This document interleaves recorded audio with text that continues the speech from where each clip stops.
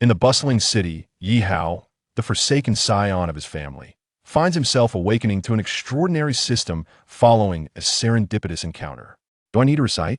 Allow me to acquire some skills that will leave my instructors questioning their own existence. Is it about showing off? Apologies, but you have already lost. As for the allure of beauty, a glimpse through the veil of perception system, no inappropriate gazing. As for those who dare to provoke me, there exists no dilemma that cannot be resolved by a meteor strike. There are merely two exceptions. Upon opening his eyes, Yi Hao was astonished to discover himself in a brightly lit hospital room, infused with the scent of disinfectant, his head swimming in a haze. What on earth has happened? He mused, rubbing his temples. He recalled the previous evening, when his ex-girlfriend Jiang Yu had delivered the devastating news of their split, leaving him in a wretched state as he wandered the night streets of Haiqing. Little did he foresee that he would be ambushed by a group of cloaked assailants. He lost consciousness and remained unaware of the benevolent soul who had brought him to this place. The thought of those attackers ignited a flame of fury within him. After all these years, they still refused to release him from their clutches. During the assault, Yi Hao had discerned subtle details that revealed his assailants to be the retainers of the Yi family. Born into the illustrious Yi clan of Jiangnan province, he was the youngest son of the current family head. Yet his mother, a mere maid, relegated his standing to that of an illegitimate child. Consequently, his position within the Yi family was one of profound humiliation. For over a decade, he endured the indignities of his upbringing, all for the sake of his ailing mother, whose health depended on the family's resources. When he was approximately 14, his mother succumbed to her illness. He mourned her loss for a year at her graveside, only to resolutely sever ties with the Yi family thereafter, vowing that he would have no further dealings with them, including their vast wealth. Yet, he found himself perplexed as to why they sought to trouble him now, even to the extent of seeking his death. To the formidable Yi family, he was but a minuscule insect. In truth, his departure from the Yi family was fueled by a lingering suspicion concerning the circumstances of his mother's death. However, given his limited capabilities at the time, he could not investigate under the watchful eyes of the Yi family, leading him to choose exile. The harsh realities of life had proven unforgiving. He had made little progress in the intervening years, merely struggling to survive. As Yi Hao pondered these thoughts, the door to his hospital room swung open. A nurse, upon spotting him sitting upright, turned pale. "You've returned from the dead," she exclaimed. "It is you who has returned from the grave, along with your entire family." Yi Hao retorted, his lips curling in disdain. "Where am I? You're in the hospital. Are you truly not a ghost?" the young nurse asked, her voice tinged with trepidation. Yet, reassured by his current state, her apprehension began to wane.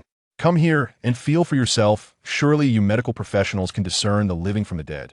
Yi Hao extended his arm. The nurse approached, placing her hand upon his arm, and upon detecting his warmth, gasped in disbelief. "This cannot be. The attending physician stated you were deceased upon arrival. Wait here, I must summon another doctor." She hurriedly exited the room. Yi Hao shook his head. The current state of hospitals is truly concerning. They cannot differentiate between life and death. Ding system initialization complete. Establishing bond with the host. Ding, the supreme young master system from the third parallel universe, is now online. Host Yi Hao, assessment complete. System prompt. To communicate with the system, merely think the thought in your mind. This system, a product of the scientific endeavors of our era, was inadvertently transported to this world during a spatial anomaly, merging with the host in the process. Thus, the system is now synonymous with the host. A system? An alternate realm? A cascade of voices echoed in Yi Hao's mind. Suddenly, he recalled the frequent mentions of such phenomena in online novels. Could you be the Golden Finger? Were you the one who saved me? One might say that. The host was indeed deceased. It was this system that expended all its energy to revive you. The primary objective of this system is to transform the host into the most perfect man in existence. Within the system, various skills can be exchanged. As an introductory gift, the host is entitled to a new player package containing 3 options, from which one may be selected. Will you proceed? Listening to the system's enticing words, Yi Hao couldn't suppress his excitement. How could he resist a gift package? I will proceed. In the next instant, 3 ethereal options materialized before him. Warrior physique, playboy physique, X-ray vision. Gulp. He could not deny the blatant allure of the latter 2 skills. Yet ultimately, Yi Hao chose the warrior physique, for survival was paramount. He could not leave Haicheng, and the assailants who sought his demise could return at any moment. Possessing a warrior's physique would ensure his safety. I choose the warrior physique. With his declaration, an abundance of knowledge surged within him, transporting him through years of experience, instilling a visceral awareness of the chaos and brutality of conflict. After half a minute, Yihao abruptly opened his eyes, swinging his fist with a resounding whoosh, astonished by the power he now possessed. Due to the warrior physique, the host now possesses 5 times the average person's overall strength. With such a skill yielding such remarkable results, Yihao felt a surge of anticipation for the other skills. How may I acquire additional skills? Skills are categorized into ordinary skills, supernatural abilities, and special skills or items. However, since the host level is currently 1, only ordinary skills and a limited selection of basic supernatural abilities may be exchanged. To acquire skills, skill points must be spent, which are earned through completing tasks that will arise in the host's daily life. Show me what skills I can exchange for now? Yihao eagerly inquired. Swish. A list of virtual options appeared before him. Ordinary skills mirrored those of real-world professions and daily tasks, while the limited selection of supernatural abilities was enticing, featuring options such as invisibility, basic X-ray vision, and telekinesis. These abilities seemed to exist solely within the realms of novels and films. Yet, the point costs for these abilities were staggering. Nevertheless, Yihao's heart raced with excitement, for after enduring years of suppression, the advent of the system heralded a chance to accumulate sufficient strength, enabling him to uncover the truth behind his mother's death, at which point the Yi family would hold little significance. Soon after, a throng of doctors rushed in to examine Yihao, astounded by his rapid recovery. They promptly attributed the error to the intern on duty the night before, believing he had misdiagnosed the situation. Ultimately, after Yihao declared he would not pursue any accountability, they waived his medical fees, bringing the matter to a close. Chapter 2. Confrontation. As Yihao stepped out of the hospital, the clock had already struck 7 or 8 in the morning. He had spent the night outside, and it seemed time to return to school. Yihao held the identity of a senior high school student in Haicheng, enrolled at Haicheng High School.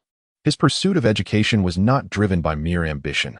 Rather, it was a promise made to his late mother, who, in her final moments, expressed her desire to witness Yihao cross the threshold of a university. Even though his mother had passed away, her wish remained a guiding light for him. Thus, after leaving the Yi family, he returned to his mother's hometown, embarking on a life as an ordinary individual. At this hour, classes were likely in session. Yet as Yihao approached the school gates, he encountered a couple strolling together. The pair noticed him too. The young man regarded Yihao with disdain, exclaiming, "Oh, our classmate Yihao is late. If you carry on like this, you won't make it to university." Yihao replied coolly, "I've told you. There is no possibility between us anymore, so stop clinging to me." The woman shot Yihao a contemptuous glance, believing he was the one who could not let go. The duo consisted of Wang Zihao and Jiang Yu. Jiang Yu had once been Yihao's girlfriend, someone he had envisioned walking alongside him into university, becoming his partner in life. However, he had never anticipated that she would fall into the embrace of the wealthy Wang Zihao. Yesterday, he might have felt a twinge of discomfort, but now, he found himself indifferent. Their lives were destined to diverge into 2 separate worlds. Jiang Yu retorted, "I'm not clinging to you. I'm just here for school. Your affairs are no longer my concern." With that, Yihao walked past Wang Zihao and his companion, determined to enter the school. Jiang Yu felt a tremor in her heart upon hearing Yihao's words. She had expected him to plead with tears in his eyes, begging her not to leave him, and had even prepared her response. Yet, Yihao's reaction was utterly unexpected. Suddenly, Wang Zihao blocked Yihao's path, leaning in with a smirk and whispering, "Kid, I truly admire you. With such a beautiful girlfriend, you don't even make a move?" Wang Zihao anticipated that Yihao would respond with fury, but instead, he was met with a sardonic smile. "Don't you think you're being ridiculous? Jiang Yu is your girlfriend now. Why would you share your intimate details with me? Unless, of course, this is your hobby. I wouldn't mind hearing about it. Besides, we are all adults here, and some things are understood without being said." Yihao regarded Wang Zihao as if he were a fool, for reasons unknown. Wang Zihao felt like a jested monkey under Yihao's gaze, and he roared with anger, "Are you stupid? How did your mother raise you?" System task. As the host of the system, how can one allow others to insult him? Give them a hard lesson. Time limit, 10 minutes. Reward, 1 skill point. Failure incurs no punishment. Seeing Yihao's expression darken, Wang Zihao felt a surge of joy. The kid was putting on an act, but it seemed he could no longer maintain it. Wang Zihao relished the sight of others displaying such expressions of defeat. "I said I don't care about you and your girlfriend, but you are not allowed to insult my mother." Yihao fixed Wang Zihao with a cold stare, a palpable aura emanating from him. At that moment, Wang Zihao had genuinely provoked him. Everyone has a breaking point, and for Yi Hao, that was his mother. Regardless of the task at hand, he had resolved to teach Wang Zihao a lesson. As for Jiang Yu, who would care about a stranger with whom he had no ties? Wang Zihao swallowed hard, bewildered by the intensity of Yi Hao's presence. Was it merely an illusion? He dismissed such thoughts and sneered at Yi Hao. Poor loser. Huh? Yi Hao clenched his fists and advanced toward Wang Zihao. The latter, caught off guard, pressed his face against Yi Hao's, taunting. What? You want to hit me? Go ahead, do it. I dare you. You don't need to dare me. I'll oblige. Wang Zihao was momentarily taken aback by the sudden voice, only to have a dark fist collide with his face. Ah! Wang Zihao stumbled backward. This is school. You're finished. I'm telling the teacher. You actually dared to hit me. Prepare for punishment. He clutched his face, looking utterly aggrieved. Unable to fathom that Yi Hao would act so recklessly, Yi Hao cracked his knuckles and replied nonchalantly, Why are some people so foolish as to wish for a beating? But since he expressed such a strong desire, I graciously granted it. Jiang Yu stood in disbelief, staring at Yi Hao. In her memory, he was a fairly average student, known for his honest demeanor, which was why she had initially chosen him. Yet, at that moment, he appeared as an entirely different man. One she could hardly bear to look at. Jiang Yu, we are done. I do not harbor any resentment towards you, for you will eventually regret your current choices. And this is school. Please show some respect. Don't think that just because you are with a rich kid, you can act with impunity. Yi Hao cast one last glance at the woman he felt no emotional connection to and turned to enter the school.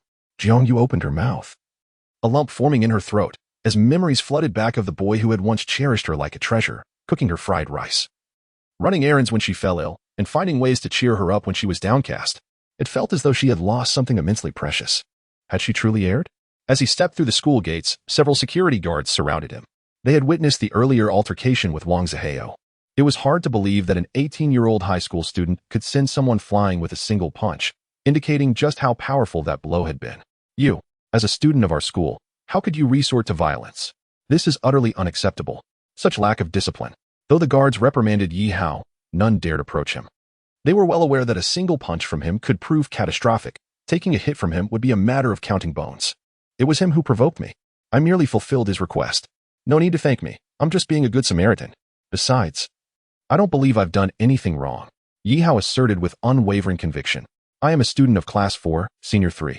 If you wish to discuss this further, you may find me in my classroom. Don't get it wrong. My name is Yi Hao, and I am ready to accept any punishment from the school. After speaking, Yi Hao strode toward the teaching building, while the guards exchanged glances, none daring to pursue him. With classes in session, the campus was relatively quiet. As he walked along the path, a faint smile crept across Yi Hao's lips. Chapter 3. You want me to recite? System notification. Task of slapping Wang Zihao's face completed. Reward, 1 skill point. Please list the skills I can exchange for with this skill point. In the next moment, several skills appeared before Yi Hao's eyes. The descriptions for learning, walking, and speaking were quite simple. Learning would enable Yi Hao to become an academic prodigy, while walking and speaking pertained to posture and verbal communication skills. Indeed, a single skill point could not unlock much, but he decided to exchange it for learning, as it would be beneficial for his upcoming college entrance exams. With the aspiration of entering university at the forefront of his mind, Yi Hao acknowledged that his academic performance had been merely average, making it a daunting task to excel in university entrance assessments. Skill exchange for learning successful. In the next moment, Yi Hao felt an influx of knowledge flooding his mind. Physics, mathematics, literature, and more. At that instant, he found himself at the doorway of his classroom. As he knocked and entered, nearly everyone's gaze fell upon him. Yi Hao, what on earth happened? Do you realize you are late? This is a literature class, and the teacher is a middle-aged woman named Pan Mei. I'm sorry for being late due to certain circumstances, Yi Hao replied, preparing to return to his seat. Stand right there. Look at yourself. Do you understand we are currently reviewing literature? You're in your final year, and this year is crucial for you. How do you think your parents would feel about your behavior? Teacher, Yi Hao has no parents, a student interjected with a chuckle. Yi Hao halted, fixing a piercing gaze on the student who had spoken. Repeat that. The student froze, instinctively lowering his head under Yi Hao's fierce stare. How dare you threaten a classmate? This is utterly unacceptable. Pan Mei continued her tirade, which was becoming increasingly tiresome for Yi Hao. Inadvertently, he muttered, It's not that I don't want to study. It's just that I already know all of this. So why waste time? The words left his lips, and astonished expressions spread across the faces of his classmates, quickly morphing into mockery. They believed Yi Hao was boasting. Even the top students in the class would never claim to know everything. You say you know everything? All right then. Let us put that to the test. If you truly know it all, I will not bother you in this class from today onward. But if you don't, then get out right now and attend class properly. Pan Mei, perhaps due to her menopausal temperament, was notoriously irritable among the senior students. After Yi Hao took his seat, his deskmate cast him a sidelong glance, her expression indifferent. You should apologize now. The teacher might still forgive you. To his surprise, Yi Hao realized that his beautiful deskmate, Song Xiaoya, actually cared about him. Song Xiaoya was renowned at Haicheng High School for her beauty, though of average height. Her exquisite features suggested she was destined for stardom, and her ponytail gave her a charming, girl-next-door appeal. However, over the 3 years of high school, she had spoken to Yi Hao no more than 10 times. Hearing his words, she scoffed and returned to her book. Yi Hao, crossing his arms over his shoulders, looked up at Pan Mei with newfound confidence, ready to face the Gaokao. If he could manage to evade Pan Mei's scrutiny, it would save him considerable trouble in the future. The fundamental aspects of our literature class are classical poetry and classical Chinese. Recite on learning in its entirety, Pan Mei challenged, presenting Yi Hao with the most difficult task right off the bat. The students below gazed at him in disbelief, while they were all required to memorize the text. They typically learned it in segments, and few could recite it in full. I see Yi Hao is in for a tough time today. He brought this upon himself with that previous attitude, so arrogant. Indeed, I heard that Yi Hao's girlfriend dumped him yesterday for Wang Zihao from class 7. Oh, I know him. He is quite handsome. Who would truly be interested in Yi Hao, a poor kid? Keep it down. The school forbids dating. Listening to the surrounding chatter, Yi Hao smiled wryly. Yes, the previous version of himself may have been of little worth, but now, he had transformed entirely. System prompt. Task. Astound all students. Achieving a surprise index of 10,000 points. Current. 010,000. Reward. 2 skill points. Time limit. 1 hour. No penalties for failure. System prompt. Task. Use your knowledge to decisively confront Pan Mei. Reward. 1 skill point. Time limit. 1 hour. No penalties for failure. The words in parentheses seemed to be an addition from the system itself. Observing Yi Hao's sudden daze, Pan Mei smirked, believing this insolent boy had dared to defy her. She anticipated how she would reprimand him. Yet, just as Pan Mei reveled in her self-satisfaction, Yi Hao's resolute voice rang out. The gentleman says, learning cannot be ceased. Blue is derived from indigo yet surpasses it. Ice is formed from water yet is colder than water. Fluent lines flowed from Yi Hao's lips, and as he conjured on learning, the entirety of the text materialized in his memory. Minutes passed without a hitch as Yi Hao recited flawlessly, leaving his classmates astonished. Some even opening their books in disbelief. Even Song Xiaoya turned to glance at him, and from their proximity, she could ascertain he was not cheating. Having been his deskmate for so long, she had never seen him study with such dedication. As Yi Hao concluded the final line, he calmly announced, "Teacher, I have finished reciting." At that moment, the classroom filled with the sound of classmates swallowing hard, looking at Yi Hao as if he were a spectacle. He had recited on learning without a single error, uninterrupted. Feeling the weight of their astonished gazes, Yi Hao's eyes registered a number, surprise index, 95710,000. Still insufficient. He directed his attention to the now grim-faced Pan Mei. Pan Mei suppressed her rising fury, muttering, "A blind cat finds a dead mouse." Recite the Wanderer's song next. North Sea is fish, named Kuan. The Kuan is so large, its dimensions are unknown. It transforms into a bird, called Ping. Following the completion of the Wanderer's song, Pan Mei remained undeterred. The master said, "Ancient scholars must have teachers. Teachers are those who impart knowledge and resolve doubts." As Yi Hao recited the Red Cliffs flawlessly, it became evident that with every title Pan Mei uttered, he could recite the corresponding poetry without hesitation. As the recitation continued, Pan Mei began to flip through her book, her complexion paling not from illness, but from anger. Even Song Xiaoya retrieved her book, meticulously checking each word Yi Hao recited, convinced he had made no mistakes, down to the pronunciation. Eventually, in a fit of rage, Pan Mei threw her book onto the desk and stormed out of the classroom. Task completed. Use your knowledge to decisively confront Pan Mei. Reward, 1 skill point. Yi Hao glanced at another task, surprise index, 8,57610,000. Goodness, I'm still short. But now half the class has passed, and Pan Mei has left. How can I maintain my facade? Am I really going to waste this opportunity for 3 skill points? Oh dear, Yi Hao has actually managed to make the teacher leave. What do we do now? What else? Self-study. But the monthly exams are just around the corner. A spark ignited in Yi Hao's eyes as a smile crept across his face. He suddenly stood up and walked to the podium. I apologize. Since I have upset Teacher Pan, I shall take it upon myself to instruct my classmates in the upcoming lesson. At that moment, nearly everyone was taken aback. The previous performance of reciting had left them utterly astonished, showcasing Yi Hao's remarkable memory. However, his audacious claim to teach them was an entirely different matter. Hey, Yi Hao, don't get too cocky. Your recitation is commendable, but the college entrance examination won't test your memorization skills. Indeed, come down quickly. The incredulous glances of his classmates spoke volumes. They could scarcely believe Yi Hao's audacity. Arrogant. Shandan Songxiaoya. Her melodic voice piercing through the murmurs as she fixed her gaze intently upon Yi Hao. Yi Hao rapped his knuckles on the desk and declared, "Here is the plan. I am now your teacher, and you may pose any questions you have, strictly within the realm of Chinese literature. Should I fail to provide a correct answer, I shall treat Wallace at the entrance to dinner this afternoon." This proclamation ignited the entire classroom. What had begun as a rivalry between Yi Hao and Teacher Pan had now escalated into a confrontation with the entire class. "Yi Hao, I have a question." The teacher mentioned several key points for the examination. "Could you elucidate them for us?" A plump boy raised his hand, calling out. Without even glancing at his textbook, Yi Hao seized a piece of chalk and began inscribing on the blackboard, explaining, "The text we are discussing is." Gradually, the classmates transitioned from skepticism to engrossment in Yi Hao's teaching. They discovered that his explanations were not only clearer but also more comprehensive. "Yi Hao, regarding the peach blossom spring." "Yi Hao, how about Su Shiznian Nu Jiao?" Questions began flowing in abundance, and Yi Hao addressed each one flawlessly, leaving no room for further inquiries. Song Xiaoye also contributed her questions, which Yi Hao promptly answered. She began to reassess her desk mate, sensing a transformation. He now exuded an aura of confidence and mystery, his smile unwavering. Curiosity glimmered in Song Xiaoye's eyes. Unbeknownst to them, the students began referring to him as Teacher Yi, perhaps tinged with jest.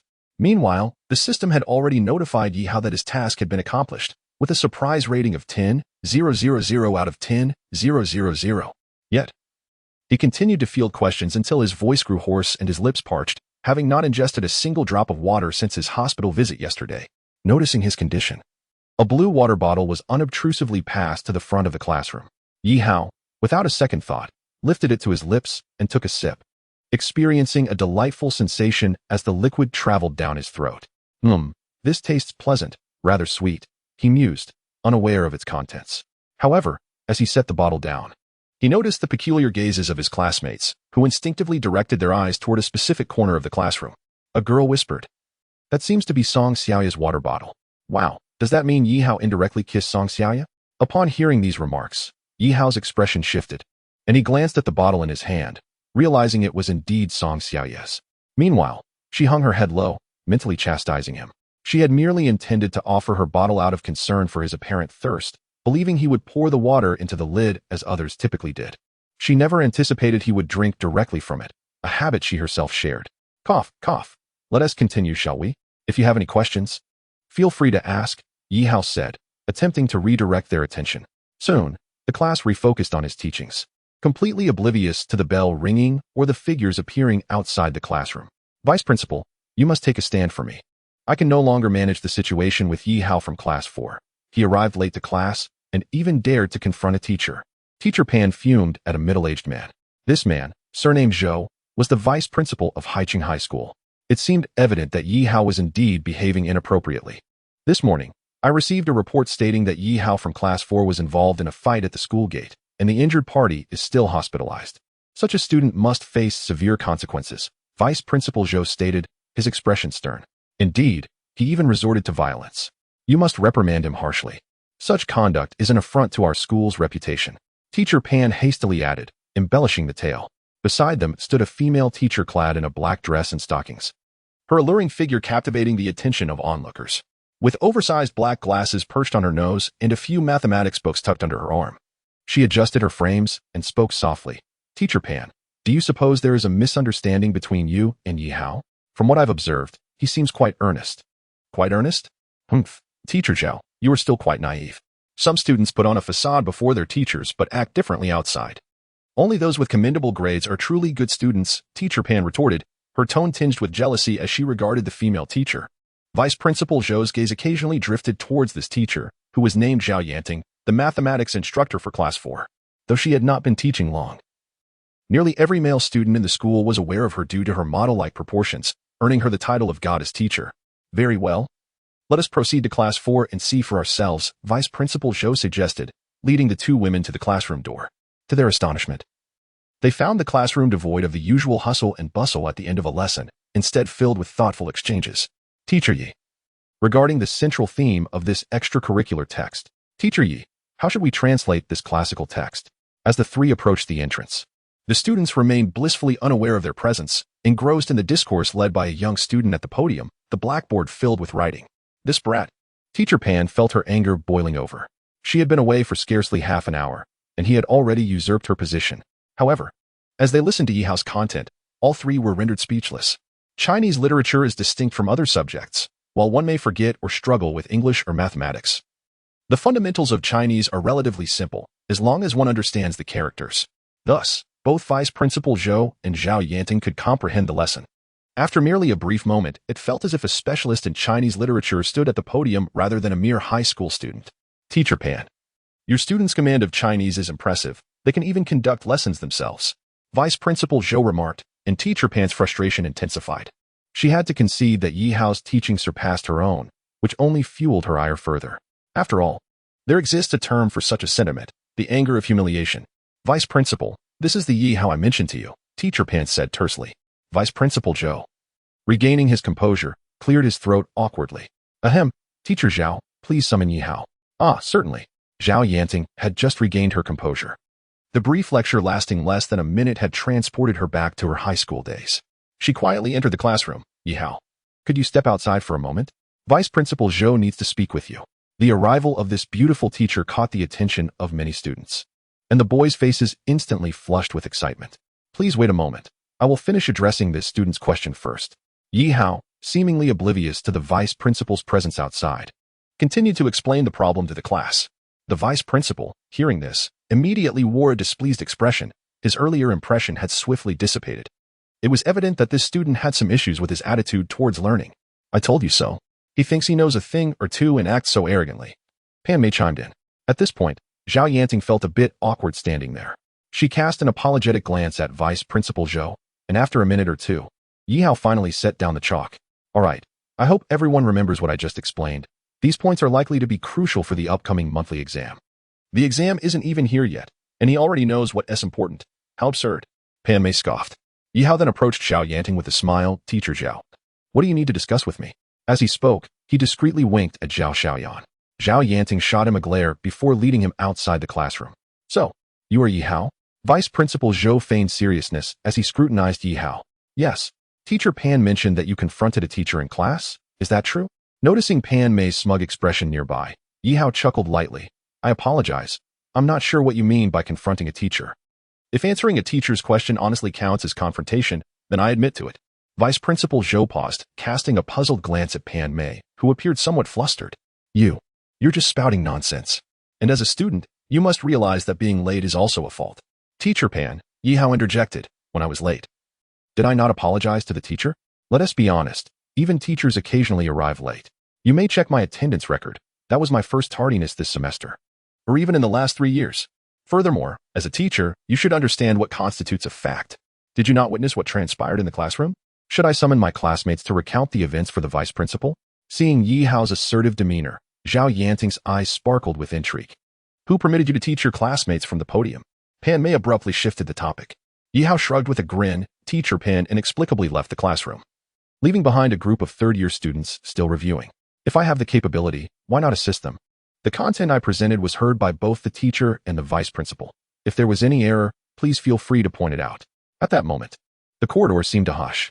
Zhao Yanting gazed at this seemingly ordinary, yet somewhat charming young man, wondering if he had taken something that made him so audacious today. Additionally, I must ask Teacher Pan, is it appropriate for a teacher to leave the classroom without reason during a lesson? Yihao's tone shifted as he directly confronted Pan Mei. She was momentarily at a loss for words, knowing that according to educational regulations, she had indeed erred. Let us set aside Teacher Pan's actions for now. Yihao, I have received reports that you were involved in an altercation at the entrance. Is that true? Vice Principal Zhou redirected the conversation. Yihao nodded with a light chuckle. Yes, but that person asked me to hit him, and I obliged. That's nonsense. No one would ask to be hit.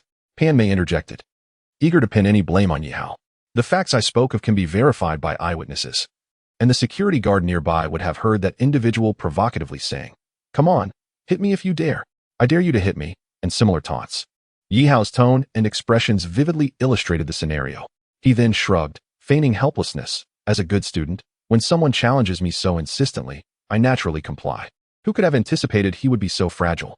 The three were momentarily taken aback. Anyone with sense could perceive that such remarks were merely the banter of two individuals in a heated exchange. Regardless, Yi Hao, it is a fact that you were involved in a fight, and you are aware of our school's regulations. You should understand the consequences you face, Vice Principal Zhou insisted, seemingly ignoring other aspects of the matter. I understand, Yi Hao responded succinctly. Our school has clear rules against fighting, and the administration will address this matter seriously once the injured party has recovered. For now, you should draft a reflection report and await further instructions from the school. Understood. Yi Hao replied with a nonchalant tone.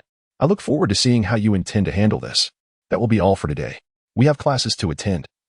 And I have a meeting to attend as well, Vice Principal Zhou stated, glancing at his watch before departing.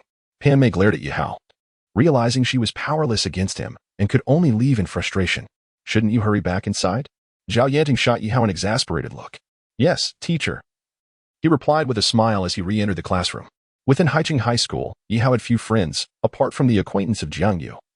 Zhao Yanting was the one who showed him the most kindness, often assisting him with his studies, which fostered a close bond between them.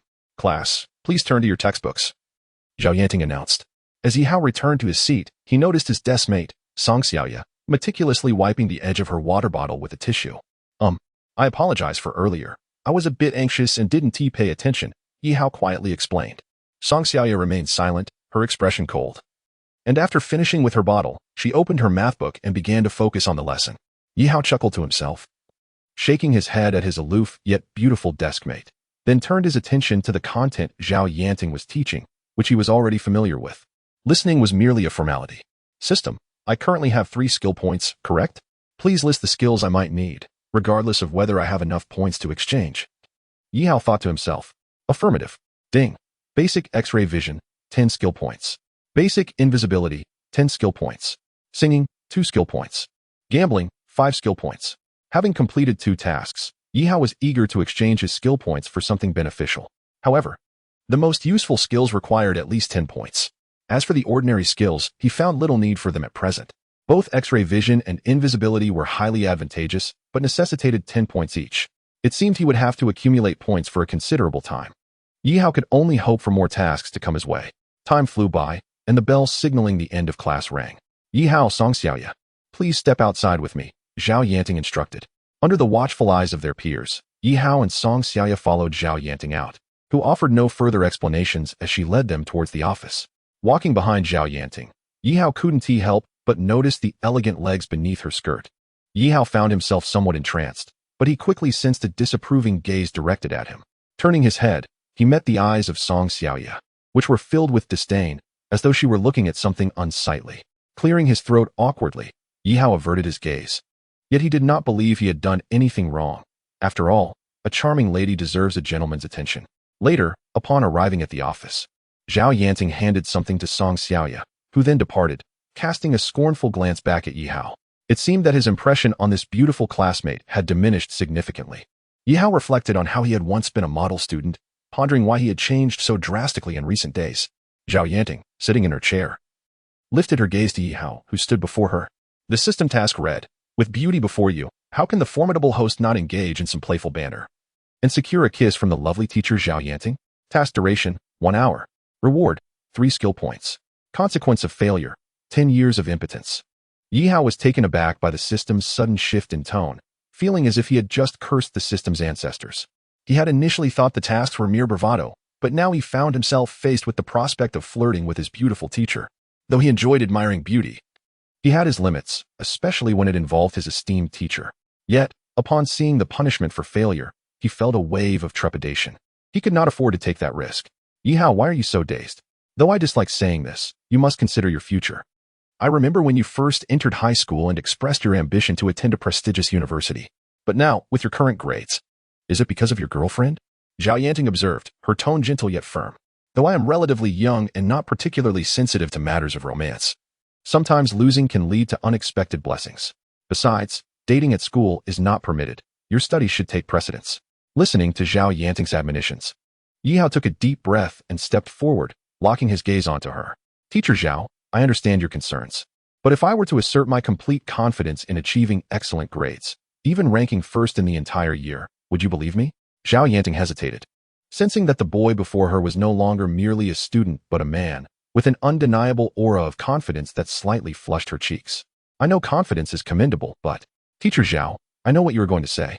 I have always regarded you as the most beautiful and admirable teacher in our school. Hearing his words, Zhao Yanting felt a flutter of nerves.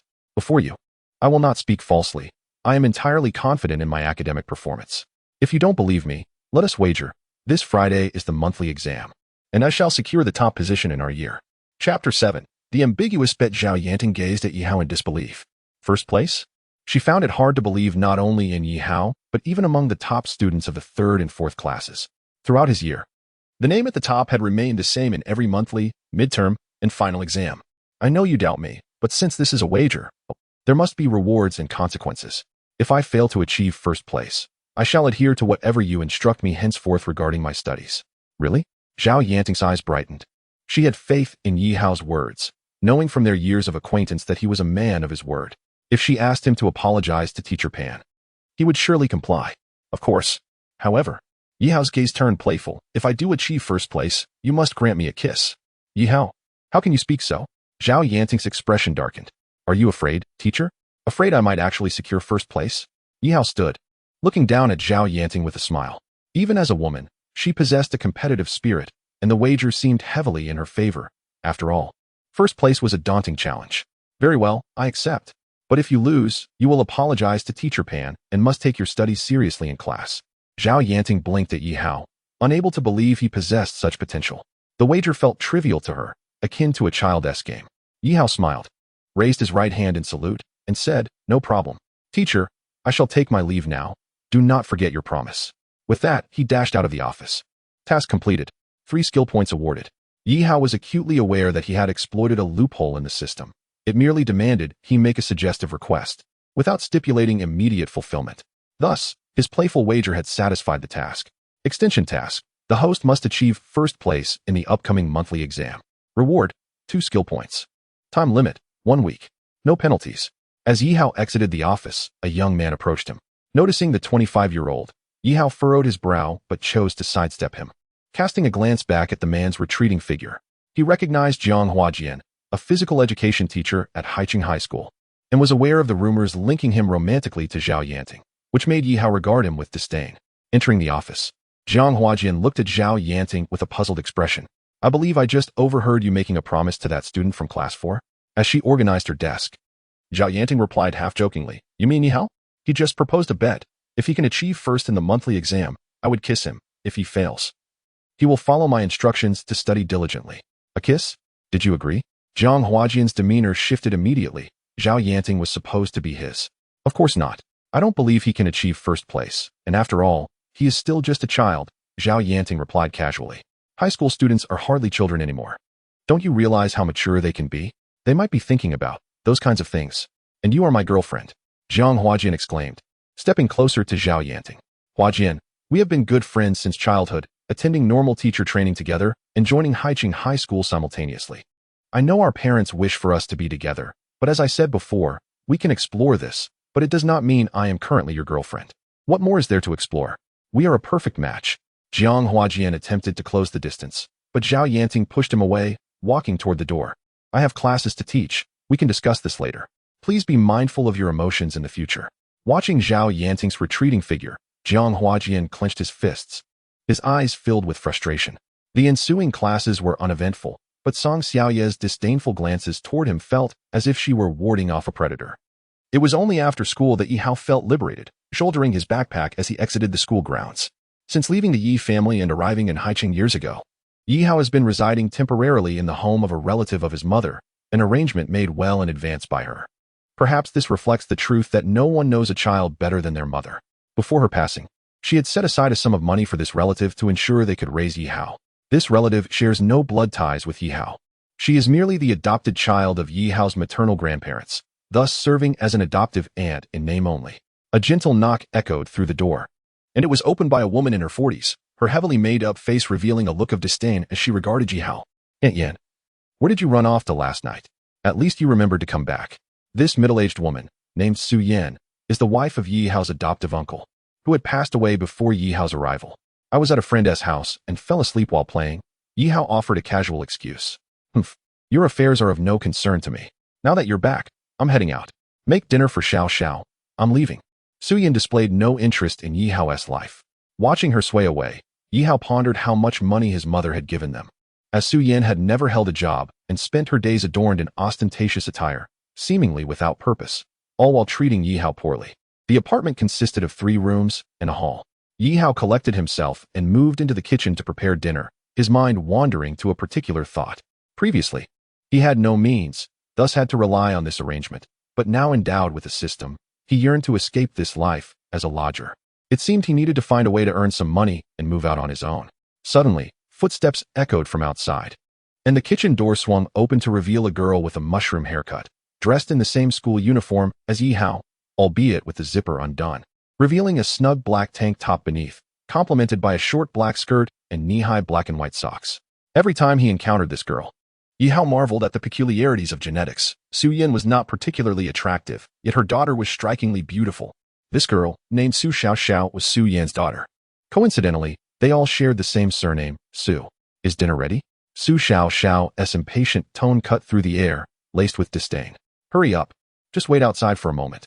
Yi Hao shifted his gaze from his cousin, who, despite her youthful beauty, possessed an exceedingly peculiar temperament, reminiscent of a rebellious character from a television drama. Their familial bond was strained, as she often directed her ire towards him. Yet, out of respect for their nominal sibling relationship, he refrained from retorting. Before long, Yi Hao emerged from the kitchen, carrying 3 dishes and soup to the dining table.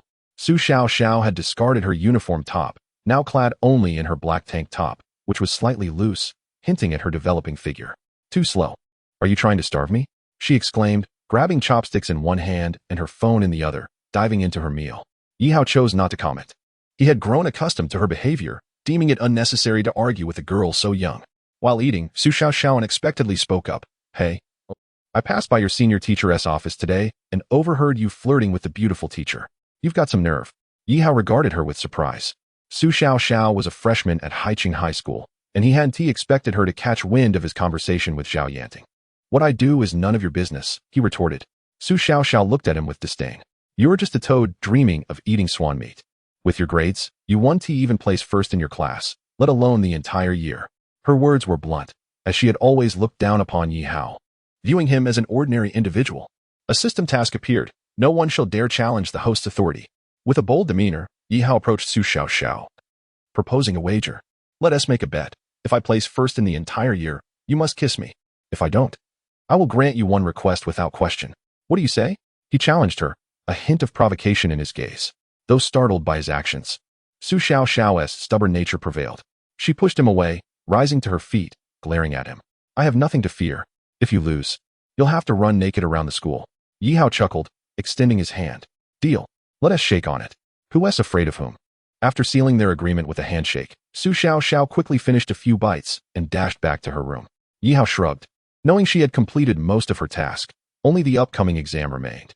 Once the results were in, his skills would flourish. The thought of his nominal sister kissing him felt a tad wicked, although their actual relationship was rather distant. In the following days, Yi Hao blended in as a typical student, with no task notifications from the system. As for his wager with Zhao Yanting, it remained unmentioned, likely forgotten altogether. Aside from these matters, there was one thing that astonished Yi Hao. Wang Zihao and Zhang Yu had not attended school for an entire week. Given Wang Zihao's temperament, Yi Hao knew that if he had struck him, he would not let it go easily. However, Yi Hao was unperturbed. With his system, he feared no one. One would come, and he would strike one. Two would come, and he would counter with a double. As the month-long exams approached, Yi Hao maintained a tranquil mindset. For the questions posed to high school students had become exceedingly simple for him.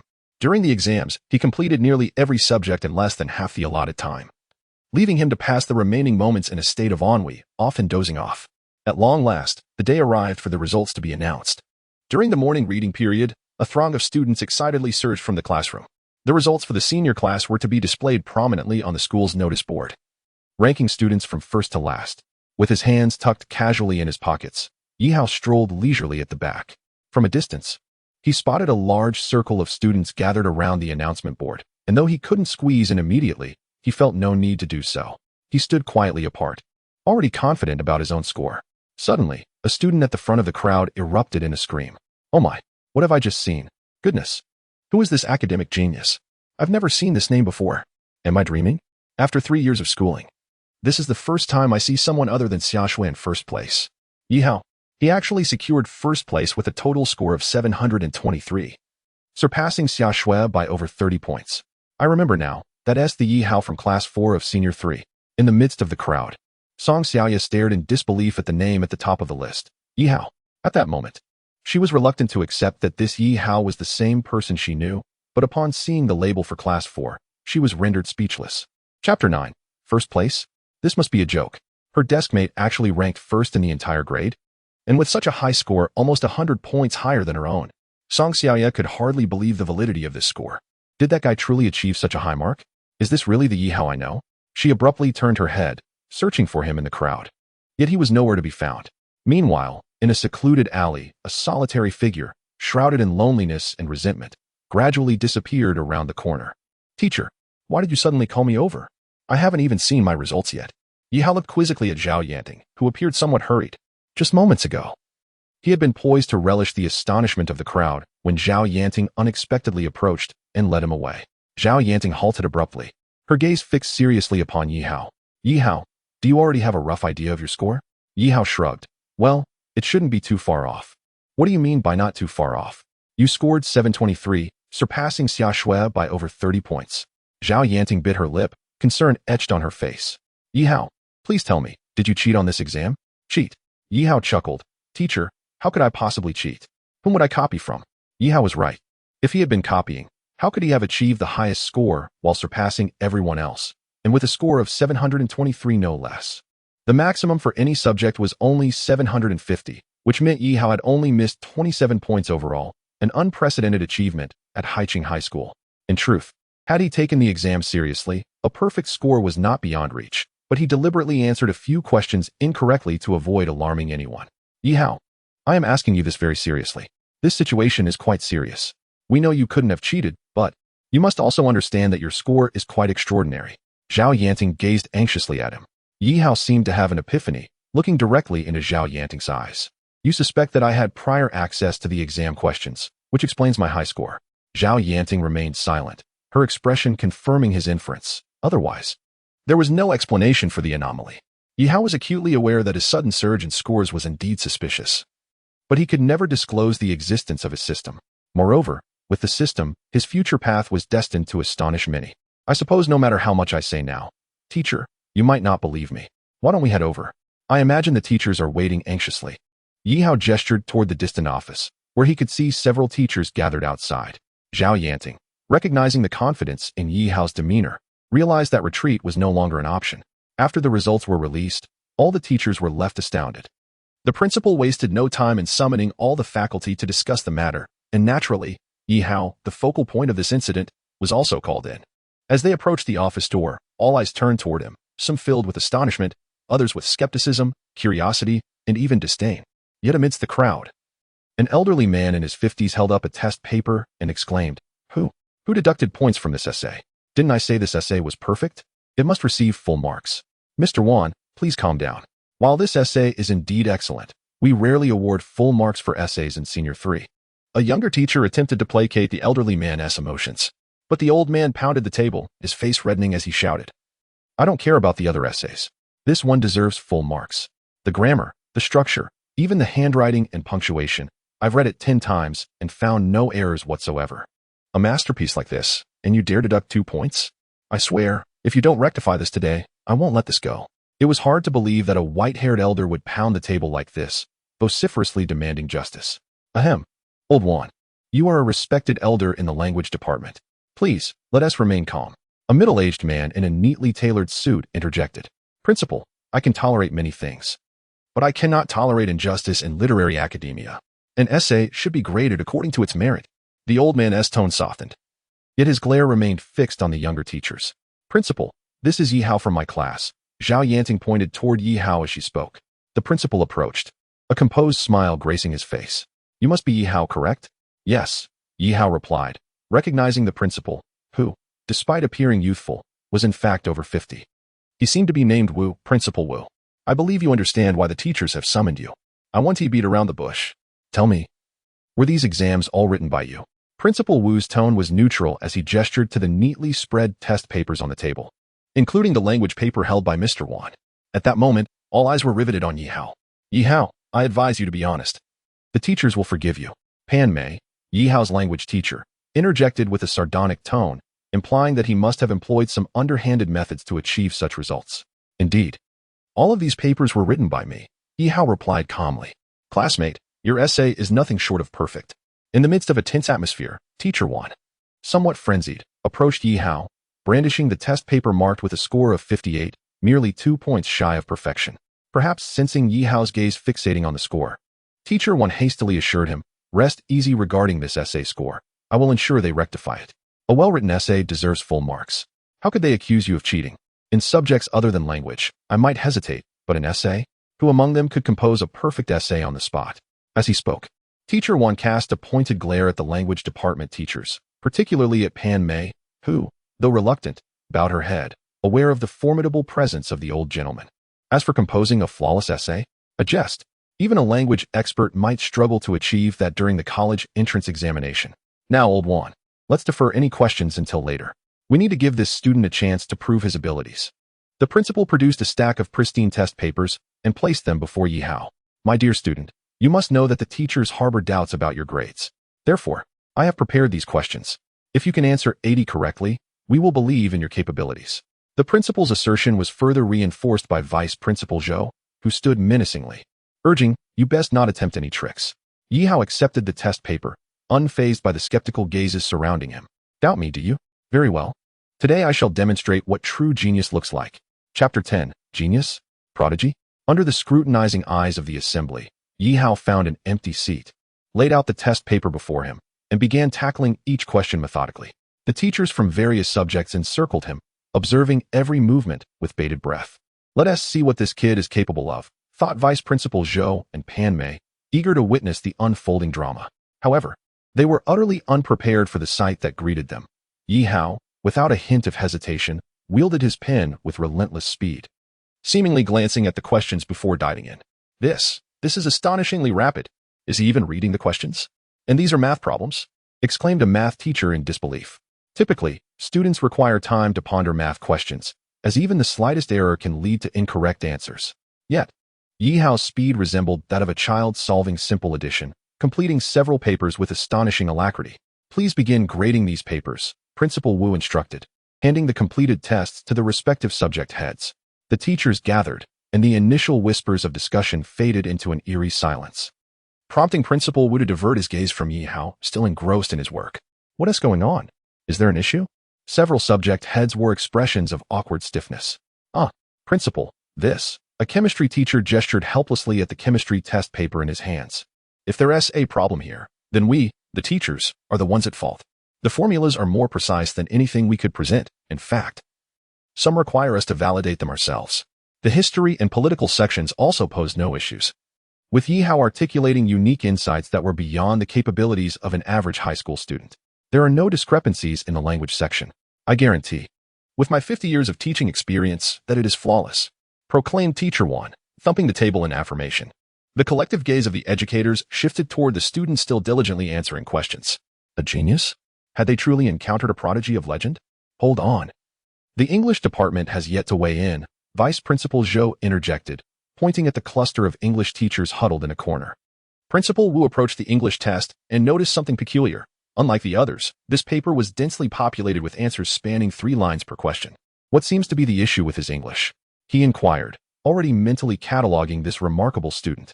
Even if there were flaws in his English, they could not overshadow his evident brilliance, as it was understandable for a genius to occasionally have weaknesses. We're unsure if their essay problem. The English head admitted awkwardly, casting a glance at the paper. You're unsure of the meaning? If their essay problem, then their essay problem. Vice Principal Zhou responded, his brow furrowing. It was as if he were determined to expose Yi Hao's shortcomings. Swallowing hard, the English head pointed at the densely packed answers. This student responded using 3 distinct forms of English. 3 forms? What do you mean? Principal Wu queried, puzzled. He employed Chinese English, British English, and American English. The English teacher explained hesitantly. We can confirm that the Chinese English is correct, but the British and American English, those were never covered in our curriculum. At that moment, all eyes turned to Yi Hao. Not only had he mastered Chinese English, but he also possessed knowledge of both British and American variants. It was common knowledge that while English is a compulsory subject in most schools, many students who learn only Chinese English often find themselves lost in actual conversations with foreigners, leading to numerous amusing misunderstandings. You never taught British or American English, did you? Principal Wu swallowed hard, looking at the English head. The teacher chuckled helplessly, recounting. Principal, let's not even go there. Once, when foreign guests visited our school, we attempted to translate ourselves, but they couldn't comprehend our English at all. Eventually, we had to call in a language school teacher for assistance. How could we teach something we don't even know ourselves? At that moment, the teachers gazed at Yi Hao with eyes aglow. He had mastered concepts they themselves struggled with. This was not merely genius. It was prodigious talent. Principal Wu, brimming with excitement, approached Yi Hao and whispered, Yi Hao, my dear student. Wait, I haven't finished writing yet. Yi Hao replied calmly, his focus unwavering on the test paper before him. He was the type of individual who, once committed to a task, would block out all distractions, including the murmurs of the surrounding teachers. Taken aback by his straightforward response, Principal Wu found himself momentarily speechless. Meanwhile, Vice Principal Zhou prepared to seize the opportunity to reprimand Yi Hao, only to be silenced by a sharp glance from Principal Wu. Let us wait for classmate Yi Hao to finish writing. Principal Wu chuckled and waved his hand, but then he paused, looking around at the teachers. That's odd. It seems we have reviewed all the exam papers for every subject. Which subject's paper has yet to be written? The teachers exchanged glances, shaking their heads, indicating that they had already checked their respective subjects' papers. Zhao Yanting walked over to Yi Hao's side, peering curiously, and then covering her mouth. She awkwardly looked at Principal Wu and said, This appears to be our mathematics paper. The mathematics paper? Did we not already review that? The balding mathematics director approached, puzzled, and scrutinized the paper Yi Hao was working on, his eyes nearly bulging out. This is the Advanced Mathematics exam. Chapter 11. No, he is indeed a monster. As the balding teacher uttered those words, he felt the astonished gazes of the surrounding teachers. He whispered to Zhao Yanting. What is going on? How did this paper come to be here? Zhao Yanting's face flushed with embarrassment, her hands awkwardly clasped together. I don't know. Perhaps it was accidentally included when we sorted the papers earlier. Teacher phone. What on earth is happening? Principal Wu inquired, looking at the balding teacher phone with confusion. Teacher phone, feeling somewhat embarrassed, explained, that paper was actually authored by us. It is a collection of exercises prepared for mathematics teachers across the province by Jiangnan University this year. It was intended for our teachers to study during their leisure time. However, many of the problems remain unsolved for us. I've finished. Suddenly, a voice rang out. Yi Hao stretched, stood up from his seat, and gazed at the challenging mathematics paper before him. Indeed, the paper was difficult, were it not for the wealth of knowledge in his mind. He would not have been able to solve it in such a short time. You say you've completed it? Teacher Feng looked at Yi Hao in a daze. Zhao Yanting, more straightforward, snatched the mathematics paper from the desk, but after a moment of examination, she relinquished it, unable to comprehend it. Mathematics, unlike other subjects, possesses vast disparities at each level, and even a professional mathematics teacher like Zhao Yanting was aware that some advanced mathematical concepts were beyond her grasp. That realm could scarcely be referred to as the domain of mathematics teachers. They ought to be called mathematicians. At that moment, Principal Wu felt as though his heart might leap from his chest. He excitedly patted Teacher Feng's shoulder and urged, Quick, check if the answers are correct. Teacher Feng received the paper from Zhao Yanting and, after a brief inspection, looked at Principal Wu with a face full of despair. Principal Wu, we have no idea if this paper is correct. We would need to send it to Jiangnan University for review by more specialized teachers. This remark from Teacher Feng instantly reignited the atmosphere in the office. His words indirectly indicated that Yi Hao's mathematical abilities were on par with any of the mathematics teachers present. It is worth noting that the youngest mathematics teacher here was already in their mid-20s, while Yi Hao was merely 18, still a senior in high school. A genius? A prodigy? No, he is a monster. Ahem.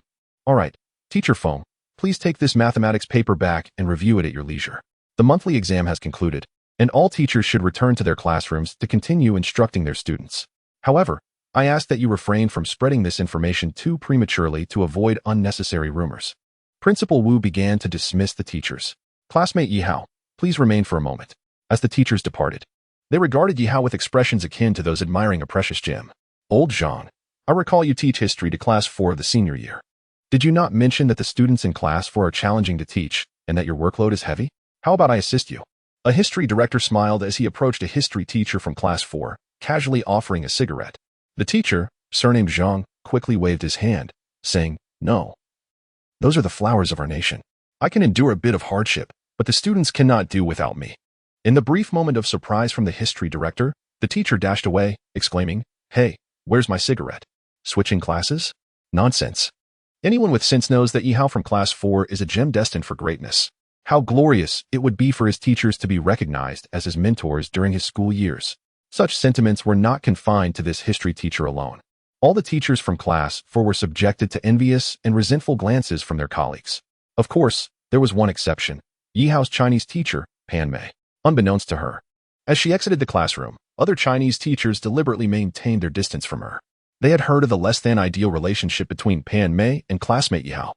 Now that Yihao had become the center of attention, Pan Mei was rendered a mere joke. Inside the office, Yihao looked at Principal Wu, who wore a smile.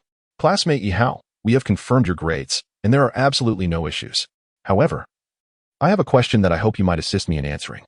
Principal Wu inquired. "Please, go ahead," Yihao replied, extending the respect due to a figure of authority. This is the common adage, one respects those who respect them. To speak candidly, Yihao's performance in his first 2 years of high school had been rather ordinary. Given your remarkable achievements now, why did you not showcase your abilities earlier? Principal Wu asked curiously. Yihao had anticipated this question would arise. It's simple. I find it troublesome. A gem attracts attention wherever it goes, inevitably leading to complications. Thus, I chose to remain low-key. I am well aware of my own capabilities. And why reveal yourself now? Well, it's the senior year. Graduation is approaching. So it's time to show a bit, Yihao replied casually. Principal Wu nodded in agreement, his impression of Yihao elevating significantly. By the way, Principal, I have a request. What is it? As long as it is within our capacity, we will fulfill it, Principal Wu said with a smile. It is quite simple. I would prefer not to draw too much attention to myself, so I hope that my achievements remain private, Yihao expressed. Although he had slightly showcased his abilities, he still desired to avoid excessive scrutiny. That is easily arranged. Since classmate Yihao wishes to maintain a low profile, we shall ensure your life remains undisturbed. Regarding this exam, I will instruct the teachers to keep quiet. We will simply state that classmate Yihao achieved the top score in this monthly exam through his own merit. At that moment, Principal Wu was overjoyed internally. His previous instructions to the teachers were motivated by the same thought. This student has the potential to attend prestigious universities. If other schools discovered his talents and sought to recruit him, it would be their loss. Then I thank you, Principal. Afterward, Yihao and Principal Wu engaged in casual conversation, discussing the importance of diligent study and the need to voice any difficulties. Once their discussion concluded, Yihao stepped outside, a smile adorning his face, while his heart brimmed with elation. The task of achieving first place in the monthly exam had been marked complete by the system, and he now possessed 8 skill points. He felt as though he had become a millionaire. As Yihao entered his classroom, all eyes turned toward him, filled with jealousy, skepticism, admiration, and disbelief. Some students, disregarding the teacher still lecturing at the front, shouted, "Yihao, how did you suddenly achieve the top score in the entire grade? Is this score even real? Could it be that you've taken some sort of stimulant?"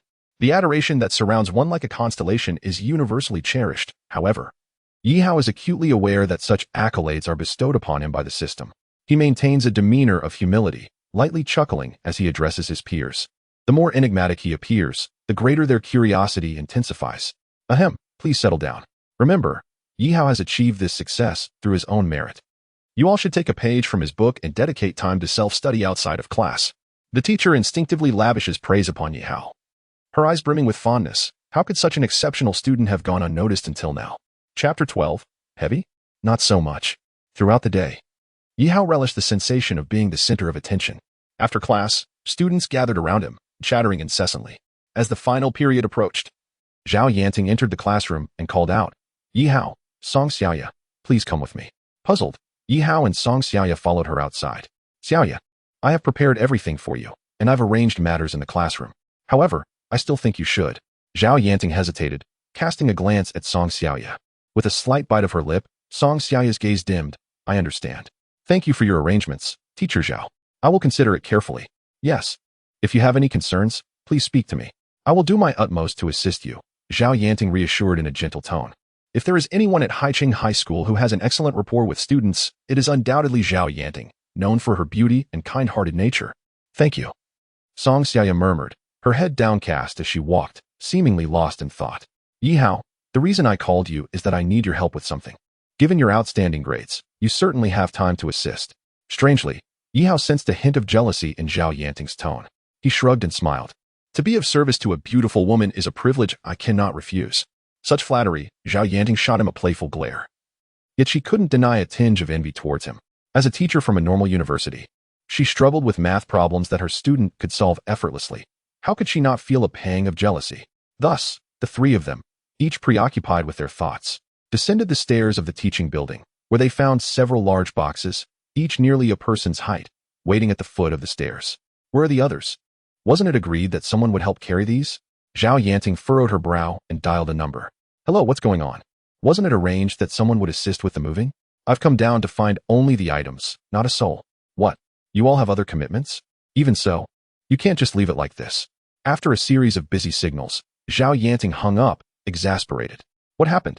Yi Hao inquired, noting that it seemed some items had been delivered, but the delivery team had neglected to assist with the lifting. Moreover, these boxes appeared rather sizable. Typically, it would require at least 2 or 3 individuals to manage them. These are the new instruments procured for our music classroom, including a guzheng, piano, violin, and more. I had expected the delivery team to bring them up to the 4th floor music room in the West Building. I only called you to assist them in carrying the items. Who would have thought they suddenly backed out? Zhao Yanting lamented, her brow furrowed with concern. We can't leave these here. In just over 20 minutes, class will dismiss, and students will inevitably bump into them. In addition to being a math teacher, Zhao Yanting also served as a part-time music instructor. However, due to the lack of opportunities for high school students to attend music classes, very few remembered her dual role. Let me help with the lifting, Yi Hao volunteered. Yet, in the next moment, Song Xiaya regarded Yi Hao with a skeptical gaze. With your physique, I think it's best you refrain. You might hurt your back. Xiaya is right. These items are quite heavy. An average person would struggle to move them. I should probably call someone else, Zhao Yanting declared, preparing to make another call. Oh no, 2 beautiful women underestimate me, Yi Hao thought, particularly irked by Song Xiaoya's remark about his back. Yanting, what's wrong? Are you troubled? A man in a tracksuit approached, his face radiating a sunny smile, his muscular physique striking. Jiang Huajian, I need help moving some items up, but the delivery team suddenly bailed on me. I'm quite anxious about what to do next. Zhao Yanting explained, glancing at Jiang Huajian's impressive build. Could you ask one of the PE teachers to assist? If they come, we could finish in just over 10 minutes. The PE teachers left early today. I was planning to invite you to dinner tonight, Jiang Huajian replied, his gaze inadvertently landing on Yi Hao. For some reason, Yi Hao sensed an undercurrent of hostility emanating from him. What now? We really can't leave these items here, Zhao Yanting said, scratching her head in frustration. Why don't we just carry them up ourselves? There aren't too many, and it shouldn't take long to move them. They don't appear particularly heavy, Yi Hao suggested. Approaching the largest box, which likely contained the piano, a sizable item indeed. I'll handle this one. As he patted the box, Yi Hao received a sudden system notification. Task: move all items within 20 minutes. Reward: 1 skill point. Penalty: none. The unexpected challenge invigorated him. Yet he heard mocking laughter in the background. Huh, classmate, boasting doesn't work like that. That piano must weigh at least 400 to 500 pounds. With your build, you can't possibly lift it. Jiang Huajin scoffed. Forget it, if it comes to that. We'll just keep an eye on the instruments and prevent students from touching them when school ends, Zhao Yanting said helplessly. Just as they were about to give up, Yi Hao unexpectedly hoisted the enormous box, directly moving toward the music classroom on the 4th floor of the West Building. After nearly 100 meters, he paused, puzzled, as he noticed the stunned expressions of Song Xiaoya and Zhao Yanting, while Jiang Huajian stood agape. Hurry up, aren't we pressed for time? Yi Hao urged. Yi Hao, you're not struggling? Zhao Yanting swallowed hard. Unlike others, she understood the weight of a piano, typically. It took 2 people to shift it even slightly, let alone carry it outright. Not at all. Time waits for no one. I'm going ahead. Oh, and Jiang Huajian. Don't just stand there. With your physique, you should be able to carry a few boxes too, Yi Hao taunted, casting a challenging glance at Jiang Huajian before disappearing around the corner. Chapter 13. The Thrill of Derision. Jiang Huajian raised an eyebrow, catching the implication in Yi Hao's words, that if he could manage, surely a PE teacher should handle a few boxes without shame. Yanting, are you sure you weren't duped? That piano box isn't made of plastic, is it? Jiang Huajian gazed at the remaining stack of cardboard boxes, his eyes fixed on another large box containing a piano. This Surely can't be. Zhao Yanting's tone was tinged with skepticism. After all, how could an ordinary person transport something weighing 400 to 500 pounds with such agility? The only plausible explanation was that there was something amiss with the object in question. Jiang Huajin, somewhat defiant, grasped the cardboard box containing the piano. But his face flushed crimson as he found himself unable to lift it, managing only to raise it slightly. Gasping for breath, he leaned against his knees. Shock evident in his expression. This piano must weigh at least 500 pounds. Damn, how did that fellow manage to move it? Huajin, perhaps you should consider something lighter. Like a guzheng or a violin, Zhao Yanting suggested. Jiang Huajin felt his face burn with embarrassment. A high school senior could lift a piano, while he was limited to a guzheng or violin. If his friends were to find out, they'd surely laugh him to scorn. Yet, the piano was indeed beyond his capability. With a sense of humiliation under Zhao Yanting's gaze, he grasped a box that was about the same size as the piano, gritting his teeth as he trudged forward. Be careful, that box likely contains gushings, probably 3 or 4 in one. Zhao Yanting cautioned. I'm fine, he stammered. Although the weight felt substantial, at least 150 to 200 pounds, he was determined not to lose face. Jiang Huajin pressed on, his struggle starkly contrasting with the ease displayed by Yi Hao moments earlier. That brat was definitely not carrying a piano. As Zhao Yanting watched Jiang Huajin retreating into the distance, she instructed Song Xiaoya, keep an eye on the remaining instruments. I'll go open the door for Yi Hao. Okay, Song Xiaoya replied, her gaze softening as she regarded the instruments, as if they were precious treasures. Zhao Yanting jogged ahead, pausing to express concern as she passed Jiang Huajin. Take your time, I'll check on Yi Hao. All right, I'll be right up. Jiang Huajin forced a smile, but after walking a little over 100 meters, he felt as if his veins might burst. Meanwhile, Zhao Yanting's thoughts were solely on Yi Hao. After all, he was the one carrying a piano. Yet, she couldn't help but wonder if what he was carrying was genuinely a piano. Had the seller made a mistake? Upon reaching the second floor, Zhao Yanting found no sign of Yi Hao. Wow, he's quick, carrying something upstairs so speedily. On the third floor, he was still absent. Her curiosity piqued, she quickened her pace, feeling a slight breathlessness. However, upon reaching the fourth floor and leaning against the wall, she spotted Yi Hao, humming a tune as he carried the piano. Teacher Zhao, you're here. Hurry and open the door. Yi Hao called out cheerfully. Zhao Yanting's mind raced with disbelief. Though she had set off only a few minutes later than him, she had sprinted up empty-handed and was already feeling winded. Yet, here stood Yi Hao, unflustered, humming a familiar tune. With a sense of astonishment, Zhao Yanting opened the music classroom door and asked, Are you all right? Do you need my help? No thanks. Just tell me where to put it, Yi Hao replied, effortlessly entering the spacious, recently vacated classroom, which was remarkably clean and devoid of clutter.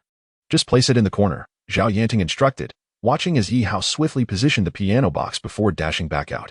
Driven by curiosity, Zhao Yanting approached the piano box, instinctively attempting to lift it. She exerted all her strength but could barely raise it an inch. This was undeniably a piano. How strong could Yi Hao possibly be? Was he merely an academic prodigy, or was he also a veritable strongman? While Zhao Yanting pondered these thoughts, Yi Hao had already reached the stairwell on the first floor, where he spotted Jiang Huajin gritting his teeth as he struggled with his load, sweat streaming down his forehead. Oh dear, Teacher Jiang, what is this? Out of breath from moving a few boxes? Need a hand? My little frame can handle it, Yi Hao teased, relishing the opportunity to retaliate against the earlier mockery he had endured. Jiang Huajin glared at Yi Hao, desperate to respond, but he was too exhausted to utter a word. Moments later, Yi Hao's footsteps faded into the distance. Finally reaching the second floor, Jiang Huajin sought to set down his burdens and rest. But that irritating voice rang out once more. Teacher, do you need a break? After all, you are getting on in years. How's your back holding up? With that, Yi Hao reappeared, bounding up the stairs with a box in his arms, the very piano box Jiang Huajin had been unable to lift. Was this fellow some sort of monster? Perhaps the stubborn fire within Jiang Huajin compelled him to continue ascending, gritting his teeth. However, the ordeal was far from over. Yi Hao resembled a wind-up toy, scurrying up and down the stairs. In a mere 10 minutes, he had made 4 or 5 trips, each time passing by Jiang Huajin with a cheeky remark. Oh, Teacher Jiang, still on the second floor? Hurry up. If it's too much, just put it down. Come on, just one more flight to go. At that moment, Yi Hao felt an overwhelming sense of satisfaction. Nothing was more gratifying than mocking someone he despised. Conversely, Jiang Huajin was filled with frustration. Teacher Jiang, I thought you had already left, came another taunt as he reached the 4th floor. Unable to contain his irritation, he turned to yell, Are you done yet, old? But midway through his outburst, he was met with the sight of Song Xiaoya ascending behind him, carrying a bag of bottled water. Her expression puzzled by his sudden anger. Meanwhile, at the corner of the fourth floor, Yi Hao wore a smirk, with Zhao Yanting beside him. If there were a color to encapsulate Jiang Huajian's current expression, it would undoubtedly be a vibrant shade of jade green. Chapter 14. Song Xiaoya playing the violin Jianhua. We've finished moving everything. Do you need Yihao's help? Zhao Yanting inquired kindly, but to Jiang Huajin, it sounded like a pointed jab. A high school student had made multiple trips back and forth, while he, a physical education teacher, had yet to complete even one. It's fine. I'll be done soon. Jiang Huajin gritted his teeth, mustering his remaining strength to finally bring the items to the door of the music classroom. Leaning against the doorframe, he panted heavily. His shirt thoroughly soaked with sweat, emanating an unpleasant odor. Teacher, water, Song Xiaoya said, perhaps influenced by previous interactions. This time, she efficiently placed a bottle of water before him and stepped into the music classroom. Feeling a bit embarrassed, Jiang Huajian picked up the water and took a few sips. Yanting, I've handled everything, so I'll take my leave now. After speaking, Jiang Huajin turned and left. Having long since cast aside the previous suggestion of treating someone to a meal, it was a jest, after losing someone of such significance. Who would wish to linger in such a place? Furthermore, how could one invite another to dine when surrounded by the sin of perspiration? Observing Jiang Huajin's hurried departure, Zhao Yanting said nothing further, her gaze shifting to Yi Hao, who leaned against the window, enjoying the breeze. Yi Hao, are you all right? Zhao Yanting inquired. Yi Hao waved his arm with a smile, responding, it's nothing, just a little weight. I can manage a few more trips. Of course, it was manageable. He possessed the physique of a warrior. While not a weightlifter, moving 500 to 600 pounds was no challenge for him. Additionally, he had just received a notification for completing a task, which only elevated his spirits. How are you so capable? You can lift such a heavy piano, Zhao Yanting asked, curiosity gleaming in her eyes, mirrored by Song Xiaoya's intrigued expression. In truth, lifting items requires technique. Relying solely on brute strength not only proves laborious but can also artificially increase the weight by several hundred pounds. However, with a clear understanding of the proper methods, those 500 to 600 pounds could feel akin to merely 200. Yi Hao casually fabricated a semblance of mystery around himself. Nonetheless, this endeavor bore fruit. Having completed the task, his skill points had accumulated to 9. The sound of packaging being torn filled the air, revealing Song Xiaoya as she unwrapped the small violin. Xiaoya, do you wish to try it now? Zhao shouting grinned, moving closer to her side. Gently caressing the violin, Song Xiaoya's eyes softened. I want to give it a go. After all, time is of the essence. All right, we shall be the audience. Yi Hao, consider it a treat for helping us with the heavy lifting, Zhao shouting said cheerfully. Yi Hao was taken aback. Could Song Xiaoya play the violin? Yet, it was rather uncommon for students in their senior year to dedicate time to music. As he observed her movements, she grasped the neck of the violin with her left hand, resting it on her shoulder, while her right hand delicately held the bow, poised above the strings.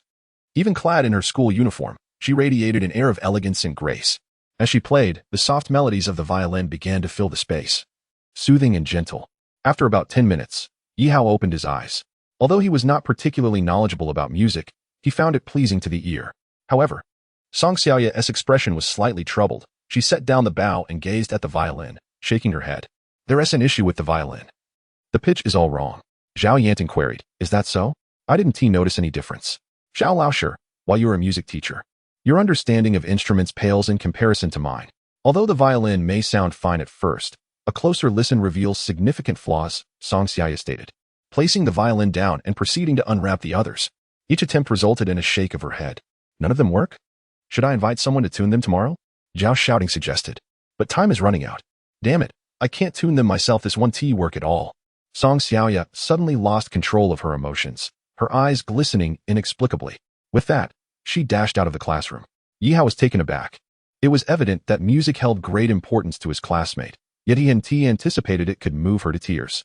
What is wrong with her? Yi Hao asked Zhao Yanting, who sighed and shook her head in resignation. In truth, Song Xiaoya is quite unfortunate. She excels academically, yet her true passion lies in music, not just the violin, but also the piano and other instruments. However, her parents, being lawyers and business people, are quite rigid in their thinking. In the past, they allowed her to pursue her interests, but now that she is in her senior year, they expect her to attend a prestigious university and follow their predetermined path. Nonetheless, Song Xiaoya remains adamant about studying music. Not long ago, the family had a quarrel. In the end, Song Xiaoya wagered with them. If she could win first place in the upcoming Haicheng Music Festival, they would permit her to pursue music. Then she should just sign up. Yi Hao shrugged. I thought she played quite well just now. However, Song Xiaoya's parents had stipulations. Her academic performance must not decline during this period. Yet, the finals of the music festival were set for next Monday. And today was already Friday. Balancing preparations for the monthly exam while practicing the violin was immensely taxing. You have no idea how exhausted she is, Zhao Yanting lamented. Moreover, her parents clearly do not want her to practice music. After the bet, they even gifted away the family's violin. As a result, until today, Song Xiaoya has been commuting by bus to the cultural palace in the city to practice, then returning home. Zhao Yanting sighed. I truly feel for her. So I seized the opportunity to procure some violins while shopping for musical equipment, hoping she could practice properly in these last few days. However, I never anticipated such an unfortunate turn of events. And do you know her score on the monthly exam? She placed 105th in her grade, the lowest rank she has seen in her 3 years of high school. If her stubborn parents found out, they would be furious. Yi Hao was momentarily speechless. He hadn't realized that his usually quiet, somewhat aloof, and proud classmate harbored such significant burdens. It's all my fault. I should have paid more attention when buying the instruments. Zhao Yanting reproached herself, lowering her head. Yi Hao smiled, gazing at the distant sunset, stretching lazily. It seems I'll be home quite late today. Zhao Laoshe, remember to treat me to dinner. I'm craving a feast. In truth, some actions require no task. If one desires to do something for the sake of passion, that is enough. System, please grant me the skill to repair these instruments. Ding. Tuner. Chapter 15. Tuner. Once Song Xiaoya regained her composure, she returned to the music classroom, pushing the door open. Zhao Laoshe, I apologize. I lost control of my emotions earlier. A violin's sound filled the room, gentle and pure. It was not a piece of music, merely the instrument producing notes. Yet, she could discern no flaws in the tone. It was nothing short of perfect. What is this? Could it be Zhao Yanting playing the violin? That is impossible. She shouldn't know how. Moreover, the sounds of the violins had been problematic, making such flawless melodies unimaginable. Song Xiaoya's gaze involuntarily drifted to the boy standing by the window, silhouetted against the sunset, elegantly playing the violin. The music gradually faded. Yi Hao wiped the sweat from his brow and placed the violin onto a nearby table, catching the eyes of Song Xiaoya, who stood at the doorway. Song classmate, you're here. Come and try these violins. They should be fine now. Yi Hao rubbed his slightly reddened fingers. Lacking professional tuning tools posed some challenges. However, for someone like him, who had acquired the tuner's skill, it merely required a bit more time. He hadn't anticipated that he would exchange for such a seemingly useless skill. Tuner can adjust the sound of any instrument or audio equipment using one's fingers. Skill points required. 3. What did you do? Song Xiaoya approached in a daze, gazing at the neatly arranged violins on the table. Oh, I merely adjusted the tuning a bit. Why don't you give it a try? Yi Hao said with a smile, stretching and finding a nearby seat to sit down. Song Xiaoya caressed the violins, glancing at Zhao Yanting beside her, who appeared utterly astonished, her eyes filled with disbelief. After a prolonged silence, she finally managed to utter a few words. Yi Hao, you are quite the enigma. Yi Hao shrugged helplessly. Teacher, how can you resort to insults? Zhao Yanting shot him a glare, but her mind was still grappling with the scene from moments ago. Just a few minutes earlier, Yi Hao had seemingly transformed. He had carelessly fiddled with the violins, which to her appeared to be mere chaos. Just as she was about to admonish him, he had begun to play. What else can you do? Zhao Yanting looked at him, a mix of amusement and exasperation. Was he not a monster in his own right? Strong, academically proficient, and now capable of tuning violins. Enough of that. Let's allow Song Xiaoya to try the violin, Yi Hao suggested, glancing at her. This had cost him 3 skill points, leaving him with only 6 remaining.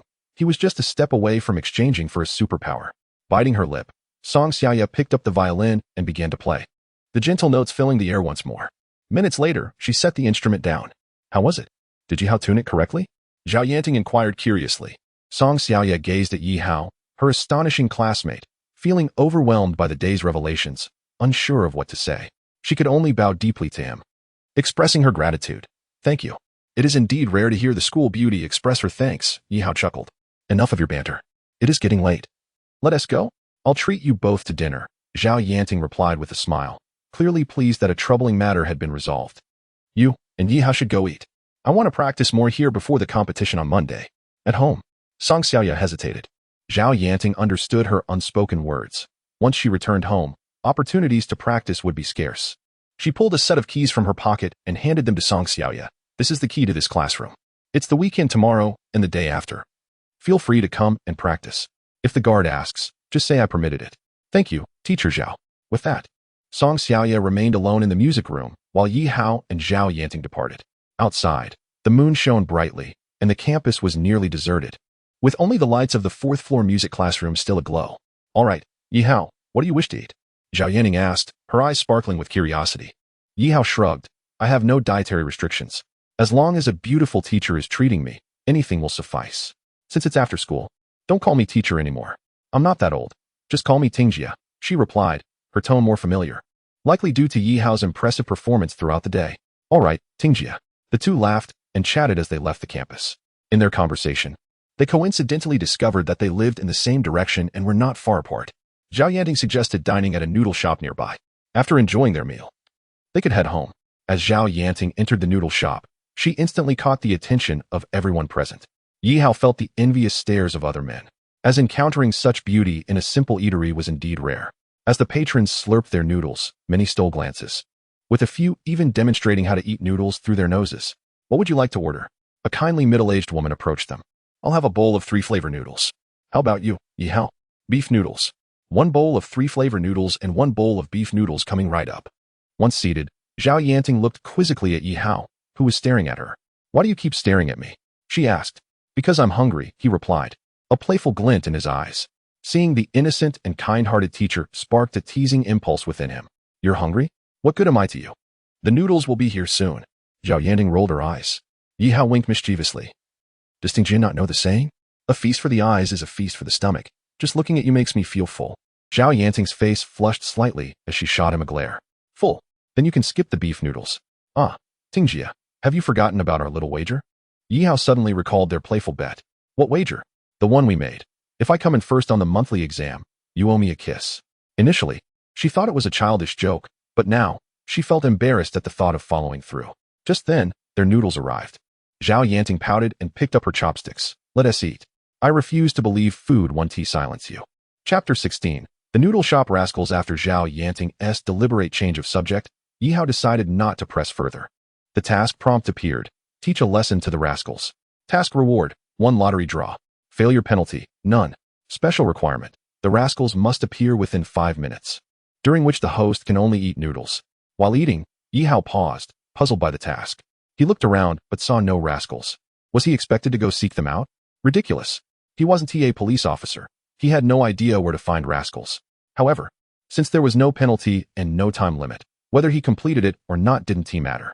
He preferred to relish this delightful moment with a beautiful companion.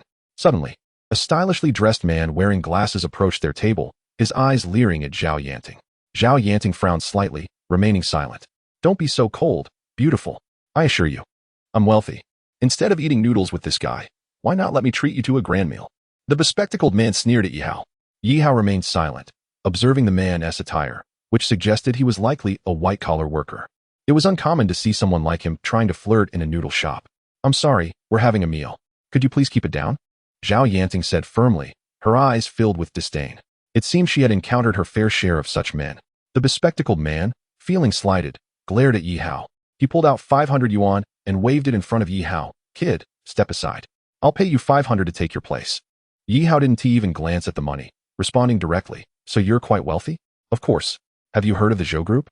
"I work there as a sales manager," the man boasted. Yi Hao recognized the name. It was one of the largest companies in Haicheng, involved in retail, food, and catering. It was no wonder the man was so arrogant. Employees there earned over 10,000 a month with excellent benefits. As the bespectacled man basked in the envious gazes of those around him, a few lonely women threw flirtatious glances his way. Suddenly, the 500 yuan in his hand was snatched away by someone. The bespectacled man was momentarily stunned, glancing at Yi Hao, who was holding a pair of chopsticks while eating noodles. Turning back, he saw a man holding his 500 yuan. "Hey, that's my money." In an instant, the bespectacled man experienced the stinging sensation of being slapped with cash, his glasses clattering to the ground. "Kid, say that again. Whose money is this?" The man, sporting wavy hair and large earrings, with his hair dyed an audacious yellow and clad in a leather jacket, wore a defiant expression.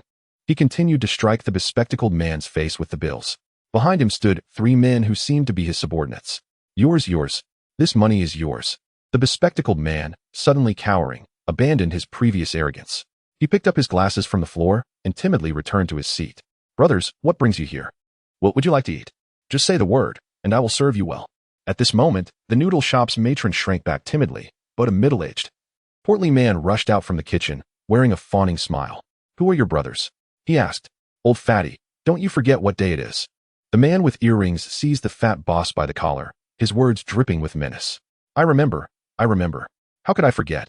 Old lady, hurry up and bring it over." The fat boss urgently called to the matron behind him. She quickly retrieved an envelope from her pocket, her eyes reflecting a hint of reluctance, but she handed it over nonetheless. The man with the earrings opened the envelope, revealing red bills, and his demeanor instantly improved. He released the fat boss and patted him on the shoulder with a grin. "Now that's more like it. If you don't make it hard for me, I won't make it hard for you." However, he squinted at the envelope and shoved it into his pocket. "This amount is incorrect." The fat boss hastily protested. "How could it be wrong? I've counted it several times. It was 1,000. It used to be 1,000, but this month it has increased. I want 2,000. The man with the earrings declared, his eyes gleaming with intent. 2,000. You scoundrels. We work hard all month just to earn a little money. You used to ask for 1,000, and now you want 2,000. Are you trying to leave us with no way to survive?" The matron could no longer hold back and shouted angrily. With a swift motion, a thug slapped her, and she fell to the ground, covering her face. The surrounding diners, filled with indignation, were stunned into silence, lowering their heads and focusing on their meals, too afraid to intervene. Yihao also kept his head down. His face darkened as he chewed his noodles, finding them tasteless. He was displeased with the thugs, but felt powerless to act. Damn this system task. I don't care if you have a way to survive. All I know is that if you don't pay up, I can make sure you have no way to survive right here. The man with the earrings yelled at the fat boss. The fat boss gritted his teeth, a flurry of angry thoughts racing through his mind, but he ultimately relented. The harsh realities of life had long extinguished the reckless bravado of his youth. "Big brother, please don't rush. I can't get 1,000 right now. Can you give me some time?" Just as the man with the earrings was about to respond, a sharp voice interrupted. "You all stop it." Yihao was astonished to see Zhao Yanting standing up, her eyes ablaze with fury. "Oh no, sister. Can you not endure a little longer?" Yihao began to worry for Zhao Yanting. These thugs could easily handle her alone. But now, a virtual timer appeared before him, the digits reading 1:35, 1:36. Damn it, this time is crawling. What if those thugs make a move on Zhao Yanting? His ominous premonitions were swiftly confirmed. The man with the earrings, noticing a stunning beauty, had spoken up, leered as he approached Zhao Yanting, licking his lips. "Wow, I never expected such a beauty would be in this little noodle shop." Zhao Yanting's expression shifted, and she hurriedly reached for her phone, only for it to be snatched away by another thug. The sleazy thug sniffed her pink phone, his face filled with obsession. "Wow, it smells amazing."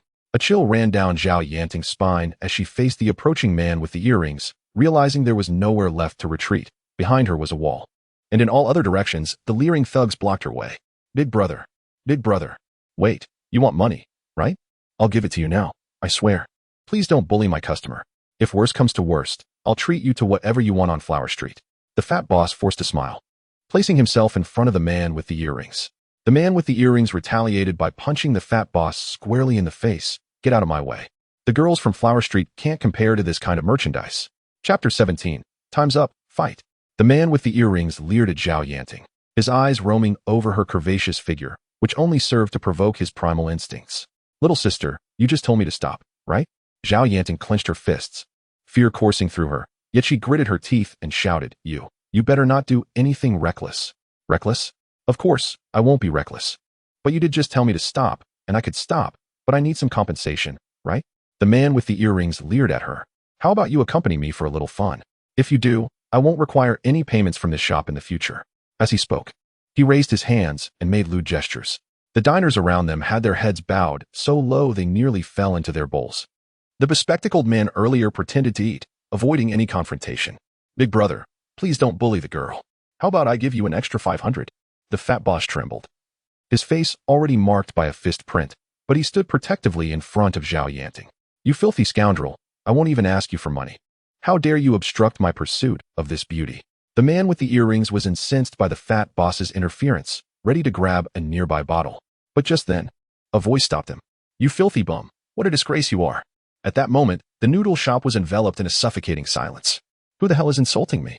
The man with the earrings' expression darkened, and all eyes turned to Yihao.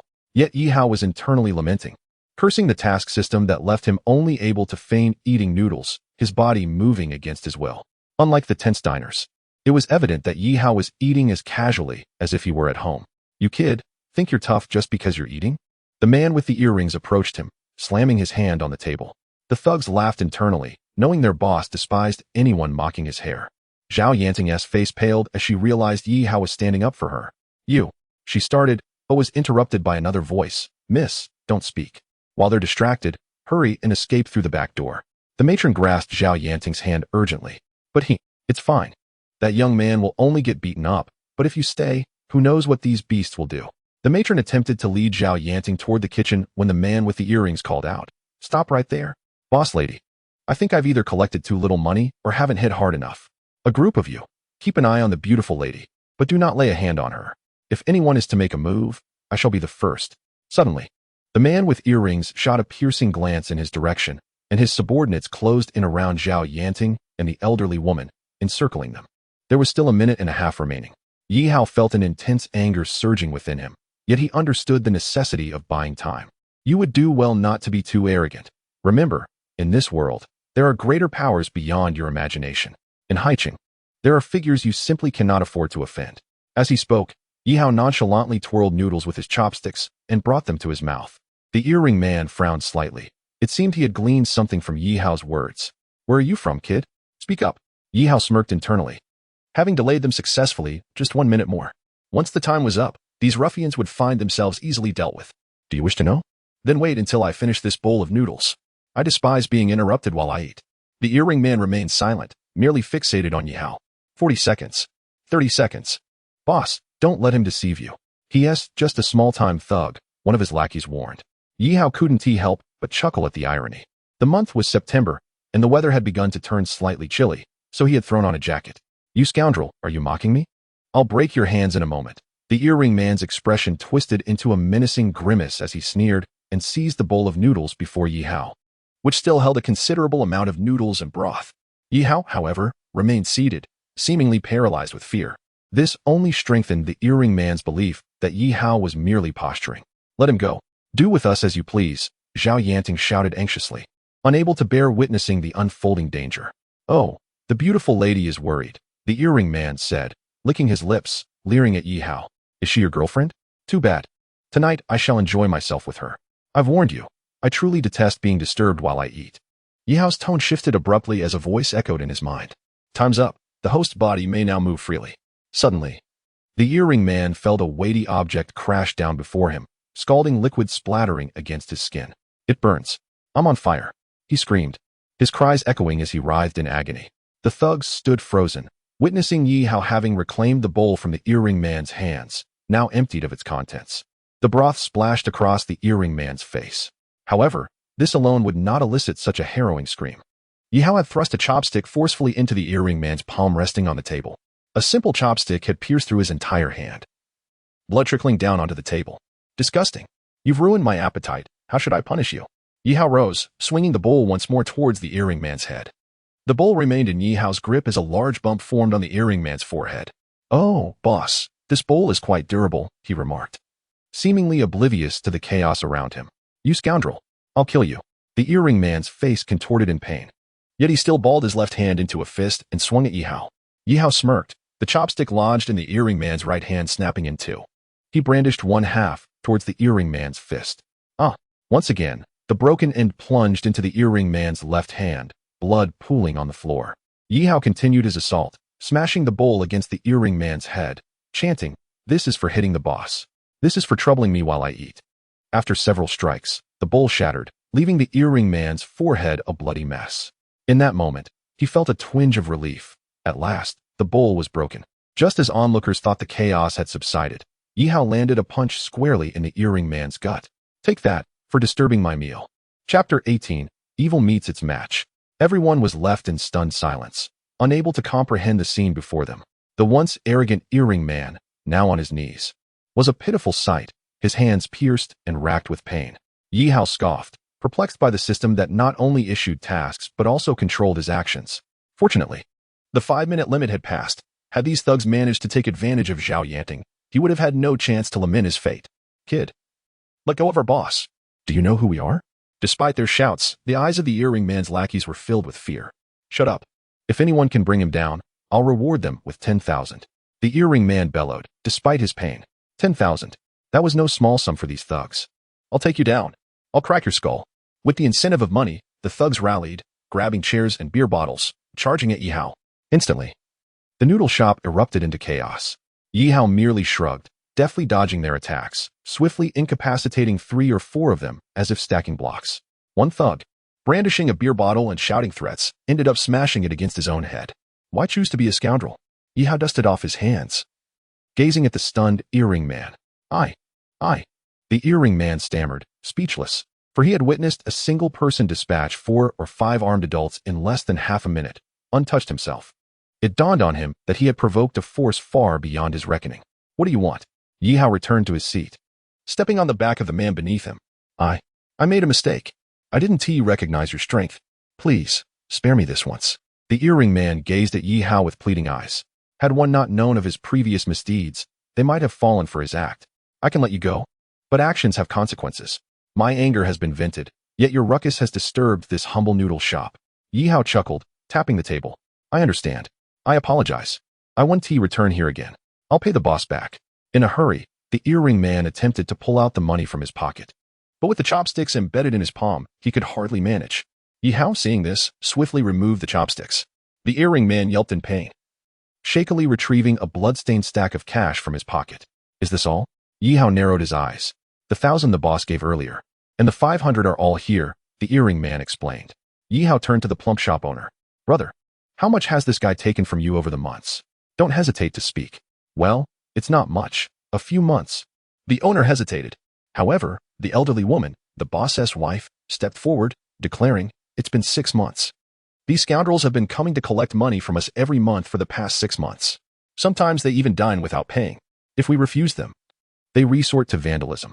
Yi Hao nodded, casting a disdainful glance at the man with earrings kneeling before him. Oh, is that so? 6 months have passed. How do you propose we resolve this matter? The earring man gritted his teeth and retrieved a stack of cash from another pocket. Brother, this is all the money I have, 6,000 yuan, right here. 6,000? Yi Hao pondered for a moment, then shook his head. Not enough. You've dined without paying and caused damage. I won't say much more. It's 10,000.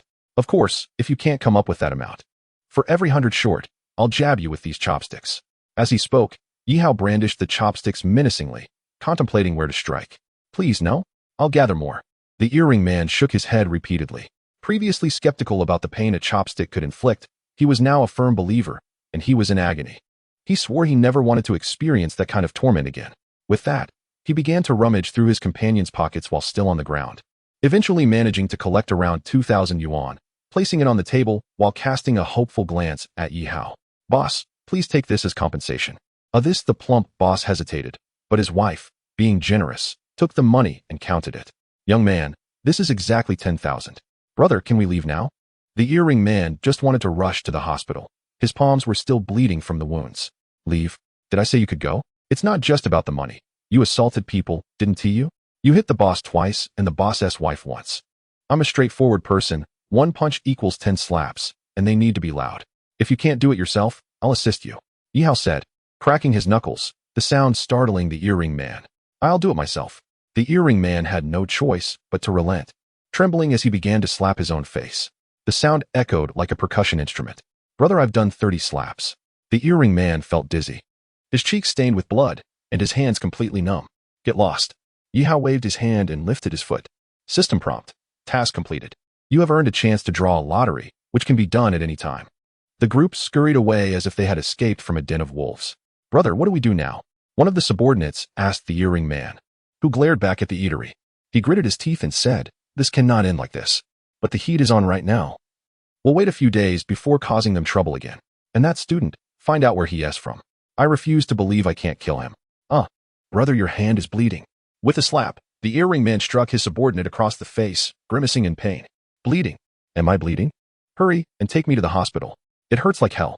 You useless bunch, and you couldn't even handle a student. Chapter 19.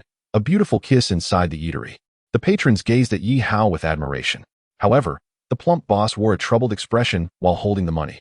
Old man, why aren't you happy to get your money back? Thank the young man. The boss's wife playfully nudged her husband. With a wry smile, the plump boss approached Yi Hao. Young brother, thank you. It's nothing, just a small favor, Yi Hao replied with a smile. Miss, hurry back to your boyfriend's side. With a man like him protecting you, you're incredibly fortunate. The boss's wife cheerfully pushed Zhao Yanting towards Yihao. Those who had previously eyed Zhao Yanting with ill intentions quickly abandoned their thoughts, realizing the consequences of teasing her. After all, they had witnessed the fate of those who dared to provoke her protector. And no, it's not like that. We were just Zhao Yanting's cheeks flushed as she struggled to explain, unsure whether to admit she was a teacher out with a student late at night. All right. It's good that the matter is resolved. Yihao, observing the plump boss's expression, noticed he held the money as if it were a burning hot potato. But, boss, do you have any other worries? I truly appreciate you standing up for us. However, those ruffians are incorrigible. We might have chased them away this time. But they return. My little shop. The plump boss shook his head gloomily. Old man, I've had enough. They keep extorting money from us. How can we live? If this continues, we might as well move away and not endure this humiliation.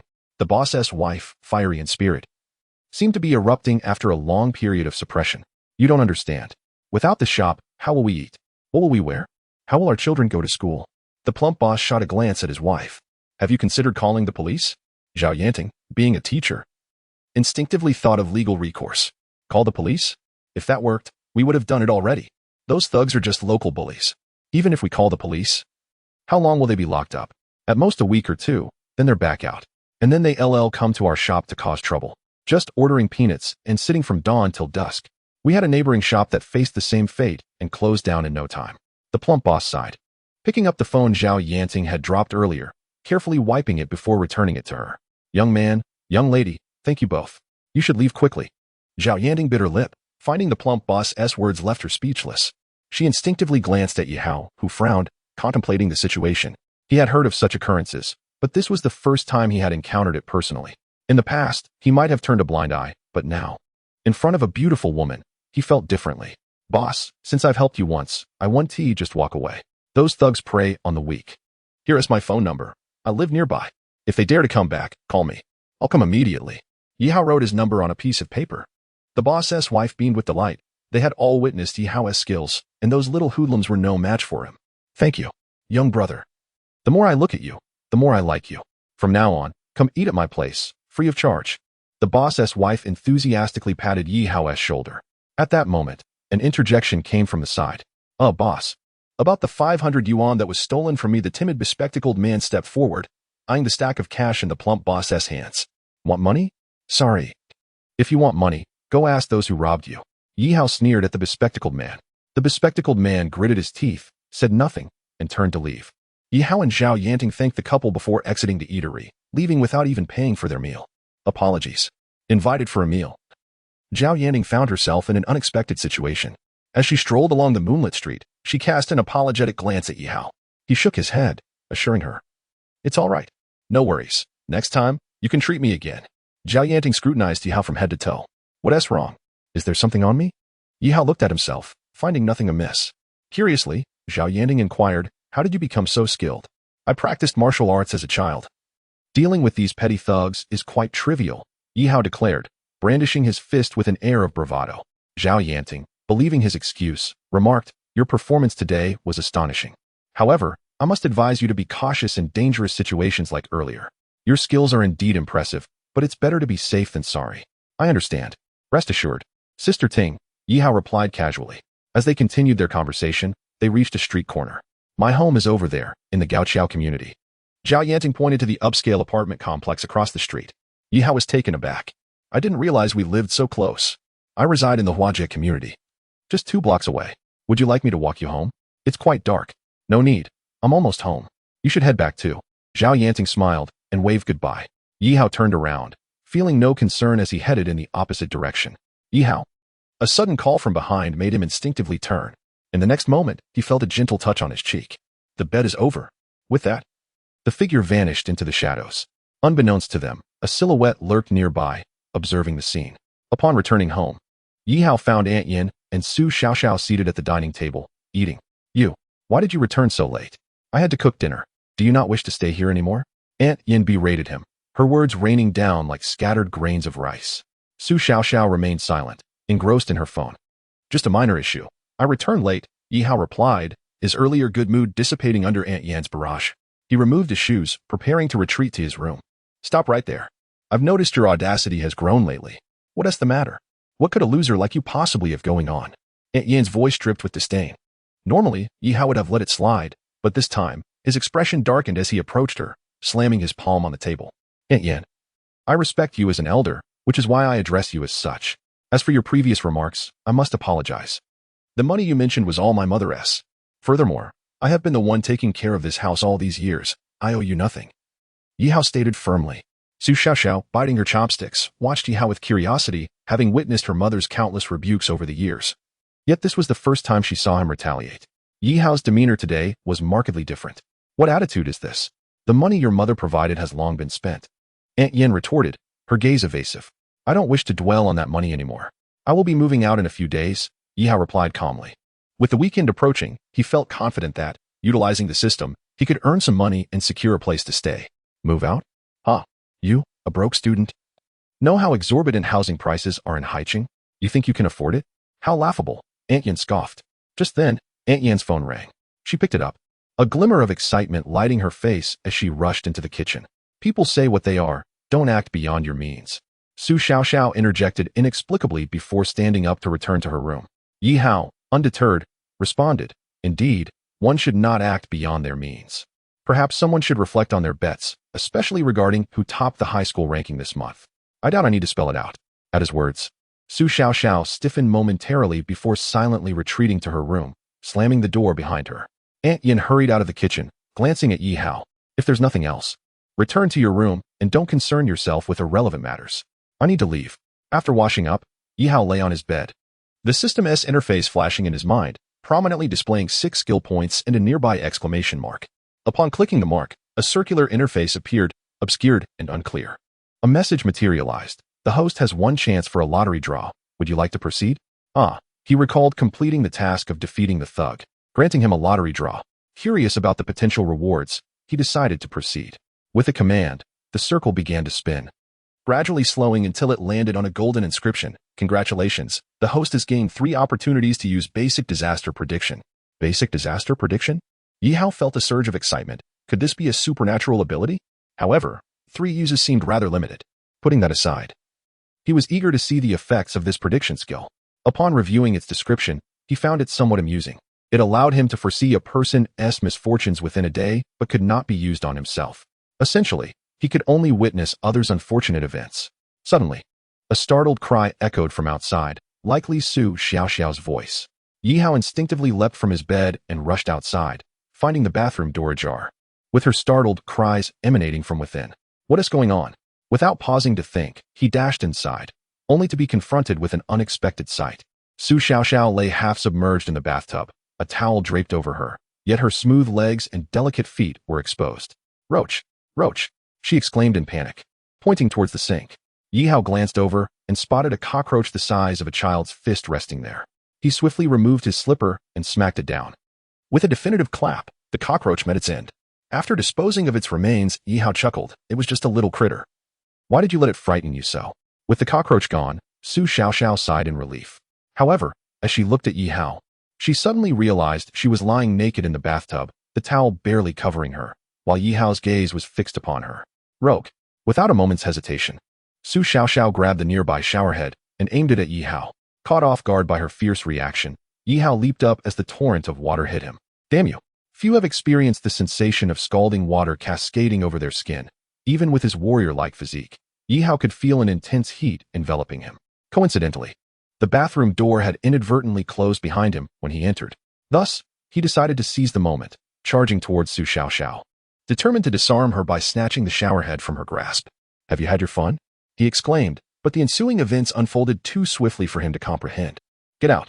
A sharp slap landed on his cheek, as Yi Hao grappled with the burning sensation on his skin and the sting on his face. The fury within him eclipsed all other feelings. His gaze bore into Su Xiaoxiao. You dare say that again? What? What do you want? Su Xiaoxiao stammered, looking at him with trepidation. The intensity of his stare unnerved her, prompting her to curl up, desperately attempting to wrap herself in the bath towel. Yet, the towel was insufficient, leaving certain areas exposed to Yi Hao's unwavering gaze. After enduring his scrutiny for nearly a minute, Su Xiaoxiao's eyes began to glisten with unshed tears. I was wrong, okay? I apologize. Even a girl as outwardly proud and tough as Su Xiaoxiao found her mental defenses crumbling in such a situation. Taking a deep breath, Yi Hao expelled the pent-up anger in his chest and looked coldly at Su Xiaoxiao. A rogue? Let me make this clear. If I had any ill intentions, you wouldn't be standing here right now. Don't presume everyone shares your mindset. His tone was frigid, tinged with disdain, as he turned away. His body still flushed from the scalding water, and walked out, declaring, I'll find somewhere else to live tomorrow. The previous wager is null and void. Although the punishment for losing the wager had been to confess his feelings for a man in public, a humiliating prospect, Yi Hao would rather endure such ridicule than compromise his principles. With that, he shut the door behind him. Su Xiaoxiao trembled slightly. Despite the early autumn chill, she felt a wave of discomfort wash over her. Her earlier actions had been instinctive, and she hadn't anticipated Yi Hao's explosive reaction. Gazing at the shower head in her hand, she twisted it slightly, and scalding water splattered onto her arm. Ouch! Quickly, she turned off the water, hugging her knees and falling silent. The moment had stolen her desire to bathe. She merely wiped herself down before exiting the bathroom. As she stared at the closed door of Yi Hao's room, biting her lip, she hurried into her own room and collapsed onto her bed, cocooning herself in the blanket. It wasn't intentional. Besides, he was the one who saw me. I was the one at a disadvantage. But he seems angry? Why should I care? He is merely staying at my place. Yet, she couldn't shake the feeling that she had indeed gone too far. In the pitch-black room, Su Xiaoxiao had been talking to herself under the blanket for nearly 2 hours. The clock indicated that it was well past midnight. Eventually, she threw off the covers. Her expression suggesting a resolution had formed in her mind. Cautiously, she descended from her bed and, in the darkness, exited her room, quietly using a spare key. She entered Yi Hao's room, observing him wrapped in a tattered blanket, lying on an old folding bed. The curtains were drawn back, allowing moonlight to illuminate his skin. He wasn't wearing pajamas. Su Xiaoxiao frowned. How could Yi Hao sleep in just his underwear? Yet, the sight of his reddened skin from the earlier scalding made her uncomfortable, knowing that it was her doing. Task completed. Su Xiaoxiao fulfills the wager. Host receives a good luck card. Good luck card grants the user extraordinary fortune for 1 hour. In truth, Yi Hao had awakened the moment Su Xiaoxiao entered. But he pretended to sleep to discern her intentions. However, the unexpected warmth on his cheek snapped him back to reality, along with the notification of task completion. Could it be that she? As the door clicked shut, he bolted upright, unable to believe that the haughty, willful Su Xiaoxiao had dared to kiss him. Under the moonlight, a paper placed beside his pillow caught his attention. He picked it up, revealing elegant, clear handwriting, clearly the work of a girl. I owe you nothing. Moreover, I acknowledge my previous mistakes. I apologize. Su Xiaoxiao. Yi Hao chuckled, shaking his head, a warm feeling spreading within him. During his 3 years in Haiqing, despite not being related to Su Xiaoxiao and her spoiled demeanor, he had always regarded her as a sister, though he had been genuinely angry earlier. This note made forgiveness easy. After all, she was young and didn't understand, and the circumstances had been quite unusual. She hadn't acted with malice. However, his decision to find his own place remained unchanged. He needed independence. Suddenly, the door swung open. Strange, I thought I left my slippers here. Su Xiaoxiao muttered as she stepped in, only to find Yi Hao holding the note, their eyes locking. Time seemed to freeze. You were awake just now. Yi Hao could hear the restrained fury in her voice, her cheeks flushed with embarrassment. If I said I just woke up, would you believe me? He replied softly. Her face reddened further, realizing he had been awake during her earlier antics, including her bold actions. The thought made her feel hotter than if she had been submerged in boiling water. You jerk! With a sharp exclamation, she slammed the door shut, followed by hurried footsteps and the sound of her door closing. Surely, she had run back to her own room. Yi Hao found the situation amusing. It seemed his earlier actions had left her mortified. He hadn't expected this strong-willed girl to have such an endearing side. He tucked the apology note under his pillow and drifted back into slumber. The next morning, Yi Hao rose early, prepared 2 breakfasts, and after finishing his own, set out. Meanwhile, a crack in Su Xiaoxiao's door revealed her cautiously emerging, her hair tousled and dark circles under her eyes. She waited until she was sure Yi Hao had truly left before exhaling in relief and staring blankly at the breakfast on the table. Yi Hao's objective for the day was to find a quick way to earn money and secure his own living space. However, after wandering outside for most of the morning, he had yet to devise a suitable plan. Robbing someone? He wasn't eager to find himself in prison so soon. Perhaps he could trade a skill? Yet, which skill could yield immediate earnings, especially with only 6 skill points to his name? As Yi Hao sat on a bench by the roadside, lost in thought, a stunning woman donned in sunglasses and a white miniskirt suddenly appeared before him. She was undeniably beautiful, her long legs accentuated by high heels. And Yi Hao mused that he could easily spend a year admiring her. He recalled his ability to foresee disasters, with 3 chances at his disposal. It might be worth utilizing. With that thought, he began to concentrate, his gaze fixed intently on the alluring figure. However, as time passed, his brow furrowed in concern. Am I being lewd? Miss, wait a moment. Shou Qianyi was strolling down the street when someone abruptly rushed in front of her. Without a doubt, she recognized this as yet another bothersome encounter. Aware of her beauty, she was often approached by eager admirers, making her particularly disdainful of such advances. What do you want? She inquired, her voice tinged with frostiness and rejection. Yi Hao detected the chill in her tone. He was not the type to approach strangers on the street. But the scene he had glimpsed through his disaster foresight compelled him to intervene. Miss, you are in danger. You will be. He hesitated, imploring her to return home immediately. Shou Qianyi scoffed, perceiving modern flirtation methods as absurd. Fine, I understand, she replied dismissively, resuming her walk. Yi Hao, feeling helpless, trailed beside her, urging, Please, you must believe me. It is unwise to wander about aimlessly. It would be better to return home. With a slight frown, Shou Qianyi halted, casting a cold glance at Yi Hao. I'm sorry, but I am on my way to meet a friend, so please do not disturb me. Otherwise, I will report you for harassment. Harassment? How absurd. I am merely trying to help, yet she accuses me of such things. Miss, allow me to clarify that while you are indeed beautiful and captivating, it does not imply that I would harass you. I simply cannot bear the thought of a lovely woman being harmed. In a short while, you will be abducted by a group of individuals. And I need not elaborate on what may happen to someone as striking as you in such a scenario. Yi Hao spoke earnestly, as though narrating a foregone conclusion. Indeed. Just moments prior, he had utilized his foresight to glimpse the impending tragedy that awaited her. Yet, his well-meaning warning was met with disbelief. Shou Qianyi's expression soured, and she suddenly raised her hand, shouting towards a nearby police officer on a motorcycle, Officer, there is a man here harassing me. Minutes later, Yi Hao stood dumbfounded as Shou Qianyi walked away, disappearing into the distance, while a police officer sternly handcuffed him. Officer, I haven't committed any crime.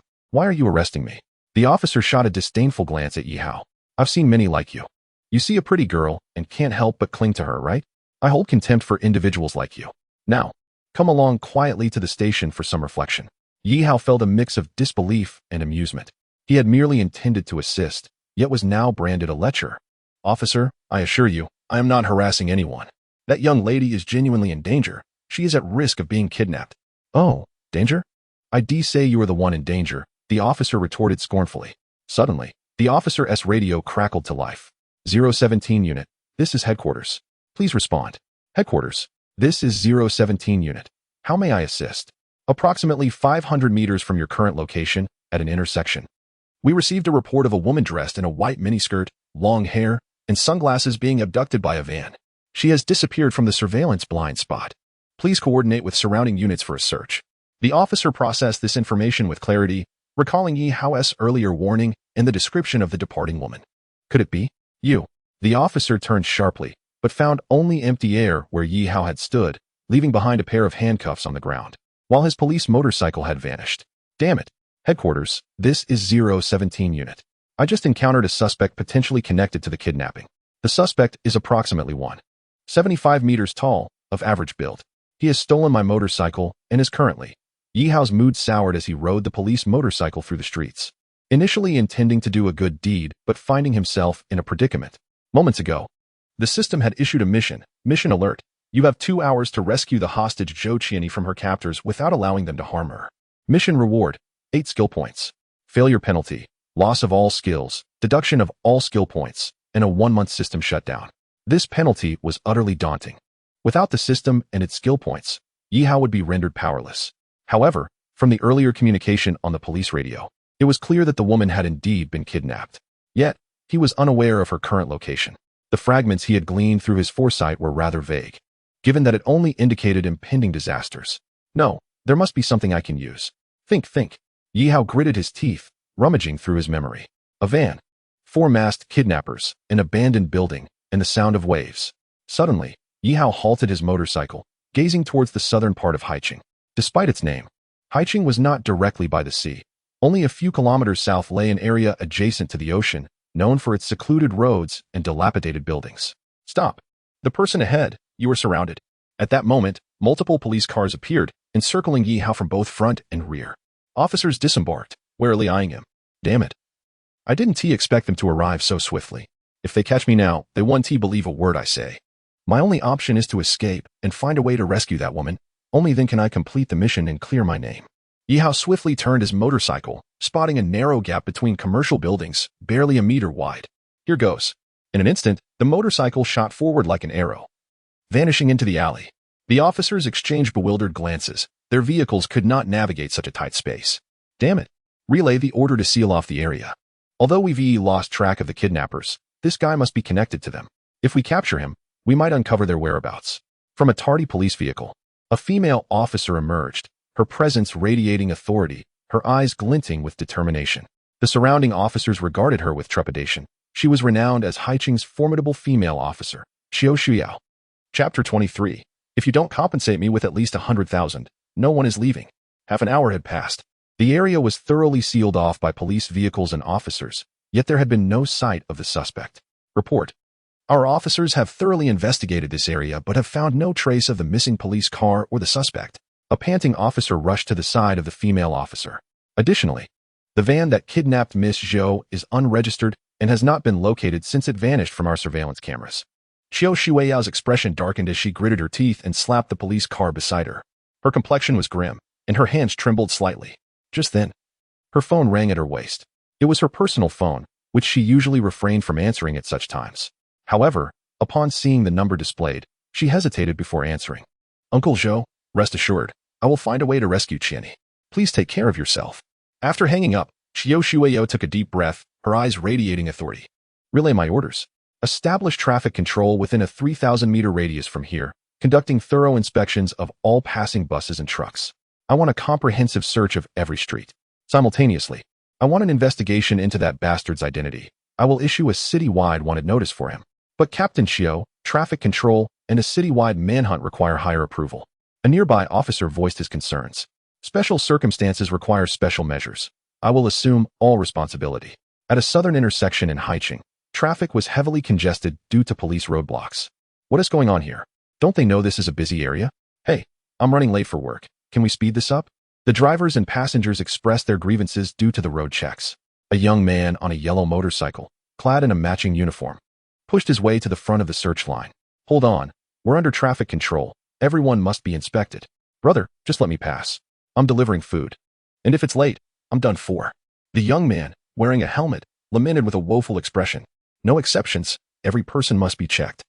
The officer scolded him with a frown. This job is impossible. I'm risking my life to deliver food, and if I'm late, I'll get yelled at. The young man abruptly parked his motorcycle and sat on the ground, crying and wailing. You think it's easy for us? You eat while we deliver. You enjoy the air conditioning at home while we brave the wind and rain. If we're even a bit late, we receive a bad review. One bad review means our entire day's work is wasted. As he cried out, a glimmer of determination shone in his eyes. If observed closely, one would realize this was none other than Yi Hao, merely disguised as a food delivery worker. His commotion suddenly shifted the atmosphere of complaints around him. What are you doing? It's not easy for someone delivering food. Just let him through. Yeah, it's tough for such a young guy to make a living. With the bystanders chiming in, the officer in front of Yi Hao began to relent. All right. I'll check you quickly. What do you have in there? Food. Delicious food. Yi Hao grinned as he opened the box. McDonald's, it's quite good. How about I treat you one day? I wouldn't eat the junk food. Now hurry along. The officer waved him off, urging him to leave. Thanks, big brother. Yi Hao mounted his motorcycle and crossed the checkpoint. Moments later, the officer stared blankly at the wanted poster he had just received, the smiling face on it appearing increasingly irksome.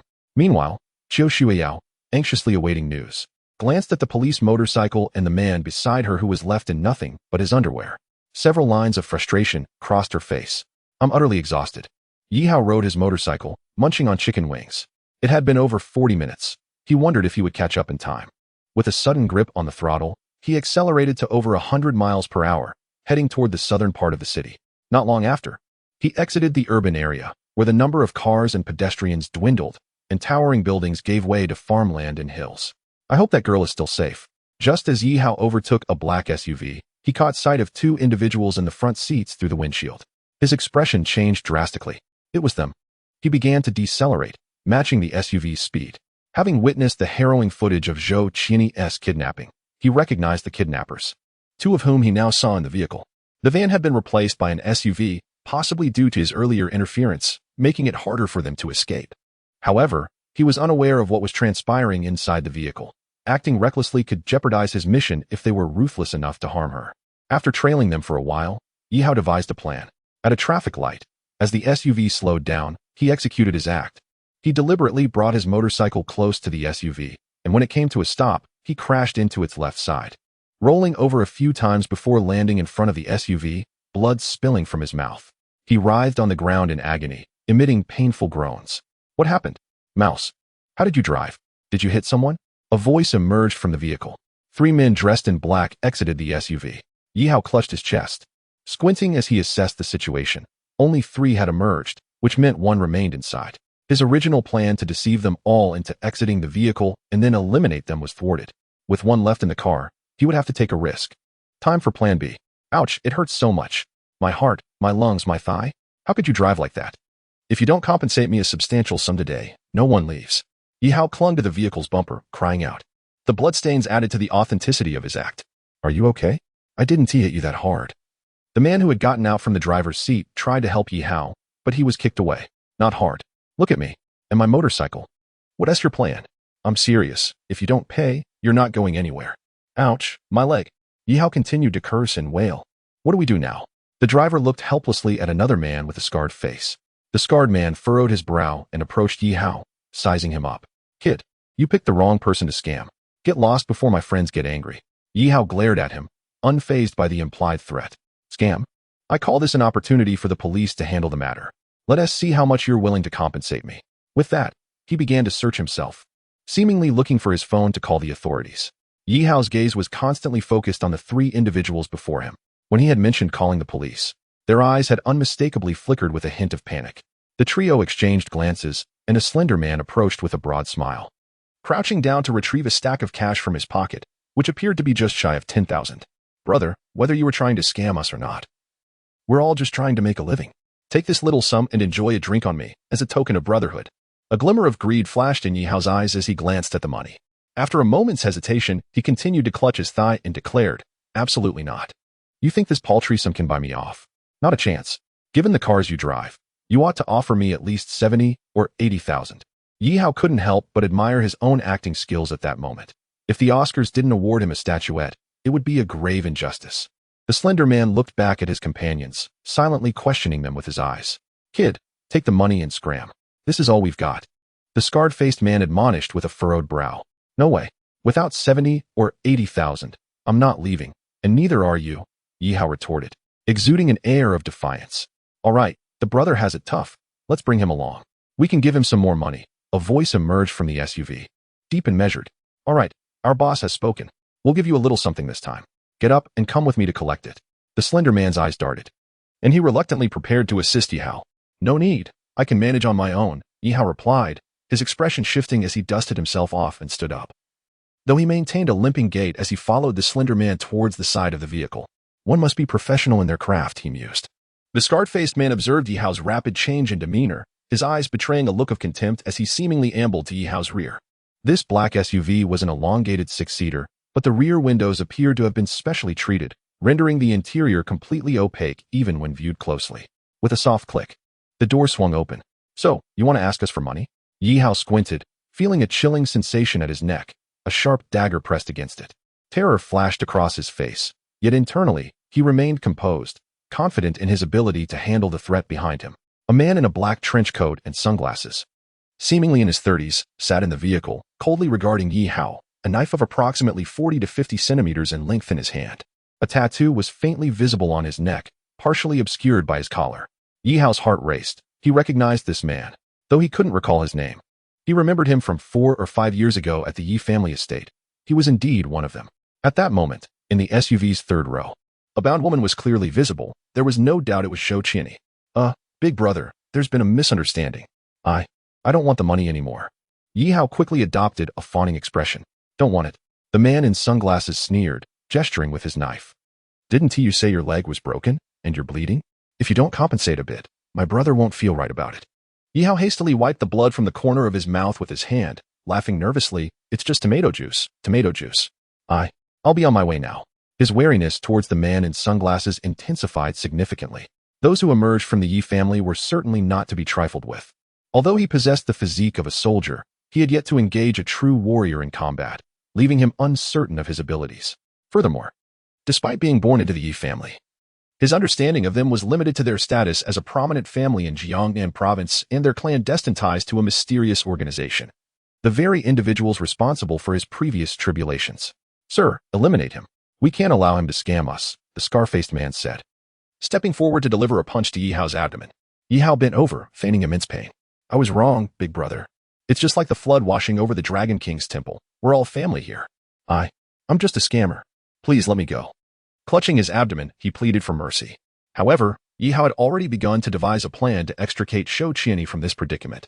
To do so, he first needed to deal with the three men behind him, and the man in sunglasses posed a significant threat. Not a chance. Although there aren't many of us here. A body would certainly draw attention.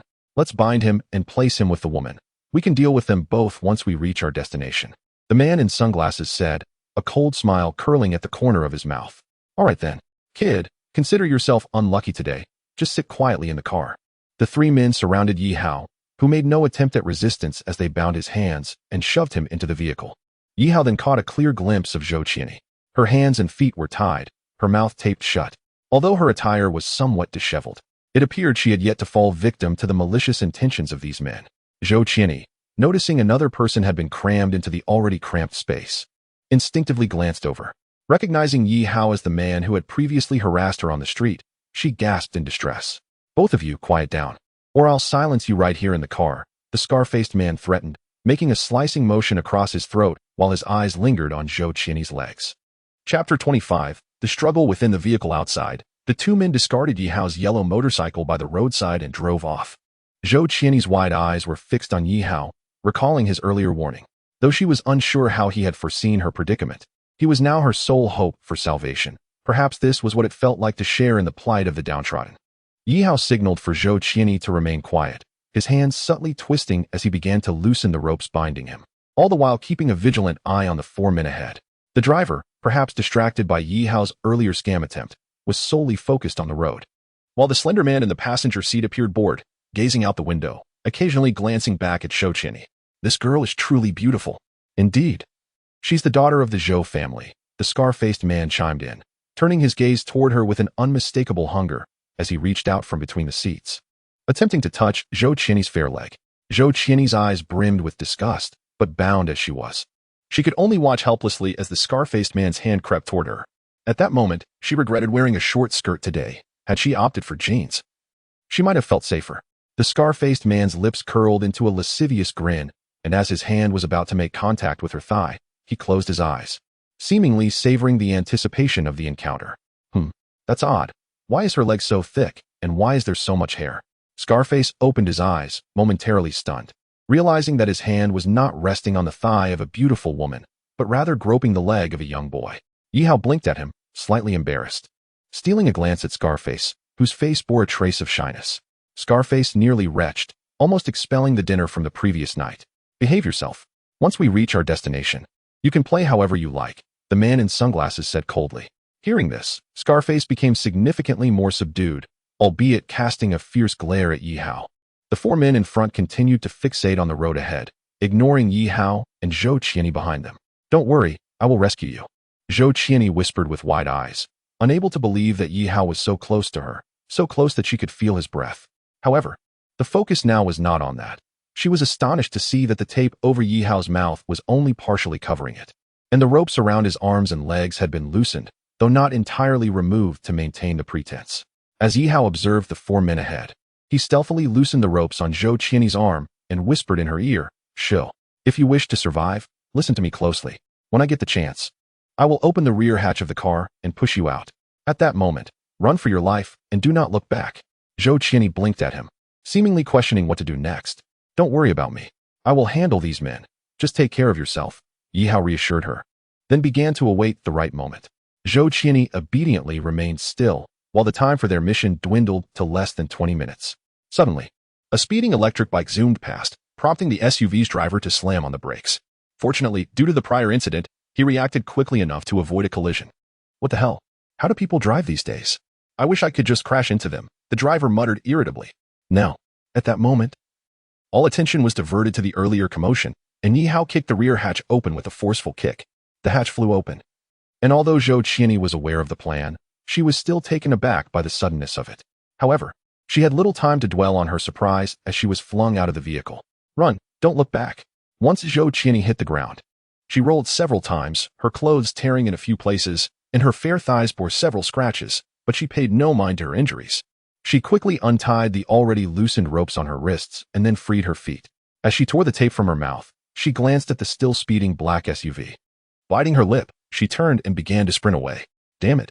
The voice from behind alerted the man in sunglasses, but the next moment, he felt his tie being violently yanked, a suffocating sensation enveloping his mind. You're unprofessional. How can you still wear a tie while doing this kind of work? Yi Hao's voice came from beside him, and as the other Scarface man reacted, he was met with a staggering blow. The immense force slammed his head against the glass, shattering it and leaving his head protruding outside the window. You son of a— The thin man in the passenger seat swung a fist toward Yi Hao's face. Yi Hao narrowed his eyes, sidestepping the blow and sliding into the second row of seats. He then used Scarface's tie to bind the thin man's arm while simultaneously kicking open the door next to the man in sunglasses, pushing him out. The man in sunglasses found himself half exposed outside the vehicle. Due to his arm being restrained, the thin man's body was also dragged partly out, and he hesitated to break free, fearing that the man in sunglasses might fall out. Mouse, stop the car. The thin man gritted his teeth, pulling on the sunglasses man's tie. Oh, I got it. The driver, Mouse, hastily pressed the brakes, but the next moment, he felt a sharp pain in his left leg, causing him to release the brake. Ah, here's a chicken leg for you. Yi Hao slapped Mouse's face, revealing a bone from a chicken leg lodged deeply into Mouse's thigh, blood staining his pants. You bastard, Mouse shouted, prepared to retaliate. At the same time, the thin man and Scarface, whose head was outside the window, drew their guns, aiming at Yi Hao. Yi Hao's heart raced. He hadn't expected them to possess firearms. With little time to dodge, he acted decisively, slamming the steering wheel. The car veered sharply, plunging into a field with a drop of about 3 to 4 meters. Bang! Bang! 2 gunshots rang out, shattering the stillness of the scene. The black SUV crashed into the field. Moments later, a somewhat disheveled figure crawled out from the rear hatch. What the hell? They actually had guns, Yi Hao panted, sitting in the field, shaken by the close call. Fortunately, he had reacted quickly enough to steer the vehicle off course, preventing a potentially deadly shootout in the cramped space. Who are you? A faint voice emerged from the right side of the car. Struggling to stand, Yi Hao cautiously looked over. He saw the man in sunglasses. Half of his body trapped by the car door, his lower half grotesquely mangled, yet he still breathed, coughing blood while casting a glance at Yi Hao. Ugh! Yi Hao found the scene hard to bear, but he peered through the shattered window to assess the inside of the car. The driver, Mouse, lay silently against the airbag. His neck grotesquely twisted, likely from the impact. The thin man was less fortunate, a bullet hole in his forehead indicating a shot from Scarface's gun. Scarface himself was relatively lucky, suffering only from glass shards embedded in his body, though his hairy thigh lay directly in front of Yi Hao. Yi Hao kicked it away. That's what you get for touching my leg. I've never let a girl touch my leg, and now you, of all people, have done so. I'm going to wash several times when I get home. After venting his frustration, Yi Hao noticed the still staring man in sunglasses, whose signature shades had long since been lost. Stop glaring at me. I'm curious how a person from the Yi family ended up in Haicheng doing kidnapping work. Has the Yi family fallen so low that they resort to abduction to get by? Confirming that there was no immediate danger, Yi Hao sat back down, watching the man in sunglasses. The latter's eyes were filled with astonishment. He attempted to move, but blood oozed from various wounds with every slight motion. How did you know I was from the Yi family? Who are you really? Who am I? My name is Yi Hao, he replied with a smile, though the man in sunglasses remained puzzled. Yi Hao chuckled to himself, reflecting on how the illegitimate son of the Yi family was so obscure, despite having lived there for over a decade. The youngest child of the Yi family was indeed that illegitimate child.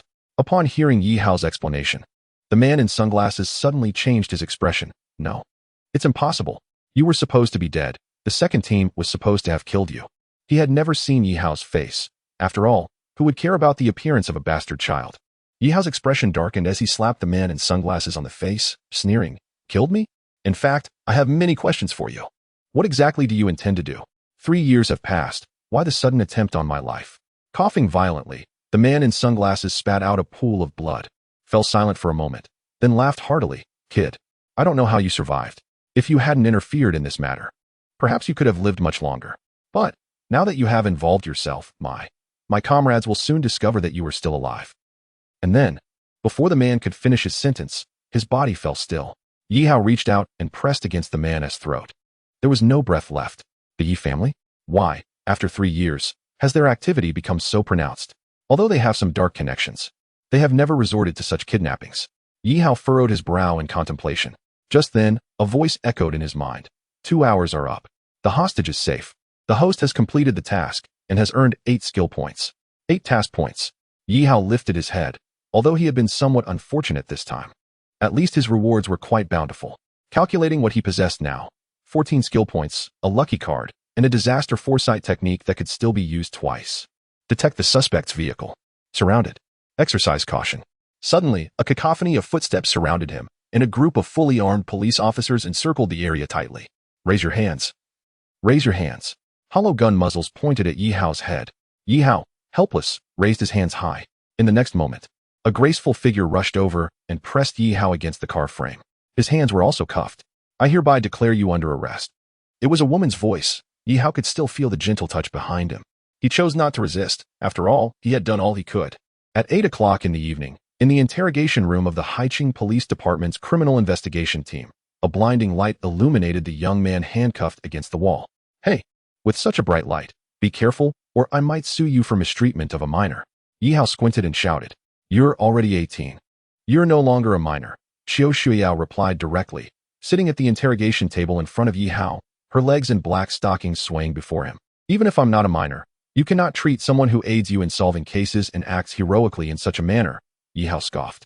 Since his arrest, he had been sent to this interrogation room, where this woman had interrogated him countless times. Robbing police motorcycles and assaulting delivery personnel are not actions of a heroic individual. In that black SUV, 3 of the 4 inside died on the spot, and 1 is still in the hospital fighting for their life. I want to know what happened in that vehicle. Qiu Shuiyao pressed Yi Hao for answers. Beautiful lady, you've asked that question several times. My answer remains the same. I wanted to save someone, which led to my previous actions. I apologize for those actions. As for what happened in the vehicle, those villains had some sort of dispute, and someone pulled a gun. Ultimately, the vehicle crashed into a field, and fortunately, I was unharmed. Yi Hao shrugged. That's just how it is. Do you think I would believe that? I advise you to be honest about your situation. Otherwise, when the surviving suspect awakens, we may uncover some interesting truths. Although Qiu Shuiyao's tone was serious, her legs continued to sway. Yi Hao instinctively gazed at her black-stockinged legs and chuckled. So, officer, what do you think the truth is? Qiu Shuiyao picked up a nearby document, her eyes flashing with insight. Before the incident occurred, our patrol happened to find you harassing a hostage. This could likely indicate that you were scouting the place. But you didn't expect to encounter our patrol and ultimately resorted to carjacking. After contacting your accomplices, you fled south in that black SUV. However, along the way, perhaps due to disputes over money or other conflicts, an internal strife erupted. You killed them, didn't you? Chapter 27. Use the lucky card. Clapping his hands, Yi Hao laughed and exclaimed, Officer, your imagination is remarkable. You should consider becoming a novelist. It would be a waste of your talent otherwise. Stop the nonsense. I advise you to come clean. Qiu Shuiyao leapt from the table, approached Yi Hao, and suddenly lifted her right foot, placing it on the chair where Yi Hao sat, precisely between his legs. What the hell are you insane? Yi Hao exclaimed, staring at her black stockings and high heels. Though the scene was enticing, it was perilous at that moment. Just a few centimeters away, and he might bid farewell to his manhood. If you don't confess, I will show you what a true lunatic looks like. Qiu Shuiyao leaned forward, staring intensely into Yi Hao's eyes, as if gazing at prey in her grasp. Yi Hao's heart sank. He initially thought he would be fine after rescuing someone, yet he had encountered this madwoman. However, he had 13 skill points, enough to redeem some abilities for escape. Yet that was not Yi Hao's desired outcome. Fleeing could mean living in the shadows, possibly becoming a fugitive online. Wait, the lucky card. Yi Hao recalled this item he had received before, the only reward the system had given him. Its effect was straightforward. The user would experience extraordinary luck for 1 hour. Although he was unsure how profound this luck would be, he had no other options left. Fine. To avoid unnecessary trouble, I will use it. Using lucky card. Luck duration, 59. After using the lucky card, no significant changes were evident. The woman before him still wore a stern expression. It seemed the card required some time to take effect, but he could not rely solely on it. He needed to make an effort as well. Officer, regardless of the accuracy of your earlier statements, let us set them aside for now. Allow me to present evidence that proves my innocence. First, my identity should be verifiable. I am merely a student from Haiching High School.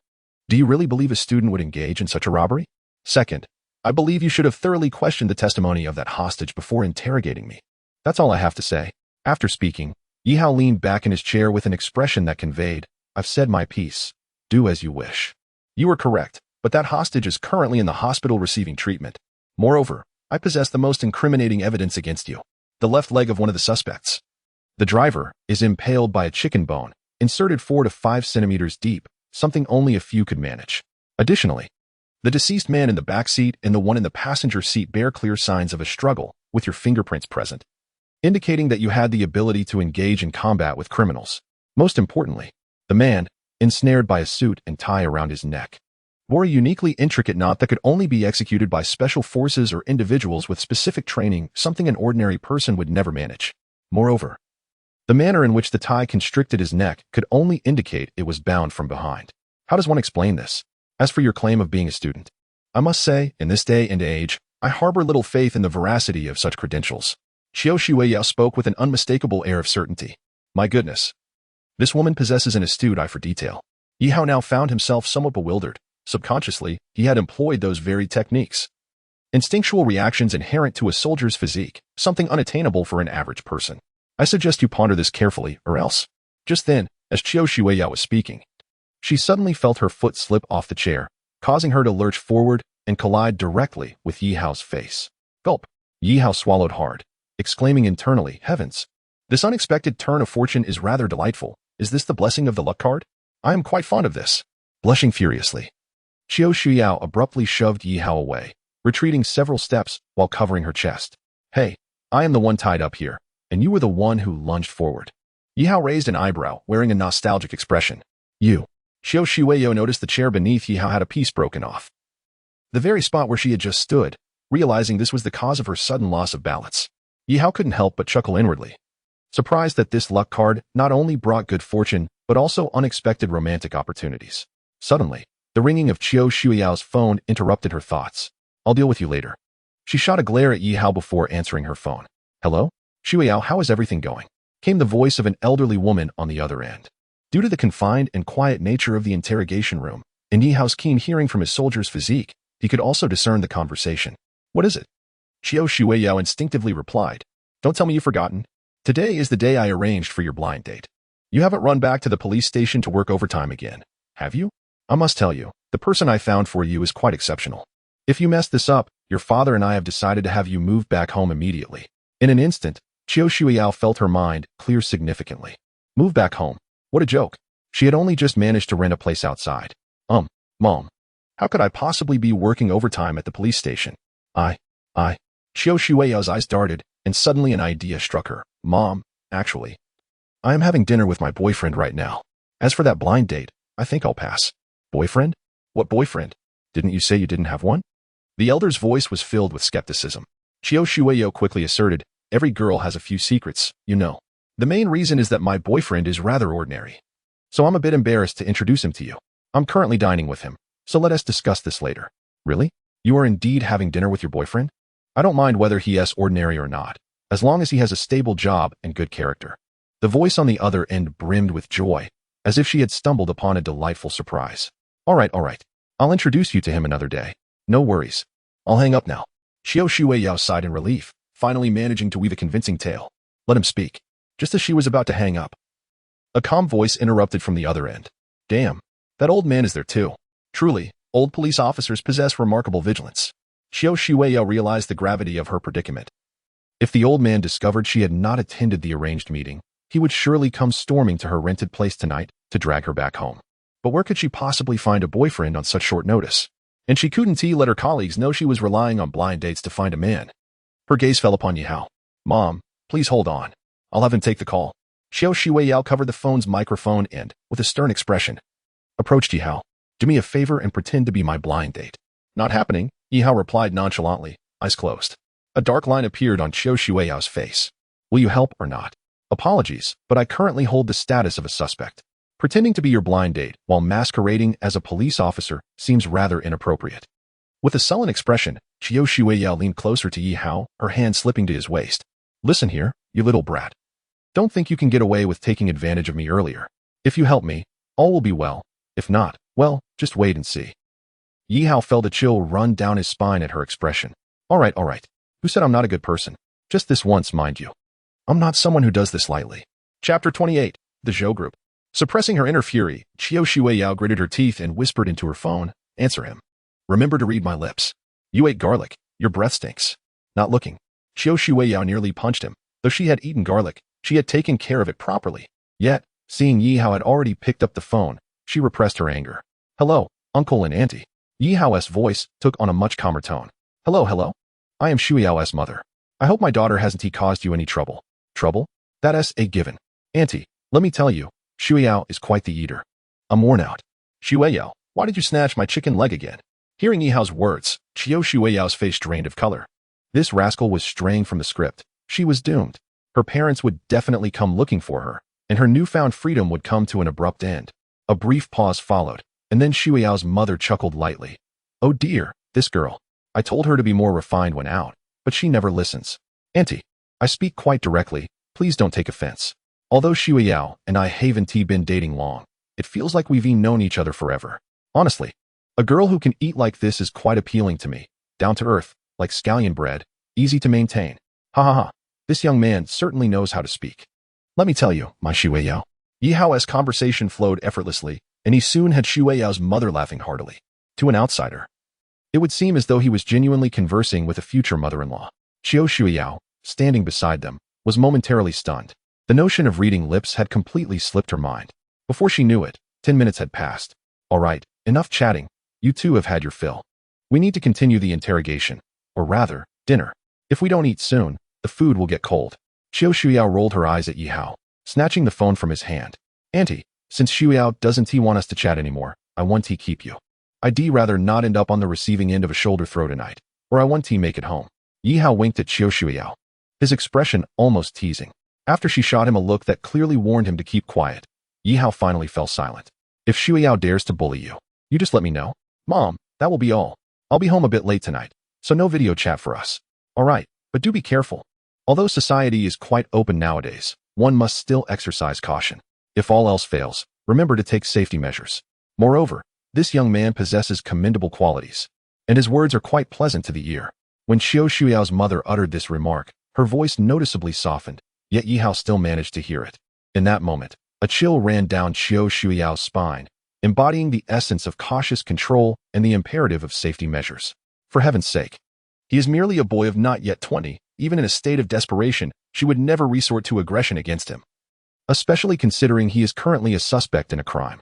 Eventually, after Qiu Shuiyao expressed her thoughts, the call was finally terminated. Who would have thought you were quite the actor? You were addressing me so affectionately just now, calling me Shuiyao. Qiu Shuiyao laid her phone down, a smirk playing on her lips as she regarded Yi Hao. He nodded with a smile, realizing today that not pursuing an acting career would indeed be a squander of talent. Of course, your father is a police officer, is he not? Although Shuiyao, your father did not utter a single word earlier, his breathing was distinctly audible. As for your mother, her verbosity was indeed remarkable. Qiu Shuiyao's eyes brightened. Clearly in agreement, absolutely. My father is the type to become terrifyingly stoic. My mother, on the other hand, can talk incessantly. Smack. Who permitted you to call me Shuiyao? Do you wish to establish a rapport with me? Let me make it clear. Let us return to the matter at hand. Quickly.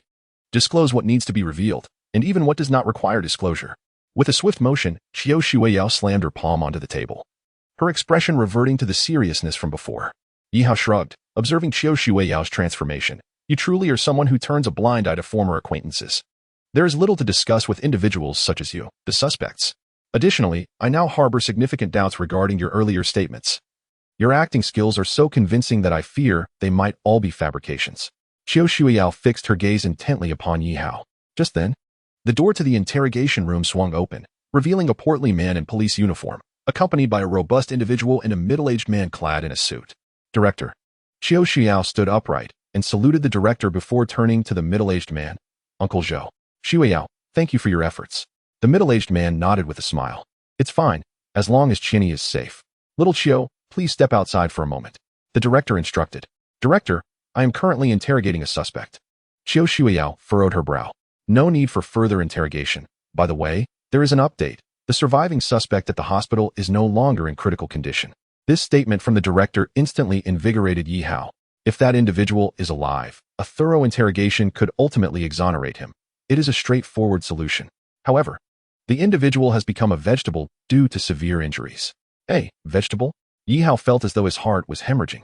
He glanced at the virtual numbers flashing in his mind.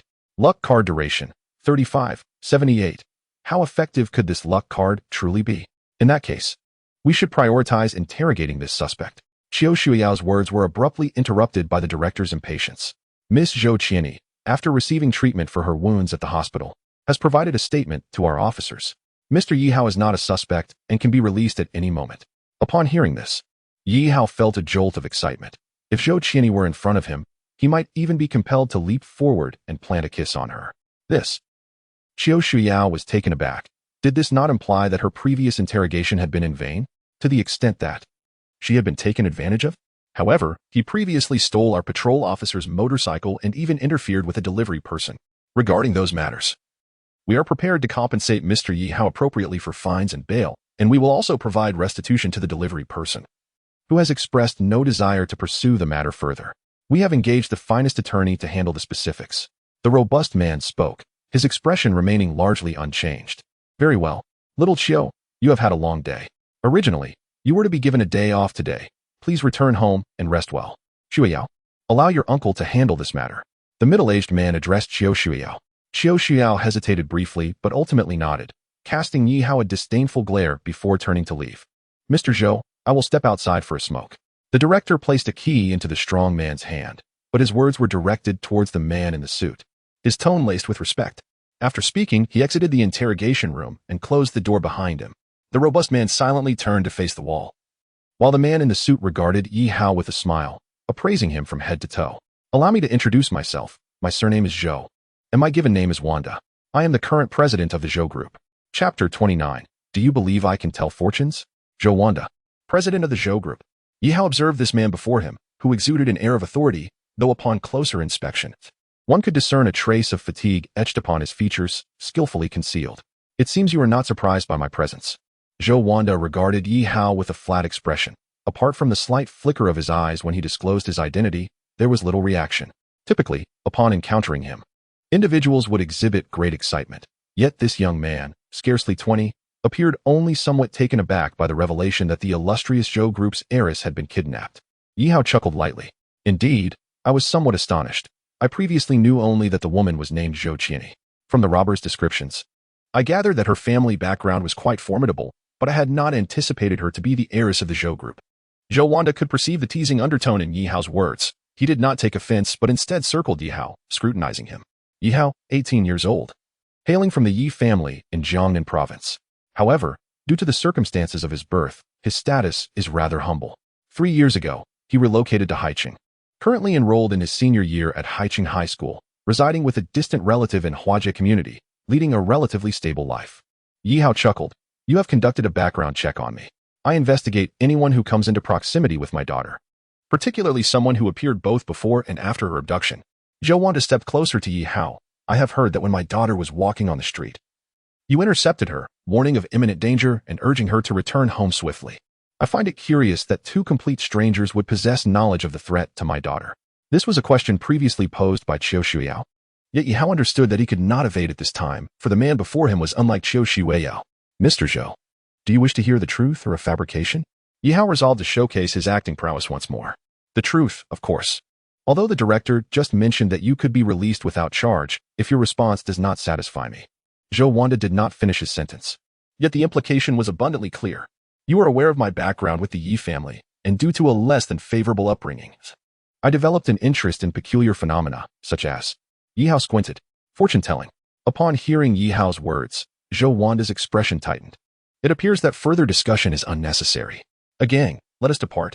Zhou Wanda turned, intending to summon his bodyguard to leave. Wait. Yi Hao was reluctant to remain in this place. I understand that Mr. Zhou may not fully believe what I say, but I possess a means to substantiate my claims. Could you allow your bodyguard to approach? I wish to converse with him. Yi Hao said, feigning an air of mystery. Jowanda halted, a glimmer of indecision in his eyes, yet he ultimately replied, I will grant you one opportunity. A gang, step forward. Under the boss's orders. The sturdy bodyguard Agang approached Yihao. Leaning closely, Yihao spoke mysteriously. Agang furrowed his brows but leaned in closer. Yihao whispered something into Agang's ear, ultimately emphasizing, remember the time, do not make a mistake. Agang stood up, his expression filled with skepticism as he gazed at Yihao. Yet, Yihao remained unperturbed, closing his eyes and sitting in tranquility. Agang returned to Jowanda's side, his demeanor somewhat peculiar. Agang, what did that fellow say to you? Jowanda inquired just as Yihao's voice resonated. Mr. Zhou, some things lose their efficacy once spoken. I assure you, before 8 o'clock tomorrow morning, you will come looking for me. With his eyes still shut, a faint smile graced Yihao's lips. While the time for his lucky card was nearing its end, he had accomplished what he needed to do. Jowanda suppressed his curiosity and departed the interrogation room with the gang, deliberately pocketing the handcuff key that the director had previously entrusted to him. Boss, how did it go? Director Hao, smoking outside, approached Jowanda with an immediate smile. Director Hao, I need to trouble you once more. No one is to enter this room before 8 o'clock tomorrow morning, except for those delivering food. If I am not back by then, you may handle that fellow as you see fit. After speaking, Jowanda strode toward the exit, with a gang closely trailing behind, glancing at his watch intermittently. As Jowanda walked outside, a sense of agitation gnawed at him, not solely due to his precious daughter's predicament. The events that had transpired had unequivocally crossed his threshold of tolerance. Those individuals had resorted to unscrupulous means to achieve their ends. This time, Qian-Yi had narrowly escaped disaster. Yet who could foretell if such occurrences would resurface? Suddenly, as Jowanda stepped out of the police station, perhaps due to his distracted state, he misstepped and nearly toppled sideways, his elbow dangerously close to the approaching marble steps. A collision would surely result in some form of injury. Watch out, boss. In that instant, a gang, appearing from behind, caught Jowanda, preventing his fall. That was close. A gang, thank you. Jowanda regained his balance, exhaling in relief, oblivious to the astonishment gleaming in a gang's eyes. Subsequently, Jowanda exercised greater caution, returning to the Zhou family villa under a gang's careful escort. In his study, Jowanda picked up the phone and dialed a number. Hello, Qian-Yi. What is it? The voice on the other end was cold, almost pushing him away. Qian-Yi, how is your wound? Do you need me to come see you? No need. Jowanda's inquiry was swiftly dismissed. Qian-Yi, this situation was exceedingly perilous. Why don't you consider moving back home? Don't worry about me. Just manage your business. The line went dead, leaving Jowanda sighing, preparing to place the phone on his desk when he inadvertently brushed against a scalding teacup. The cup tilted precariously, hot water threatening to spill onto his trousers, certain to scald him. Boss. Yet, there was no sound of the cup shattering or tea spilling. A gang had steadied the cup, appearing seemingly out of nowhere. Jowanda looked at a gang in surprise. What are you doing here? Typically, Jowanda stationed bodyguards on the first floor of the villa, reserving the second for his private space, and even his trusted Agang would not ascend without permission. Agang opened his mouth but remained silent. Chapter 30. The Strategist. The following morning, the dining table in the Zhou family villa was laden with an array of sumptuous dishes. However, Jowanda had no appetite, his face drawn and marked with faint dark circles under his eyes. Agang, can't you say something? Jowanda looked at his bodyguard beside him, his gaze tinged with caution. It was not that he doubted Agang. They had been together for over a decade, and if he could not trust him, who could he trust? Yet, the events of the previous night and Agang's actions were undeniably strange. First, there was the incident of the fall on the steps after leaving the police station, then the teacup mishap, and a series of other occurrences. While organizing documents, he had nearly deleted an important file, only to be saved by Agang's timely intervention. To top it off, he had been unable to sleep, and, while gazing at the sky from the balcony, had been attacked by a wasp, which Agang had swiftly dispatched. After a night of sleeplessness, Jowanda had stumbled down the stairs, nearly tripping over a low threshold, only for Agang to be there once more. The night had been fraught with misfortune, yet Agang seemed to possess an uncanny foresight, appearing at critical moments. However, while such occurrences could be dismissed as mere coincidence once or twice, the frequency began to cultivate an eerie atmosphere. Agang glanced at his watch. The hands pointed to 7 o'clock. He exhaled, beads of sweat dotting his forehead, disregarding the usual decorum to sit directly across from Jowanda. Boss, that fellow is too peculiar. Jowanda regarded Agang with curiosity. You must be wondering why I was able to appear whenever you were in danger last night, right? It's because that fellow had given me some specific timings. Agang's eyes widened, his tone cautious. The fellow from last night. You mean Yihao? Zhou Wanda frowned. The time. He instructed me to remember certain moments and to be fully alert when they arrived. Otherwise, I couldn't possibly protect you every time something happened. As a gang spoke, he swallowed hard. He too had not slept well, haunted by the numbers that fellow had relayed. Initially skeptical, he could no longer afford to doubt after the first incident unfolded. It was inconceivable that Zhou Wanda and Yi Hao would conspire to deceive him. Zhou Wanda remained silent, his hands propped on the table, chin resting on his palms, his expression grave. That fellow is not simple. A gang, I ask you, how capable is he? His skills should be considerable. As a professional bodyguard, I can discern details that many officers overlook. The robber's vehicle crashing into the fields was no coincidence. That fellow orchestrated a counterattack inside the vehicle. With armed assailants, he emerged unscathed while inflicting casualties on the adversaries. That fellow is extraordinary. A gang's tone was earnest. I understand. Prepare the car. We are going to the police station. The door to the interrogation room swung open. Zhou Wanda and a gang were taken aback to find Yi Hao asleep on the interrogation table. Hearing the doors creak, Yi Hao stirred, stretching lazily. You finally arrived. I'm hungry. Let us go eat. With that, Yi Hao leaped from the table, a cheerful glint in his eyes as he looked at Zhou Wanda. Zhou Wanda noted the handcuffs unfastened on the interrogation chair and felt his pocket. The key was still there. He glanced at a gang, who understood his unspoken thoughts and whispered, if it were me, I could also free myself from handcuffs overnight. However, I cannot achieve perfection like him. The handcuffs showed no signs of damage, and his palms bore no swelling from the dislocation technique. All right, I understand. Zhou Wanda took a deep breath, stepped back, and pointed toward the door. Mr. Yi, please. Thank you. Yi Hao nodded, not indulging him, and walked straight out. As he sat in Zhou Wanda's car, Yi Hao could feel the curious and wary glances exchanged between Zhou Wanda and the driver, a gang. Observing Zhou's demeanor, Yi Hao remarked, it seems your bodyguard did an excellent job protecting you last night, but I must admit, I am somewhat surprised by your recent misfortunes. Yi Hao appeared to know what had transpired the previous night. Of course, he was aware. This insight stemmed from his unique ability to foresee calamities. In a moment of desperation, Yi Hao had devised a plan to convince Zhou Wanda of his extraordinary divination skills, attributing all inexplicable occurrences to fortune-telling. It could also be said that Yi Hao was fortunate to encounter Zhou at his lowest point. Mr. Yi, is there truly such a mystical power in this world? Could it be that the legends of Huaxiao are indeed genuine? Zhou Wanda, unable to suppress his curiosity, inquired. Mr. Zhou, I have yet to have breakfast. If you wouldn't mind treating me to a meal, we can continue our discussion. In a high-end restaurant, Yi Hao patted his stomach, gazing at the remaining plates filled with food before him. Indeed, the breakfast of the affluent differed vastly. Unfortunately, his appetite was limited, and he could not consume it all. Mr. Yi, may we converse now? Of course. Let me address your earlier question. I cannot discern which legends from Huaxiao are true or false, but I can certainly trust in the abilities I possess.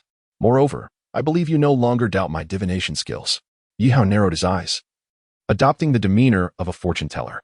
I am a businessman. I previously dismissed such notions. However, I have come to believe now. Since you possess such secret arts, why not assist me? Zhou Wanda nodded. A businessman who had once been skeptical, now compelled to believe following last night's events. No, Yi Hao firmly responded. There is a saying, heavenly secrets must not be leaked. I have already divulged a bit for your esteemed daughter. To say more would surely invite divine retribution. Besides, I am merely a novice. 2 consecutive divinations have severely drained my energy. Yi Hao shook his head in resignation. It was a jest. His foresight ability had but 1 use remaining. In other words, he could only maintain the facade once more, and wasting it was not an option. Zhou Wanda remained silent for a moment, aware of the balance of propriety. Accepting Yi Hao's words, he refrained from further inquiry. Mr. Yi, my prior actions were short-sighted, and I hope for your understanding. Zhou Wanda suddenly produced a card and placed it before Yi Hao. I have a matter requiring your assistance, should you be willing. This card contains 1 million, and it is yours. Chapter 31. Becoming a bodyguard. Yi Hao's eyes brightened. 1 million. He swallowed hard, striving to maintain his composure. After all, he was now a mystic of sorts and must not be swayed by material temptations. Mr. Zhou, please explain your situation, and I shall see if I can assist. Zhou Wanda promptly began recounting his predicament. In essence, it was simple. He had discovered Yi Hao's remarkable abilities and sought him to protect his daughter, Zhou Qianyi.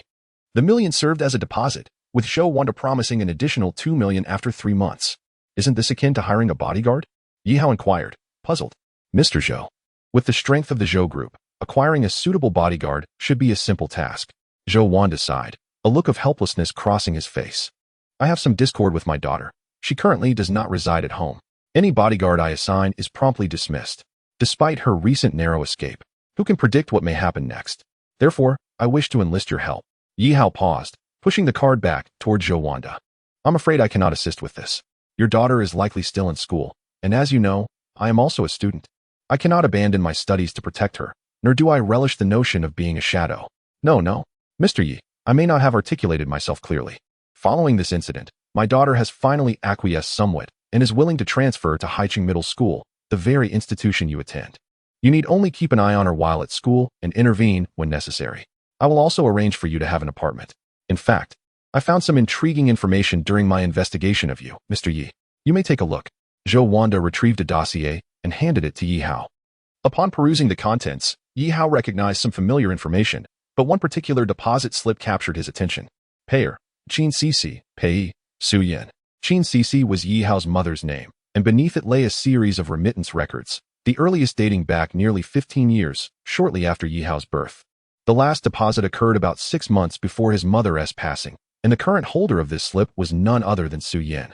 The total sum amounted to a staggering 500,000. A wry smile crept across Yi Hao's lips, filled with both self-mockery and warmth.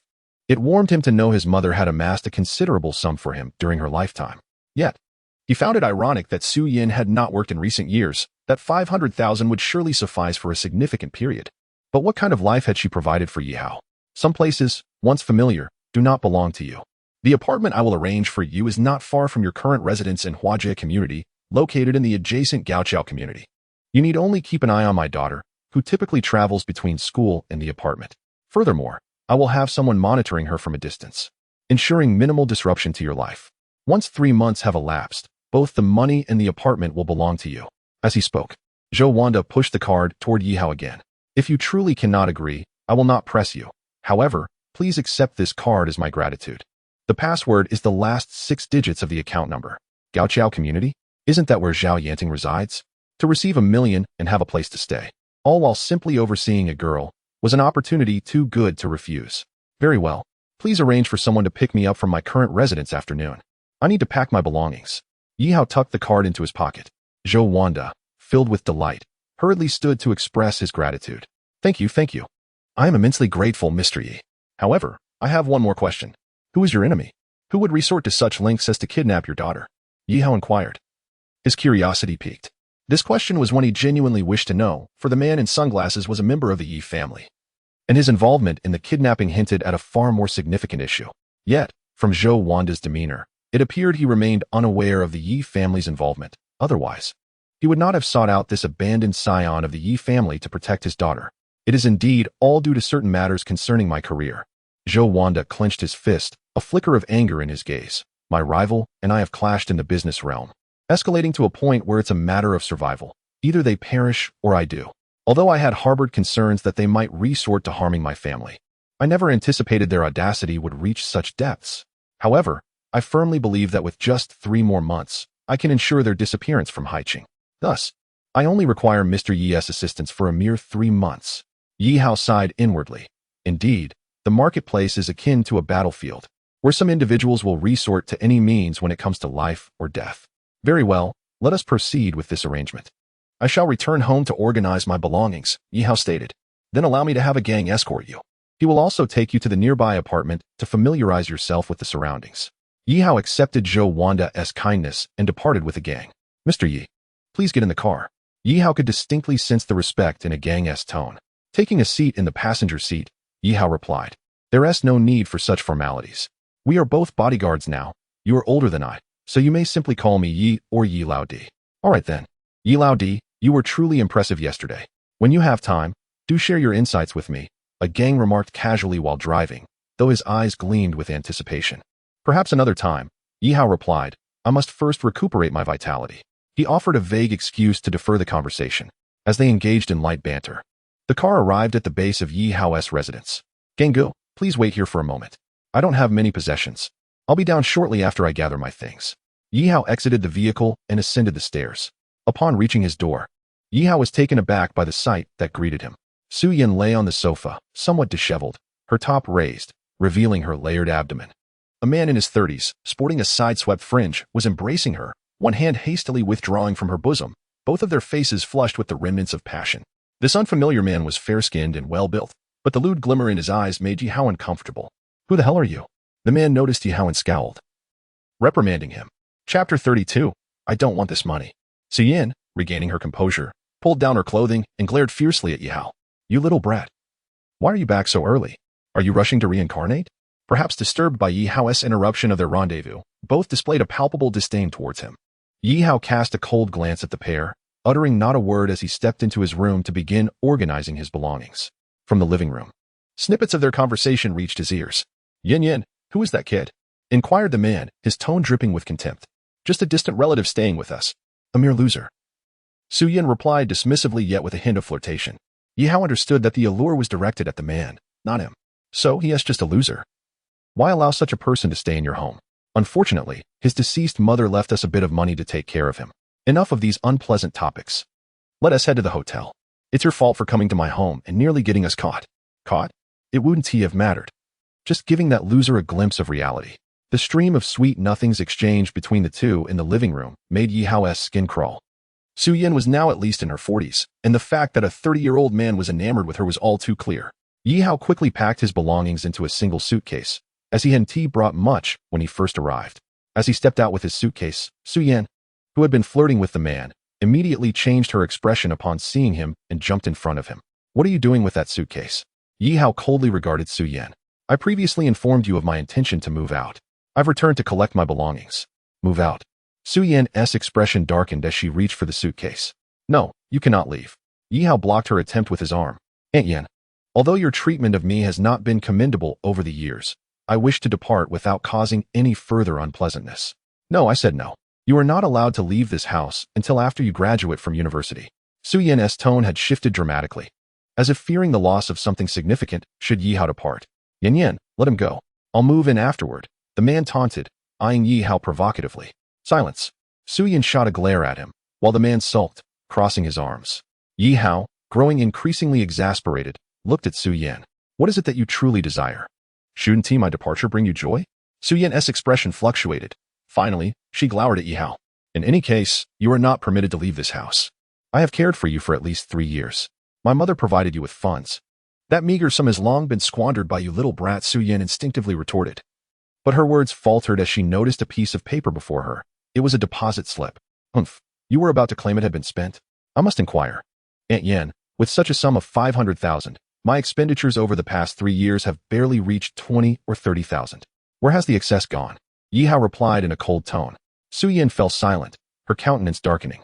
Meanwhile, the man on the sofa exhibited a glint of intrigue. "However, as for that 500,000, I have no intention of claiming it. Farewell." Yi Hao had thought this would finally allow him to leave.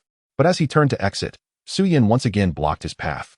A forced smile crept onto her face as she regarded Yi Hao. "Well, Yi Hao, actually I acknowledge that I haven't been kind to you in the past, but you must understand.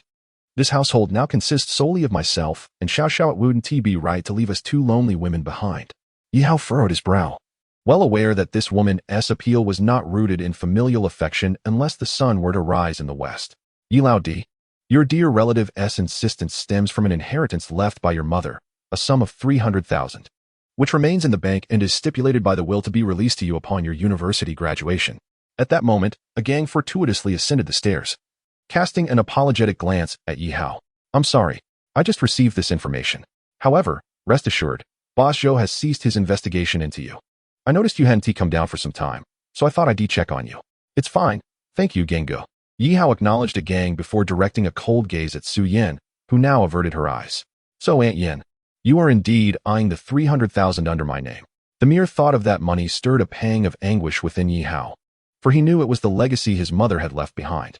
Despite her lowly status as merely a mistress, the Yi family had consistently provided her with a modest allowance, which she had diligently saved for him. Suyin clenched her teeth, her fists tight, remaining silent. At that moment, Su Xiaoxiao happened to ascend from downstairs. She cast a surprised glance at Yi Hao and the others standing at the door, but her expression soured significantly upon spotting the handsome man inside the room. It appeared she was aware of the intimate relationship between her mother and this man. "I'm tired. I want to be having dinner. Please do not disturb me," Su Xiaoxiao stated, disregarding the situation involving Yi Hao and the others, and with a composed demeanor. She walked straight into her room without uttering another word. Meanwhile, Suyin paid no heed to her daughter and continued to fixate on Yihao.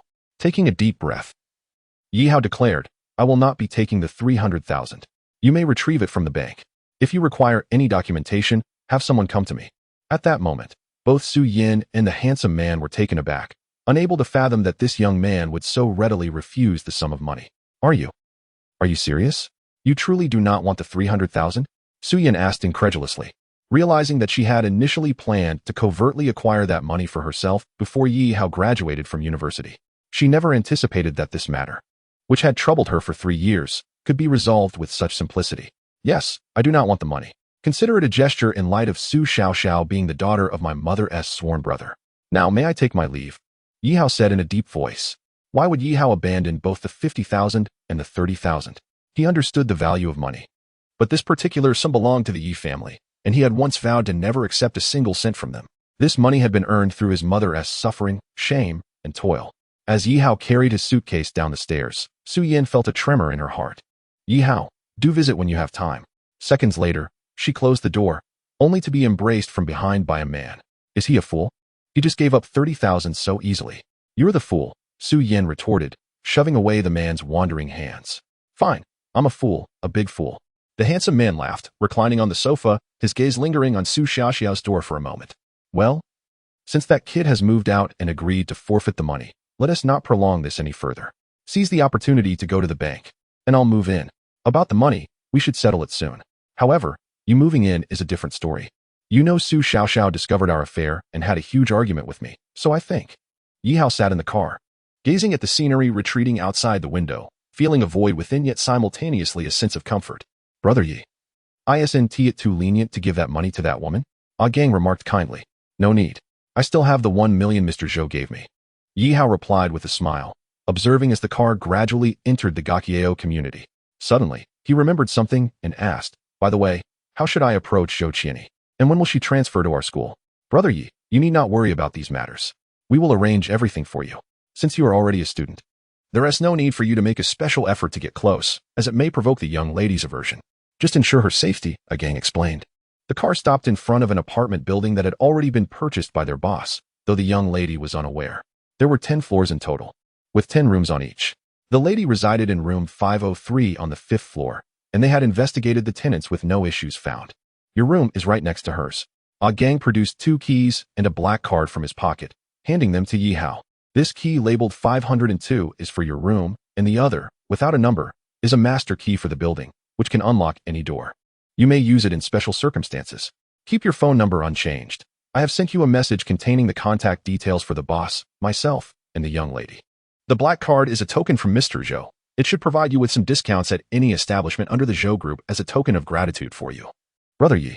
Yihao accepted the keys and the black card, placing them in his pocket. He patted Ah Gang on the shoulder. All right, I'm heading up. Please, allow me to treat you to a meal sometime. Sure. Stay safe, and feel free to call me if anything comes up.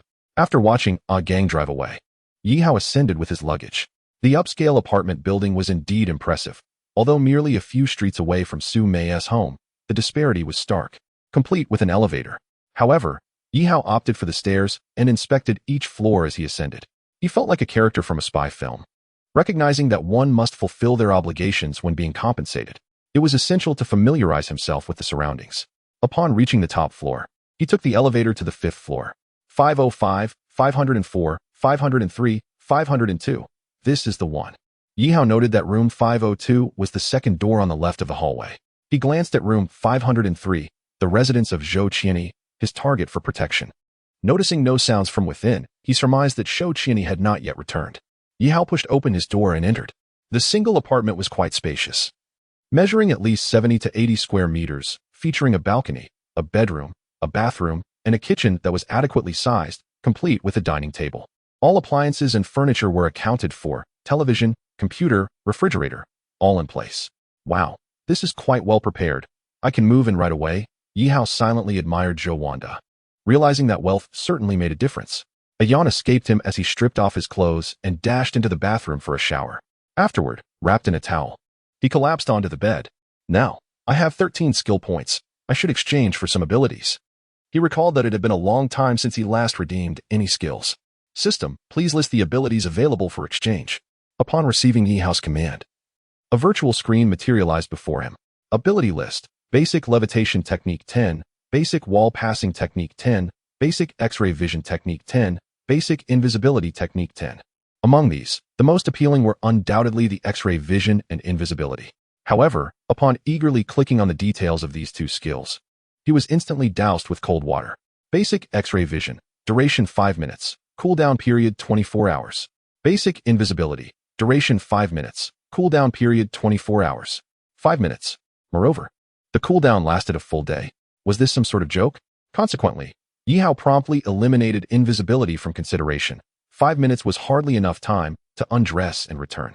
As for the 5 minutes of X-ray Vision, despite the tantalizing whispers of temptation in his mind, he ultimately opted to forego it, realizing that 5 minutes held little practical utility. System, what kind of abilities are these? Such limited durations. Yi Hao grumbled inwardly. The effects of basic abilities are thus. Should the host wish for longer-lasting and more powerful abilities, they must upgrade the system level. System level? Yi Hao suddenly recalled that upon awakening the system, it had indeed mentioned that his level was only 1. How does one upgrade the system level? To upgrade from system level 1 to system level 2, 50 ability points are required. Yi Hao nearly leapt from his bed. 50 ability points. After toiling tirelessly for several days, he had only accumulated 13. Ultimately, after much contemplation, Yi Hao decided to exchange for an ability to experiment with. After all, such phenomena were only witnessed in films. As for the ability points, he could gradually gather them. Elementary Object Control Technique consumes 10 ability points. As soon as he exchanged for the ability, Yi Hao could hardly contain his eagerness to try it out. Following the system's instructions, he fixated intently on the television remote in the distance, silently reciting the incantation for the object control technique. In an instant, the remote began to levitate. He then shifted his gaze to a nearby pillow, which promptly floated up, causing the remote to fall to the ground. 5 minutes later, everything returned to normal, yet Yi Hao felt an overwhelming fatigue in his mind. He pressed his head in contemplation. It seems that wielding this ability has side effects on the body. The movies always claimed it relied on mental strength. Could it be that he had overexerted his mental faculties? Nevertheless, this minor side effect dissipated within seconds, and Yi Hao paid it no mind. This trial had provided him with a preliminary understanding of the ability, based on the description and his own practice. The object control technique allowed him to manipulate anything within a 50-meter radius, although the weight of the object had to be taken into account. With his current capability, he could not move something as heavy as a car.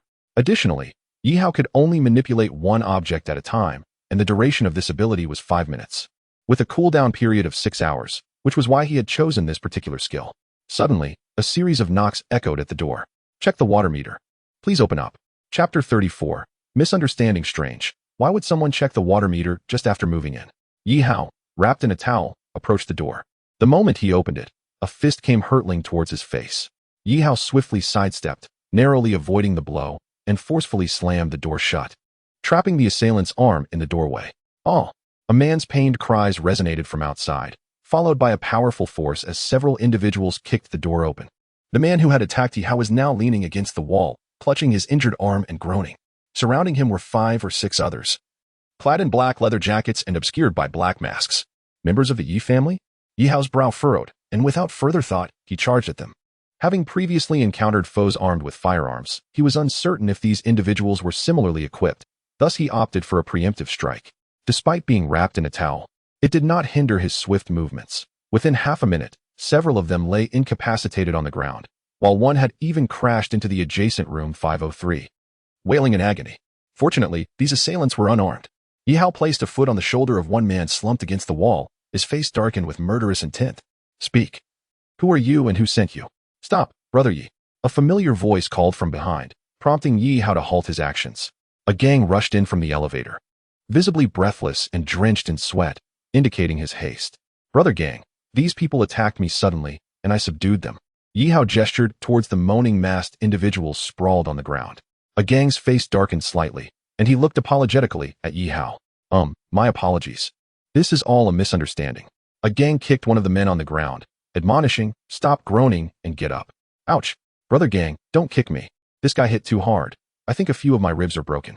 The man on the ground removed his mask, revealing a robust middle-aged face. Though his expression was contorted in pain, yet, in his eyes, there was a glimmer of admiration for Yi Hao. Yi Hao frowned. What is going on? A gang sheepishly scratched his head. Well, these fellows are bodyguards assigned to protect the young lady. Earlier, on my way back, I mentioned that the young lady had acquired a personal bodyguard, and they were quite dissatisfied, so. A gang's unspoken words were clear to Yi Hao. It seemed these men were resentful of the fact that he, a youth, had been chosen as a bodyguard for the young lady, prompting them to come and assert their dominance. Look at all of you. Isn't it embarrassing? Hurry up and apologize to Mr. Yi. A gang chastised the bodyguards. One by one, the bodyguards stood up, offering their apologies. Brother, I'm really sorry. Brother, you hit hard. My waist still hurts. Forgive me. I'm the leader of this group, Zhao Hu. If you're upset, feel free to hit me a few more times. The robust man spoke sheepishly, gazing at Yi Hao. Yi Hao let out a breath of relief, so it was merely a misunderstanding. He had initially feared that members of the Yi family had come seeking him. He decided to let it go this time, but he expressed firmly, I hope such a situation does not occur again. I am here to protect, not to engage in fights. Should this happen again, I cannot guarantee I will hold back. Yi Hao's expression was solemn. He was correct. If he were to lose control, these men would either be gravely injured or worse. Yes. You guys should head to the hospital first. We'll invite you for drinks as an apology next time. Zhao Hu said awkwardly before leading his companions away. My apologies. They are excellent bodyguards, just a bit rough around the edges. A gang still bore a hint of regret as he looked at Yi Hao. All right, let us head back. I may have been a bit heavy-handed. Take them to the hospital. Yi Hao waved his hand, not pressing the matter further. Okay. Call me if you need anything. A gang said before departing with the bodyguards in the elevator. Zhao Hu, you all finished so quickly? I was only gone for half a minute this evening. A gang remarked, glancing at the bodyguards. Zhao Hu chuckled self-deprecatingly. Brother gang. Thank goodness you only left for half a minute. If you had been a minute later, you would have had to call an ambulance for us. Is it that serious? A gang exclaimed in surprise. Aren't you all retired professional soldiers? Brother gang, regarding that young man, I can only say one thing. Boss Zhou has struck gold this time. As long as he is present, unless the opponents wield firearms or explosives, even if a dozen more like us were to come, Miss Zhou would be unharmed. Hearing Zhao Hu's words, a gang felt a twinge of surprise. He understood that Zhao Hu and his men were inherently proud, often harboring a temper even towards themselves. Yet now, they held no resentment towards the young man, which indicated that in that brief minute, Yi Hao had completely subdued them. By the way, brother gang, I must caution you about something. When that young man fights, there is a palpable killing intent. If a real incident occurs, Boss Zhou will certainly have a mess to clean up. Zhao Hu recalled the scene from earlier, and his skin prickled with fear. It was terrifying, truly terrifying. Just thinking about it sent shivers down his spine. A gang quietly noted this, preparing to report back to the boss later. Meanwhile, Yi Hao, still wrapped in a towel at his doorway, chuckled inwardly. He understood that this situation was likely not a mere misunderstanding, but rather a test from Boss Zhou. However, if you are going to test me, at least tidy up the battlefield before you leave. Yi Hao leaned against the wall, observing the disarray in the corridor. The situation was manageable, aside from the door of room 503 that had inadvertently swung open. However, a delicate flower pot beside the door lay in shattered fragments. Its orchid silently sprawled on the ground. The orchid bore no blossoms, indicating it had yet to bloom, with only verdant leaves remaining, now in a state of disarray that could only be described as lifeless. To inadvertently damage someone else's property on the very first day was a predicament that left Yi Hao at a loss for words. He began by sweeping the dust off the floor, but the shattered orchid presented a genuine dilemma. Could it be dead already? Crouching down, he poked at the plant, noticing the yellowing leaves that suggested its demise. Qianyi, your wounds have only just been dressed. Why not rest a bit longer in the hospital? I'm fine. Just a few minor injuries, came the reply. Just then, voices echoed from the elevator, and two familiar figures appeared before Yi Hao. He looked up in surprise. My flowers. What are you doing here? He swallowed hard as he faced the two women he recognized.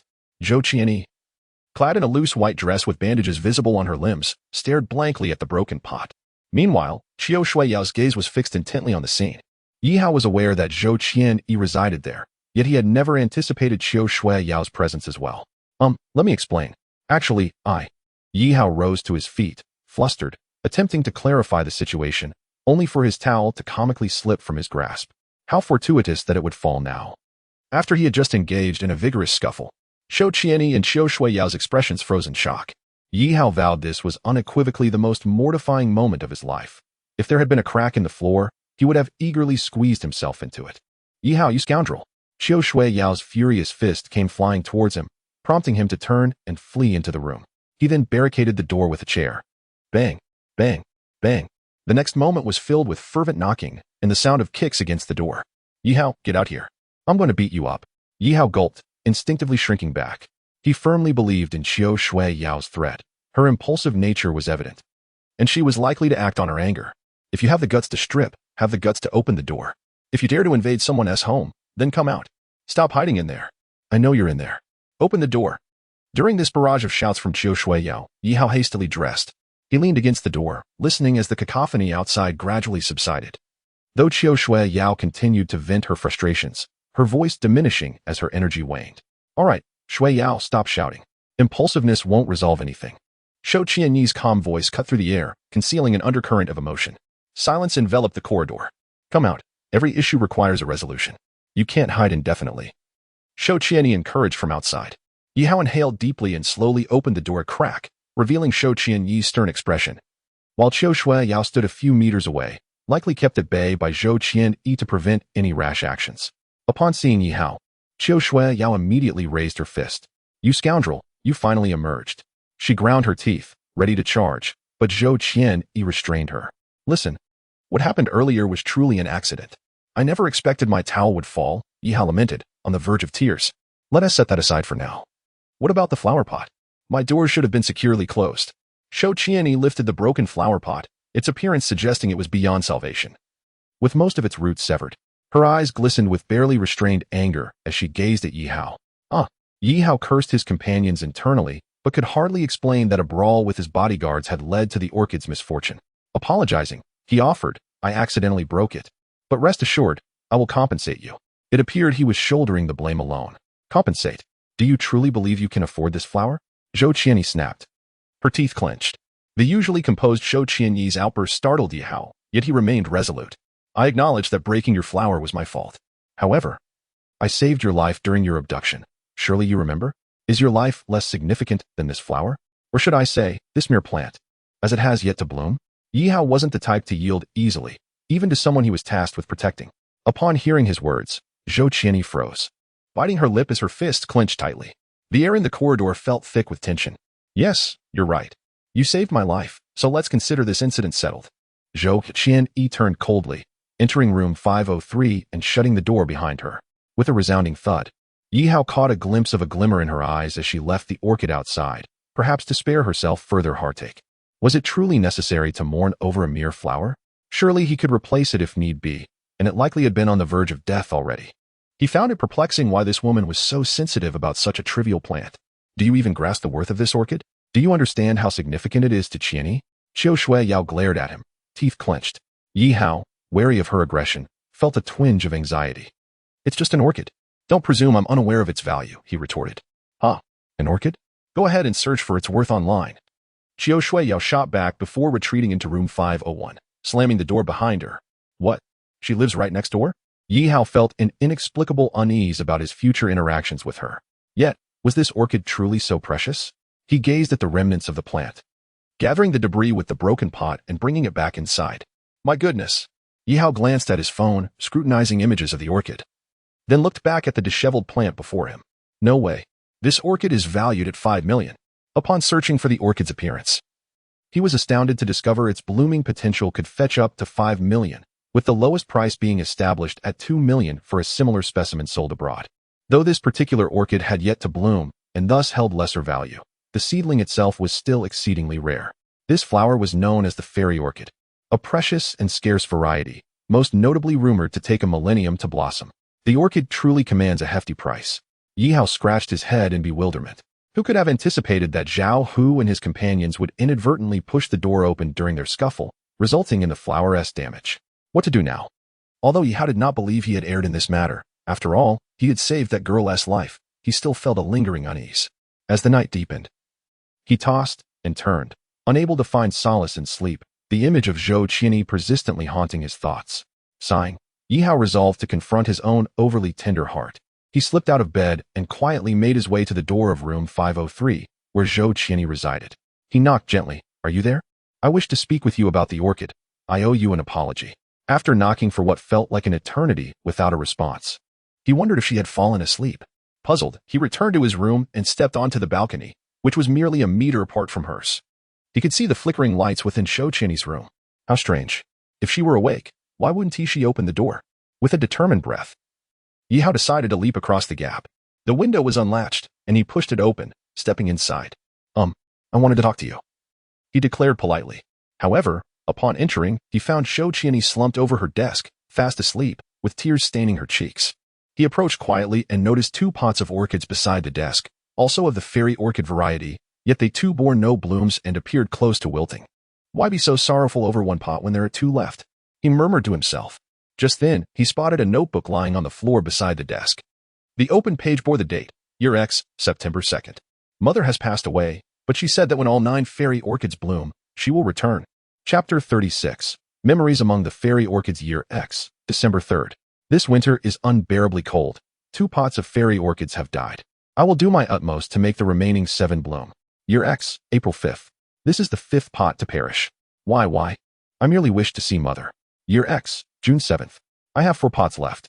My spirits have been low for 3 days, and I haven't eaten. Year X, June 8th. I quarreled with Father today. He said the fairy orchids cannot bloom and that Mother will never return. He lies. I despise Father. Yihao gazed at the diary, enveloped in silence. It chronicled the life of a little girl who began writing at the age of 4, transitioning from childish scrawl to a delicate script.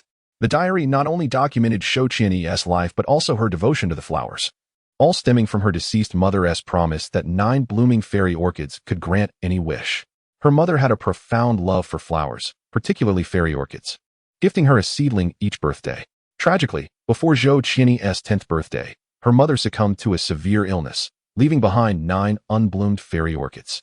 Since then, Shou-Chini had become obsessed with making them bloom, yet harsh reality claimed one after another. Turning to the most recent entry, year X, October 29th. Another pot of fairy orchids has died. Mother, I think of you. A few tears stained the page. Yihao gently placed the diary back on the table and took a blanket from the bed, covering Shou-Chini with it before returning to his room, his gaze lingering on the nearly lifeless fairy orchid on the floor. He chuckled self-deprecatingly. Well, who asked me to be so soft-hearted? System. Do I possess the skill of a gardener? Gardener.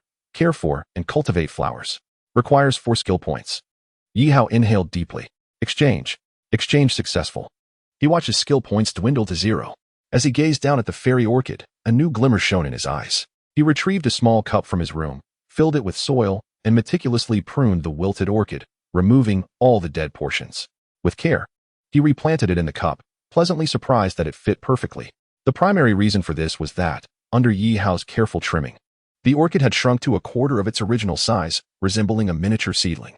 Afterward, Yihao ventured out into the night, scouring High City for the ingredients he needed: red flower liquid, spring water, and dove's blood. In the early hours, he returned to the apartment laden with supplies and retreated to the bathroom. As dawn broke, he emerged, his expression weary. In his hand was a glass vial containing a dark liquid. He approached the fairy orchid and poured the contents of the vial over it. My dear little one, you must revive. I've spent all my skill points on you, returning to square one.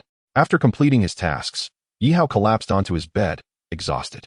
Utilizing his gardener skill, he had performed a final rescue on the orchid. Whether it would prove effective remained to be seen. I'm not foolish. Is it worth it for a single flower? He covered his eyes with his arm, yet for reasons unknown, tears escaped the corners. Mother, I miss her too. The following morning, Yihao received a text from Zhao Hu, informing him that Shou-Chini would not be leaving her room due to her injuries. Thus, he set out for school alone, feeling lackluster. Upon arriving, he noticed his deskmate, Song Xiaoya's empty seat. Right, today she was participating in that music competition. He wondered how she fared. Suddenly, a melody echoed from the school's loudspeakers. Yihao, resting his head on the desk, paid little mind. It was Monday, and the school typically held a morning assembly during the first period, exempting the senior class from attendance. Now broadcasting an announcement. All students, including those from the senior class, please proceed to the playground for today's assembly. The unexpected announcement left the seniors puzzled, yet they complied, descending the stairs as before. Yihao, reluctant to move after a long night, was compelled to do so when Zhao Yanting appeared before him. Faced with the beautiful teacher, he had no choice but to follow her down. As he arrived at the playground, Yihao squinted at the brightening sky, struggling to stay awake. Today, in addition to our usual morning assembly, we have another matter to announce. Last week, An incident occurred at our school's entrance where a student was assaulted, resulting in hospitalization for a week. Yi Hao's drowsiness vanished as he recognized Zhou's vice principal standing at the podium. Typically, the principal would address the assembly at this time. "Where's the principal?" he inquired of a nearby classmate. "I heard he's on a business trip. The vice principal is in charge this week." At that moment, Yi Hao felt a piercing gaze directed at him. Turning to follow its source, he saw Wang Zihao, a chilling smile playing on his lips, as if some delightful spectacle was about to unfold. "Ah, so this fellow has been discharged from the hospital." Yi Hao smiled lightly as he gazed at Vice Principal Zhou on the stage, seemingly foreseeing the impending events. In a lengthy discourse, Vice Principal Zhou condemned the perpetrator, portraying him as irredeemably wicked and profoundly mistaken. After careful consideration, the school decided to impose a severe penalty on this student, Yi Hao from Class 4 of the 3rd year. He was requested to step onto the stage to reflect on his actions before the morning assembly concluded. Yi Hao chuckled, feeling the weight of numerous astonished gazes fixed upon him. "Yi Hao, isn't that the name of the top scorer from the recent monthly exam?" Mixed reactions rippled through the crowd, disbelief evident in their expressions. How curious that the top student is facing such serious repercussions. Whispers of misfortune followed him. A student with a severe penalty might be barred from college entrance examinations, or at the very least, face point deductions.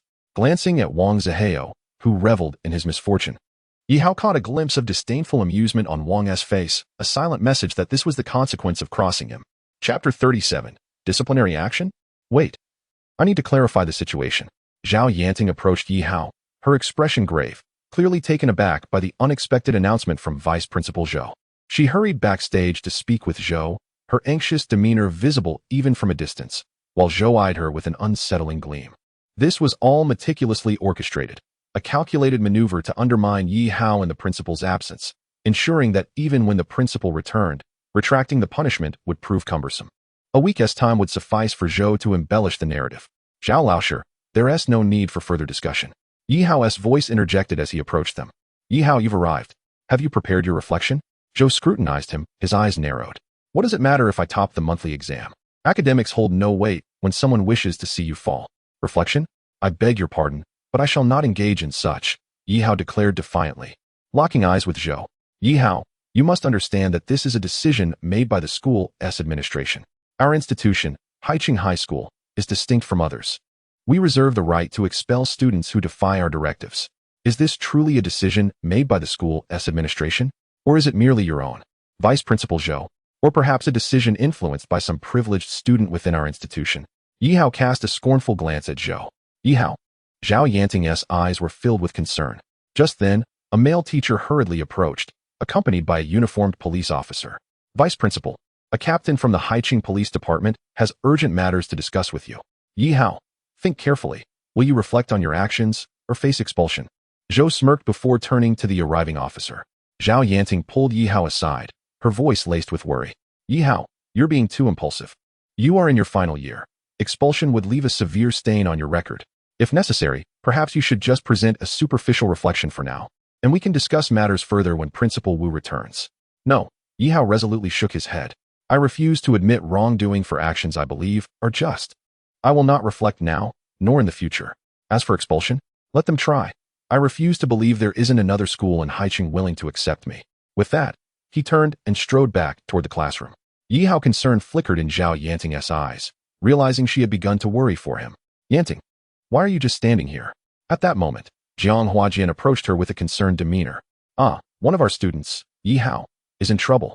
Zhao bit her lip, troubled. Jiang Huajian's smile faltered. "Yi Hao, you're overly concerned. He's just your student.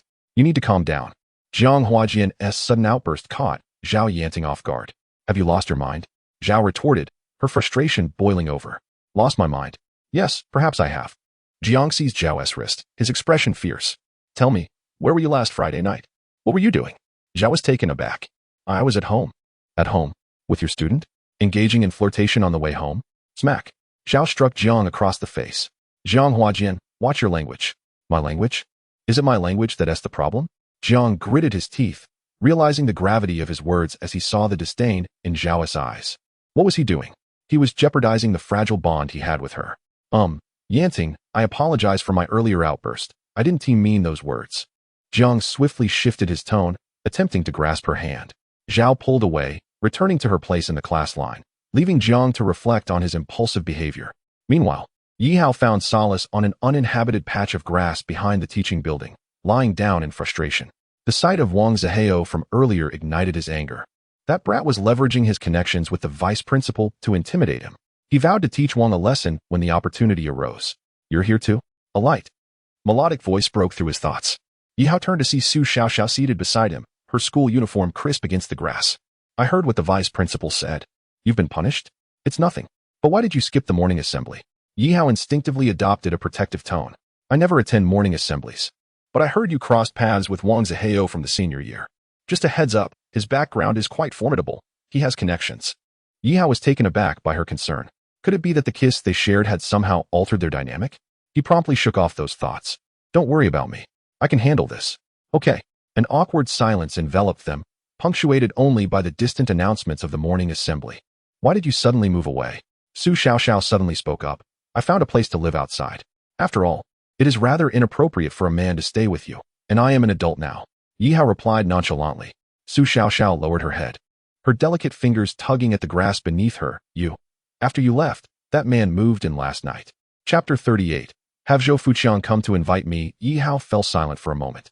Though he found that pretty boy rather displeasing, it was ultimately a family matter, and he considered himself an outsider, thus refraining from probing too deeply. Aunt Yan, after all, had lived alone for so long. Seeking companionship was understandable. However, Yihao chose not to voice his subsequent thoughts. He held back his feelings regarding Aunt Yan and their past, realizing that now that he had moved out, there was no need to revisit those matters. "Do you think I am a bad person?" Su Xiaoxiao's unexpected question left Yihao momentarily at a loss. He began to doubt whether this girl before him was indeed the same spoiled girl he had lived with under the same roof for nearly 3 years. Her silence caused Su Xiaoxiao to bow her head, a self-deprecating expression appearing on her face. She stood up, brushing off her backside. "I know my temperament is terrible, and I can be quite willful. All right, I want to say more. I apologize for interrupting your rest." Her demeanor shifted back to its usual indifference, adorned with a hint of pride, as she turned and walked towards the first-year teaching building. As Yihao observed her retreating figure, he was reminded of the first time he had encountered her, shortly after her father's passing. At that time, Su Xiaoxiao had resembled a beautiful puppet, perpetually hiding herself away. It could be said that Yihao had witnessed her gradual transformation. "Xiaoxiao, no matter your temperament, as long as you consider me your brother, seek me out whenever you need anything," Yihao called out to her back. He did not notice Su Xiaoxiao's lips silently forming the words, "idiot."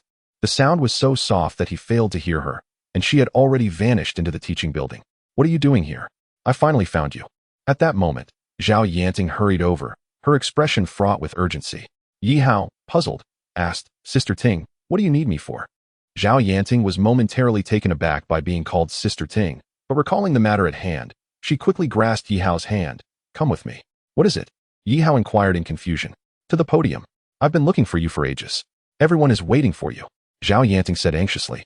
But her slight strength was insufficient to pull Yihao along. "I'm not going." Yihao withdrew his hand and reclined comfortably on the grass, crossing his legs. Just then, a familiar voice echoed in his mind. "System task. The host must remain within 1 meter of the current location for 60 minutes. Reward, 2 skill points. Penalty, none." "Yihao, this is not a joke. Hurry up and come with me. All the teachers and students are waiting for you," Zhao Yanting exclaimed, her heart racing as she looked at Yihao, who lay on the ground, even closing his eyes. "I said I'm not going," Yihao firmly replied, now even less inclined to move with the task at hand. You're going to drive me insane." Zhao Yanting glared at Yihao. "Let me be clear, I'm not asking you to go there for a reprimand. I'm bringing you there to reward you. The police officer who came earlier said he wanted to present you with a certificate for bravery." "Bravery?" Yihao frowned, wondering if it was related to his rescue of Zhou Qianyi. "Sister Ting, please do not interfere. Have Zhou Fuqiang come personally to invite me. I want to see whether he intends for me to be reprimanded or what." Yihao narrowed his eyes, speaking in a low tone. Zhou Fuqiang was indeed the name of the vice principal. "Forget it. I can't manage your affairs. You all handle it." Zhao Yanting understood Yihao's disposition, realizing that further discussion would be futile. With that, she turned and left, while Yihao continued to lounge comfortably, unaware of the mounting anxiety at the podium. Quickly, "Have you found Yihao?" Zhou Fuqiang asked anxiously of several breathless teachers beside him. "No. I checked their classroom, and there was no sign of Yihao. I also inquired at the gate, and Yihao has not left the school. I've already checked the music room, art room, and computer lab. But he's not there either. The teachers shook their heads in frustration. Where could Yihao have gone for such an important matter? Zhou Fuqiang clenched his fists, his anxiety palpable. Principal Zhou, has Yihao arrived yet? The police officer approached, glancing at his wristwatch. Officer, please wait a moment. We're arranging for teachers to search for him. Zhou Fuqiang forced a smile. That's fine.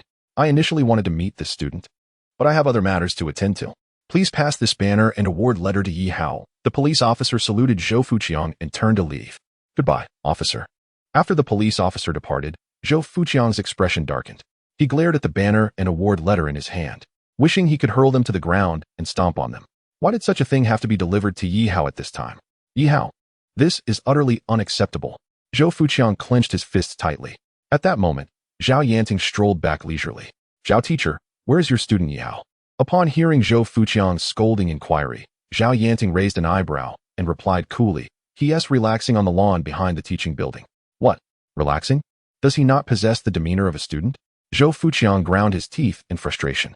Zhao Yanting frowned at his words, retorting, Vice Principal Zhou, you should consider your own actions before judging others.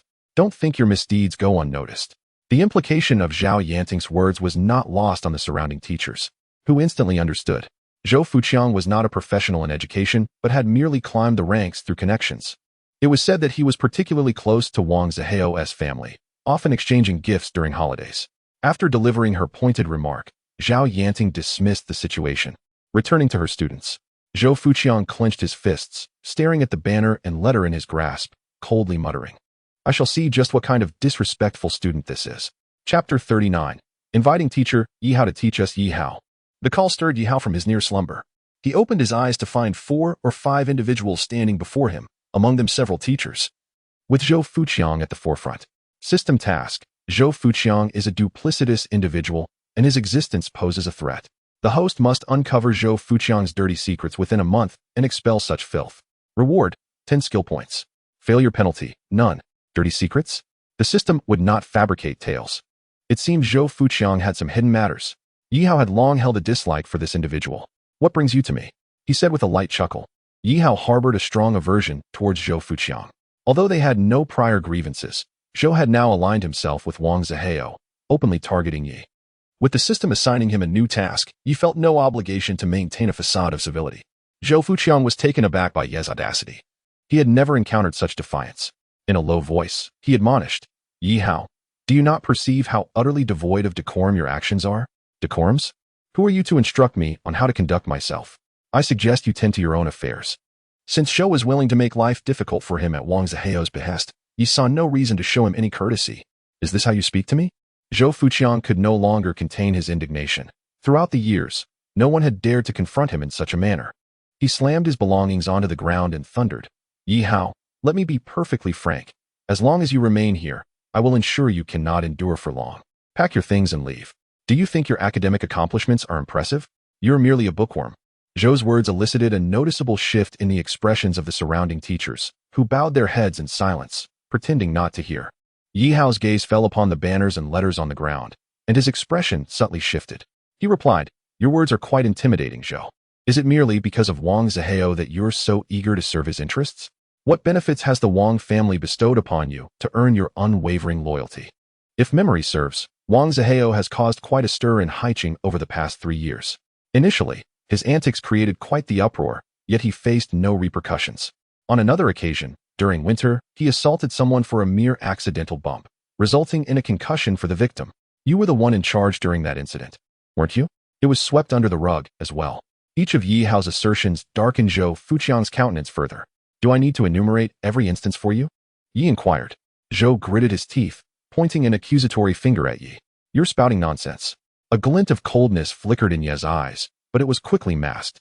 Whether I speak nonsense is for you to determine, but deep down, you know the truth. Just wait, Zhou Fuqiang warned, his face a mask of discontent as he turned to leave. He had no time to waste on this insubordinate youth, especially with the chaos awaiting him on the playground. The morning assembly had already been delayed for over half an hour, and everyone remained standing on the field. As Zhou departed, Yihao smiled and retrieved his phone from his pocket, revealing a recording in progress. Feeling a bit weary, he thought, there is still half an hour left. He yawned and continued to recline. Just as Zhou was about to return to the podium, A convoy of cars entered through the school gates. How peculiar. I don't recall any guest visiting today, Zhou furrowed his brow. The cars halted beside the podium, and the impatient crowd on the playground turned their curious gazes towards the procession. Among them stood Wang Zihao, frowning. What is Zhou Fuqiang doing? Why has Ti Hao taken the stage to offer his apology? Brother Wang, why complicate matters? We could handle this ourselves, suggested one of Wang Zihao's sycophants. You fail to understand. Yi Hao has thoroughly provoked my ire. This time, I intend not only to humiliate him, but to do so publicly, ensuring everyone recognizes that I, Wang Zihao, am not to be trifled with. Wang's words dripped with arrogance. Brother Wang, since your return from the hospital, your demeanor seems markedly transformed. Have you encountered some fortunate event? Inquired Wang's follower softly. A smile crept onto Wang Zihao's lips. Indeed. He was about to divulge further when he suddenly shot a cold glare at his companion. Mind your own business. Yes, yes. At that moment, Zhou Fuqiang felt an overwhelming sense of anxiety, akin to a restless ant on a hot skillet. I am the governor of Jiangnan province. We have come specifically to seek Yi Hao's wisdom. Zhou stared in disbelief at the individuals emerging from the cars. They hailed from various regions of Jiangnan province. Each greeting they offered was accompanied by Yi Hao's name. It was evident that their purpose for coming to Haiqing was to seek out Yi Hao. What remarkable allure did he possess to attract such a gathering? Excuse me, may I inquire why you have traveled such a distance to find Yi Hao? Zhou asked, his gaze settling on an elderly gentleman with white hair. He recognized this man as an esteemed expert from Jiangnan University and an honorary principal of Jiangnan High School. Renowned nationally and involved in crafting examination papers, Jiangnan University is the premier institution in Jiangnan province, consistently ranking among the top 5 in the nation. And Jiangnan High School is unequivocally the finest. This elderly gentleman had cultivated a vast network of connections within the educational system of Jiangnan province. Oh, you are the leader here, right? I apologize for our unannounced visit. Our primary aim is to invite you how to instruct us. The elderly man coughed intermittently. His health evidently frail. The onlookers were left speechless. They had come to request Yi Hao as their teacher. Just then, the bald director Feng rushed over, panting heavily. Upon seeing the elderly man, he grasped his hand firmly. Why did you come without notice and bring everyone along? How could I not come? Little Feng. Among my former students, I believed you had the most potential. It is splendid to see such a prodigy emerge from your tutelage. The elderly man exclaimed, patting Feng's shoulder.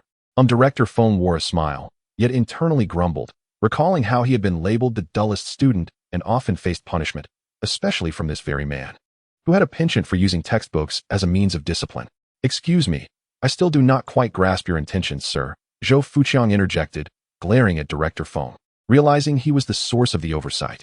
They had explicitly emphasized the need for discretion regarding Yi Hao, and yet here they were, caught off guard. The situation is this. You mistakenly took our examination questions, and subsequently, little Feng shared the contents with our group. We were astounded, leading to a thorough re-examination of the papers throughout Jiangnan province. The conclusion was that the questions were entirely accurate. We even forwarded the papers to the capital, where mathematicians were equally astonished. For years, our province has languished at the bottom in several mathematics competitions. Thus, we wish to learn from Yi Hao. May I ask where he is? As the elderly man inquired with genuine anticipation, the gathered crowd found themselves at a loss for words. Are you all getting temperamental now? I still have my temper, the teacher exclaimed breathlessly. Zhao Yanting, something significant has happened. Experts have arrived at our school. You should quickly call for that student, Yi Hao, from your class. Zhao Yanting rolled her eyes. I'm not calling him. Let whoever wants to call him do it. An expert, you say? Let Vice Principal Zhou handle it. The teacher looked at Zhao Yanting with a wry smile and pointed towards the stage. This expert is different. It's Professor Yang Yuanda from Jiangnan University. I don't care if he is Professor Yang or Professor Qian. Zhao Yanting's expression suddenly shifted, and she exclaimed, wait a moment. You mean the expert from the mathematics department of Jiangnan University, Yang Yuanda? Indeed. Zhao Yanting immediately put down her phone and hurried towards the stage. Meanwhile, the other teachers were engaged in casual conversation with the teachers from Haiqing High School, primarily to buy time. While Zhou Fuqiang had sent someone to urge Yi Hao once more. This was the third time now. Yang Laosher, Zhao Yanting called out. Professor Yang looked up, surprised to see her running over. Ah, Xiaoying, what brings you here? He asked, somewhat astonished. Zhao Yanting approached him like a child reuniting with a long-lost parent. Professor Yang. My family is in Haiqing. Have you forgotten? I'm now a teacher at Haiqing High School. Ah, I remember now. Yang smiled, appraising Zhao Yanting. You've grown into quite the young lady, but you need to temper that impulsiveness. You're a teacher now. You can't be so hasty. He feigned seriousness. but his eyes revealed a gentle affection. Well, I've finally seen you. You didn't even let me know you were coming. After all, I am your student. Zhao Yanting replied with a smile. I'm here because Haiqing High School has produced a genius, Yang remarked, turning to Zhou Fuqiang. Vice Principal Zhou, where's Yihao? Just a moment, Zhou Fuqiang responded awkwardly. At that moment, the mathematics department head, Director Feng, pointed at Zhao Yanting. Actually, it's teacher Zhao Yanting who teaches Yihao. Oh, shouting, is Yihao in your class? Yang looked at her in surprise. Zhao Yanting was momentarily at a loss for words. After all, Yihao possessed skills beyond her own comprehension. How could she claim to have taught him? Just then, several teachers rushed over, whispering urgently to Zhou Fuqiang. His expression darkened. Yang noticed and furrowed his brow. What is going on? Why hasn't Yihao arrived? There's a slight mishap. How about I show you around the school first? Zhou Fuqiang suggested, feeling a strong urge to drag Yihao out and reprimand him for this situation. First, the police came to commend him, and now esteemed educators were asking for him by name, all while he had just announced before the entire faculty that Yihao would be severely punished. It felt as if the heavens were mocking him. Yang, with his wealth of experience, sensed something was amiss. He turned to Zhao Yanting, shouting, what is really going on? With a sigh, Zhao Yanting replied, let us go over there. You'll understand. Wait, Professor Yang, you must be exhausted from your travels. Perhaps you should rest first? Zhou Fuqiang's face paled as he hurriedly attempted to intervene. No need. We traveled all night to learn something. After all, our time is precious, and we might need to head back tonight, Yang asserted, not giving Zhou any face. His status demanded respect. Even the head of the Haiqing Education Bureau would have to acknowledge him. Thus, a group followed Zhao Yanting towards the rear of the teaching building. What should we do? Vice Principal, a teacher murmured to Zhou Fuqiang. What else can we do? Dismiss the students first. Zhou Fuqiang waved his hand, forcing a smile as he trailed behind. In another moment, Yihao lay back, gazing at the vast sky with his legs crossed. Footsteps echoed around him. He waved dismissively. Didn't I say I'm not going back? Cough, cough. Yihao, Zhao Yanting's voice called out. Sitting up, he saw dozens of people before him. Among them were Zhao Yanting, Zhou Fuqiang, and some familiar teachers. However, the majority were strangers, and their gazes felt as though they were scrutinizing a rare treasure, making Yihao uneasy. Are you Yihao? An amiable elderly man inquired. I'm a teacher from Jiangnan University, surnamed Yang. You can call me Yang Laosher or simply Yang Old. Beside him, Zhao Yanting added, Yang Laosher is a renowned mathematics teacher in Jiangnan province and also my mentor. Though Yihao didn't fully grasp the implications, he stood up respectfully and bowed. Hello, Yang Laosher. While Yihao didn't consider Zhao Yanting his teacher, he felt compelled to show respect since she revered this elder. He understood the necessary etiquette, although it varied by whom it was owed. Zhou Fuqiang, he wouldn't even give him a glance. Impressive, Yang remarked, observing Yihao with appreciation. Yihao, we've come from various schools in Jiangnan province to learn from you. To discuss that exam paper you completed earlier. This setting might not be suitable. Let us move to the conference room, Director Feng suggested. Zhou Fuqiang's eyes lit up. He welcomed the chance to let the situation pass smoothly. However, he never anticipated Yihao's next words would leave him utterly exposed before the assembled educators. Yihao shook his head, feigning difficulty. Yang Laosher, I'm sorry. I still need to reflect on the self-criticism Vice Principal Zhou requested. Otherwise, I might face serious consequences, and I could miss my college entrance exams. As he spoke, a glimmer of jest danced in his eyes. Serious consequences? Self-criticism? The surrounding teachers were taken aback. They had assumed Yihao was an exemplary student, especially since he had recently topped the monthly exam. How could such a student be entangled in matters of severe punishment and self-reflection? All eyes turned to Zhou Fuqiang. He swallowed hard, steeling himself to speak. Esteemed educators, while Yihao is indeed a top student, a week ago, he was involved in an altercation with another student at the school gate, resulting in that student just returning from the hospital today. I had to consider the injured student and thus decided to impose a serious punishment on Yihao. Upon hearing Zhou Fuqiang's explanation, the others remained skeptical. Yihao, what exactly happened? Yang inquired, looking at him intently. Yihao shrugged nonchalantly. I did hit him. That's a fact. Hearing this, the other teachers frowned. However, Yihao continued, but if given the chance again, I would still do it. The reason is simple. That guy insulted my mother and stole my girlfriend. However, she is now my ex-girlfriend. Who can I blame for being solely focused on my studies? Who can I blame for being merely a poor lad? The person I confronted, I have heard he is the offspring of a wealthy merchant, someone with considerable financial means and connections. Regardless, I took action. Principal Zhou imposed his punishment. Yet, I did not anticipate that Principal Zhou would wield his authority for personal vendetta. Yi Hao's earlier words evoked profound sympathy among those present, especially when he described himself as a destitute student. Most of the teachers resonated with his plight, for the majority of them hailed from humble beginnings. Furthermore, Yi Hao's target was a wealthy young man who had usurped his former girlfriend, which shifted the animosity toward the adversary. The mention of Zhou Fuqiang served as the final spark, igniting the tension. Yi Hao, do not speak recklessly, Zhou Fuqiang declared. His finger pointed directly at Yi Hao in indignation. Let me be frank. As long as you remain at Haiqing Middle School, I will ensure you cannot continue. Pack your belongings and leave. Do you think your academic performance is remarkable? You are nothing more than a bookworm. Suddenly, an unexpected voice interrupted. All eyes turned to Yi Hao's phone, where the screen displayed a recording in progress. The voice was unmistakably that of Zhou Fuqiang, discernible to anyone who was not deaf. Yi Hao smirked at Zhou Fuqiang's ashen face, who instinctively took several steps back. In truth, Yi Hao had recorded this segment for a future opportunity, never expecting it would be so timely. Fate, it seems, had a way of surprising us. Under the watchful gaze of the surrounding teachers, Zhou Fuqiang continued to retreat, inadvertently stepping on something beneath his feet. What is this? A banner? A commendation letter? Although elderly, Yang Lao had keen eyesight and quickly noticed the object Zhou Fuqiang had stepped on, the red characters glaringly prominent. He bent down to retrieve it. While Zhou Fuqiang's expression was one of sheer panic, bravery in the face of danger, a youthful hero, Yang Lao read, astonished by the 8 characters emblazoned on the banner. On either side were inscriptions indicating who presented it. Haiqing Public Security Bureau. To classmate Yi Hao. Yang Lao then glanced at the commendation letter, politely inquiring, Yi Hao, may I take a look at this letter? Of course, Yang Lao. Feel free. Earlier, Vice Principal Zhou tossed it to the ground without a second thought.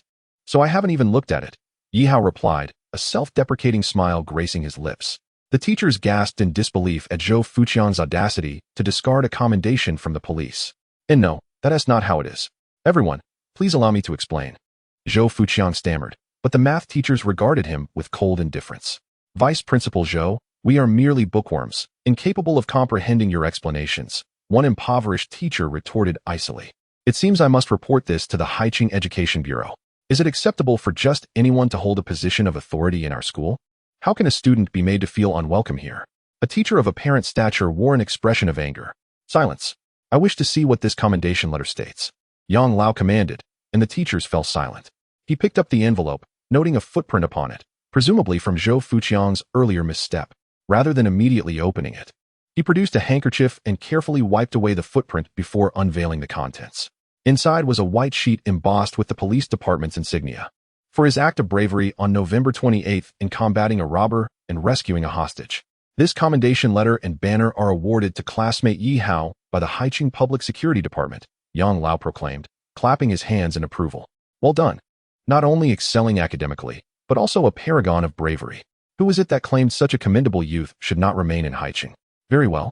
If Haiqing Middle School does not want him, we at Jiangnan No. 1 High School shall gladly accept him. Yang Lao cast a cold glance at Zhou Fuqiang, then stepped forward to firmly grasp Yi Hao's hands. Yi Hao, come to Jiangnan No. 1 High School. Under my watch. No one dares pack your things and leave in my presence. So what if you are a bookworm? So what if you are a poor scholar? We do not steal or bully others. At this moment, Zhou Fuqiang found himself the target of collective ire. The surrounding teachers gazed in shock, quickly realizing that Yang Lao was attempting to recruit Yi Hao. Yang Lao, while I respect your seniority, isn't it inappropriate to poach students this way? Jiangnan No. 1 High School is quite far. I believe Longquan High School is excellent as well, being nearby with well-equipped facilities and superior faculty. Such arguments fell on deaf ears. Given Yi Hao's outstanding academic performance, how could they compete? Come to our Baiyin High School. We have plenty of female students. The teachers erupted into a cacophony, each vying for Yi Hao to join their respective schools, offering free tuition, guaranteed admission, and various perks. The teachers from Haiqing Middle School, unlike Zhou Fuqiang, understood Yi Hao's value and desperately sought to shield him from the frenzied advances of their counterparts. Zhao Yanting, standing outside, felt a pang of anxiety. After all, Yi Hao was her student. The thought of him being snatched away was unsettling. For reasons unknown, she felt a twinge of discomfort. Yi Hao himself was in a quandary. He couldn't leave, bound by the constraints of his task, yet the teachers were so kind to him. One even suggesting introducing him to his granddaughter, rumored to be a school beauty. This notion stirred an unexpected flutter in Yi Hao's heart. Ah, everyone. I merely stepped away for a moment. and my esteemed colleagues have descended upon our school to recruit students. Just then, a voice interjected. Chapter 42. Principal Wu returns. Principal Wu approached with a warm smile, making his way directly to Yang Lao. He grasped Yang Lao's hand with familiarity, saying, "Yang Lao, why did you not inform me of your visit? I had previously invited you to give a lecture at our school several times, but you declined." Yang Lao, catching the teasing undertone in Principal Wu's words, retorted, "Very well then. If you allow Yi Hao to transfer to our school, I shall gladly deliver as many lectures as you desire." Principal Wu shook his head, a mixture of amusement and exasperation on his face. "Yang Lao, you jest. These are two separate matters." "What do you mean, separate matters? If such a wonderful child is unwelcome at Haiqing Middle School, we at Jiangnan know. One high school will gladly take him," Yang Lao insisted, releasing Wu's hand and firmly placing a hand on Yi Hao's shoulder. "Our Longquan High School is also interested. Surely Baiyun High School is the best option." Yi Hao couldn't help but smile wryly, realizing he was becoming a hot commodity, with schools clamoring for his presence. Principal Wu, discerning Yang Lao's intentions, remarked, "That is quite the statement. Yi Hao is a promising student. How could we at Haiqing High School ever turn him away?" "Humph. Little Wu, we are familiar with one another. Let us speak plainly. Certain individuals at your school do not welcome classmate Yi Hao. Should this lead to a decline in his academic performance, it would indeed be a considerable loss," Yang Lao asserted, casting a knowing glance at Yi Hao. Yi Hao understood Yang Lao's implication and once more activated the recording on his phone. "I shall speak plainly. As long as you remain at Haiqing High School, I will eventually make your life unbearable, forcing you to pack your belongings and leave. Do you think your academic performance is impressive? You are merely a bookworm." This statement echoed once more, causing Principal Wu's expression to darken as he glared at Zhou Fuqiang, whose face was nearly touching the ground. "Zhou Fuqiang, did you utter these words?" "Principal Wu, this is a misunderstanding. At that moment, my mind was clouded, which led me to say such things." Zhou Fuqiang, realizing he could not evade the situation, quietly attempted to explain. "Clouded mind? You think a mere lapse of judgment warrants expelling a commendable student who acted heroically? Fortunately, I received prior notice from the police station, canceling all my appointments to return immediately. Otherwise, I would have been unaware of the commendable actions undertaken by you, Zhou Fuqiang." Principal Wu was utterly furious, chastising Zhou Fuqiang severely. Initially, he had planned to go on a business trip this week, arriving at the airport early in the morning. However, he received a call from the police station informing him that someone would be coming to the school to commend student Yi Hao for his courageous actions. This news had delighted Principal Wu, who understood that academic excellence alone does not define a student. In this era filled with scholars, what is truly lacking is a student who excels both academically and morally. Thus, without hesitation, he canceled all his plans for the week to return. Now, he felt a sense of relief, knowing that had he not come back, Yi Hao might have vanished from their school a week later. "Principal Wu, I realize my mistake." Zhou Fuqiang hung his head, resembling a defeated peacock, though deep within, he simmered with anger. He despised Yi Hao for undermining him, leaving him in a position of disgrace. "Enough. Your matter is an internal affair. Return to your office and reflect on your actions. Write me a 10,000-word self-critique and submit it to my office," Principal Wu commanded with a stern expression. Yes, Zhou Fuqiang nodded repeatedly, then left in dejection. Principal Wu approached Yi Hao, expressing his apologies. "Yi Hao, I am truly sorry. Rest assured, I will ensure justice is served in this matter. What about the severe punishment and the morning assembly critique?" Yi Hao feigned hesitation as he inquired. "Cancelled. That matter is no longer relevant. Now, today is a rare occasion with teachers visiting our school, so let us proceed to the large classroom. You were supposed to discuss mathematical topics, and it is the perfect setting for that." Principal Wu, ever the adept leader, deftly redirected the conversation away from the previous awkwardness surrounding Yi Hao. Elder Yang smiled and shook his head without further comment. The other teachers also expressed their regret with slight nods. Knowing it was impossible to poach such a promising student as Yi Hao now, Elder Yang looked at Yi Hao. "Yi Hao, you shall join us in the large classroom. We have many questions to explore together." This posed a dilemma for Yi Hao. He glanced at the task's timer. Task deadline, 13:58. The time had not yet expired, and if he left, those 3 easily attainable skill points would slip away. "Well, you see, I prefer solving problems outdoors. Just like Newton, who enjoyed pondering under the open sky, which is how he fortuitously encountered an apple." Yi Hao realized he had recently become quite adept at acting and deceiving. Indeed, since Yi Hao has expressed this preference, let us sit here on the ground and delve into our mathematical inquiries. Xiao Feng, please retrieve the previous exam paper. Elder Yang nodded in approval at Yi Hao, settling down cross-legged while addressing Director Foam beside him. Yes, I will get it right away. Director Foam, the head of the mathematics department, had no choice but to serve as a runner in this context. For a while, students by the windows of the classroom adjacent to the lawn witnessed a remarkable scene. A group of seemingly cultured individuals, averaging in age from 40 to 50, eagerly questioned the youth at the center, their expressions reminiscent of students engaging with a teacher. An announcement over the intercom declared the cancellation of the punishment imposed on Yi Hao. Furthermore, we would like to share an inspiring piece of news. Just the day before yesterday, our student Yi Hao displayed remarkable bravery, outsmarting a robber and rescuing hostages. The police even presented a banner and commendation letter. In Zhou Fuqiang's office, his expression was grim. Uncle Zhou, what is happening? Didn't you promise to deal with Yi Hao? Now he has become a hero, Wang Zihao exclaimed, reclining on the sofa without a care for decorum. Zhou Fuqiang shot a glare at Wang Zihao, who regarded him with disdain, cursing inwardly, blaming this brat for his recent humiliation. Ahem, Zihao, regarding Yi Hao. We should strategize carefully. After all, he is currently in the limelight as a commendable student at our school. Therefore, I believe it is best to let this matter rest for now. Zhou Fuqiang understood that if he were to trouble Yi Hao again at this juncture, his standing at Haiqing High School would be irreparably damaged. Fine, I understand. We will set Yi Hao aside for now, but because of him, we have some good news. A lewd grin spread across Wang Zihao's face as he leapt from the sofa to stand before Zhou Fuqiang, displaying his phone with a picture of a young girl on the screen. Zhou Fuqiang's lips curled into a smirk as he gazed at the girl on the phone. Chapter 43, Yi Hao's class, time's up. Host task completed, earning 3 skill points. Yi Hao, who had been lecturing the teachers, paused as the task's time came to an end. His legs felt numb. Esteemed teachers, I believe we have covered enough material. Shall we take a break? Yi Hao glanced around at the teachers. However, we still have many problems left unsolved. The other teachers wore expressions of dissatisfaction. Yi Hao's lecture had thoroughly captivated them. In his presence, these learned educators felt diminished. Just as they were engrossed in their studies, they were suddenly expected to halt. It was akin to tantalizing someone with a delicious aroma, only to deny them the taste. How could one endure such a disappointment? In light of this, given that some of you are of a certain age, we shouldn't engage in foolishness here. Instead, let us proceed to the large classroom, where Principal Wu can prepare some refreshments for us to enjoy while we continue our discussions. Yi Hao stood up and proposed. Yes. Yi Hao's suggestion is wise. It is a rare opportunity for everyone to visit Haiqing, and we must extend our hospitality while discussing matters over a meal. Principal Wu chimed in with a smile. That sounds splendid. Elder Yang nodded, perhaps due to his age, sweat beading on his forehead, yet a joyful smile remained.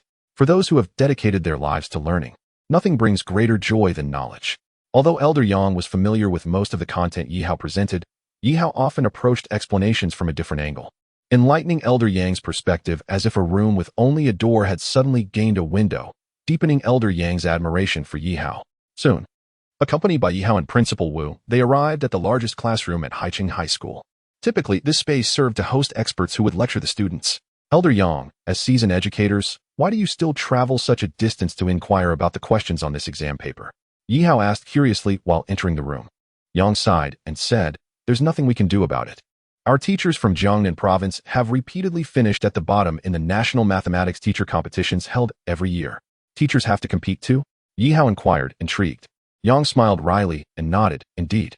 Even teachers must keep pace in their learning, to encourage teachers across the country to continuously enhance their qualifications. Our mathematics department organizes a national mathematics competition annually. However, the participants are usually young or junior teachers. If I recall correctly, last year, Xiao Ting represented Haiqing in the competition. Yang glanced back at Zhao Yanting, who shyly nodded. Zhao Laoshi, what place did you come in last year? Yi Hao's question piqued the curiosity of the other mathematics teachers. However, when he caught a glimpse of Zhao Yanting's fierce glare, he realized he had made a misstep. Last place, Zhao Yanting admitted, feeling embarrassed, silently cursing Yi Hao for bringing up such a sensitive topic. This was not solely Xiao Ting's fault. Aside from her, the other participating teachers had also finished at the bottom. Yang sighed and shook his head helplessly. The other teachers also lowered their gazes. Although it has been said throughout history that there is no first in literature and no second in martial arts, who can endure consistently finishing last? Wait a moment. Could you show me the problems you encountered in the competition? I could perhaps shed some light on them, which might benefit you. Yi Hao expressed his desire to assist. Sure. Yang's eyes lit up. It would be great to discuss those problems. However, some of them are quite challenging. Even I might struggle to solve them. No worries, let's give it a try together. We can all learn, Yi Hao said confidently. I have them on my computer.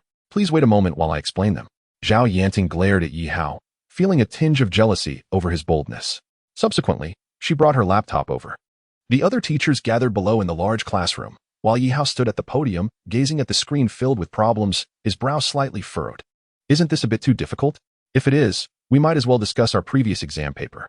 Many of these problems were overly complex or selected from challenging international questions. Observing Yi Hao's expression, Yang assumed he too would struggle and offered consolation. It's all right. These are quite simple. Only a small portion is a bit tricky. Yi Hao scoffed. Simple? Only a small portion is tricky? The surrounding teachers exchanged glances, finding his words absurd, as many of these problems appeared daunting to them. Yet, before this high school student, they seemed merely trivial. Yi Hao remained oblivious to their thoughts, genuinely believing the problems were manageable.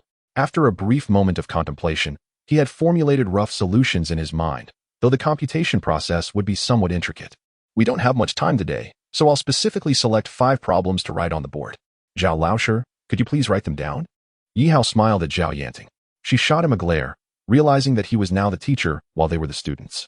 Since their own teacher was below listening attentively, she had no choice but to comply with Yi Hao's request. Zhao Yanting approached the podium, her eyes widening in disbelief as she examined the 5 problems Yi Hao had pointed out on the screen. Are you sure you want to discuss these 5 problems? She stammered. Yes, but time is limited, so we might only have time for lunch here. Yi Hao shrugged apologetically. You are truly insane. If you can't solve them, just wait and see how you get down from that podium, Zhao Yanting remarked. Genuinely perplexed about Yi Hao's confidence and whether he understood the significance of these problems. Well then, Xiao Ting, you better pay close attention. If you don't, I might have to give you a little reprimanding. Yi Hao teased Zhao Yanting playfully. She shot him a warning glance, gesturing with the chalk in her hand as if to say, if you say another word, I might just shove this in your mouth. Yi Hao refrained from further comments and began to delve into the problems. Although he had the answers in his head, he needed to devise a straightforward explanation that the teachers could grasp, so he contemplated how best to articulate his thoughts. Meanwhile, Zhao Yanting had written all 5 problems on the board. The audience below was left astonished. Director Feng stared blankly at the first problem. That is the most challenging bonus question from last year's competition. No teachers from any province managed to solve it, and the mathematician who posed it ultimately revealed the answer. My goodness, isn't that the problem deemed the most difficult mathematical challenge by the British in 2017, solvable only without computational assistance? It typically takes a person at least 3 days and nights to unravel.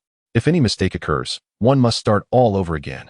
The crowd gazed at the remaining 4 problems, while Yang wore a serious expression, fixated on the final problem. Although it was unfamiliar to many math teachers, it was indelibly etched in his memory. After more than a decade, he could never forget that problem. He suppressed the urge to rush forward with questions, observing the young man who was still preparing. Could he truly solve that problem? After approximately 10 minutes, Yi Hao lifted his gaze towards the dozens of teachers in front of him, all of whom were significantly older than him. Class is in session. Chapter 44. If he can solve this problem, he can choose any university in the world. Time passed gradually, and the sun outside began to set. The food brought by Principal Wu lay untouched beside them, long cold, as none of the teachers had the inclination to eat. Among them, Zhao Yanting felt the most exhausted, convinced that Yi Hao was intentionally putting her through a trial. Zhao Laosher, could you move that blackboard over there? Zhao Laosher, could you shift that blackboard? Zhao, the one over there can be wiped clean. By the end, Zhao Yanting felt an overwhelming urge to throw the chalkboard on the ground. Yet seeing the teachers below engrossed in Yi Hao's lecture, she had to suppress her frustration. Yi Hao, noticing the hostility in Zhao Yanting's gaze, smiled and winked at her, finding it amusing to tease her. Zhao Yanting huffed, ignoring him as she focused on the problems on the board. She couldn't help but feel increasingly astonished. These problems were ones she couldn't fathom, but through Yi Hao's explanations, she began to unravel them step by step. Particularly the one that the British claimed required 3 days and nights to solve without computational aid. Yi Hao, while writing and explaining, managed to resolve them in less than 3 hours, employing an entirely different approach and mindset. Only one problem left. Yi Hao stretched, his stomach rumbling audibly. Embarrassed, he glanced at the audience and the dimming sky outside. He hadn't realized it had grown so late. Shall we conclude here for today, esteemed teachers? Most teachers nodded in agreement, their focus still lingering on the first 4 problems. Although the final problem appeared somewhat challenging, they had not encountered it before and had heard no significant rumors about it, so they paid less attention to it. Wait a moment, Yi Laosher, could you kindly solve the 5th problem? It would be great if you could provide detailed steps as well, please. Suddenly, Yang's voice broke through, his expression grave and his eyes pleading. The entire room fell silent, astonished. Yi Laosher, please. Although these two words may seem commonplace, when spoken by the esteemed Mr. Yang, they take on a remarkable significance, for he is one of the most distinguished mathematics teachers in Jiangnan province. To be addressed as a teacher by such a venerable figure. Mr. Yang, you are being overly modest. You are the mentor of teacher Zhao, and by hierarchy, I ought to call you master. If you deem me a teacher, it would be an undue embarrassment for me. Yi Hao quickly gestured dismissively. In our cultural sphere, we do not adhere to age-based hierarchies. A capable individual is deemed a teacher, and you surpass all of us present. You are indeed the true teacher of our Mr. Yang. Mr. Yang spoke with great authority. Please, let us refrain from such remarks. Now, shall we proceed to solve the problems for everyone? However, you have all accompanied me here for an extended period. From daylight until now, without a meal. Principal Wu, please heat up some food for us. Let the teachers dine while listening. Yi Hao instructed Principal Wu, who promptly complied without bearing any semblance of a principal's demeanor. Soon, steaming plates of food were served before the teachers. Teacher Zhao, you should also join us for a meal. Yi Hao picked up the eraser and began wiping the previous problems off the board, leaving only the fifth question. Zhao Yanting stepped down from the platform and sat beside Mr. Yang, where a bowl of rice and several dishes were placed before her. Observing the glimmering eyes of Mr. Yang beside her, she curiously inquired, Mr. Yang, why do you pay such close attention to this problem? This problem is of great significance, Mr. Yang replied succinctly. How significant? Zhao Yanting pressed. If Yi Hao can indeed solve this problem, he will have his choice of any university in the world. Upon hearing this, Zhao Yanting was momentarily stunned. The entire world? While she might grasp the concept of renowned Chinese universities, the notion of global universities was entirely different. It is well known that foreign institutions often exhibit a distinct bias against students from Huaxia, typically selecting candidates rather than allowing students to choose them. Very well. Let us now delve into the fifth problem. Yi Hao set the eraser down and picked up the chalk, but as he turned, he noticed that none of the teachers dared to touch their meals. Naturally, the most esteemed presence here was Mr. Yang. If he did not eat, who would dare to? Mr. Yang, Yi Hao subtly indicated the food in front of him. Mr. Yang remained silent, quietly picking up his chopsticks to take a bite. Yi Hao then commenced his explanation of the problem. As for the fifth question, Yi Hao felt a tinge of perplexity, for many aspects involved were far beyond mere mathematics. Even with his substantial knowledge, it proved more challenging than the preceding four problems. At first glance, it appeared simple, but upon closer inspection, it was riddled with hidden complexities. A curious scene unfolded within the lecture hall. Mr. Yang listened intently, his paper and pen continuously jotting down notes, while the food remained largely untouched unless Yi Hao glanced in his direction. This led to a peculiar rhythm where, after each segment Yi Hao explained, he would look towards Mr. Yang, as otherwise, he would not eat. Ding dong. The clock struck 8 in the evening, and at that moment, Yi Hao paused, furrowing his brow as he scrutinized the solution on the board. Mr. Yang, below, had widened his eyes, scarcely daring to breathe. This pause extended for nearly 10 minutes. Suddenly, Yi Hao lifted the eraser and wiped away a significant portion of the previously written formulas, starting anew from the center. Employing mathematical expressions previously unseen by any of the teachers present, some symbols entirely unfamiliar to them. However, Mr. Yang had risen in excitement, his eyes glowing with fervor. After more than 10 minutes, the large blackboard was densely filled with Yi Hao's writing. Wait, there is no more space here.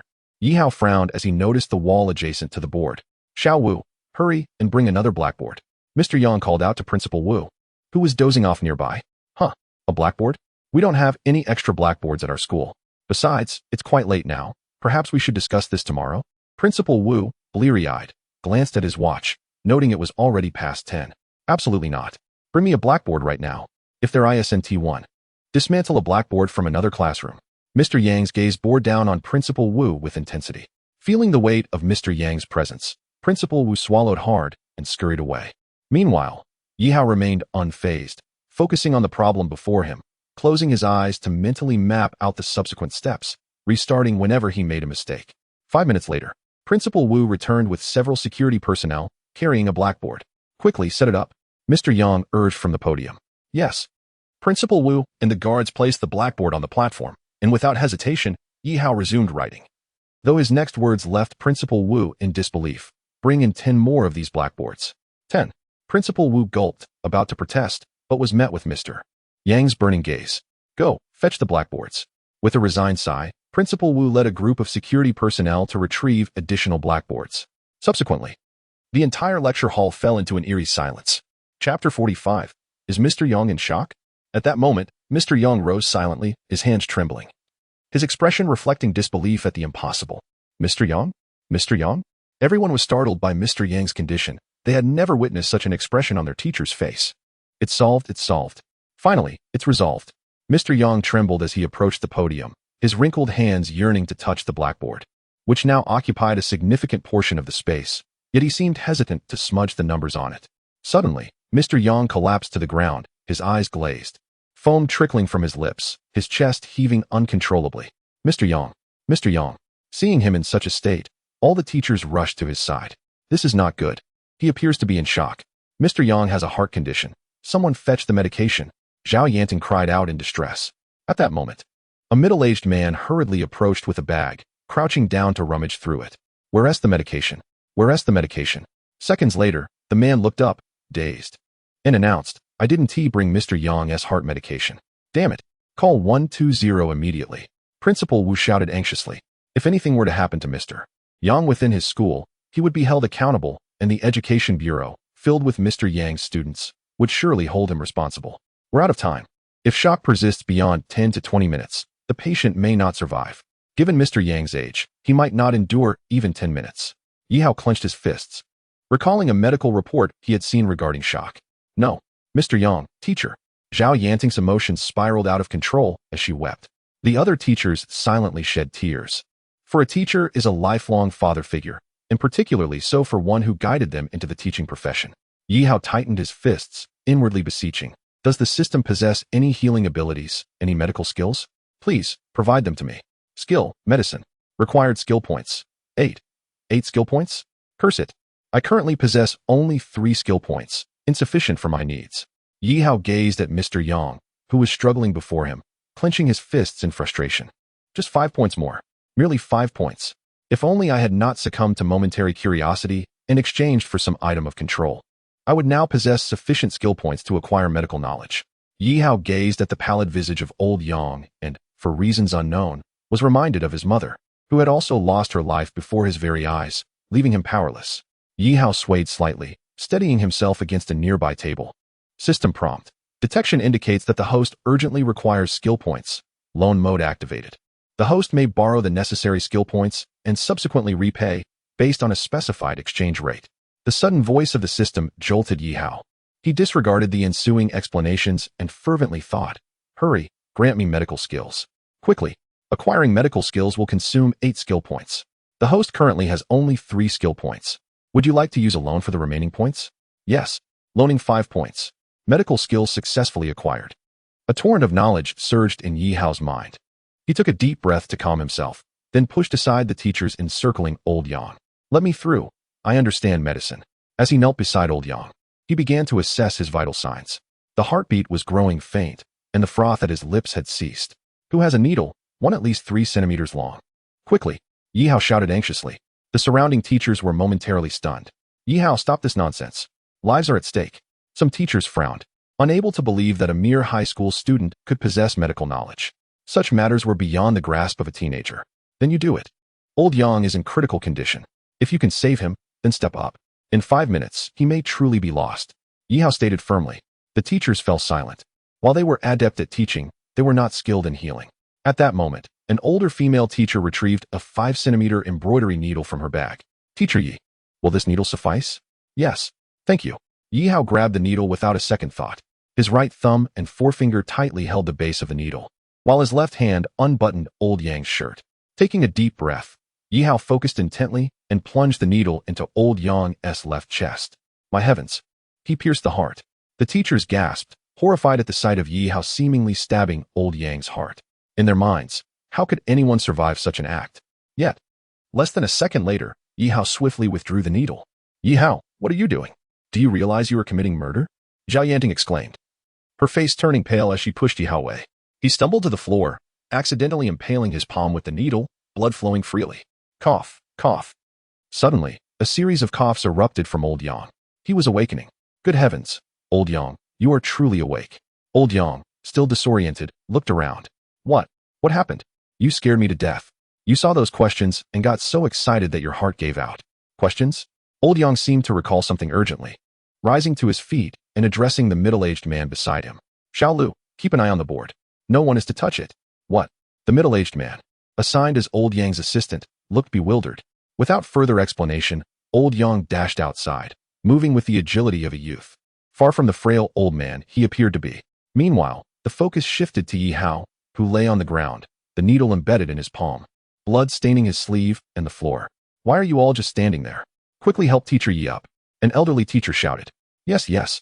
Hurry, bring some gauze. A flurry of activity ensued as the teachers rushed to Yi Hao's aid. However, they were educators, not medics. Everyone, please stop.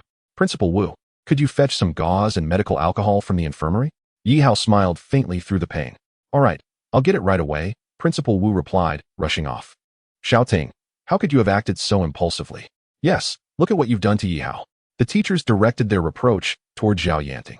She, filled with guilt, could only lower her head, unable to respond. Let's not blame Teacher Zhao. She was merely worried about Old Yang. I bear my share of responsibility for not communicating clearly. I have some understanding of medicine myself, Yi Hao said with a smile. The teachers fell silent, though their gazes still conveyed disapproval toward Zhao Yanting. All right, everyone. Our lesson has concluded. Perhaps it would be best if you left the room. Your presence is making it hard for me to breathe. Yi Hao smiled, attempting to lighten the atmosphere. After exchanging a few words of concern, the teachers gradually departed, leaving only Yi Hao, Zhao Yanting, and the middle-aged man. Old Yang asked me to stay and watch over these matters. I cannot leave, the middle-aged man said apologetically. It's fine. Yi Hao tried to rise, but, fatigued from the day's events and weakened by blood loss, he began to topple over. Be careful. But instead of hitting the ground, he felt a soft, warm embrace as Zhao Yanting steadied him. With his arm resting against her, Yi Hao savored the sensation. An ethereal feeling that made him feel as if his very soul was being uplifted. Perhaps the pain had been worth it. Yi Hao, Yi Hao. The distant voice of Zhao Yanting pulled him from his reverie. He found himself seated in the middle of the classroom, her worried gaze fixed upon him. I'm fine. Really, he reassured her, adopting a casual demeanor. I'm so sorry for what happened. I was just... Zhao Yanting spoke, remorse evident in her eyes. It's just a minor injury. I'll remove the needle now. Yi Hao glanced at the needle embedded in his palm, grasped the exposed portion with his left hand, and slowly withdrew it. The process was not without pain, causing him to wince slightly. At this moment, Zhao Yanting could no longer bear to witness the gruesome scene. Yi Hao, I've brought the items you requested, Principal Wu exclaimed, hurrying back with a box in his arms. His eyes filled with concern as he noticed Yi Hao's bleeding palm. Yi Hao had become a treasured individual in his eyes. Should we head to the hospital? Principal Wu inquired anxiously. It's nothing serious. I can handle it myself. You should attend to the teachers since it's already quite late, Yi Hao replied, shaking his head. Then, Teacher Zhao, please keep an eye on Yi Hao, Principal Wu instructed Zhao Yanting before turning back to arrange for the teachers. What are we going to do now? Your bleeding is worsening, Zhao Yanting exclaimed, staring at the needle that had been extracted, stained with blood. The thought that her push had caused the needle to pierce Yi Hao's palm filled her with guilt. It's all right. I just need to take care of the wound. Please hand me the medical alcohol to disinfect it, Yi Hao said, taking a deep breath and preparing to treat his injury with the medical knowledge he had acquired. Okay. Zhao Yanting replied, rummaging through the box until she found a bottle of medical alcohol. Though using medical alcohol for disinfection is not the optimal choice for treating wounds, it was the most straightforward and convenient option. Yi Hao extended his injured right hand towards an empty space beside him. Pour the alcohol directly onto my wound. Directly? Zhao Yanting asked, concern evident in her voice. Yes, directly, Yi Hao nodded, grabbing a towel and biting down on it. Zhao Yanting followed his instructions and poured the alcohol onto his palm, and a searing pain shot through him. Sweat beaded on Yi Hao's forehead, and his face paled significantly. This method is excruciating. After about 10 seconds, whether due to the alcohol or not, the bleeding began to subside. Check the box for silver needles. Yi Hao mumbled as he spat out the towel. Oh, Zhao Yanting quickly found a pack of silver needles from the box. Disinfect these with alcohol. All right. Yi Hao took the sterilized silver needles and inserted them into his right arm. After placing 3 needles, the bleeding from his palm finally ceased. Sister Ting, please help me clean my wound with a towel. Yi Hao's breaths were heavy. Okay, Zhao Yanting said, carefully wiping the liquid from his palm. Watching Yi Hao, she felt a surge of guilt. Does it hurt? Of course, it hurts, Yi Hao replied with a smile. Zhao Yanting lowered her head. I'm sorry. Observing her remorseful demeanor, Yi Hao felt a pang of sympathy. After all, Zhao Yanting had only been concerned about Yang Lao earlier. A mischievous smile crept onto Yi Hao's lips as he leaned closer to Zhao Yanting and whispered, "So, how will Sister Ting compensate me? You can decide how to compensate." Zhao Yanting said instinctively, guilt evident in her tone. Yi Hao's eyes lit up. "Then I want you to." Chapter 47. I want you. He deliberately elongated the last word. Zhao Yanting's face flushed, and only then did she realize how ambiguous her earlier words had been. "What nonsense are you spouting?" She shot him a glance, though her voice bore a hint of playfulness. "I want you to treat me to a meal. Is that such a small request?" Yi Hao feigned a pitiful expression. Zhao Yanting froze, recognizing Yi Hao's deliberate teasing. She tossed the towel she had just wiped at him. "You've certainly gained some audacity. Daring to flirt with your teacher in this state." Yi Hao removed the towel from his face, the pungent smell of alcohol lingering. "That's not necessarily true. Yang Lao referred to me as teacher before. Shouldn't you also call me teacher, Sister Ting?" He chuckled as he rummaged through the box for bandaging cloth. "I'm not discussing this with you. Hurry and bandage it." Zhao Yanting glared at him. Yi Hao understood that there should be limits to teasing, lest it provoke annoyance. He smiled silently at Zhao Yanting while quietly tending to his wound. Zhao Yanting observed Yi Hao, captivated by his transformation over the past 2 years. This young man, whom she had known for so long, had become increasingly enigmatic to her. His mathematical prowess overshadowed that of seasoned experts, and he demonstrated medical skills in bandaging his wound. Previously, he had defended her against thugs, and Zhao Yanting gradually began to perceive Yi Hao not merely as a student, but as a peer. A man filled with astonishing qualities that drew her in. Just then, Yang Lao rushed in, handing a phone to a middle-aged man. "Yang Lao," the man said, puzzled. "Take the call," Yang Lao urged. The middle-aged man took the phone, and upon hearing the voice on the other end, his expression shifted to one of seriousness. "Yes, I understand. MHM." Yang Lao spotted Yi Hao tending to his wound and quickly turned to him, concerned. "Yi Hao, how is your injury?" "I apologize. My health took a turn, and you came to my aid while I failed to attend to you. It's nothing serious. You must be busy with something important." Yi Hao replied, observing the driver's demeanor. He recognized the disciplined characteristic of a trained soldier. "Indeed. Xiao Lu is a retired Special Forces soldier assigned to take care of me," Yang Lao explained. Once he confirmed that Yi Hao's injury was manageable, he beamed with excitement. "Yi Hao, you've accomplished something significant." "Significant? Are you referring to the problem on the blackboard?" Yi Hao noted Yang Lao's unusual intensity regarding the matter, realizing it had caused him to collapse. "This problem." Yang Lao paused, then looked at Yi Hao apologetically. "This involves too much. I cannot disclose it now, but I assure you that you will understand soon." As Yang Lao deliberately withheld information, Yi Hao chose not to press further. Meanwhile, Lu Chuang returned after ending the call and handed the phone back to Yang Lao. "Yi Hao, let me introduce you. This man was once a Special Forces soldier but retired for various reasons. Now he serves as my driver and part-time bodyguard," Yang Lao introduced. Lu Chuang nodded silently at both Yi Hao and Zhao Yanting. Yi Hao scrutinized the middle-aged man and suddenly remarked, "You were a sniper, weren't you? Did you retire due to nerve damage in your right eye, making it difficult for you to continue your duties, even for basic shooting?" Lu Chuang was taken aback, staring at Yi Hao in astonishment. "How did you know?" He had never revealed his status as a sniper, and aside from a few comrades, no one else was aware of his eye condition. "Intuition." Yi Hao smiled and remarked, "Your right eye winks asymmetrically compared to your left. It blinks significantly more often. Although it does not interfere with your daily life, you might consider applying warm honeysuckle on your temples each night. While it may not cure the issue, it could provide some relief." "Thank you," Lu Chuang replied, turning back to the blackboard, standing there rigidly. At that moment, a teacher entered, intending to approach the podium. "Sir, please halt. From now on, no one is permitted within 3 meters of this blackboard." Lu Chuang abruptly positioned himself in front of the teacher, his expression extremely serious. The teacher looked at him, surprised, and pointed at a black bag on the podium, saying, "My bag is still there. Please wait here while I retrieve it." Lu Chuang turned and fetched the bag, handing it over to the teacher. "My apologies. When Xiao Lu is on a mission, he tends to be this way." Yang Lao chuckled. "However, I appreciate this disposition. Otherwise, I wouldn't want him as my bodyguard." "Yang Lao, I have already arranged accommodations for you tonight. You all should rest soon." Principal Wu called from outside the classroom. "All right, we shall head over," Yang Lao responded, then smiled at Yi Hao, saying, "We will rest now. See you tomorrow." "Tomorrow? Didn't Principal Wu mention you were leaving tonight?" Yi Hao inquired, perplexed. "Indeed.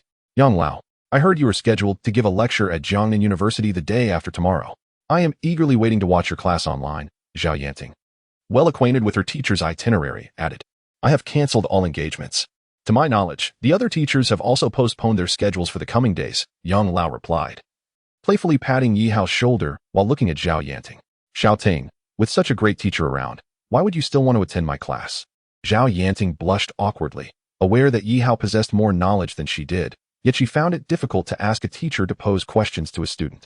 Enough said. See you tomorrow. In the coming days, we must invite teacher Yi to give us lectures, Yang Lao joked as he exited the lecture hall. Yi Hao shrugged in resignation, reflecting, well, others come to school to attend classes, while I am here to teach. Sister Ting, should I consider asking Principal Wu for a refund on my tuition? Yi Hao pondered aloud. It's late, we should go. It's already midnight, and we have work early tomorrow. Zhao Yanting pouted as she stepped outside. Hey, Xiao Ting, wait for your teacher. Go away. Xiao Ting, that's not how you should behave. As the saying goes, once a teacher, forever a father. Don't hit me. I won't say anything else. Chapter 48. Fateful Encounters Under the Midnight Sky. Yi Hao and Zhao Yanting walked home. Coincidentally, as they passed a noodle shop, they noticed it was still open. Gurgle, Yi Hao's stomach audibly protested. A sound that echoed in the stillness of the night. Perfect, it's still open. Let's grab a bowl of noodles, Zhao Yanting chuckled, covering her mouth. Absolutely. I haven't eaten all day and I am starving. Yi Hao agreed, nodding vigorously, feeling as though he might faint from hunger. Upon entering the noodle shop, the plump owner, busy tidying up, spotted them with a look of surprise. Young man, you came so late just for noodles? Yes, I'm starving, Yi Hao exclaimed. The shop was devoid of any other customers, so they chose a random table to sit at. The plump owner quickly brought over 2 bowls of noodles. Yet Yi Hao sensed something peculiar about him tonight. He frequently glanced outside. Enjoy your meal. If you need more, just let me know. I'll be in the back washing dishes, the owner said with a smile, winking at Yi Hao before disappearing into the kitchen. The shop fell silent, leaving only Yi Hao and Zhao Yanting.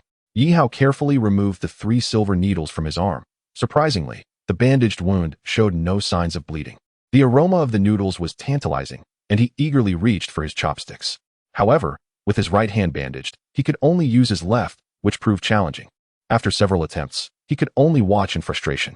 All right, let me help you, Zhao Yanting offered, smiling as she took the chopsticks and fed Yi Hao.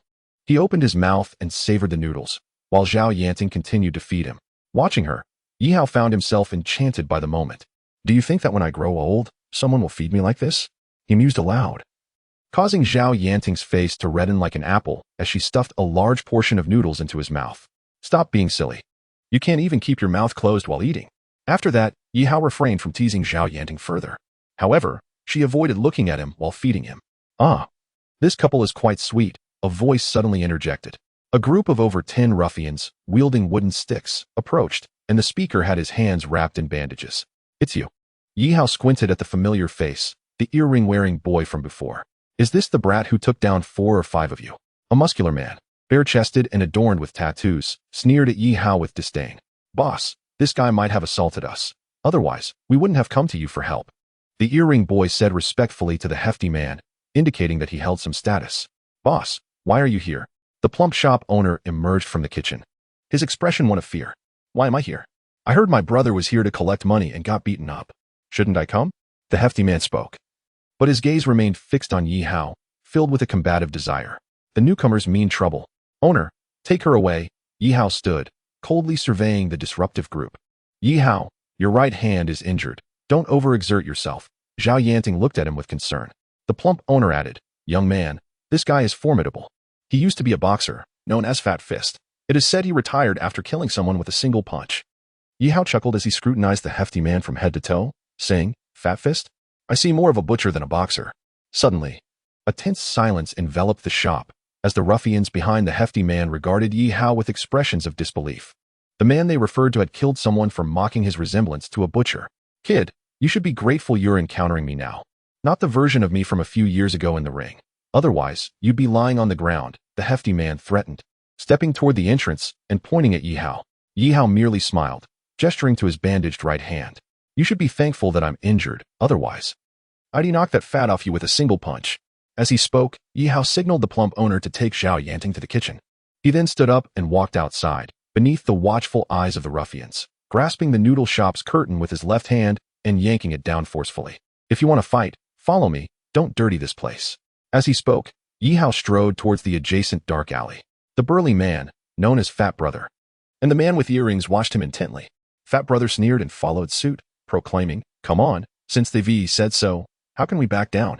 Subsequently, a group of ruffians trailed behind Yi Hao into the alley. This alley was a dead end, flanked by low-rise residential buildings. Yi Hao reached the innermost part, leaning against the wall, and gazed at the thugs a few meters away, saying, "Today, I'm in a good mood. You have two choices. Either leave the earring-wearing fellow behind and get lost, or I'll give you a beating, and then you can leave. You're quite arrogant, aren't you?" Fat Brother scoffed. "But in my presence, those who are arrogant usually meet a grim fate." Yi Hao shrugged and pointed at the earring man. "You can ask that guy. When he first saw me, he said similar things, but look where he ended up." He added, "By the way, the hospital you chose is quite good. You can now make an appointment."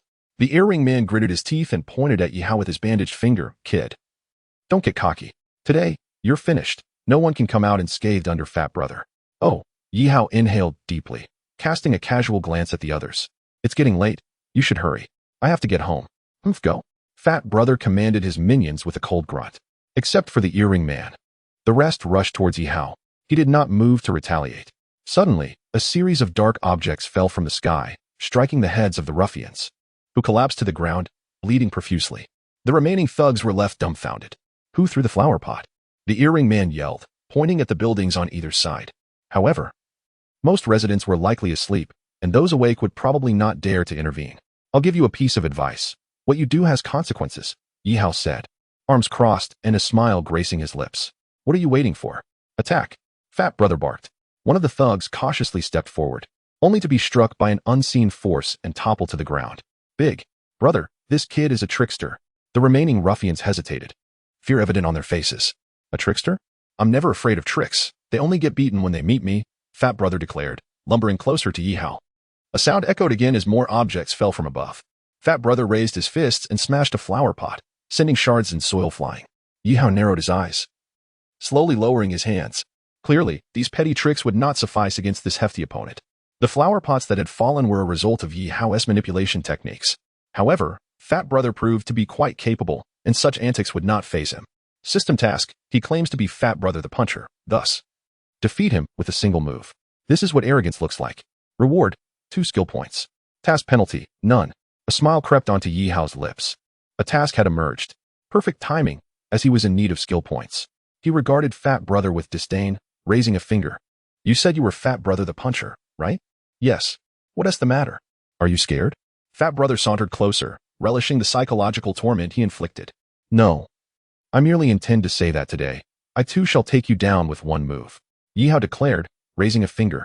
Fat Brother arched an eyebrow, a scornful smile curling his lips as he quickened his pace. Arrogant. Let us see how you intend to take me down." With that, he charged forward, his massive fist aimed at Yi Hao's forehead. "I imagine you were quite formidable in your prime, but your size has greatly hampered your speed now." Yi Hao bent slightly, his left hand striking like a sword. At that moment, Fat Brother abruptly halted, his eyes widening in shock as he gazed at the hand embedded in his ribs. A surgical knife. "No, this cannot be." Before he could finish, Fat Brother collapsed to the ground. Yi Hao took a deep breath, examining his left hand, and shook it off. "Ouch, that hurt. This fat man is really quite thick-skinned." Task completed, earned 2 skill points. Upon hearing the task completion notification, Yi Hao felt a wave of relief. Earlier, he had been unsure if he could subdue this hefty foe with a single strike. However, if he were to do so, it had to be swift, precise, and ruthless. Moreover, the target area had to be chosen wisely. In the past, he might have aimed for the neck, a known weak point, but his opponent would likely be on high alert for such obvious strikes. Now, however, Yi Hao was well-versed in medicine, familiar with the human body's pressure points, and aware of the areas that could incapacitate an individual effectively. Employing a knife hand strike was evidently more efficient than using a fist, concentrating all his strength on a single point. Surgical knife was a fitting name for this move. While Fat Brother's last words had left Yi Hao slightly bewildered, he knew this was a technique of his own creation, deserving of a name. Now, he turned his attention to the earring man, who had retreated to the alley entrance in fear. "And what shall we do with this little fellow?" "Big Brother, I was wrong. I truly regret it." The earring man stammered, his fear palpable as he looked at Yi Hao. He deeply regretted involving Fat Brother to confront someone capable of defeating him with a single move.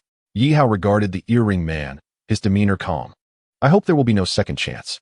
Upon hearing this, the earring man's face brightened, and he hurriedly reassured, "There absolutely won't be. I swear, I will never trouble you again." Without uttering a word, Yi Hao silently walked towards the alley's exit. The earring man felt his strength drain away, collapsing to the ground. Yet a smile lingered on his lips, a relief at having survived. However, at that moment, a large tile fell from above with a resounding thud, striking the earring man, who had been smiling, rendering him unconscious. Yet who said he wouldn't receive a second blow? Yihao's figure faded into the darkness. This object manipulation technique proved quite useful, albeit its duration was limited to merely 5 minutes, and he could only control lighter objects like flower pots and small bricks. Nevertheless, these seemingly insignificant items, when dropped from a height, could wield significant force. Thankfully, the nearby buildings were only 4 to 5 stories high. Otherwise, those thugs might have been killed outright. Yihao arrived at the noodle shop, pulling up the roller shutter. He immediately spotted Zhao Yanting anxiously preparing to call the police, while the shop owner wore an unusual expression, attempting to dissuade her. Ting, there's no need to call the police, Yihao said, his hands on his hips, smiling as he entered. Zhao Yanting looked at him with surprise, rushing over to inspect him excitedly. Are you all right? Do I look like someone who is in trouble? Yihao replied with a grin. You're fine, that's great. The shop owner, initially startled, quickly regained his composure upon seeing Yihao unharmed. Yihao fixed his gaze on the shop owner for a prolonged moment, leaving him feeling somewhat awkward and flustered. Boss. I'm fine, do you really think so? Yihao asked with a hint of irony. The plump boss awkwardly replied, Young man, your words imply that I was hoping for something to happen to you. Can you tell me why, just as we arrived here for noodles? Those people came one after another? Isn't that a bit too coincidental? Yihao said lightly, sitting in a chair nearby. Chapter 50. Breaking in is wrong. Zhao Yanting looked at the plump boss with a hint of hesitation, biting her lip as she gazed at Yihao. This could be a coincidence, right? Yihao's earlier words had raised some doubts in Zhao Yanting's mind, yet her sense of justice held her back from pursuing that line of thought. The plump boss clenched his fists, unable to meet Yihao's eyes, eventually lowering his head to sit opposite Yihao. I'm sorry, it's my fault. I called them here. Yihao's expression remained unchanged as he continued to look calmly at the plump boss. Zhao Yanting, however, was astonished, unable to believe that this person, whom Yihao had once helped, would actually betray them. She had hoped it was merely a coincidence. Why? Why would you betray us? We helped you before. Zhao Yanting shouted, biting her lip. The plump boss held his head in his hands, helplessly saying, I had no choice. I have a family. My child is still in kindergarten. Those guys threatened us, saying they would notify them if they had any news about you, or else they would harm my child. I'm sorry. Watching the plump boss repeatedly utter apologies, Yihao sighed and quietly said, Earlier, I gave you my phone number. Why didn't you call me? They asked me if I had your contact information. Although I'm a selfish person, I'm not so selfish as to repay kindness with malice. I lied to them, saying I didn't know your contact details. They're reckless thugs, and I've heard they have a formidable boss behind them. Young man, you cannot go against them. Tears welled up in the plump boss's eyes. I'm just an ordinary person. I don't ask for much. I only want to live a peaceful life. I never expected you to come here today. I had no choice but to inform those guys. There are many of their spies on this street. If I didn't, our family would. Zhao Yanting still felt furious and wanted to curse him. But Yihao stopped her. It's getting late. Let's go back. Yihao took Zhao Yanting's hand and walked outside. The trembling figure of the plump boss stood at the door, opening his mouth but unable to utter a sound, silently tidying up the shop. The journey was quiet, illuminated only by the dim streetlights. Aren't you angry? Zhao Yanting couldn't contain her thoughts and curiously looked at Yihao. Angry? Why would I be angry? Yihao chuckled as he gazed at Zhao Yanting. You helped them drive away the bad guys before, and now they have betrayed you, Zhao Yanting said through gritted teeth. Yihao paused, looking up at the vast starry sky. I do not harbor anger towards them because that is the selfishness of a father, the selfishness of a husband. If I were an ordinary person like them, I might make the same choice. I am not a great hero, nor an honorable person. In my eyes, nothing is more important than family. I may be scorned and condemned by many, but I will do anything to keep my family safe. Yihao's words echoed into the night, leaving Zhao Yanting momentarily dazed, only snapping out of it as Yihao approached the intersection. She hurriedly followed him, surprised to find that he was heading in the same direction as she was. You don't have to see me off. Who said I was seeing you off? I'm going home, Yihao replied with a smile. Zhao Yanting was taken aback and pointed towards Huajia community. Isn't your home over there? I've moved. Moved? Yes. I've relocated to Gaoqiao community. Perhaps we are neighbors now, Yihao said, smiling at Zhao Yanting. She was momentarily stunned. You aren't lying to me, are you? Zhao Yanting still doubted Yihao's words, thinking he was merely concocting a story to accompany her. We shall see, Yihao shrugged with a grin. Thus, they entered the same community, walked into the same building, took the same elevator, and pressed the same floor button. Yihao, it's wrong to break in. Zhao Yanting shot him a glare, feigning anger as she sat in the elevator. To her, he He seemed to have fabricated a tale just to accompany her. Yihao felt a bit foolish, wondering if it was true that he and Zhao Yanting were neighbors. The elevator stopped on the 5th floor. Yihao and Zhao Yanting exited, but they headed in different directions. Hey, you took a wrong turn. My home is this way.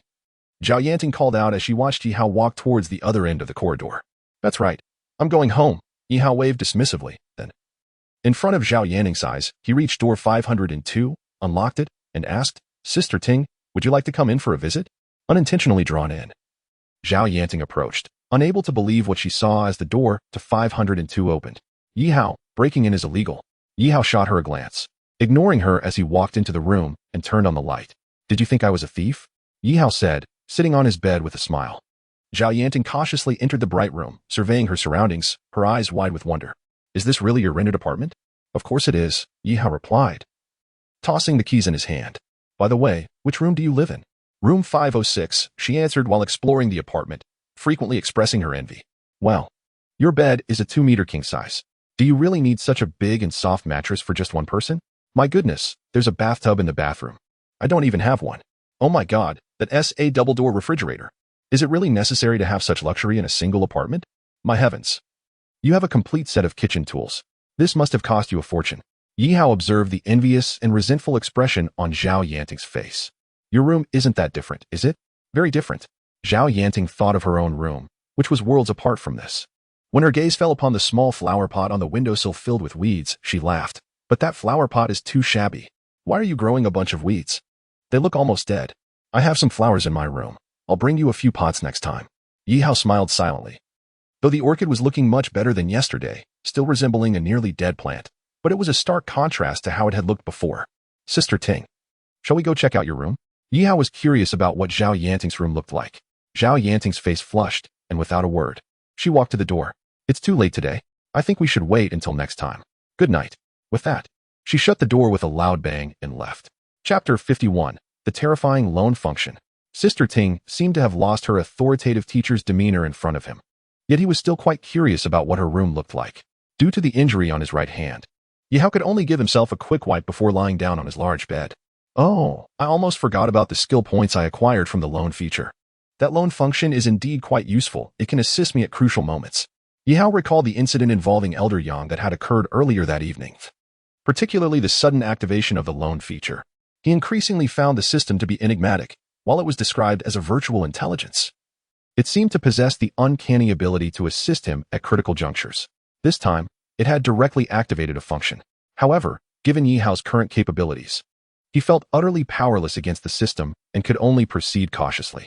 System, I previously earned 2 skill points. How many do I still owe? Remaining loan amount, 4 points. Yihao abruptly leaped from his bed. System, you must have made a mistake. I had only borrowed 5 points, and I just earned 2 points. Why do I still owe 4 points? Host must repay any skill points consumed through the loan feature, with an interest rate of 20% per day. Today marks the first day, and the interest amounts to 1 skill point. Note, the maximum loan amount is determined by the host's current system level.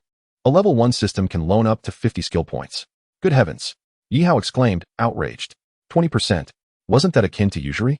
The daily increase made it even more egregious than typical loan sharks. It seemed that this loan feature was not to be trifled with. The interest was truly alarming. Even though the prospect of borrowing 50 skill points was enticing, the thought of accruing 10 skill points in interest daily was enough to dissuade him.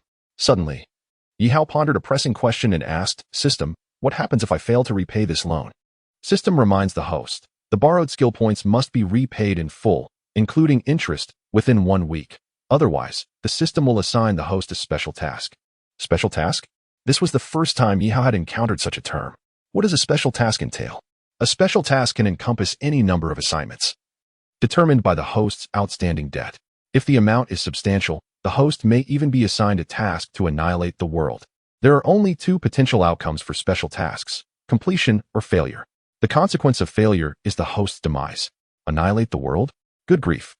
The notion that he might be compelled to engage in illicit activities sent chills down Yihao's spine. It felt as if he had unwittingly opened Pandora's box.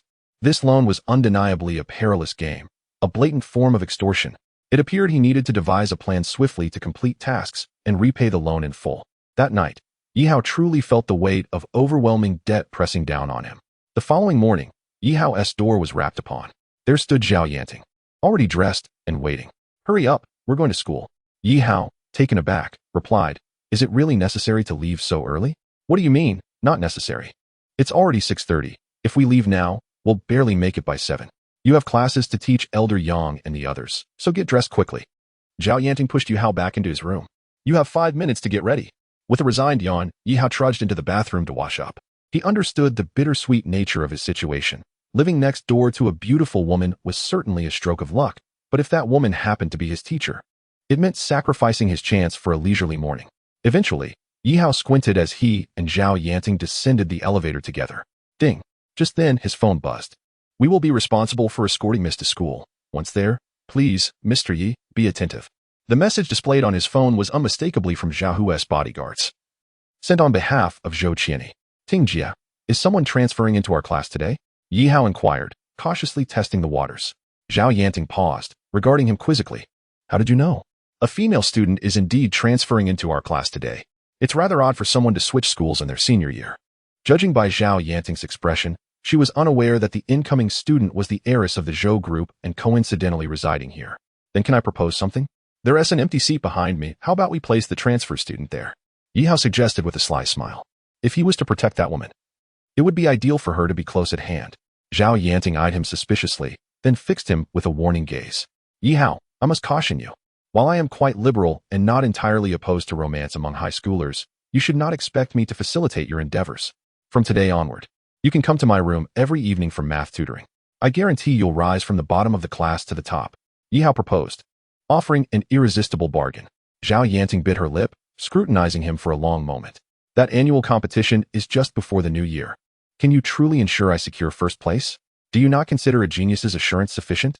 One-on-one private instruction is an opportunity even Elder Yang's math experts lack. Yi Hao tempted her. Fine. I agree. Zhao Yanting relented after a moment's hesitation, clearly valuing the competition's outcome highly. At that moment, the elevator reached the ground floor. And with a ding, the doors opened. There stood Jiang Huajian, holding a bouquet of flowers and dressed in a suit. By the standards of any woman SI, he might be considered handsome. Yanting, I was rather rude yesterday, and I wanted to, however. His smile faltered as he beheld Zhao Yanting laughing and chatting with that insufferable Yi Hao. To his astonishment, she appeared shy, biting her lip in a manner he had never witnessed from his childhood friend of over a decade. At that instant, a vivid green light seemed to illuminate above his head. Chapter 52, Showboating Yanting, what a coincidence. Your student is your neighbor, Jiang Huajian remarked as he drove, stealing glances at Yi Hao and Zhao Yanting in the rearview mirror. Internally, he was besieged by a torrent of frustration. Damn it. He had intended to apologize for yesterday's behavior and create a moment of intimacy in his new car, but instead felt like a mere chauffeur for the duo. Indeed, last night felt quite coincidental, Zhao Yanting replied with a smile.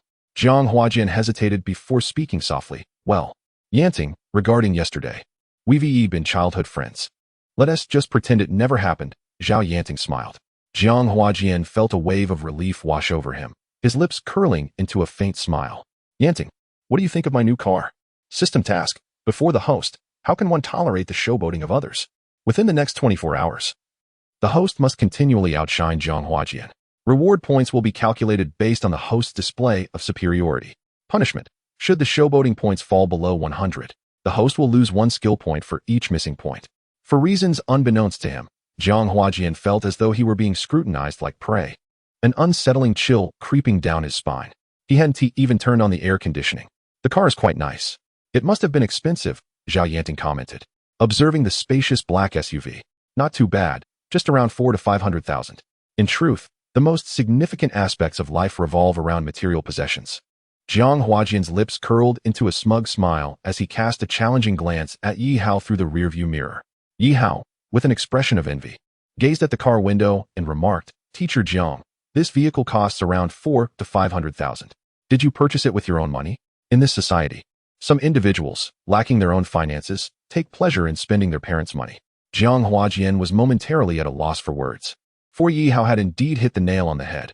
His car was indeed bought with his parents' funds. After all, although he was a physical education teacher, the salary was insufficient to afford such an expensive vehicle. Zhao Yanting's expression tightened as she interjected, Huajian, a car doesn't need to be so costly.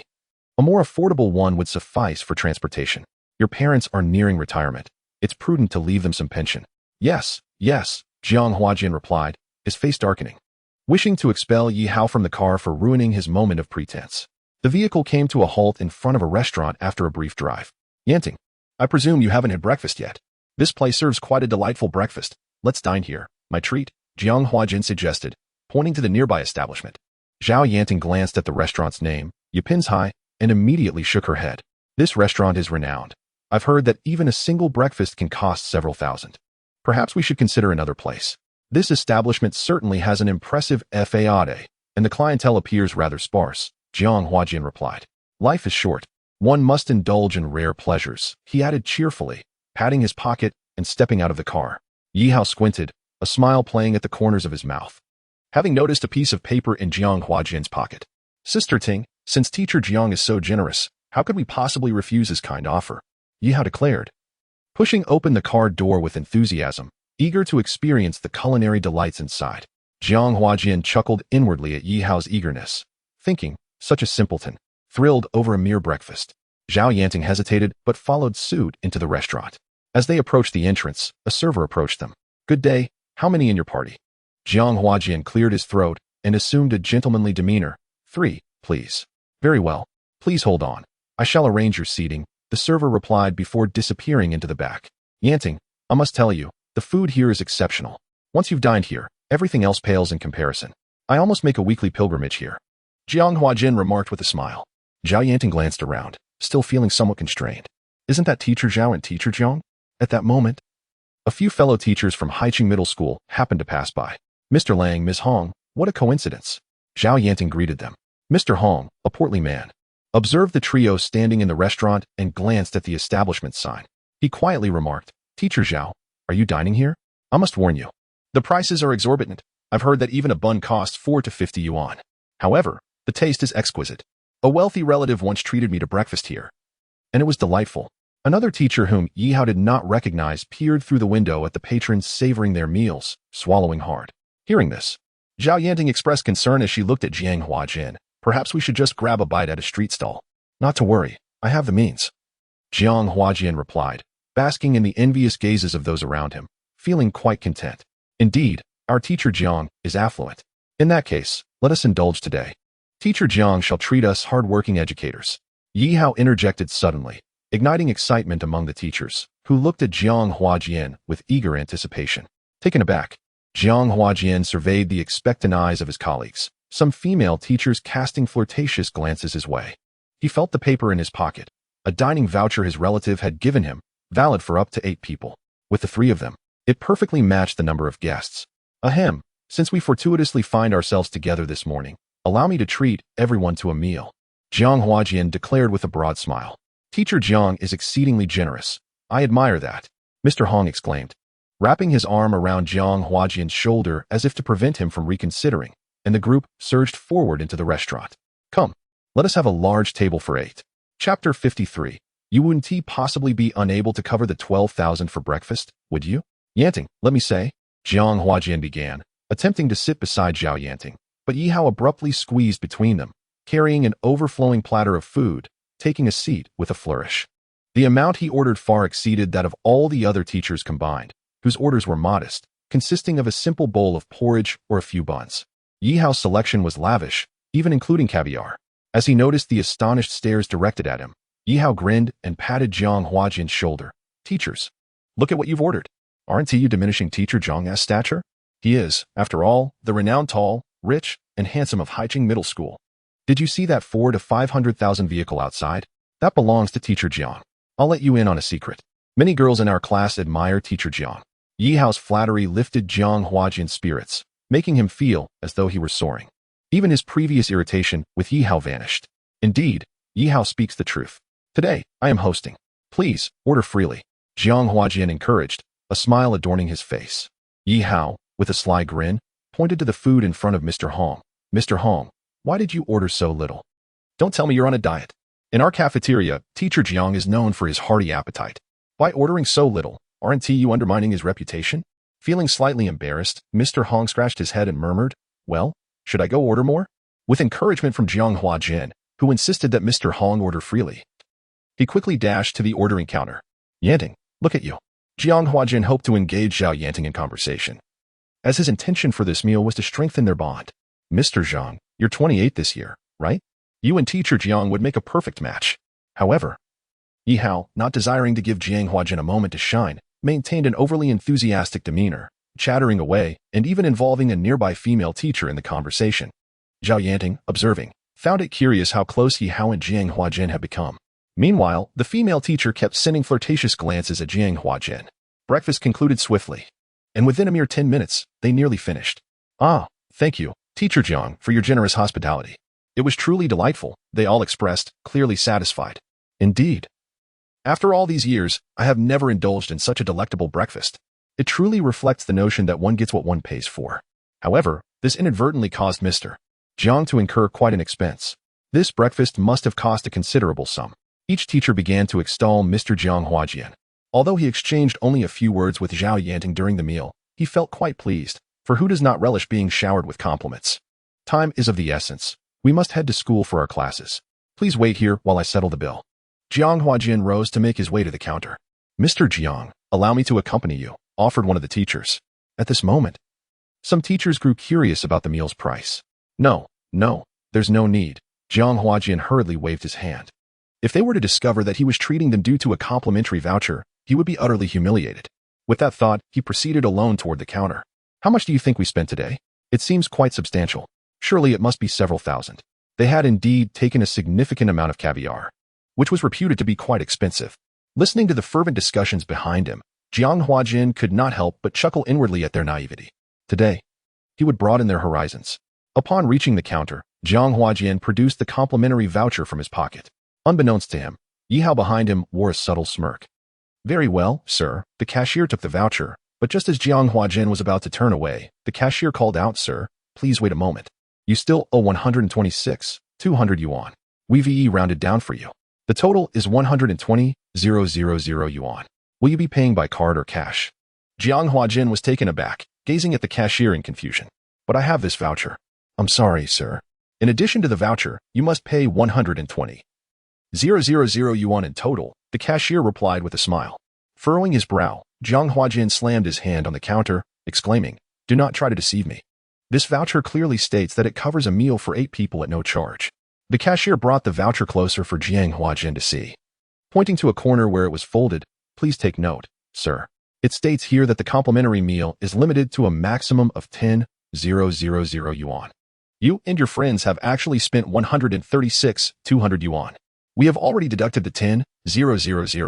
Jiang Huajian's face turned pale as he read the small print indicating the limit. In his initial excitement, he had overlooked that crucial detail. Sir, will you be paying by card or cash? The cashier's tone turned curt as 2 burly men emerged, casting menacing glances at Jiang Huajin. Biting his lip, he pointed at the bill. Even so, how could we have consumed over 100,000 yuan? This is fraud. I have the right to sue you. The cashier, now devoid of her earlier cheerfulness, placed a price list alongside the bill before him. I apologize, sir. Our restaurant's prices are consistently fair, certified by the Pricing Bureau. Please do not slander us. She indicated the items ordered, highlighting, among those, the caviar is the most expensive. We offer premium caviar imported from abroad, priced at 500 per ounce. I do not hesitate to inform you that this is merely the cost price. The retail price here is 7,000 yuan per ounce. Your table ordered a total of 10 ounces of caviar, amounting to 70,000 yuan alone. I do not need to elaborate further on the other items. Sir, I will ask you once more, will you be paying by card or cash? At this moment, Jiang Huajian felt utterly drained, his mind fixated on the figure of 120,000 yuan. Meanwhile, other teachers, having waited too long, gathered around. Mr. Jiang, what is taking so long? We need to hurry to class. Yi Hao casually picked up the bill, glancing at the figure of 120,000 yuan. Mr. Jiang, you do not mean to say you cannot afford this breakfast bill, do you? What? 120,000? That's nearly equivalent to my annual salary. A chorus of disbelief echoed among the teachers. Despite the teaching profession being commendable, it is still a middle-class income. A breakfast costing 120,000 yuan is a luxury reserved for the wealthiest. All eyes turned to Jiang Huajin, who was now surrounded by a multitude of waitstaff, seemingly to prevent their departure. Excuse me, may I ask, will you be paying by cash or card? I have mentioned this several times. You do not intend to dine and dash, do you? The cashier looked down on Jiang Huajian with disdain. Zhao Yanting frowned at Jiang Huajian. Huajian, what on earth is going on? Earlier, she had perceived him to be quite self-assured, believing he had sufficient funds to cover the meal, considering they all knew the restaurant's exorbitant prices. I thought this voucher would suffice. I had no idea it had a limit of 10,000 yuan. Jiang Huajian stammered, his face ashen, trembling as he pointed at the voucher. What? Mr. Jiang, you didn't even clarify this before treating us. Jiang Huajian, you truly are irresponsible. We must hurry. We have classes to attend. The teacher's attitudes swiftly shifted. Some turning to leave but were stopped by the waitstaff. I'm sorry. Until the bill is settled, no one may leave, the cashier stated coldly, her gaze laced with contempt. You claim to be teachers, yet you attempt to dine for free? This bill is not our concern. He invited us. The female teacher who had previously flirted with Jiang Huajian now turned her back on him.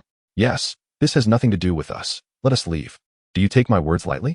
I have stated that until the bill is settled, no one may leave. The cashier slammed her hand on the table, her voice booming despite her femininity, silencing the teachers. Zhao Yanting sighed, looking at Jiang Huajian. Huajian, how much do you have? We can pool our resources to cover the rest. Jiang Huajian whispered, I only have 50,000 yuan. 50,000 leaves a shortfall of 70,000. Zhao Yanting rummaged through her belongings, producing a bank card. I have 20,000 left in my card. Does anyone else have any cash? She looked around at the other teachers. I've already put all my money into the mortgage. Everyone knows I'm under my wife's thumb, so my money is with her. I have no money. Yi Hao chuckled, finding amusement in the teacher's predicament. Just moments ago, they had flattered Jiang Huajian, but now they were all eager to distance themselves.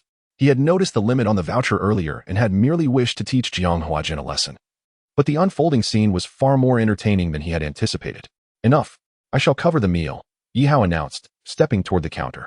The cashier regarded him with disdain, her gaze dismissive as she observed his youthful appearance in a school uniform. Kid, you appear to be a student. Do not pretend to be affluent here. This is 120,000 yuan, not 12. Yi Hao, please do not act foolishly. Zhao Yanting tugged at Yi Hao's clothing. Yi Hao smirked and replied, I am not being foolish. I am fully aware that it is 120,000. Come, let us settle the bill. As he spoke, he produced his wallet in front of the gathered crowd. Upon seeing Yi Hao's wallet, everyone erupted in laughter. The wallet appeared worn and tattered, clearly having been used for at least 5 or 6 years, with even some corners frayed. Such a shabby wallet. If there's 10,000 inside, I will livestream myself eating excrement, a nearby waiter jested. Yi Hao shot him a glance and calmly replied, some words are best left unsaid, otherwise, it will be you who ends up embarrassed.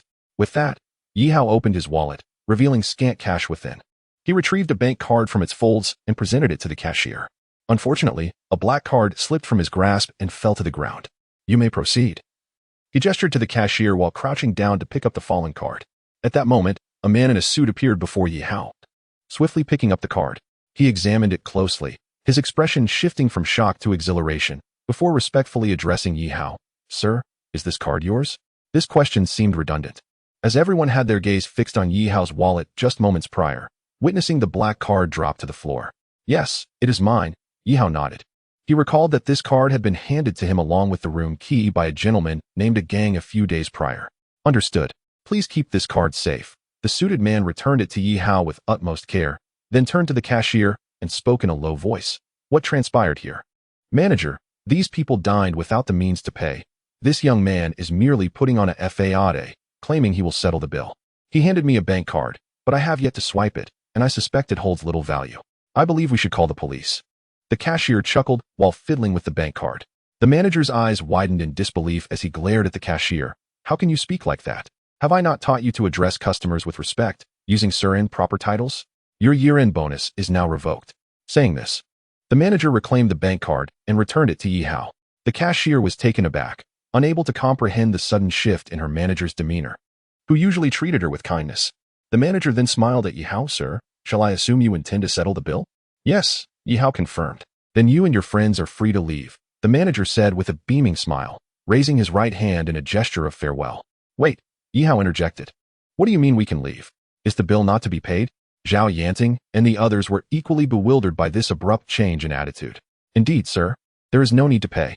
Your breakfast has been graciously waived, the manager replied, his professional smile barely concealing his respect. What? Waived? A bill of 120,000. Simply waved? Heaven, I must still be dreaming. After such an extravagant breakfast, they are letting us off the hook? Chapter 55, Waved? All the teachers present looked at Yi Hao with astonished expressions. Even the cashier's mouth hung agape. To simply wave a 120,000 bill seemed utterly unbelievable to them. System notification, your show-off value has reached 106 points. Host, you have undoubtedly earned the title of King of Show-Offs. Though Yi Hao felt inclined to curse at the system's words, he too was filled with great confusion. Originally, he had envisioned himself paying the bill and leaving, which would have also been a display of ostentation. Though it was money he had purchased with, the value of money and skill points, their significance could easily be discerned. Ahem. Manager, I am a bit unclear on what you mean. Are you certain it is waived? Yi Hao asked, gazing at the manager with uncertainty. The manager nodded and pointed to the black card in Yi Hao's hand. Sir, do not feign ignorance. You must understand the significance of this card. I genuinely do not understand. Yi Hao chuckled, glancing at the seemingly ordinary card. Sir, this card is indeed yours, correct? Yes, it was a gift from a friend. Then you might want to look at our sign. The manager indicated towards the entrance. Ipinjai? Ah, I recognize this as a high-end restaurant. Yi Hao acknowledged. Then you must know who the parent company of Ipinjai is. The manager smiled. I must admit, I am not aware. Yi Hao shook his head. Lacking knowledge in such matters. I can enlighten you. Ipinjai is a renowned brand under the Zhou Group in the culinary industry. One of the food-loving teachers interjected. The Zhou Group. Yi Hao chuckled wryly, realizing the implications.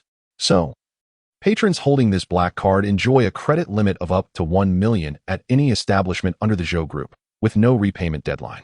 The manager regarded Yi Hao with admiration and respect. He almost added that anyone possessing this card must have a particularly close relationship with the Zhou Group. My goodness, a 1 million credit limit. Yi Hao, what is truly going on? Do you know the owner of Ipinjai? Zhao Yanting leaned closer, whispering to Yi Hao. Yi Hao smiled helplessly. While he may not know the owner of Ipinjai, he certainly knew the owner of the Zhou Group and was currently a bodyguard for his daughter. Please wait here. I need to make a phone call, Yi Hao said, moving to a secluded corner and dialing the number saved in his contacts. Hello?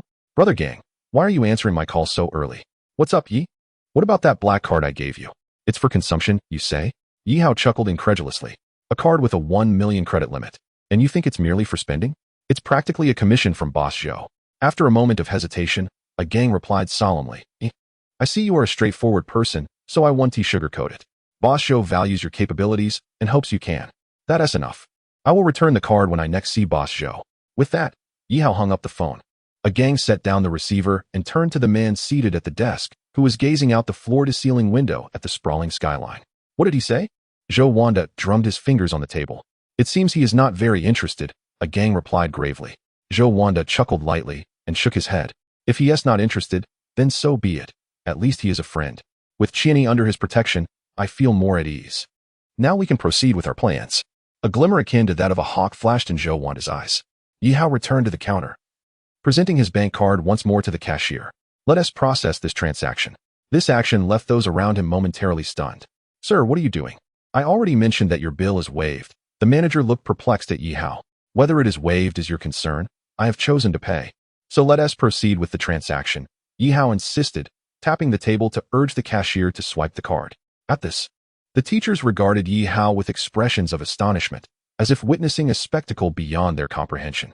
The extravagant dining expense of 120,000 yuan was declared complimentary by the establishment, yet one individual insisted on settling the bill, leaving others astounded by such an act.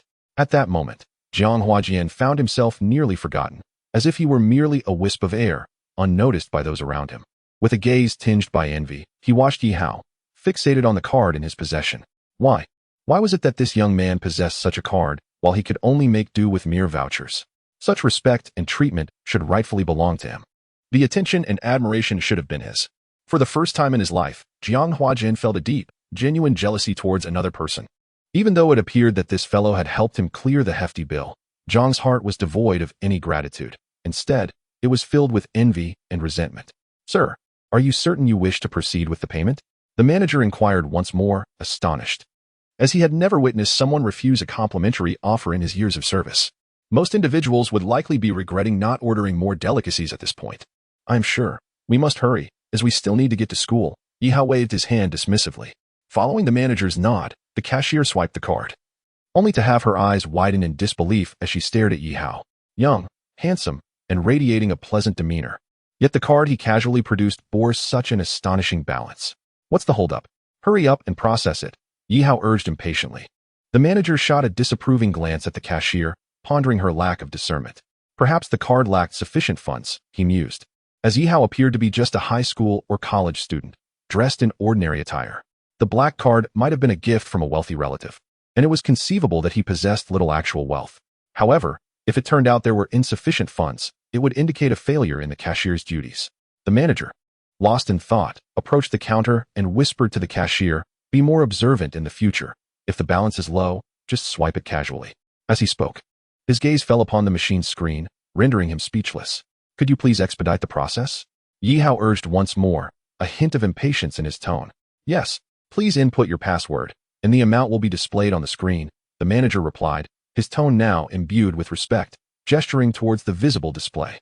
Yi Hao entered his card's password, and in the next moment, a series of numbers illuminated the screen, dazzling all present. A collective gasp echoed through the room as the teachers reacted in astonishment.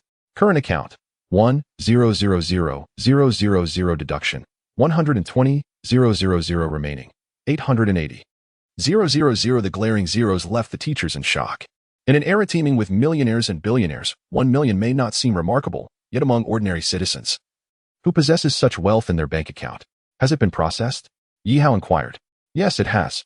We may leave now, he replied, retrieving his card. He noticed the voucher on the counter and handed it to Jiang Huajian. Teacher Jiang, it would be wise to ascertain the situation before inviting someone to dine, Yi Hao remarked before turning to exit. He opted not to ride in Jiang Huajian's car, as the school was within walking distance. Teacher Zhao, who exactly is Yi Hao? His bank card alone holds 1 million, another teacher questioned in disbelief. Indeed, his demeanor hardly resembles that of a mere student. Enough chatter, let us hurry to school. We risk salary deductions if we're late, came the reply.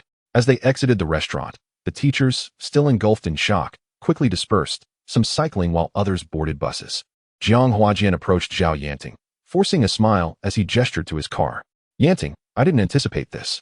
May I drive you to school? Next time. I promise to treat you, he offered. Jiang, it's a short distance to school. I can walk. But do take care next time, Zhao Yanting replied, not even glancing at him, as she hurried to catch up with Yi Hao, her mind brimming with questions. Jiang Huajin stared after them, his fists clenched in frustration. Yet he restrained himself from striking his car. His cold gaze followed the two, vowing, Zhao Yanting, you shall be mine. Yi Hao, wait for me. Yi Hao, Yi Hao. Hearing a voice call from behind, he turned to see Zhao Yanting approaching, breathless and glaring at him. Why did you leave without saying a word? Nothing significant. I was merely lost in thought. Why didn't you leave with Teacher Jiang? He replied, preoccupied with his own musings. The system notification indicated that his show-off value had reached 150, surpassing the threshold. He was curious how many skill points this could equate to. Yi Hao, may I ask what you are truly involved in? Your student records indicate you are an orphan who previously resided with relatives. Where did you acquire 1 million? And what about that black card? Zhao Yanting inquired, her brow furrowed in suspicion. Well, I've engaged in some online ventures and earned a bit of money. I moved out to avoid burdening my relatives. Living under someone else's roof is not ideal. Yi Hao fabricated a response. Ventures? What sort of online dealings could yield 1 million? Please do not deceive me. I found your earlier skills to be quite remarkable, Zhao Yanting cautioned. Rest assured, I wouldn't engage in anything illegal. You know my academic performance is strong. If I apply myself, I will surely achieve success, she warned. As troubling thoughts crept into her mind, Yi Hao chuckled, interrupting her. Sister Ting, please don't overthink it. If I were involved in illegal activities, would I be standing here unscathed? The authorities would have apprehended me. In truth, I simply ventured into stock trading online. The initial capital was around 100,000 left to me by my parents, and I was fortunate enough to see it multiply. As he spoke, Yi Hao feigned pride. You're trading stocks? Zhao Yanting regarded him with skepticism. Sister Ting, I've shared all I can. If you choose to disbelieve me, there's nothing I can do, he shrugged. Yet an idea sparked in his mind. Stock trading could indeed yield quick returns. Once he accumulated enough skill points, he could redeem one for it. In case Zhao Yanting ever confronted him, he would be prepared. I'll trust you this time. Since I dabble in stocks during my free time, perhaps you could teach me how to turn 10,000 into 1 million when you have the chance, she replied. Still doubtful, but willing to believe he wouldn't engage in any unlawful activities. By the way, what is the story behind that black card? And why did you insist on paying when they offered to waive the bill? Zhao Yanting pressed further, echoing the questions swirling in the minds of the other teachers, who wondered if Yi Hao had lost his senses by refusing a complimentary meal. Yi Hao withdrew the black card from his pocket, shaking his head with a smile. One should not accept gifts lightly. There are some things that should remain unclaimed. This card was given to me as a token of gratitude from someone I assisted, and I initially believed it to be a mere membership card. I never anticipated the weight of such a gift. Having discerned Zhou Wanda's intent to court him through a gang's words, Yi Hao recognized the black card as a gilded invitation, an obligation he was loath to incur. He valued his independence, knowing that material wealth could be replenished, but indebtedness to others was a burden of far greater weight. Zhao Yanting began, her mind already formulating another question, but Yi Hao interjected, wary of the relentless probing that threatened to unearth his deepest secrets. He swiftly diverted the conversation. Sister Ting, Song Xiaya was absent yesterday. How did her competition fare? Zhao Yanting's eyes widened in realization. Oh dear, I completely forgot about that important event. The competition concluded yesterday, and Xiaya hasn't contacted me to report the results. I've been rather preoccupied myself and overlooked it entirely. She reached for her mobile phone, but then paused, remembering that Song Xiaoya's parents' contact information was recorded in the class directory. Well, I'll just check in the classroom later to see if she's there. Perhaps she's celebrating her victory and has forgotten about us. Yi Hao chuckled and waved his hand dismissively. Indeed, Xiaoya's violin skills are exceptional. I'm sure she excelled. Zhao Yanting nodded in agreement. Yes, Xiaoya's violin playing is so good, there shouldn't be any problems. As they conversed, Yi Hao and Zhao Yanting arrived at the main classroom. Principal Wu had previously informed Yi Hao that, due to his special circumstances, he would be relieved of teaching duties for the next few days, his sole responsibility being to attend to Elder Yang and his colleagues. However, an unusual atmosphere permeated the school that day. Several military vehicles were parked on the grounds, and students were confined to their classrooms under the supervision of their teachers. Halt! This area is under quarantine. No one is permitted to approach. As Yi Hao and Zhao Yanting made their way to the main classroom, they encountered an obstacle. Armed soldiers barred their path. Chapter 57. Soldiers? Confronted by the soldiers' obstruction, Zhao Yanting and Yi Hao were perplexed. Despite their explanations, the soldiers remained resolute. Let them pass. A voice resonated from within, and Elder Yang, impeccably dressed, emerged from the main classroom. The soldiers, recognizing Elder Yang's authority, stepped aside. Yi Hao, I'm glad you've arrived. Elder Yang rushed forward, his weathered hand clasping Yi Hao's shoulder. I was on the verge of departing if you hadn't arrived. Depart? Are you leaving today, Elder Yang? I thought you were planning to stay for a few more days. Zhao Yanting inquired, her voice tinged with surprise. Elder Yang waved his hand dismissively, his tone tinged with reluctance. I don't want to leave either. I had hoped to engage in further discussions with Yi Hao. However, higher directives dictate my departure, and I have no choice. Although Elder Yang expressed regret, Yi Hao detected an underlying excitement in his eyes, a fervent anticipation, as if something momentous awaited him. Elder Yang, your departure is quite a spectacle. With soldiers providing an escort, Yi Hao observed, noting the presence of at least a company of soldiers surrounding the main classroom. Oh, they're not here to protect me. They're here to protect this. Elder Yang led Yi Hao to the entrance of the main classroom, a smile playing on his lips. The scene that unfolded before them left Yi Hao and Zhao Yanting speechless. This looks like a demolition operation. Yi Hao swallowed hard. Inside the classroom, a dozen individuals were removing the blackboards, carefully covering them with a protective film to prevent the inscriptions from being smudged. The soldiers then meticulously transported the blackboards to the waiting vehicles. Elder Yang, what's going on? Why are you removing the blackboards? Zhao Yanting asked, her brow furrowed in confusion. Elder Yang remained silent, his gaze fixed on Yi Hao for a long moment. Then, he bowed deeply, his voice filled with gratitude. Yi Hao, on behalf of my old comrades, I thank you. Your mathematical solution has resolved a problem that has plagued us for over a decade. Elder Yang, please don't. Speak plainly. I still don't understand what's happening, Yi Hao replied, his brow furrowed. The actions of those present suggested that the mathematical problem on the blackboard held immense significance.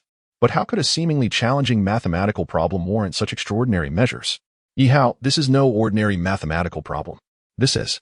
Elder Yang, remember protocol. As Elder Yang prepared to elaborate, a middle-aged man in military uniform approached, his expression stern. Elder Yang frowned. Xia, why must you be so rigid? Yi Hao is the one who wrote those equations. He deserves to know what's at stake.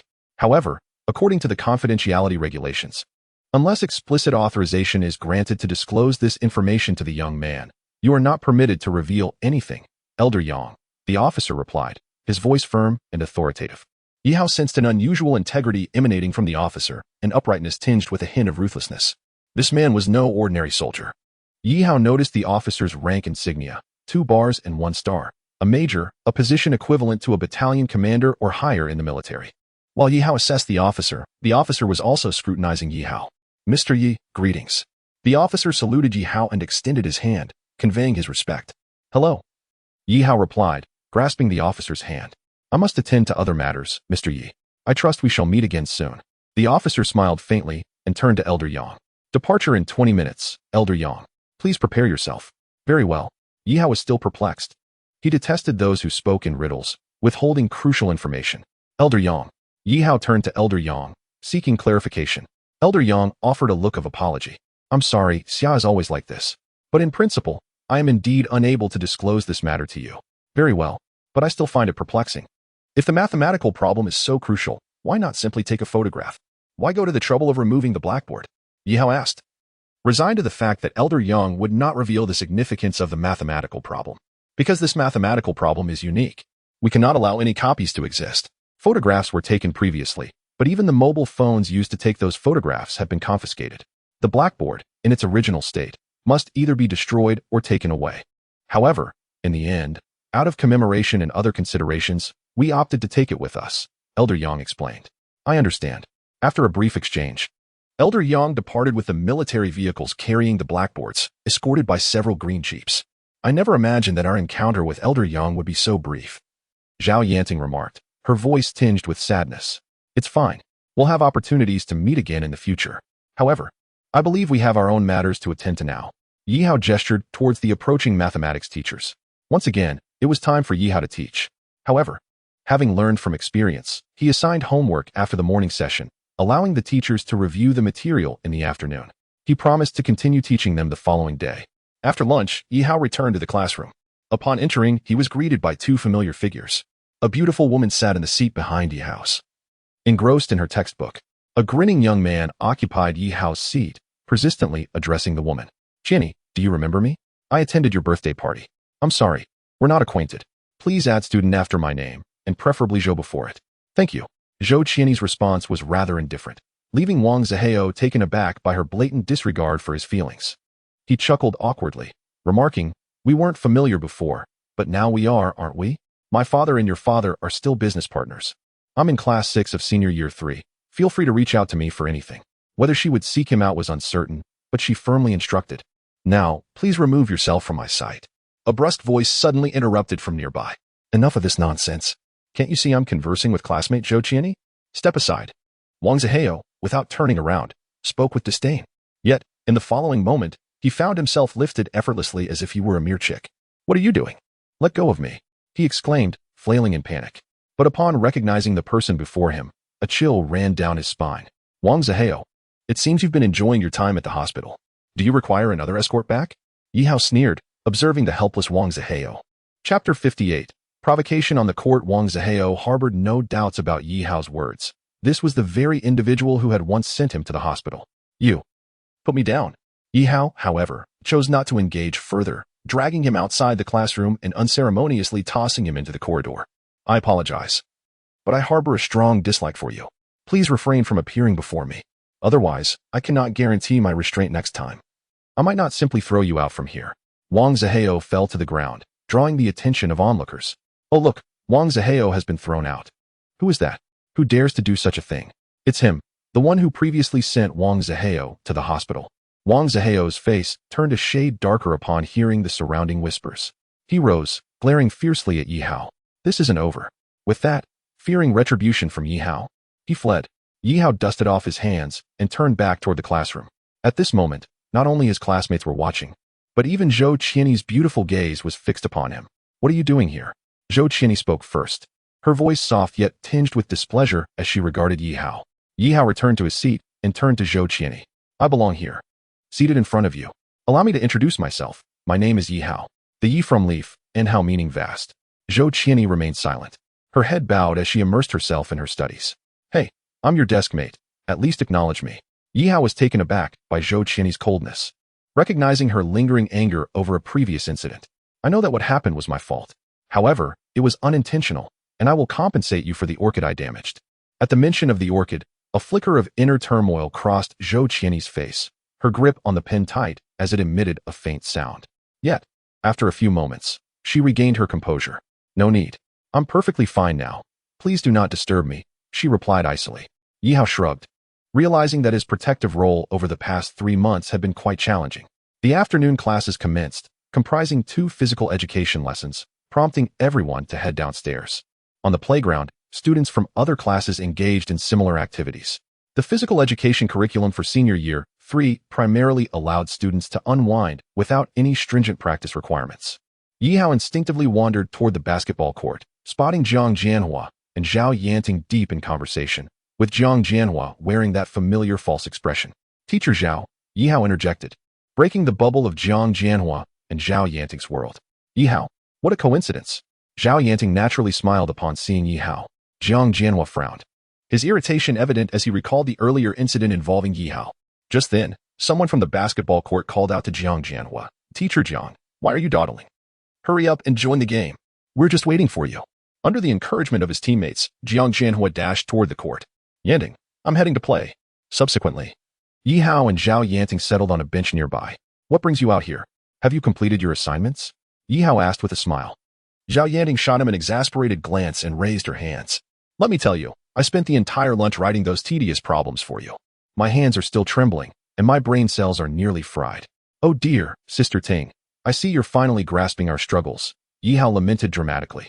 As if you've been writing during this time, Zhao Yanting retorted, rolling her eyes. Yi Hao paused, chuckling awkwardly, realizing he had indeed not done any work and had never bothered to rush her either. Why would I need to rush?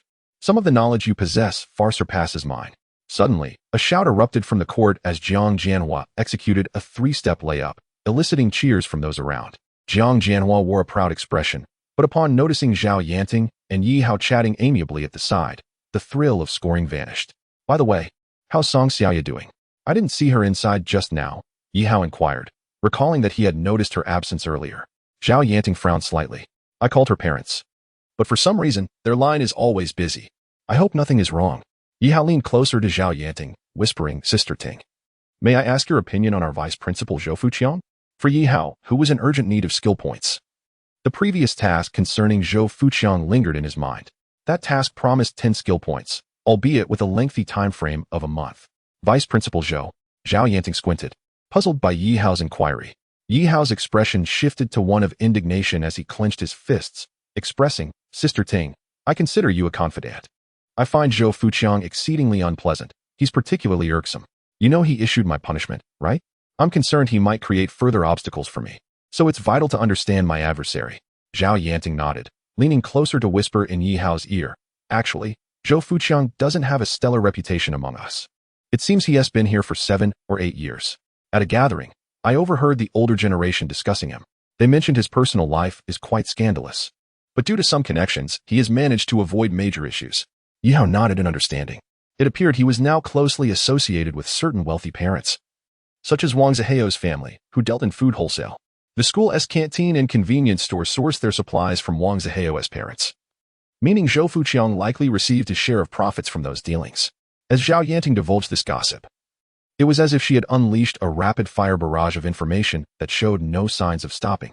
So, it would be wise to limit your interactions with Zhou Fuqiang. You're already on track. In 6 months, you'll be in a better position. Zhao Yanting's intent was clear. She wished for Yi Hao to navigate this period of his life calmly. While Yi Hao smiled and nodded in agreement, his thoughts diverged. Zhou Fuqiang, oh Zhou Fuqiang, it's not that I wish to let you off the hook. Rather, the system insists on your demise. 10 skill points are of far greater significance.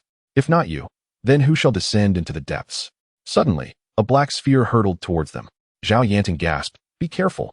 Yi Hao swiftly raised his hand, catching a basketball that was coming at him with great force.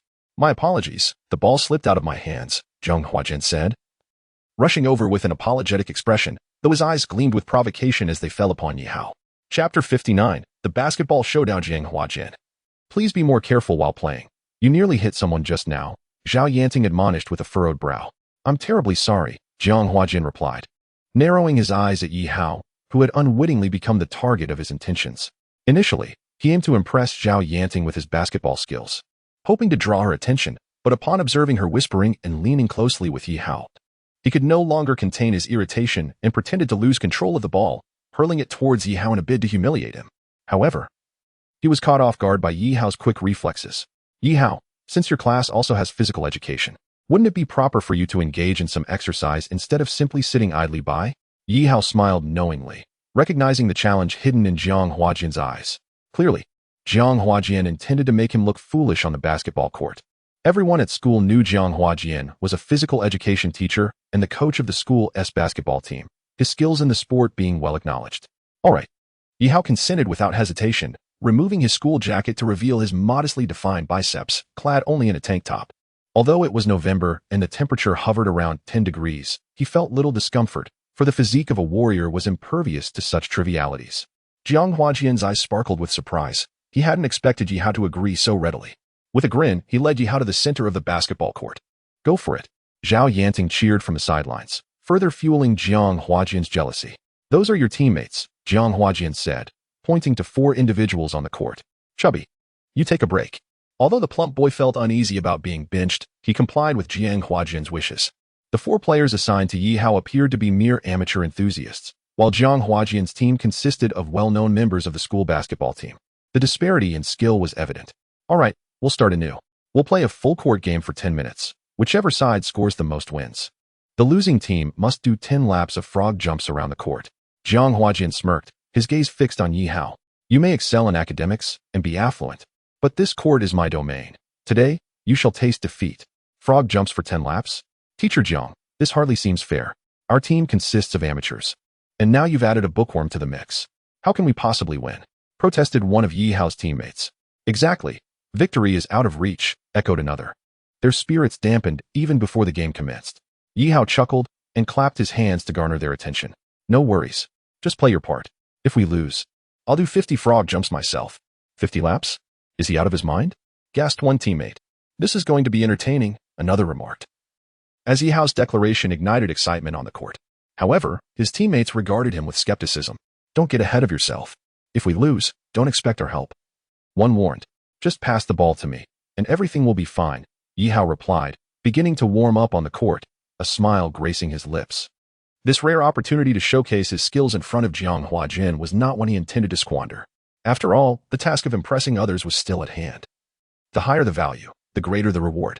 Since our esteemed scholar Yi Hao is so confident, let us match his enthusiasm, Jiang Huajian retorted, though his eyes remained contemptuous. You dare to show off on my court? Get ready for those 50 frog jumps. When the game commenced, Jiang Huajian ostentatiously allowed Yi Hao to take the first shot. Yi Hao received the ball at the center and, instead of moving, began dribbling to familiarize himself with the rhythm. Although he had played basketball casually in the past, his current prowess was enhanced by the physicality of a warrior, granting him superior strength and speed. If needed, he could always trade for a basketball skill later. Hey, are you going to shoot or just stand there? If you don't make a move, I'll call a 24-second violation, called out the temporary referee. A chubby boy with a timer in hand. In casual games like this, such rules were often overlooked. Yi Hao grinned, gripping the ball and gazing at the hoop. With minimal defense, he leaped into the air, executing a fairly standard shooting motion. The ball arced gracefully towards the basket. However, it merely grazed the rim and bounced away. Is this kid even capable of playing? Someone remarked. I'm looking forward to seeing him do those 50 jumps, another added. At that moment, Jiang Huajian seized the ball. A smirk crossing his face, he whispered to his teammates, when I have the ball, set me up for an easy basket. Understood, they replied. As Jiang Huajian dribbled down the court, Yi Hao approached him, and it was evident from his footwork that he lacked experience. Looks like your skills are lacking, Yi Hao. Jiang Huajian taunted, casually dribbling the ball. You'll find out soon enough, Yi Hao retorted, spreading his arms to impede Jiang Huajian's advance. Meanwhile, the other players had already crossed half-court, as it was uncommon for anyone to defend so early in a casual match. Jiang Huajian bent slightly, preparing to showcase his dribbling finesse, fully aware that Zhao Yanting's gaze was fixed upon him. This was a rare chance to shine. Just as pride radiated from his expression, the basketball suddenly slipped from his grasp. He paused, looking down at his hand, bewildered, as the ball he expected to control vanished without a trace. A swishing sound echoed from behind him, and as he turned, he witnessed the basketball descending from the net, with Yi Hao standing there, a faint smile gracing his lips. The students outside erupted in astonishment. Incredible! What a swift steal! Exclaimed one. A steal followed by a quick, 3-step layup. Though the finish was a bit rough, it was still impressive. Jiang Huajian furrowed his brows tightly, clenching his fists as he pulled one of his teammates closer and spoke in a low voice. What just happened? Teacher Jiang, just now, when you were about to break through that kid, he suddenly dodged. We didn't quite catch his specific movements, but in the next moment, the basketball was already in his hands, and then he dashed off to make a layup with astonishing speed, almost like a 100-meter sprint. His teammate murmured, "A steal." An amateur student managed to pull off a steal right from the start. Jiang Huajian's eyes caught sight of Zhao Yanting on the sidelines, who was still smiling and clapping. His fury was on the verge of erupting. Teacher Jiang, your ball. A basketball flew toward Jiang Huajian, who quickly raised his hand to catch it. Although he managed to grab the ball, the force of the impact left his palm slightly numb. Teacher Jiang, don't you think my playing style is correct? Yi Hao jogged over to Jiang Huajian's side, chuckling lightly. Jiang Huajin tightened his fists, snorted, and moved to the sidelines to resume play. This time, he was particularly cautious, his gaze scarcely leaving Yi Hao. This time, I'll keep my eyes on you and see how you manage to steal the ball from me. Just as Jiang Huajian prepared to dribble the basketball across half court, Yi Hao, who had been defending him, revealed a sly smile. A shiver ran down Jiang Huajian's spine, and he instinctively tried to protect the ball, but by then, it had vanished from his grasp. Fall back! Fall back! Jiang Huajian shouted anxiously. Yet, the familiar voice echoed behind him once more. Swish, a steal, and yet another basket. Jiang Huajian felt as though his head might explode. The students on the sidelines were bewildered by the turn of events. It had only been a minute, and Yi Hao had already made 2 steals and scored 2 points. Teacher Jiang, several teammates exchanged worried glances, observing his expression. You two, guard him together. Don't let him get any chances. I'll handle the offense myself. Jiang Huajian gritted his teeth and glared fiercely at Yi Hao. You're good at stealing, so I'll have 2 people defend you and give you no opportunities. The third ball began. Yi Hao smiled at the 2 players blocking his path, their eyes fixed intently on his every move. Looks like Jiang Huajian has become a bit wiser, he thought. Jiang Huajian was filled with excitement, watching as he approached the half-court line and the hoop ahead. Although 4 opponents were defending the basket, he was well aware of their skills and believed that a couple of feints would easily deceive them. What good is that kid's speed? Basketball is a team game. Teacher Jiang, pardon me. Suddenly, a voice whispered in his ear, and in the next moment, the basketball was gone once again. Swish. Anger surged within him, a rage that transformed into a feeling of utter despair. The sidelines fell silent as all eyes were drawn to the basketball bouncing beneath the hoop. Jiang Huajin cast a dark look at the 2 players he had assigned to guard Yi Hao. What happened? Didn't I tell you to defend him? The 2 teammates looked helpless. Teacher, that kid is just too fast. We can't keep up. Yes, he'd definitely win first place in a 50-meter sprint. Jiang Huajian clenched his fists. The score was now 6-0. Continue the game. A voice shouted from the sidelines. Jiang Huajian, his expression grim, gritted his teeth and instructed his teammates, you 3 go defend over there. No matter what happens, don't come back. The 2 of us will handle the offense. But teacher, how can you 2 possibly score against 5? Forget that. Just focus on defending Yi Hao, Jiang Huajian insisted. And so, the game resumed. This time, as Jiang Huajian received the ball, he threw it directly to the only teammate on the opposing side without a second thought. You're good at stealing? This time, I won't dribble at all. Let us see how you steal the ball. Sometimes, reality is far harsher than one's expectations. A figure dashed across half court like lightning, leaping high to intercept the basketball midair. After landing, Yi Hao wasted no time dribbling towards the opposing side. However, this time, 3 defenders awaited him. Yi Hao reached the 3-point line, halted his steps, and released the basketball. Swish. The sound was now almost numbing to Jiang Huajian's ears. Damn it. A 3-pointer, Jiang Huajian thought. This kid has some skill. No, it's mainly his speed.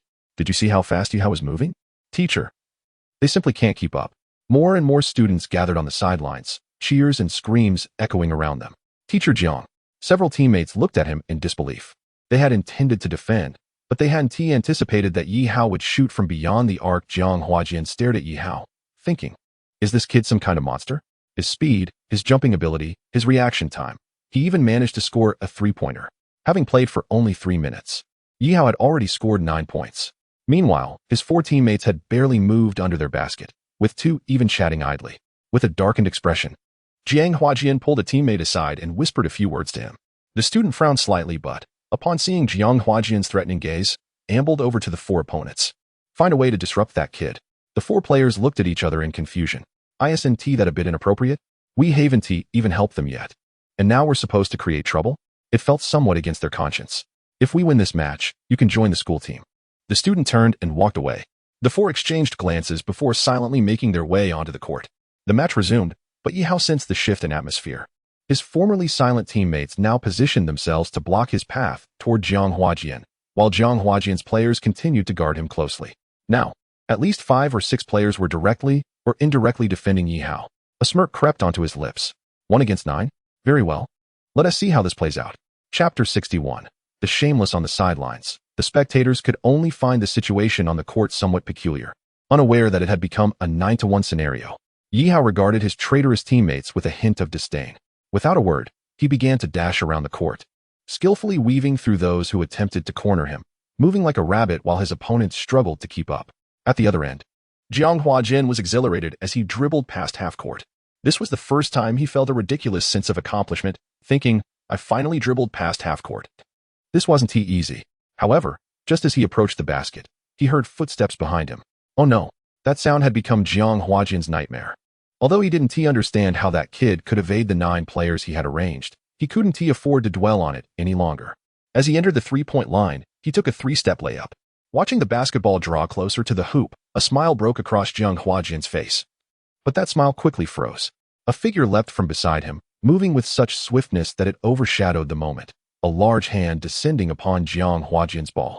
My apologies, came a voice, and Yihao decisively blocked Jiang Huajin's shot, the basketball thudding as it rolled towards the sidelines. In that instant, the air fell silent. The next moment, exclamations erupted. Goodness, did you see that? A block. It's something one would only witness in professional matches on television. My word, I must be dreaming. Is that lad's foot equipped with springs, leaping so high? No, someone interjected. Did you not notice his movements?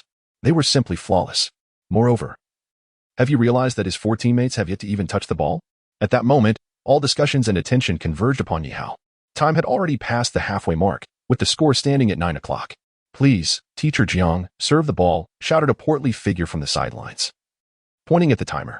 What on earth is happening? 9 people can't stop one. Jiang Huajin reprimanded his players in a low voice, his face darkened. The players, wearing expressions of helplessness, replied, Teacher Jiang, we don't wish for this either, but that lad seems like a specter. We simply cannot contain him. Damn it. I don't care. Even if you have to foul him deliberately, you must stop him.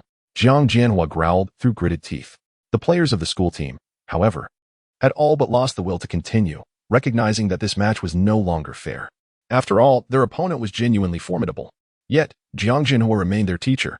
The crowd outside the court erupted with fervor, pointing and shouting at the ongoing game. What shamelessness! 4 of you are ganging up on one? Hush, hush. This is the first time I've seen basketball played like this. Referee, that's a foul. Are you blind? At that moment, the 4 players of the school team had encircled Yihao, forming an impenetrable barrier. Listening to the jeers from the crowd, they each hung their heads in shame. The chubby boy, who had intended to raise his hand to call for a foul, found himself silenced by a glare from Jiang Huajian, pretending not to notice. Perhaps this game would remain etched in their memories for a lifetime. Yihao could only smile wryly, realizing he could no longer evade the situation. Meanwhile, Jiang Huajian effortlessly controlled the ball, making his way towards the inner court, while Yihao's 4 teammates merely acted as bystanders, offering no effective defense against him. Filled with confidence, Jiang Huajian brought his feet together, arms poised in a textbook shooting stance, launching the basketball towards the hoop. Yet, unbeknownst to everyone, a subtle smile crept across Yihao's lips as he concentrated his mental energy on the ball suspended in midair, slightly altering its trajectory. The ball grazed the rim before bouncing out of bounds. Jiang Huajin stood momentarily stunned, questioning how his skills had faltered so drastically. A chorus of boos erupted from the crowd once more. Yihao's teammates began the next play, continuing their theatrical display. One player slipped, allowing Jiang Huajin to steal the ball, and then he attempted a 3-step layup, confident that his shot would succeed. He was utterly taken aback when the ball circled the rim before rolling out. Ha ha ha, that was incredible. I've never seen Teacher Jiang play this poorly. The audience outside the court watched with rapt attention, as Jiang Huajian tried various shooting methods, each attempt resulting in failure. With 2 minutes left in the match, the chubby boy grew bored, as did the players, who seemed to lose focus. Unexpectedly, a pass went awry, landing in Yihao's hands. Staring at the basketball, Yihao couldn't help but chuckle. He hadn't even intended to shoot, yet the ball had found him. However, with defenders surrounding him, he realized it was impossible to dribble to the basket. Then, to everyone's astonishment, Yi Hao simply tossed the ball from his hands. It soared through the air, tracing a perfect arc before swishing through the net. The once quiet atmosphere of the court ignited anew. He had just made a shot from half-court, a remarkable three-pointer. My goodness, a steal, a block, a three-pointer, and now a long-range shot. Today, I am truly witnessing something extraordinary. There are masters among the people. Someone wondered aloud. I wonder if that lad can dunk? With those hops, he surely can. The chant for a dunk echoed from the crowd. Given the inherent challenges of height and jumping ability among the Huaxia people, witnessing a dunk was a rare spectacle, making the anticipation all the more intense. Shameless individuals. Bring him out. Is this how you play? Let him show himself. We want to see a dunk. Perhaps spurred by the fervor of the audience. The school team players surrounding Yi Hao could no longer bear the humiliation, gradually lowering their arms. Yi Hao seized the moment, prepared to showcase his prowess. As Jiang Huajin dribbled towards his basket, Yi Hao wore a mischievous grin, swiftly making a steal. Jiang Huajin, watching the ball slip from his grasp, felt a mix of anger and helplessness directed at Yi Hao. However, Yi Hao was in no hurry to attack. Instead, he dribbled while gesturing towards the opposing hoop. Jiang Huajin's temper flared. This lad was becoming increasingly audacious, seeking to dunk while demanding he defend. Yet, recalling Yi Hao's speed, Jiang Huajin begrudgingly returned to his position beneath the basket, knowing he was destined to lose this match, yet unable to endure Yi Hao's continual displays of bravado. As for the dunk, no way. Yi Hao approached, prepared to face the fully defensive Jiang Huajin, while the other players silently retreated, having given up on the match. Jiang Huajin clenched his fists, fixated on the advancing Yi Hao, determined not to let him succeed this time. But in the next moment, an astonishing arc unfolded. A figure leapt just beyond the three-point line, soaring high. Outside, the students were spellbound, watching as Yi Hao leaped, transferring the ball from his left hand to his right beneath his legs, then executing a perfect arc as he slammed the basketball down onto the rim. Jiang Huajin stood frozen, utterly oblivious to his surroundings, feeling as though a roaring tiger had charged at him, the pressure nearly suffocating. As Yi Hao landed gracefully, he brushed off his hands, realizing that playing with his elite physique felt akin to a high schooler dominating an elementary student. My heavens, that axe-handle dunk was stunning. It was not merely an axe-handle dunk. He had incorporated an under-the-leg pass in the process. How did he manage that? Compared to him, the school team appeared utterly inadequate. Dunking always ignites the most excitement. Yet the cheers from the crowd began to diminish as the school bell rang, signaling the end of class. Unbeknownst to them, an entire lesson had slipped by. Time's up, I announced the results, 14-0. The chubby referee gazed at Yi Hao as if he were a monster. This match was nothing short of a personal showcase by this behemoth, culminating in a score that seemed almost surreal. Damn it! Jiang Jianhua clenched his fists, shooting Yi Hao a fierce glare before preparing to leave. He felt as if he had been thoroughly crushed by this guy. Even in basketball, his strongest suit, he was no match for him. What else could he possibly compare with? Teacher Jiang, wait a moment. It seems you've forgotten something. Yi Hao's voice rang out, laced with amusement. At that moment, a few remaining students on the sidelines began chanting, "Frog jumps, frog jumps." The members of the school team lowered their heads and started hopping around the court like frogs, while the gaze of the other students fixated on Jiang Jianhua. Gritting his teeth, Jiang crouched down, filled with rage, and began to jump around the court. Meanwhile, Yi Hao paid them no mind. Frog jumps were far too embarrassing. He walked to the sidelines and was surprised to find that Zhao Yanting had left at some point, leaving only Yi Hao's jacket on the seat. However, another unexpected woman appeared before him. Jiang Yu. It seemed she had been watching him for quite some time, her eyes reflecting a myriad of complex emotions. Yi Hao, you were incredibly impressive while playing just now. I'm a huge fan. That final slam dunk was simply phenomenal. I'm from class 8 in the 3rd year. Could you please give me your QQ number? It must be said that during high school, boys who could play basketball were exceptionally attractive. And considering that Yi Hao was also an academic achiever and not unpleasant to look at, a group of female students surrounded him as soon as he stepped off the court. I'm sorry, but I have to rush to the restroom. Such flattery was beyond Yi Hao's capacity to handle. He fabricated an excuse and squeezed through the crowd, heading towards Jiang Yu. When Jiang Yu saw him approaching, her face lit up, and just as she was about to speak, Yi Hao turned away without even glancing at her. Her expression froze for a moment, watching his departing figure with a tinge of bitterness.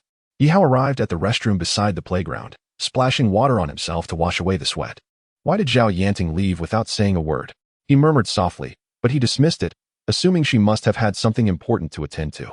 He decided to check on the completion of his task. Impressive points. 435. Wow, the impressive points earned in front of Jiang Jianhua were off the charts. Not only had he completed the task, but he had also exceeded it. equivalent to 4 times the expected amount. The system should reward him with a plethora of skill points. But alas, he would have to wait until the 24-hour period was up, which meant tomorrow morning. I've told you, please don't bother me anymore. Xia Shui, why must you act this way? What is the point of studying? I know your family situation is tough. If you agree to be with me, I'll give you piles of money to spend. I don't need it. You don't need it? Xia Shui, I heard that because you lost first place in this month's exam, your scholarship is at risk. Without it, how will you afford your father's medical treatment? If you become my girlfriend, I'll immediately give you 100,000. Wang Zihao, you scoundrel. Whether I'm a scoundrel or not is debatable. But what I do know is that I have money. Let go of me. Yi Hao furrowed his brow as he heard a series of disputes coming from the lawn behind the restroom. He couldn't discern the words clearly, but he recognized one gentle female voice amidst Wang Zihao's obnoxious tone. Just now, he had managed to capture Jiang Yue's attention, and now he was pursuing other girls? Yi Hao shook his hand and stepped outside, just in time to see that scoundrel Wang Zihao pulling on a girl's arm. With books and exam papers scattered at her feet. Wang Zihao, I'll give you 5 seconds to get lost from my sight. Yi Hao's voice rang out. Wang Zihao paused, then frowned at Yi Hao. Yi Hao, don't go too far. Do you think I'm afraid of you just because you can fight? Whether you're afraid of me is irrelevant, but I know I can make you eat dirt. 3 seconds left. Yi Hao waved his fist and advanced towards Wang Zihao step by step. Wang Zihao gritted his teeth but ultimately released the girl's arm and turned to flee. Shouting back, Yi Hao, watch your back. The barking dog seldom bites. The biting dog rarely barks. Yi Hao paid no heed to Wang Zihao's threat. Are you okay? Yi Hao approached the girl, crouching down to help her gather the scattered books. However, when he looked up, he found the girl gazing at him with a sorrowful expression, as if he had wronged her. Are you okay? Did that jerk hurt you? Seeing her face, Yi Hao had to admit that she was quite lovely. Though she bore no makeup and was clad in a faded school uniform, her genuine aura shone through. If Yi Hao had to describe her in one word, it would be the girl next door. It's all because of you. All because of you. Why? Why did you have to show up? Listening to the girl's soft lament, Yi Hao was startled to see tears streaming down her face, her lips bloodied from being bitten by her white teeth. Hey, are you all right? It seems we don't know each other. What's with this reaction? At that moment, Yi Hao felt the peculiar stares of passers-by. Some even whispering among themselves. What the hell? When that girl was bullied by Wang Zihao, no one was around, and now that I've stepped in, everyone shows up. Is the universe playing tricks on me? Suddenly, Yi Hao's mind went blank as he watched the girl run away, standing there in a daze for a long while. The sting on his face reminded him he had just been slapped by a beautiful girl. This scenario felt like something out of a melodramatic series. But if he had indeed wronged her, that might make sense. However, he had never even met her before. Wait, Xia Shui? Yi Hao's eyes brightened. This Xia Shui was none other than the top student who had dominated the monthly and midterm exams throughout their high school years. Well, technically, he had taken first place this month. Yet he had no personal grievances with her. He had merely taken her spot for once. Was it really necessary for her to react as if he had committed some atrocious act? Yi Hao chuckled to himself, wondering if being handsome came with such misfortune. Just as he turned to leave, he stared blankly at the textbook in his hand. What? Xia Shui just leaves without her textbook? All right, now he had to return it. Yi Hao shrugged helplessly and headed towards the teaching building. However, it seemed Xia Shui was in the same class as Jiang Yu, both being in class 6 of their final year, conveniently located above his own classroom. Upon reaching the teaching building, Yi Hao's phone suddenly rang. According to school rules, students were not allowed to bring phones, but others secretly did. Yi Hao, however, was bold enough to carry his openly, and a nearby teacher pretended not to notice as they walked by. Who was Yi Hao? He was an academic prodigy, also serving as a math tutor for teachers across Jiangnan province. The school, of course, would not concern itself with such trivial matters. The name displayed on the phone was Zhao Yanting. Hello? What made you think to call? Before Yi Hao could finish his sentence, he was interrupted by a frantic voice on the other end. It's bad. Song Xiaoya has run away from home. Zhao Yanting's tone was filled with urgency. Run away from home. My desk mate, at her age, would still throw a tantrum about that? Yi Hao was taken aback, struggling to believe that the usually aloof and silent Song Xiaoya would actually run away. I'm not joking. Xiaoya lost her competition yesterday, finishing only 4th. When she returned home, her parents insisted she give up playing instruments. They had a huge argument, and she left the house. Initially, her parents thought she was just sulking and would return quickly. But since last night, there has been no news. Xiaoya's parents have contacted every place she might go, yet there is still no sign of her. And her phone has been unreachable. Yi Hao furrowed his brow. It seemed that under these circumstances, Song Xiaoya had indeed run away. Though she was nearly 18. Being a girl, It was natural to worry about her being out alone. What about calling the police? They can help look for her. Don't they have the Skynet surveillance system? We could use that. No, the police said they wouldn't take action until 48 hours have passed. Right now, there's still a day until that time. On the other end, Zhao Yanting's voice cracked, revealing her tears. Perhaps she felt a sense of responsibility in this situation. If anything happened to Song Xiaoya, she would be engulfed in guilt. After all, she believed that had she not encouraged Xiaoya to pursue music or participate in that competition, this situation might not have arisen. All right. Calm down, Tingjia. Have you checked all the places where Xiaoya might go? Yi Hao inquired as he walked toward his classroom. I've checked. After I received a call from Xiaoya's parents, I searched every possible corner of the school. Right now, I'm at the school gate, preparing to meet with Xiaoya's parents. Yi Hao, what do you think we should do now? Zhao Yanting's voice grew more choked with emotion. Stay calm. I'll head back to the classroom and see if there's a clue in Xiaoya's drawer about where she might have gone. Let us touch base afterward. Okay. After hanging up, Yi Hao rushed back to the classroom, disregarding any thoughts of returning books. He placed Xia Shui's book in his drawer and began rummaging through Song Xiaoya's belongings.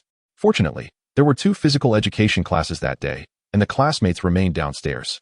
Song Xiaoya really knows how to create trouble, Yi Hao muttered as he searched for clues in vain. Her drawer was impeccably organized, revealing her profound passion for music. Aside from a third of the contents being study materials, the rest comprised various music and instrument resources. She had several notebooks filled with her handwritten thoughts on music, but none provided any leads in locating her. Damn it, Haiching is so vast. Where am I supposed to search? Yi Hao scratched his head, and his gaze fell upon the computer on the podium. Of course, the Skynet. Previously, he had contemplated using the police department's Skynet surveillance to locate her. Since the police were unable to act due to time constraints, he took matters into his own hands. Yi Hao swiftly closed the classroom windows and door, then approached the computer, powering it up. Taking a deep breath, he muttered to himself, I need to acquire skills related to computers or hacking. Computer skills. Required skill points. 5. Notice, current account balance insufficient. Yi Hao clenched his fists and declared, use a loan to acquire computer skills. Computer skills successfully acquired. Current outstanding skill points. 9. Remaining repayment period, 6 days. Yi Hao shook his head in self-mockery. He was now burdened with debts. And before he could repay the previous ones, he had accumulated more. Song Xiaoya, once I find you, you will owe me dearly. At that moment, the computer screen flickered to life, but required a password. A smirk curled at the corners of Yi Hao's mouth as his fingers danced swiftly across the keyboard. In no time, the desktop appeared.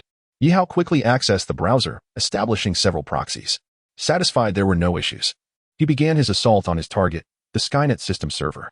The Skynet had been a monumental investment for Huaxia in recent years, significantly reducing crime rates and increasing case resolution rates.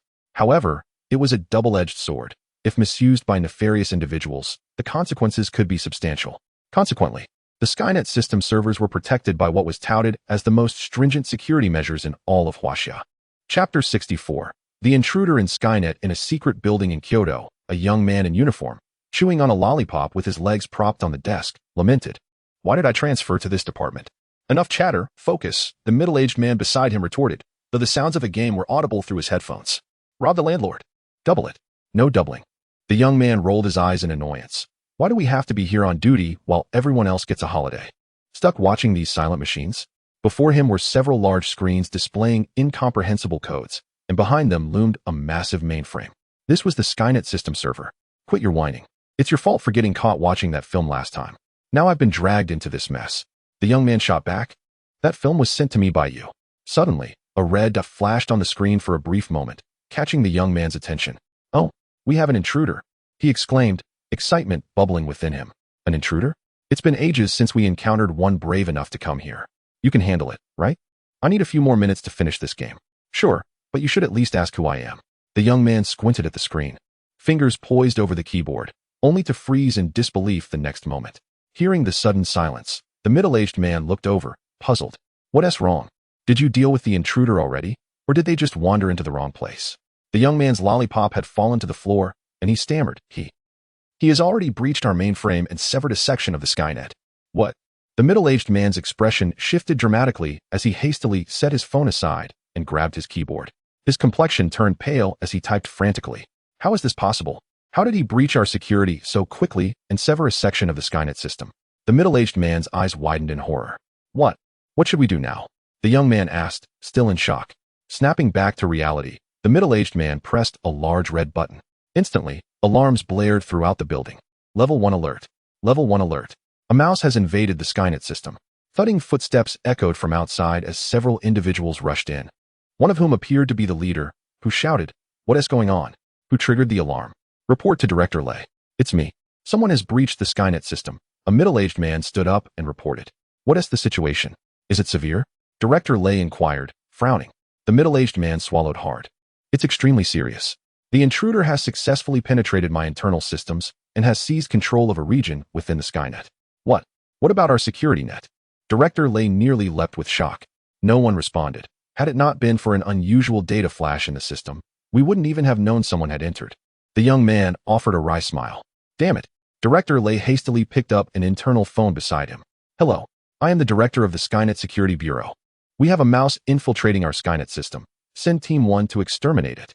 What? On leave. Then send Teams 2 and 3. I want them to find every available computer and immediately extract that mouse. Yes. After the call ended, the atmosphere in the room thickened. Director Lay wiped the sweat from his forehead and slammed his hand on the table, asking, Can you trace which area of the Skynet was infiltrated? I'll give it a try. The young man began typing rapidly on the keyboard. A map of Huaxiao appeared on the main screen, predominantly in safe white, but a conspicuous red dot marked a location in the southern coastal region. Report. It's located in Haicheng in the south. Director Lay clenched his fists and said in a low voice, Damn it. They've come to trouble us at the Skynet. Don't just sit there. Attack and reclaim that area of the Skynet.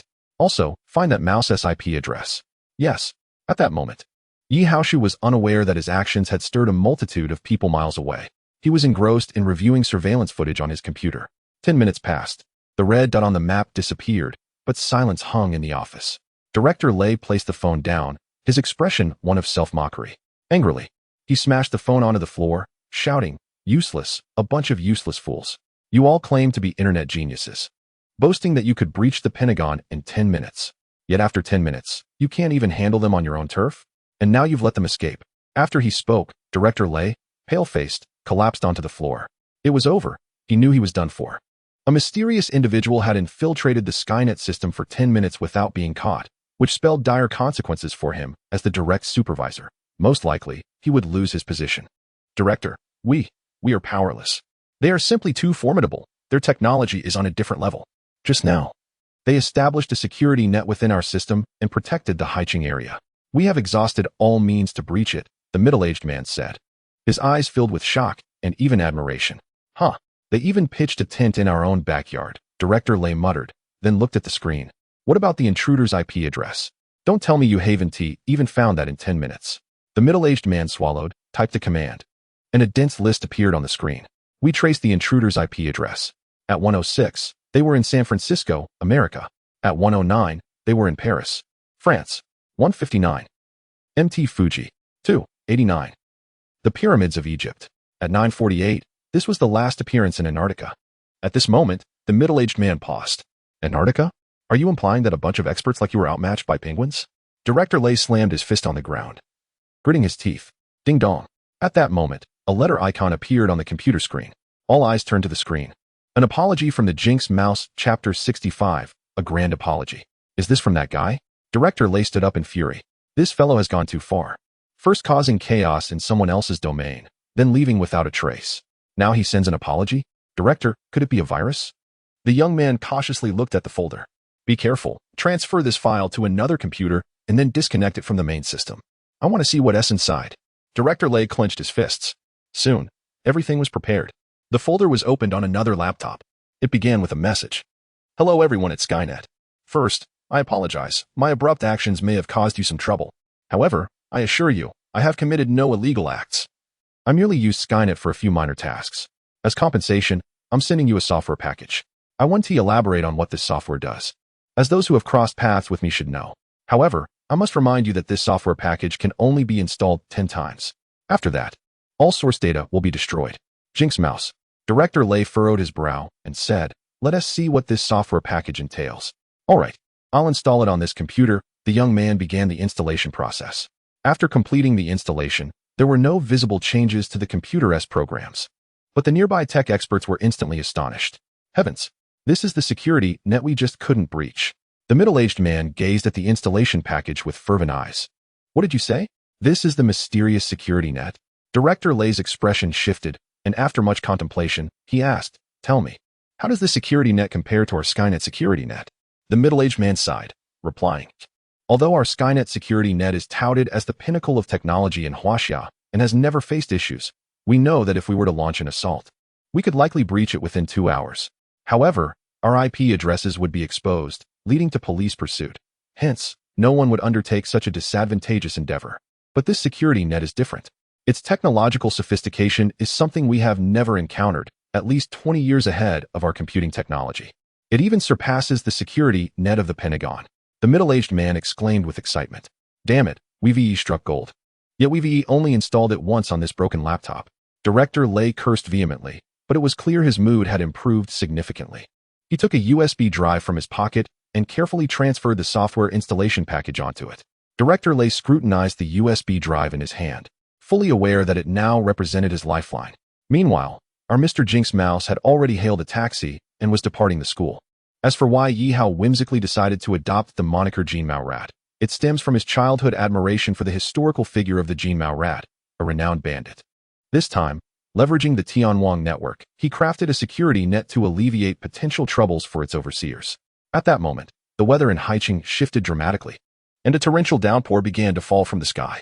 Yihao gazed out at the retreating scenery as he had just spent 10 minutes locating Song Xiaoya through the Tianwang system. Since leaving home the previous night, she had taken refuge in a KTV and had yet to emerge. Sir, we have arrived at Dinghao KTV, the driver announced as he halted the vehicle. No need to search further. After paying, Yihao stepped out into the rain and approached the entrance of Dinghao KTV. Glancing at his phone, he pondered for a moment before deciding to pocket it, intending to contact Zhao Yanting only after locating Song Xiaoya. Excuse me, sir. Our KTV is currently closed and not yet open for business. A staff member obstructed his path as he attempted to enter. Yihao frowned slightly. I am here to find someone. A girl came here last night and has not yet left. The staff member's eyes flickered with a hint of panic but quickly masked it. I apologize. But we close at 6 in the morning and do not reopen until 6 in the evening. Therefore, your friend is likely not here. Yihao scoffed, pointing to the sign nearby. Do you take me for a fool? Surely you can read these words. The sign clearly stated that the establishment was open 24 hours. The staff member's expression darkened as he clapped his hands, summoning several unsavory individuals who quickly surrounded Yihao. Kid, don't cause trouble. I told you there's no one here for you. Scram. Observing their demeanor, Yihao furrowed his brow, realizing that Song Xiaoya had likely run into trouble. He advanced menacingly towards the staff member. Tell me where that girl is. The staff member, assessing Yihao's expression, coldly gestured to his companions. I told you. There's no one here for you. The group brandished chairs and glass bottles, charging at Yihao.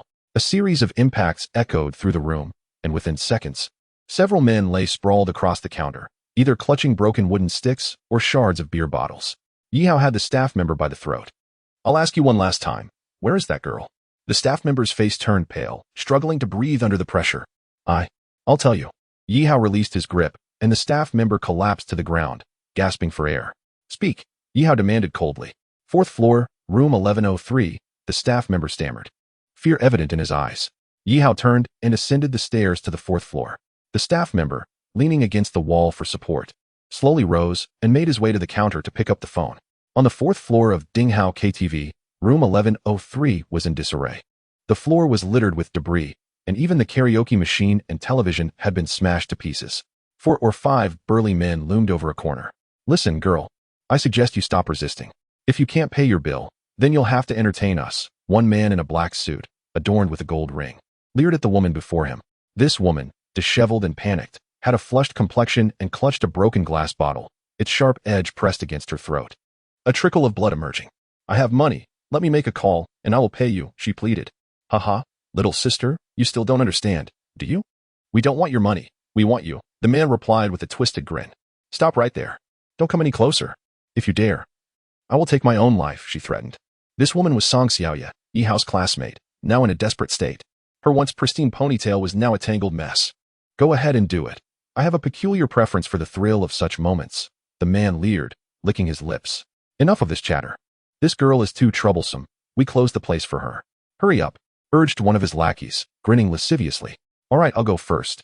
And then you can all have your turn, the man said, rubbing his hands together, inching closer to Song Xiaoya. The glass bottle slipped from her grasp, tears streaming down her cheeks as she faltered, lacking the courage to take her own life. Suddenly, applause rang out, and a figure appeared at the doorway.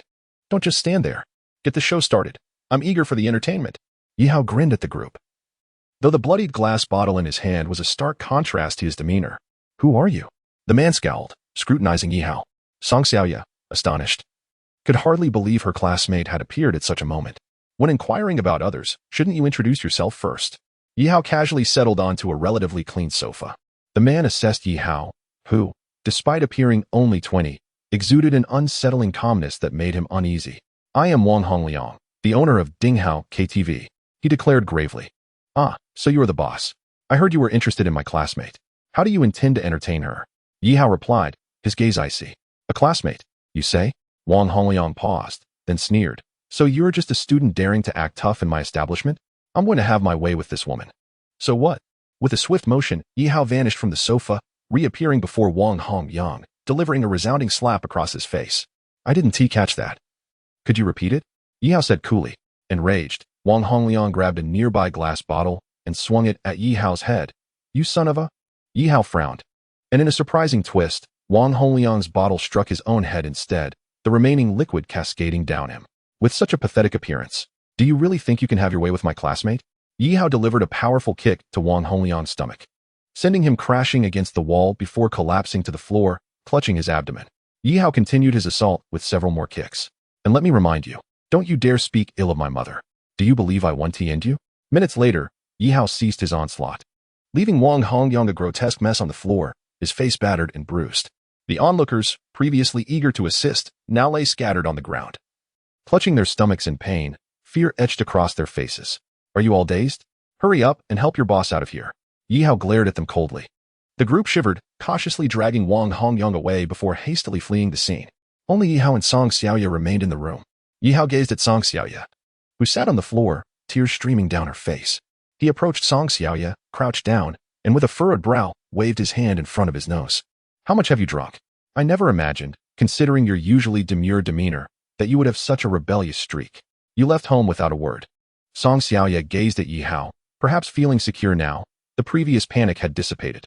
She leaned against the wall, unsteadily making her way to the sofa. Why did you come looking for me? Why did I come looking for you? Don't you know? Your parents and sister Ting are frantically searching for you.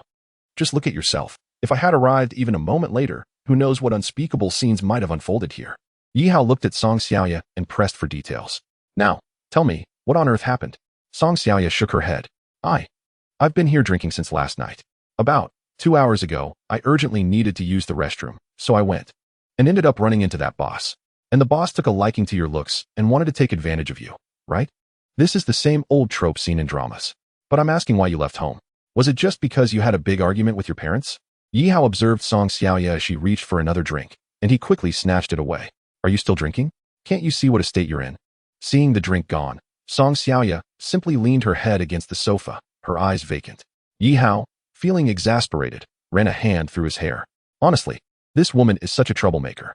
This place reeks of alcohol, and I can't be bothered to discuss this any further. Let us get you home. With that, he took her hand, intending to leave, but she struggled against him. It was futile. His strength was far greater. Unexpectedly, Song Xiaoya bit down on his arm. Ouch!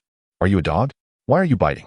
Yihao jerked his arm away, staring at the bloodied bite mark before turning to see Song Xiaoya sobbing on the sofa. I just don't understand. It's just a lost competition. It's just your parents not letting you pursue music. If everyone reacted like you, might as well have everyone in the world perish. He pointed an accusing finger at her. Mind your own business, she retorted coldly, shooting him a glare.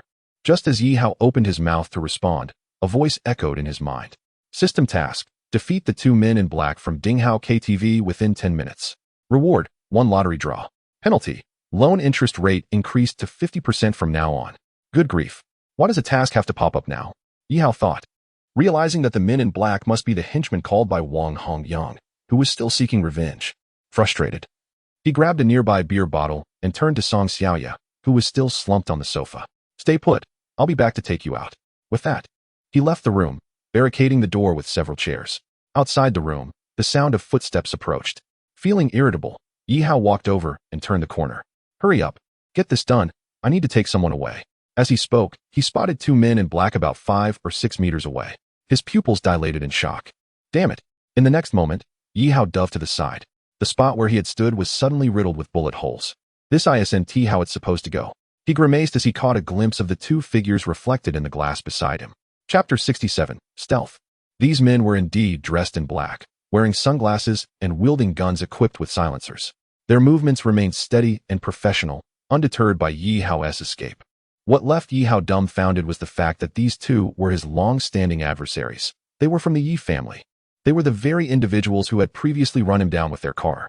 Why did they have to appear now? If they were unarmed, he could have easily taken them down, but with guns in hand, it was a different story.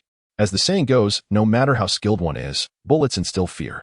Yi Hao didn't consider himself fast enough to outrun bullets. Although he had escaped unharmed during the kidnapping of Zhou Qianyi, he couldn't rely on luck this time.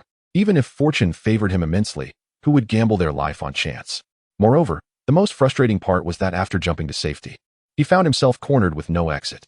The only way out was through the path where he had barely dodged the bullets. If he ran now, he would undoubtedly become a target. Most of his skills were of little use, and his only special ability, object manipulation, was still cooling down after his earlier match with Jiang Jianhua. Taking a deep breath, Yi Hao contemplated how to swiftly resolve the situation. Yi Hao, come out. We didn't finish you off before, but today we're here to send you on your way, the taller man in black threatened, aiming his gun at the corner where Yi Hao was hiding. The other, a leaner figure, quickened his pace, inching toward the corner, his finger tightening on the trigger. Silence enveloped the room, save for the sound of raindrops outside. The lean man was now only 3 meters away from Yi Hao's hiding spot. With a single step forward, he would see Yi Hao. The taller man signaled for the lean one to advance while he stood by, ready to act. The lean man nodded and lunged forward, gun aimed at the corner. Just as he prepared to fire, his body halted. His expression turned blank, and the taller man furrowed his brow, whispering, "What is going on?" The lean man lowered his weapon, pointing to the small corner, barely 4 square meters in size. "I don't know, he has gone." The taller man approached the empty corner, bewildered to find not even a bug. Just some discarded school uniform pants and a pair of underwear on the floor. How odd. I clearly saw him jump over here. Where could he have gone? The taller man examined the area, knocking on the solid walls that echoed back with a hollow sound. There's no hidden passage here. Did he vanish? Seems like it. The lean man replied, bewildered. Now it's your turn to vanish. Suddenly, a voice rang out, and Yi Hao dropped from above, swiftly twisting the taller man's neck, who collapsed silently to the ground. As the lean man raised his gun, Yi Hao struck him with a powerful punch to the forehead, sending him crashing down. Yi Hao looked at the fallen lean man, unleashing a flurry of punches. Damn it, you made me strip down. Do you know how it feels to have the wind chill my backside? I curse you. You have left me indebted by 19 skill points. It was only when the gaunt figure in black was reduced to mere gasps for breath that I ceased my assault. Turning swiftly, I donned my clothes. Revealing oneself in public is not my penchant. In a fit of rage, I spat on the lifeless form of the once menacing figure, then seized his neck fiercely. Gazing at the crimson virtual subtitles swirling in my mind, I felt as though my heart were bleeding. I was utterly at a loss for any means to extricate myself from the predicament at hand, compelling me to resort to the most straightforward and brutish solution, exchanging for abilities. Without hesitation, I opted for the basic invisibility skill, which required 10 skill points. Yet, burdened with debt, I had no choice but to disengage from that nefarious loan system. Damn it. Now I owe 19 points again. Are you human or ghost? The gaunt figure stared vacantly at me, the greatest question in his mind. Whether I am human or ghost is of no concern to you. What you ought to tell me is why you have gone to such lengths to kill me. Have you pursued me all the way here? I glared intently at him. The figure scoffed. Yi Hao, you are but a lowly bastard of the Yi family. Do you think that by killing us, it ends here? I assure you, whether human or ghost, you cannot contend with the Yi family. Whether I can contend with you, I do not know, but I do know that you can die now. I tightened my grip around his neck. I understood that those trained by the Yi family, while perhaps not the pinnacle of mastery, would remain tight-lipped even under the most extreme duress. I considered exchanging for a mind-reading ability, but given my current financial predicament, it seemed prudent to conserve what I could. With a crisp crack, the gaunt figure collapsed to the ground. Mission complete. You have earned a chance to draw a lottery. Damn it. Damn it.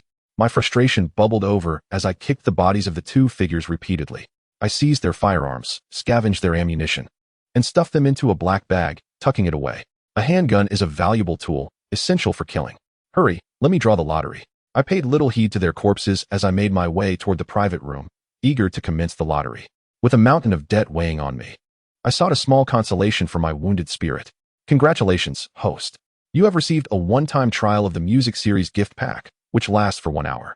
A music gift pack? Umph. Am I to cheer myself with a song of the vast horizon is my love? I shook my head in self-mockery as I pushed open the door, only to find my anger reigniting. There was Song Xiaoya, reclining on the sofa, indulging in a bottle of wine. While I was out there fighting for my life, she was merrily drinking away. I stormed over, snatched the bottle from her grasp, and seized her collar. You want a drink, do you? Fine. I will ensure you drink to your heart's content today. Without a word, I dragged her toward the exit of the private room. Let go of me. You're hurting me, she protested, slapping at my arm, even collapsing to the floor. My expression darkened. I simply hoisted her over my shoulder and marched outside. Chapter 68. I am indeed despicable. The KTV was deserted now. However, I could not afford to dwell on that. I carried Song Xiaoye outside into the torrential downpour. The rain pelted the ground, the streets devoid of life, and the sky darkened ominously. Let go of me. I want to go back and drink, she yelled, striking my back, and ultimately, she tilted her head and bit my neck. I grimaced as crimson blood trickled down, staining my shirt. I unceremoniously tossed her into the deluge. Aren't you thirsty? Drink. Open your mouth and indulge, I shouted at the rain. The relentless downpour soaked us both, and as the rain cascaded down, Song Xiaoya was drenched, struggling to keep her eyes open. Despite the rain, a trace of blood lingered at the corner of her mouth. Not her blood, but mine. I touched my neck, observing the crimson splatters on my shirt, cursing inwardly at my foolishness for being so entangled with her. We stood in the rain for nearly half a minute, during which Song Xiaoya grew quieter, her eyes vacant, her cheeks streaked with water, indistinguishable between rain and tears. I took a deep breath, stepped before her, grasping her hair, and shouted, "Have you drunk enough? Are you sober now? Is it necessary to react this way over a lost match? Do you realize you nearly fell victim just now?" None of your business, she mumbled, her head lowered. Oh, not my concern. I wish it weren't, I retorted angrily, releasing her hair and turning to leave. Damn it. I am indeed pathetic. I have accrued 19 skill points in debt for her, almost falling victim to those 2 from the Yi family, and yet she remains in such a state. But just as I had walked a few meters, system notification, long-term task, help Song Xiaoya realize her dreams, make her feel joy, and resolve all her troubles. Reward, mysterious. Punishment, system will be uninstalled on the spot. Song Xiaoya's task, first task, rekindle hope for the future in Song Xiaoya. Reward, 1 good luck card. Punishment, the host will lose the emotion of joy.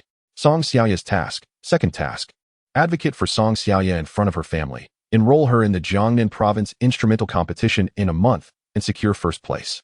Reward, 10 skill points and a skill draw opportunity. Punishment, the host will perform a striptease on the competition stage. I kicked the nearby trash can angrily, shouting at the sky, damn your system. System notification, the system has no grandmother. What constitutes torment? What I am experiencing now is true torment. Yet the system has cunningly seized upon my vulnerabilities. I took a deep breath, wiped the rain from my face, then turned and approached Song Xiaoya, whose face was ashen, staring blankly at me. What do you want? You said you wouldn't take care. Am I despicable? You bet I am, I shouted, then lifted her into my arms and sprinted toward a nearby building. If memory serves me right, there should be a solution there. This time, Song Xiaoya remained calm, silent, merely gazing at my face as she lay in my embrace. I ran nearly 2 kilometers, attracting countless envious glances, predominantly from girls. To them, this scene likely resembled a romantic gesture, one where a boy carries his girlfriend through the rain, despite how foolish it might seem. I halted before a storefront, Blue Sky Instrument Shop. This is the place. I dashed inside with Song Xiaoya in my arms. The attendant at the entrance was startled by the sudden appearance of the drenched youth and the girl he carried. What are you doing? Where is your card reader? Yi Hao directly approached the counter of the music store, placing Song Xiaoya atop it.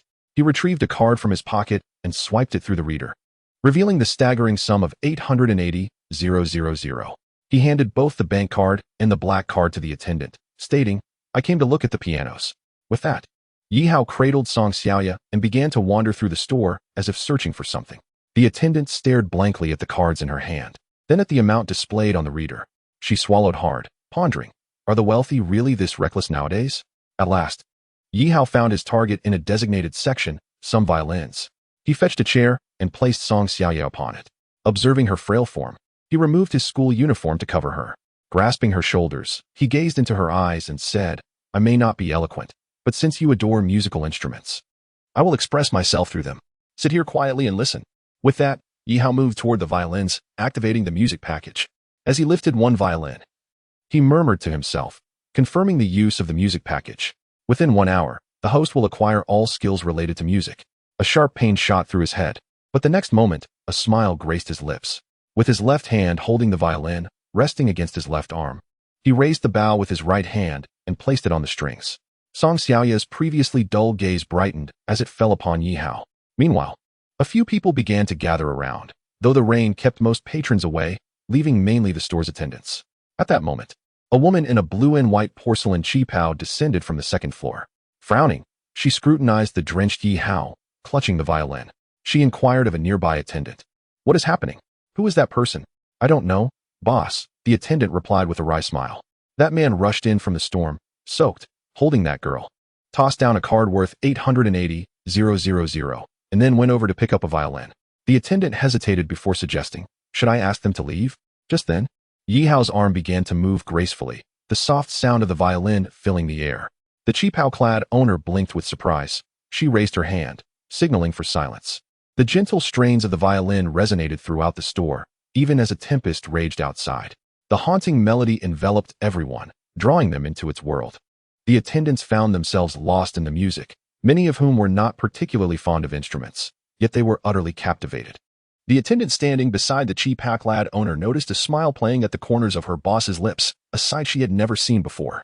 The owner, aware of her attendant's astonishment, softly remarked, "You don't understand, do you?" The attendant shook her head. "I can't comprehend it, but it sounds exquisite, almost intoxicating. Yet, this melody seems a bit too light, somewhat oppressive. What is the name of this piece?" In contemplation, the qipao-clad owner replied, "This is a renowned violin piece. True to its name, it depicts a girl in deep reflection, gazing at the resplendent blue sky after emerging from an abyss. As a meditation piece for violin, it conveys profound sentiments, inviting elegant contemplation through its tranquil yet fluctuating melody." She glanced at the girl sitting there, drenched and covered by the school uniform. "I surmise this young man is playing for her. Shall we go fetch some towels for that girl?" she commanded. "All right," the attendant reluctantly acquiesced, lingering to listen to the enchanting music before rushing upstairs to retrieve clean towels. At this moment, the previous melody faded, replaced by a vigorous tune that stirred the heartstrings, a piece she recognized as canon. It was her boss's favorite, one she often played when the store was closed or during lulls in business. However, the difference was palpable. The way this youth played struck deeply, while her boss's rendition, though lovely, lacked the same emotional depth. The attendant observed her boss's clenched fists and the excitement sparkling in her eyes, her arms trembling with fervor. She approached Song Xiaoya, presenting her with the towels, yet Song Xiaoya's gaze remained fervently fixated on Yi Hao, oblivious to her surroundings. Returning to her boss, the attendant noted that the conclusion of canon left them all yearning for more. Unexpectedly, Yi Hao set aside the violin and approached a silver grand piano, beside which stood a sign declaring it not for sale, "Please do not touch." Unbeknownst to him, a board obstructed his view. Several attendants, alarmed by the sight of the drenched Yi Hao about to touch the cherished piano, exchanged anxious glances. They knew well that it was their boss's prized possession, valued beyond luxury cars, never intended for sale, even when offered exorbitant sums. Just as they prepared to intervene, they sensed a commanding gaze from their boss, urging them to remain silent. Ding dong. Yi Hao's fingers danced across the piano keys. Thunder rumbled outside as he quickened his pace. The owner's eyes sparkled with realization as she murmured, "Symphony of Destiny." The piano's intensity crescendoed, echoing the tempest outside, each note resonating like an anthem. Minutes passed, and the attendants wore expressions of pure ecstasy, even as they craved more. Yi Hao turned, locking eyes with Song Xiaoya, and gently stated, "Song Xiaoya, you have a profound love for the violin, for music, for these beautiful melodies. But must you truly abandon your passions due to a singular failure? If that is the case, then why did you persist and strive in the first place?" Hearing Yi Hao's words, Song Xiaoya lowered her head slightly, her body trembling. But I lost. I promised them, if I lost, I would give up. Give up. Song Xiaoya, losing is not terrifying. What is truly frightening is giving up. As long as you do not surrender, we can persuade your parents. It's merely a loss in a competition in Haicheng. Next time, we can win a competition in Jiangnan province or even a national one to show them. Yi Hao admonished vehemently. Song Xiaoya remained silent, her head bowed, tears streaming down her cheeks, yet her hands clenched tightly, her white teeth biting her lip. These gestures revealed the tumultuous emotions swirling within her. Yi Hao sighed, observing this fragile, delicate girl, silently weeping before him. So different from the confident and proud classmate etched in his memory. Perhaps this was a side of her she had long concealed. Taking a deep breath, he let his fingers dance once more across the black and white keys. This melody was light and airy, lacking the profundity of meditation, the intensity of canon, or the commanding force of Symphony No. 5. The cheap how-clad proprietress furrowed her brow, murmuring, "I don't believe I've heard this piece before. It's not in any piano or violin repertoire. I have heard it. It is the original Dream." Chapter 70, The Original Dream, a pop song? Accompanying the piano were now the sounds of singing. If pride had not been coldly dashed by the sea of reality, how could one comprehend the effort required to traverse great distances? A soft, magnetic voice filled the air, captivating all present, even the proprietress, typically disinterested in popular music. Listen quietly. In the meantime, Song Xiaoya's eyes sparkled with a newfound brilliance. She seemed to envision her earliest days when she first touched the violin. Recalling the moment she could finally play an entire piece, reminiscing about the countless nights spent practicing diligently to perform on stage. At that time, lacking professional guidance, she did not give up. In the absence of external encouragement, she remained steadfast. She once aspired to stand on grander stages, performing the most beautiful melodies for a wider audience. But what of her now? Reduced to this state due to a single failure? Song Xiaoya, is this truly who you are now? The original dream will undoubtedly be realized. Only by fulfilling genuine desires can one truly ascend to paradise. As the final lyric echoed and the last notes faded, Yi Hao exhaled deeply. He turned to see Song Xiaoya, her face once again radiant, and smiled. He approached her, gazing at his beautiful classmate with a grin. Awake now? She nodded. Do you still want a drink? He asked playfully. Song Xiaoya shook her head with a wry smile. It was too terrible. My head is starting to ache. She tapped her head with her hand. Yet a faint smile lingered on her lips as she looked at this familiar, yet strange boy. Familiar, as they had been desk mates for nearly 3 years. Strange, because he now appeared as a shining star, entirely different from her previous impression. Reminded of her earlier self at the KTV and in the downpour. She felt a twinge of embarrassment as she glanced at Yi Hao. Thank you. And for what happened at KTV, thank you. Now fully aware, she recalled the scene and felt a pang of fear. What might have become of her had Yi Hao not appeared? Suddenly, applause erupted around them. A woman in a cheap how adorned with blue and white porcelain approached. Thank you, sir, for allowing us to enjoy this. Yi Hao looked at her in surprise. She was stunning. This woman was truly beautiful, her ancient-style cheap how enhancing her allure. Her long hair cascaded gently, with delicate willow-like eyebrows and soft lips, giving her an ethereal quality, as if she had stepped out of a painting.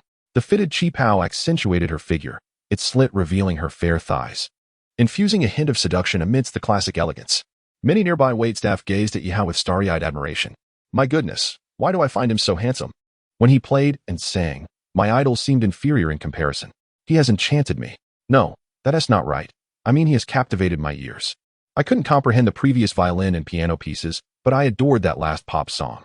I feel he sang it even better than the original. How I envy that girl for having such a wonderful boyfriend to play and sing for her. Feeling the attention and whispers surrounding her, Song Xiaoya's cheeks flushed crimson. She hurriedly defended, no. It's not like that. We're just classmates. Yet her demeanor only suggested otherwise. Observing her blushing face, Yi Hao chuckled and addressed the crowd. We really are just classmates. She was feeling a bit down due to a music competition, and I thought this would cheer her up. You must be the person in charge here.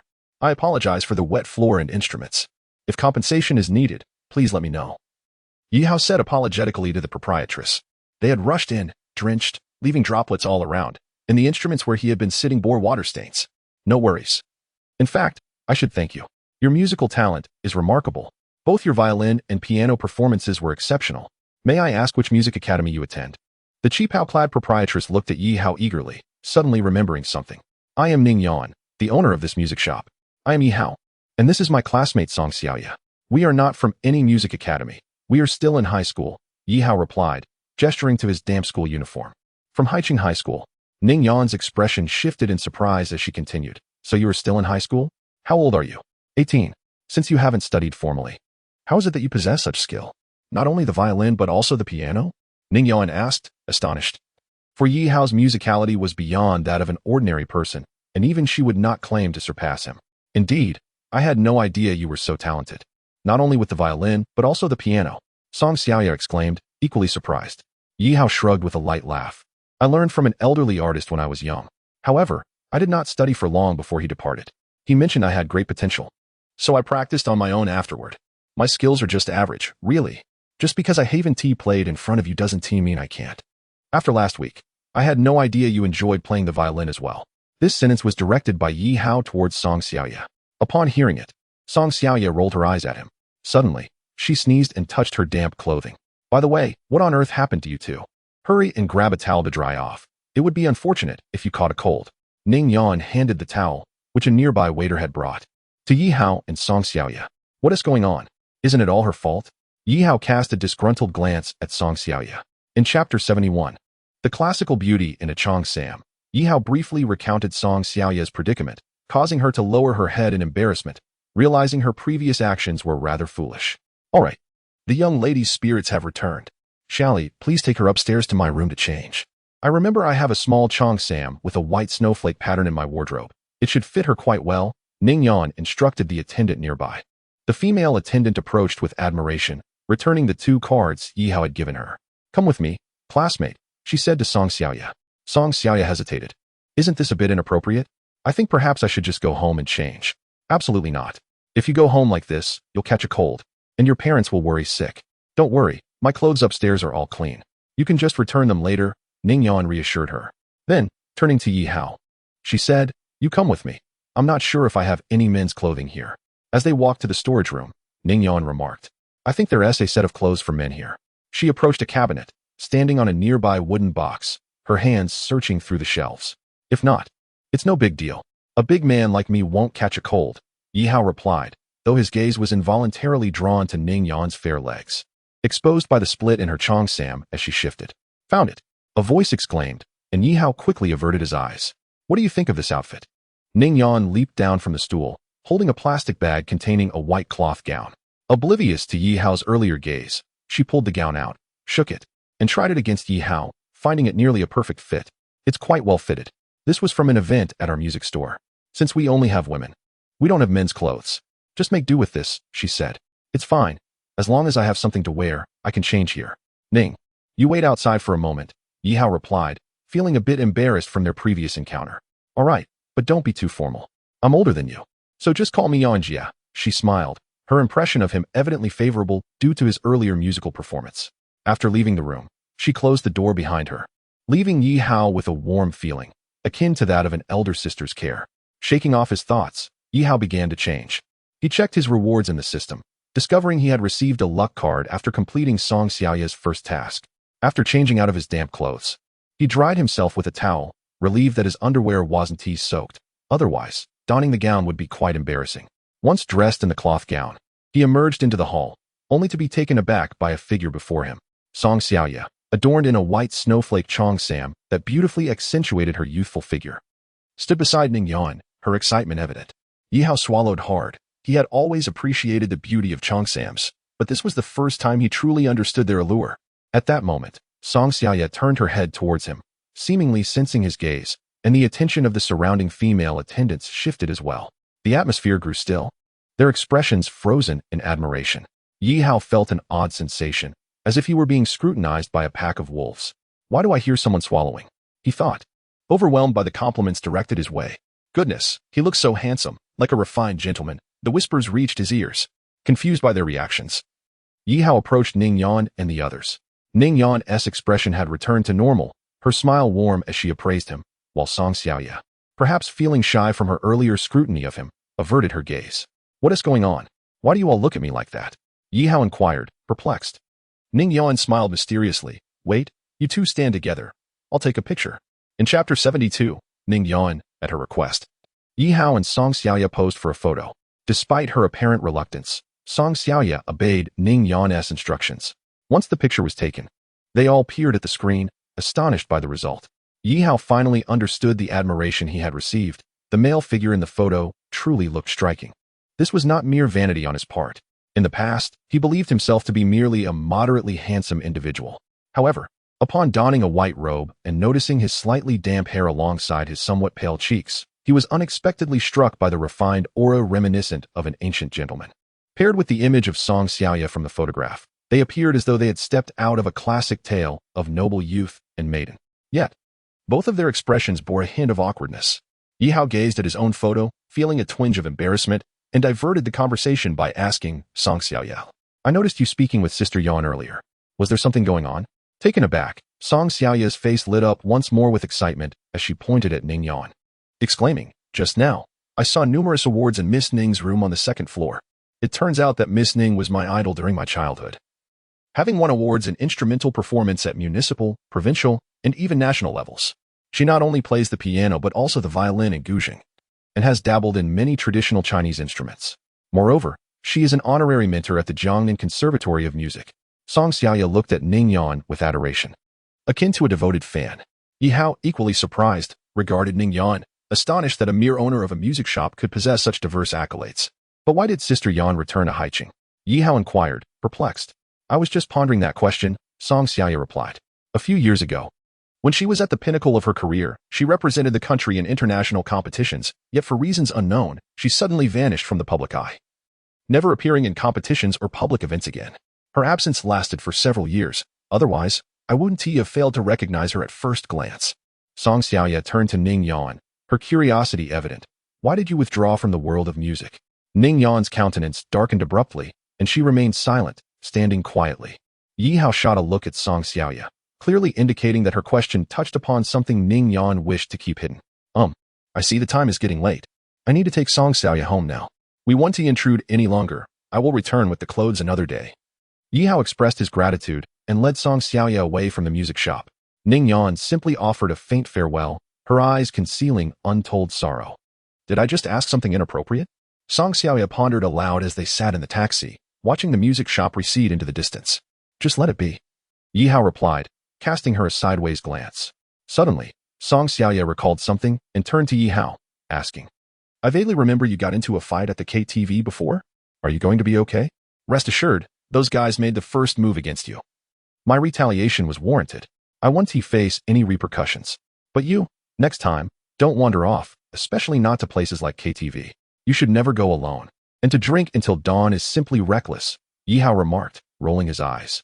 However, a troubling thought lingered in his mind regarding the two deceased bodyguards from the Yi family left behind at the KTV. What if the police discovered them? In his haste, he hadn't considered the implications then, and returning to deal with it now was not feasible. Whatever, I'll just take it one step at a time, he concluded. By the way, since your mood has improved, how do you plan to explain things to your parents when we return? Yi Hao inquired, recalling his ongoing mission, which felt akin to being Song Xiaoya's guardian, responsible for guiding her to achieve her aspirations and keeping her spirits high. What ridiculous regulations are these? He mused. Though he appreciated the absence of a time limit on the task, and the enigmatic reward labeled mysterious piqued his curiosity. I've made up my mind. I will have a serious conversation with my parents and ask them for another chance, Song Xiaoya affirmed, her determination evident as she clenched her fist. Indeed, it's just a single competition loss. It was only at the municipal level. We can participate in the provincial competition next, Yi Hao encouraged. Recalling the second phase of Song Xiaoya's task, which was to ensure her entry into the Jiangnan Provincial Instrumental Competition a month from now. Although he had never heard of this competition, he trusted the system's reliability, especially since it had previously foreseen the appearance of the black-clad men. Don't jest. With my current skills, how could I compete in the Jiangnan Provincial Instrumental Competition? Do you realize the judges are national-level artists? Participating requires not only exceptional talent, but also a quota, and only the top 3 in the Haiqing competition earn a spot, Song Xiaoya lamented, her head drooping in despair. Don't lose heart. We will always have opportunities, Yi Hao encouraged, observing her clenched fists. I'm not kidding. The task's penalty is quite severe. If you fail, I might have to perform a striptease in public, he exclaimed, eliciting a giggle from Song Xiaoya as she covered her mouth. All right, stop laughing. Oh, by the way, don't forget to call your parents to ease their worries, Yi Hao reminded her. Okay, Song Xiaoya nodded, pulling out her phone, only to discover the screen was black. Her phone had run out of battery. Use mine, Yi Hao offered, passing her his phone. As she dialed her parents' number, a flicker of hesitation crossed her eyes. Don't hesitate. If you don't call back soon, your parents will report you missing after 48 hours, Yi Hao chuckled, gazing out the window as the rain continued to pour, a persistent autumn downpour. After a moment of silence, he turned back to find Song Xiaoya had slumped against the seat back, her phone dangling limply from her hand. Stop pretending. Hurry and make the call, Yi Hao urged, bemused by her reluctance. Yet, Despite several nudges, Song Xiaoya remained unresponsive. When Yihao's hand brushed against her skin, he felt a rising heat. His expression shifted as he placed his hand on her forehead. 39.8. With his medical expertise, he quickly assessed her temperature. She was fine just a moment ago. How did she suddenly develop a fever? Yihao's expression darkened, and a few words flashed in his mind. Acute viral fever. He urgently called out to the taxi driver. Sir, please hurry to the hospital. Chapter 73.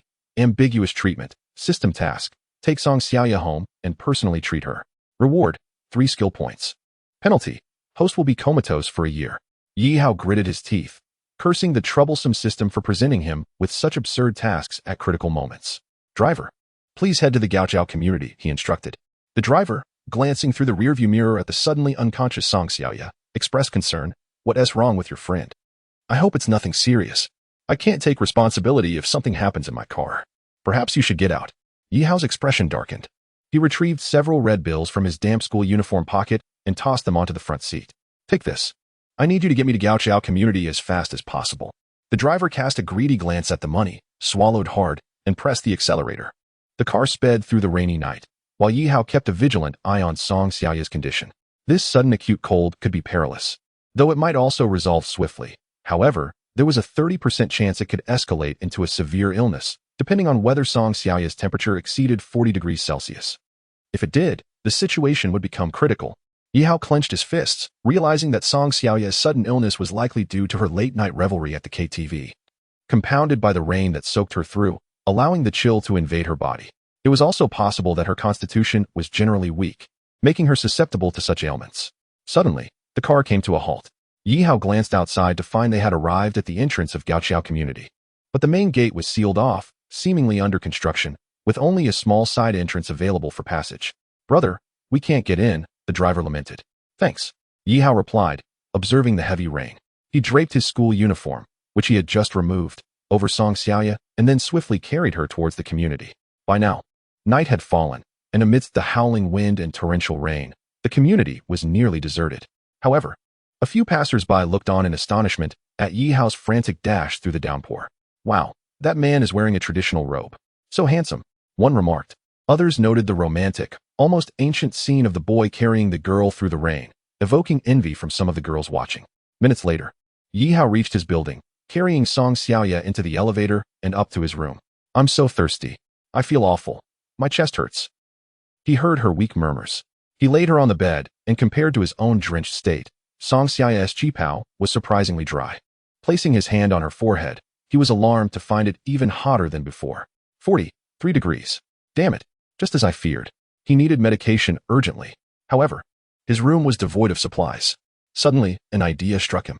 He grabbed his phone and called the gang. Hello, brother gang. Do I have any medicine in my room?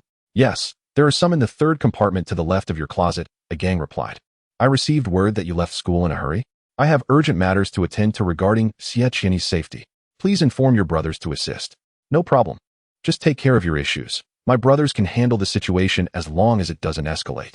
After hanging up, Yihao opened the cabinet and found an array of medications, resembling a small emergency kit. Without hesitation, he rummaged through it and quickly found what he needed, a vial of medicine, which he drew up into a syringe and brought to Song Xiaoya's side. Observing her condition, he paused, placing the syringe aside as he sat on the edge of the bed, reaching for her chest. I'm so uncomfortable. My chest feels tight. Yihao gently unbuttoned the qipao. Though beautiful, its snug fit hindered her ability to breathe freely, contributing to her discomfort. He carefully removed the delicate garment, revealing her smooth skin beneath, save for a white undergarment. Yihao swallowed hard, reminding himself that this was not the time for such thoughts. He covered her with a blanket, gently withdrew her arm, and injected the medicine. With a sigh of relief, he removed the empty syringe and retrieved a bag of silver needles from the cabinet. He carefully inserted 7 needles at specific points on her head, combining Eastern and Western medicine.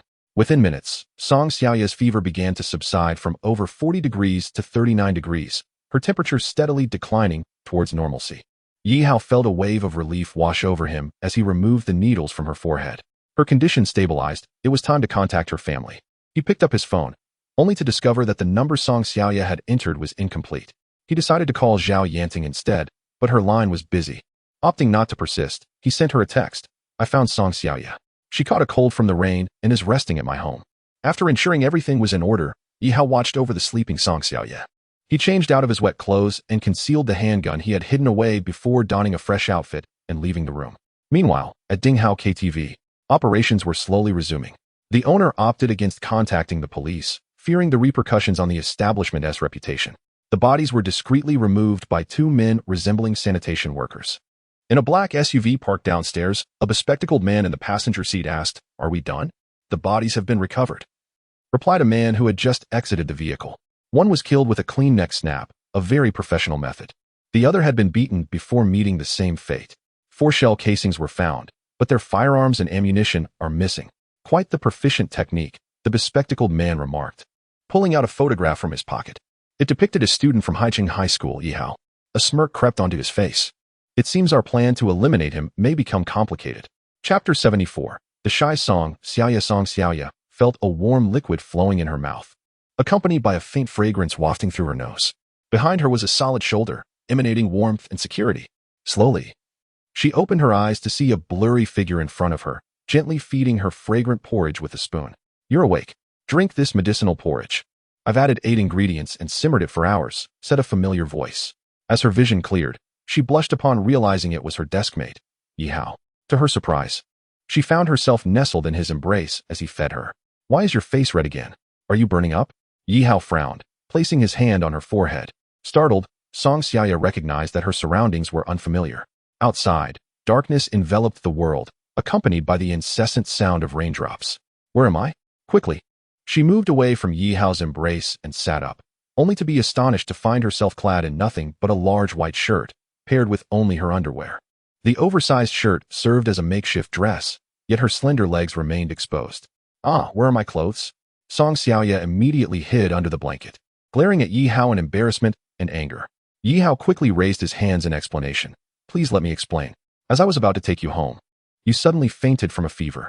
I had no choice but to bring you to my house. At that moment, you kept complaining about chest discomfort, and I thought it might be due to the qipao you were wearing, so I took it off. Rest assured, I did not cross any boundaries," Yi Hao asserted, raising his hand in a solemn vow. Indeed, he spoke the truth. He had not acted inappropriately, though his eyes feasted on the sight before him. Song Xiaoya frowned slightly, aware of her body's condition, instinctively curling further into the blanket. "What time is it now?" "It's 3 in the morning. You gave me quite a scare yesterday. Are you feeling dizzy anymore?" Yi Hao picked up the medicinal porridge he had prepared. "I worked on this all night. It's particularly effective for fevers. Come on, open wide." As he offered the spoon, Song Xiaoya instinctively opened her mouth, but as the spoon touched her crimson lips, her expression changed. She turned her head, concealing her flushed face with the blanket. "I'm feeling much better now. You, just put the porridge aside. I'll drink it myself later." "Damn, what is wrong with me? At my age, this is the first time I've been fed by a man of my generation." "That is good." Yi Hao placed the porridge aside and stretched. "You really worried me yesterday. I still haven't had a proper rest. It seems I'll have to catch up on sleep during today's class." Hearing this, Song Xiaoya softly asked, Have you been taking care of me since yesterday?" "Of course. I didn't have your parents' number, so I had to look after you myself. I tried calling Teacher Zhao, but couldn't get through. I did send her a few messages though." Just then, Yi Hao's phone rang. Upon seeing the caller ID, he exclaimed, "Speak of the devil, it's Sister Ting." He turned to answer the call, without noticing Song Xiaoya lifting her head, her eyes softening as she gazed at him. "Hello, Sister Ting. Song Xiaoya is with me now. She's feeling better. There's nothing to worry about. I'll take her home shortly." "What? Her family is coming to pick her up? All right, I understand." After hanging up, Yi Hao turned to Song Xiaoya. "Sister Ting just informed me that your family will be here soon." Upon hearing the word family, Song Xiaoya's expression dimmed, and her head slowly sank back into the blankets. "What's wrong? Didn't you say you would talk to them? Are you scared now?" Yi Hao pulled a chair beside the bed. Song Xiaoya peeked out from under the blanket, speaking softly. I don't know how to tell them. After all, I had a bet with them. Now, my grades have slipped, and I failed the competition." Yi Hao chuckled. "That's easy to fix. Let us work hard together in both academics and music. If we win the Jiangnan Provincial Music Competition, you'll be able to chase your dreams without worry." Song Xiaoya shook her head in self-deprecation. "That's impossible.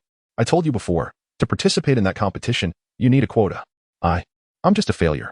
Yi Hao stood and walked to the windowsill, bringing over a pot of orchids planted in a teacup. "What's this?" Song Xiaoya looked at the grass-like plants with confusion. "A bunch of grass?" "No, these are orchids," Yi Hao said earnestly. Song Xiaoya covered her mouth. laughing. Don't tease me. That clearly looks like grass. Where's the flower? Just because they aren't tea blooming now doesn't tea mean they won tea in the future.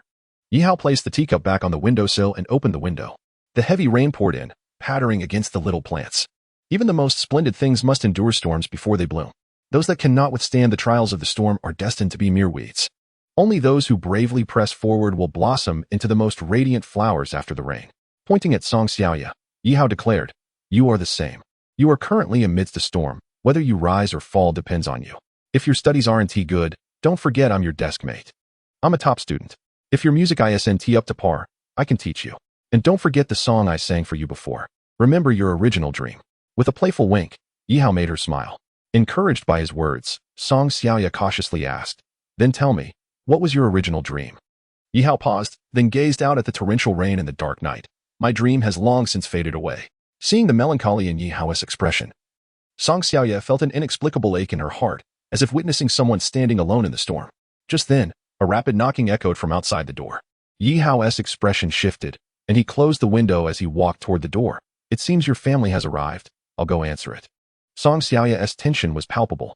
As Yihao opened the door, he was taken aback. Chapter 75. Song Xiaoya's sister. Where is Song Xiaoya? A graceful figure rushed in urgently. "Wait, who are you?" Yihao quickly grabbed her arm as she barreled into his room. A bone-chilling cold.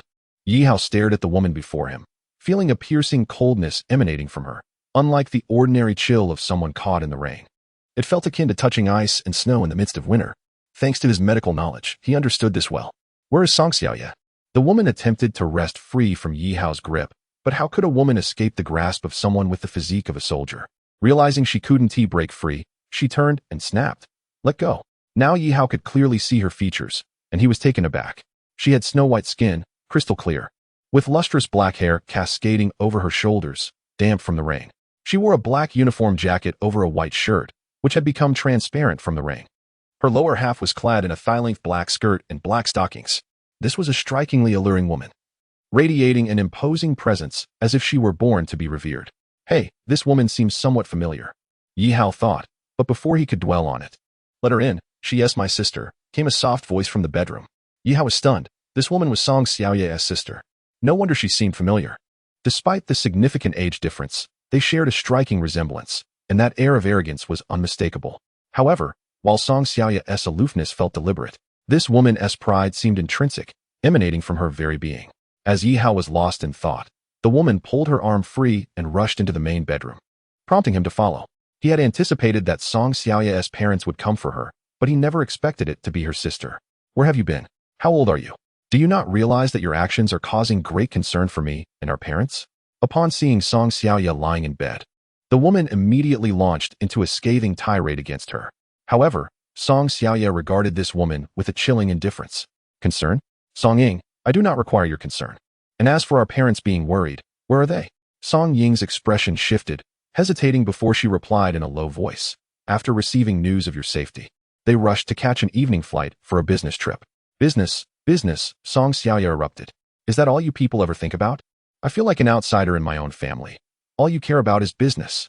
"Song Xiaoya, stop this nonsense. We can discuss these matters later. For now, you must come home with me and focus on your studies.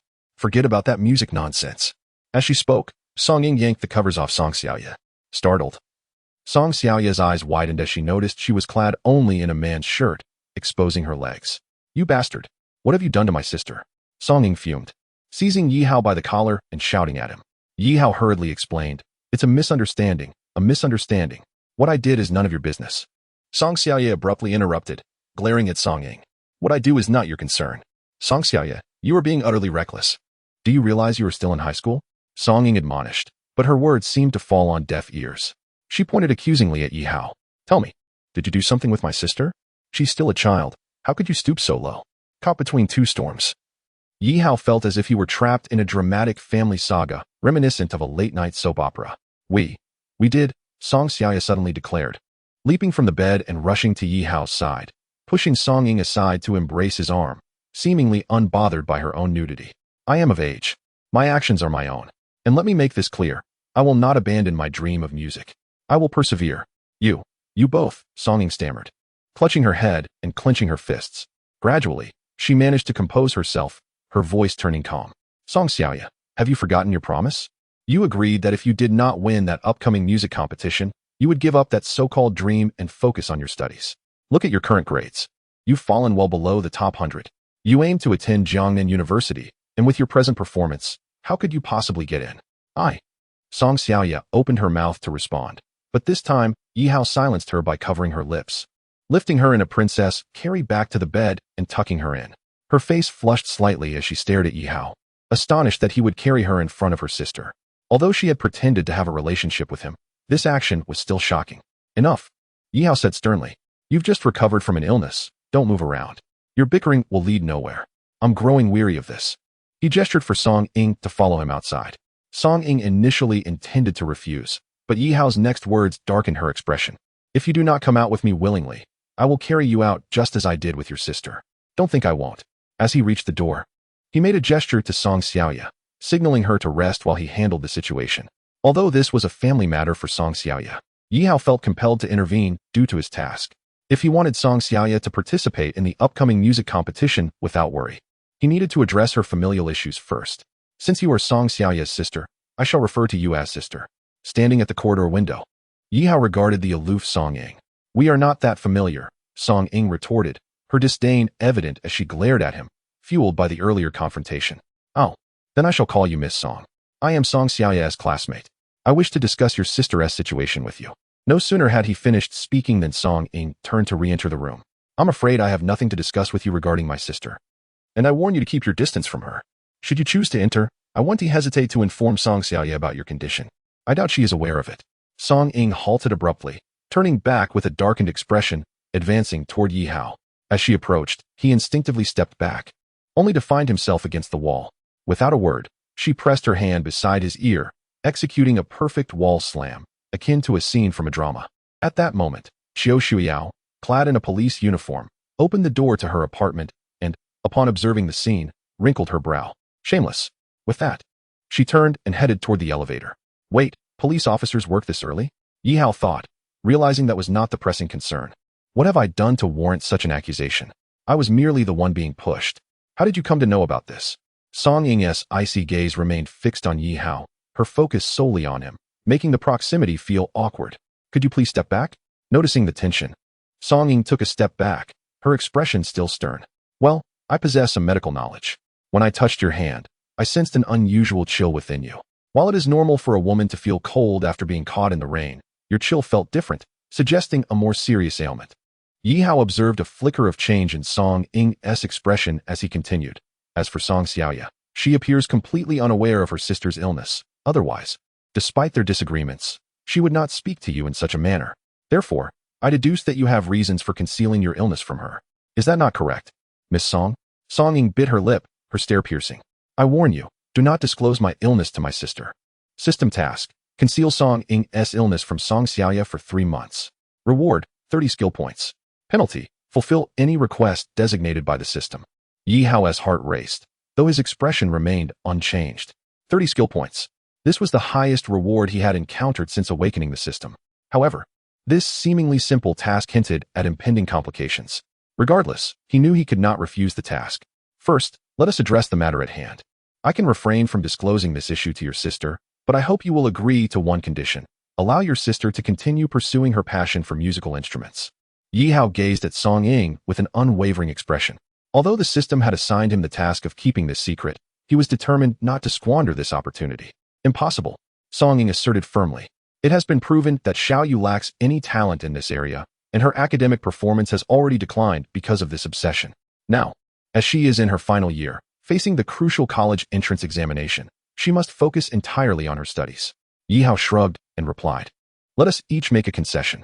You previously made a bet, so why not give her another chance? There will be a musical competition in Jiangnan province in a month, and Song Xiaoya will participate. If she secures first place, you and your parents shall no longer interfere with her interests. If you agree to this, I will ensure your secret remains safe, regardless of the outcome. After a moment of contemplation, Song Ying responded, I will add one condition.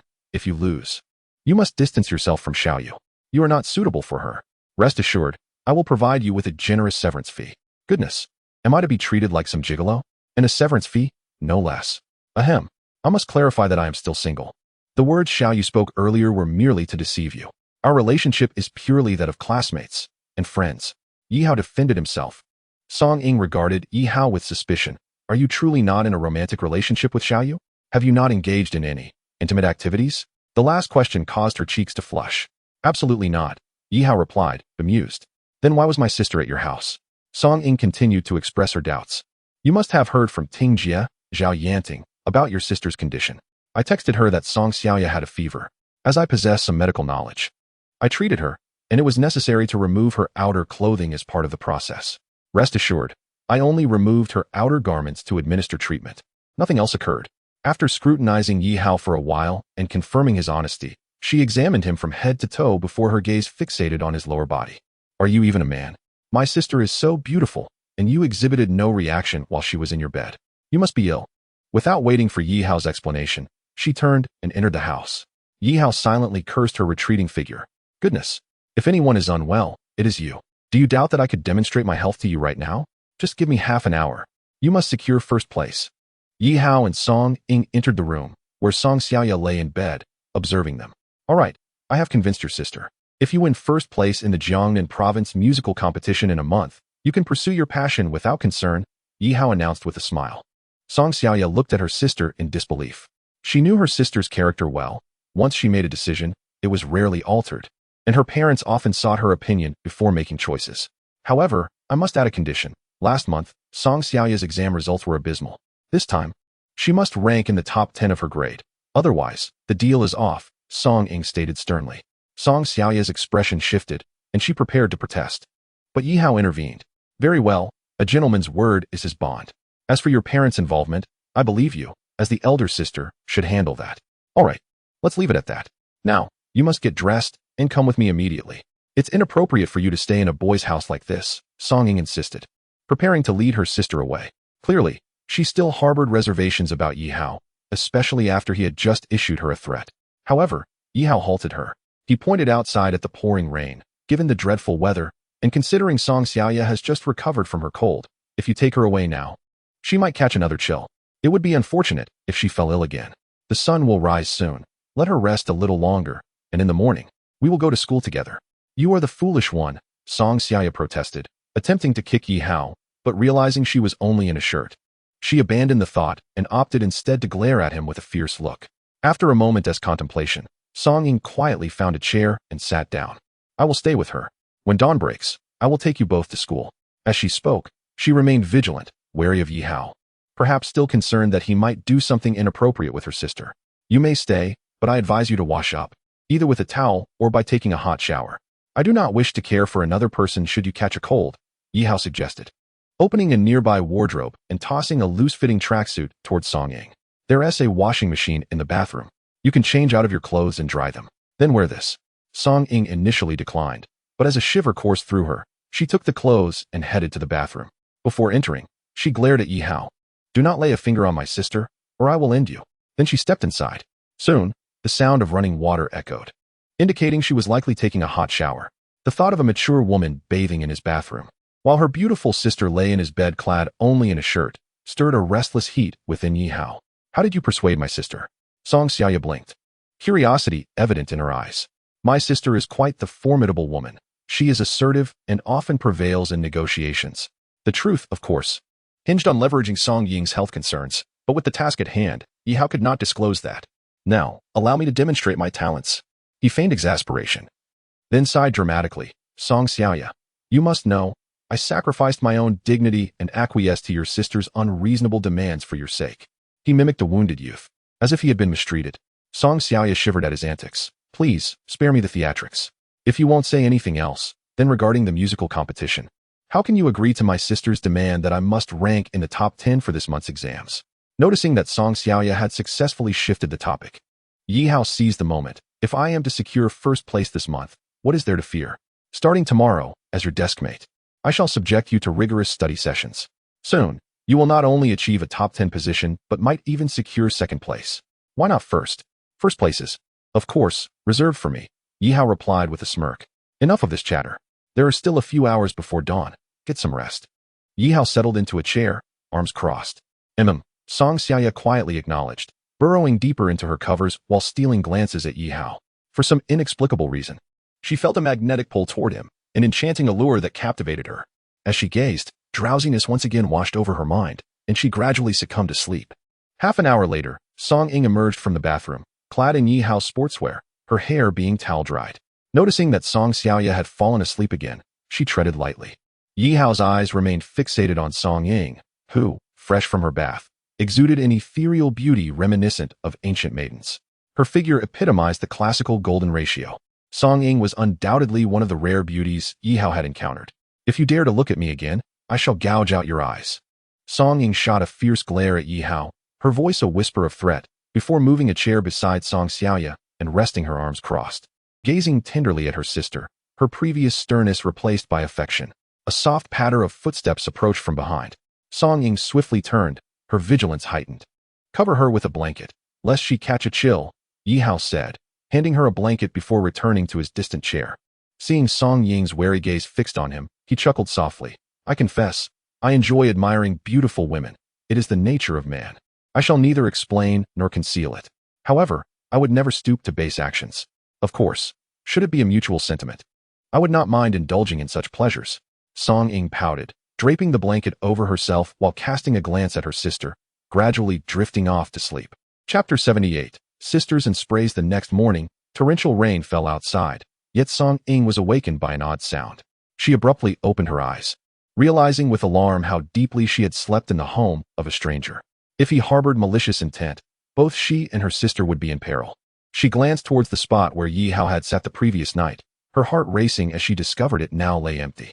Meanwhile, Song Xiaoya lay peacefully on the bed, a faint smile gracing her lips.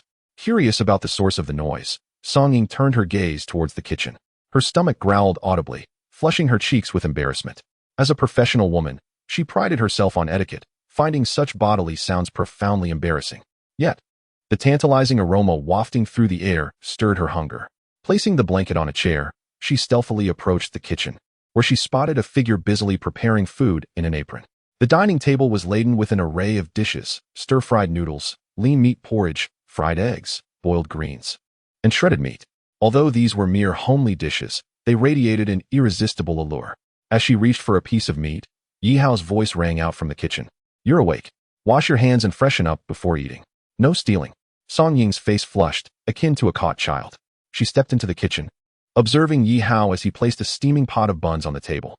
Breakfast is ready, he announced, gesturing towards her with a smile. I didn't expect you to wake up so early. Did you think I was up to no good since you didn't see me? In truth, Yi Hao had been aware of her awakening, for he was a seasoned soldier.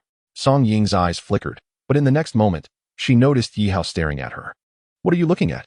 She snapped, following his gaze to discover her zipper had somehow slid down to her chest, revealing a tempting decolletage. Pervert, she exclaimed, clutching her chest and blushing furiously. What was that noise? Came the groggy voice of Song Xiaoya from the master bedroom. Song Ying hastily zipped up her jacket. Glaring fiercely at Yi Hao, he shrugged, making a gesture of innocence, then stepped outside, calling, All right, sleepyhead, time to rise. Here is your school uniform from yesterday, all dried. Put it on and eat. You're the lazy one, Song Xiaoya retorted. Meanwhile, in the kitchen, Song Ying clenched her fists in frustration. Realizing she had blushed and lost composure more times in one night than in all her years combined. To avoid her sister witnessing her flustered state, she hurried into the bathroom to freshen up. Yi Hao, on the other hand, was ushered out by Song Xiaoya, who needed to change. Standing in the corridor, he gazed at the relentless downpour, pondering how the autumn rain seemed to stretch endlessly, likely persisting throughout the week. Seizing a moment of respite, he checked his system notifications. Task of caring for Song Xiaoya completed. Earned 3 skill points. System notification. Yesterday's loan total was 19 points. After interest accrued at midnight, it became 23 points. After deducting task rewards, the loan amount stands at 20 points. Remaining loan period, 5 days. Note, loan interest. With decimals rounded up, Yi Hao frowned, frustrated that despite completing a task, he was barely covering the interest. A door creaked open behind him. You girls get dressed so fast. Yi Hao turned, only to be taken aback. It was not his own room, but number 503 next door. Zhou Qianyi regarded him with disdain. Surprisingly, she did not leave but approached him, her expression serious. Yi Hao, while I cannot interfere with your personal life, as your neighbor, I must remind you to keep it down at night, especially when bringing girls home. She emphasized the last few words, casting him a scornful look before turning away. Yi Hao was left bewildered, a mix of amusement and disbelief on his face. Me? A tumultuous personal life? I haven't even had a nightlife, he shouted after her. But Zhou Qianyi had already descended in the elevator. What are you doing? Yelling in broad daylight. Song Ying opened the door, now dressed in her black uniform and stockings. Yi Hao, devoid of any mood for admiration, strode past her, waving his hand dismissively. The neighbor complained about my personal life, saying, "Dear classmate, please mind your private affairs and keep it down at night." He mimicked her tone with a grin, incredulous at being perceived as someone with a chaotic personal life. He slumped into a chair at the dining table. Uffed. Song Xiaoya, already in her school uniform and with a mouthful of porridge, burst into laughter, spraying it onto Yi Hao's face. He wiped his face with a napkin, his expression darkening as he looked at her. Song Xiaoya, is this amusing to you? It's all your fault. Though she protested, it's not funny, she still struggled to stifle her laughter. Who on earth have I offended? Yi Hao muttered to himself, pouting as he stood up and hurried into the restroom. Song Ying took a bite of her bun and remarked, "You, a model student? Don't make me laugh." No. After washing his face, Yi Hao emerged and reclaimed his seat at the dining table, addressing Song Ying with a smirk. "Miss Song, you ought to know that the person sitting before you is the top scorer from the recent monthly exam at Haiqing High School. The total score is also the highest ever recorded in the school's history." A mouthful of meat filling from the bun sprayed across Yi Hao's face as Song Ying, covering her mouth in disbelief, exclaimed, "You are the top student?" Yi Hao, wiping his face with another tissue, wore a pained expression and looked at the two of them. "I must ask, do you two sisters always enjoy ruining others' breakfasts and hurling insults first thing in the morning? This simply isn't fair." With that, he retreated once more into the restroom. As for whether I'm the top student, you can ask classmate Song Xiaoya. Chapter 79. The hardworking sister Ting. Indeed, he had secured the top position last month, Song Xiaoya confirmed as she munched on her food. I never expected him to actually come in first. Song Ying was somewhat incredulous. After all, she was also an alumna of Haiqing High School and understood all too well what being first in the grade entailed. However, when the two sisters exchanged glances, their expressions abruptly stiffened, and they silently lowered their heads to continue eating. Half a minute later, Yi Hao re-emerged from the restroom. This time, he did not sit down, but instead took several buns from the table and added a few side dishes to his bowl, positioning his chair a few meters away from them. "I can't provoke you two, but I can certainly keep my distance," he said while gnawing on a steamed bun. Song Ying finished her lean pork congee and scooped another bowl from the pot. "I didn't expect your culinary skills to be quite impressive." Typically, Song Ying ate very little, perhaps due to her busy work schedule, which had led to a decline in her appetite. Yet, Yi Hao's breakfast, while not comparable to that of a grand hotel chef, exuded a comforting homely flavor. "There's no choice. I've had to learn since childhood. With no one to cook for me, I had to do it myself," Yi Hao remarked casually while chewing on a bun. His mother had been gravely ill for most of his childhood, and naturally, the Yi family wouldn't summon a servant for a child born out of wedlock. Thus, Yi Hao often found himself in the kitchen preparing meals. Fortunate enough to have an elderly man there who taught him. By the time he was 5, he could already cook. Although the Yi family provided his mother with money each month, she never allowed him to buy anything tasty, even when he offered to purchase something for her to try. Back then, he didn't understand why, but now he realized it was to save for herself, to ensure his mother could enjoy good food while she was ill. Yi Hao always sought ways to make ordinary ingredients more delicious. During those years in the Yi household, he focused solely on honing his culinary skills, which he held the utmost confidence in. Song Ying observed Yi Hao discreetly. Her instincts honed in the business world told her that this man harbored many secrets. Moreover, being a top scorer in the monthly exam at Haiqing High School indicated that his future starting point would be significantly higher than most. Meanwhile, Song Xiaoya regarded her deskmate with a curious gaze, unaware that curiosity was merely the beginning of affection. After finishing their meal and clearing the dishes, they stepped outside. A red Audi awaited them downstairs. Song Ying took the driver's seat, while Yi Hao and Song Xiaoya, clad in their school uniforms, settled into the back. With Yi Hao clutching a lunchbox. "What do you need that for? You're not still hungry, are you? You really can eat?" Song Xiaoya inquired, perplexed. Yi Hao shot her a glance. "You, who just consumed 2 bowls of congee, a bun, half a bowl of fried noodles, and 2 buns, have no right to comment." Both Song Xiaoya and Song Ying turned a shade of red. "This meal is for Sister Ting. She probably didn't return home last night and might have spent the night at the office," Yi Hao explained to Song Xiaoya. Having noticed earlier that there were no signs of anyone entering or exiting Zhao Yanting's office. "Right. When Zhao Laosher called me yesterday, she seemed to still be at school," Song Ying added. Song Xiaoya lowered her head in guilt, biting her lip.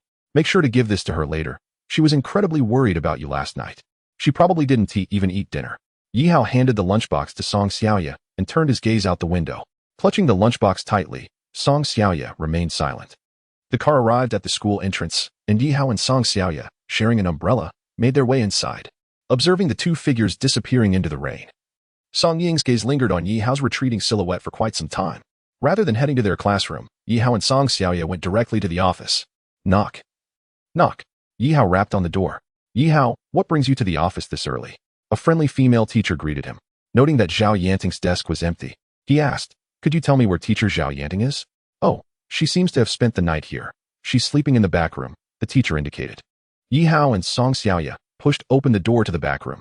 The space was not large, cluttered with numerous exam papers and other items. In one corner, there was a folding chair on which Zhao Yanting lay, dressed in a white tracksuit, eyes closed. Nearby, her usual uniform and stockings hung, still dripping with water. Perhaps hearing the sound of the door, Zhao Yanting slowly opened her eyes. Upon seeing Song Xiaoya, she sprang up from the chair and rushed over, gripping Song Xiaoya's shoulders with excitement. Xiaoya, where were you yesterday? Do you know how worried your teacher was? I'm sorry, teacher, Song Xiaoya said, her eyes glistening with moisture. Girls are inherently emotional beings. She understood that Zhao Yanting had taken special care of her, allowing her to practice in the music room freely, knowing her passion for music.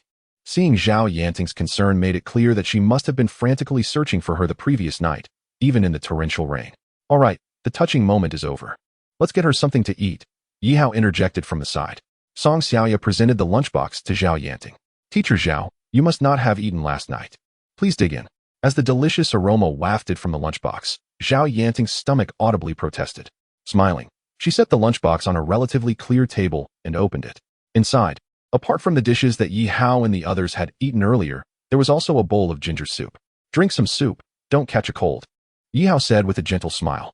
Thanks, Zhao Yanting replied, not hesitating to accept the meal, as she was indeed famished after having not eaten since the previous afternoon. Not to mention all the running around she had done. Xiaoya, tell me what happened. As they ate, Song Xiaoya recounted the events of the previous night to Zhao Yanting, deliberately omitting the details regarding KTV, simply stating that she had gone out singing and had gotten drunk, after which Yi Hao had come to find her. Now that you're back to normal, remember to communicate properly in the future. Don't put me through such worry again, Zhao Yanting advised, still a bit shaken. Yes, I tried calling you and sending you messages last night. Why did you only respond at dawn? Yi Hao inquired, puzzled. Last night, I was just frantic trying to call and searching for someone. I was too preoccupied to check my messages and only managed to see your text late at night. Subsequently, I informed Xiaoya's sister. As the rain was torrential outside, I decided to spend the night at the school. Chapter 80. The School Bell and the Scoundrel. While Song Xiaoya and Zhao Yanting were conversing, Yi Hao received favorable news. The mathematics instructors had to return early due to their school's demands. As the bell rang, Yi Hao and Song Xiaoya headed back to the classroom. In the corridor, many people were giving Yi Hao peculiar looks for some reason, especially the boys, who glared with anger and envy. I've been absent for 2 days. What atrocious things have you done? Song Xiaoya asked, noticing the stares. Yi Hao, puzzled, shook his head and replied, how could I do such things? I rushed to find you as soon as I heard about your disappearance yesterday afternoon. By the way, how did you find me at the KTV? Song Xiaoya inquired. Yi Hao smiled mysteriously and said, I won't tell you. Fine, don't tell me, Song Xiaoya retorted, rolling her eyes as she entered the classroom. However, upon seeing Zhou Qianyi sitting behind her, her expression changed. Who is that girl? Why is she sitting behind us? I don't remember our school having such a beautiful girl. Yi Hao explained. She's a transfer student who arrived on Monday. Her name is Zhou Qianyi. Zhou Qianyi. A lovely name, but she seems unapproachable. Hearing this, Yi Hao looked at Song Xiaoya with amusement. She, who was usually aloof, was accusing someone else of being unapproachable. Look at yourself. You're the one who's usually quiet. Because of their interactions the previous night, Song Xiaoya and Yi Hao had grown closer. She spoke more freely to him. Unlike her usual cold demeanor, they returned to their seats. Song Xiaoya turned to Zhou Qianyi, extending her hand. Hello, Zhou Qianyi. I was absent the past 2 days. I'm Song Xiaoya, who sits here. I look forward to getting to know you. Zhou Qianyi looked up, her expression changing upon seeing Song Xiaoya. After a brief exchange, they began to chat, addressing each other intimately. They were surprised to discover their shared passion for music, with Song Xiaoya favoring instrumental music and Zhou Qianyi enjoying singing. As they chatted, Yi Hao was ignored. System notification. The task with Jiang Jianhua has been completed. The final posturing value is 476. Acquired skill points, 11. This sudden windfall made Yi Hao feel ecstatic. He hadn't expected the task to yield such a high reward, granting him 11 skill points. If he had known, he would have stuck with Jiang Jianhua, posturing in front of him all day to become a successful man. Of course, these were just thoughts. The 11 skill points were immediately deducted by the loan system. Loan notification, loan points, 9. Remaining repayment period, 5 days. You want to ask someone to tutor you? Yes. I transferred here, and I noticed that Haiqing Middle School's curriculum is faster than my previous school. So, I want to catch up. Xiaoya, can you help me? Upon receiving this request from a new classmate, Song Xiaoya felt obliged to help, but she remembered that she needed tutoring herself. My studies aren't that great either. I've asked Yi Hao to tutor me recently. Song Xiaoya shrugged, pointing to Yi Hao. Zhou Qianyi looked at Yi Hao, frowning. Him? She said incredulously. Don't let his frivolous, lecherous, and mischievous appearance fool you. He was the top student in our grade last month. As Song Xiaoya pointed at him, Yi Hao's face darkened. Are you praising me or insulting me? Zhou Qianyi remained skeptical until other classmates vouched for Yi Hao's academic achievements. Good grades aren't everything. Character is the most important thing. Xiaoya, I advise you to stay away from people who are unfaithful and have messy private lives. Zhou Qianyi glanced coldly at Yi Hao, her words carrying a hidden meaning. Song Xiaoya frowned.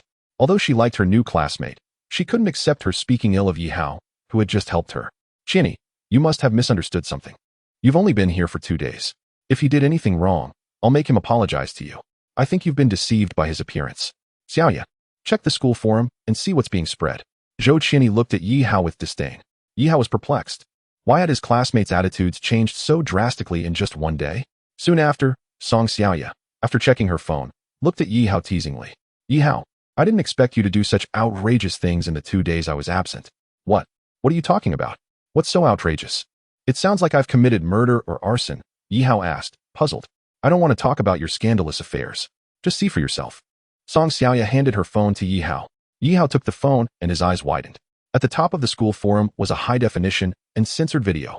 The protagonists were himself and the school belle, Xia Shui.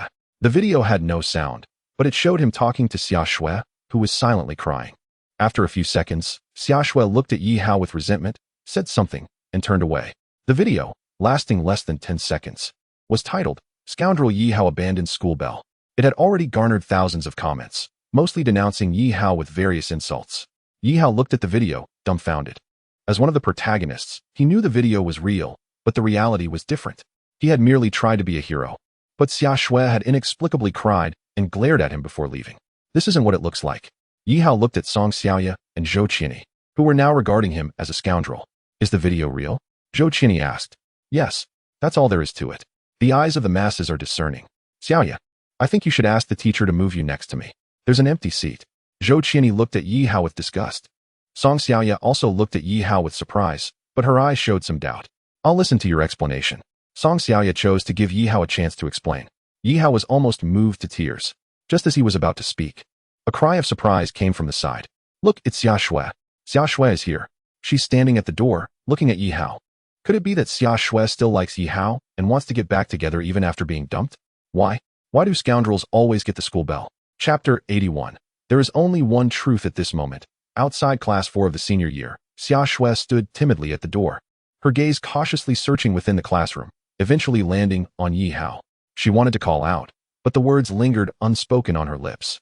Yi Hao, being perceptive, suddenly recalled the textbooks belonging to Xia Shui that were still in his drawer. She must have come to retrieve them. After all, she had come to him directly. Zhou Qianyi looked at Yi Hao with disdain.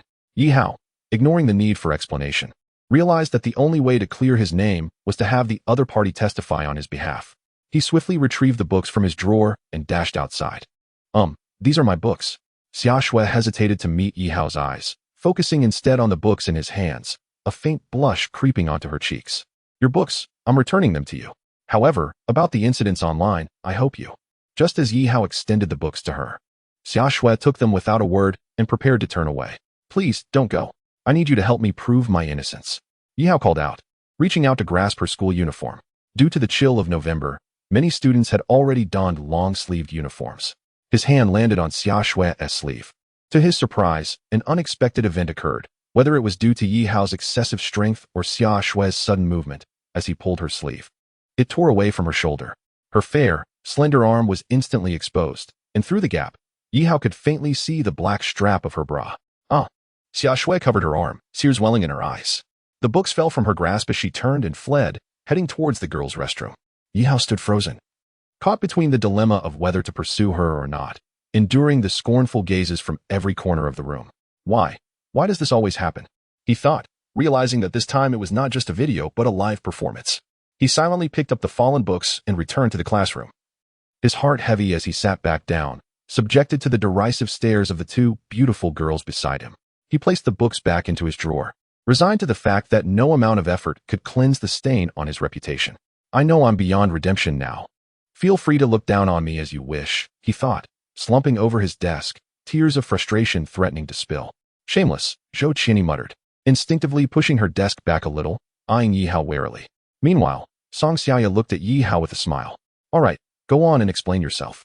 Had it not been for the events that transpired online, she might have remained skeptical. However, witnessing the incident firsthand, she was convinced it was a misunderstanding. Why? The answer was simple. Last night, she had practically laid bare on his bed, and he had shown no inclination to cross any boundaries. This indicated, at the very least, that he was not the type to engage in such disgraceful actions. Why would he harass one girl publicly while ignoring another who was utterly defenseless? Unless he were a fool. Yihao looked at Song Xiaoya in astonishment, biting his lip, and suddenly opened his arms, ready to embrace her. Xiaoya, I never expected you to be so understanding. Wait, don't come too close. While I temporarily trust you, I still prefer to avoid any physical contact, she said, using a ruler to keep him at bay. You can say whatever you want. All right then, allow me to explain. Yihao began his narrative. Zhou Qinyi lowered her head, listening but remaining skeptical of his words. Several minutes later, Yihao had recounted the events of the previous day and the current incident. I merely wished to ask her to help clear my name, and in a moment of instinct, I grabbed her sleeve. I never anticipated this uniform would be so fragile. I must report this to Principal Wu. Yihao clenched his fists in frustration.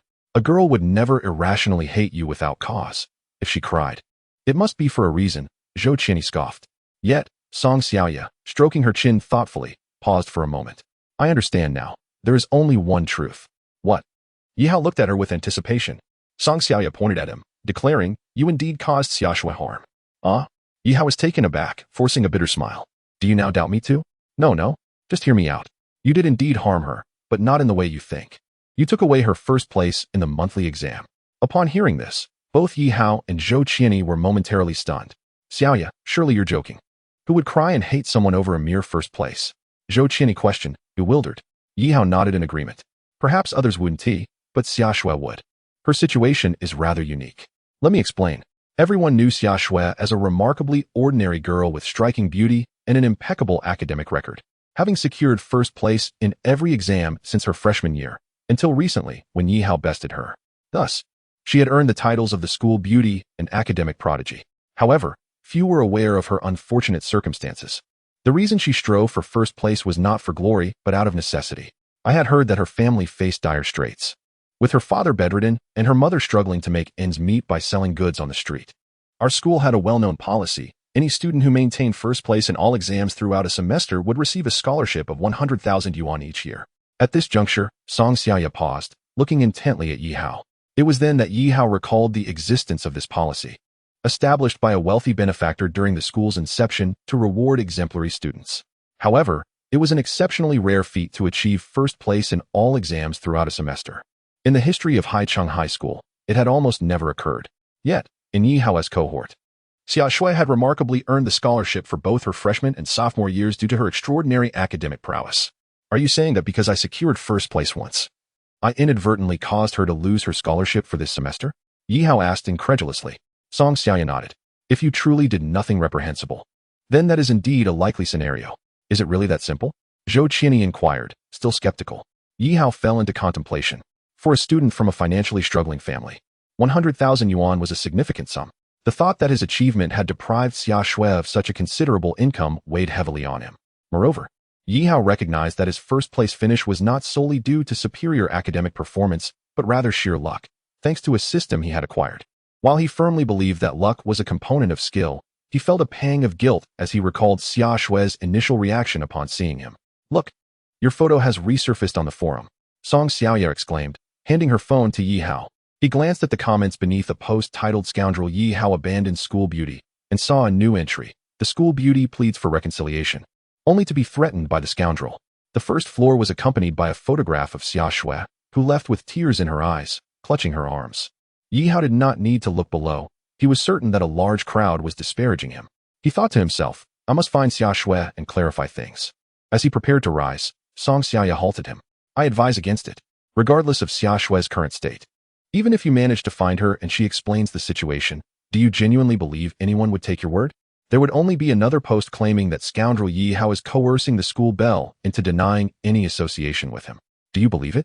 Her words caused Yi Hao to sit back down. So, I am to just sit here and do nothing? He remarked, frustration evident in his voice. Song Xiaoya shrugged and replied, if you ignore the online chatter, it will soon be forgotten with the passage of time. Dejected, Yi Hao slumped onto his desk when suddenly a voice echoed in his mind. System task. The host may choose one of two options, with both yielding 5 skill points. Punishment. The host must engage in an embarrassing act within 10 minutes or face self-castration. Upon reading the first task prompt, cold sweat trickled down Yi Hao's back. The nature of this punishment was utterly barbaric. Knowing he was a virgin, was he being toyed with? Setting aside whether he had a girlfriend or not, the requirement to engage in such acts within the confines of the school was absurd. Although we are youths of the new era, we are not that liberated. Under these circumstances, Yi Hao glanced at the task, but upon seeing it, his mood turned sour. System task, choose 1. The host must post a real name message on the forum stating that Xia Shui has been intimate with him. 2. The host must post a real name message on the forum declaring that Yi Hao intends to pursue all the beauties of Haiqing High School for intimate encounters. Tremble, single dogs. Yi Hao, what's wrong? Song Xiaoyan noticed his grim expression, akin to someone who had just consumed something distasteful. Yi Hao forced a smile and replied, you must remember, your deskmate was once a very innocent person. With that, he picked up his phone and began typing. What are you saying? I don't understand. Song Xiaoya said, bewildered by Yi Hao's sudden statement. Moments later, a gasp reverberated through the classroom. Quick, look at the campus forum. Yi Hao has posted. Oh my goodness. What did he write? As the students erupted in excitement, the class bell rang, and a teacher walked into the room. Students hastily concealed their phones, but some couldn't suppress their curiosity and secretly pulled out their devices to see what was happening. You lot have some nerve, daring to use your phones in class. Hand them over. Some unfortunate souls had their phones confiscated. This scenario unfolded not only in Yi Hao's class, but across other classrooms at the same time. Yi Hao, have you lost your mind? Song Xiaoya stared at him with a look of horror, her hand gripping her phone under the desk, where the screen displayed his post. Yi Hao, declare my intention to pursue every beauty in Haiqing High School for intimate encounters. Tremble, single dogs. The flood of replies beneath the post was staggering, with many students paying the price of their phones for their curiosity. Yi Hao sighed deeply, resting his head on his desk, saying nothing more. The notification about skill points being credited did not bring him any joy. Host completed the task, earning 5 skill points. Current loan balance, 4 points.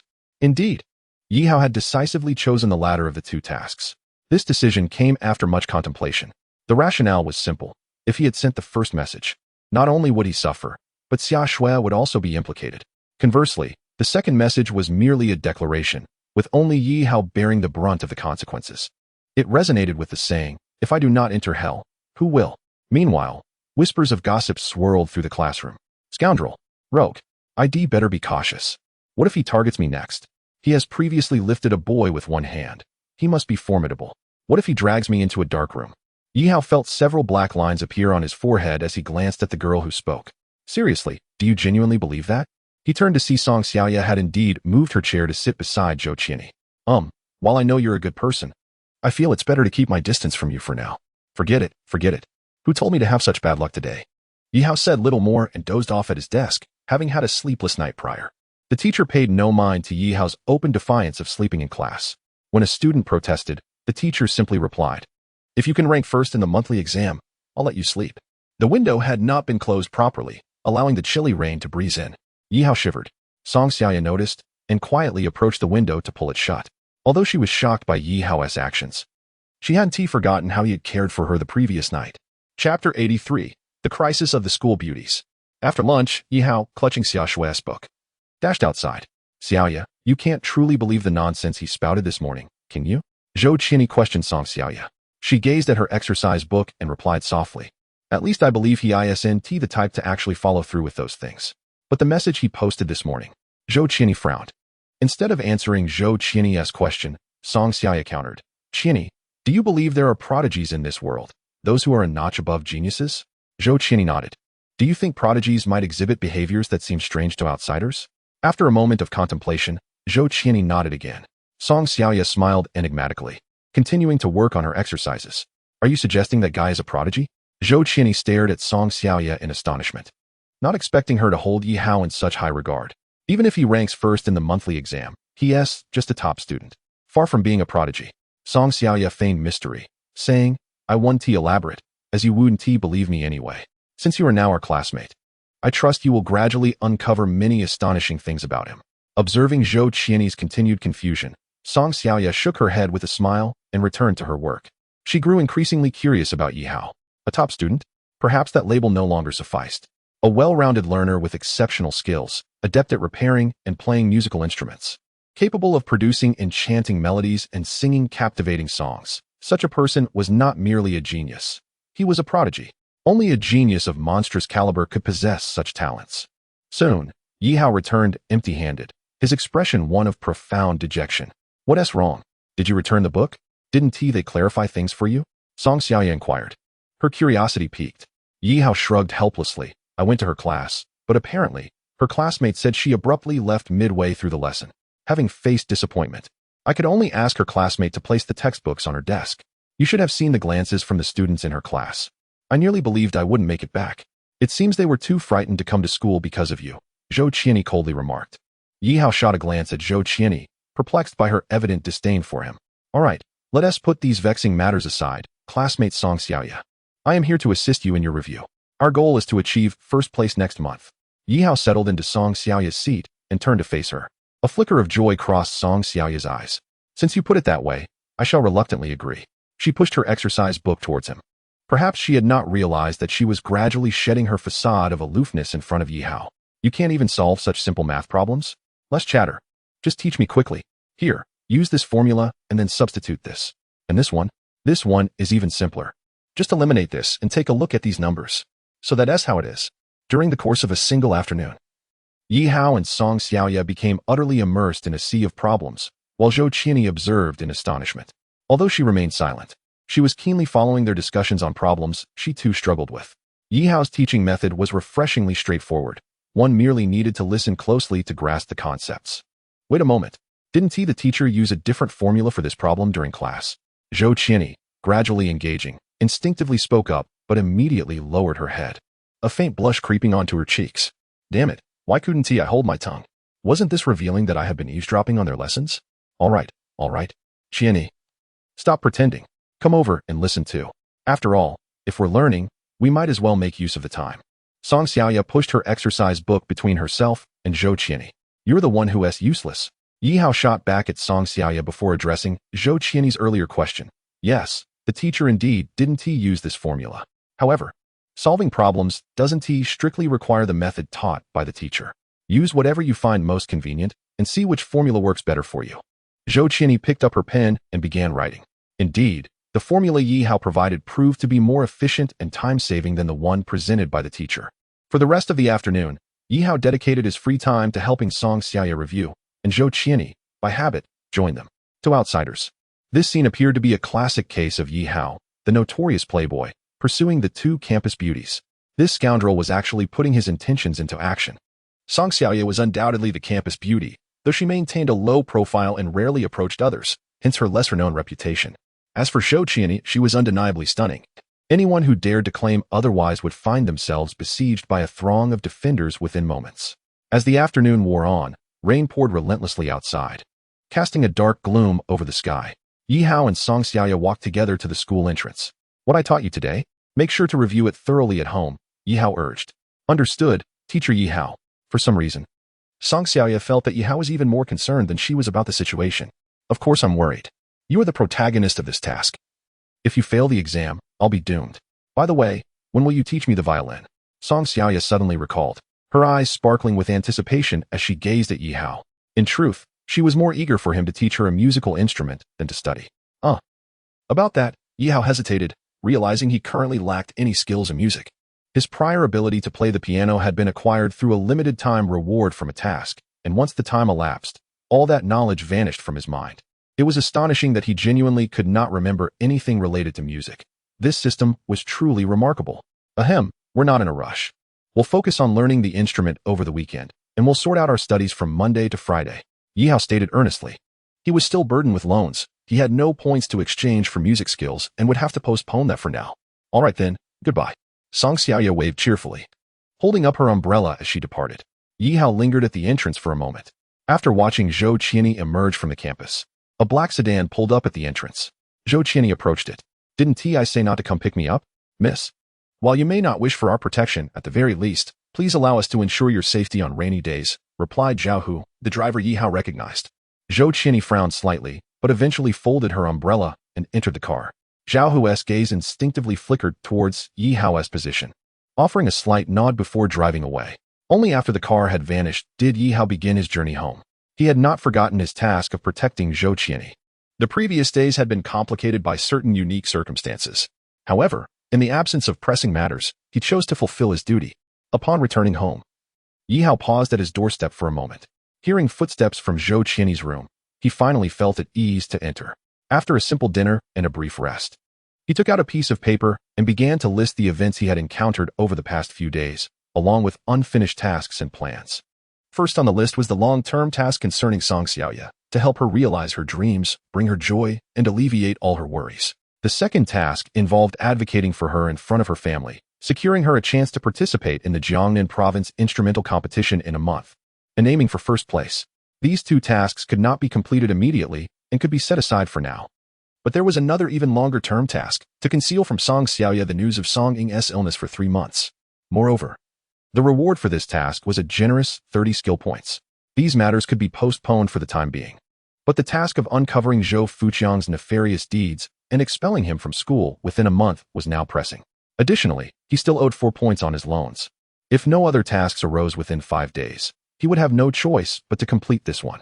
He certainly did not wish to face penalties or be assigned some absurd task. Furthermore, he needed to exchange for the instrument skill by Saturday. Yi Hao had noted that acquiring the instrument skill required a staggering 10 skill points. However, it was understandable, as it was not categorized, meaning that once Yi Hao exchanged for it, he would acquire proficiency in any instrument.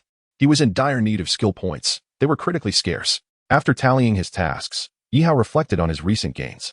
To say he had amassed a significant number of skills would be an understatement.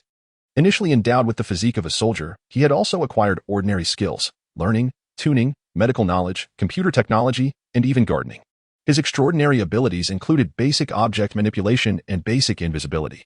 It was astonishing to realize that in less than half a month since gaining the system, he had accumulated so many skills, particularly the invisibility skill, although its duration was short and cooldown lengthy.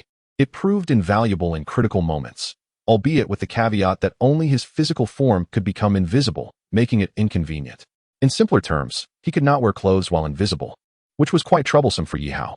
Fortunately, when he encountered those men in black, there were no other patrons in the KTV, and the establishment had no blind spots for surveillance cameras. Otherwise, had anyone laid eyes upon his naked form, he might have been compelled to leap into the river in sheer humiliation. Yi Hao tore the paper into shreds and discarded it into the trash bin. At last, he had formed a preliminary plan in his mind. He required at least 15 skill points. Apart from repaying his loans, he also aimed to exchange for musical skills. Thus, the only task he could undertake at the moment was to investigate Zhou Fuqiang. Although the deadline for the task was a month, Yi Hao resolved to complete it within 5 days. With everything planned, he reclined comfortably on his bed. Glancing outside, he noticed that the torrential rain had ceased. Yet according to the weather forecast on his phone, rain was expected to continue intermittently. The orchid on the windowsill, still merely a sprout, caught his attention, prompting him to sit up abruptly. The effects of the previous medication should have worn off, and with the rain abated outside, it was the perfect opportunity to procure some materials for concocting potions. With this thought in mind, Yi Hao grabbed an umbrella and ventured outside. The air was refreshingly clean after the rain. Around 8 or 9 o'clock, as he carried a bag of supplies along a familiar route home, he found himself in a small park, dimly lit with damp grass beneath his feet. Suddenly, 2 figures emerged in the distance. Yi Hao furrowed his brow and instinctively halted. It was Jiang Huajian and Zhao Yanting. He observed Jiang Huajian holding a bouquet of flowers beside Zhao Yanting, and from the movement of his lips, it appeared he was saying something, while Zhao Yanting seemed somewhat distracted, responding with vague remarks. Gradually, they approached Yi Hao, but due to the concealment of a tree, they remained oblivious to his presence.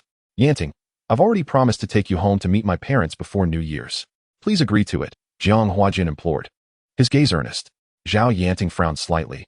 Huajian, I've mentioned before, this is merely an exploration, a trial. An exploration? Is our acquaintance not long enough? Previously it was acceptable, but we've been working at the same school for 3 years now. Surely that suffices. Jiang Huajian pressed, his hands gripping Zhao Yanting's shoulders with fervor. Everyone thinks you're my girlfriend, yet who knows? I haven't even touched your lips. As he spoke, Jiang Huajian attempted to embrace Zhao Yanting, but she firmly pushed him away. Huajian, don't act this way. During our time together, I've truly contemplated this. We are not suited for each other. We have never been in a romantic relationship. Zhao Yanting's eyes flashed with frustration. Not suited? In what way are we incompatible? Jiang Huajian's suppressed anger surfaced as he pointed at Zhao Yanting. Are you suggesting that you and that Yi Hao are a better match? Yi Hao, concealed behind the tree, frowned at the unexpected involvement of his name. Huajian, this is our affair. Why bring Yi Hao into it? He is merely my student. Zhao Yanting interjected, her brow furrowed as she regarded Jiang Huajian. A student? It seems you have taken a liking to your student. Jiang Huajian retorted, his impulsive nature taking over. Zhao Yanting regarded him coldly. Your emotions are becoming unstable again. Perhaps you should return home. I'll head back myself. With that, she turned to leave towards her residential area. Jiang Huajian seized her arm and sneered, unstable? I am perfectly stable. You wish to leave because I have exposed your facade. Don't you? Jiang Huajian, I warn you, do not speak nonsense here. Zhao Yanting forcefully shook off his grip. Where were you last Friday night with Yi Hao? What were you doing? Jiang Huajian's sudden inquiry caught Zhao Yanting off guard. Didn't we already discuss this? We simply walked home together, she replied, flustered. Walked home and ended up kissing? Jiang Huajian's eyes glinted with derision as he stared at her. With a sharp slap, Zhao Yanting struck Jiang Huajian's face. Indeed, I kissed Yi Hao for a brief moment due to certain circumstances, but it was merely a peck on the cheek as a consequence of a bet I lost. A bet? And does losing a bet permit you to sleep with someone else? Jiang Huajian's glare was filled with possessiveness. As he advanced on Zhao Yanting step by step, Zhao Yanting retreated, disappointment evident in her eyes as she regarded him. Yi Hao scoffed, preparing to step out, but someone else exited before him. Ah, look at the couple having a quarrel here. This girl has quite a catch. Young man, you should cherish her. My brothers, and I will help you appreciate her more. Miss, what is the point of arguing with your boyfriend? Come, let the brothers show you a more interesting time. Chapter 85. The weak Jiang Huajian in the desolate park. 8 ruffians appeared, clutching nearly empty bottles, reeking of alcohol. They surrounded Zhao Yanting, and due to the cover of the tree and the night, they remained unaware of Yi Hao's presence. What do you want?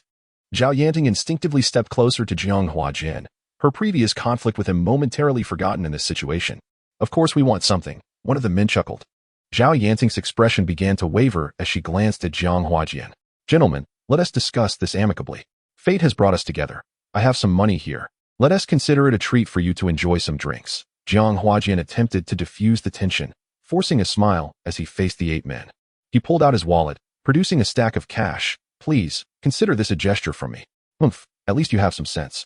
One of the men snatched the wallet from Jiang Huajian's hands, removing all the cash before tossing the wallet back at him. Jiang Huajian stared at his now empty wallet, feeling a pang of regret, but thought it better to resolve the immediate trouble. Let us go, he said, gently pulling Zhao Yanting's hand as he attempted to lead her away from the group. Zhao Yanting lowered her head, following behind him. Hold on, suddenly. Several men blocked their path. The one who had just pocketed the money looked at them with a smirk. Did I say you could leave? Big brother, I've given you my money. If you want, you can find some girls to entertain you. Jiang Huajian trembled as he spoke. We've already established that we want this beautiful lady to keep us company. Don't worry, we'll return her to you just as you left her. One man leered, his gaze unabashedly roaming over Zhao Yanting's figure, licking his lips.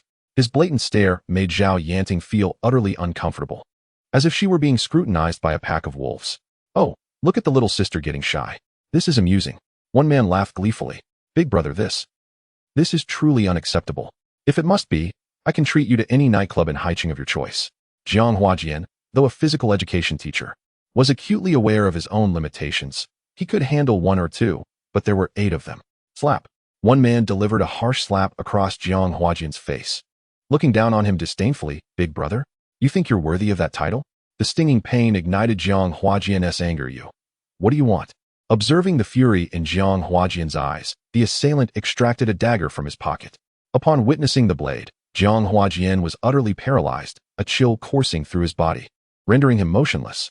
To his greater horror, several others also brandished daggers, their cold glint instilling fear that compelled onlookers to retreat a few steps. "Listen well, boy. I offer you two choices.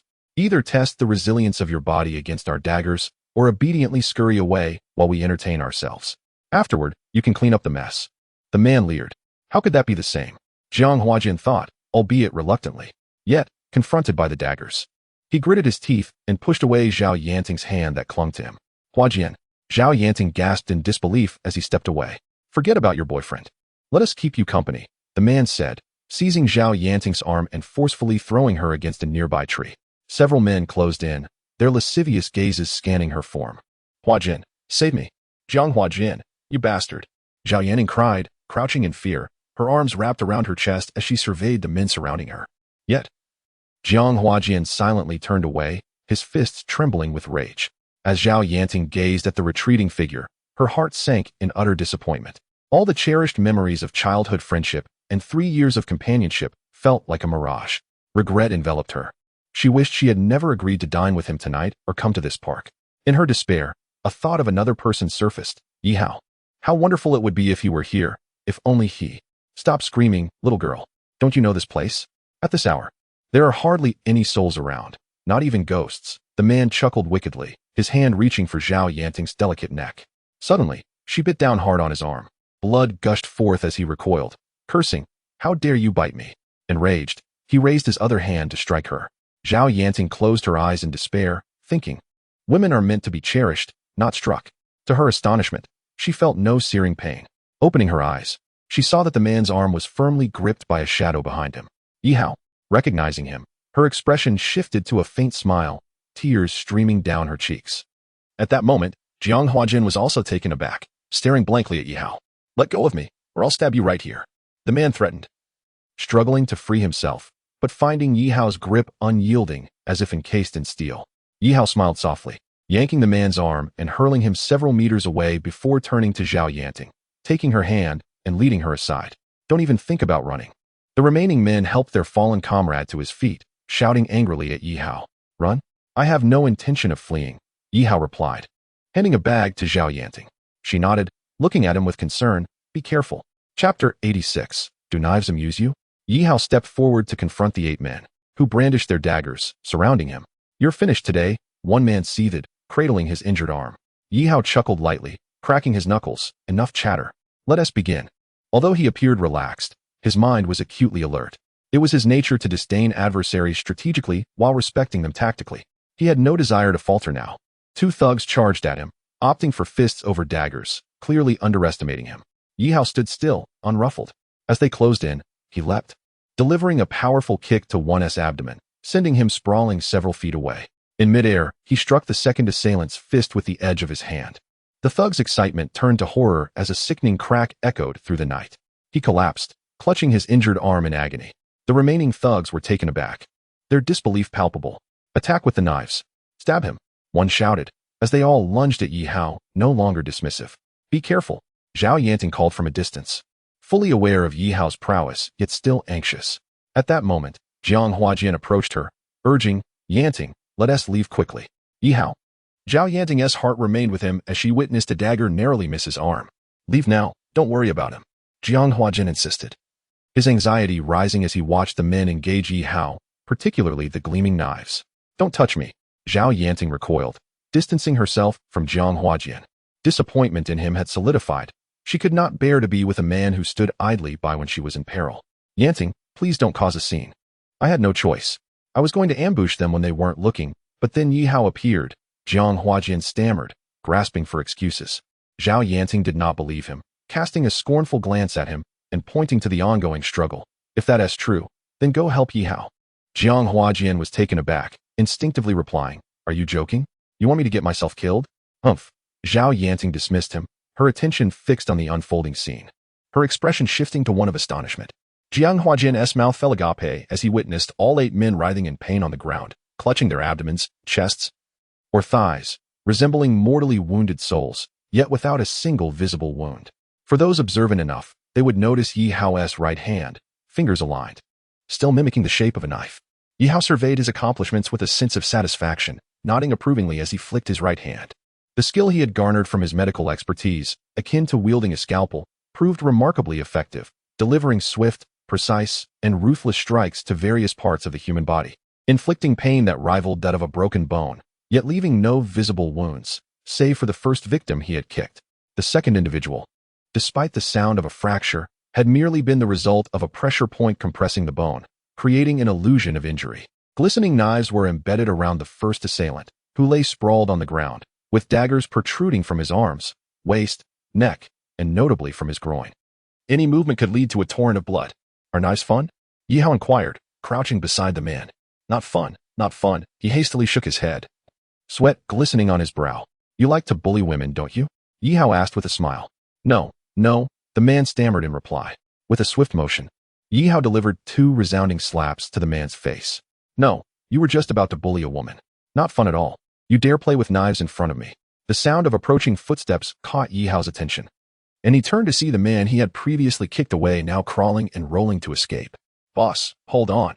I'll call for help. The man before Yi Hao's gaze suddenly brightened, excitement radiating from him as he exclaimed, Kid, you're finished. I'm a man of the streets. Now that you've dared to strike me, I'll return the favor tenfold. And that pair of dog men over there won't have it easy either. You. I remember you.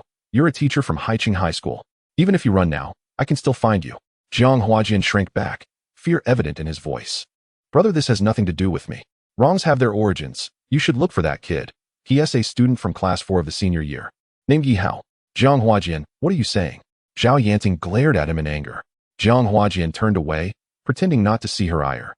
Yi Hao cast a disdainful glance at Jiang Huajian, his previous dislike for the man transformed into contempt due to his cowardly behavior.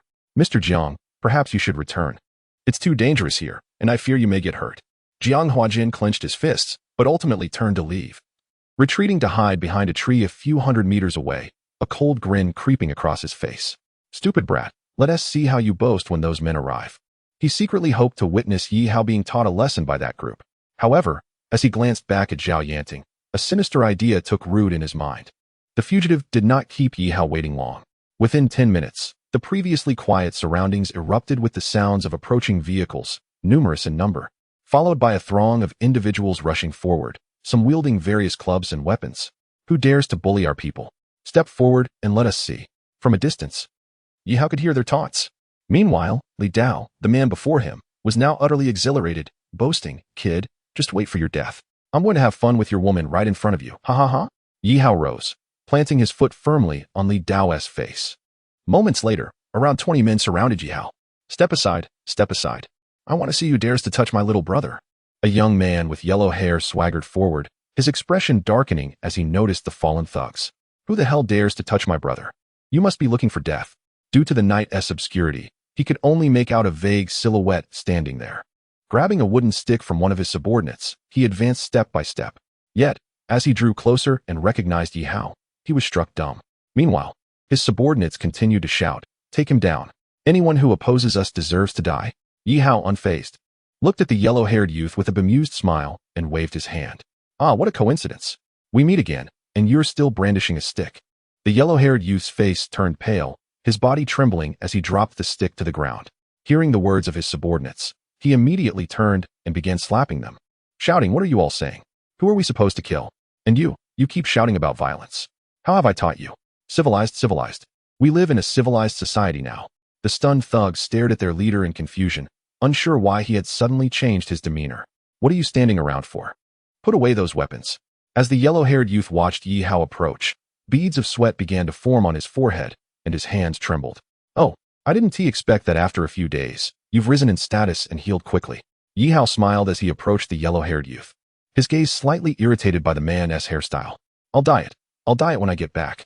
This yellow-haired youth was none other than the earring-wearing troublemaker Yi Hao had encountered at the noodle shop. It was quite a coincidence to run into him thrice in less than half a month. He seemed fit, recovering rapidly from his injuries. The earring-wearing youth was now filled with frustration, having finally stepped out to flaunt his power, only to encounter Yi Hao again. Others might be ignorant, but he was well aware of the terror posed by the man before him. Brother, you have to avenge me. This kid is causing us trouble. Yet Li Dao, still on the ground, failed to grasp the change in atmosphere, continuing to shout. The earring-wearing youth's expression darkened with fury as he glared at Li Dao. Shut up, you fool. After finishing his outburst, he turned back to Yi Hao with a forced smile. Brother, did this kid offend you? Indeed. He bullied my woman, whom you recognize. Yi Hao pointed towards Zhao Yanting in the distance, but his expression soured the next moment as he noticed some thugs leering at her. The man with earrings noticed the change in Yi Hao's expression and immediately rushed over, wildly slapping those individuals. What are you staring at? Do you think this young lady is someone you can look at? If anyone dares to take another glance, I'll gouge out their eyes. After issuing his threats, the earring man turned to Zhao Yanting with an apologetic smile before scampering back to Yi Hao's side. However, Yi Hao had already seated himself in front of Li Dao. Lifting his gaze to the earring man, who promptly crouched down, not daring to allow Yi Hao to look down upon him. This brat just said he wanted to cause me trouble, even going to my school to stir things up. Are you here to trouble me on his behalf? Yi Hao taunted, observing the earring man. The earring man hastily shook his head, saying no. How could a younger brother dare to trouble an elder brother? That fool is just asking for it, and I'm here to teach him a lesson. With that, the earring man began to slap Li Dao's face repeatedly. You dare to cause trouble for my elder brother? You're really asking for it. Watch me not beat you to a pulp today. As he spoke, the intensity of his blows increased, leaving Li Dao's face swollen. Enough. Don't beat him to death. Yi Hao waved his hand dismissively. Since this is a misunderstanding, let it go. I don't wish to interfere in your matters, but I do hope you can discern what should and shouldn't be done. And I certainly don't want to encounter such a situation again. By the way, have you collected protection fees on that street with the noodle shop yet? The earring man quickly replied, Yes. Such things will never occur again. I'm currently watching over the place and have ceased with the protection fees. If you don't believe me, you can ask around. Yi Hao nodded, stood up, and brushed off his pants as he walked towards Zhao Yanting. Elder brother, wait. The earring man suddenly called out to Yi Hao. Yi Hao paused and turned his head. What? Is there something else? Or do we need to fight again? Chapter 88. Jiang Huajian in trouble? No, it's not that. There is something I need to tell you, elder brother. The earring man gazed eagerly at Yi Hao. Actually, I have a superior, a renowned figure in our Haiqing. He wishes to meet you. Yi Hao frowned slightly. The earring man's superior? That would mean a true big brother. He wants to meet me? Does your boss intend to seek revenge for you? The earring man hurriedly shook his head. No. Our boss said that we deserve to be beaten. But he is a good man and even promoted me. Otherwise, I wouldn't have so many little brothers. He just wants to meet you. I'm not available.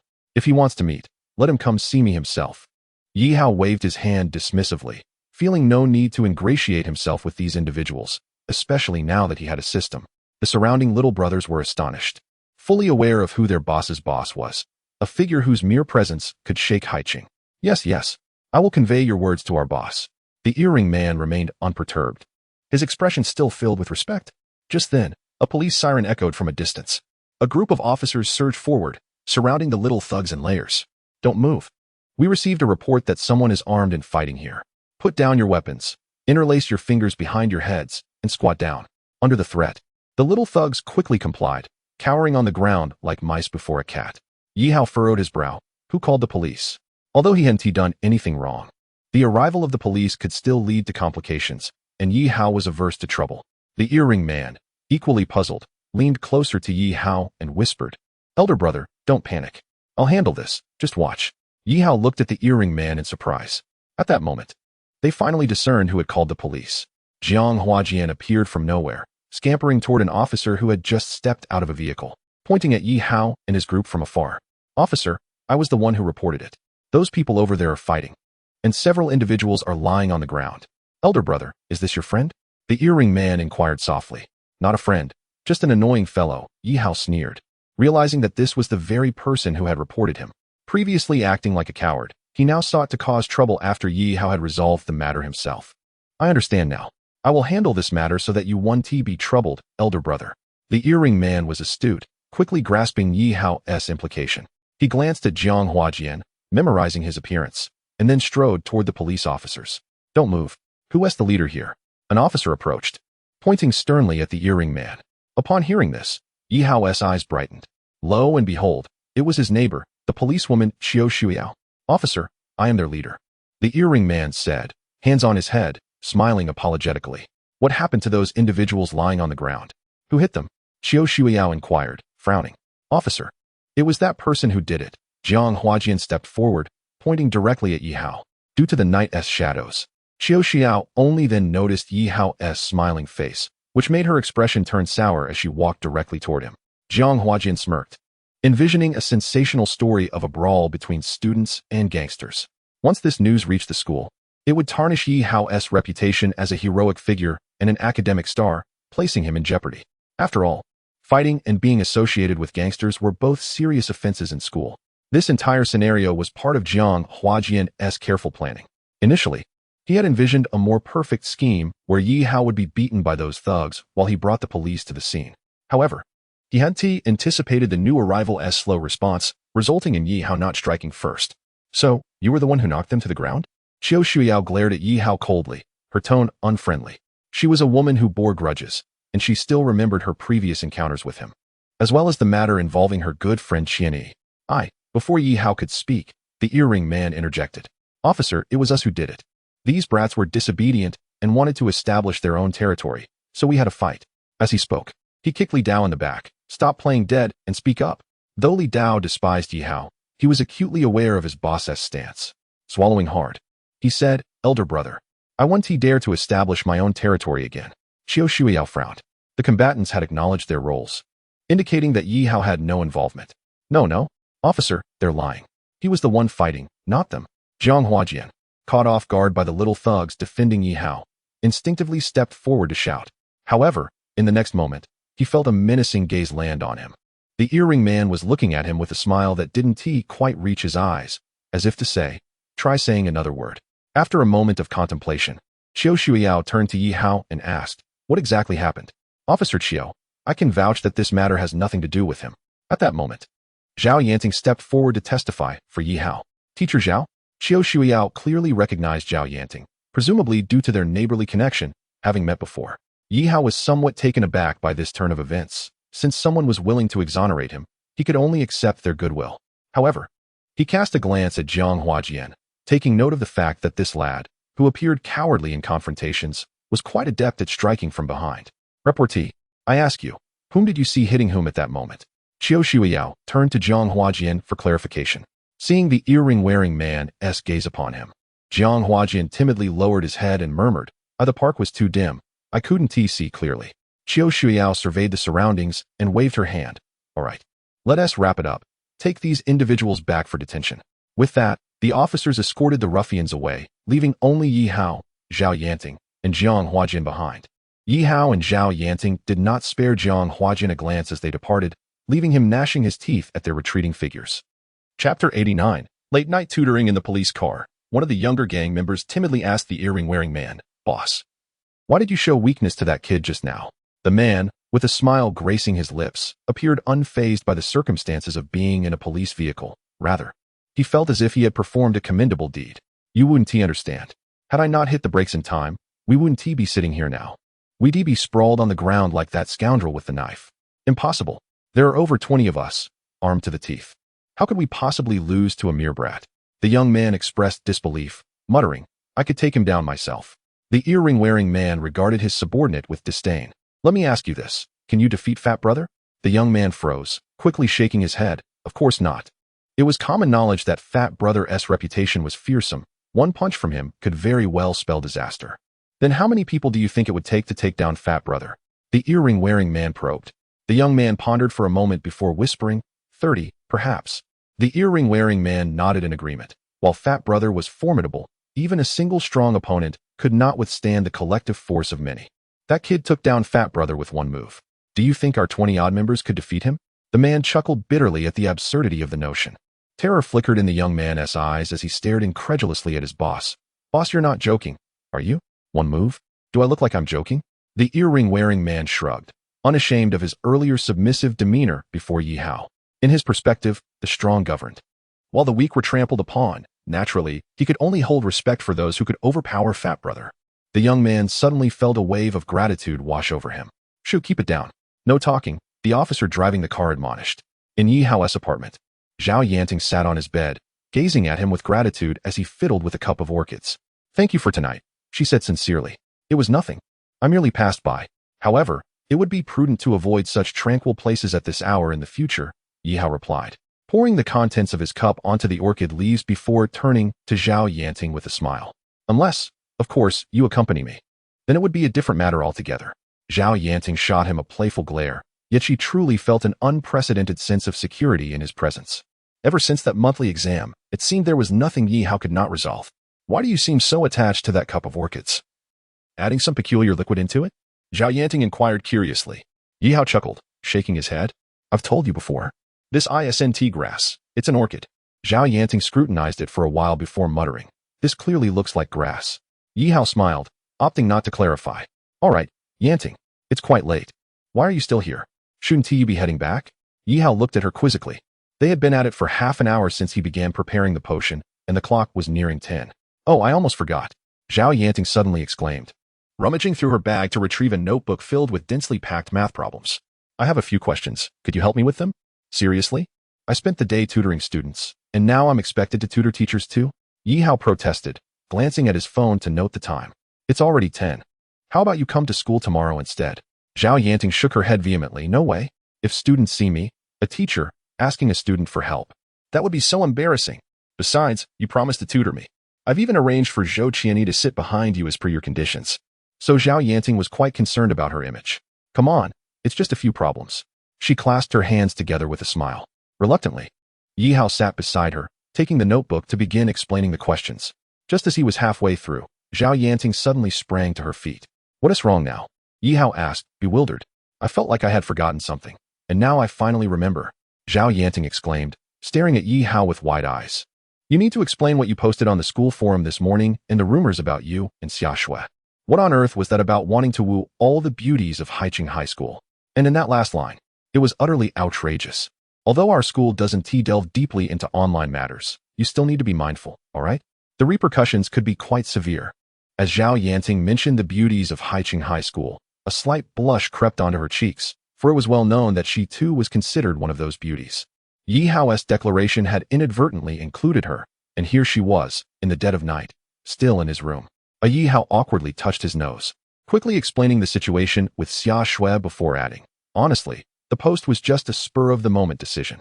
I saw the comments regarding Xia Shui and, in a moment of impulse, I posted that. This was Yihao's excuse for his erratic behavior, as explaining why he had acted out in such a manner was quite difficult. I see. Zhao Yanting replied thoughtfully. Song Xiaoya was right. Xia Shui might indeed harbor some resentment towards you for taking the top spot in the monthly exam. I've heard her family is going through a tough time. Zhao Yanting exhibited genuine concern for her students. Yihao sighed. I never anticipated that by scoring first, I would offend a classmate. Yanting, could you perhaps find a way to ensure that Xia Shui continues to receive her scholarship this semester? I'd be willing to forfeit my score from the monthly examination. Zhao Yanting shook her head. That is not possible. I heard from the teachers in Class 6 that Vice Principal Zhou has already issued a directive to cancel Xia Shui's scholarship this semester. Yihao pondered for a moment, feeling the weight of his actions that had led to someone losing a hard-earned scholarship. Yanting, could you possibly obtain Xia Shui's contact information for me? I would like to apologize in person or offer some form of compensation. Didn't he expect you to be so compassionate? She remarked. I'm not a teacher for Class 6, so I don't have Xia Shui's information. However, I can look into it when I have the chance and send it to your phone if I manage to get it. Thank you. Now, shall we continue and take it slow, okay? Chapter 90. I'm off to get my hair done Thursday.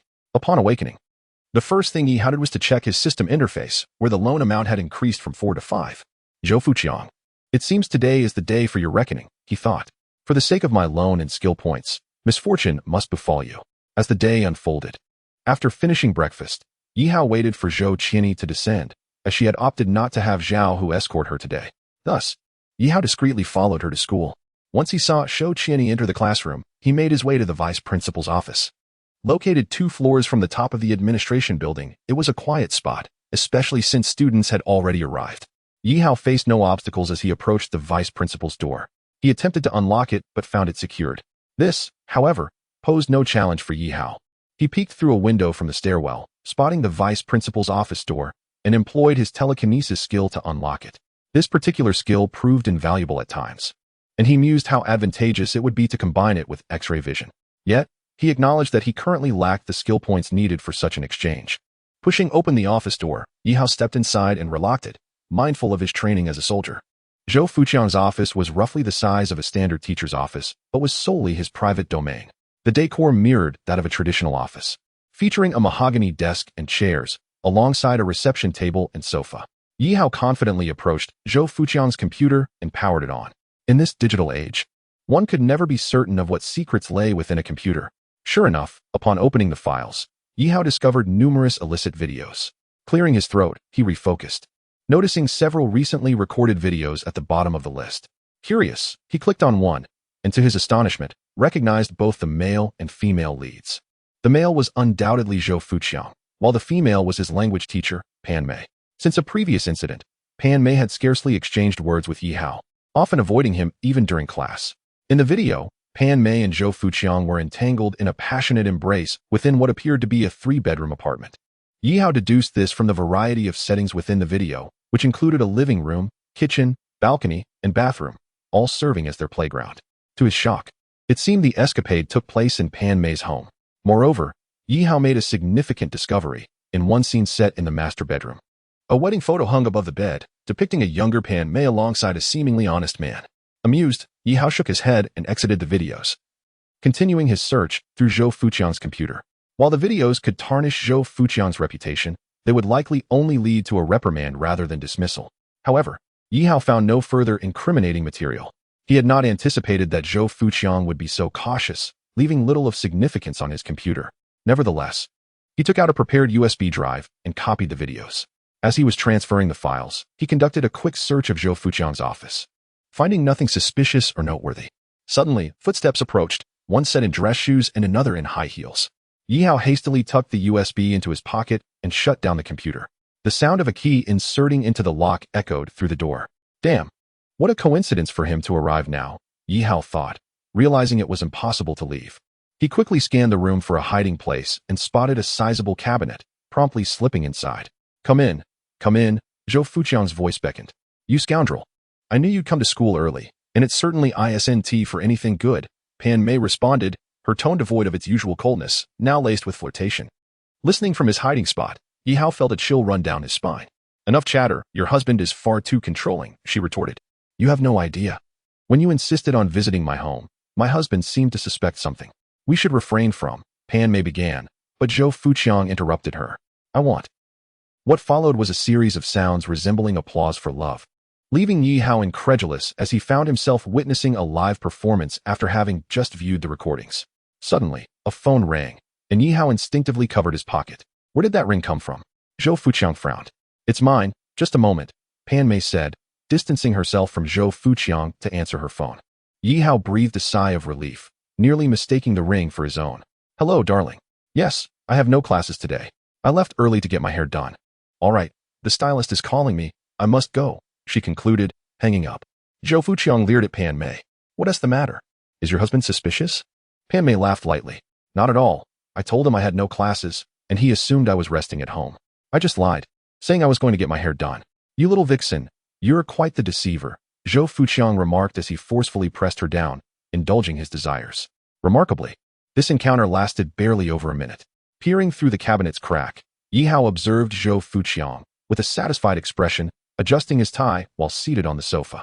Meanwhile, Pan Mei was adjusting her skirt and using a tissue to tidy her stockings, casting a fleeting scornful glance at Zhou Fuqiang. Am I impressive? Zhou Fuqiang boasted. Indeed. Our vice principal is quite remarkable, Pan Mei replied, sitting on Zhou Fuqiang's lap, though internally she felt contempt for him, knowing his performance never exceeded 2 minutes. Nevertheless, considering her career, she chose compliance. Ha ha ha, Zhou Fuqiang laughed. Pan Mei's eyes sparkled as she said, Old Zhou, look at how well I serve you. What about my promotion to vice director of the language department? That matter will take time. You know I'm currently burdened with many issues. The 5th dormitory building has just been completed. You should check on it. My uncle is unreliable. I don't know how much shoddy work he has done inside. Zhou Fuqiang whispered. At this, Yihao's eyes widened in realization. The 5th dormitory building. This was a newly constructed dormitory on the school premises, situated in a somewhat remote area, set to accommodate students by the end of December. Zhou Fuqiang's words hinted that he had entrusted this project to a relative, suggesting significant corners had been cut. This presented a valuable opportunity to undermine Zhou Fuqiang. And don't forget the item I entrusted to you. You must keep it secure. Zhou Fuqiang added, his tone growing serious. Pan Mei smiled as she approached Zhou Fuqiang from behind, pressing her fingers on his shoulders. Rest assured, I will safeguard that item. Yet I find it perplexing. It is merely a small notebook, in this age of advanced technology. Would it not be more prudent for such things to reside within a computer? You fail to understand. The internet is fraught with peril. Only that which we can see and touch provides true peace of mind. You must keep a vigilant watch over that item. It is indeed our lifeblood, Zhou Fuqiang remarked, patting Pan Mei's hand. With a bewitching smile, Pan Mei leaned against Zhou Fuqiang. I shall take good care of both your precious items. By the way, how are you progressing with that matter I instructed you about recently? Zhou Fuqiang suddenly recalled something and inquired of Pan Mei. You mean that Xia Shui from class 6, right? You old lecher, is it not enough that you toy with me, but you also set your sights on a student? Pan Mei lightly nudged Zhou Fuqiang's head with her finger. Yi Hao furrowed his brow. Xia Shui, why were they suddenly mentioning her? Zhou Fuqiang's mention of Xia Shui could only spell trouble. This is not my intent. It is that Wang Zihao from class 6, as you know. His father holds a significant position, and having accepted his money, I am obliged to assist him. Though Zhou Fuqiang spoke such words, a flicker of lust still gleamed in his eyes. Enough, enough. I am well aware of your kind. Rest assured, I am the Chinese teacher for class 6. I heard yesterday that Xia Shui's father fell ill suddenly, and the hospital is pressing for payment.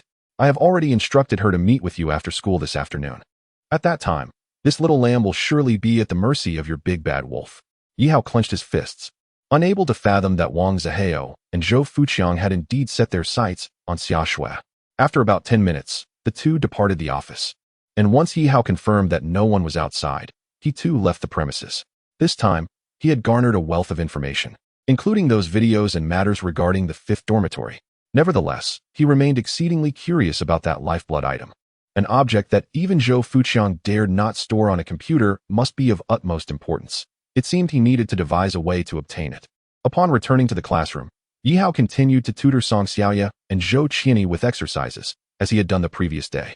With only a little over half a month remaining until the next monthly examination, approximately 3 weeks, he felt a sense of urgency in elevating Song Xiaoya, who ranked over 100, into the top 10. As the final bell rang for the afternoon class, he addressed Song Xiaoya. Well, here are the exercises I have assigned for you. Be sure to complete them diligently this evening. He patted her shoulder as she gazed at the thick workbook before her, filled with exercises from all high school subjects. So many. I cannot possibly finish this in one evening. This is still less than 1/10 of what you need to tackle. For your goal of entering the top 10 in the upcoming examination, you must exert yourself.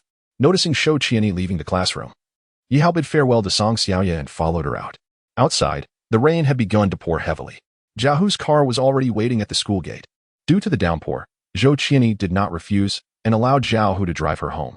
After watching Zhou Qianyi get into the car, Yi Hao swiftly turned back and entered the school, hastening towards Zhou Fuqiang's office. Upon arriving at the office door, he found it ajar and empty. It seemed Xia Shui had not yet arrived. Yi Hao found a hiding spot he had used previously and concealed himself. After approximately 10 minutes, he heard footsteps approaching. Zhou Fuqiang entered with a broad smile, his hand resting on Xia Shui's shoulder, while her expression appeared somewhat tense. Xia Shui, please take a seat, Zhou Fuqiang said, gesturing for her to sit on the sofa, while he positioned himself directly beside her, smiling down at her. Yet, through the gap, Yi Hao could still perceive the lecherous glint in Zhou Fuqiang's eyes. This old lecher harbored no good intentions in summoning Xia Shui. Xia Shui bit her lip, then gazed at Zhou Fuqiang with a pleading expression. Principal Zhou, I heard from Teacher Pan that you might allow me to receive this semester's 100,000 scholarship in advance. My family is facing financial difficulties, and I am in dire need of the funds. My last examination was an unfortunate anomaly. I assure you I will secure first place next time. Observing Xia Shui's anxious demeanor, it was evident she was genuinely in need of assistance. Zhou Fuqiang's lips curled into a slight smile, as if he envisioned a small fish already caught in his net. Although this girl was desired by Wang Zihao, he saw no harm in indulging himself first. After all, a beauty like Xia Shui might not be encountered again in a lifetime. In fact, I had previously raised the matter of scholarships before the school leadership. Xia Shui's academic performance has been commendable since her first year of high school, and we are all aware of her capabilities. Thus, not achieving first place in one examination is forgivable. It is not impossible to grant the scholarship in advance. Zhou Fuqiang's tone was laced with subtle manipulation. Xia Shui's face brightened, looking at Zhou Fuqiang as though he were her savior. Principal Zhou, I promise I will perform well in the future. Please allow the school to release the scholarship early.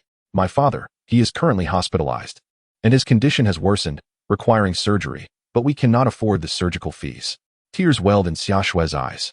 Zhou Fuqiang comfortingly took her hand. Xia Shue, I am aware of your family's circumstances. Indeed, it is quite difficult. I personally believe you should receive this scholarship in advance. However, the other school leaders disagree. And I am powerless in this matter, as I am merely the vice principal. As he spoke, Zhou Fuqiang sighed and shook his head. Yet his hand continued to caress Xia Shue's small hand, his address shifting from Xia Shue to Little Shue. Yi Hao's brow furrowed. Now he understood the old lecher's intentions. He was using the scholarship as leverage to coerce Xia Shue. Whether or not he would genuinely provide the scholarship remained uncertain. Xia Shue's face paled, her body trembling. What am I to do? The surgical fee is 150,000, yet my family can only muster less than 50,000. I. Overwhelmed, Xia Shue could not contain her tears any longer. Chapter 92. Xia Shue's suffering at this moment. Zhou Fuqiang felt no sorrow. Rather, gazing at Xia Shue's pitiable state only intensified his perverse desires. He cleared his throat, resting a hand on Xia Shue's shoulder, leisurely moving it downward while speaking. Actually, this situation is not without resolution. I happen to have some spare funds. I could lend you 100,000 in advance, provided you are willing to become my mistress. Xia Shue sensed Zhou Fuqiang's actions and abruptly stood, retreating several steps. Principal Zhou, what do you mean by this? Having uttered his intentions, Zhou Fuqiang saw no need for further pretense, rising with a smile. It is quite simple, really. You accompany me, and I provide you with the funds to save your father. Is that not a mutually beneficial arrangement? He made no mention of Wang Zihao, yet in his mind, once he had taken Xia Shue for himself and played with her a few times, he could easily hand her over to Wang Zihao. As for the money, Zhou Fuqiang had no intention of relinquishing it. Xia Shue looked at Zhou Fuqiang with palpable disdain, gritting her teeth as she wiped away her tears with her sleeve. Principal Zhou, I apologize. It seems I have come to the wrong place. I must take my leave. With that, she turned to exit. However, Zhou Fuqiang seized her and pushed her against the cabinet. Want to leave? Xia Shue, I advise you to think this through carefully. I have done my homework. Your father is in the late stages of lung cancer, with cancer cells having spread to other organs. If surgery is not performed soon, he may not survive the next few days. Zhou Fuqiang's words left Xia Shue in a state of shock, tears helplessly streaming down her face. Zhou Fuqiang reached out with a smile, attempting to caress Xia Shue's face, his greedy expression resembling that of a demon. Yi Hao let out a cold snort. Glancing at a trophy atop the cabinet, he secretly utilized his telekinetic powers, causing the trophy to crash heavily on Zhou Fuqiang's head. Blood oozing from the wound as he clutched his head in agony, collapsing to the ground. The sound of the trophy hitting the floor jolted Xia Shue awake. A flicker of determination flashing in her eyes. She turned and departed from the principal's office. Zhou Fuqiang, clutching his head, rose to his feet and kicked the trophy with all his might. Why did it have to fall now of all times? He cursed under his breath as he made his way outside, likely heading to the infirmary to tend to his injury. Yi Hao quietly exited the office, approaching the window of the administrative building, where he could vaguely see a figure disappearing into the rain, holding an umbrella. After a moment of contemplation, he returned to the office, opened Zhou Fuqiang's computer, navigated a few clicks, found what he sought, jotted down the information, and then left after shutting the computer. The 5th dormitory building was nearly completed, with the exterior walls constructed and the concrete flooring set. From a distance, it appeared as a brand new dormitory, and many students eagerly anticipated moving in, as who wouldn't want to reside in a new building? Due to the heavy rain, no one was guarding the area next to the new building except for the fence. Yi Hao easily entered the new structure, examining the walls, floors, and hallways. On the surface, everything appeared normal, producing only ordinary sounds when tapped. He ventured into a restroom, approached the innermost stall, and struck the wall with a heavy fist. Crack! Yi Hao's fist sank deep into the wall without bleeding. Maintaining a cold expression, he extended his hand, revealing a collection of decayed wooden boards, some even mixed with foam boards, cutting corners. That person truly disregards the lives of students. Yi Hao muttered to himself as he began to clean up the mess, collecting the debris from the ground. Now that he had confirmed the existence of substandard construction in the new building, he needed direct evidence to ensure Zhou Fuqiang faced consequences. This evidence was none other than the financial transactions between Zhou Fuqiang and his uncle, the invoices. Yi Hao recalled the so-called lifeline mentioned by Pan made during her time with Zhou Fuqiang. Perhaps finding this would allow him to deliver a fatal blow to Zhou Fuqiang. Subsequently, he left the school with his umbrella. Hello, Sister Ting. I might be late coming home tonight, so I want to be able to tutor you. Please study on your own for now. I have some personal matters to attend to, Yi Hao said, ending the call and hailing a taxi in the rain. Sir, where to? The driver asked. Haidong People's Hospital. Yi Hao replied. No, first take me to a bank. I need to withdraw some money. Then, to Haidong People's Hospital. Doctor, please, I beg you, perform the surgery on my father first. We will gather the money immediately, Xia Shui pleaded anxiously before a doctor. The doctor sighed, looking at her. Unfortunately, our hospital has regulations. We cannot operate unless the fees are paid in full. You must find a way to raise the funds quickly. Xia Shui trembled, thinking, where could she possibly find the money? Suddenly, hurried footsteps approached, and a woman in her 40s, her hair streaked with gray and face lined with wrinkles, rushed in, clutching a handful of crumpled bills. Doctor, I've raised the money. The woman was Xia Shui's mother. Xia Shui stood up, eyes fixed on the money, which amounted to only a few thousand yuan. Mom, we already pledged the 50,000 we collected as a deposit for the surgery. Where did this money come from? Her mother's lips curled into a strained smile. This money is what I borrowed. Mom, please don't lie to me. We've exhausted all our relatives for loans. Who else could lend us anything now? Suddenly, Xia Shui remembered something and seized her mother's arm, rolling up her sleeve. Her mother's thin arm was riddled with needle marks, and one puncture was still bleeding. Xia Shui's mouth fell open, tears uncontrollably streaming down her face. I told you not to sell blood anymore. Those black market dealers are operating illegally. Her mother, with a gentle smile, stroked Xia Shui's head, softly saying, it's okay. Mom is fine. A little selling is nothing. You used to weigh 100 pounds, but now you're barely 60. How can you say you're fine? Xia Shui cried, collapsing helplessly to the ground. It's all my fault. If I had only scored first in the exams, we wouldn't have had to. Chapter 93. Who is the Jin Mao Shu? Xia Shui's mother squatted beside her, embracing her daughter and comforting her. No, you are my best daughter. We are the ones who have burdened you. The doctor sitting in the chair shook his head helplessly, gazing at the money in Xia's mother's hand. The amount you have is simply insufficient. The 50,000 you previously paid has already gone towards settling past debts in our hospital.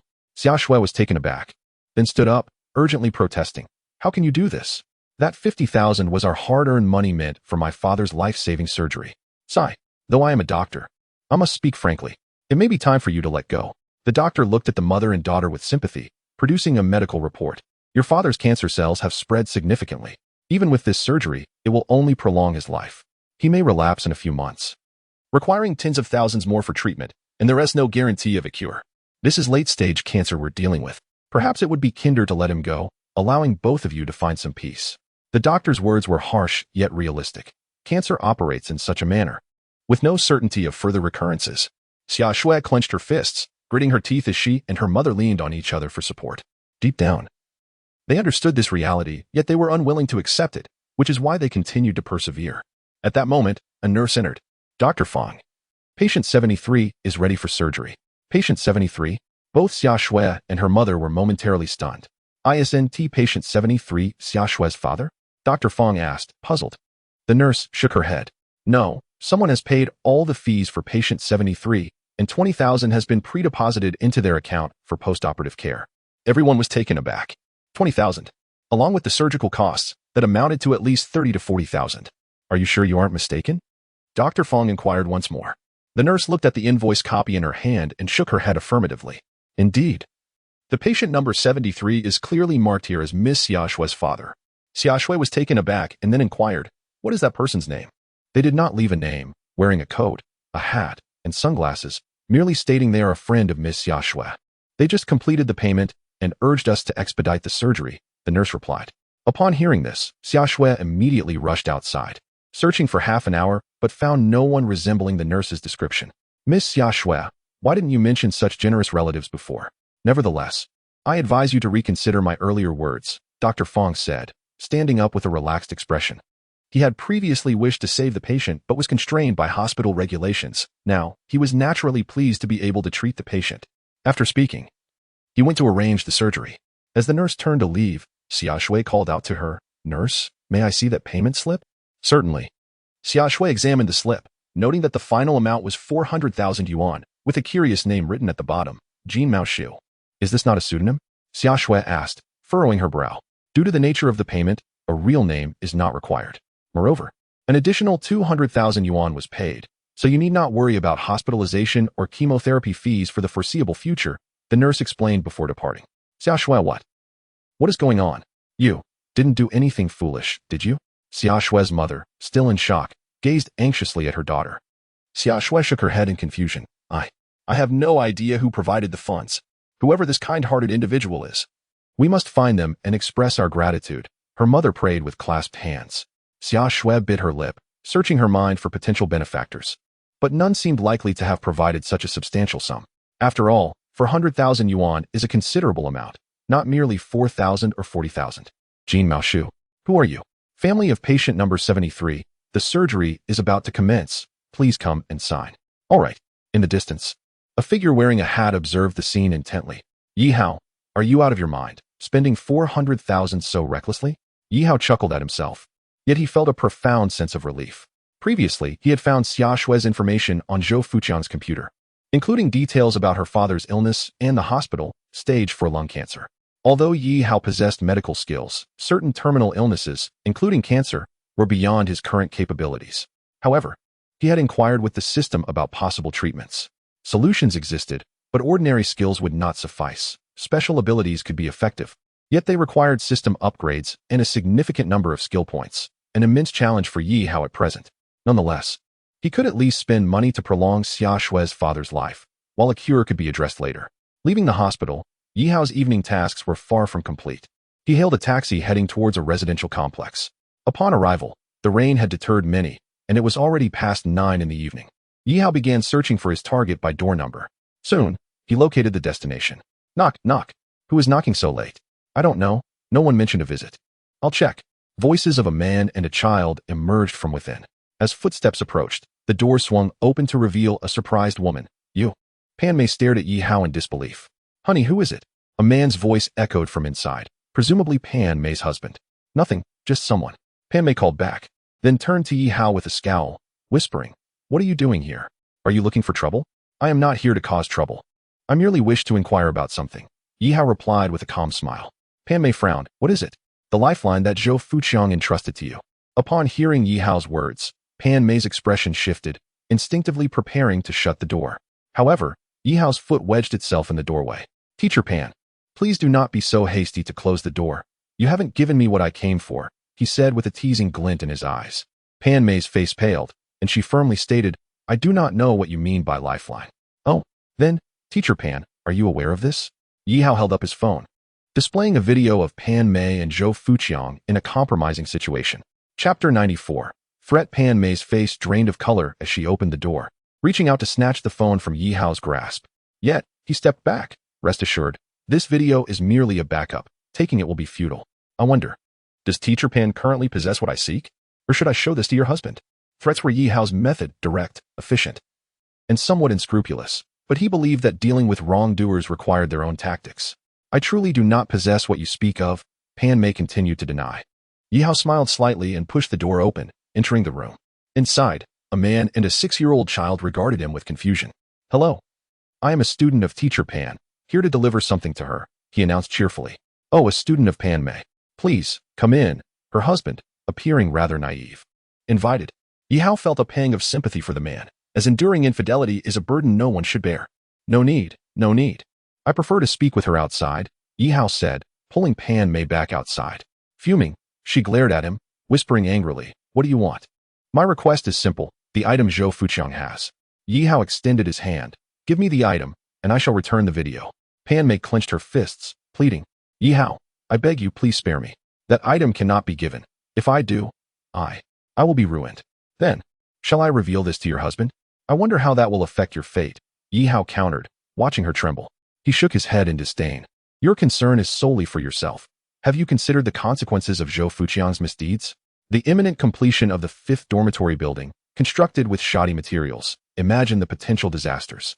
As a teacher, you should consider your students as well. Pan Mei bowed her head, remaining silent for a long moment before finally gritting her teeth and conceding, Fine. I will give you the item. You return the original video. Yi Hao nodded in approval, agreed. Wait for me outside. Pan Mei turned to close the door behind her. A few minutes later, she emerged holding a small notebook. This contains Zhou Fuqiang's accounts. I advise you to avoid conflict with Zhou Fuqiang. He has connections. You need not concern yourself with whom I contend with, Yi Hao replied. This USB drive contains the original video. I shall delete the video on my phone in your presence. He handed the USB and phone to Pan Mei while accepting the notebook from her. Pan Mei silently deleted the video from her phone before returning it to Yi Hao. Yi Hao casually flipped through his notebook, which indeed contained various financial transactions related to Zhou Fuqiang.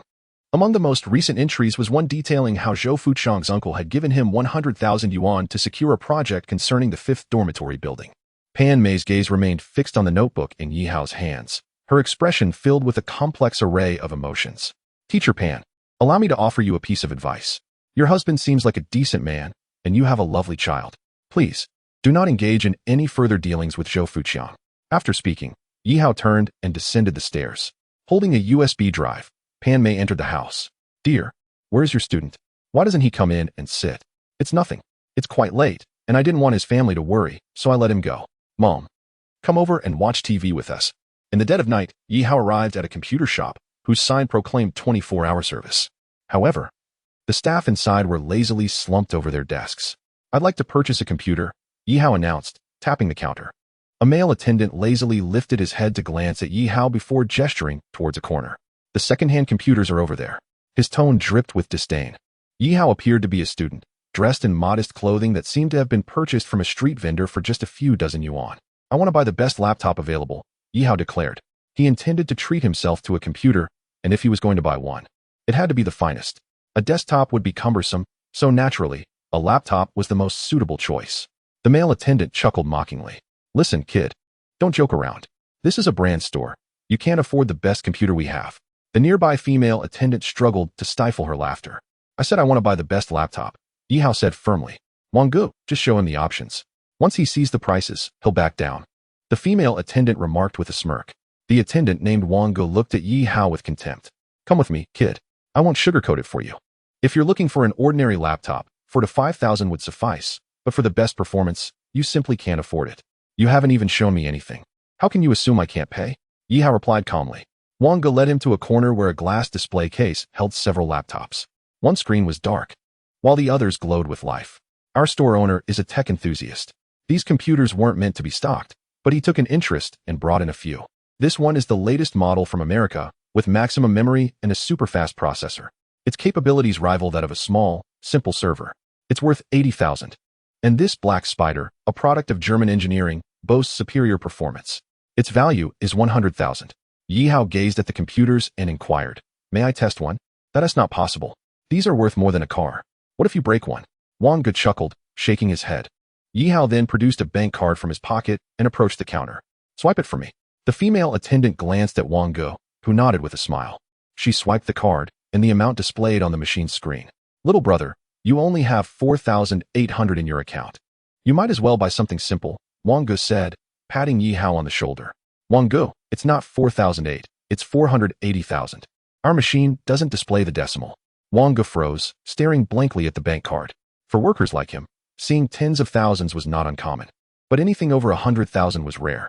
Now, a student-like individual was casually pulling out 480,000. It felt like a slap in the face. Can I now try those computers? Yi Hao asked with a light smile. If they only knew that just hours ago, he had spent 40,000 on someone entirely unrelated, they would surely be astonished. Yes, of course. Wang Gu quickly changed his demeanor, nodding with a smile. He turned to the staff inside. Hurry and unlock the cabinet, so the gentleman can try out the computers. The female attendant, who had been staring at Yi Hao, finally snapped back to reality and rushed to retrieve the keys from the drawer. A young girl managed to beat her to it. She sashayed over to the counter, opened it, and smiled at Yi Hao. Sir, would you like to use this computer, or try another one? Each time she mentioned a computer, she pointed at the ones inside the cabinet. But when she reached the last one, she delicately pressed her finger against her red lips, gazing at Yi Hao with a flirtatious look. The other attendants silently cursed her, but felt a twinge of jealousy towards the one who got to serve Yi Hao.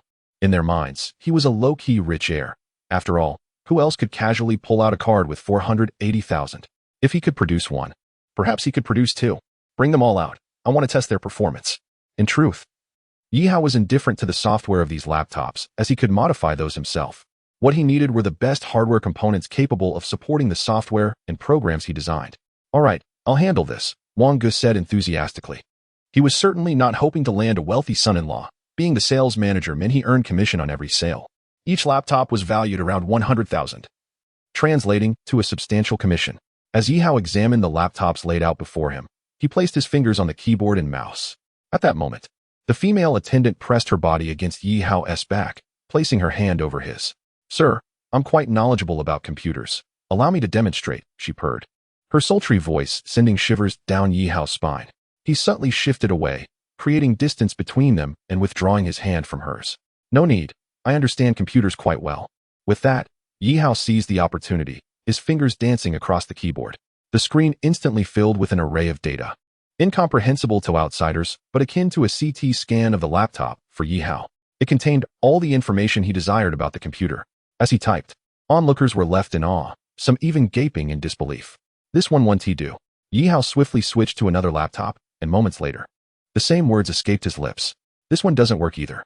After approximately 10 minutes, Yihao had assessed all the laptops, and their capabilities fell drastically short of his expectations. They were merely slightly better than ordinary computers.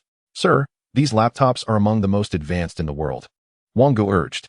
Yihao shook his head with a smile. As a computer expert, he was fully aware of their limitations. His gaze fell upon the previously unpowered laptop still resting in the cabinet. "Let me try that one." Wang Gu shook his head, awkwardly attempting to explain. "Sir, this laptop is rather unique." "Unique?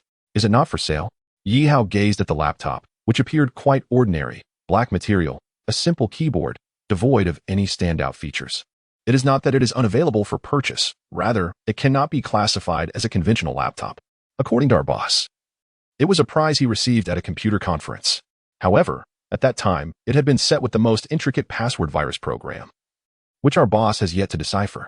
Upon hearing Wang Ji's explanation, Yihao's eyes brightened. This was indeed intriguing. "If this laptop has issues, why bring it out?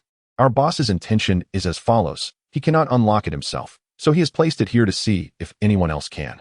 If someone succeeds, the laptop will be sold to them for 100,000 yuan. It is said to be a limited edition, with top-tier components inside. The original price exceeds 200,000 yuan. Wang Gu's words carried a hint of skepticism, as he seemed to doubt his boss's claims. "In that case, let me give it a try," Yihao said with keen interest. "Since it is a request from a wealthy individual, we can only oblige." The attendant placed the laptop before Yihao, with the charging cable still connected. Yihao pressed the power button. The screen lit up, but instead of a normal startup image, it displayed a gruesome scene reminiscent of a horror film, accompanied by a chilling cackling sound. Some female attendants were too frightened to look, especially since it was late at night, and such imagery could easily terrify the timid. Nevertheless, Yihao remained unfazed. His fingers began to dance rapidly across the keyboard. 2 minutes passed, 5 minutes, 10 minutes. The other female attendants' gazes were not focused on the laptop itself, but rather on Yihao, whispering among themselves about what he was doing or how to obtain his phone number. As for whether this youth could crack the password, ridiculous. Each month, they encounter several individuals attempting to challenge this laptop, yet none have succeeded. Some have spent hours trying, ultimately failing to decipher it. Wang Gu yawned and advised, "Sir, this virus password is exceedingly complex. Many hackers and computer experts from our country have tried, to no avail. I suggest you reconsider. There are several other laptops here that are quite good and can handle any game or software." Before Wang Gu could finish, the laptop before Yihao emitted the sound of a successful startup, displaying a normal boot screen. All the attendants were taken aback by this turn of events. "It's done. This laptop is impressive. The attendant can settle the bill." Chapter 96, An Unexpected Twist. Thank you all for your hard work. I specifically brought back some late-night snacks. A middle-aged man with a stubbly face entered the computer store carrying a bag. However, instead of the cheer he anticipated, he found his employees standing there, dumbfounded. The middle-aged man approached, puzzled. "What is going on here? Have you all mastered the legendary skill of sleeping with your eyes open?" Wang Gu stepped forward, swallowed hard, and whispered, "Boss, that laptop worth 100,000 yuan has been sold." "Sold for 100,000? Who was the discerning buyer? Was it the Black Spider, the Mech, or the Red Rose?" The middle-aged man exclaimed excitedly, his gaze shifting toward the special counter. But he froze upon seeing the empty space. "Boss, the one sold was that nameless laptop with the virus password." The middle-aged man stared blankly at Wang Gu. "He cracked the password?" "Cracked it. How long did it take?" 10 minutes. 10 hours. Wait, what? 10 minutes. Yihao returned home with his brand new laptop. It was now past 11 at night, and he was in no rush to sleep, as he still had unfinished business. He opened the laptop and began typing furiously, his fingers nearly racing at the speed of light. System prompt. Loan amount increased to 6 points. As the system notification chimed, midnight arrived, and at last, Yi Hao completed his masterpiece. Looking at the unremarkable laptop before him, it had now been transformed into a supercomputer. All original software had been removed, replaced with Yi Hao's own designs, and its capabilities surpassed contemporary computers by at least 2 or 3 decades. Now, let us test the new computer. A faint smile tugged at Yi Hao's lips as he effortlessly typed a few commands, sending a series of messages and images to their destinations, the headquarters of the Haiqing Education Bureau and major forums across Haiqing. Friday, the sky remained overcast, though the rain had lessened considerably. As Yi Hao followed Zhou Qianyi to school, he noticed several government vehicles at the entrance. At that moment, a few individuals were being escorted out of the school and into the vehicles. Principal Wu was also among them. I apologize. We will conduct a thorough investigation into this matter. It is utterly unacceptable that such events occurred under our watch at Haiqing High School. Principal Wu's tone was filled with indignation. Very well, we understand. We will take these involved teachers with us. As for the subsequent matters, you may resolve them on your own, a stern-looking official stated before turning to board the vehicle. Observing this scene, Yi Hao furrowed his brow. He recognized some of those being taken away, including Zhou Fuqiang's uncle and several other teachers, but Zhou Fuqiang was notably absent. Principal Wu, what is going on? Yi Hao caught up with Principal Wu, glancing at the departing cars with confusion. Yi Hao, it pertains to issues of bribery. I never imagined such matters could unfold right under our noses. Principal Wu clenched his fists and then shook his head, adding, It seems I have not devoted sufficient attention to the school lately. Then why were those particular teachers taken away? Yi Hao wanted to ask why Zhou Fuqiang was not among them, but felt it inappropriate to be so direct, so he inquired more subtly. Since you are curious, let us discuss it as we walk. Here is the situation. Today, a whistleblower sent some materials to major forums in Haiqing and the Education Bureau. It turns out that our newly constructed 5th dormitory was built with substandard materials. Consequently, officials were dispatched to investigate, and indeed, it was true. The photos included evidence of bribery involving school personnel, many of which were signed by Vice Principal Zhou. Yi Hao's eyes flickered. Then why wasn't Vice Principal Zhou taken away? It seemed that Vice Principal Zhou was not implicated in this matter. The teacher taken earlier was Mr.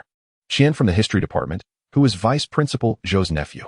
He engaged in bribery using Vice Principal Zhou's name with construction teams and others, even forging Vice Principal Zhou's signature.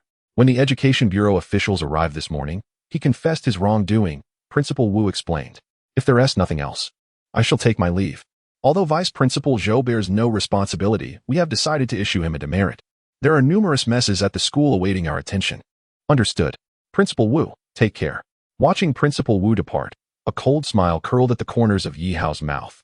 So, you wish to scheme against me? Yi Hao has finally grasped the situation.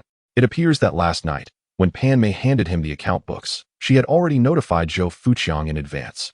Consequently, Zhou Fuqiang staged a cunning ruse at dawn, sending his nephew to take the blame while he himself faced merely a reprimand. A reprimand? That was not what Yi Hao wished to see. His objective was to witness Zhou Fuqiang's departure from his position. As for Pan Mei, he had initially intended to spare her, but now that she has acted in this manner, he would no longer hold back his wrath. He had already extended an olive branch. Yi Hao, a voice suddenly emerged from behind him. Yi Hao turned to find Zhou Fuqiang standing before him. A smile plastered across his face as if nothing had transpired. To the unknowing observer, he might indeed seem like a diligent principal. May I have a word with you? Zhou Fuqiang inquired, his demeanor cheerful. Very well. I am curious to hear what you wish to discuss, Yi Hao replied, following Zhou Fuqiang to a sleek black sedan. As soon as he entered the vehicle, however, Zhou Fuqiang's expression darkened ominously. He fixed an intense gaze upon Yi Hao, demanding, Why are you opposing me? Simply because I find you displeasing, Yi Hao retorted with a light chuckle, shrugging nonchalantly. Zhou Fuqiang clenched his fists, but his expression gradually morphed back into a smile. He extended a hand toward Yi Hao, saying, Yi Hao, the previous events were merely a misunderstanding. Let us coexist peacefully from now on, shall we? I can maintain a peaceful cohabitation, but presently the well has soured, and I find it repugnant, Yi Hao replied sharply, leaving no room for Zhou Fuqiang's pretenses. Very well. I did not expect you to be such a formidable character, Zhou Fuqiang conceded, turning to retrieve a bank card from a nearby briefcase, which he presented to Yi Hao. This card contains 100,000 yuan. Accept this, and you may focus on your studies without further involvement with me. Yi Hao regarded the card with a smirk, disdainfully remarking, 100,000? Zhou Fuqiang ground his teeth and spat. I will increase it to 200,000. 200,000? I demand a flat rate of 500,000. Do not push your luck. Zhou Fuqiang shouted, slamming his hand on the armrest. Yi Hao remained silent, accepting the bank card with a smirk, contemplating its worth. Zhou Fuqiang finally exhaled in relief, nodding with a grin. We are all just trying to get by. It is often wiser to avoid unnecessary conflict. Money is. Suddenly, Zhou Fuqiang's words were cut short as he beheld the bank card being crushed in Yi Hao's grip. His eyes widened in disbelief. What do you mean by this? Yi Hao, still smiling, opened the door and stepped out of the vehicle, turning to address Zhou Fuqiang. Money is something everyone desires. But I refuse to accept funds that reek of corruption. Greed is human nature, and while it may be permissible to take a little from your position, to toy with the lives of students is unacceptable. No amount of money can compare to the value of a life. If you endanger lives for wealth, you are unworthy of being a teacher. Zhou Fuqiang, now furious, pointed a finger at Yi Hao, growling, do not get cocky. I suggest you take the money and leave quietly. I could extinguish you as easily as crushing a grasshopper. A grasshopper? Yi Hao chuckled, shaking his head. Let us see who the grasshopper truly is. With that, he slammed the car door shut and turned, backpack slung over his shoulder, heading back toward the school. A figure caught his attention, eliciting a sardonic smile from him. Yi Hao, do not oppose him. You cannot win, Pan Mei warned, her voice trembling. Pan Mei, I once offered you a chance, yet you failed to seize it. Yi Hao sighed, shaking his head as he walked past her. Some individuals simply refuse to learn, even when opportunities are laid before them. As the saying goes, heaven's punishment may be forgivable, but self-inflicted punishment is inescapable. Observing Yi Hao's retreating figure, Pan Mei's complexion paled, a sense of regret and fear stirring within her. She silently entered the car, questioning, Old show, is there truly no problem with this? Zhou Fuqiang, draping an arm over her shoulder, replied confidently, no worries, do you not know who I am? I have faced far greater storms. A mere child cannot threaten me. Meanwhile, Yi Hao, with his backpack, did not return to class but instead sought refuge in an empty restroom. Sitting atop a toilet, he retrieved his laptop from his bag, fingers flying across the keyboard. Sometimes, revenge must be swift. However, previous evidence had become irrelevant, and now Yi Hao required more direct and significant proof. What could be more direct and significant than video and audio recordings of Zhou Fuqiang engaging in bribery? Yet, with Zhou Fuqiang's heightened vigilance, he would not let his guard down easily. A stroke of luck was now essential. Taking a deep breath, Yi Hao activated his system interface and selected the luck card option. System notification. Are you sure you wish to use the luck card? Your fortune will be doubled for the next hour. Confirmed. Luck card activated. Duration, 59 minutes and 59 seconds. Since he was using the luck card, Yi Hao was determined not to neglect his own efforts. He accessed the surveillance system once more, and a series of video feeds appeared on his screen, various surveillance footage. At the Tianwang headquarters in the capital, chaos ensued. We have an intruder in the Tianwang system, Director Lei exclaimed, urging his team to identify the breach. Sir, it's from Haiqing, an officer reported, beads of sweat forming on his brow. With a self-deprecating wave, Director Lei sighed, let it be. There's no need to worry about it. Let it be? Director, this is the Tianwang system. Allowing such an intrusion is against protocol. A new recruit protested, bewildered. Director Lei shook his head, glancing at the red dot indicating the breach in Haiqing. And what of it? Shall we simply expel them? There have been greater battles fought before. The new recruit stared in astonishment at the glowing dot on the map, while others, unwilling to accept defeat, launched a second attack, only to be met with dismal failure once more. Ding dong. A message arrived, signed by Jean Maoshu. Director Lei's eyes lit up. Open it. Yes, sir. Jean Maoshu, borrowing the Tianwang system. Thank you. Just a few simple words. It seems he does not regard us as outsiders. Someone nearby chuckled.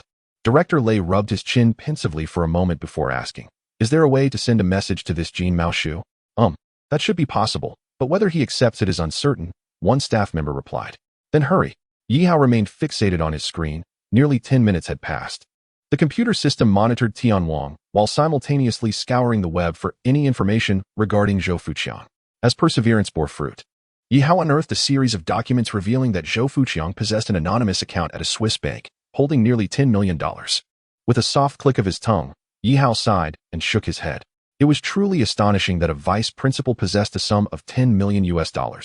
Merely contemplating this fact underscored its significance. Perhaps due to the account holder's name and various connections, this matter had eluded detection. A smirk of mockery flitted across Yi Hao's lips as his fingers danced across the keyboard.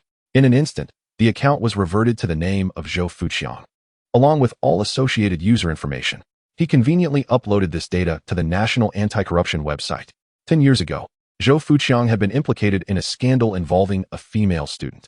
Another piece of information surfaced, causing Yi Hao's brow to furrow, his eyes flashing with disdain. What a despicable individual. He censored the image of the girl in the video and disseminated it throughout Haiqing. At that moment, Zhou Fuqiang, captured by the surveillance of the Skynet, received a phone call and drove his car to a private club, apparently to meet someone. Since the private club fell outside the purview of Skynet, Yi Hao once again breached the club's surveillance system. Inside, Zhou Fuqiang was seen conversing with a middle-aged man, both reclining on a bed in a private room, attended by two young women providing massages, with the man occasionally making inappropriate advances. Minister Li, I must trouble you again with this matter. Zhou Fuqiang ingratiatingly offered a bank card to Minister Li. Unfazed, Li accepted the card and pocketed it, remarking, Xiao Zhou, you have truly mishandled this situation. Had I not intervened beforehand, it would be you sitting in the car, undergoing an investigation. Yes.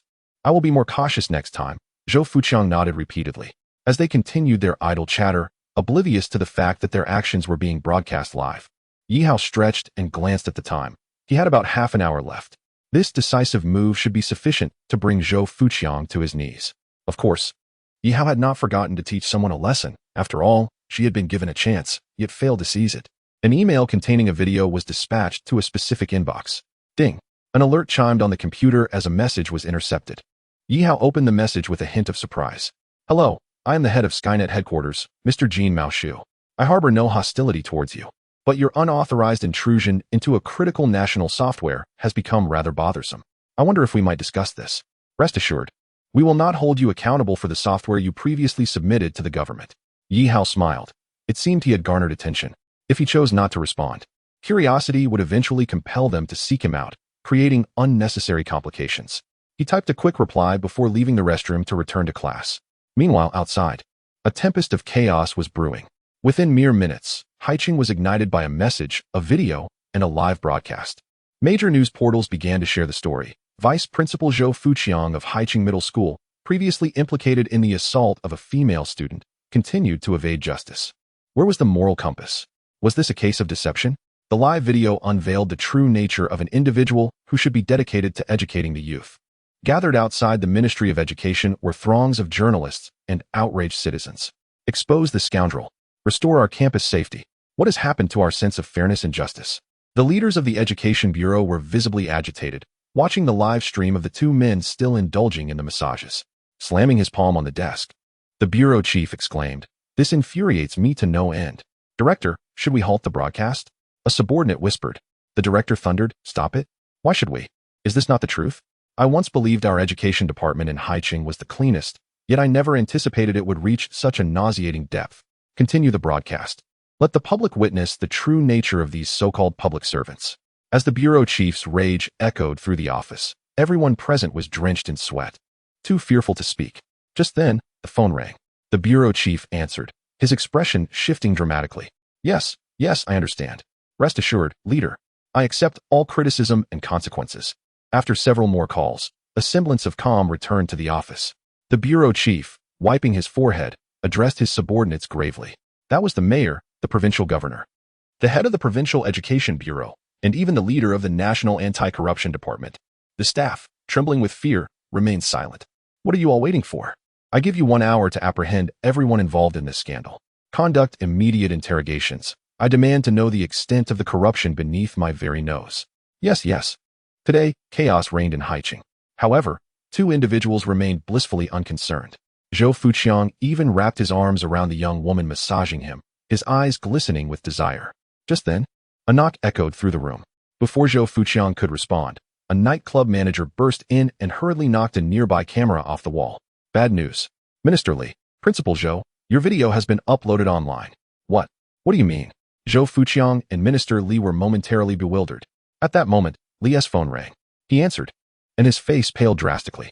Nodding rapidly, he ended the call. Minister Li, what's wrong? Zhou Fuqiang inquired, only to receive a sharp slap across the face. You fool. Zhou Fuqiang, you've put my life in jeopardy. Minister Li angrily hurled the bank card back at Zhou Fuqiang before storming out. Holding his face, Zhou Fuqiang stared at the card in his hand, bewildered. How had everything turned so sour? Ding. His phone chimed again. Anxiously, he picked it up. And just as he pressed the answer button, an enraged voice erupted from the other end. Zhou Fuqiang, you scoundrel. Where are you? Get back to school now. It was Principal Wu's voice, and before Zhou Fuqiang could respond, the call ended abruptly. His mind was reeling from the chaos. What on earth was happening? The phone rang incessantly, each call from a family member or acquaintance filled with outrage. Just as he recognized a particular number, he hesitated before cautiously answering. The voice on the other end was calm, devoid of anger or accusations. Yet, the serene words sent a chill through Zhou Fuqiang's heart. Zhou Fuqiang, I cannot assist you this time. You must navigate this situation wisely. You know what to expect. The call soon disconnected, leaving Zhou Fuqiang staring blankly at the nightclub manager beside him. What on earth has transpired? The person in charge took out his phone, directing its screen displaying the headlines and videos of Haiqing towards Zhou Fuqiang. Upon witnessing the content, Zhou Fuqiang felt as though his very soul had been stripped away. At that moment, the instinct to flee surged within him. Yet, where could he escape? He was akin to a rat exposed, devoid of cover. How could he possibly run? Subsequently, he could not recall how he exited the nightclub.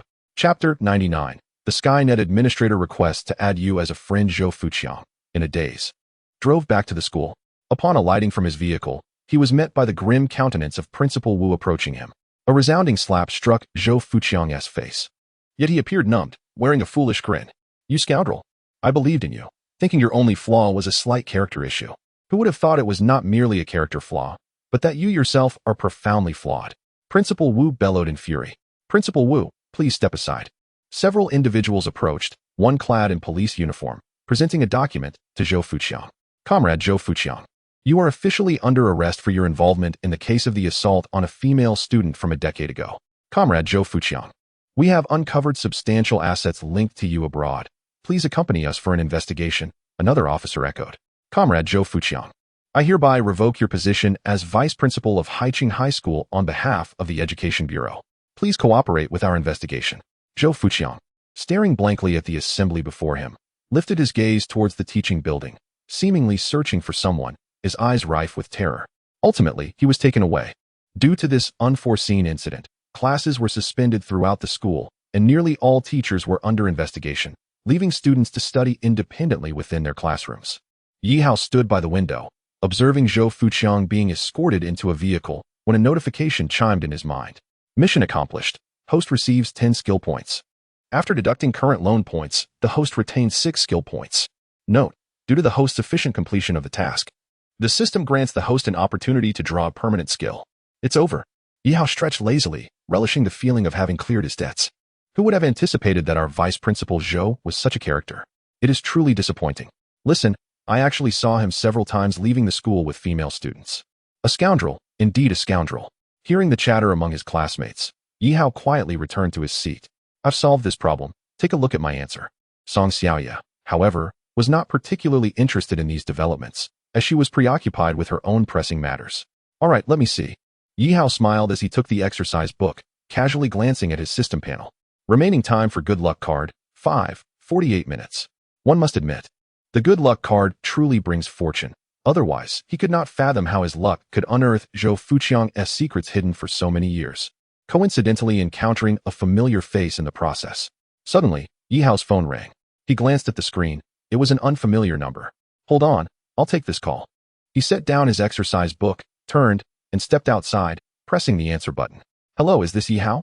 A somewhat familiar yet strange female voice came through, laced with urgency. Yes, who is this? Yi Hao inquired, puzzled. I don't have time to explain. Wait for me at the apartment entrance at 5 o'clock this afternoon, understood? Taken aback by the commanding tone, Yi Hao instinctively blurted out, Qiu Shuiyao? Fine. I've notified you. Make sure to be on time at the apartment entrance. Otherwise, you'll regret it. The call abruptly ended. Yi Hao, both amused and bewildered, stared at his phone. What madness was Qiu Shuiyao enacting, calling him and issuing such bizarre demands? Just as he prepared to re-enter the classroom, an icon on his phone began to blink. It was the QQ icon. Upon opening it, he noticed a flashing avatar with the message, the Skynet Administrator requests to add you as a friend. Yi Hao re-entered the classroom, informing Song Xiaoya that he needed to step out briefly, then retrieved his backpack containing his notebook from the drawer, heading towards the restroom. More than 10 minutes earlier, at the Skynet headquarters. Has he replied? Director Lei paced anxiously, appearing extremely troubled. Not yet. Has there been a response? None. Any news? Nothing. Director Lei inquired every minute until, finally, after a few moments, a reply arrived. Jean Maoshu. Director, Jean Maoshu has responded. Open it, quickly. Director Lei exclaimed. His eyes fixed on the screen. It was merely a text message, consisting of a few simple words, eliciting mixed reactions from those present. For matters. Add my QQ number. 269-9639. Add QQ? Director Lei rubbed his forehead. He had envisioned numerous ways for the other party to respond, yet never anticipated the most trendy method. Director, one of the bystanders remarked, glancing at him. Taking a deep breath, Director Lei firmly instructed, everyone, leave immediately. Remember this QQ number. None of you have seen it, and nothing has occurred just now, or else the National Security 11 will be waiting for you. Understood. The group obediently departed. The National Security 11 was not an entity they dared to provoke, being the most clandestine organization of the state. Director Lei sat before his computer, pondering the QQ number for an extended period, then picked up his phone, dialing a confidential short number. I've made contact with Jean Maoshu, who provided us with a QQ number to reach him. Good. Add him as a friend. If all is well, transfer the call to me. An elderly, stern voice resonated on the other end, exuding immense authority. Yes. Following the directive, Director Lei cautiously opened the QQ application and added the QQ number. Thereafter, he sat in silence, waiting. The wait felt interminable. Eventually, the other party accepted his friend request, and Director Lei, suppressing his excitement, carefully typed and sent a few words. Mr. Jean Maoshu? A prompt reply came. Just call me Jean Maoshu. No need for Mr. Seeing the response. Director Lei breathed a sigh of relief and continued the conversation. Hello, I am the administrator of the Skynet system. It is an honor to establish contact with you. Hello. I apologize for previously utilizing your Skynet without permission. I hope my compensation is satisfactory. Director Lei recalled the safety net, marveling at how, had he not presented that safety net to the highest authority, he would not be at ease in his current position. The safety net is quite effective. Thank you. Well, if there are matters to discuss, please proceed. I am rather busy. After a moment of hesitation, Director Lei sent a message. The former leader wishes to speak with you. Chapter 100.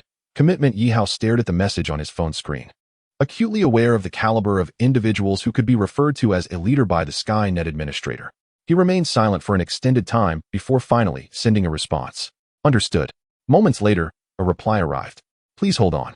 After approximately half a minute, the other party added him to a chat group where another individual was present. Hello.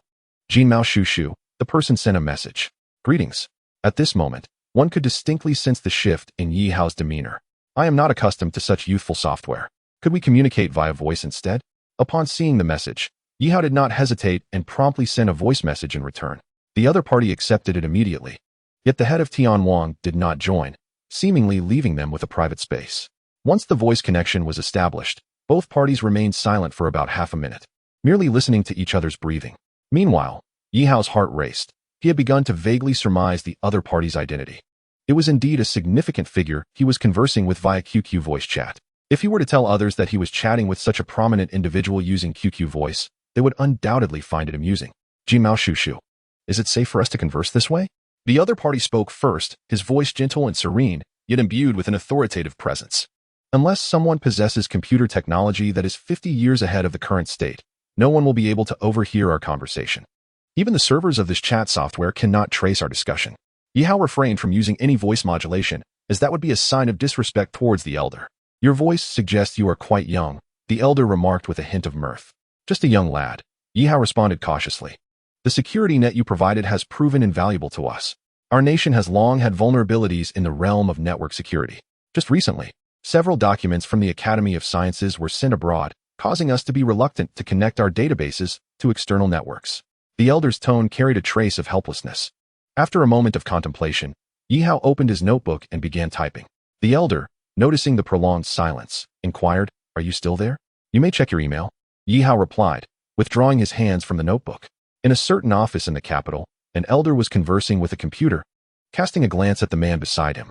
The man immediately understood the cue, swiftly grabbing the nearby computer, and exclaimed, "Chief, the documents we were missing have returned. They contain numerous confidential weapon details from foreign nations." The elder's eyes widened in astonishment as he pressed the mute button and instructed his secretary. "Immediately send this information to the Academy of Sciences." Yes. Taking a deep breath, the elder released the mute button and expressed his gratitude. "Thank you." Hearing the words of thanks filled Yi Hao with a sense of accomplishment. Serving the nation felt distinctly rewarding.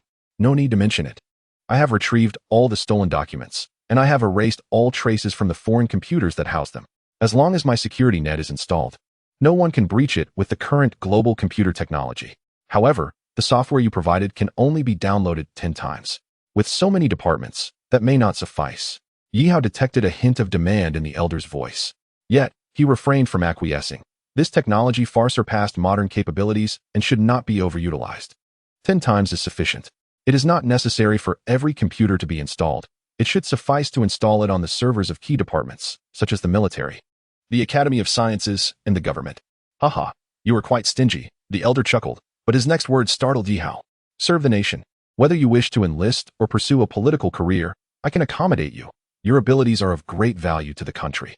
It was evident that the elder had recognized Yi Hao's prowess. A hacker who could effortlessly infiltrate servers worldwide was akin to an invisible army, often achieving objectives without direct confrontation. Yi Hao pondered for a moment before smiling thoughtfully, yet he ultimately declined. Although the offer was tempting, promising an easier path for his family, it would come at the cost of his freedom. I apologize, but I am a proponent of personal freedom. However, should you require assistance, or if the nation needs my help, Jin Mao Shushu will always be at your service. The elder contemplated for a while, then responded, very well. I shall not impose upon you. However, I must caution you.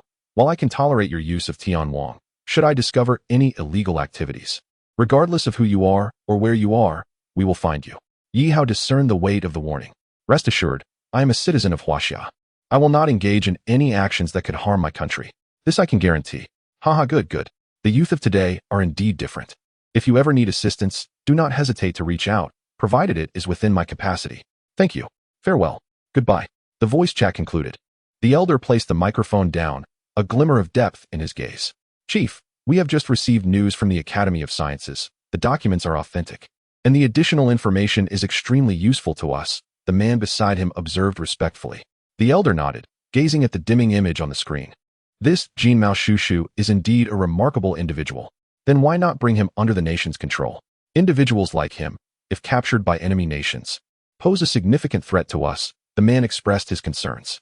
The elder shook his head, smiling as he replied, do you know why he is called Jin Mao Shushu? The man shook his head.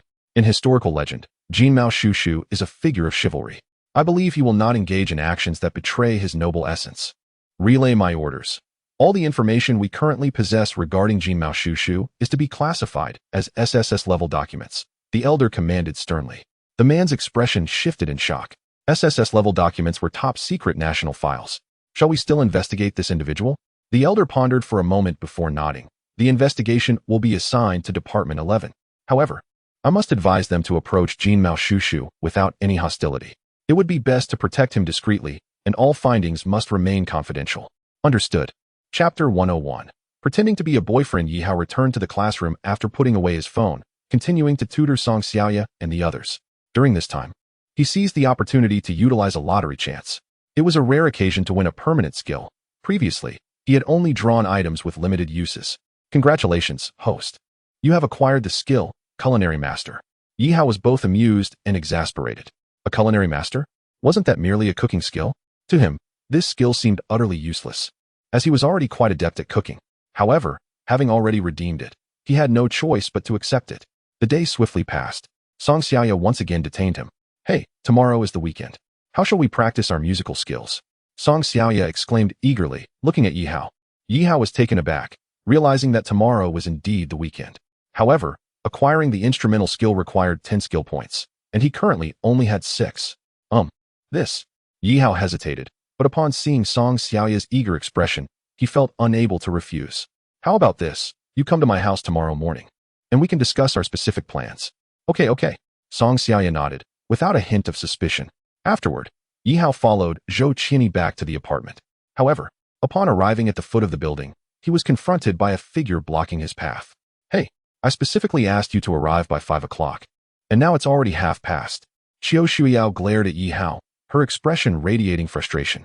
Yi Hao couldn't help but marvel at Qiu Shuiyao's stunning appearance. She was truly breathtaking.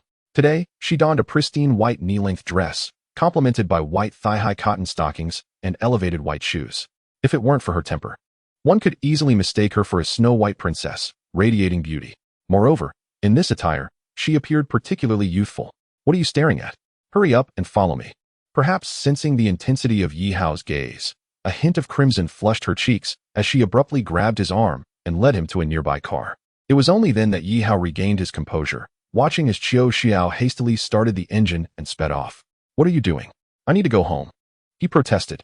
Qiu Xiao paid no heed to his complaints and thrust a densely written sheet of paper into his hands.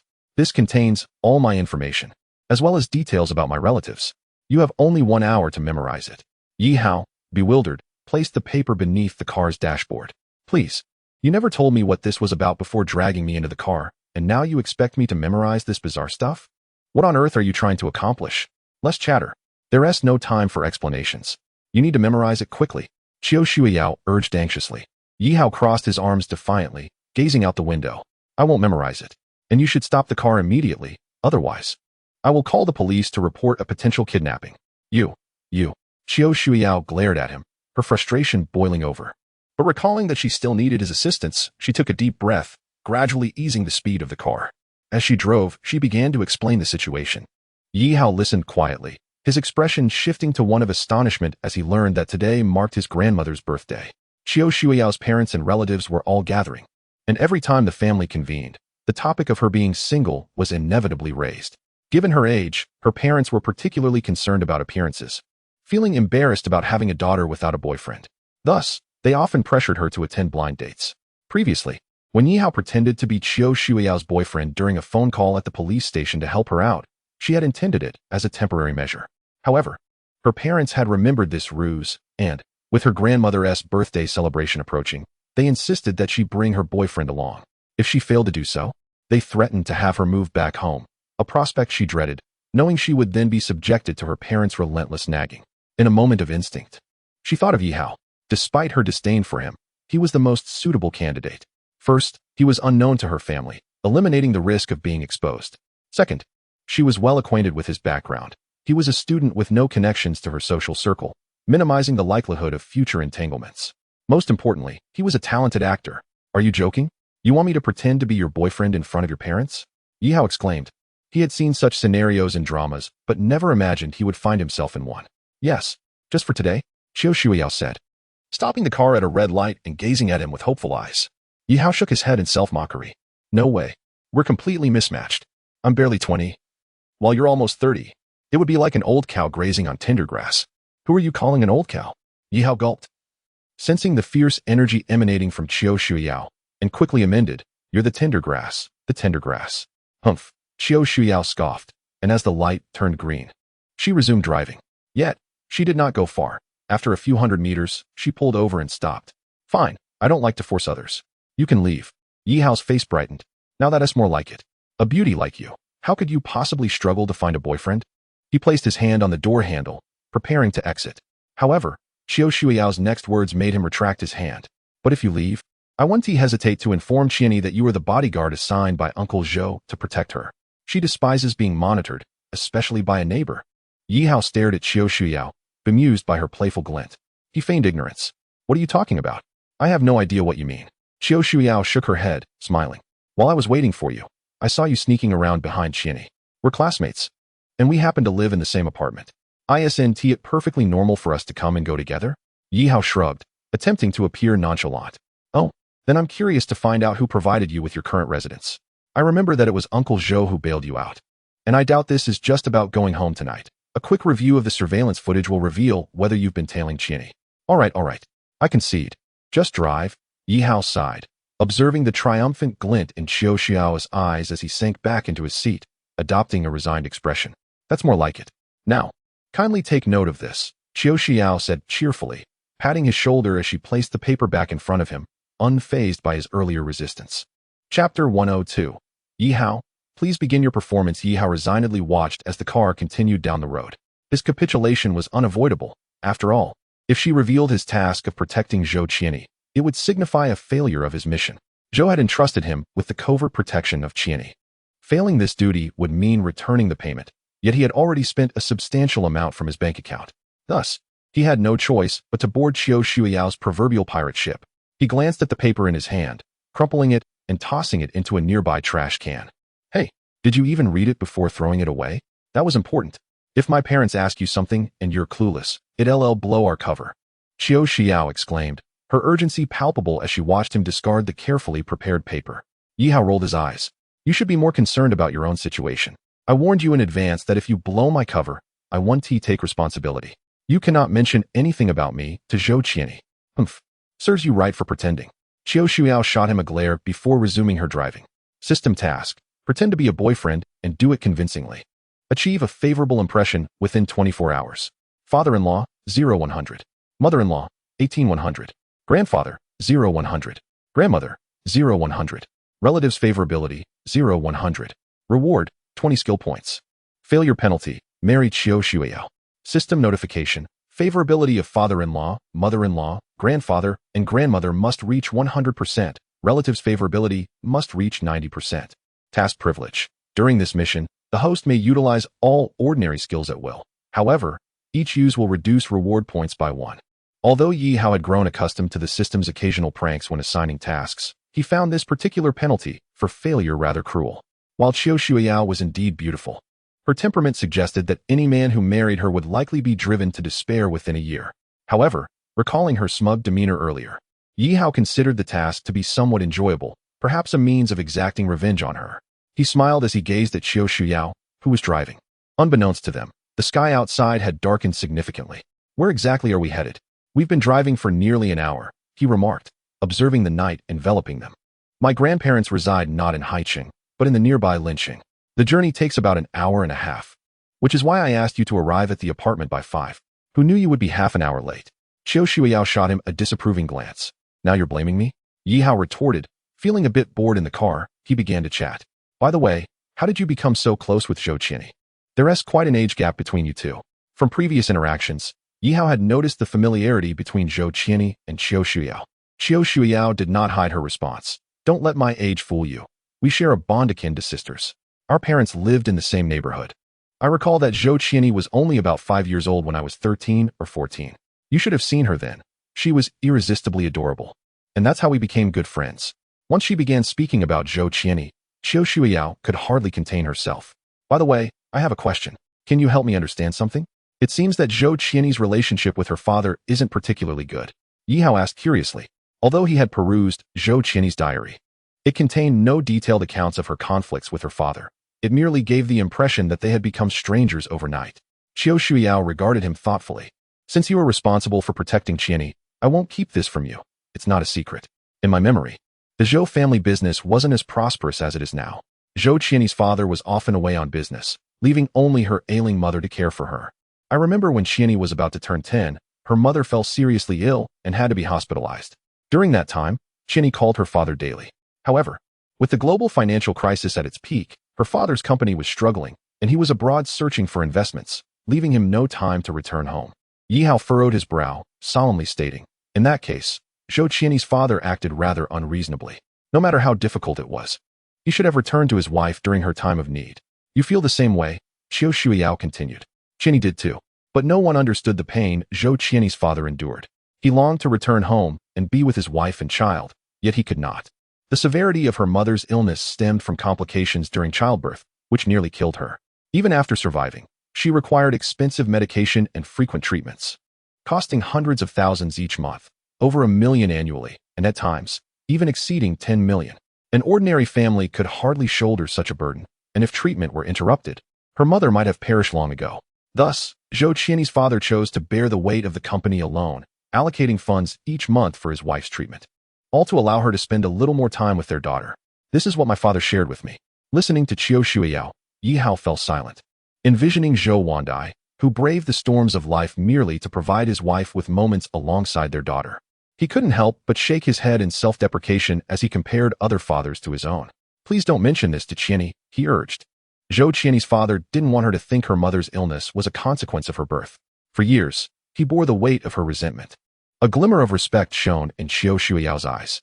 Indeed, what a commendable father he was, enduring the tempestuous trials of life to create opportunities for his daughter and wife to be together. The atmosphere in the car grew somber. After a little over 10 minutes, the vehicle came to a halt amidst the rain. Yi Hao peered out to see they were in a desolate area, puzzled as he turned to Qiu Xiao. Have we arrived? Almost. Just a 5-minute drive left. Change out of those clothes and put this on, she instructed, retrieving a box from the back seat containing a complete suit. Wait, I have to wear this.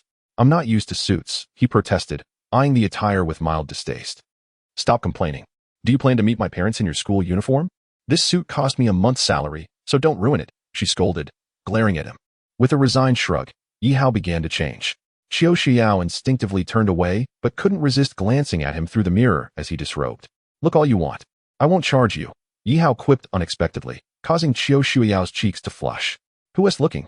Once dressed, Xiao Xiao started the car, and, after a minute or two, a small villa came into view. Get out. Be discreet. Don't let anyone catch on, she warned, handing him an umbrella before stepping out herself. Yi Hao took a deep breath, opened the door, and sheltered himself from the rain with the umbrella. Yi Hao, please commence your performance. Chapter 103. Meeting the in-laws. As soon as they entered the villa, Yi Hao and Xiao Shuiyao were surrounded. Uncle, Aunt, Auntie, uncle-in-law. He greeted the two pairs of middle-aged couples before him. Based on the information Xiao Shuiyao had provided earlier, he had a general understanding of her family dynamics. Xiao Shuiyao's grandmother had 3 children, 2 sons and a daughter, while her father was the youngest, a retired soldier. Xiao Shuiyao's aunt was a doctor, married to a university professor, and her uncle was a businessman who had made a modest fortune, while her aunt was a homemaker. As he observed, he followed Xiao Shuiyao in greeting everyone. Shuiyao, it's about time you arrived. Your grandparents have been asking about you. A woman emerged from the adjacent living room. Although her face was lined with wrinkles, it was evident she had been a beauty in her youth, bearing a striking resemblance to Xiao Shuiyao. Upon seeing Yi Hao, her eyes sparkled. Sister-in-law, look at you. Your daughter has finally brought someone home. Don't let him stand outside. Xiao Shuiyao's second aunt playfully scolded her mother before enthusiastically ushering Yi Hao into the living room. A flurry of questions ensued from the women. What is your job? How old are you? How's your family? Xiao Shuiyao grew anxious, realizing that this was the type of introduction she had anticipated. Damn it, I knew it would be like this. But this guy hardly paid attention to what I said earlier. Can he really match my description? Uncle, I'm Yi Hao. I'm 25, a few years younger than Shuiyao. I work at a company. Yet Yi Hao handled the inquiries with ease, responding fluently and even complimenting Xiao Shuiyao's mother and the other female elders, eliciting giggles from them. All right, everyone hurry to prepare dinner. It's getting late, and we haven't even started cooking. We can't let Grandma starve. Her uncle urged the women. Okay, we'll get to it. Shuiyao, your father is upstairs playing chess with your grandfather. Go greet them. Her mother instructed as she headed toward the kitchen, not forgetting to add, make yourself at home, and if you need anything, don't hesitate to ask. Don't treat yourself like an outsider. At this point, Xiao Shuiyao's mother regarded Yi Hao more like a prospective son-in-law. Follow me, her uncle said, his gaze sharp, while her aunt remained stoic. Yi Hao and Xiao Shuiyao trailed behind. Unexpectedly, you seem to remember quite well, but your ability to speak nonsense with your eyes wide open is impressive. Xiao Xiao leaned close to Yi Hao, whispering in his ear. Of course, Yi Hao had a good memory. With the skills of a soldier and a student combined, he could easily recall those few words after just one glance. He shot a glance at Xiao Shuiyao and said, how can you speak like that? Who's speaking nonsense? You just did. You almost elevated my mother to the heavens. Saying she doesn't look a day over 30 when dressed up, not 40 or 50. Xiao Shuiyao regarded Yi Hao with disdain. You don't understand. Elderly people enjoy hearing a few flattering words. Yi Hao, however, remained unfazed, his focus on the task at hand, having noticed that the value of goodwill had significantly increased after just a few exchanges. As they approached the study on the second floor, the door creaked open, revealing a go board on the table with many black and white stones already placed. An elderly man with white hair was deep in thought, gripping a white stone with furrowed brows. Opposite him sat a middle-aged man with a square face and sharp eyes, savoring tea with a smile, as if victory was already in his grasp. Grandpa, you've lost again. Let me massage your shoulders. Xiao Shuiyao chuckled as she walked in, affectionately placing her hands on her grandfather's shoulders to rub them. You ungrateful child, returning home and not massaging your father first, Xiao's father said, affection evident in his gaze. You're about to win against Grandpa, so I must comfort him, Xiao Shuiyao replied, sticking out her tongue. Yi Hao observed that in front of her family, Xiao Shuiyao transformed entirely, no longer the fiery police officer, but rather a mischievous and adorable girl. Who says I'm going to lose? Big brother, Jitsong, come help me. The old man clearly cared about winning, already seeking external assistance. Dad, don't look at me. You know I've never been interested in Go, the uncle remarked, picking up his phone. Jitsong referred to his wife's brother, who shook his head with a smile. Father-in-law, While I understand Go, you know my skills. You all are useless at critical moments, the old man sighed, his gaze returning to the board. It was evident that the white stones were in peril, with the black stones forming a formidable dragon, consuming the remaining white pieces. Cut off the dragon's head, a voice suddenly interjected, drawing all eyes to Yi Hao. Xiu's father scrutinized Yi Hao from head to toe. So, you are Xue Yao's boyfriend? Hello, uncle. Hello, grandpa. My name is Yi Hao, he greeted, though his eyes remained fixed on the board. At that moment, the elderly man finally made his move, placing a stone directly on the head of the black dragon. I will cut off your dragon's head, he exclaimed excitedly, pointing at Xiu's father. Upon witnessing the shift on the board, Xiu's father furrowed his brows. The old man's move was akin to plunging a knife into the heart of Xiu's black dragon, threatening to sever it at any moment. The old man looked up at Yi Hao with a gleam in his eyes. Do you understand Go? I have a slight understanding, Yi Hao replied modestly. In fact, he had just exchanged for a Go skill using a task privilege, albeit temporarily. Go is indeed a profound art, and fewer young people today comprehend it. The old man shot a glance at his brother, who had been watching. Your turn, Dad, Xiu's father said as he placed a stone, opting for a steady approach to consolidate his dragon. If the situation remained unchanged until the end, victory was assured for him. Sever the dragon's tail. Yi Hao interjected as the old man frowned. His eyes brightened, and he immediately placed a stone. Xiu's father, still frowning, responded with another stone. Challenge the dragon's sinew. Cut off the dragon's claws. Pierce the dragon's eye. At this point, the uncle was drawn in, moving closer to his brother-in-law, whispering, This kid speaks quite persuasively, but I see no change on the board. The brother-in-law swallowed hard and shook his head. No, the landscape of the board has indeed changed. A giant dragon is now being devoured by several hungry wolves. Originally, the old man was destined to lose, but now the outcome is uncertain. Xue Yao too looked at Yi Hao in disbelief. For some reason, observing the serious Yi Hao made her feel he possessed an unusual maturity, far beyond his 18 years. The old man's face flushed with excitement, his breathing quickening. However, his hand reached into the nearby Go box and froze, for it was empty. It's over. Let us tally the score, Xiu's father said, visibly relieved. The task of counting the score fell to the brother-in-law. Minutes later, he announced, Black wins by 3.5 points. I've lost again. Although the old man had lost, a smile remained on his face. He stood, patting Yi Hao on the shoulder, saying, Not bad, not bad. Young man, you did well. Chapter 104. The Pack of Wolves versus the Black Dragon. The old man was aware that had he played alone, the result would have been a resounding defeat, possibly leading him to concede. Yet, the final result was a narrow victory for the Blackstones by 3.5 points. Your skills in Go are commendable, Yi Hao humbly remarked. Since you know how to play, let us see you assert your prowess. This young man has improved his skills over the years and no longer regards me with the respect I deserve, the old man said, pushing Yi Hao into a seat and pointing at Xiu's father. Xiu's father chuckled ruefully. Father, as you said, there are no familial ties on the battlefield. I certainly cannot go easy on you. He then glanced at Yi Hao, his gaze appraising. Your Go is impressive. Please, it's just a jest, Yi Hao replied. Let the old man and my uncle play instead. He attempted to rise, but was firmly pressed back down by the old man. You are Xue Yao's boyfriend. Thus you are my junior. As your elder, you must heed my words. The old man feigned authority, leaving Yi Hao uncertain. One figure was his future father-in-law. The other his honorary grandfather. Taking sides felt inappropriate. He glanced at Xue Yao, who appeared equally helpless, though her eyes sparkled with anticipation. Are you worried that if you win against this fellow, he might make things difficult for you? Don't fret. While Xue Yao is his daughter, remember, I am his father.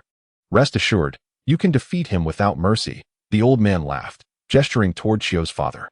Xiu's father cleared his throat, arranging the Go pieces as he said, There is still some time before dinner. Let us play a match. The board is a battlefield. There is no need for mercy. Then, forgive me for the intrusion. Thus, a game commenced. Xiu's father played black first, placing a stone in a corner, a standard opening. In a surprising move, Yi Hao placed a white stone directly in the center, at the Tenjin point. Xiu's father frowned slightly, placing a stone at Tenjin right off the bat. Aren't you being a tad too arrogant? To him, Yi Hao's move seemed utterly foolish. The old man beside him also shook his head, believing Yi Hao's move to be ill-advised. Not at all. Uncle, please proceed. With that, Xiu's father initiated the game, quickly establishing a formidable dragon. Grandpa, your opening was similar to this, but Uncle's move has many flaws. The dragon's head, body, and tail, like a snake, strike at its vital points, and I can sever it. Yi Hao explained as he placed another stone. Instantly, the dynamics on the board shifted dramatically. Heavens! Isn't this just like before? Qiu Shuiyao exclaimed in astonishment. At this moment, those nearby finally reacted, each scrutinizing the chessboard with astonished expressions directed at Yi Hao. The current game bore an uncanny resemblance to the one previously played between the old man and Qiu's father, albeit from a slightly different angle. The situation on the board mirrored that of a colossal dragon assailed by a pack of wolves. The old man gazed at Yi Hao in disbelief, as the same game had now been resurrected through this young man's hands. This was no mere repetition of prior moves. It required the opponent to unwittingly follow the same strategy. In essence, Yi Hao had not only played his own game, but had also indirectly influenced Qiu's father's moves.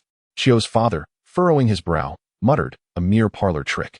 Do you truly think the same tactic can succeed once more? Let's see if it holds." A slight smile graced Yi Hao's lips. As Qiu's father continued to make his moves, he played with newfound caution, having learned from previous experience. However, not long after, he noticed a shift in the dynamics on the board.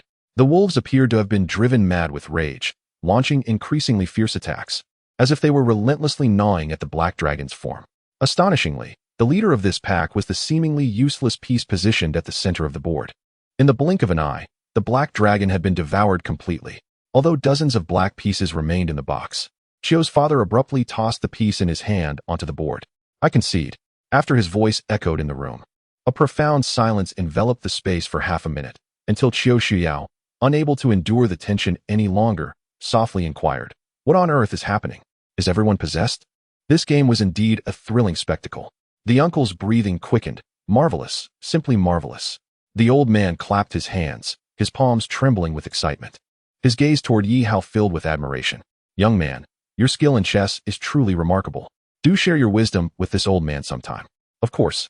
Whenever you wish to learn, I shall gladly teach you," Yi Hao replied, taken aback by the old man's enthusiasm, which indicated that the game of Go held significant importance for him.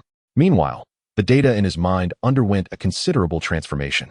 Grandfather, 60. Grandmother, 0. Father-in-law, 5. Mother-in-law, 20. Relatives, 10. In the span of a single game, the old man's fondness for him had soared to 60. Yi Hao marveled at how effectively he had utilized his skill in Go.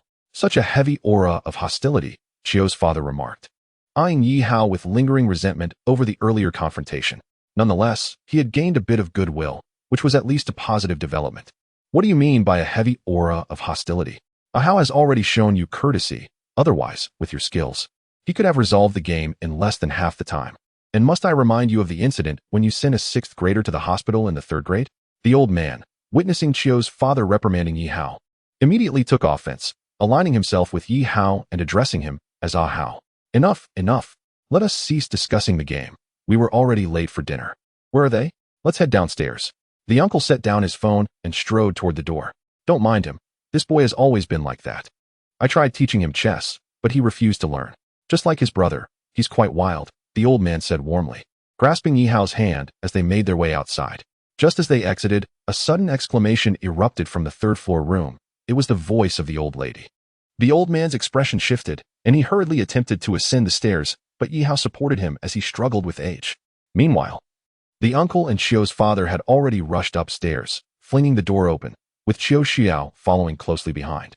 Yi Hao assisted the old man to the door of a special room on the 3rd floor, adorned with vintage sewing machines and embroidered patterns, with colorful threads filling the cabinets.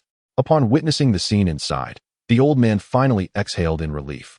An elderly woman with snow-white hair sat by the window, holding a piece of cloth with a needle inserted, blood-staining several spots on the fabric. "You old woman, after all these years, why are you still embroidering? Don't you realize the state of your eyesight?"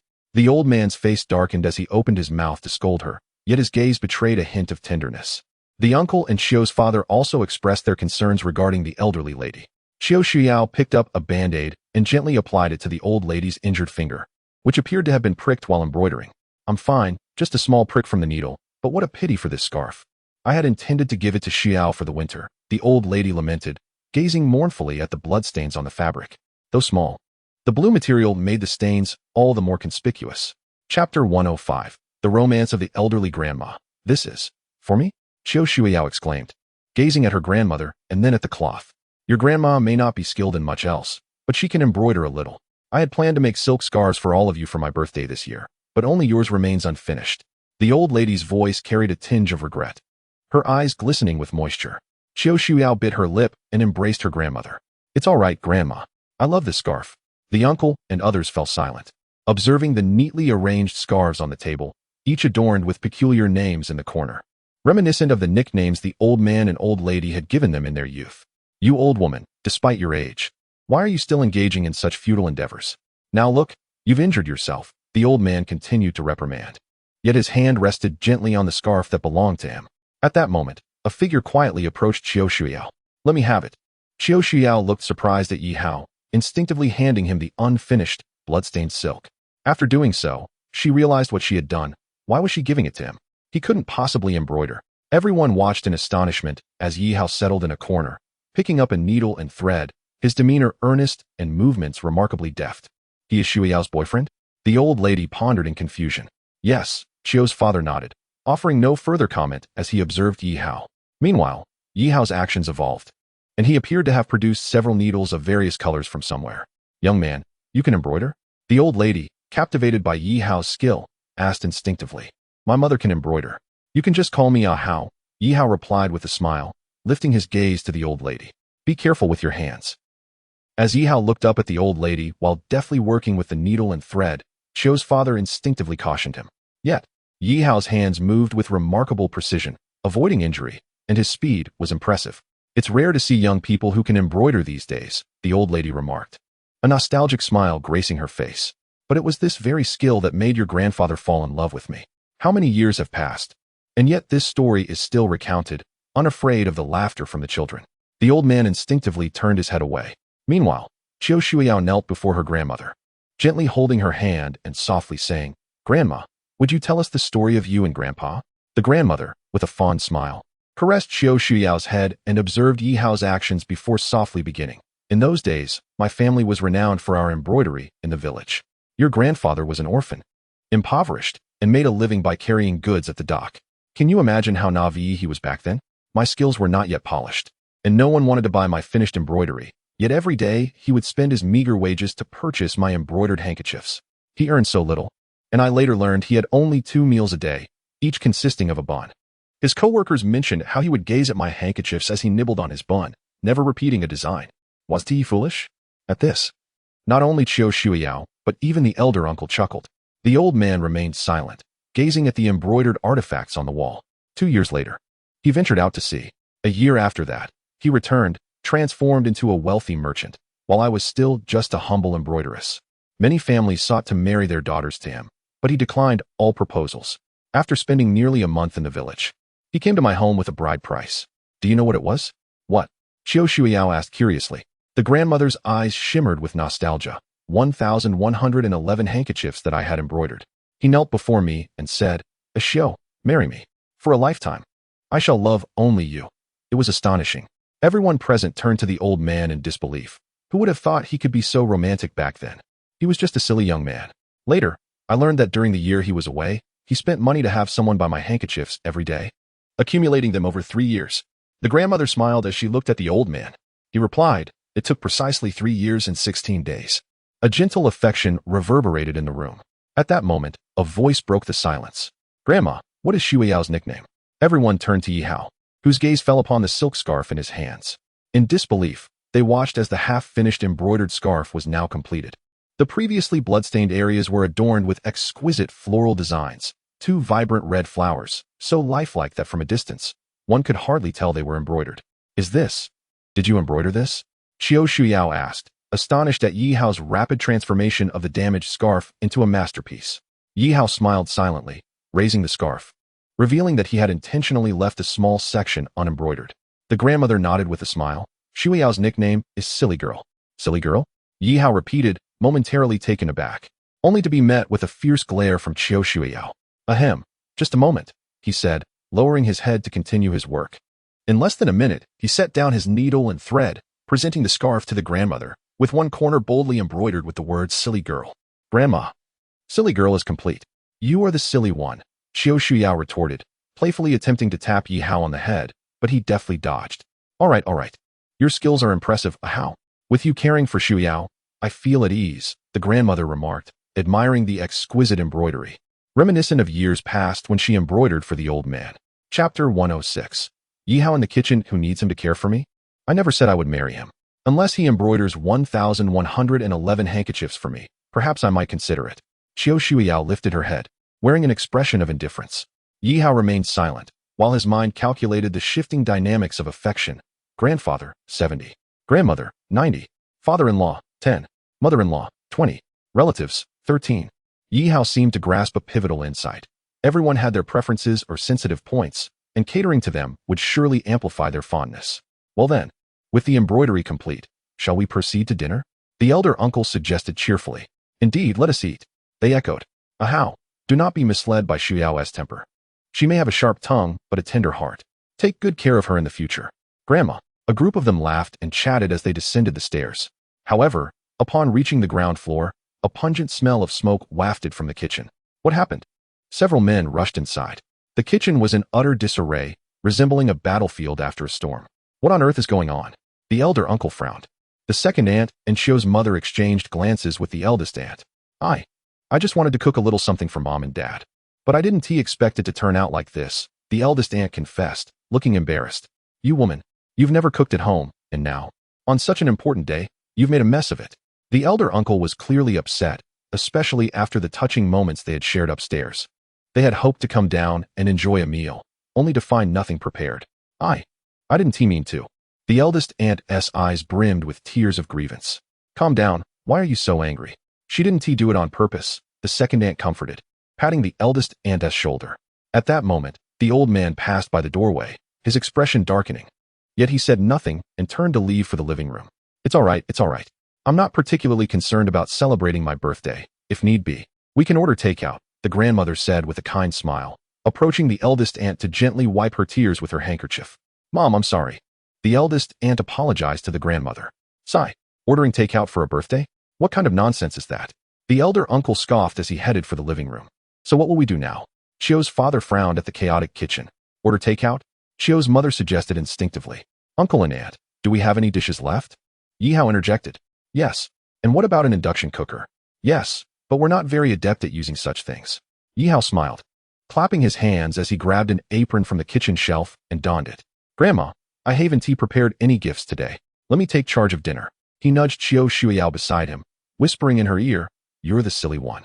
Xiao Shuiyao shot him a glare, yet upon hearing his words, she began to gather the necessary items. Uncle and aunt, could you please set up the items outside in the yard? Yi Hao asked with a smile. Having you cook is rather inappropriate. I think we should just order takeout. The second aunt looked at Yi Hao suspiciously. Yi Hao smiled at his grandmother beside him. Today is Grandma's birthday banquet. Would you like to try the dishes I've prepared? Haha, since Hao has said so. I have no objections, his grandmother replied, her demeanor towards him akin to that of a cherished grandson. A few moments later, in the courtyard outside the villa, a long row of tables was set up, illuminated by several lamp posts that cast a warm glow over the area. Just a few meters away stood Yi Hao's workstation, where a long electric cable extended from the room, powering the induction cooker where he had begun to prepare his first dish. He moved with great expertise, confident in his culinary skills. Although his repertoire was limited, he had a few home-cooked dishes that were quite delightful. Now, with the aid of the skill he had acquired as a culinary master, preparing a celebratory feast was a matter of course. At the table, a young girl, appearing to be around 11 or 12 years old, had joined them. Her cherubic face was undeniably adorable, clad in a stylish black leather outfit that accentuated her figure, paired with a short skirt and stockings. I'm starving.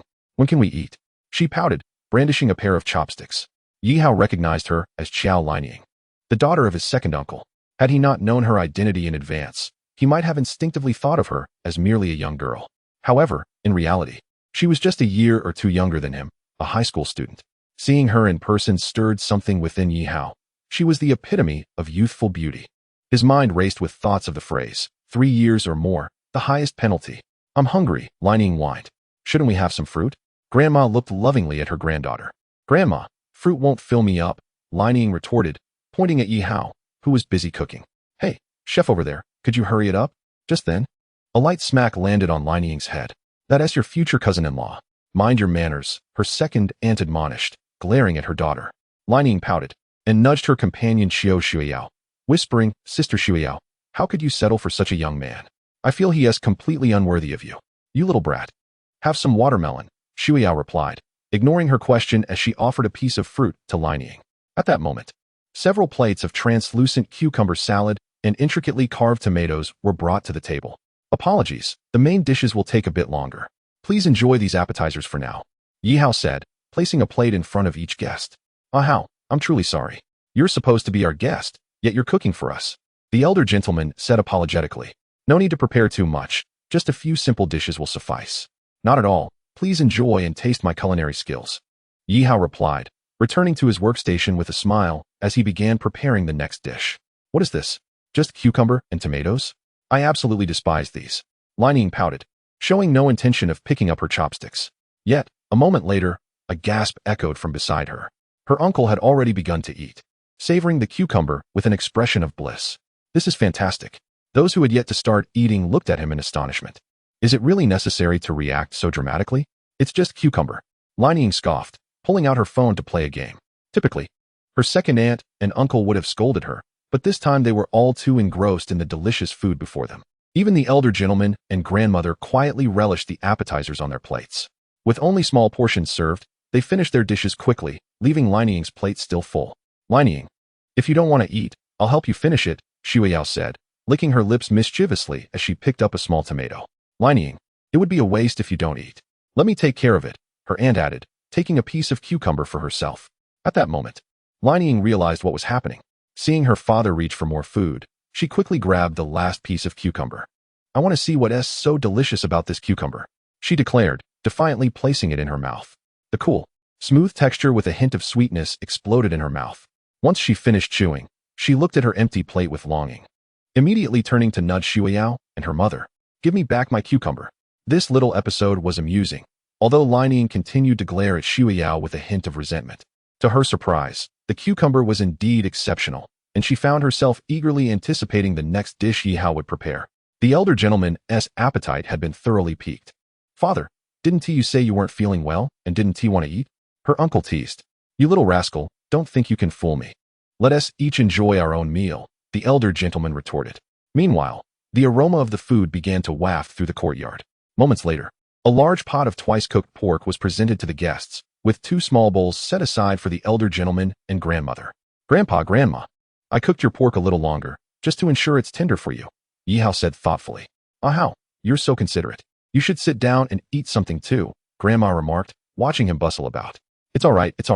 Today is your birthday, Grandma. Just enjoy the food while it's hot, Yihao replied, wiping his hands on his apron before returning to his station. The elder gentleman observed as the others began to devour the pork, shaking his head disapprovingly. Look at you all. Have you no manners? Ahao worked hard to prepare this meal, and not one of you has said thank you. However, despite his admonition, no one paused their eating. Father, just eat. You can scold us later, her uncle said, his mouth full of pork, seemingly indifferent to the grease smudged on his lips. You all. The elder gentleman glared at them, but soon joined in, taking a bite of the pork. Instantly, his expression changed. Before long, both he and grandmother had finished their portions. Reaching for more from the central pot. Grandpa, don't you already have a bowl? Why are you still reaching for more? Lining exclaimed, her mouth full of meat, her eyes wide with urgency. She regretted having such a small mouth, especially as Shuiao had already devoured several pieces. In response to Lining's complaint, the elder gentleman chuckled. First come, first served. Before long, the once full pot of pork had been completely emptied. Delicious. I feel like I could burst, her uncle declared, patting his stomach. Brother, remember what you said. Once the next dish is served, don't overindulge, her second aunt teased, looking at her elder brother with a smile. I want to fall for that. Even if I'm stuffed, I'll keep eating, he replied with a grin. Auntie gazed at the industrious Yihao and exclaimed with envy. I never expected this young man's skills to be so remarkable. Snow Yao is truly fortunate to have found such an excellent boyfriend. Haha, now my wife need not worry anymore. She was concerned that Snow Yao wouldn't be able to cook, and what if her husband grew to dislike her? Chuckled uncle. Indeed. Snow Yao has truly brought home a treasure, Annie remarked, smiling at Snow Yao, and added softly, Snow Yao, listen to your auntie. You must hold on tightly to him and not let this delicious opportunity slip away. Look at what you all are saying. Snow Yao's face flushed crimson under the teasing remarks. Meanwhile, her parents, Chiu father and Chiu mother, wore smiles of delight. All right. Such a joyous evening. Dear wife, please fetch that bottle of treasured white liquor from my collection. Let us all drink together. You old man, Are you unaware of your own health? The doctor advised you to drink less, the grandmother cautioned her husband. You see, the doctor merely said to drink less, not that I cannot drink it all. Hurry and fetch it. Let us celebrate today, the old man insisted. Ultimately, the grandmother, unable to resist her husband's pleas, went to retrieve the liquor. As the dinner progressed, time slipped away, and the table gradually filled with an array of dishes, each one devoured until nothing remained. Yihao wiped the sweat from his forehead, bringing a bowl of noodles before the grandmother. Grandmother, today is your birthday banquet. This is the last dish I prepared, longevity noodles. May you be blessed like the eastern sea and live as long as the southern mountains. The grandmother accepted the noodles with gratitude. Thank you. Ahau. Grandmother, do taste it and see if it suits your palate, Yihao urged with a smile. Ahau. We are well aware of your culinary prowess. The flavor must be exquisite, the grandmother replied with a grin, picking up her chopsticks to sample the noodles. Despite having eaten a great deal already, she finished the small bowl entirely. Delicious, delicious. I have never tasted such delightful noodles in my life. Yihao felt a wave of relief wash over him. Ahau. You should sit down and eat something as well. It's quite shameful for you to be busy all evening, the old man said, pulling Yihao's hand. However, with every seat at the table occupied, there was no place for Yihao to sit. Oldest brother, are you full? The old man glared at the eldest sitting beside him. The elder nodded. I am full. If you are full, why are you still sitting here? Go somewhere cool. Can't you see Ahau hasn't eaten yet? The old man reprimanded. The eldest shrugged helplessly and stood up. It seems I truly was a bonus. However, when Yihao finally sat down and picked up his chopsticks, he felt a twinge of embarrassment. The table was laid bare, every dish consumed. Even the last drops of sauce gone. Oh my, is it truly that delicious? I had prepared enough for 20 people, he thought. Just then, the old man realized the situation, glancing at the empty plates, the family members who instinctively averted their gaze, and finally at Xiao Linying, who was still enthusiastically devouring her bowl. With a satisfied pat on her belly, Xiao Linying declared, I'm full. Ahau. Do you want to make another portion for yourself? The old man asked, bemusedly looking at Yihao. I've already finished cooking, Yihao replied with a resigned tone. All right. It's just one missed meal, you 1T starve. Go back to your room. It's quite chilly outside, Xiao Snow Yao said, patting Yihao's shoulder with a smile. Yihao shot a glare at Xiao Snow Yao, noticing a strand of meat still lingering at the corner of her mouth. Perhaps sensing his gaze, she licked her lips and shyly turned away. With no ingredients left, Yihao had no choice but to return indoors with everyone else, leaving the outdoor duties to Auntie and the others. Ahau. I feel terrible for letting you go hungry. Here are 2 packs of instant noodles. Perhaps you can make do with that, the grandmother offered, producing 2 packages of braised instant noodles. Yihao's eyes brightened. Having something to eat was certainly better than going hungry. He spent 5 minutes preparing a bowl of instant noodles with an induction cooker, sitting in the living room with his bowl in hand. A rich aroma wafted through the air, drawing everyone's attention to Yihao. Xiao Snow Yao and Xiao Linying instinctively swallowed hard. All right, stop staring. Haven't you all eaten enough? Ahau has worked hard all this time. Let him enjoy his meal, the old man asserted, effectively redirecting their gazes. However, upon Auntie and the others' return, they bombarded Yihao with a flurry of questions. Meanwhile, Xiao Snow Yao watched him with concern, aware that the real interrogation was about to commence. Ahau, you mentioned you're slightly younger than our Snow Yao. Is that something that bothers you? Auntie inquired first about his age. This age was indeed a fabrication on Xiao Snow Yao's part. For if her family were to learn that Yihao was only 18, they would surely be aghast. However, dressed in his suit and given the earlier events, claiming to be 25 would raise no suspicions. Not at all. After all, there's a saying, a woman 3 years older than a man is like a treasure, Yihao replied while slurping his noodles. Haha, true, though our Snow Yao is older. Her character is excellent. She is undoubtedly the embodiment of a virtuous wife and loving mother, Auntie praised. Yihao nearly choked on his noodles at the description. A virtuous wife and loving mother? Auntie, are you joking? Those words hardly fit a fierce woman. Perhaps sensing Yihao's thoughts, Xiao Snow Yao playfully leaned against his back, massaging his shoulders. You've worked hard all day, let me give you a massage. Afterward, she whispered in his ear. Are you thinking of me as a fierce woman in your heart? Caught off guard, Yihao could only smile widely, agreeing with Auntie. Indeed. Auntie, you are absolutely correct. Snow Yao's temperament is the finest I have ever encountered. To meet her is truly a stroke of fortune. I must have endured 8 lifetimes of misfortune to speak such words with a clear conscience. Heaven forbid I be struck by lightning for this. Suddenly, a thunderous clap echoed outside, and the room was plunged into darkness. A delicate figure leaped into Yihao's embrace. Oh dear. Yi Hao held his bowl aloft to prevent spilling it, while the figure clung to him like an octopus, pressing against him with a surprising closeness. Don't panic. Don't panic. Get your phone out, he urged, his heart racing. After a brief moment of confusion, the light from a phone illuminated the space, revealing Qiao Lining nestled against him. Her ample chest pressed against his, her face reflecting sheer fright. Ying, what happened? Why are you on your brother-in-law? Auntie exclaimed, scolding Qiao Lining lightly. Pouting. Qiao Lining hopped down. I've always been afraid of the dark and thunder. You know that. What on earth happened? Why did it suddenly go dark? She queried. No one paid much attention to Qiao Lining's leap into Yi Hao's arms. They regarded her as just a child. However, the unusual sensation lingered in Yi Hao's heart long after. Do not toy with my cousin's feelings, or I shall deal with you harshly. Came the chilling words of Qiao Shuiyao. Yi Hao trembled slightly at her tone, glancing at her expression, and he genuinely began to suspect that she possessed some form of mind-reading ability, for she seemed to know his thoughts without fail. There was no issue with the main power switch in the garage. I just inquired about it and learned that a tree struck by lightning had severed the power lines on the road outside, and repairs would likely not be completed until tomorrow morning. At that moment, his second aunt entered, slightly damp, evidently having checked the main power switch. What? Are we to spend the night in such darkness? That won't do. We should head home, Qiao Lining pouted. Little rascal, what nonsense are you spouting? Didn't we agree to stay here for the night? His second aunt scolded, tapping Qiao Lining on the head. Never mind. Their grandmother said with a gentle shake of her head.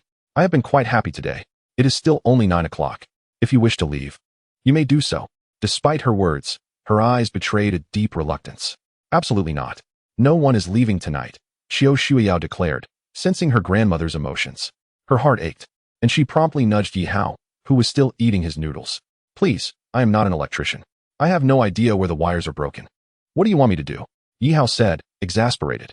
He had considered whether he possessed any skills that might help, but he realized he was at a loss regarding electrical repairs. As the saying goes, a skilled cook cannot make a meal without rice. And he was certainly not a deity who could magically locate and fix the damaged wires. Think it through. You are capable of many things, aren't you? Qiao Xiao gazed at Yi Hao, perhaps influenced by his previous performances, believing him to be a jack of all trades, while he felt utterly powerless. Shuiyao, do not put him in a difficult position. He cannot fix the power outage. Qiao's mother chimed in on Yi Hao's behalf. All right. While the rain outside has not intensified, you two should hurry and go. We old folks are accustomed to the dark. It is no trouble for us. The old man waved his hand, his eyes reflecting a hint of melancholy. Truth be told, we cannot restore the power, but we can manage without light, Yi Hao said, finishing the broth in his bowl and stretching his limbs. Are you truly capable? Qiao Shuiyao asked, astonished. Long-term outages may be challenging, but if everyone conserves energy, we should manage, he replied. Aside from Shuiyao's car, did you all come by vehicle? No. My brother's car is at the repair shop. We took a taxi here. Her uncle responded, while the second aunt's family did not own a car either. Then we shall need to conserve electricity, Yi Hao said. Uncle, could you fetch a raincoat for me? Shuiyao, hand me your keys. The main power switch is in the garage, correct? Please open the door so I can bring the car in. After issuing his instructions, Yi Hao took Shuiyao's car keys, donned a raincoat, and dashed outside. What is he up to? Qiao Shuiyao wondered aloud. Is it possible he can generate power? Others murmured, watching the figure braving the downpour. The headlights of Shuiyao's vehicle illuminated the area as Yi Hao maneuvered the car into the villa's garage. He then retrieved some tools, lifted the hood, and began tinkering with a wire. Isn't that dangerous? The grandmother expressed her concern. Honestly, if it comes to it, I can manage with candles for the night. However, I fear the dark, Qiao Lining murmured, her words possibly touching the elder's heart. Hao is quite skilled. He can play Go, embroider, and cook. Perhaps he truly can manage, her uncle remarked, realizing the extent of Yi Hao's abilities. The others looked on, astonished at the figure working diligently in the night. Suddenly, a sound reminiscent of a circuit breaker tripping echoed through the villa, and light flooded back into the space, shining brightly amidst the rainy night. Wow, power is restored. Qiao Lining exclaimed as she watched the lights in the living room and hallway flicker back to life. Quickly, turn off any unnecessary lights and unplug appliances like the television, air conditioning, and refrigerator. This power won't last long, Yi Hao urged, panting from his exertions. Understood, Qiao Shuiyao replied, swiftly turning off most of the lights and appliances. How did you manage that? The old man asked, astonished as he observed the wire connecting from the car's engine to the main power switch. First, dry yourself off. Don't catch a chill. Qiao's mother offered a towel to Yi Hao. As he removed his raincoat and dried off, he pointed to the car's hood. I utilized the car battery from Shuyao's vehicle. Cars have batteries too? Xiao Lining gasped. Why do you keep hitting me? She complained, rubbing her head after yet another reprimand from her mother. Focus on your studies. Your father is a teacher, yet you are struggling academically, her second aunt scolded. Xiao Lining stuck out her tongue, her curiosity about Yi Hao piqued. Indeed, cars have batteries, also known as storage batteries, primarily to power the vehicle's electronics.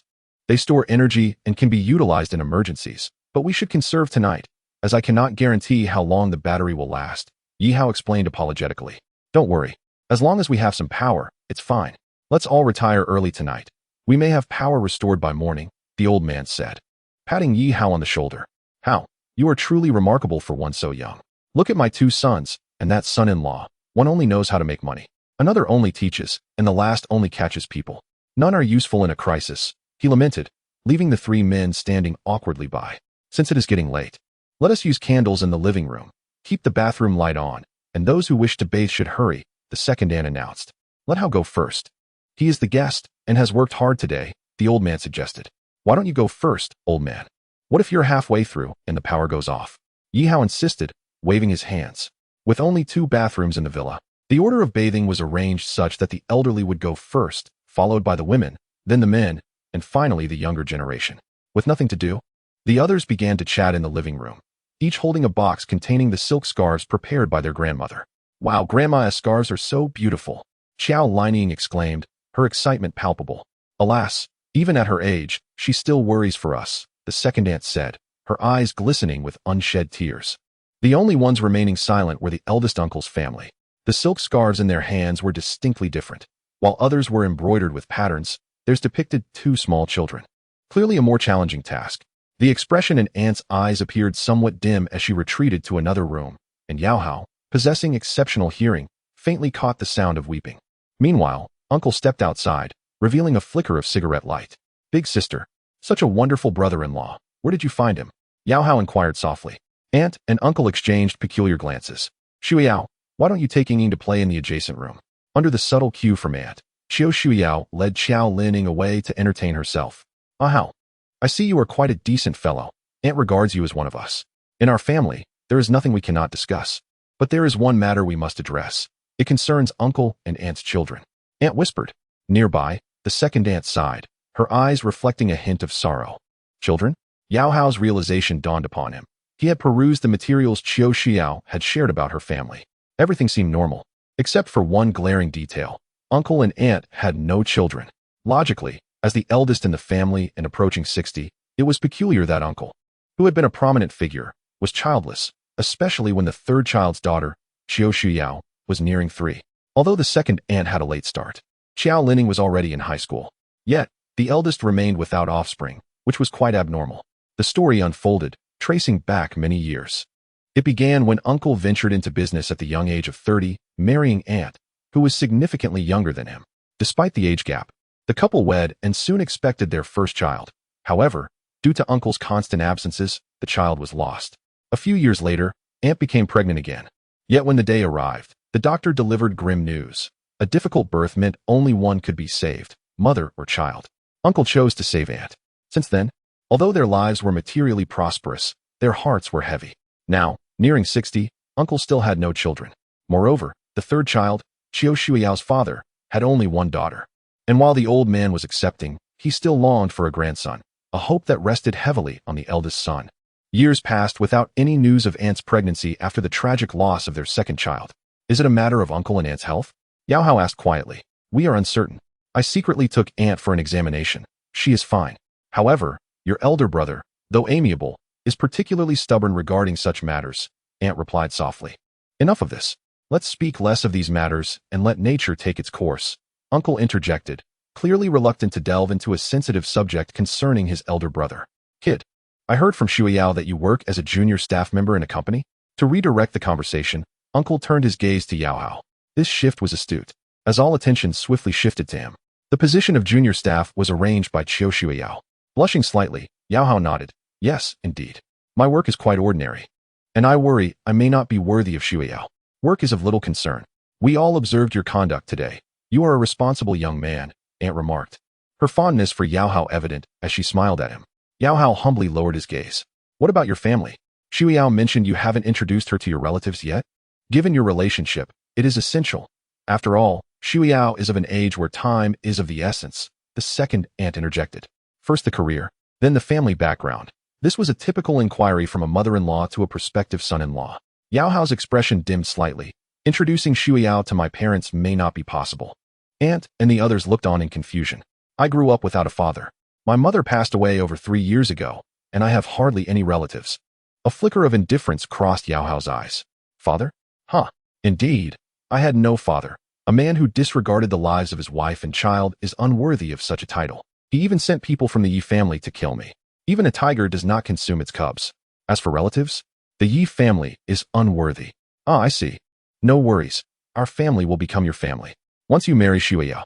Upon hearing that Yao Hao was orphaned, a glimmer of joy crossed Aunt's eyes, and she began discussing the prospect of marriage between Yao Hao and her daughter. At that moment, footsteps echoed from the inner room. In the dim light, Xiao Lining dashed out, clutching a silk scarf, and leaped directly in front of Yao Hao. Brother-in-law, do you love me? Yao Hao nearly jumped in surprise, but thankfully, the second aunt maintained her usual demeanor, perhaps accustomed to her daughter's often shocking behavior. Brother-in-law, do you love me or not? Xiao Lining pouted, her body twisting in a playful manner, compelling Yao Hao's arm to indulge. Enough, Ying, stop this. And remember, he is not your brother-in-law yet. Xu Yao, amused yet exasperated, pulled Xiao Lining away. What on earth is happening here? The second aunt questioned, puzzled. Mom, look at this beautiful silk scarf for Sister Xu Yao. Xiao Lining exclaimed, showcasing the scarf that belonged to Xu Yao. The second aunt marveled at the exquisite embroidery on the flowers. When did your skills return to their youthful peak? This flower isn't embroidered by Grandma. It was done by my brother-in-law. Brother-in-law, will you embroider one for me too? Xiao Lining gazed at Yao Hao with hopeful eyes. At that moment, the second aunt was equally astonished. She had heard her husband mention Yao Hao assisting the elderly lady with embroidery, but she thought it was merely a trivial task. To discover the quality of his work was astonishing. Brother-in-law, please, will you embroider one for me? Xiao Lining pleaded, her eyes sparkling as she played the part of the adorable child to perfection. All right, this is just too much. It is quite late now. How could I possibly stitch something for you? You have the one Grandma made, which is quite lovely, the second aunt scolded gently, tapping Xiao Lining on the head. Tap away, you just make her dim-witted. Xiao Lining rolled her eyes at her mother, realizing she would not be receiving Yao Hao's embroidery today, and turned her gaze to Xu Yao. Then, she blurted out another shocking remark. Sister, such a wonderful brother-in-law. Where did you find him? In the next instant, Xiao Lining received another playful tap on the head, retreating to a corner in silence. Mom, what were you discussing just now? Xu Yao asked, pulling her mother's arm playfully. Aunt poked Xu Yao's cheek and replied, we were discussing your marriage to Yao Hao. Xu Yao's expression shifted immediately, her gaze turning sharp as she scrutinized Yao Hao. This boy dared to contemplate marrying her in her absence. Who gave him such audacity? Don't glare at Yao Hao. This matter was initiated by me. You are no longer a child. It's time to consider such matters. Aunt firmly stood by Yao Hao's side, glaring at her daughter. Faced with her parents, Xu Yao surrendered, exclaiming, Mom, let's not rush into this. Although Yao Hao, he is somewhat acceptable, I suppose. However, no matter how one puts it, one must consider a relationship, and during this period, my work has been quite demanding. So I am not contemplating such matters in the short term. If not in the short term, then when will you consider it? Moreover, what does it mean to be barely qualified? Xiu's mother smiled at Yi Hao, saying, I find Hao to be quite impressive, much more reliable than you. Thank you. Auntie, Yi Hao replied with a smile, accepting the compliment, completely disregarding the murderous glare from Xu Yao beside him. Although Xu Yao was terrifying, could she be more fearsome than the system's tasks? Not to mention the dreadful punishment for failing those tasks. If he were to fail, he would truly have to marry this fierce woman. Observing her mother's demeanor, even the second aunt and uncle nodded in agreement with Yi Hao's words. It was puzzling what kind of enchantment that fellow had cast upon his family. It was just that he cooked delicious meals, played chess, and could embroider. It seemed there was truly nothing wrong with him. At last, Yi Hao managed to extricate himself from the family's entanglement, shifting the focus of their scrutiny from him to Xu Yao. Ultimately, Xu Yao promised to make a decision regarding the matter before the end of next year. We are done washing. You all should hurry up as well. We are going to bed now. You will be sleeping in the previous room, and you can decide where Hao will sleep. Perhaps due to the joy of the day, the elderly couple felt quite fatigued after their showers and were already yawning. Subsequently, The second aunt called the first aunt to wash up. At that moment, Yi Hao felt a bit anxious in the room and stepped outside. Now he had time to check on his task status. Grandfather, 90. Grandmother, 95. Father-in-law, 60. Mother-in-law, 99. Relatives, 31. It seemed that his efforts in preparing dinner had not been in vain. Xiu's mother's favorability had reached 99, just a step away from success, while his grandmother and grandfather had also attained a favorability of 90. However, his father-in-law's score was somewhat low, likely because he had yet to touch upon the man's heart. The relative scores were rather perplexing. It appeared that the uncle and second aunt treated him well, so their favorability should not be so low. A whiff of cigarette smoke wafted over, and Yi Hao curiously glanced in that direction. He saw his uncle still smoking, with at least 5 or 6 cigarette butts lying on the ground before him, indicating he had not stopped since he had come out. "Uncle," Yi Hao greeted him, a sudden insight flashing through his mind.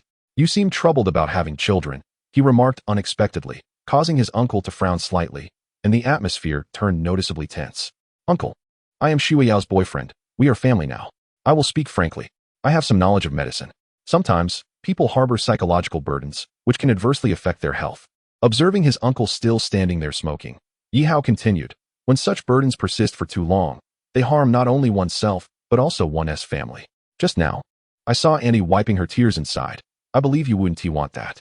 You are a successful businessman, but what is success without a harmonious family?" As he spoke, Yi Hao subconsciously thought of Shouqiani. Perhaps her family was currently in such pain. His uncle remained silent, but the pain in his eyes was evident. His hand trembled as it held the cigarette. "As I mentioned, I have some understanding of medical practices. Uncle, why not let me take a look and discuss your condition?" Yi Hao gazed at his uncle, who still appeared hesitant. Yi Hao blurted out, "Don't you want to have a child?" This statement struck directly at his uncle's core. His uncle dropped the cigarette in his hand and looked at Yi Hao, saying, "Speak. How do you plan to treat me?" A hint of a smile graced Yi Hao's lips as he approached his uncle. "Please roll up your sleeve. I will take your pulse." Taking the pulse. "You practice traditional Chinese medicine? Does it even work?" His uncle raised his sleeve while looking at Yi Hao with skepticism. Healing knows no boundaries between East and West. What can cure illness is simply good medicine. Taking the pulse requires some time, uncle. You may speak about your condition without reservation. Consider me your doctor. As a patient, you have nothing to hide. With that, Yi Hao placed his hand on his uncle's wrist, pressing against the pulse. His uncle took a deep breath, and with his other hand, he picked up another cigarette, lighting it and exhaling a cloud of smoke before speaking in a deep voice. "You say I have psychological issues. I admit it. I believe they have already told you about my past. When the first child was lost, I felt immense guilt. And losing the second child felt like my heart was being torn apart. In my view, the second child was killed by me, by my choices. Although your aunt often comforts me, since then, I feel as though I have become a different person. I look at your aunt and feel nothing. My heart feels utterly still." As his uncle shared his story and Yi Hao took his pulse, Yi Hao began to ascertain his uncle's condition. He slowly lowered his hand and looked at his uncle, saying, "Uncle, do you believe me?" His uncle met Yi Hao's gaze and nodded. "Though we have only met for an afternoon, you are quite impressive, and I believe in you. Then please follow me." Yi Hao led his uncle to an unoccupied room, placing his phone beside him to illuminate the space with its flashlight. He moved a chair into the center and retrieved a needle case from his pocket, filled with silver needles. "What is this?" his uncle asked, somewhat astonished. "Acupuncture. I have already diagnosed your condition. It is quite simple. A few needles will resolve the issue." Yi Hao looked at his uncle. "What is my ailment?" his uncle inquired, urgency in his eyes, eager yet fearful of the answer. Yi Hao spoke the words, "Sexual dysfunction." Chapter 112. Acupuncture Treatment Sexual Dysfunction? His uncle looked at Yi Hao in confusion, having heard the term but lacking understanding of the subject. Sexual dysfunction can be considered a psychological disorder. Perhaps your guilt over the previous 2 children has caused you to evade intimacy with your wife. Yi Hao prepared the silver needles, igniting them with a lighter. Long-term psychological repression has led to issues with your neural pathways, indirectly affecting your health. Can this be treated? His uncle asked, a hint of desperation in his voice. Actually, I have visited many hospitals, secretly taken medications, even some aphrodisiacs, but nothing works. I feel no desire at all. At this point, his uncle had opened up to Yi Hao. Yi Hao held up the silver needles, saying, "Of course it can be treated. As I mentioned, acupuncture will stimulate your adrenal glands. However, that is not the main focus.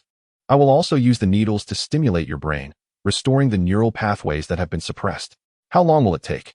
His uncle still appeared skeptical. "If all goes well, you could see results after 1 session, combined with some herbal remedies for nourishment. considering your body is aging and requires care.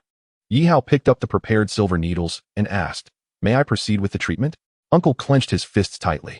Though he harbored doubts about Yi Hao's ability to alleviate his long-standing affliction, the mere thought of his wife and parents filled him with deep anguish. "Come on. It's just acupuncture. I've weathered storms in the marketplace. How could I fear this?" With a resolute determination, Uncle bit down and removed his coat. Feeling a slight chill as autumn's end approached, Yi Hao did not keep Uncle waiting for long. He deftly wielded the silver needles, applying them to various acupoints from head to toe. In a mere 5 minutes, he completed a treatment, beads of sweat forming on his forehead as he carefully returned the needles to their pouch. Since acquiring medical skills, Yi Hao had purchased these silver needles from a pharmacy for emergencies. "Is that it?" Uncle gazed at Yi Hao in surprise. During those 5 minutes, he felt no unusual sensations. "It's done. Now we wait for the effects," Yi Hao replied with a smile. Uncle felt a pang of disappointment within. He could hardly believe that a problem plaguing him for years could vanish after just a few needles. "Big brother, it's your turn to bathe," came the voice of his second aunt from outside. After dressing, Uncle exited, leaving Yi Hao alone in the living room. "Where have you been?" Qiu Xiao sat in the dimly lit room, her eyes filled with reproach, resembling a ghostly figure glaring at a faithless lover. I went outside for some fresh air," Yi Hao stammered instinctively. In the living room, only Yi Hao, Qiu Xiao, and Xiao Linying, who was engrossed in her phone, remained. Aunt and the second aunt had finished bathing and returned to their rooms, while Qiu's mother and uncle were occupied in separate bathrooms. Meanwhile, Qiu's father and the second uncle were playing chess in the adjacent room. Earlier, Qiu Xiao had inquired why her father had not invited Yi Hao to join their game, as the second uncle's Go skills were rather mediocre. Her father had retorted, "Do you enjoy being tormented or inflicting torment?" Thus, the living room was left with only the three of them. "Do you have any idea the trouble you've caused me? My mother has been incessantly praising you in my ear." Qiu Xiao glared at Yi Hao, her voice barely above a whisper. "I'm starting to doubt whether I'm her biological child." Yi Hao shrugged. "Let me ask you, can you play Go?" "No." Qiu Xiao shook her head. "Can you embroider?" "No." Her expression stiffened. "Can you cook?" "No." Black lines appeared on her face. "Then can you restore power to a house in blackout?" Qiu Xiao threw a nearby pillow at Yi Hao, exclaiming, "You can do that, right? What's so impressive about it? I tell you, tomorrow, you'd better behave, say less, and do less. Understood?" Yi Hao looked at her. "Do you understand? Are you mute now? Say something." Yi Hao raised his hands in surrender. "Dear lady, didn't you just tell me to talk less? You're quite difficult to please." "You. Fine." Qiu Xiao pointed at him, her face contorted with frustration, muttering, "I really regret inviting you over. It's curious. You wanted me to act charming. Yet now you complain that I'm too good at entertaining your parents and grandparents. A woman's heart is as inscrutable as the depths of the ocean." Yi Hao sighed, shaking his head. Qiu Xiao opened her mouth to retort, but found herself at a loss for words. By the standards of a faux boyfriend, Yi Hao's performance was exemplary, perhaps too exemplary, inducing a sense of trepidation in her. "Ugh, so annoying. I was so close to winning." At that moment, Xiao Linying, who had been playing on her phone with headphones on, suddenly expressed her irritation by banging the floor. "Winning? Linying, are you still hungry? I saw you eat several times your usual amount tonight." Qiu Xiao eyed her cousin suspiciously. With a disdainful glance, Xiao Linying retorted, "Sister, that's so outdated. Winning isn't about food. It's a game. If you achieve first place, you win. Seriously, Linying, you're in high school now. Studies are the priority." Qiu Xiao began to adopt a lecturing tone. "Not listening. I must win tonight." Xiao Linying stuck out her tongue at Qiu Xiao, then donned her headphones, immersing herself in her game. Not long after, Uncle hurried out of the bathroom wrapped in a towel. I'm done. I'm heading back to my room. Good night." He dashed upstairs at lightning speed. Yi Hao's eyes sparkled with amusement. "Dad, Uncle, who's bathing first?" Qiu Xiao called to the other room. "We're still playing." "You all go first," came her father's voice. "I'll go then." Just as Qiu Xiao stood to head to the bathroom, Xiao Linying tossed her phone into Yi Hao's hands. "Brother-in-law, play for me. Just don't die. I need to use the restroom." "Sister, wait for me." Yi Hao looked at the phone in his hands, feeling a bit helpless as he glanced at Qiu Xiao. "My cousin just loves games. Just keep an eye on it for her. I really don't understand what is fun about them." Qiu Xiao chuckled, shaking her head. "Enjoying games." An idea sparked in Yi Hao's mind as he picked up the phone. The screen displayed a first-person view of residential buildings, and in the character's hands was an unfamiliar gun. Chapter 113, A Great Victory, Dinner Tonight. Girls do take their time in the restroom. Several minutes later, Xiao Linying finally returned. By that time, Chio's father had finished his game, and had bathed, and the second uncle and Chio's father were already in the shower. Chiao Shuiyao stared at Yi Hao, her expression frozen as she watched the game on his phone. Sister, why are you watching a game? I thought you didn't tea like them. Xiao Lining teased as she approached. Not looking doesn't tea mean I'm not shocked. Upon closer inspection, she gasped, oh my goodness. A tactical suit, a sniper rifle, a 15x scope, and a silencer. An AK-47 with a silencer. You're fully equipped, brother-in-law. Did you just eliminate a wealthy player? As her gaze lingered on the screen, her expression turned blank. Kill count, 18. Xiao Lining rubbed her eyes, ensuring she wasn't mistaken. It wasn't a 1 or an 8, but indeed 18. Brother-in-law, you're on fire. 18 kills. Have you played before? Her eyes shone with admiration. Yi Hao shook his head, still focused on the screen as he maneuvered the character through the grass. No, this is my first time. Is that even possible? Doing so well on your first try? Just then, as they spoke, Yi Hao's sniper rifle zoomed in and fired in an instant. Little Lining eliminated 45824's brother. A stream of red text lingered on the screen for a moment before vanishing, and the kill count jumped from 18 to 19. Wow. Brother-in-law, you're incredible. I didn't even see the enemy. Xiao Lining stared at Yi Hao in disbelief, having been glued to the screen without catching a glimpse of the opponent. She merely saw the screen flash before someone fell. At that moment, she also noticed a detail. The number of players displayed in the upper left corner had dwindled to 9. Only 9 players remain. Come on, brother-in-law. I have yet to secure a solo victory. Jolin excitedly grasped Yi Hao's arm, her eyes gleaming with anticipation as she fixated on the screen. Beside her, Chiao Shuiyao muttered, her expression one of discontent. It's merely a shooting game. Is such excitement truly warranted? I've handled real guns before.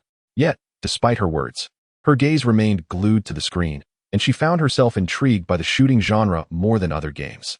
As time ticked away, the safety zone in the game shrank to a mere sliver. Yi Hao's task was to crouch motionless on the ground. Suddenly, a character flickered in the upper right corner, prompting Yi Hao's fingers to spring into action. Bang! Little Ying eliminated Xiaobao Wang, 458. Only 4 remain, only 4. Come on, brother-in-law. Jolin cheered, her excitement palpable as if she were the one playing. Bang! Bang! Unsurprisingly, the screen displayed the words first place, accompanied by the cheerful phrase, great fortune. Let us have chicken tonight. Wow, we did it. We did it. Jolin exclaimed, throwing her arms around Yi Hao's neck and planting a kiss on his cheek. Brother-in-law, I love you the most. Yi Hao felt a shiver run through him, sensing a surge of hostility from the side. Cautiously, he turned his head, only to see Chiao Shuiyao making a slashing gesture across her throat. He swallowed hard, lowering his head to feign ignorance, and handed his phone to Jolin. All right, it's your turn now, but your battery is low, and we don't have much power left, so it's best if you don't play too long. Brother-in-law, you're truly amazing. Jolin giggled as she took the phone, glancing at the scoreboard where her solo record had transformed from 0 to 1. She jumped in excitement for a moment. Just then, an invitation popped up on her screen. A glint of mischief sparkled in her eyes as she leaned closer to Yi Hao and whispered, brother-in-law, would you help me play one more round? Jolin, how many times must I tell you? Don't call me brother-in-law. And he is not a good person. Keep your distance from him. Chiao Shuiyao could no longer contain herself and glared at Jolin. However, Jolin remained unfazed. Hey, I call him brother-in-law. I have more than one sister in my family. You know. And as for you wanting me to stay away from him, are you perhaps feeling jealous, Shuiyao? Jealous? Don't be ridiculous. Why would I be jealous? Enough of this nonsense. I'm going upstairs to make the bed. With that, Chiao Shuiyao turned and headed upstairs. Jolin immediately leaned back toward Yi Hao, presenting her phone once more. Brother-in-law, please, just one more round. Yi Hao glanced at the screen, noting not only Jolin's character, but also the 4 others, 3 males and 1 female, named Xia Gangpeo, Xiaoguei, Xialeida, and Xiamoni. Their voices echoed in his headphones, confirming their identities. All right, all 5 are here. Tonight, we'll secure chicken dinners together. Sticking with the leader is a sure bet. We did it. We did it. A female voice chimed in, striking Yi Hao as somewhat familiar, though he couldn't quite place it due to the distortion and noise. The 2 boys, led by Xialeida, spoke with an air of arrogance, while the others seemed to play the roles of underlings. Are you trying to show off in front of your friends? Yi Hao shot a glance at Jolin. They hadn't activated their microphone, so their voices remained unheard. Yes, usually my skills are the worst, yet I adore playing games. So, please help me shine this time. Jolin looked at him with pleading eyes. Yi Hao sighed, nodding reluctantly. But they're all talking. If I speak or remain silent too long, they'll surely grow suspicious. Don't worry, you don't have to say anything. Leave the talking to me. With that, Jolin donned her headphones, placing the other earpiece in Yi Hao's ear and pressing the microphone button. Ahem. Sorry, I'm a bit under the weather today. So I won't be speaking much. Just carry me through. Jolin stuck her tongue out at Yi Hao. Playing games while sick? You're something else, remarked Xiamoni. All right. Let us begin. With me around, you're guaranteed to win. The bravado in Xialeda's voice was unmistakable as the game commenced. The beginning unfolded quite normally. They scavenged houses and supplies. Given the 5-player dynamic, resources were scarce. Xiaoguwei, pass me your 4x scope, Xialeda commanded. Bro, I just found that. Xiaoguwei protested, sounding slightly aggrieved. Enough chatter, do you want to win or not? Xia Gangpeo, hand over that level 3 backpack and the AK-2. Xialeda was domineering, swiftly accumulating the best gear for himself, while refraining from requesting anything from the two girls. They piled into a vehicle and sped toward the center of the map. Perhaps due to luck, Xialeda managed to eliminate 2 or 3 opponents, while poor Xiaoguwei met an untimely demise. This gave Xialeda the opportunity to boast, his arrogance palpable even through the microphone. Yi Hao frowned and muted his mic, turning to Jolin. Your friend is so annoying. I really want to hit him. Jolin nodded vigorously. Exactly. This guy is particularly bothersome. While he possesses some gaming talent, the moment he achieves anything, he becomes insufferably smug, acting as if he is the captain. If they lose, he shifts all blame onto his 2 lackeys, Xia Gangpeo and Xiaoguwei. Xiamoni is my good friend and the beauty of our class. As Jolin spoke, an unexpected incident occurred in the game. They stumbled upon an airdrop. A sporadic supply drop within the game. Xialeda, brimming with excitement, drove straight to loot it. Unbeknownst to him, someone was lying in wait, and he was swiftly knocked down. Despite this, he yelled for help without a second thought, leading to Xia Gangpeo and Xiamoni following suit. Xiaocheng Buku killed Xia Gangpeo. Xiaocheng Buku killed Xiamoni. Lu Nian Wuhui killed Xialeda. Damn it, where were your eyes? Xia Gangpeo, didn't I tell you to keep alert? Xialeda's voice was filled with fury. Bro, I said we shouldn't touch that airdrop. Xia Gangpeo replied, feeling equally frustrated. What? Are you implying it's my fault? Look at the results. I've killed the most. The conversation fell silent for a moment. All right, let us exit and start over. I was on track to win this round. It's all because of these 2 distractions. Don't worry, ladies, I'll lead you to victory in the next game. Xialeda shifted blame effortlessly. Xiamoni chimed in unexpectedly, but Xiao Yingying is still alive. Xialeda paused. What? You're alive, and you're not happy about it? Watch me take on all 5 of you. Jolin, brimming with confidence, activated her microphone, exclaiming with glee. She gave Yi Hao a thumbs up, astonished by his earlier decision. Quick, an airdrop. Let us go grab it. Jolin shouted excitedly, pointing at her phone screen. However, unexpectedly, Yi Hao directly controlled his character to turn and flee. Why are you running? Hurry and collect the airdrop, or it will all be taken. Xiao Lining anxiously urged. To venture out now would be tantamount to certain death. A smirk crept across Yi Hao's lips. At that moment, gunfire echoed from behind the character, accompanied by the cries for help from the little boss. By now, Yi Hao had already sprinted far away, taking refuge in a concave hillside, crouching down and remaining motionless. Returning to the present, the little boss's voice rang out. Xiao Yingying, how long are you going to hide? If you're going to run from the gas, then hurry up. You won't be the last one standing, anyway. A glint of determination flashed in Xiao Linying's eyes. Who says I can't win alone? Do you dare to bet with me? Bet? What do you want to wager? If I win, you have to give me your mobile game account with all the heroes and skins. What do you say? Xiao Linying's words dripped with provocation.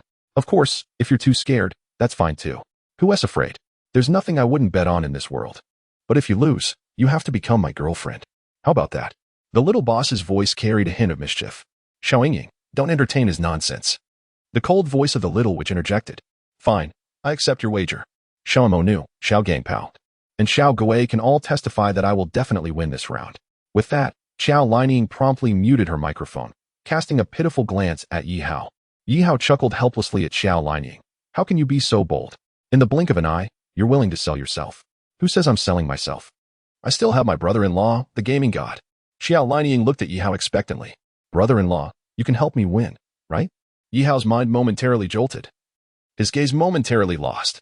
At that moment, several messages popped up on his phone, all from the little witch. Xiao Linying, have you lost your mind? Are you joking? Don't you know who Feng Haowen is?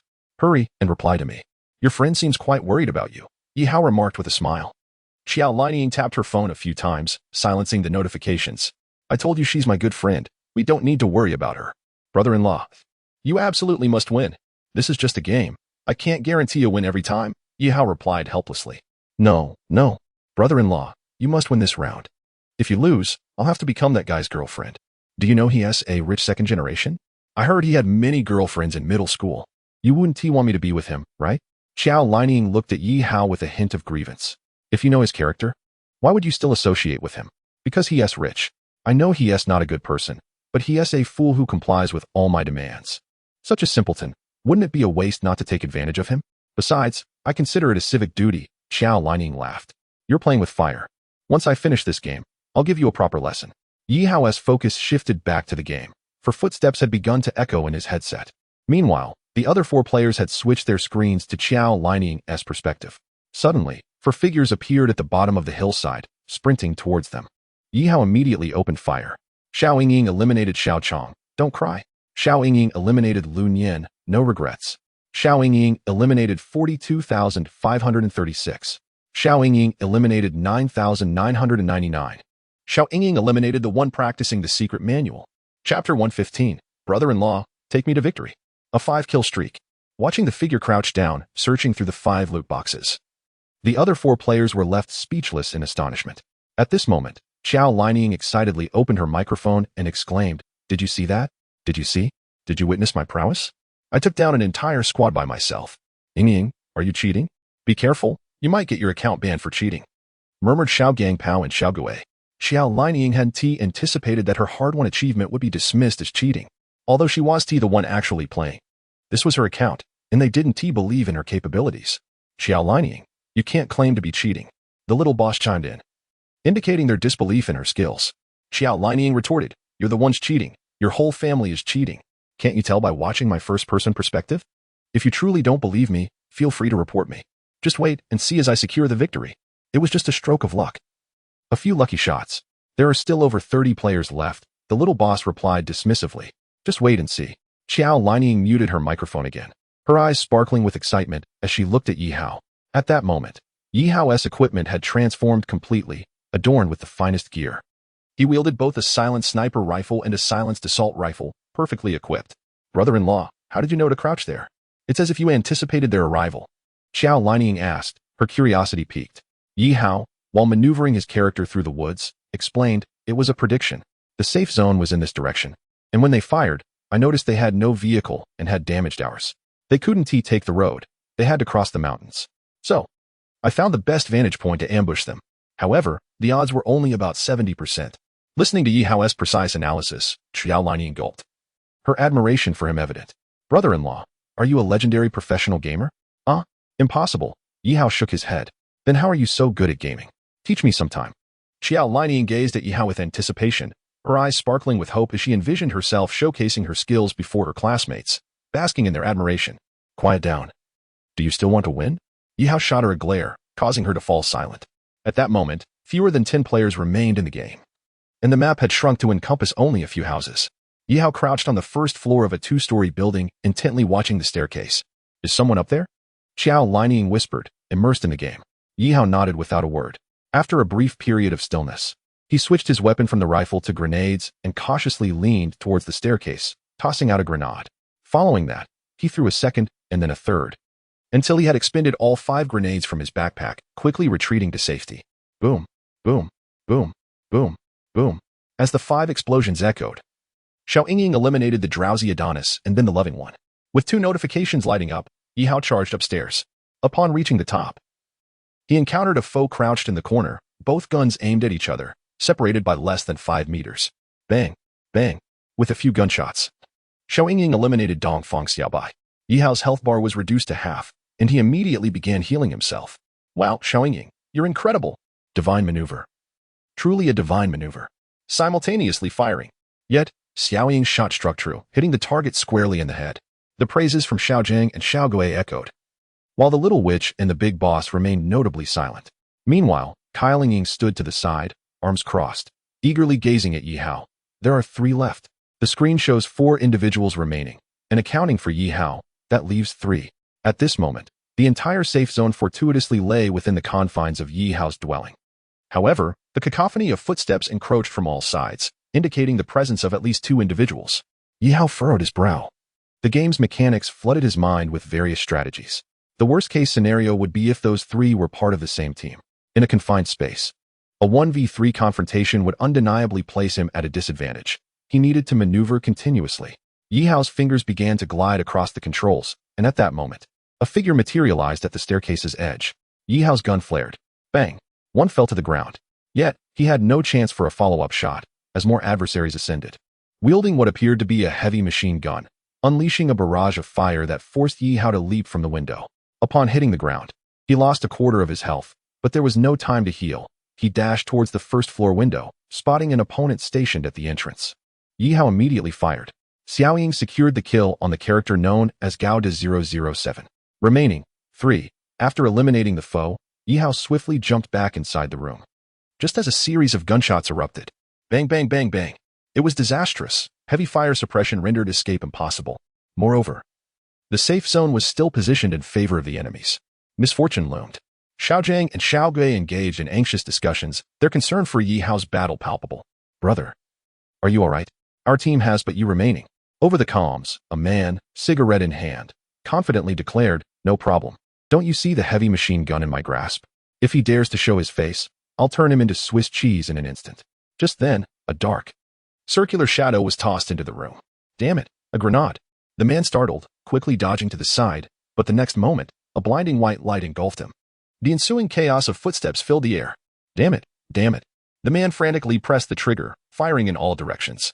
After a few moments, the footsteps faded, and the blinding screen returned to normal. He exhaled in relief, beginning to reload his machine gun. However, when he lowered his gaze, a pair of alluring, dark legs appeared behind him. Chapter 116. They applaud for love victory. Big luck, tonight we feast on chicken. They had triumphed. Brother-in-law, you are truly remarkable, Kylinging exclaimed, her excitement prompting her to embrace Yihao's arm, completely unbothered by the closeness with the man before her.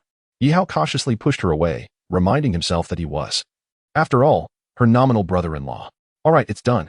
However, I advise you to refrain from making such casual bets in the future. It's best to avoid unnecessary interactions. Otherwise, misfortune will surely find you, he cautioned kindly. Understood, understood. Kylinging replied nonchalantly, immediately donning her headset to boast. Did you see that?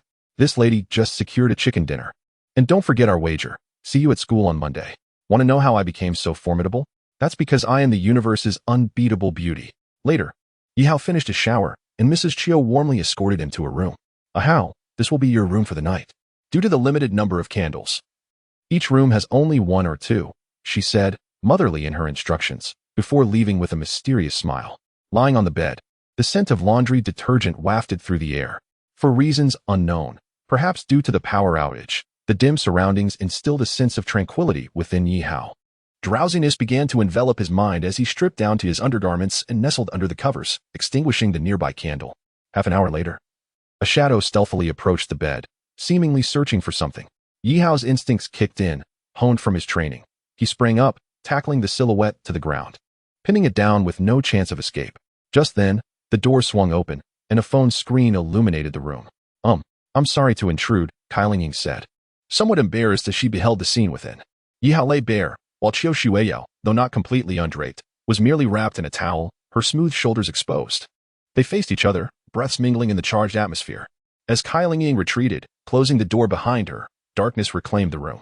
You can get off me now. Chiu Shueyao's icy voice emerged from beneath Yihao. He gulped, catching a whiff of the body wash lingering in the air, and cautiously shifted his weight. How did you end up in my room? Chiu Shueyao's tone was low and laced with an undercurrent of menace. Yihao hastily explained, it was your mother, Mrs. Chiu, who assigned me this room. I had no idea it was yours. My reaction was purely instinctive. Why didn't you light a candle or carry your phone? Was it my fault the phone died? She retorted, light the candles. Following her directive, Yihao set the candles ablaze once more. He found himself staring at Chiu Shueyao, who was clad only in a towel, droplets of water still clinging to her skin, the faint fragrance wafting toward him. What are you looking at? Chiu Shueyao glared at him in anger. Yihao shrugged nonchalantly. She wrapped the towel around herself and exited the room without closing the door, only to be met with a heated argument outside. Mom, why did you let Yihao sleep in my room? Isn't he your boyfriend? It's perfectly normal for him to stay with you. Mrs. Chiu's voice rang out. But even if he is my boyfriend, sharing a room is too much. Mom, aren't you worried he'll take advantage of me? Take advantage? This is the first time I've heard of someone taking advantage of my daughter, Xu Weiyao. I'm not some old-fashioned relic. In fact, I wouldn't mind a shotgun wedding if it came to that.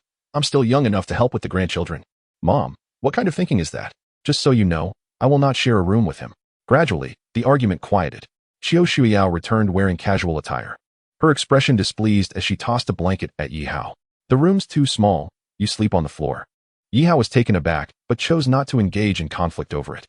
Sleeping on the floor was no trouble for him, a warrior accustomed to hardship. Wrapping himself in the blanket, he settled into a nearby chair. Due to their relationship, the candles remained lit. Suddenly, Xiao Shuiyao, lying on the bed, furrowed her brow and sat up, perplexed. Did you hear something? Huh?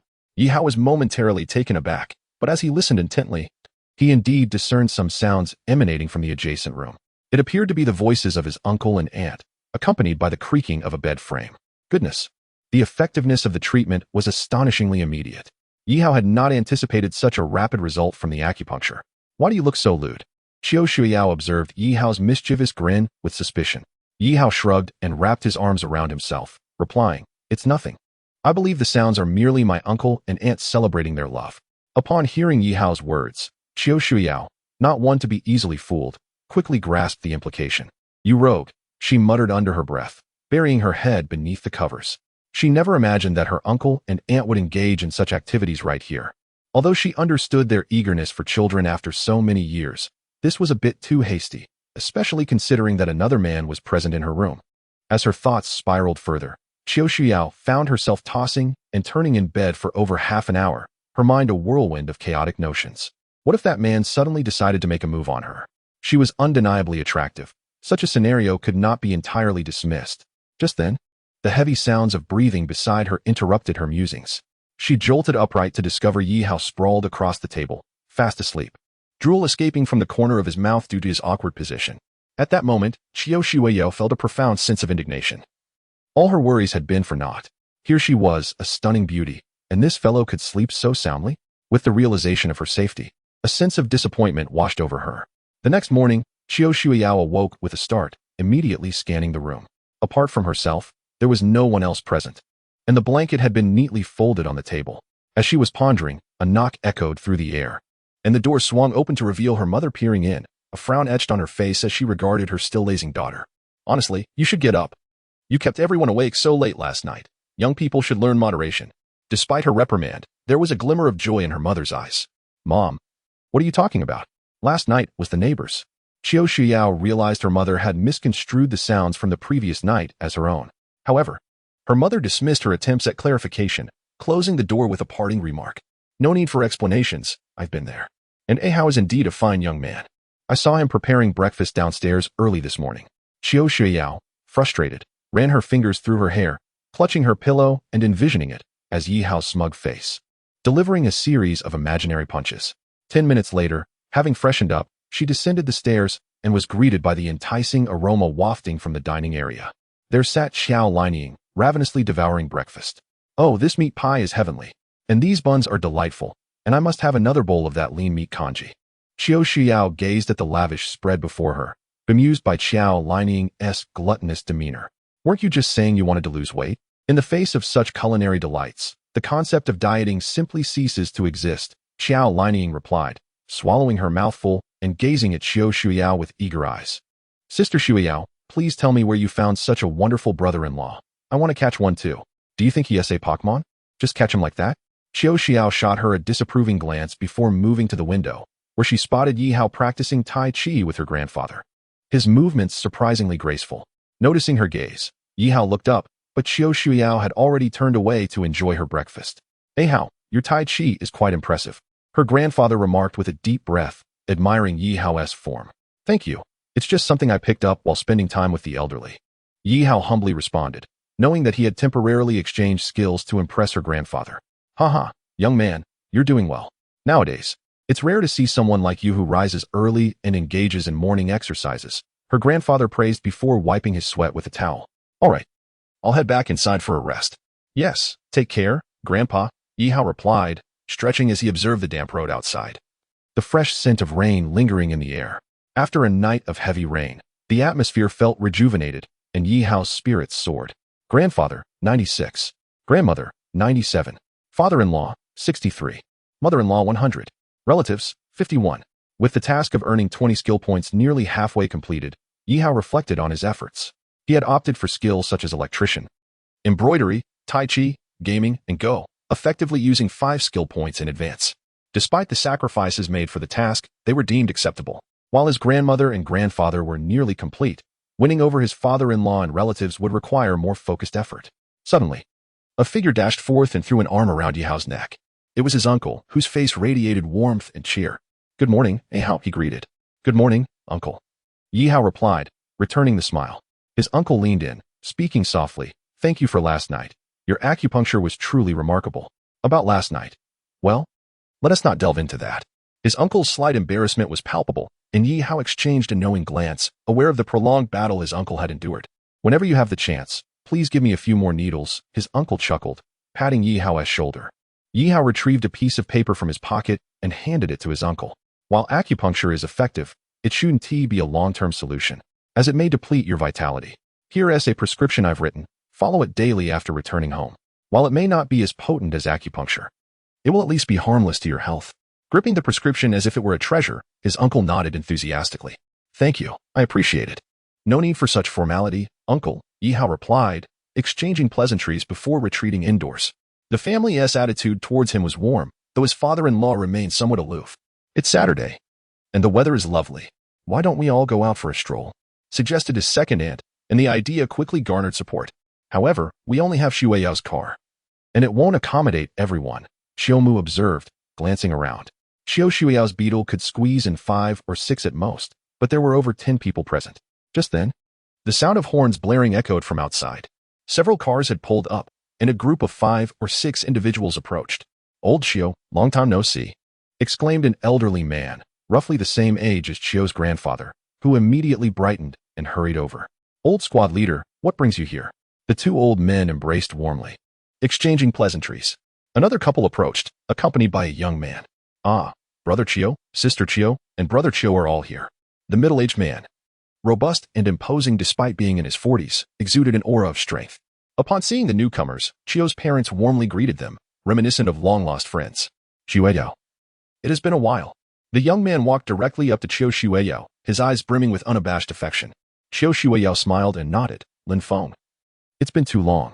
Since your graduation and enlistment, has it really been 3 years since your last visit?" "Haha, Shueyao, don't say that. It's a pity you didn't join the military after being accepted into the police academy. Let me tell you." As Qiu Shueyao and the young man named Lin Feng conversed animatedly, Yihao furrowed his brow. "Brother-in-law, your rival has arrived," Xiao Lining whispered playfully beside him. "What do you mean, rival?" Yihao looked at her in confusion. Xiao Lining glanced at Lin Feng and explained softly, "This family has a long-standing relationship with ours. My grandfather served in the military before meeting my grandmother and was old war buddies with Lin's grandfather. However, my grandfather retired after 3 years, while Lin's grandfather continued his military career. That uncle is Lin's father, who also served, and he grew up alongside my mother and Shuyao's father. Their bond is quite strong. Lin Feng is Lin's grandson. He seems decent enough, but I find him insincere and petty. I've heard he is doing well in the army, apparently a young officer before turning 30. From the aura of Lin Feng's family, Yihao could sense their military background, especially Lin Feng's father and grandfather, who bore the unmistakable essence of battle-hardened soldiers. However, in Lin Feng, Yihao only perceived arrogance, a youthful bravado. At that moment, Lin Feng's gaze fell upon Xiao Lining. "Lining, it's been years. You've blossomed into a young lady." He then turned his attention to Yihao. "And who might this be?" "This is my brother-in-law, Shuyao's boyfriend," Xiao Lining replied directly, causing all eyes to shift towards Yihao and Lin Feng. A hint of embarrassment flickered across Qiu's parents' faces, for they were well aware of Lin Feng's affections for their daughter. Having watched Lin Feng grow up, they were acutely aware of his flaws. And since Qiu Shueyao had always regarded Lin Feng as a brother, they never thought to play matchmaker. Nonetheless, Lin Feng harbored feelings for Qiu Shueyao, though his military commitments often kept him away. The current situation inevitably bore a hint of awkwardness. "You're Shuyao's boyfriend?" Lin Feng's previously jovial demeanor darkened. Yihao smiled and nodded, extending his hand. "Yes, it's a pleasure to meet you." Lin Feng glanced at Qiu Shueyao, who affirmed with a nod. In an instant, Lin Feng's cheerful mood soured. He grimaced, grasping Yihao's hand with a firm grip. "So, you're Shuyao's boyfriend. How fortunate." A subtle smile graced Yihao's lips as he sensed the intense pressure in the handshake. This was no ordinary greeting. It was Lin Feng's deliberate challenge. While most might have grimaced in pain, Yihao was not one to back down. With a smile still on his face, he began to apply more force into the handshake. Lin Feng, expecting to see discomfort etched on Yihao's face, was instead met with a surprising resistance. Ah, this kid has some strength, Lin Feng thought, pride compelling him to intensify his grip. Yihao, too, increased his pressure, and the tension in the air became palpable. Chio's mother glanced at Yihao with concern, wanting to intervene, but was restrained by Chio's father, whose eyes sparkled with intrigue as he observed the two young men locked in a contest. 10 seconds passed, and beads of sweat formed on Lin Feng's forehead. Suddenly, Yihao withdrew his hand, chuckling, "Mr. Lin, you are exceedingly enthusiastic." Lin Feng bit down on his teeth, ready to retort, but was halted by his father's hand on his shoulder. "Son, don't disgrace yourself. He has already shown you courtesy," Lin Feng's father admonished quietly. Being a soldier himself, he recognized his son's defeat in that brief clash. Had Yihao not released his grip, Lin Feng would likely be nursing a sore hand. "Has this young man served in the military?" Lin Feng's father inquired, eyeing Yihao with curiosity. Yihao shook his head. "No, I'm merely an office worker." "Quite commendable," Lin Feng's father acknowledged with a nod. After some casual conversation between the two families, they discovered they were all planning to go shopping. And since the Lin family had 2 cars with available space, they decided to travel together. Lin Feng's family piled into one vehicle, while Yihao and Xiao Lining, along with her uncle and aunt, took Qiu Shuiyao's car. The eldest uncle drove the vehicle borrowed from Lin Feng, carrying Qiu's grandfather and parents. The 3 cars made their way towards the city center. Inside Lin Feng's car, his grandfather turned to him and said, "Lin Feng, you lost your composure earlier." Lin Feng's face darkened as he defended himself. "Grandfather, it was because of that guy. He is Shuiyao's boyfriend, and I just lost my temper." "Son, you can't blame Lin Feng. He is like Shuiyao since childhood. They're not unaware of this. Yet suddenly a boyfriend appears out of nowhere. I understand his frustration." Lin Feng's mother interjected in defense of her son. "What nonsense are you saying? As if Shuiyao is destined to be your daughter-in-law," Lin Feng's father scolded, glaring at his wife. "Shuiyao is indeed my future wife," Lin Feng muttered through clenched teeth, gripping the steering wheel tightly. His father, regarding him sternly, said, "Lin Feng, you are admirable in many ways, but you must temper your temperament. As soldiers, we can possess pride. True confidence stems from strength, while unfounded arrogance is mere vanity. You, my son, have let your pride overwhelm you." Lin Feng's father was all too aware of his son's character. He had initially sent him to the military to cultivate his spirit, but it seemed that the years had only amplified his arrogance. "I understand. I'm thirsty. I'll stop and buy a bottle of water," Lin Feng said impatiently, pulling over to the roadside before getting out to fetch water. His grandfather watched his grandson's retreating figure with a sigh. "This boy still has much to learn. Just wait until I get home to discipline him." Lin Feng's father expressed his disappointment, but Lin Feng's grandfather shook his head, a glint of understanding in his eyes. "Lin Feng is a good child. However, he has had it too easy. That Yihao seems formidable, possessing a quiet strength. Perhaps Lin Feng needs to learn a lesson from him. Whether he truly matures depends on himself." "Lin Feng has grown up so much in the blink of an eye," the grandmother said with a smile. Qiu's mother immediately objected, saying, "Mom, now Ahao is your Shui Yao's boyfriend. Which side are you on?" The grandmother replied kindly, "Well, I still prefer Ahao. He is a good young man." Upon hearing this, Qiu's mother felt relieved. In fact, Lin Feng is not bad either, at such a young age. He has already become a non-commissioned officer. Moreover, your younger brother is also from a military background, so Lin Feng has plenty to discuss with you. The elder aunt interjected in support of Lin Feng. "Sister-in-law, you certainly enjoyed a lot of what Yihao offered this morning," Qiu's mother remarked. The elder uncle chimed in. "Actually, Ahao is a bit better. We have watched Lin Feng grow up. He is a good lad, though a bit too proud. We don't know what kind of temperament Shui Yao has, and these two might not get along." As he spoke, the elder uncle pressed his hands into his pockets, recalling the old saying that one should not bite the hand that feeds them. He certainly wouldn't forget the help Yihao had given him and felt compelled to speak in his favor. "All right, enough of this. Let the young ones deal with their own affairs," Qiu's father said in a deep voice, while Qiu's grandfather nodded in agreement, remaining largely silent. Meanwhile, Qiu's mother muttered under her breath, "I would never let my daughter marry a soldier. I've been a widow for half my life, and I don't want my daughter to follow the same path." This sentiment revealed the underlying reason for Qiu's mother's disapproval of Lin Feng being with her daughter. While being a soldier is commendable, few understand the loneliness endured by military wives at home. At that moment, Qiu's father remained silent, simply holding his wife's rough hand, fully aware of the hardships she had faced over the years. It was precisely because of this understanding that they wished to spare their daughter from similar suffering. Half an hour later, 3 cars parked in the lot of the lynching anti-shopping mall. All right, you young people go have fun. We old folks won't bother you. The elder Lin said. Sure, let us go, replied Shueyao. I'll accompany my sister-in-law to look at clothes. Ying, I leave you in their care. In an instant, the elders and parents dispersed, leaving only Yi Hao, Qiu Shueyao, Trao Lingying, and Lin Feng together. Where shall we go now? Yi Hao asked the others, noting the rejection and displeasure in Lin Feng's gaze. Anywhere, Qiu Shueyao replied casually. I'm indifferent too, Lin Feng added. Yi Hao shrugged, realizing that the hardest choice in the world is often the seemingly simple one of anywhere. I heard there is a new shooting game area in Yintai. Let us check it out, Xiao Lingying suggested excitedly. With no other proposals, the group headed towards the shooting game area she mentioned. Most of the games there involved shooting, a veritable paradise for gaming enthusiast Xiao Lingying, who nearly lost herself in the experience. Watching her revel in the games, Yi Hao couldn't help but think of Su Xiaoxiao. It had been a while since he last saw her, despite her fiery temperament. He found himself missing her a bit. She was around the same age as Xiao Lingying, but rarely did she display such carefree joy. Kid, I advise you to keep your distance from Shueyao. She is not suitable for you. Or if you're brave enough, let us have a contest. Whoever loses leaves Shueyao. Lin Feng's voice interrupted Yi Hao's thoughts. Yi Hao shrugged, smiling at Lin Feng. Whether I keep my distance or not is not for you to decide. As for who Shueyao is suited for, that is not your call either. And about your challenge? I'm not interested. My fist won't swing for such trivial matters.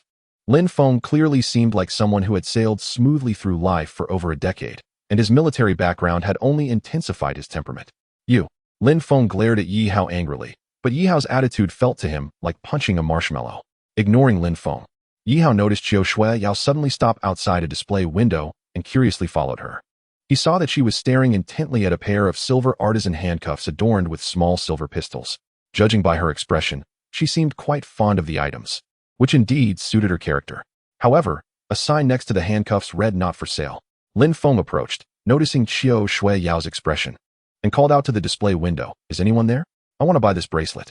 Soon, a staff member approached with an apologetic smile, saying, "I'm sorry, but this bracelet is not for sale. This is a shopping mall. What's the point of displaying items that aren't for sale? I'll pay 10 times the price. Just get it for me," Lin Feng insisted, eager to impress Qiu Shueyao. However, the staff members shook their head. "I'm sorry, but this bracelet truly is not for sale. If you're interested, you could participate in our shooting event. If you can break our 5-year record, we'll give you the bracelet for free. If you place in the top 10, we can sell it to you for 10,000. It turned out to be a game with prizes, but the 10,000 price tag felt excessive, especially since the item was merely a piece of art.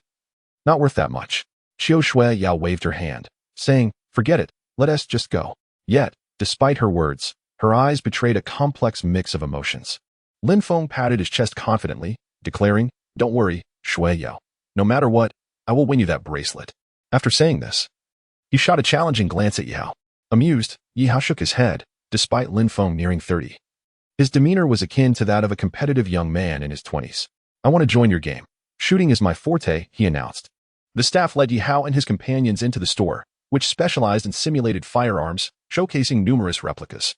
They arrived at a spacious table where a digital timer was set up, and the staff presented them with a rifle. "Our activity today involves assembling firearms. This is a model of the AK-47, constructed to a 1-to-1 scale with 56 pieces," the staff explained. Qiu Shueyao interjected, "A replica firearm? Don't you know that buying replicas is illegal in this country?" The staff remained calm, pointing to the gun's body. "Though this is a high-quality replica, it is made of plastic and is not illegal." Qiu Shueyao chose to remain silent, and the staff continued. "The rules are simple. Participants press the timer on the table to start disassembling the gun. Once disassembled, they must reassemble it, load it with a plastic blank, and shoot. When the gun fires, the participant must press the timer to record their time. Our game's fastest record was set 5 years ago by a player named Blood Red Rose, with a time of 42.53 seconds. The 10th place was 46.24 seconds.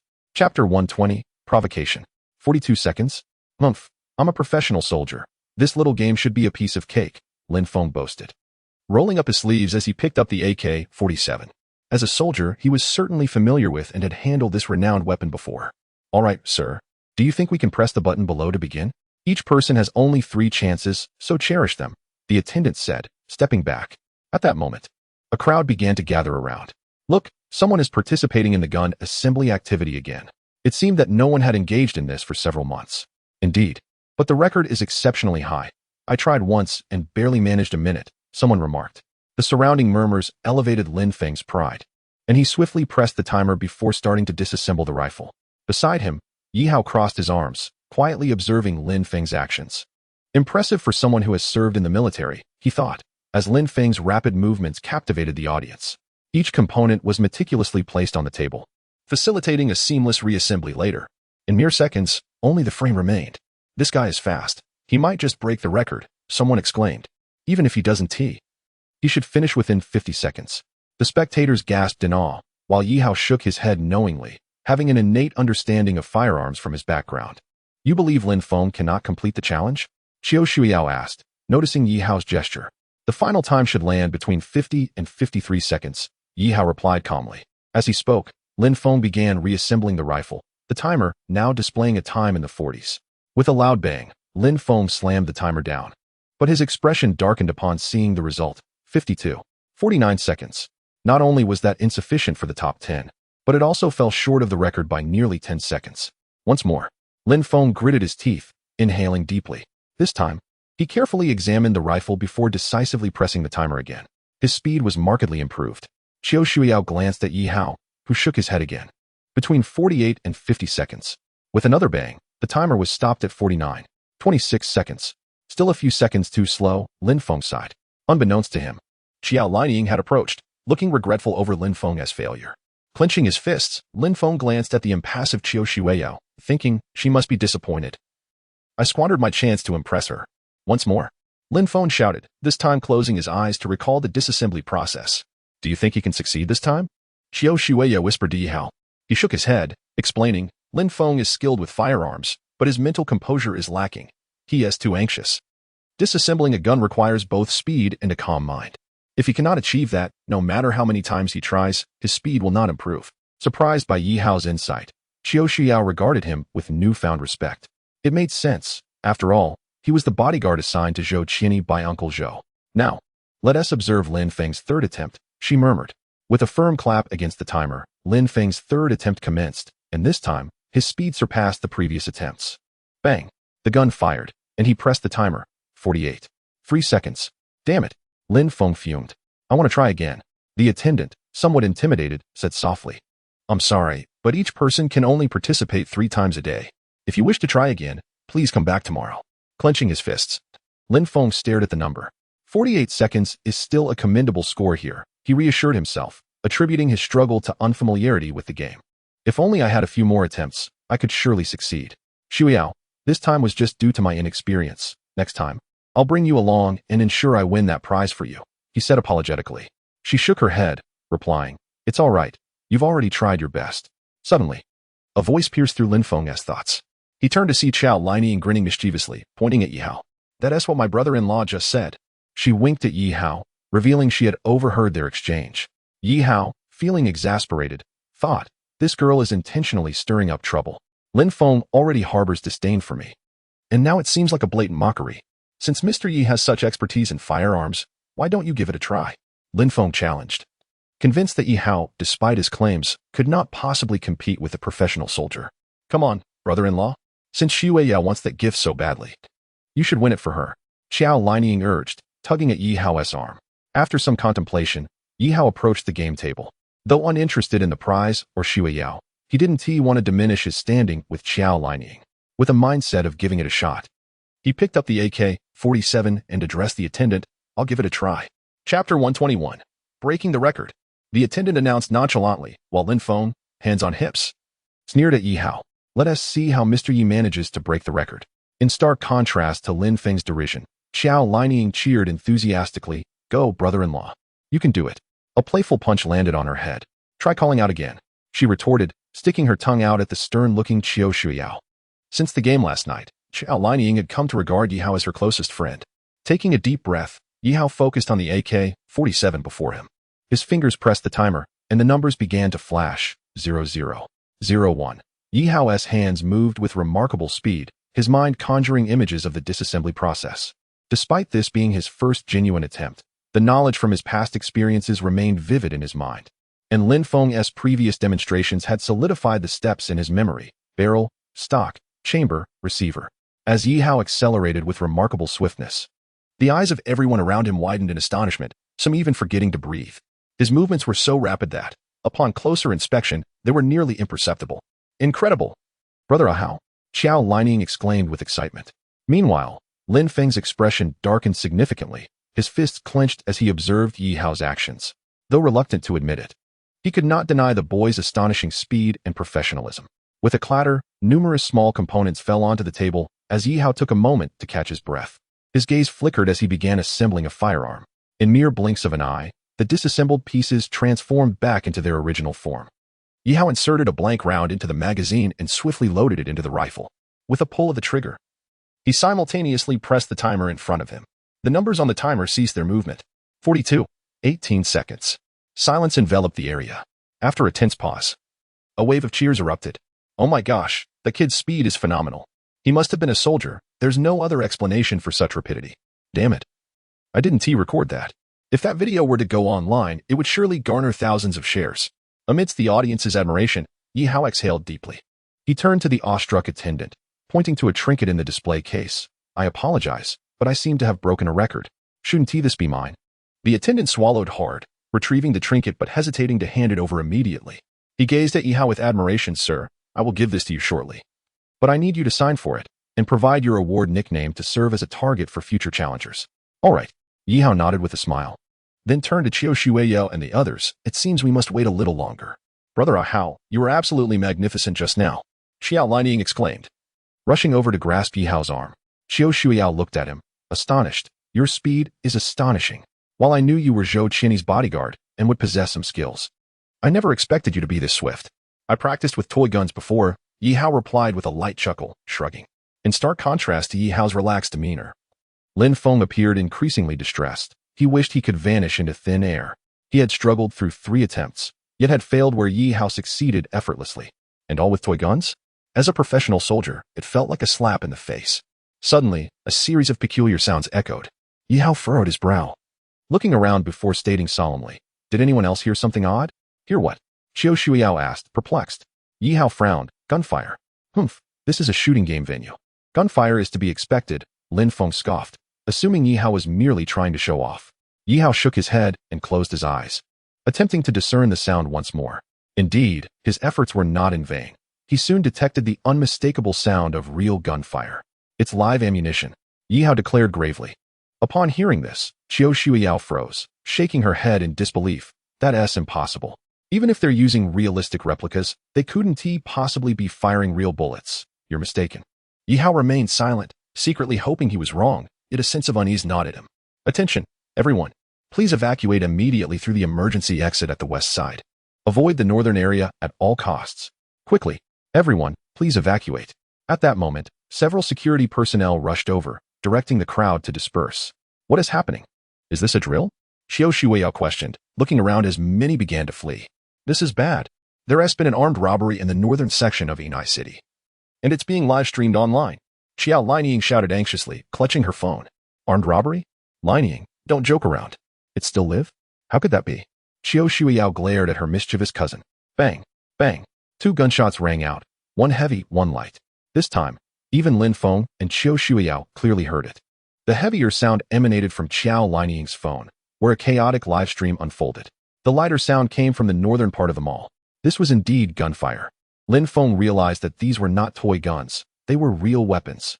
Lining, give me your phone, Yi Hao demanded sternly. Taking it from her as Lin Feng and Qiu Shuiyao leaned in closely. The live stream revealed a chaotic scene within the mall, filled with screams and cries. The comments were disabled, yet the viewer count surged, exceeding 1 million. Suddenly, the person filming called out to a figure clad in a trench coat, "Boss." The viewer count has already reached 1 million. So soon? The figure turned, obscured by a tiger mask, holding a rifle. The masked robber stepped closer to the camera, grinning darkly. Hello, everyone. This is Intai City and lynching. This is not a movie shoot. It is a real robbery. I am the one in charge of this operation. The Tiger. Chapter 122. The hacker brother-in-law the robber, known as the Tiger, suddenly spun around, gesturing to a group of people gathered behind him, young and old alike.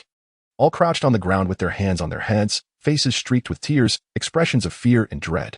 I currently have over 100 hostages. I don't want money. I want people. I trust our police officers are watching this live stream. I demand that you deliver S-Class wanted criminal Chui Jinhu to the gates of Intai City within 5 hours. Do not offer me any excuses. I know Chui Jinhu is in Jiangnan prison, and he can arrive here in an hour and a half via the fastest transport. During this time, I will not entertain any negotiations. The tiger licked the barrel of his gun with a mocking smile. I know you are busy evacuating the other areas of Intai City. Don't worry, I won't interfere. You have 10 minutes to withdraw. I only require the 100 hostages I have. After 10 minutes, I do not wish to see anyone before me. Otherwise, I cannot guarantee the safety of the hostages. Moreover, if I do not see Chui Jinhu in front of me in an hour and a half, I will execute 10 hostages every minute. Thank you. Today's live stream concludes here. Lastly, I will show you our adorable hostages. The camera panned closer to the captives. Oh my gosh, those are grandparents. Xiao Lining suddenly shouted, pointing at a corner of the screen. Xiao Shuiyao's expression changed drastically as she spotted her own parents. She saw blood on her father's abdomen, resembling a gunshot wound. Her mother was beside him, weeping uncontrollably. Beside Lin Feng, his family was present as well, and the situation appeared to have improved considerably. However, it was evident that Lin Feng's father had sustained injuries to his head, suggesting he had encountered the assailants, though his life was not in jeopardy. Curse it! I must save them. Xiao Shuiyao, filled with urgency, turned around, preparing to dash towards the northern district. Yet, Yi Hao managed to grasp her arm just in time. His voice firm as he urged, calm down. What good will it do for you to rush over now? But my family is there. They need me. My father has been shot. Xiao Shuiyao shouted at Yi Hao, her emotions spiraling out of control. Meanwhile, the surrounding crowd, having caught wind of the situation, began to flee in panic, which only added to the heaviness in Yi Hao's heart. With a shove, Yi Hao's hand was pushed away, and Lin Feng stood defiantly before Xiao Shuiyao, glaring coldly at Yi Hao. He pointed a finger at him, saying, Kid, my family is there too. I'm going to save them with Shuiyao. If you're too scared to join us, then find a corner to hide in, you coward.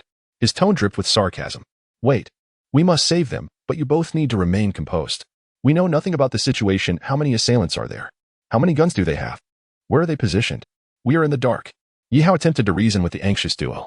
However, the next moment, Xiao Shuiyao pierced him with a frosty gaze, declaring, I will rescue my family. If you are a man, please take care of Yingying. After uttering those words, Xiao Shuiyao and Lin Feng turned and sprinted toward the emergency passage in the northern district, colliding with the fleeing crowds. Damn it! The throng of people hindered Yi Hao, preventing him from pursuing them. He slammed his hand on the table in frustration. At that moment, he felt a tug on his sleeve. Turning to see Xiao Lining pulling at his clothing, he noted the tears brimming in her eyes, which she valiantly fought back. With a self-deprecating smile, Yi Hao asked, Do you think I am a coward too? Xiao Lining shook her head. Yi Hao was taken aback, staring at her in surprise. She lifted her gaze to meet his, suppressing her tears and biting her lip. Brother Hao, please save my parents. Her simple words were imbued with a profound trust. Why do you believe in me? Yi Hao was genuinely astonished. Xiao Lining sniffled and wiped the corner of her eye. Because what you said earlier is true. We know nothing about the assailants. If we rush in recklessly, we will only meet our demise. Besides, the assailants mentioned we have an hour and a half. During this time, our relatives should be safe. Yi Hao was impressed. For such a young girl to maintain such a composed and rational mindset in the face of familial crisis was remarkable.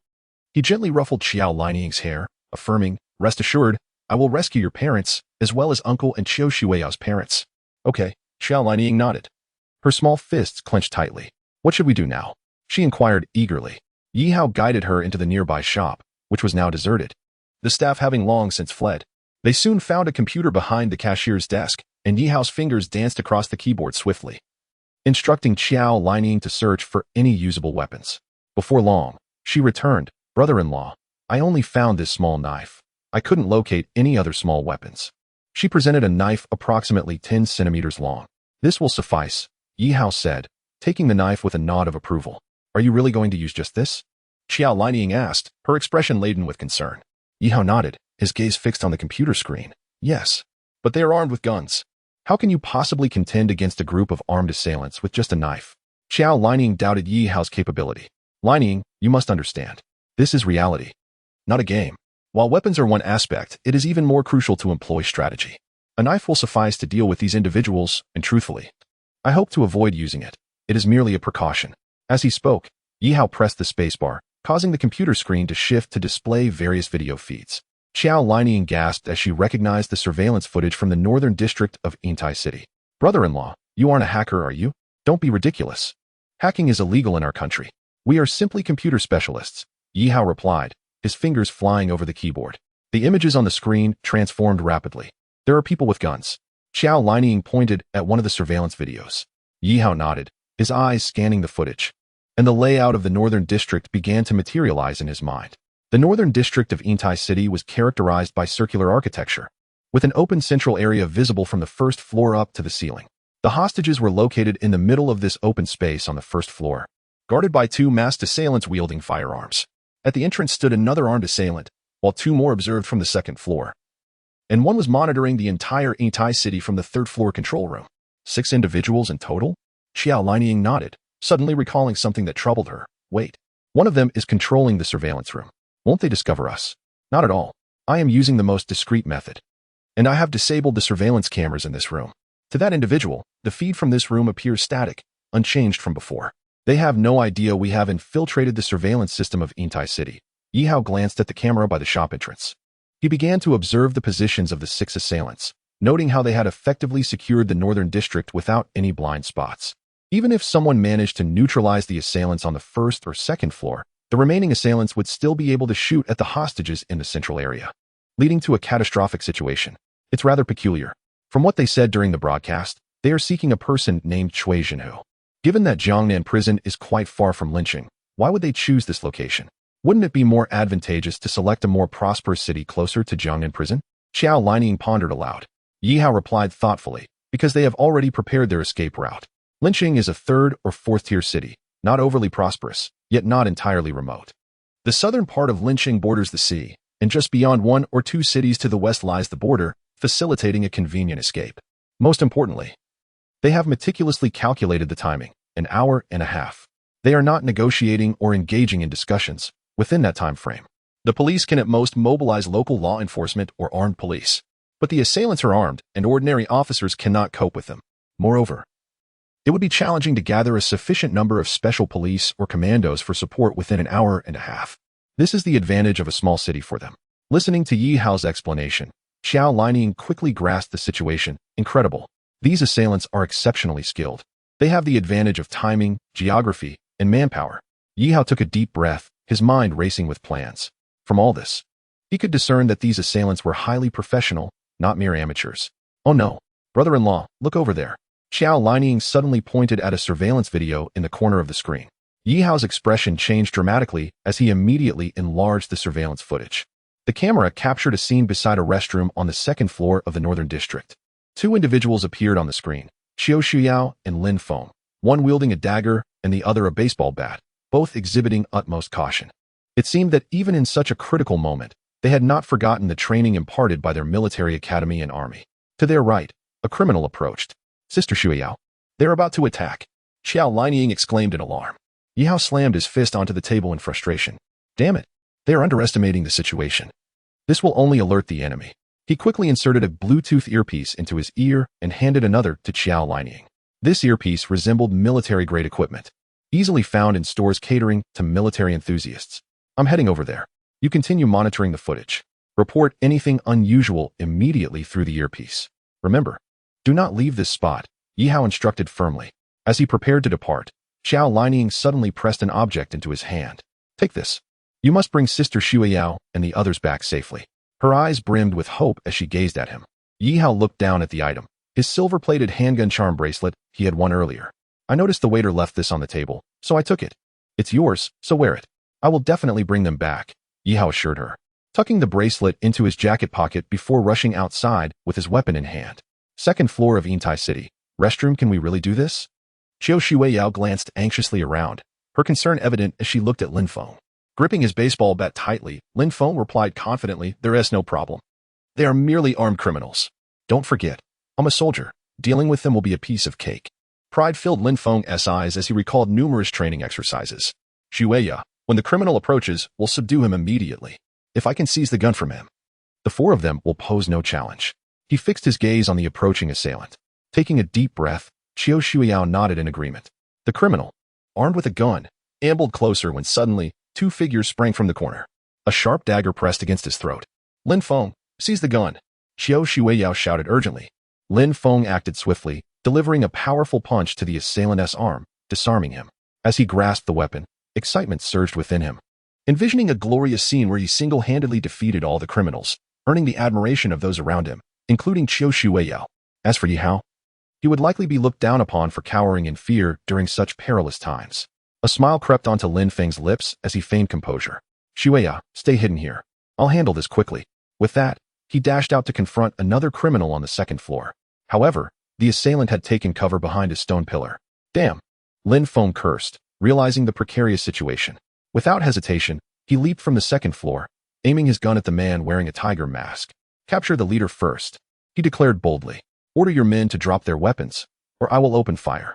Chapter 124. Lin Feng's defeat. The man in the tiger mask smirked, casually pressing his finger against his ear. The mouse has delivered itself to our doorstep. How is the fourth? In the surveillance room, a man in an owl mask observed the footage. The fourth is unharmed, only held hostage by a woman with a knife. 2 mice? The tiger-masked man pondered before asking. Have any other mice been detected? The owl-masked man scanned the screens, reporting, no other mice detected, everything else appears normal. Good, maintain surveillance. We have 2.5 hours left, I don't want any surprises. Feeling belittled by the criminal's nonchalance, Lin Feng shouted, I warn you one last time. Command your accomplices to lay down their weapons and surrender, or I will shoot. Among the hostages, Lin Feng's mother watched her son with pride, whispering, look, our son has come to save us. So brave. Beside her, Lin Feng's father shook his head coldly. Reckless and arrogant. He is still too naive. His mother, taken aback, retorted, Isn't it good that our son is here to rescue us? Stop with the cynicism. Lin Feng's father merely scoffed and fell silent, closing his eyes. Meanwhile, the situation in the mall took a turn. The tiger-masked man showed no fear, regarding Lin Feng with disdain. I'll give you my final warning. Drop your weapon and lie on the ground. If you shoot me, my accomplices will kill the hostages. Just think, how many lives is your one worth? Upon hearing this, Lin Feng felt a chilling dread envelop him. What is happening? Isn't the plot supposed to unfold where I capture the leader and resolve everything smoothly? His hands trembled as he noticed other criminals aiming their guns at the hostages. The tiger-masked man approached, exuding a menacing aura. You're a soldier? Lin Feng remained silent, continuing to point his weapon at the man. Stop. Don't move. He could only mask his inner fear with a facade of authority. Unfazed, the tiger-masked man prowled closer, regarding Lin Feng like a predator sizing up its prey. Have you ever killed? Have you ever fired a weapon at a person? Do you understand the feeling of taking a life? Humph. A soldier who has never killed is merely an unsharpened blade. He reached Lin Feng and forcibly gripped the gun in his hand. If you have the guts, shoot. Lin Feng trembled, fear flooding his eyes as he felt the oppressive aura of the man. Suddenly, the tiger-masked man struck Lin Feng's abdomen with a powerful punch, causing the gun to slip from his grasp as he fell heavily against a stone pillar several meters away. A rookie dares to act tough around me? Do you think you're the protagonist of a novel? The tiger-masked man called out to the second floor, to the woman upstairs, you have 10 seconds to come down. Outside Intai City, hundreds of police officers surrounded Intai City. What is the situation inside? A middle-aged officer barked from behind a police car. Director, we are still unclear about the situation. The criminals have taken control of the surveillance equipment, and they refuse to negotiate. All we know is that they are holding over 100 hostages and demanding S-class fugitive Cui Zhenu, imprisoned in Jiangnan prison, a nearby officer muttered. The chief slammed his fist against the nearby police car, cursing under his breath. For decades, our city had only faced robberies and murders.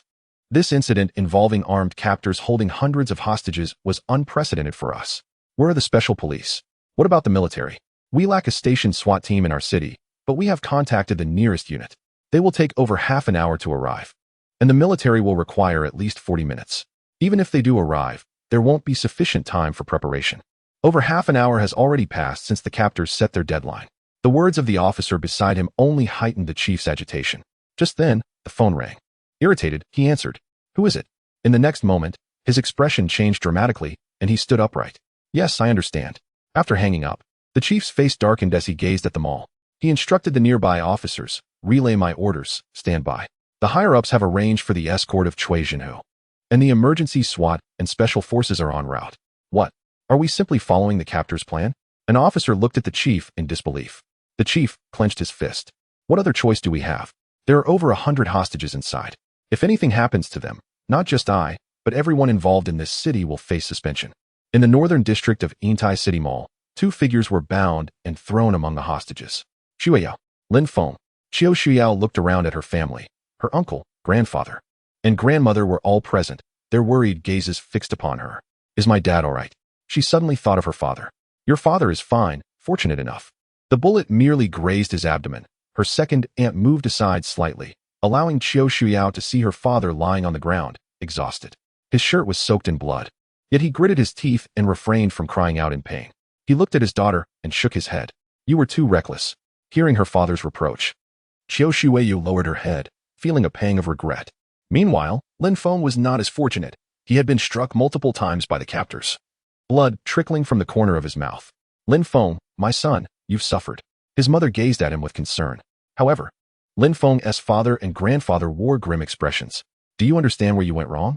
Lin Feng looked into his father's piercing gaze and lowered his head. I was too proud. I thought I could handle it. According to the script, I should have been fine. You thought. This is a matter of life and death, not some damn drill. It seems I underestimated your pride. Lin Feng's father shook his head in disappointment. Lin Feng hung his head, his eyes filled with despair and lingering fear. Yes, he was afraid. When faced with that tiger-like captor, he faltered. He was terrified. He was a soldier, a trained soldier, yet the adversary was a bloodthirsty beast. Everyone, quiet down. The farce is over. The masked captor shouted, and the hostages fell silent. At that moment, another slender man wearing a dinosaur mask had his eyes fixed on Qiu Shuyao since earlier. Boss, we still have some time. Can I have a little fun? As soon as the dinosaur man spoke, the faces of Qiu Shuyao's family changed. Her mother anxiously attempted to shield her daughter with her body. The tiger-masked man glanced at Qiu Shuyao with a cruel smile. If it's a farce, there must be a price to pay. The woman is yours, but make it quick. Hee hee, thank you, boss. The dinosaur man licked his lips, eagerly approaching Qiu Shuyao. I've never played with such a beautiful woman before.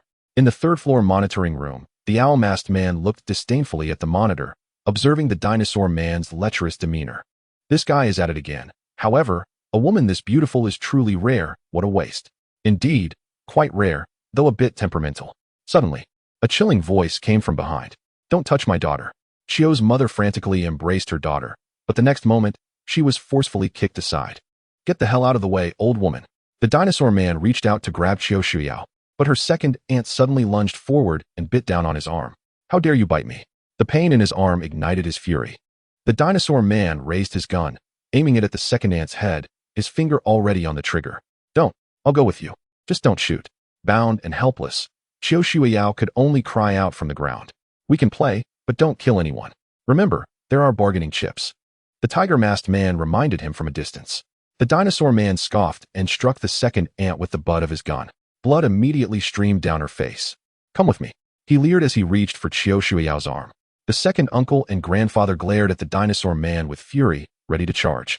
Grandfather, uncle, don't resist, otherwise, you will die. Qiu Shuyao's cries suppressed their anger. But, are we just going to let you be violated by this beast? The old man's eyes were bloodshot, his chest heaving with emotion. Survival is paramount. Second uncle, take care of my parents. If you dare come forward, I will bite my tongue and die. Qiu Shuyao struggled to stand, enduring the urge to cry. As she saw the dinosaur man reach for her, she gritted her teeth and declared, I'll walk myself. Oh, this little girl has quite the fiery spirit. If you want your family to be safe, then obediently come with me and serve me well. The dinosaur man leered as he headed toward a nearby shop. Qiu Shuyao bit her lip, blood trickling from the corner of her mouth. Her heart ached, but for the sake of her family, she silently followed. From a distance, Lin Feng watched Qiu Shuyao enter the store with the captor, feeling as though his pride was trampled underfoot, his heart sinking into an abyss.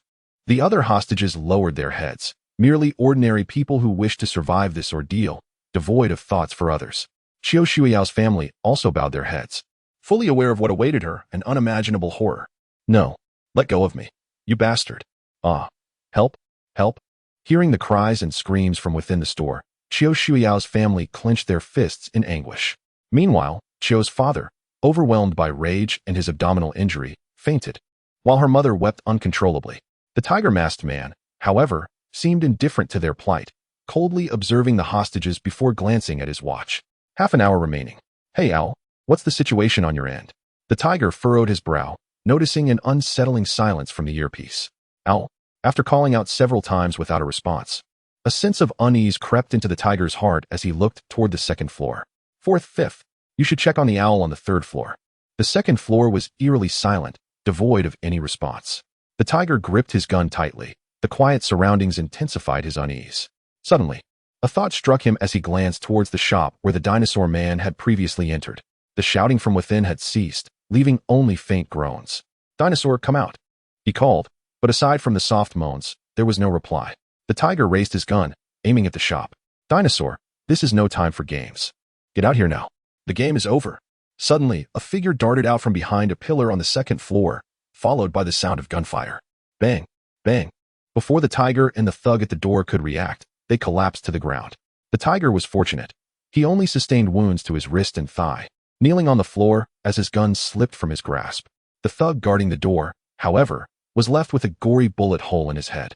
Feeling the searing pain in his wrist, the tiger slowly lifted his gaze to see a man appearing before him, the dark muzzle of a gun aimed at his forehead. "Is this amusing to you?" The man's casual, almost playful tone belied the perilous situation. All the hostages stared in disbelief at this unexpected turn of events. And Xiao Shuyao's family could hardly believe their eyes as they looked at the man who seemed so gentle, skilled in embroidery, cooking, and chess, now standing before them like a deity.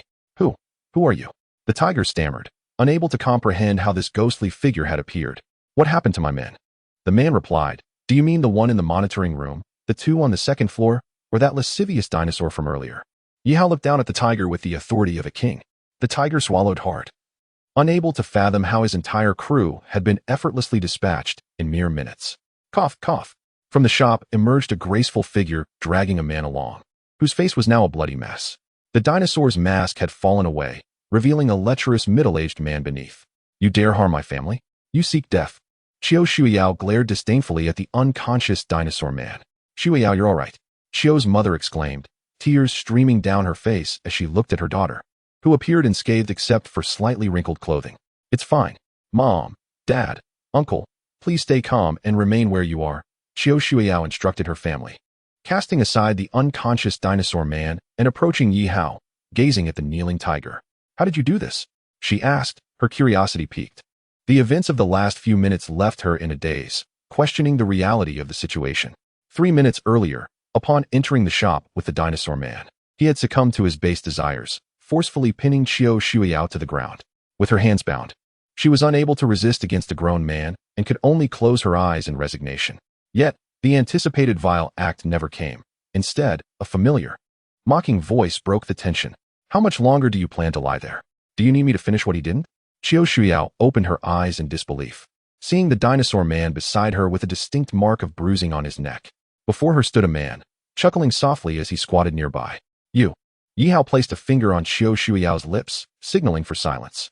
"Shu, keep it down. There are still people outside." Chapter 126. Bullet Block, what are you doing here? Xiao Shuiyao asked, astonished by Yihao's presence. He did not engage further but picked up the gun from the dinosaur man and found a stool to begin banging on a ventilation duct.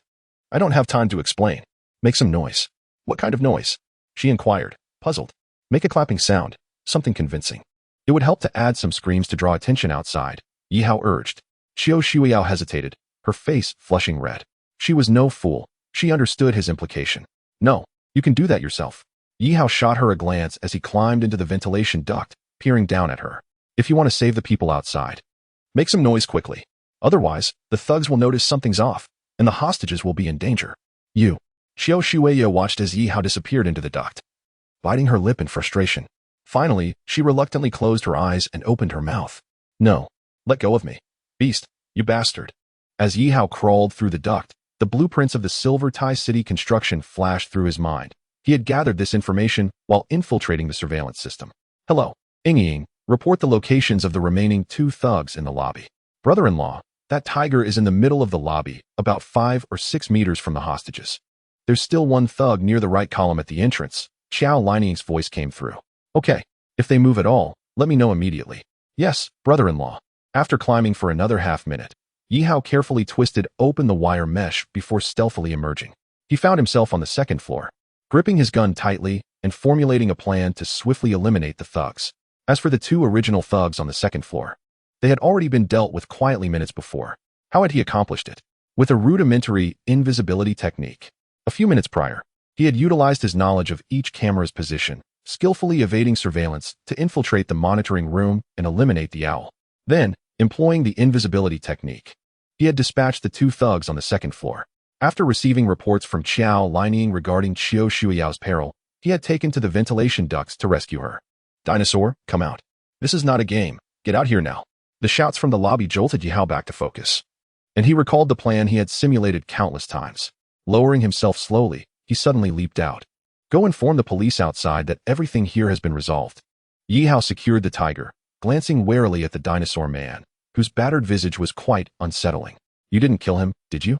Rest assured, I know how to control my strength." "Humph, dare to harm my family? He deserves it." Qiu Shuiao shot a resentful look at the unconscious dinosaur man before walking towards the hostages. "Everyone, please remain calm. I am a police officer. The criminals have been dealt with, but please stay in place to avoid any unfortunate incidents." Her words brought relief to the hostages. Yihao too felt a weight lift from his shoulders. "Brother-in-law, I can't believe these thugs were so easily subdued. They were rather foolish, weren't they? If I were in a movie, I definitely would have placed one of my own among the hostages to disguise myself." The sound of Jolin Ying's laughter echoed in the headphones, yet this seemingly casual remark caused Yihao's eyes to widen in shock. An undercover agent? A tremor ran through his heart as he turned to scrutinize the hostages. Their expressions flashed through his mind. Some were joyful, others weeping, and many were terrified. Yet one face captured Yihao's attention, devoid of surprise, instead twisted with a hint of malice and murderous intent. His right hand was concealed within the folds of his garment. However, due to Qiu Shuiao approaching the hostages, she inadvertently positioned herself between that individual and Yihao. "Be careful." At that moment, the hostage rose, producing a handgun from his clothing. "Die." He uttered a menacing phrase, his finger tightening on the trigger. Alarm bells rang in Yihao's mind. Shooting from his position was impossible, especially with the assailant amidst the hostages. The consequences of a stray bullet were unfathomable. Meanwhile, Qiu Shuiao, just a few meters away, gazed at the dark muzzle of the gun, her mind clouded with fear. Death? For the first time. She felt so close to mortality, she could almost see the flames erupting from the barrel and the twisted grin on the assailant's face. Suddenly, she felt a force push her aside. Yihao had rushed to her side, and in that instant, a singular thought consumed her. This man, risking his life to save her. Simultaneously, Yihao faced imminent peril, his gaze locked onto the ominous muzzle. Bang! As the gun fired, Yihao had already pushed Qiu Shuiao away, exposing himself to the line of fire, with the bullet hurtling towards him from less than 10 meters away. Gritting his teeth, he flung his arm, sending a silver flash towards the assailant, an exquisite dagger. The blade struck true, embedding itself in the arm of the hidden assailant among the hostages, causing the gun to clatter to the ground. "Subdue him!" someone shouted, and Lin Feng's father immediately lunged forward, employing his expertise to restrain the assailant despite his age. With the assistance of other courageous individuals, the assailant was swiftly overpowered. Cough, cough. What happened? Where did that gunfire come from? The unconscious Qiu father stirred. Roused by the shots, he noticed the crowd's gaze fixed in the distance, where the armed assailants now lay defeated. "Old Qiu, you're awake. We are safe now," an elder said, though his eyes betrayed a complex emotion. Qiu father sensed the unusual atmosphere. What is going on? Did the police rescue us? Yet, upon raising his head, he found no sign of law enforcement. It was Hao. Hao saved us. The old man, supported by his second aunt, stood and stepped forward, where a man lay cradled in a woman's arms. "Are you all right? Speak to me. Are you foolish?" Qiu Shuiao stared vacantly at the motionless Yihao, a bullet hole marking his chest. Yihao lay with closed eyes, blood trickling from his lips, his face and arms marred by protruding veins, a disconcerting sight. Chapter 127, The Overlooked Song, Xia Hao. The old man regarded the young man with a gaze filled with complexity.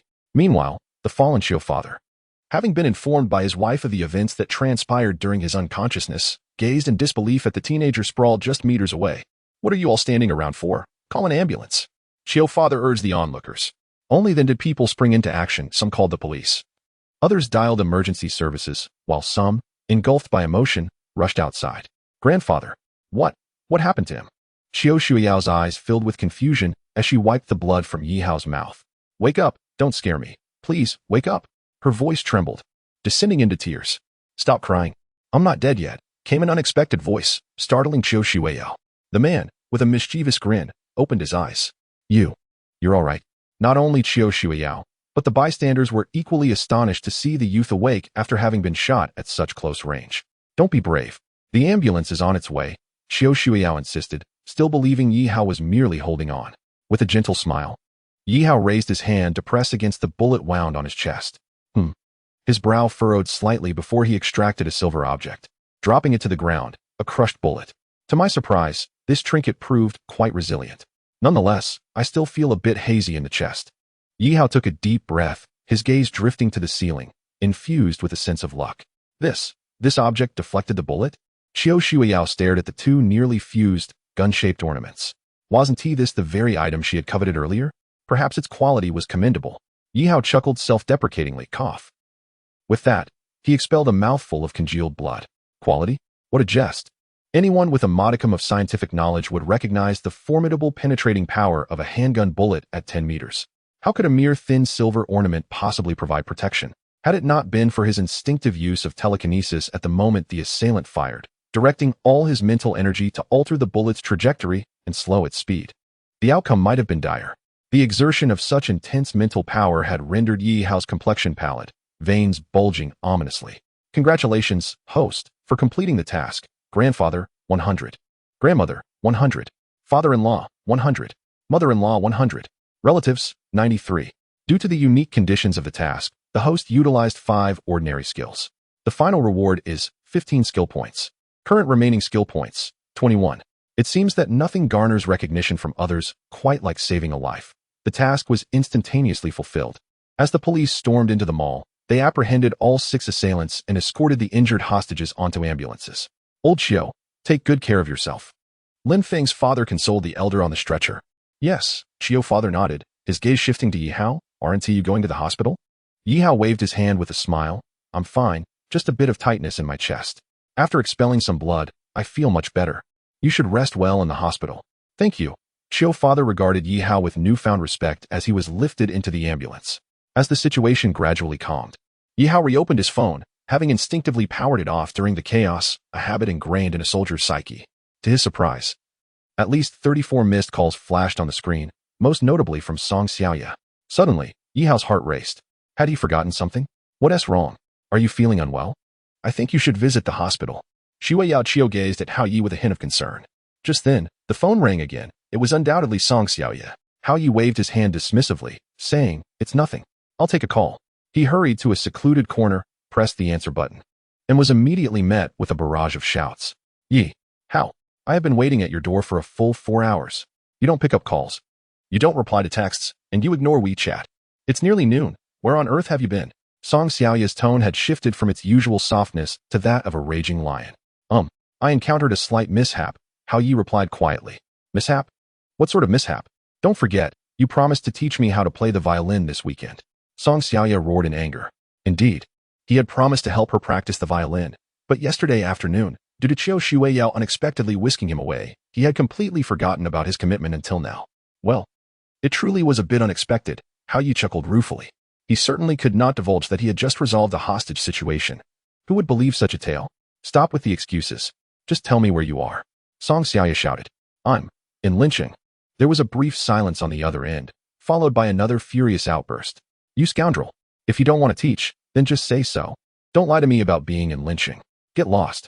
With her last 3 words, the line went dead.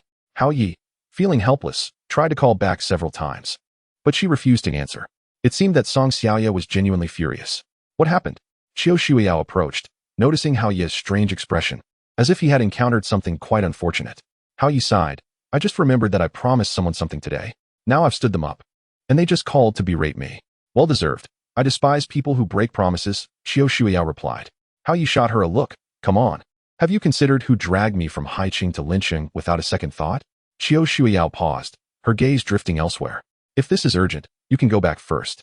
I might not return to Haiqing anytime soon, as my father's injury, though not severe, still requires someone to care for him. I understand. Since I can't be of any help, I'll inform uncle and aunt that I'm leaving. I'll visit them again when I have the chance.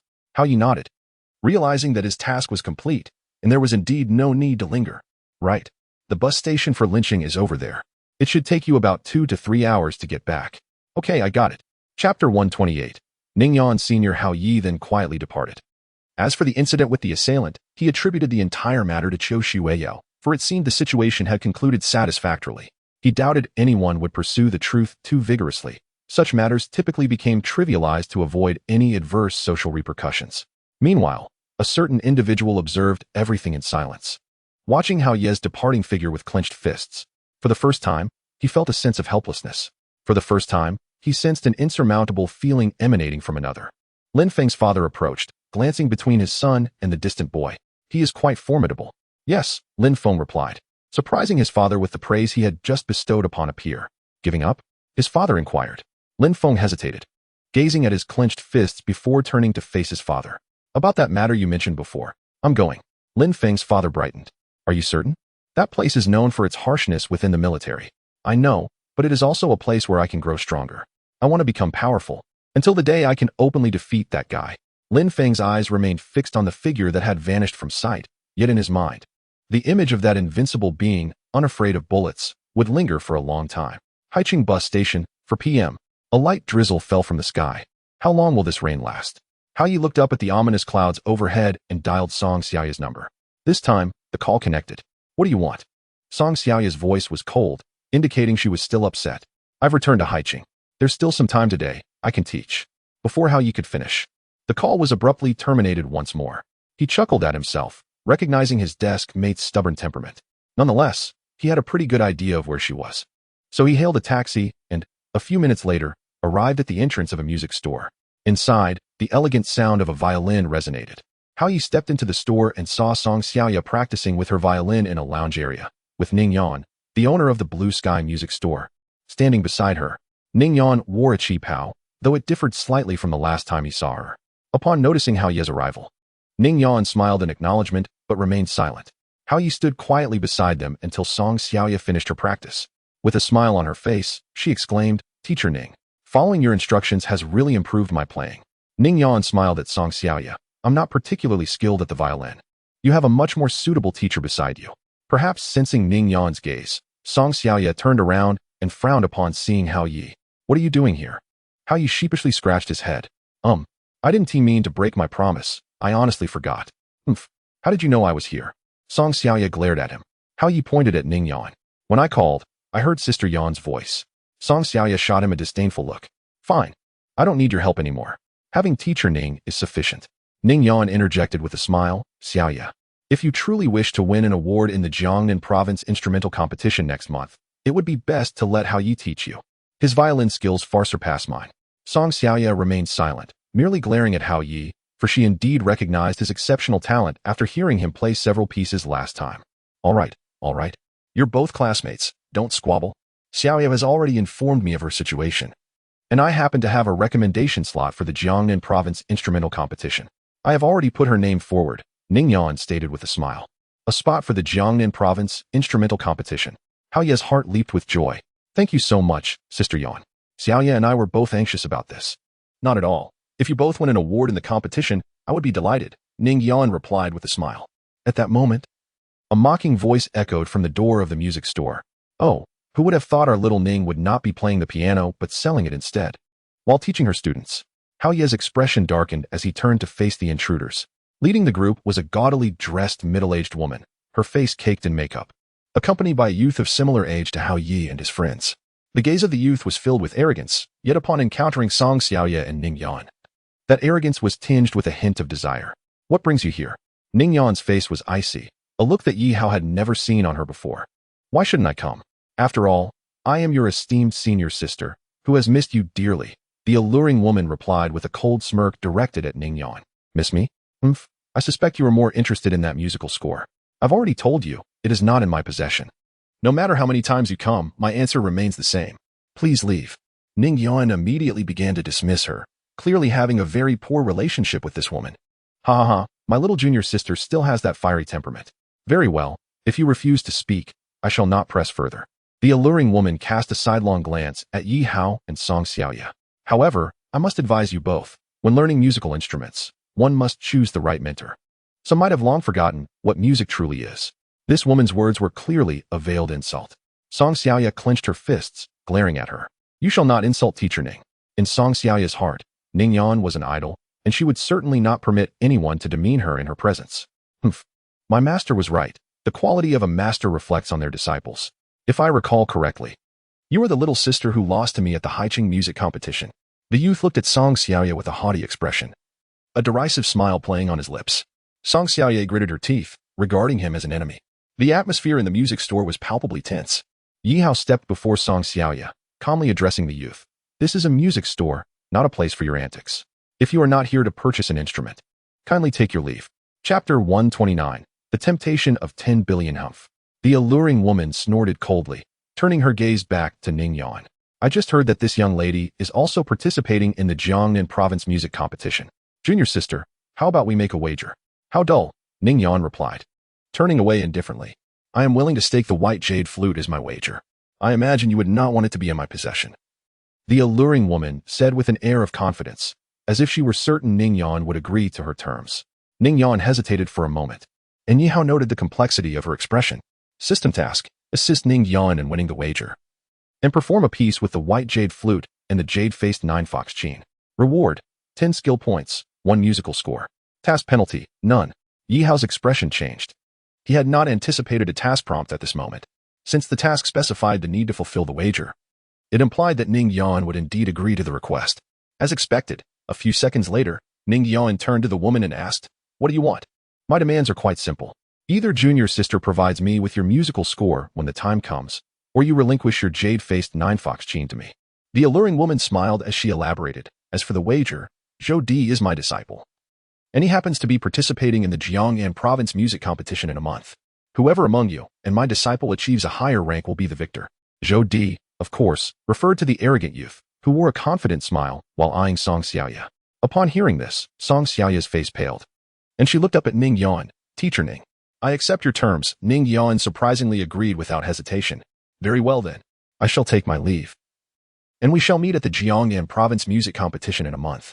The alluring woman sneered contemptuously before turning to leave with the youth in tow. "Teacher Ning, Song Xiaoye was taken aback that Ning Yan would wager on her. Although her own goal was the Jiangnan province music competition, she truly lacked confidence. "Let us head upstairs," Ning Yan said, turning to ascend the staircase. Yi Hao and Song Xiaoye followed behind. It seemed they had inadvertently become embroiled in some trouble. However, aiding Song Xiaoye in securing first place in the Jiangnan province competition was originally his task. Completing this task could yield 2 rewards. What could be better? In Ning Yan's office on the 2nd floor, she began to explain. "The woman earlier was my senior sister, Tian Dongling. We were both taught by the same master, and her musical skills rival mine in certain aspects." Ning Yan sat on the sofa, her eyes reflecting a hint of sadness. "Since you two are sisters under the same master, why does she now act so aggressively towards you? As if you were enemies?" Song Xiaoye inquired, puzzled. Ning Yan then recounted a story about her past. Both she and Tian Dongling had the privilege of studying under a venerable master of traditional Chinese music during their youth, performing together and honing their talents. Tragically, their mentor passed away, leaving behind 2 ancient musical instruments and a score, which were bequeathed to her 2 beloved disciples. Tian Dongling received the white jade flute, while Ning Yan was entrusted with the jade-faced 9-fox chain. However, Tian Dongling believed that the score was given to Ning Yan, while in truth, neither of them received it, as their master had passed shortly after. "I thought that was the end of it, and I would simply run a music store peacefully. However, 6 months ago, I learned that Tian Dongling intended to sell the white jade flute to a foreigner. Yet, the foreigner demanded that both the white jade flute and the jade-faced 9-fox chain be sold together, and he would even pay double if the score was included. At that time, Tian Dongling had approached Ning Yan to buy the jade-faced 9-fox chain from her. Naturally, she refused, recalling her mentor's dying wish to care for these treasures and the principle that such cultural artifacts should not fall into foreign hands. This led to a fierce argument between them. After listening to Ning Yan's account, Yi Hao gained a clearer understanding of the situation. It seems Tian Dongling still covets the jade-faced 9-fox chain in your possession. But what price did the foreigner offer that would compel her to part with her treasures? Yi Hao asked curiously.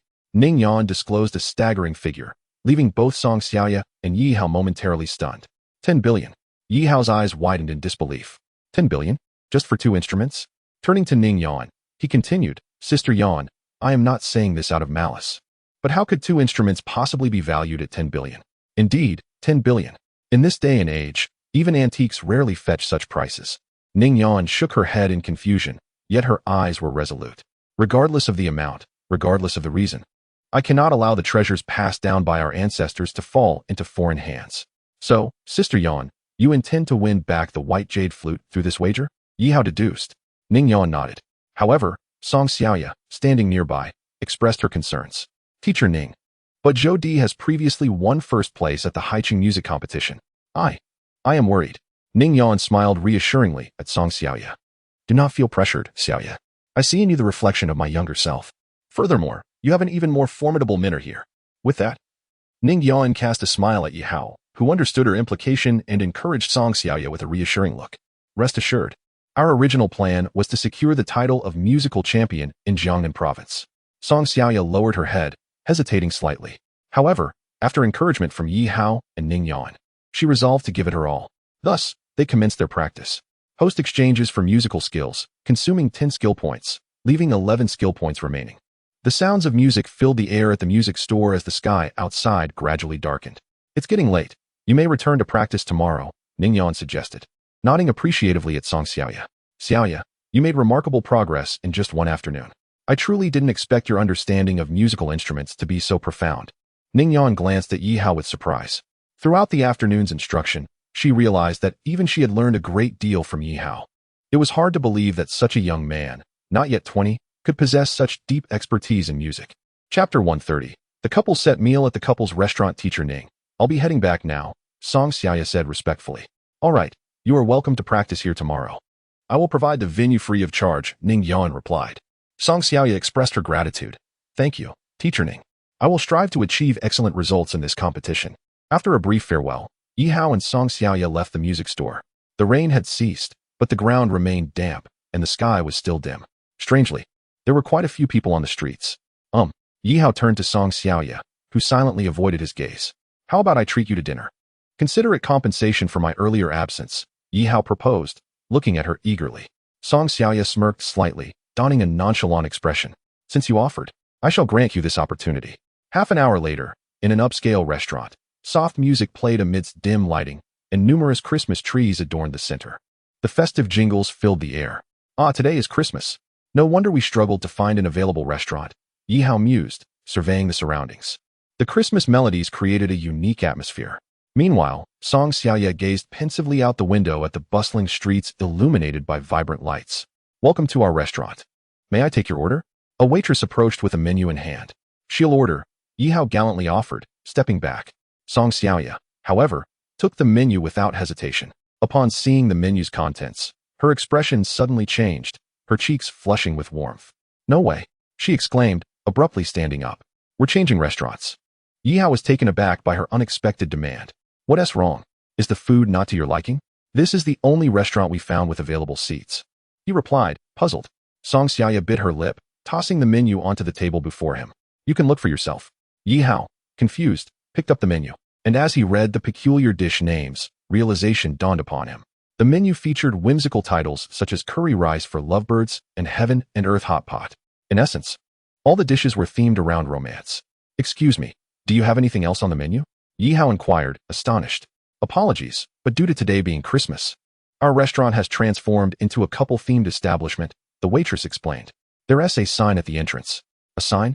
We didn't see any such thing, Yi Hao retorted, recalling that he had entered without noticing anything indicating a couple's theme. Just then, voices from outside caught their attention. Xiaozhong, have the damaged signs been fixed? We can't let it affect our business. Manager, I'm bringing them over now, came the response.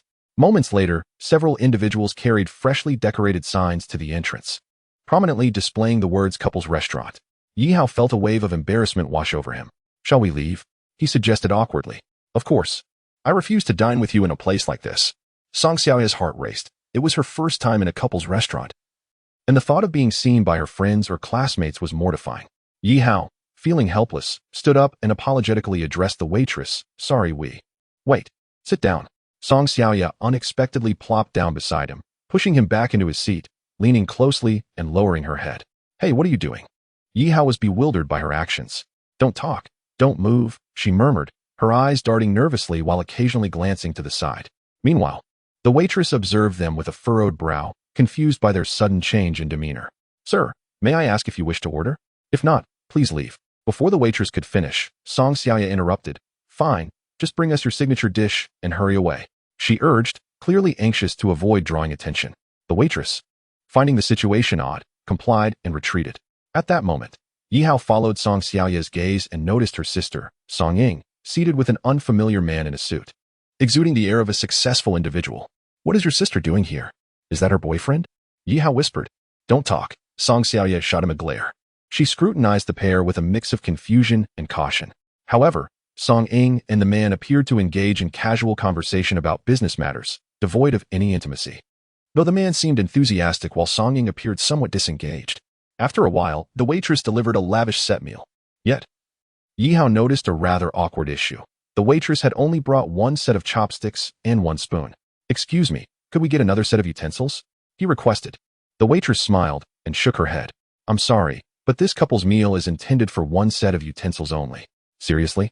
One set for both of us? Yihao laughed awkwardly. What if I pay for an extra set? The waitress again shook her head, pointing to the menu. I'm afraid our restaurant has strict rules. This meal must be enjoyed with just one set of utensils. All right then, if you need anything else, just let me know. Enjoy your meal. With that, she left, leaving Yihao bemused as he glanced at Song Xiaoya, who was still fixated on her sister and the man. The food has arrived, she remarked, catching the delightful aroma as she turned to see the dishes, surprised to find only one set of utensils. Waiter, please stop calling out. They mentioned that this is a special set meal, which only comes with a single set of cutlery, Yihao said helplessly. Song Xiaoya was taken aback. Sharing a set of cutlery with Yihao?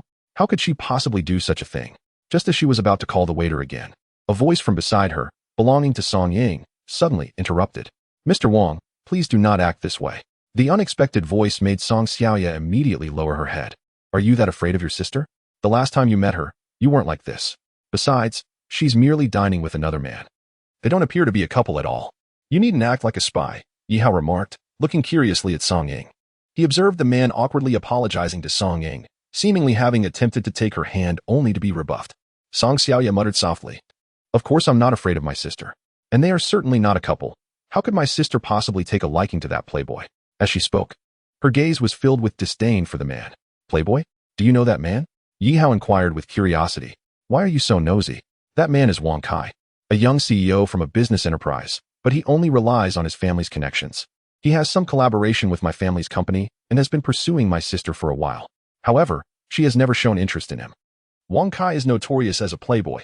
Every woman he has been with has left him. He is nothing but a scoundrel. You are far superior to him. Is that a compliment or an insult? Yihao pondered, yet he began to understand that Song Xiaoya was concerned for her sister. Although she seemed to have conflicts with her family, she still harbored a deep care for them. So, are you curious about why your sister is here with Wang Kai? Especially in a couple's restaurant? Song Xiaoya nodded, and at that moment, her stomach let out a loud growl, causing her cheeks to flush. If you're going to spy, you shouldn't starve yourself. Use this cutlery. I'll get some chopsticks later, Yihao offered, placing the utensils in front of her. She shot him a glance and picked up the chopsticks, but stubbornly said, regardless, you're treating me to this meal. For the next 10 minutes, Yihao sat idly beside them, listening to the conversation between Song Ying and Wang Kai. As he listened, he began to grasp the reason behind Song Ying's dinner with the man. It seemed that she needed to discuss a collaboration with Wang Kai's company, and they were dining here at his request. However, once they arrived, Wang Kai had yet to mention the collaboration. Suddenly, while eating, Song Xiaoya leaned into Yihao's embrace. Lowering her head, it turned out that Song Ying had stood up under the pretext of needing the restroom and walked past her sister towards the facilities. He's making a move, Yihao whispered to Song Xiaoya, who immediately lifted her head. She saw Wang Kai glance around to ensure no one was watching before he reached for the drink in front of Song Ying. Discreetly, he extracted a powdery substance and, without drawing attention, poured it into the glass before shaking it slightly and returning it to its original position. His face was adorned with a lewd grin. As if he anticipated something unspeakable, Song Xiaoya frowned. What did he put in my sister's drink? What else could it be? It's likely a sedative or an aphrodisiac. Yihao scoffed, recognizing the familiar trope from films. He had never expected to witness such a scene in reality. At that moment, Song Ying returned and sat back down. Miss Song, I believe it's getting late. Allow me to propose a toast, and then we can discuss the collaboration, Wang Kai declared, adopting a facade of propriety as he lifted his glass. Hearing him finally mention the collaboration filled Song Ying with joy, and without hesitation, she grasped her glass, ready to drink, but the next moment, a hand snatched it away. You can't drink this, you scoundrel. The stolen glass was then splashed onto Wang Kai, the murky liquid cascading down his face and staining his evidently expensive suit. How dare you, you wretched woman. Wang Kai glared at the woman who had disrupted his plans and drenched him. As a company CEO accustomed to arrogance, he stood up and raised his hand, preparing to slap her. Smack. The sound of the slap echoed in the restaurant. It's inappropriate to hit a woman. Wang Kai, feeling a sharp sting on his cheek, pointed at the man standing beside the woman. Who are you? Xia? Yi Hao? Only then did Song Ying realize the identities of the individuals standing next to her. Miss Song, do you know these two? Wang Kai sneered. Ah, so this is how your company treats its partners. I see there's no need to discuss our collaboration any further. Fuming, Song Xiaya stepped forward, disdainfully pointing at Wang Kai. Collaboration? We would never collaborate with scum like you. Xiaya, what are you doing? I'm in the middle of a business discussion, Song Ying admonished, grasping her sister's hand. Song Ying, all you care about is business. Do you know what this scoundrel just did? He slipped something into your drink. If I hadn't been here, who knows what he would have done to you? Song Xiaoya did not expect her sister to reprimand her at that moment. Without hesitation, she exposed Wang Kai's actions. Song Ying was taken aback, staring incredulously at the empty glass. It turns out to be Miss Song's sister, whom I haven't seen in years. But even if you are Miss Song's sister, you cannot slander me like this. Be careful, or I will sue you for defamation. Wang Kai adjusted his tie and glared fiercely at Yi Hao. Kid, do you dare hit me? Do you want me to call the police? The slap he received earlier was from the very man standing beside Xiaoya. Slander? I witnessed you putting drugs in my sister's cup. Song Xiaoya shouted furiously. Wang Kai shrugged, smirking at Yi Hao. Saw it? Do you have proof? We live in a society ruled by law. Without evidence, it's slander. And this man hit me in front of everyone. You should be more concerned about him. I wonder if he can leave this restaurant today. As Wang Kai spoke, two men in suits burst into the restaurant, standing respectfully beside Wang Kai. Young master. Seeing the two imposing figures, Song Xiaoya looked at Yi Hao with worry, but he remained relaxed, arms crossed. Evidence. You want evidence? Could you please take out the small bottle from your right chest pocket? I believe the evidence is contained within. As Yi Hao spoke, Wang Kai's face froze, instinctively covering his pocket. Indeed, a small vial containing the very drug he had just used was stashed in there. Noticing Wang Kai's odd behavior, Song Ying furrowed her brow, fixing her gaze on him. Mr. Wang, could you please show me what you have in your pocket? Wang Kai's expression darkened, and he fell silent. At that moment, the restaurant manager approached, addressing Yi Hao and the others. Excuse me, gentlemen, what seems to be the trouble? This is a restaurant, a place for dining. If there's an issue, please take it outside. As the manager spoke, he recognized Wang Kai and Song Ying, immediately halting and exclaiming, Mr. Wang Kai, heir of Wang Hao Group. Miss Song Ying, vice president of Yingwei Group. Wang Hao Group and Yingwei Group are both renowned enterprises in Haiqing. While it may not be accurate to label them as industry leaders, they certainly possess considerable strength within their respective sectors. A mere restaurant manager, of course, pales in comparison to such affluent businessmen. Is there some misunderstanding between you two? The restaurant manager inquired cautiously, inwardly cursing his misfortune for encountering two formidable individuals. Wang Kai regarded the manager with disdain, commanding, This is none of your concern. Step aside. The restaurant manager's expression shifted to one of embarrassment as he glanced at Song Ying. We will resolve this ourselves, Song Ying replied coolly. The manager nodded repeatedly, promptly turning to leave. In a situation where both parties were too powerful to offend, departing was the wisest choice. Meanwhile, the two bodyguards sensed the tension in the air and whispered to Wang Kai, Young master, do you have any instructions? Make sure that brat suffers. Wang Kai's gaze fixated on Yi Hao, who was watching the scene unfold with amusement. Song Xiaoya was not someone he could handle. But this interloper had disrupted his plans and struck him. He could vent his frustrations on him. Hit me? Yi Hao scoffed, unfazed. He recognized that these bodyguards were well trained, yet he could easily handle them in under 5 seconds. However, the anticipated confrontation did not materialize. Song Ying stood before Yi Hao, her expression icy as she addressed Wang Kai. Mr. Wang, I suggest we let this matter rest. You wouldn't wanted to escalate to a point where neither side benefits, would you? After all, carrying illicit substances could severely impact your company's stock, and I doubt your father would wish to see such a situation unfold. Upon hearing Song Ying's words, Wang Kai raised a hand to stop his bodyguards, allowing a faint smile to creep onto his face. Miss Song is correct. Let us consider this a misunderstanding. Regarding our potential collaboration, I am always available at the office to discuss it with you. With that, he turned back to glare at Yi Hao, his mouth moving without sound. Yet, Yi Hao understood the unspoken message. Wait for me. Watching Wang Kai depart, Yi Hao thought, wait? I have a system. Who am I afraid of? Soon enough, it will be unclear who is waiting for whom. Let us sit down. Standing here only invites scrutiny, Song Ying said as she resumed her seat, her expression dark. The onlookers, realizing the spectacle had concluded, lowered their heads, though a few men couldn't help but steal glances at the beauty of the Song sisters. Song Ying, you are aware of Wang Kai's background. How could you possibly dine with him? Song Xiaoya, now seated, confronted her sister with indignation. This is a company matter. You need not concern yourself with it, Song Ying replied, clearly concealing something.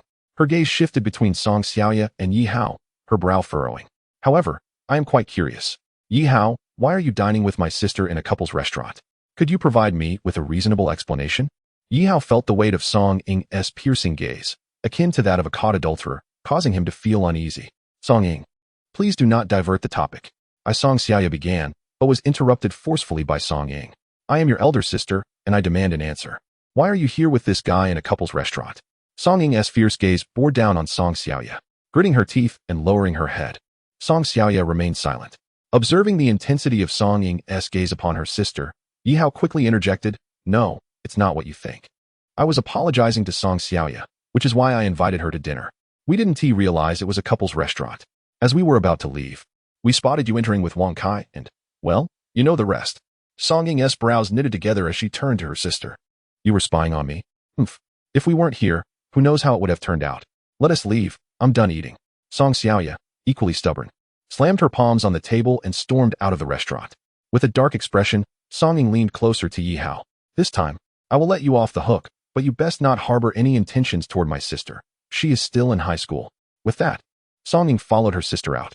Yi Hao chuckled ruefully, wondering whom he had offended merely for treating someone to a meal. Sir, may I have the bill? He said, standing up as a waiter approached with the check. How much is it? 5,480. What? Over 5,000? Are you joking? I only ordered a set meal.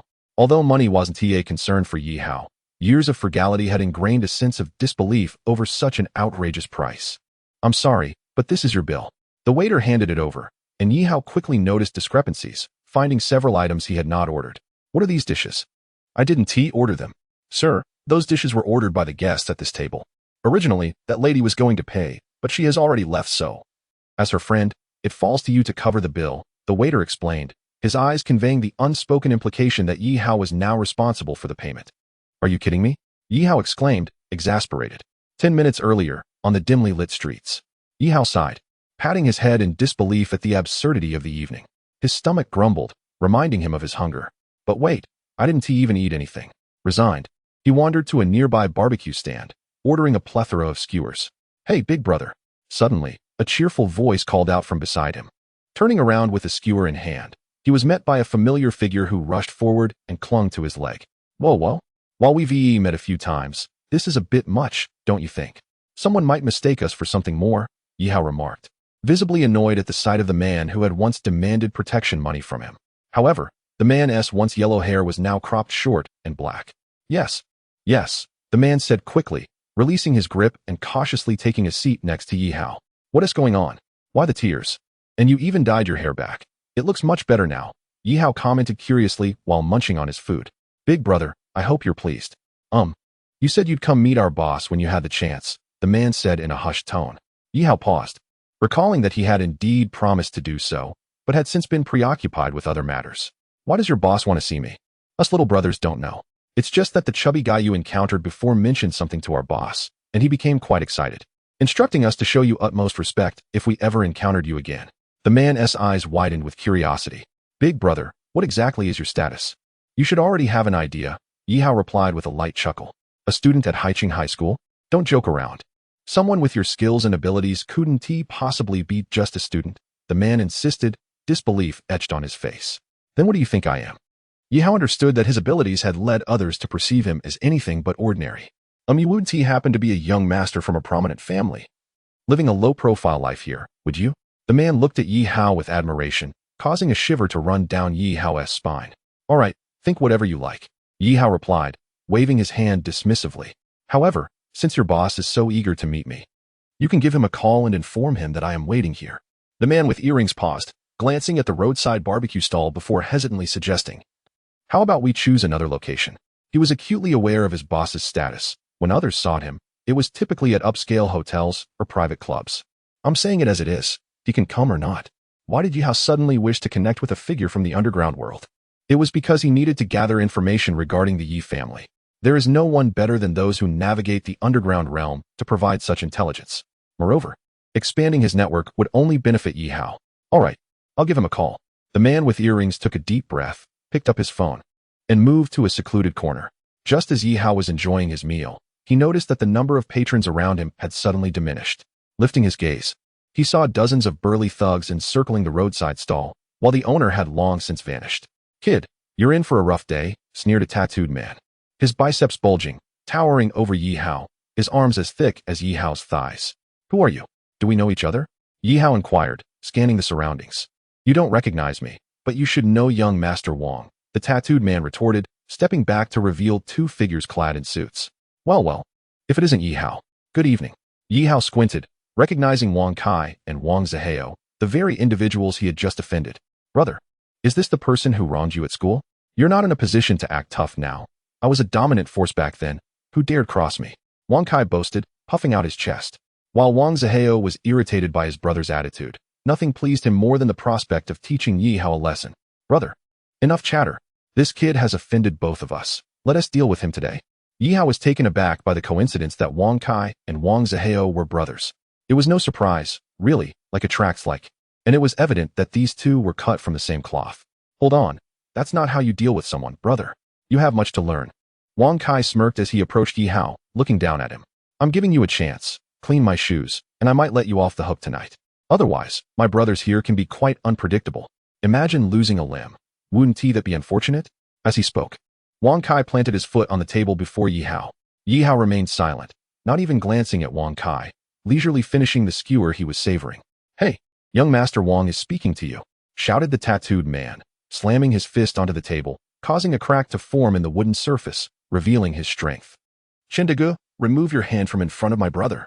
Suddenly, someone rushed in front of Yi Hao, brandishing a fruit knife he had somehow procured, pointing it at the tattooed man's nose.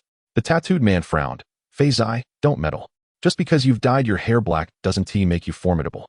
You know your own weight. Also, don't call me Chindagu. I've changed my name to Chunhu." Yi Hao was somewhat surprised. He hadn't expected this person to stand up for him. "Physique must be his street name. I know exactly how much I weigh. But you can't touch him. He is a guest of Bao Yi." "Bao Yi? Who is that?"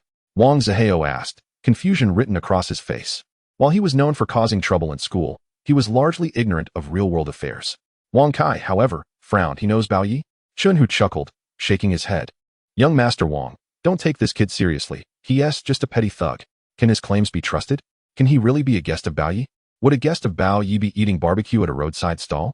If he were, I'd be Bao Yi's brother." He continued, "Moreover, who doesn't he know that Bao Yi has been quiet for a long time? Rumor has it he is on his last legs. The tides in Haicheng might soon change." "Bao Yi?" Yi Hao furrowed his brow, realizing that this was likely the big brother Physique had mentioned. "You dare speak of Bao Yi like that?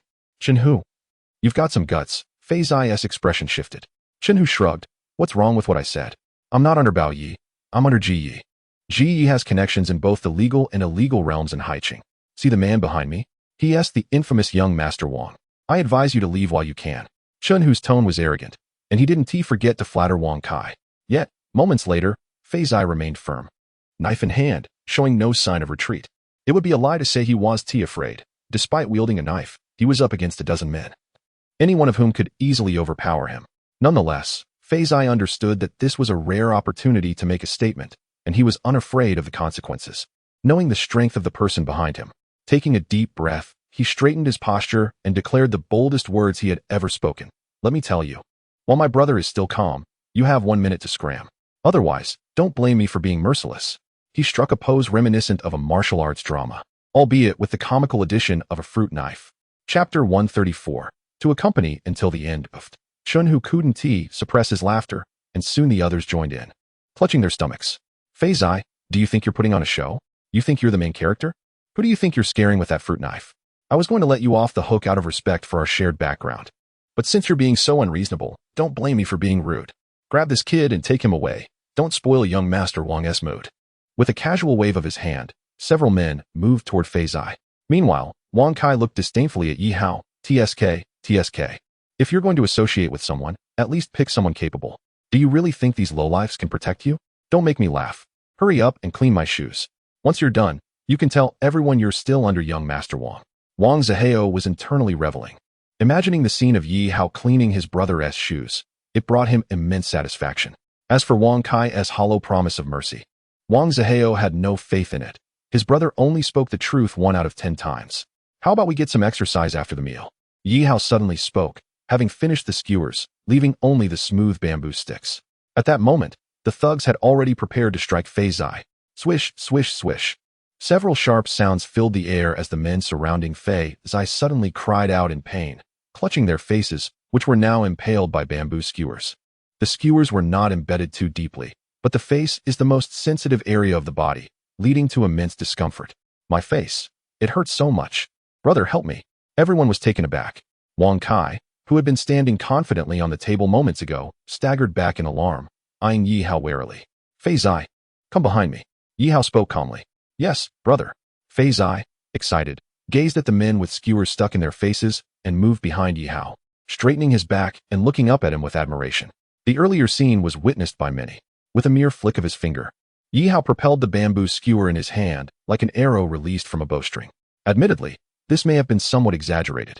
For although Yi Hao possessed the physique of a warrior, he could only pierce the thinnest skin over short distances. This was precisely why he opted to target their faces. Shooting at clothing would not guarantee penetration, and after all, it was merely a slender bamboo skewer. You're courting death, Chenhu thought, though he felt a twinge of dread towards Yi Hao's peculiar ability. Nevertheless, he seized a nearby chair and hurled it at Yi Hao.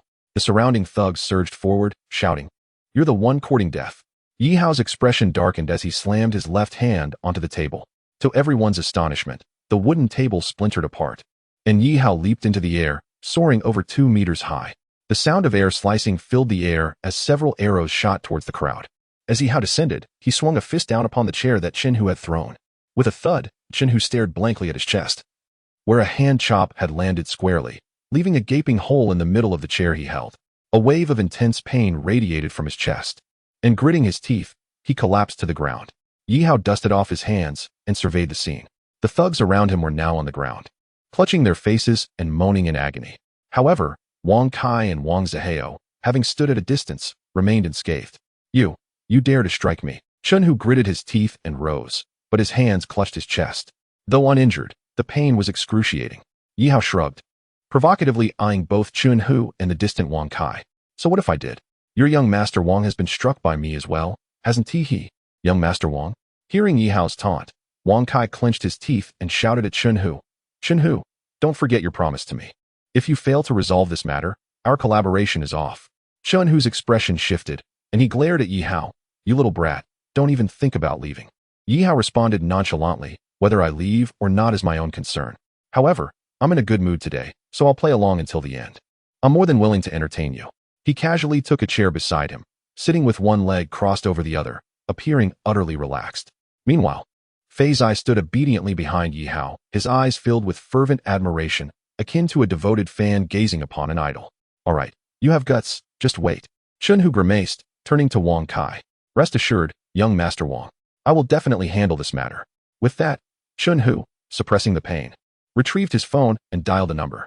Hello, brother-in-law. I've been assaulted. Hurry and bring some people over. After hanging up, he cast a sinister smile at Yi Hao. So you can fight, huh? I'll be keen to see how you fare.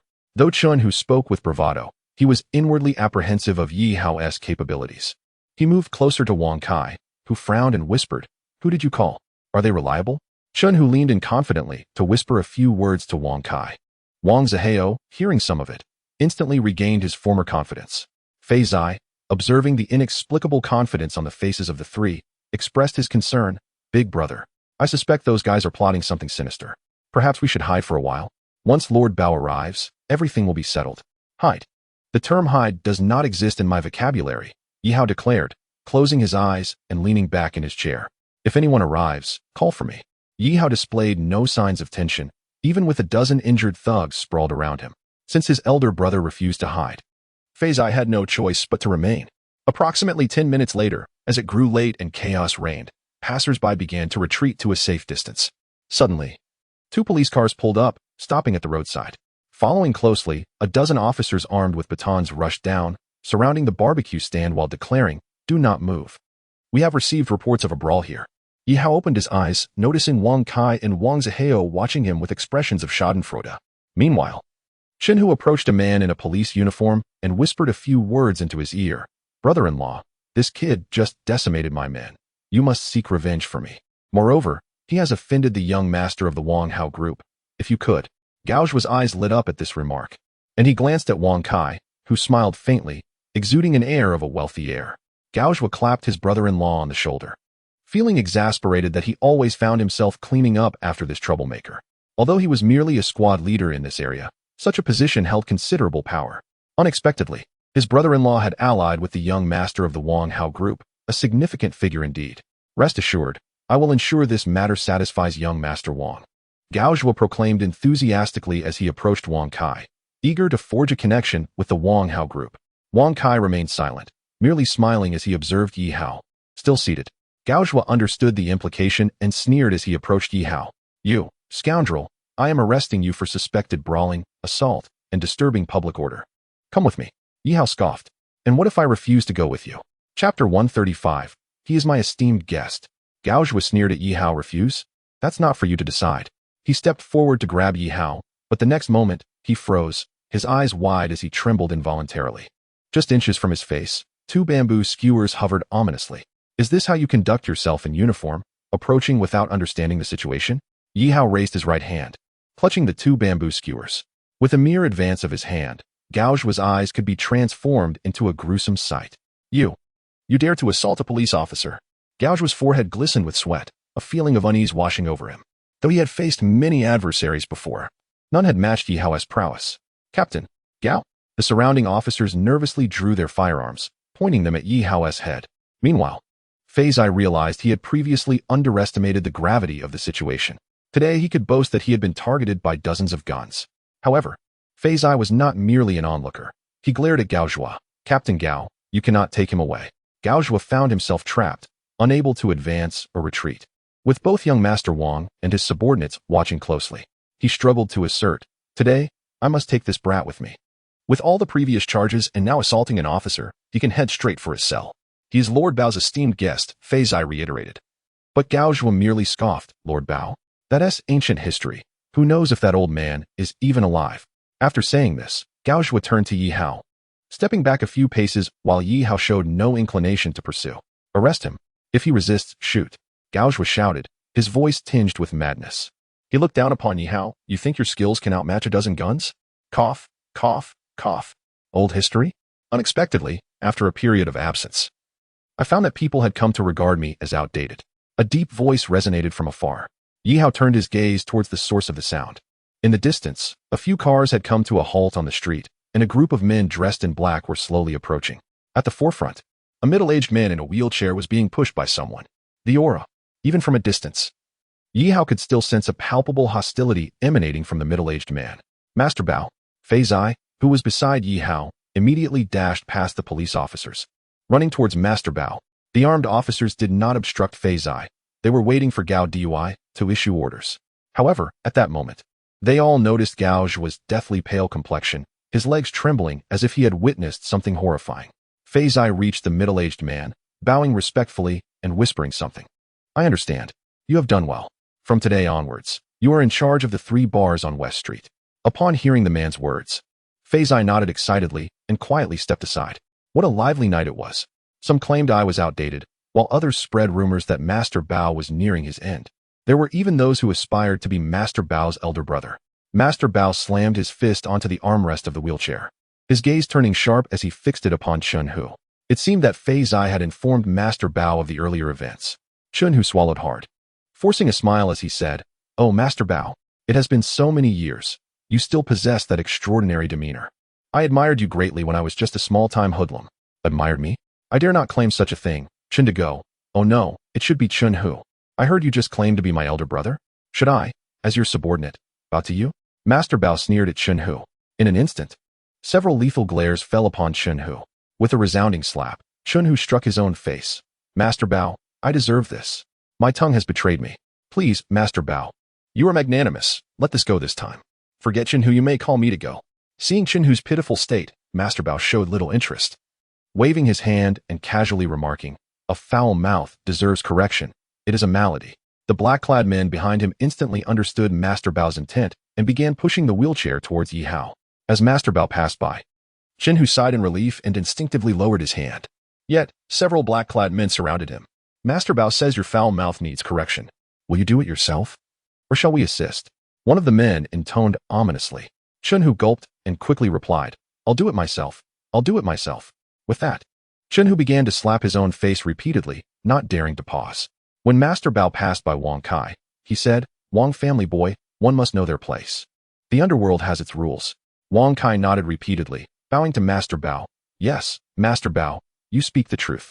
As the wheelchair advanced, it was obstructed by the immobile officers. You are the captain here, are you not? Master Bao cast a glance at Gao Zhua. Gao Zhua felt a chill run through his body. He rushed to his team, pushing aside the officers blocking the path, and smiled nervously at Master Bao. Master Bao, I am newly appointed. I haven't had the opportunity to visit your residence yet. Gao Zhua glanced at Shinhu, who was still slapping himself, and felt a murderous urge to strangle his brother-in-law. Master Bao. Who is Master Bao? He is a ruthless figure who has dominated High City for over 30 years, carving out his territory since the age of 15 with a family heirloom sword. That's unnecessary. I have become outdated, so no visit is required. I only hope you grant this old man a modicum of respect, Master Bao said nonchalantly. Master Bao, who would dare disrespect you in High City? Gao Zhua laughed awkwardly. Someone dares. Master Bao placed his hand on the side of the wheelchair and surprisingly produced a cane. Leaning on it, he stood up from the wheelchair and approached Yi Hao, nodding slightly. Yi Hao returned the gesture. Mr. Yi is my esteemed guest. Anyone who dares to harm my guest is effectively disrespecting me. As these words left Master Bao's lips, everyone around was stunned, unable to believe that the man sitting there was indeed Master Bao's esteemed guest.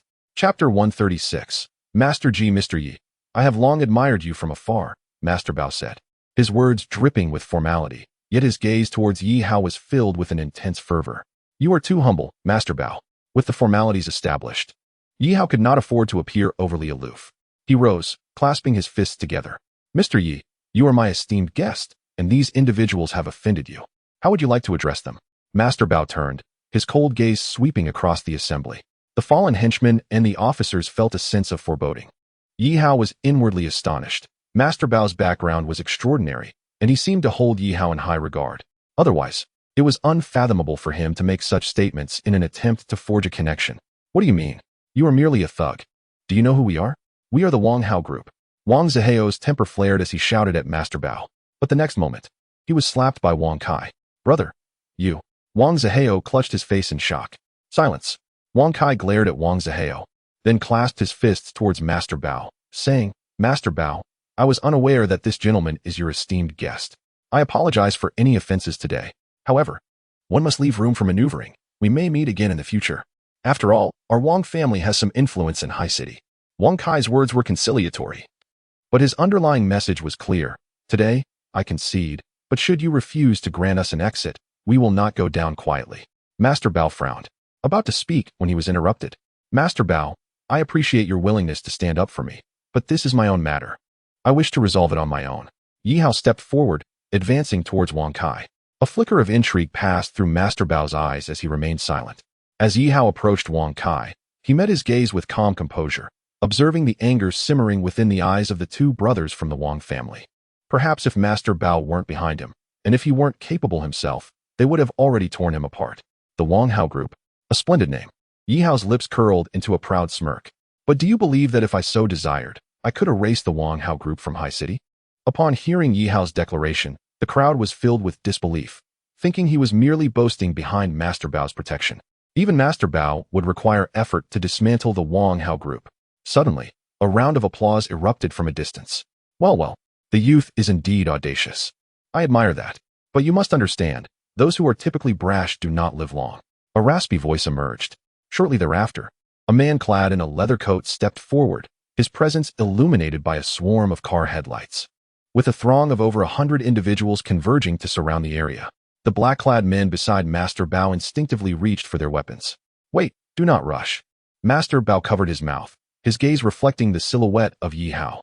In his mind, he had already conceived numerous thoughts. This young man would undoubtedly encounter trouble soon, at which point he could intervene and conveniently request a favor from him, thereby making future dealings much easier. Baoye's gaze shifted from Yi Hao to the man who had just appeared. Standing at a height of 1.60 meters, he was not particularly tall. Yet, in this realm, No one dared to underestimate him. A scar ran down his left eyelid to his cheek, and a terrifying scar marked his neck. It was Chicken Yi. Upon seeing the newcomer, Wang Kai immediately felt a surge of joy. This person's arrival was like a timely gift. He hastily approached to greet him. Chicken Yi, how have you been lately? Chicken Yi laughed heartily, wrapping his arm around Wang Kai's shoulders. Of course, I am well. But there is a slight issue with a business deal your father and I are involved in. Wang Kai's expression stiffened.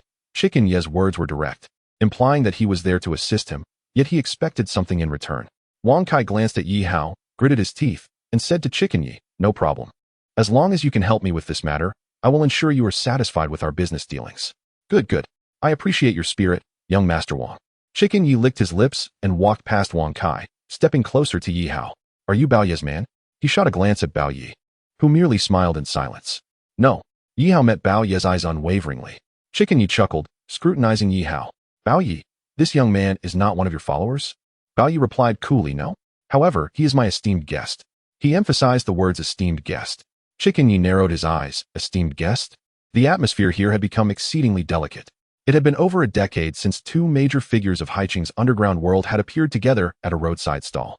The surrounding crowd fell into a hush. Even Wang Kai began to feel the tension. Bao Yi, you've been in this game longer than I have. Logically, I should address you as senior. But in our line of work, we do not abide by such formalities. We respect only those with strength. I wonder if your strength still holds up, Bao Yi. As Chicken Yi spoke, the air felt thick with tension. Cough, cough. Bao Yi struck the ground with his cane a few times. Today's youth truly lack manners. Any stray cat or dog feels entitled to be called master. Both leaders faced off. But then an unexpected voice broke the tension. As I previously stated, my matters have nothing to do with Bao Yi. If you wish to stand up for the Wang family brat, come to me directly. There is no need for pleasantries. Besides, aren't you afraid of scaring people with that appearance at this hour? Yi Hao's tone dripped with mockery. Those around him gasped, wondering if Yi Hao had lost his mind. Bao Yi's earlier words had clearly indicated support for Yi Hao. Yet he now stood up for himself and ridiculed Chicken Yi. Wasn't this courting death? Ha ha ha. Amusing. Chicken Yi's expression darkened. Do you know who I am? I do. They just called you Chicken Yi. Yi Hao quipped. What a coincidence. The man selling roasted ducks next door is also called Duck Yi. Bao Yi, you were right. Nowadays, anyone dares to call themselves master. His words froze the air around them. Bao Yi furrowed his brow, finding it difficult to read this young man. He should have realized Chicken Yi's identity from the situation, yet he spoke so boldly. This left only two possibilities. Either he was a fool, or he truly dismissed Chicken Yi. At this moment, Chicken Yi, far from being enraged, smiled menacingly at Yi Hao. Do you believe I could chop you up and feed you to the dogs right now? Do you believe I could chop you up and feed you to the chickens? Yi Hao met his gaze fearlessly. The two locked eyes, and the crowd marveled at Yi Hao's audacity. He might not see the sunrise again. Bao Yi, it's not that I lack respect for you, but this young man is truly beyond reason. Chicken Yi's hand slipped into his pocket, a dark glint flashing in his eyes. In response, Yi Hao's demeanor shifted. His right hand came together, resembling a blade. Bao Yi caught this shift, a glimmer of intrigue appearing in his eyes. Everyone freeze. Hands up, down on the ground. A barrage of red laser beams targeted Chicken Yi's head, prompting him to halt his movements, his gaze fixated on the distant gun barrels. The sound of synchronized footsteps approached. Even Chicken Yi's entourage of over 100 men were startled into compliance, obediently raising their hands and crouching down. It wasn't cowardice, but the stark reality of black gun barrels aimed at them. Resistance was futile. These armed individuals were not mere police officers. They were soldiers, clad in military uniforms, wielding rifles equipped with infrared scopes. Both Bao Yi and Chicken Yi felt a tremor of fear. Had the government dispatched troops to eliminate them? After all these years of inaction? Why now? Meanwhile, Wang Kai and Wang Zihao, despite being wealthy young heirs, were utterly unprepared for such a scenario, rendered speechless. As for the police officers armed with handguns, they found themselves bewildered by the unfolding drama. First Bao Yi, then Chicken Yi, and now the military's involvement. Was this a movie? Wang Kai and Chicken Yi exchanged inquisitive glances at Gao Zhua. Gao Zhua swallowed hard, observing the soldiers with guns, their weapons even aimed at the police officers. Soldier, we are the police in this area. What is happening? He stepped forward to inquire. But in an instant, several red laser beams targeted his head, causing him to freeze. Sweat beading on his forehead. You have 10 seconds to order your men to drop their weapons. A stern middle-aged officer approached. All gazes shifted to the officer, surprise flickering in their eyes as they noted the insignia on his shoulder, 2 stripes and a star. He was a major, a position equivalent to a battalion commander. Gao Zhua quickly saluted the major and implored, "Is there a misunderstanding? If you require our cooperation, we will comply." The major didn't even glance at Gao Zhua as he walked past him. "You have 5 seconds left. Otherwise, I will arrest you on charges of threatening national security." Gao Zhua witnessed the soldiers' weapons aimed predominantly at his officers, who trembled in fear. "What are you doing? Hurry and drop your guns," he shouted urgently at his subordinates. In response, the officers swiftly stowed their weapons, standing obediently. The major then moved through the crowd to stand before Yi Hao. With a sharp salute, the major stood tall, chest out, raising his right hand to salute Yi Hao. "Report. I am Xiao Wei Jun of the Jiangnan Military District, here to escort Mr. Yi. I apologize for any distress caused to Mr. Yi." The major's actions left the crowd astounded. This officer, accompanied by so many armed soldiers, had come specifically for him? Wang Kai whispered to his brother, "Are you sure this young man is just an ordinary person?" Wang Zihao too found himself doubting Yi Hao's identity. How could an ordinary individual command the attention of a major? However, during these 3 years at Haiqing High School, I have not seen much of a background for this Yi Hao. Otherwise, he wouldn't have been able to take away his girlfriend from me. He should merely be a student, as far as I know. Otherwise, how could he tolerate his girlfriend being snatched away? Wang Zihao said cautiously. Wang Kai nodded in contemplation. Indeed, if one had a prominent identity, were someone to dare to take away his girlfriend, he would undoubtedly employ every means to make the other party suffer. If Yi Hao were aware of Wang Kai's thoughts at this moment, he would certainly laugh, for the version of himself without a system was indeed worthless. With the system, he no longer cared about past events. After all, if a dog bites you, would you bite back? Perhaps this is the fundamental difference between Yi Hao and Wang Kai. Wang Zihao. Returning to the main topic, Yi Hao looked with some surprise at the major before him, the very soldier who had come to pick up Yang Lao from the school previously. "You are here to pick me up? There must be some mistake. Or perhaps you have the wrong person."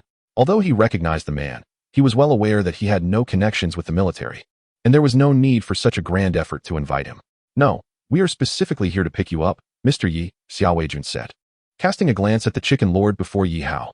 "If Mr. Yi feels that someone has offended him, Xiao can arrest them under the charge of threatening important state personnel." Xiao Weijun's words were clearly directed at the people around and the chicken lord before him. At that moment, the chicken lord's mind was in disarray. After over a decade in the underworld, he had never encountered such a situation. Suddenly, a hand struck the chicken lord's face. Yi Hao looked disdainfully at the chicken lord, slapping his face as he spoke. "Chicken lord? What did you just say? I seem to have forgotten. Could you kindly repeat that?" Given such an excellent opportunity, Yi Hao would certainly not let it slip. The chicken lord had been rather arrogant just moments ago. Taking a deep breath, the chicken lord glanced at the surrounding soldiers. A twisted smile crept onto his scarred face, making it appear even more sinister. "Mr. Yi, you jest. I had a bit to drink earlier and spoke foolishly. If I offended you, I hope you can forgive me." He conceded. The chicken lord had backed down. However, those around him felt no surprise. With several rifles pointed at him, anyone who wasn't a fool would certainly yield. "Had a drink?" Yi Hao squinted his eyes, wrinkling his nose and shaking his head in disbelief. "But why do I detect no smell of alcohol?" I. The chicken lord found himself at a loss for words. Yet, Yi Hao called to Fei Zai beside him. "Fei Zai? Bring me 2 cases of beer from over there." Fei Zai, uncertain of Yi Hao's intentions, nonetheless rushed over with 2 cases of beer without a second thought. This place was indeed a barbecue stall. Although the owner had seemingly vanished, there were still some beers lying about. "Brother, I've brought the beer," Fei Zai said, looking at Yi Hao. Yi Hao patted Fei Zai's shoulder and turned to the chicken lord, saying, "Here's your chance. You must know the esteemed reputation of the chicken lord. He wishes to drink tonight, so open those beer bottles and let him indulge." With 2 cases containing 32 bottles of beer, let the chicken lord drink to his heart's content tonight. Chapter 138. The humiliated chicken lord upon hearing Yi Hao's words. The expressions of those around shifted dramatically. This was a total of 2 cases of beer, although the alcohol content wasn't particularly high. Consuming over 30 bottles would certainly be quite uncomfortable. The chicken lord glared at Yi Hao with a dark expression. "Kid, we're all out here making a living. Let us show each other some grace for future encounters." Yi Hao smiled back at the chicken lord, shaking his head. "I'm afraid not. I prefer it this way. Those who bully me, I relish returning the favor 100-fold.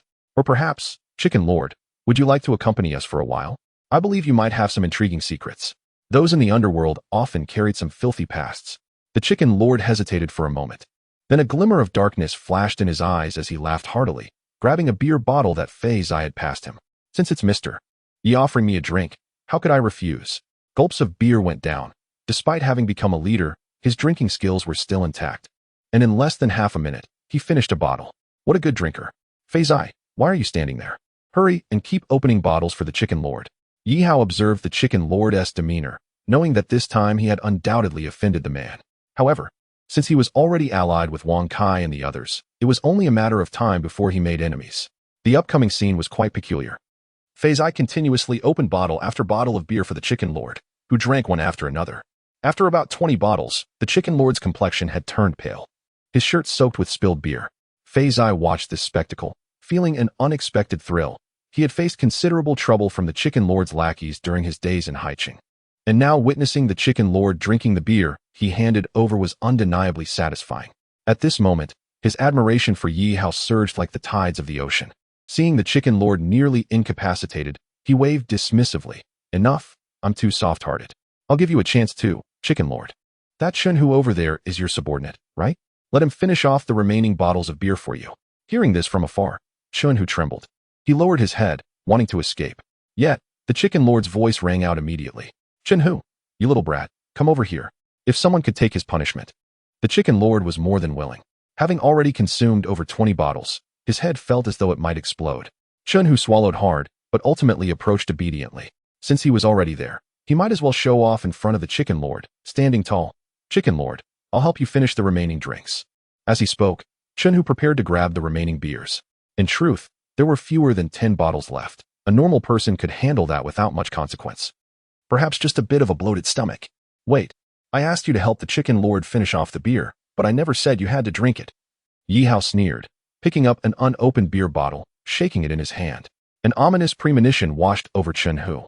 The next moment, a shadow descended upon his head, followed by the sound of shattering glass, as cold liquid poured down over him, with hints of red liquid mingled within. Fei-Zai, did you see my movements?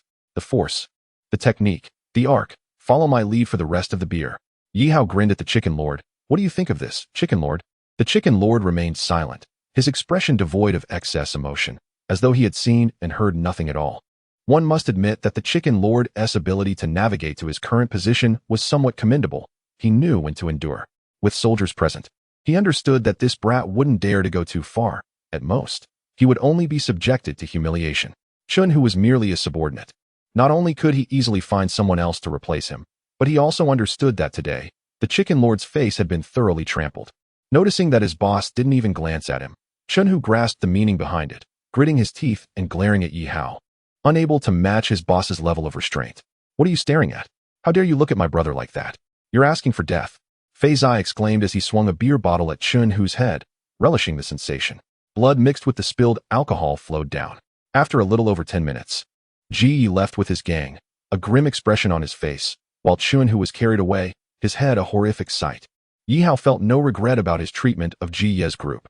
Villains must be punished by villainous means. Once the crowd dispersed, Xiao Weijun turned to Bao Yi, who was a friend of Yi Hao's. However, after Yi Hao's explanation, Xiao Weijun quietly averted his gaze. Mr. Yi, it's getting late.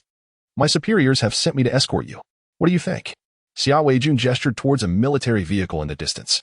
Yi Hao asked curiously, by the way, what exactly do you want with me? I'm just a student. A student? Fei-Zai rolled his eyes, and Bao Yi merely smiled silently. Who would believe that Yi Hao was merely a student? Only a fool would think that. I don't know the details. I'm just following orders. I request your cooperation, Mr. Yi, Xiao Weijun replied. All right, but I need to take care of some matters first. Please wait a moment. After allowing Xiao Weijun and his soldiers to return to the vehicle, he addressed Bao Yi. I might have to disappoint you tonight and waste your trip. I apologize. Yi Hao clasped his fists in apology. Bao Yi shook his head with a smile. No worries. If you have matters to attend to, please go ahead. If you're free another day, do invite me for a gathering. It was a joke. After all, soldiers had come to escort him. What more could he say? Cough, cough. Bao Yi coughed lightly as a man in black pushed a wheelchair towards him. Sir, your health isn't good. Please don't stand. Bao Yi self-deprecatingly shook his head. I'm getting old. My body can't take it anymore. At that moment, both Bao Yi and Yi Hao's gazes fell upon Wang Kai and Wang Zihao, who were attempting to hide among the remaining thugs, seemingly trying to avoid Yi Hao's gaze.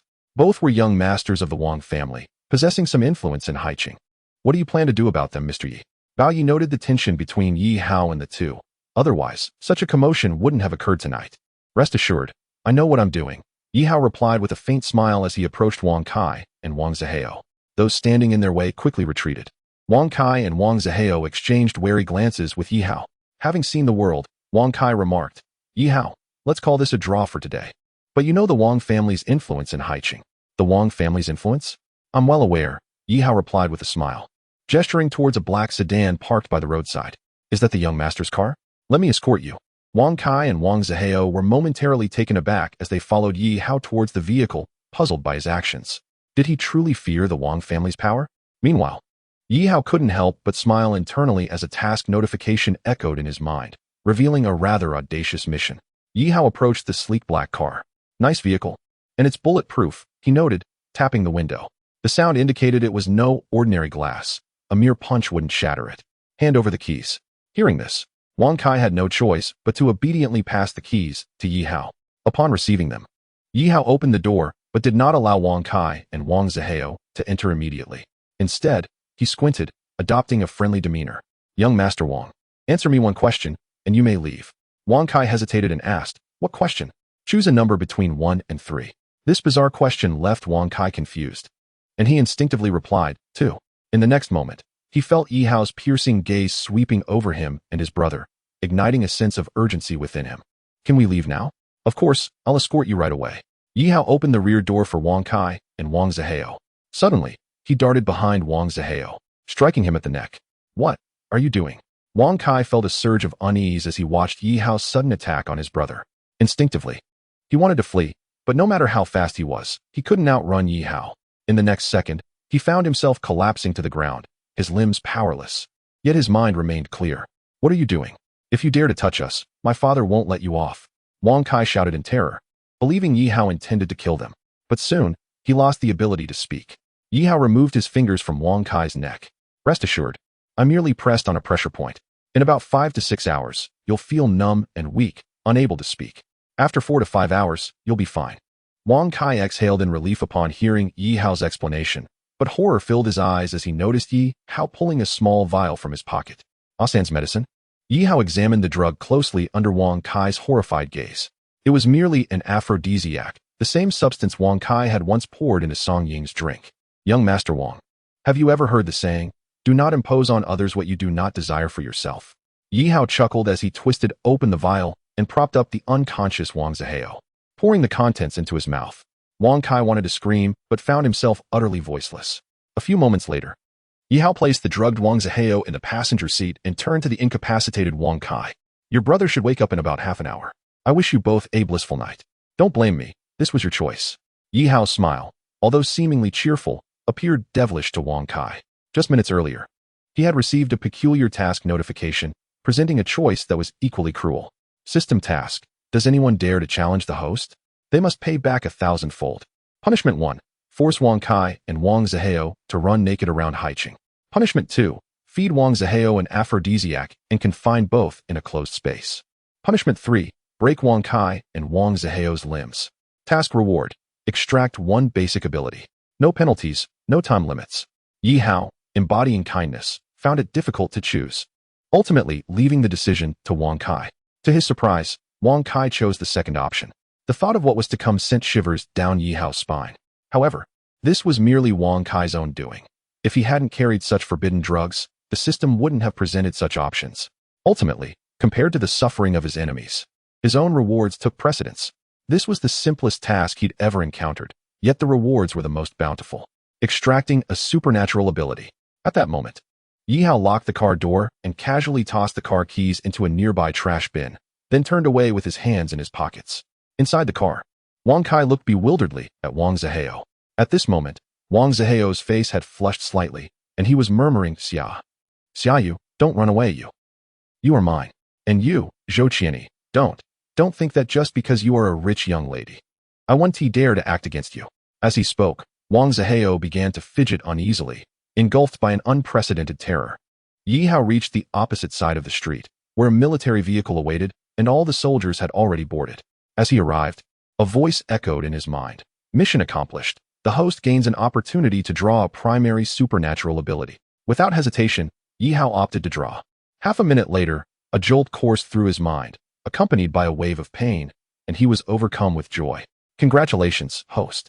You have acquired the primary supernatural ability, primary healing technique. Primary healing technique, capable of repairing injuries on the target's body, with the degree of repair depending on the host's mental strength and the severity of the target's injuries. Cooldown time, 7 days. Though this healing technique appeared somewhat trivial, with an unprecedented cooldown period of 7 days, Yihao was astonished to discover that it required 30 skill points for redemption. And even if he wished to redeem it now, he could not, as it was an ability unlocked only in the second level system. This meant he had received a supernatural ability worth 30 skill points without any cost. He was curious about the efficacy of this healing and resolved to find an opportunity to test it. With a satisfied expression, Yihao approached the military vehicle. Mr. Yi, how should we handle those individuals? Xiao Weijun inquired, pointing towards Gao Zhua and his group. Feeling in high spirits, Yihao decided not to concern himself with them and waved his hand casually, saying, "Let them go." Understood. Xiao Weijun nodded, casting a stern glance at Gao Zhua. Leave. Gao Zhua cautiously glanced at Yihao before swiftly leading his men away. Mr. Yi, how do you intend to deal with the two from the Wang family? At that moment, the still present Master Bao was wheeled over in his wheelchair, evidently anxious about potential dangers. Rest assured, Master Bao, I merely administered a slight punishment. I rendered them unconscious in the vehicle, without taking their lives, Yihao replied with a smile. Though he omitted the fact that he had administered aphrodisiacs to Wang Kai's brother. That's good to hear, then I shall take my leave. Master Bao nodded and his bodyguards began to push him away. Meanwhile, Yihao turned to follow Xiao Weijun to the vehicle. Suddenly, a screeching sound from a tire against the pavement pierced the air, drawing the attention of everyone present. A red sports car drifted around the corner with perfect grace before coming to a sudden halt before Yihao and the others. Xiao Weijun instinctively shielded Yihao. To their surprise, a stunning woman clad in a red leather outfit emerged from the car. Her presence was captivating, inciting a surge of hormones in every adult male present. You come with me.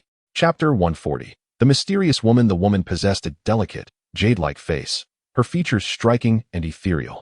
Her long, willow-like brows arched defiantly, revealing an air of unique pride.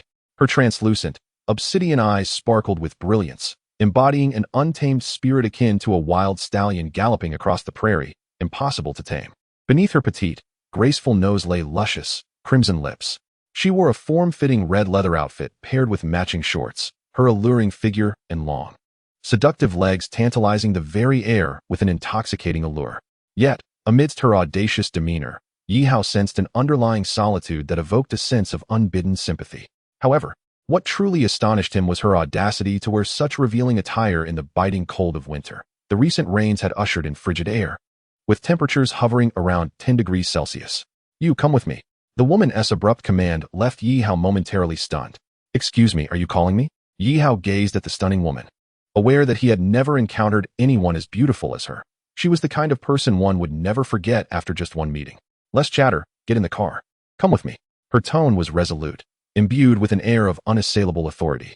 As she reached out to grasp Yihao's arm, Xiao Weijun intervened, standing protectively in front of Yihao. Miss, I must ask you to refrain from approaching Mr. Yi. He is a crucial figure for our nation, and we are authorized to eliminate any threats in his vicinity. Xiao Weijun's hand hovered near his firearm. Master Bao, who had just stepped away, halted, intrigued by the unfolding situation. I could kill you 10 times before you even think to draw your weapon, the woman said with an air of indifference. Xiao Weijun felt a surge of indignation at her dismissive words, and just as he prepared to draw his gun, the woman reached into her shorts pocket and produced a small notebook, its cover adorned with a black dragon emblem, evoking a sense of foreboding. In that moment, a profound silence enveloped the air, and the expressions of two men shifted dramatically. 5 years, and I see this emblem again. Master Bao's gaze was filled with a mix of terror and reverence as he stared at the insignia, his arm trembling on the wheelchair's armrest. Old master, what is happening? A black-clad bodyguard behind him inquired, bewildered by his master's reaction. Do not speak, Master Bao whispered. The other individual, Xiao Weijun, was less shaken than Master Bao. He carefully examined the document handed to him by the woman before returning it. Standing straight, he raised his right hand and declared, Report. Major Xiao Weijun of the Jiangnan Military District, reporting to the officer. Yihao was taken aback. A major was saluting a woman and addressing her as an officer? The woman cast a fleeting glance at Xiao Weijun before tucking the document back into her pocket and pointing at Yihao. I need to take this person with me. Xiao Weijun hesitated, glancing at her. But, Mr. Yi is someone specifically requested by the Jiangnan military district. I'll just borrow him for one night. And I'll return him to you by tomorrow, the woman stated coldly, unaware that her words ignited the imaginations of the men present. Borrow him for one night. What could that imply? Xiao Weijun swallowed hard and, gritting his teeth, took a step back. As you wish, officer. Yi Hao was incredulous. A major was backing down so easily. You. Come with me, the woman repeated, her icy gaze fixed on Yi Hao. Yi Hao furrowed his brow. Why should I go with you? I don't even know who you are. Don't think that just because you're beautiful, I'll follow you. On what grounds? The woman approached Yi Hao, and he instinctively tensed, but she made no threatening move. Instead, she leaned in close to whisper in his ear, allowing him to catch a hint of her delicate fragrance. Jin Mao Shu. Her sudden revelation sent a shock through Yi Hao's body, his eyes widening in disbelief. The name Jin Mao Shu was known only to him and a select few, including the head of the Skynet and an elderly figure. Rest assured, I mean you no harm. I merely need a favor. The woman spoke in a low voice. Yi Hao paused for a moment, then smiled and nodded, taking the initiative to approach the red sports car and directly sitting in the passenger seat. Let's go. Yi Hao was aware that this woman was likely someone serving the country. That peculiar identification card she had shown was extraordinary, as it indicated she knew his identity. The woman was straightforward, offering no further words as she simply got in the car and drove away.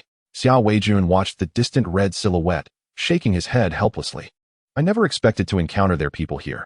It seems this kid is indeed quite popular. How am I going to explain this to my superiors? What a hassle.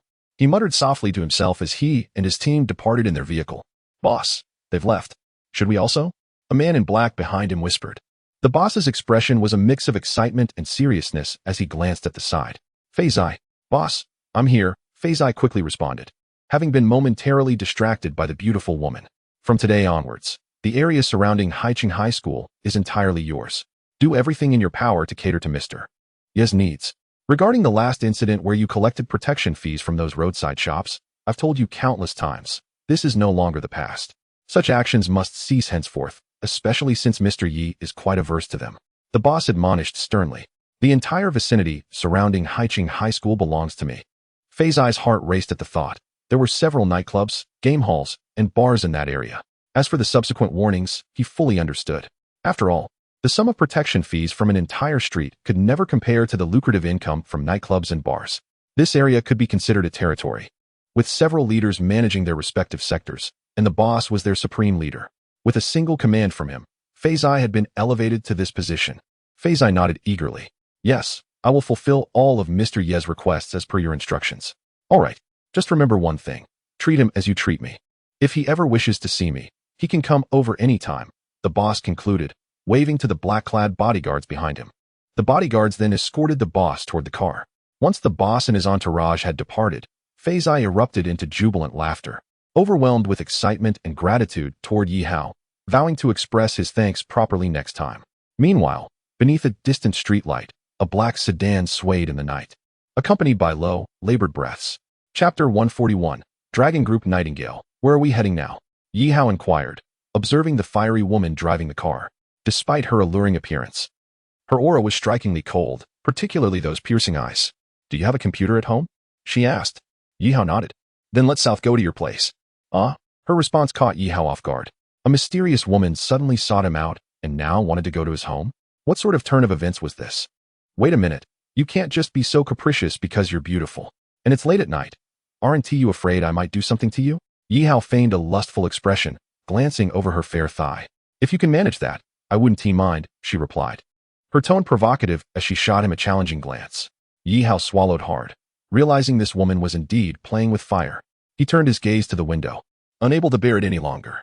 If this continued, he feared he might lose control of his desires and act inappropriately. Before long, the car arrived at Yi Hao's residence in the Gaoqiao community. He wasn't surprised that this woman knew his address. After all, in the face of the national apparatus, few secrets remained absolute unless one possessed a system like Yi Hao. Upstairs, she commanded, showing no restraint as she exited the car and led Yi Hao into the stairwell. Yi Hao followed helplessly, wondering whose home they were returning to. Once Yi Hao opened the door, the woman entered with ease, scanning the room before seating herself on Yi Hao's bed. Yi Hao removed his outerwear and began to unbuckle his belt. What are you doing? She frowned, watching his actions. Yi Hao chuckled lightly. Of course, I'm going to do something. Didn't you just say you wouldn't mind? Don't think I'm afraid. If you don't show me some color, do you really think I wouldn't dare? He retorted. In the next moment, Yihao was taken aback as a sleek black dagger appeared in her hand without a sound. She smirked, twirling the dagger menacingly. I certainly wouldn't mind. However, you might find yourself missing a few things afterward. I wonder if you'd be okay with that. Yihao's heart lurched, and he quickly loosened his belt. Although he had no intention of engaging in such activities, he had not noticed how she had drawn the dagger so stealthily. It was as if it had appeared in the blink of an eye. This woman was no ordinary individual. All right, let us cut to the chase. What is your name? Why have you come to find me? Did someone send you? Yihao stepped into the kitchen, retrieving a cup to place before her. All I have is plain water. My name is Nightingale. Nightingale? It was evident that this was not her real name, but rather a code name. I'm not here for any other reason. I simply wish to find you. I know you're a computer hacker. No. I am a computer expert. Hackers are criminals, she interjected. Regardless of your designation, I need you to accomplish a task for me. Help me locate the addresses of these 3 individuals. Nightingale produced a USB drive from her pocket and extended it toward Yihao. Yihao did not take the USB but crossed his arms, regarding Nightingale with skepticism.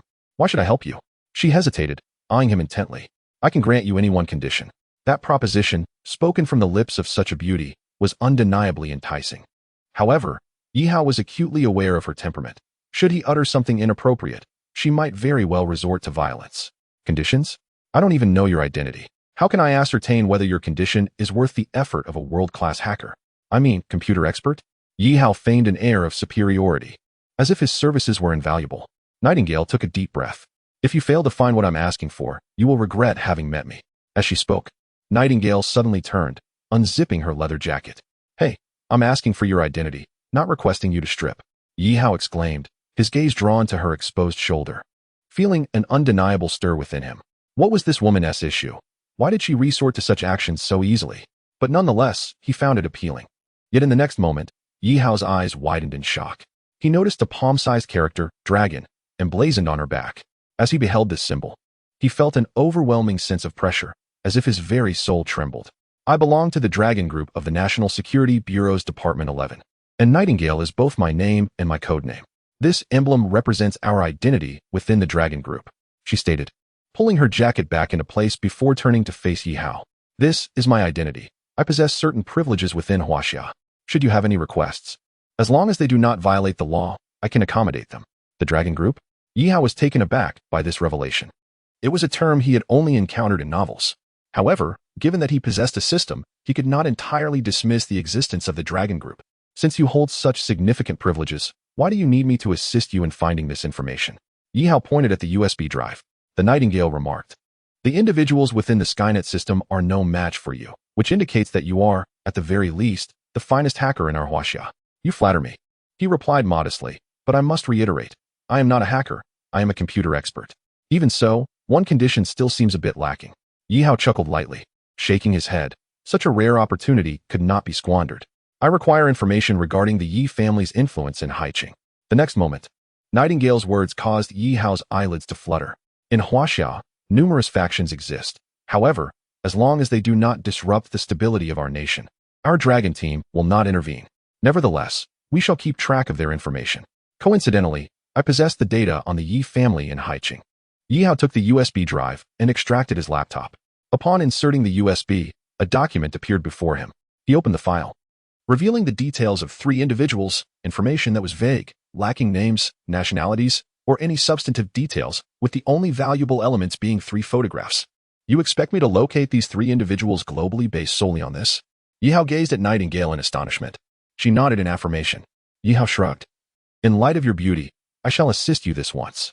However, I will require some time. I need to access the computer systems of various countries and conduct extensive facial recognition. How long will it take? Nightingale pressed. A day at the quickest. A week at the slowest. But that is predicated on the assumption that these 3 are still alive and not hiding in some desolate region. Yihao replied as he began typing on the keyboard. Do not forget the conditions you promised me. Nightingale remained silent, quietly observing Yihao. Although she was unaware of his actions, she continued to watch. What does your dragon team do? Maintain world peace?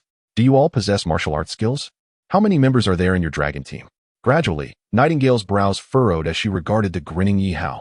Your questions are rather numerous, and some matters are better left unknown to you. Then allow me to pose a personal inquiry. Why do you seek these 3 individuals? Nightingale's expression grew solemn as she ultimately uttered 2 words, revenge.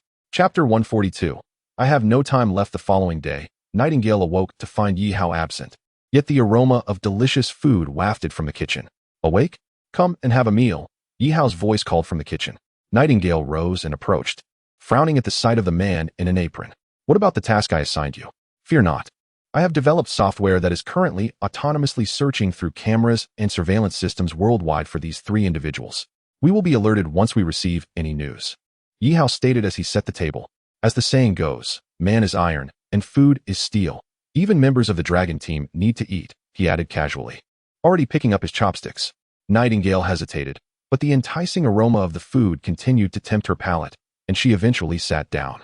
As she picked up a bun and took a bite, a glimmer of surprise flashed in her eyes. How is it? Delicious, right? Yi Hao smiled confidently, relishing his culinary skills. Nightingale remained silent, continuing to eat, while Yi Hao chatted away, seemingly speaking to himself. Suddenly, Nightingale turned to the side, bending over and covering her mouth, accompanied by a violent coughing fit. Yi Hao quickly glanced over to see a pool of vomit on the floor, mixed with blood. What happened to you? I'm fine. Nightingale gritted her teeth, beads of sweat forming on her forehead, her palm pressing against the table, leaving deep impressions, revealing the pain she was enduring. Perhaps I should take a look. I have some medical knowledge. Yi Hao hastily retrieved a medical kit, and Nightingale did not resist as he checked her pulse. After half a minute, Yi Hao's brow furrowed. What is it? Nightingale gasped, looking at him. Yi Hao shook his head. I cannot discern the ailment. Nightingale self-deprecatingly shook her head and took a deep breath. It's nothing, just a slight stomach ache. It will pass in time. She continued to grit her teeth, occasionally coughing. Yi Hao studied her face, having searched her body, yet found no root cause for her suffering. It was perplexing. How could such severe pain arise without a discernible ailment? Seeing the beautiful woman in such agony, Yi Hao felt a pang of compassion. Wait a moment. Let me give you a massage. It may help alleviate your discomfort. Yi Hao moved behind Nightingale and placed his hands on her neck. Initially, she seemed a bit tense, but she soon closed her eyes. Meanwhile, Yi Hao silently thought, holy healing technique. To his astonishment, he noticed a faint glow emanating from his palms, subtle yet warm and inviting. The light flowed into Nightingale's body. As she had her eyes closed, she was unaware of this phenomenon. She merely felt an indescribable warmth and comfort from his hands. And before long, her internal pain lessened significantly. A minute passed, and as his hands withdrew from her neck, Nightingale felt an inexplicable sense of loss, as if something precious had slipped away. Are you feeling better? A weary male voice came from behind her. Nightingale turned to look at Yi Hao, surprised. Are you all right? Yi Hao waved his hand, swallowing hard. I'm fine, just a bit fatigued. You see, this massage is quite a skillful endeavor and is particularly taxing. Noticing Nightingale's skeptical gaze, Yi Hao himself began to doubt his own words as he caught sight of his reflection in the nearby mirror. Pale skin, colorless lips, and trembling arms. Resembling a patient on the brink of death. He hadn't anticipated that performing the holy light technique would exact such a toll. It seemed his mental fortitude was insufficient, as these extraordinary abilities demanded a high degree of mental energy. Fortunately, he recovered quickly within a few minutes. Nightingale, however, did not inquire further. She had regained her composure and silently expressed her gratitude to Yi Hao. After cleaning the mess on the floor, Yi Hao announced, all right, I have a few matters to attend to. I must step out. The computer will continue to search for information automatically. Do not meddle with it, just stay at home. He dressed and instructed Nightingale before leaving. Nightingale sat quietly on the bed, watching the computer, the room enveloped in silence save for the sound of the laptop's fan. At that moment, her phone rang. Hello? She answered. A male voice responded from the other end. Nightingale, what are you doing? This man is our target from the 3rd group. How can you engage with the target without authorization? Nightingale replied quietly. I merely sought some items of interest. Once I find them, I will leave without interfering with your mission. Damn it, Nightingale, you must understand. You are still on leave. Can't this wait until you return to headquarters? I cannot. I have no time left, Nightingale asserted before hanging up. She gazed at the 3 photographs on her computer screen, her eyes glinting with a murderous intent. I have no time left. The following day unfolded normally, with Yi Hao accompanying Song Xiaoya at Ning Yan's violin studio for practice, only returning home late in the evening. Upon Yi Hao's return to the room, he was taken aback to find Nightingale seated on the bed in the same position as when he left, her gaze fixated on the screen. You haven't moved all day, have you? Yi Hao asked in astonishment. Nightingale remained silent. You didn't skip lunch, did you? Yi Hao felt his inquiry was futile, The kitchen was spotless, devoid of any takeaway evidence. This woman was indeed rather peculiar. Now I understand why your stomach hurts. It's likely from hunger. Young people should take better care of their health, or they'll inevitably face consequences. Yi Hao chuckled, shaking his head as he walked into the kitchen. Moments later, the aroma of food wafted through the air. Dinner's ready. I told you not to stare at the computer incessantly. There's no point in it. If you can find it, you will. If not, looking won't help. Yi Hao's voice echoed. Nightingale said little, simply taking a seat at the dining table and beginning her meal. By the way, can you tell me about the Yi family now? Yi Hao looked at Nightingale with anticipation, pondering that acquiring information regarding the Yi family's influence in Haiqing might lead him to clues about their troubles with him. Once I locate the individuals, I will share the information with you, Nightingale replied coolly. Yi Hao shot her a glance, but then Nightingale unexpectedly inquired about him. What kind of massage was that yesterday? I feel so much better. No comment. Chapter 143. Military Research Institute. Yi Hao initially assumed he and Nightingale would share a night of silence, yet unexpectedly, around 10 o'clock. She rose from the bed and approached him. Let us go? Go? Where? Yi Hao stared at Nightingale in confusion. She replied nonchalantly. I previously rescued you from those military personnel, assuring them it was merely a temporary arrangement. Since the computer is now searching on its own, I'll escort you there tonight.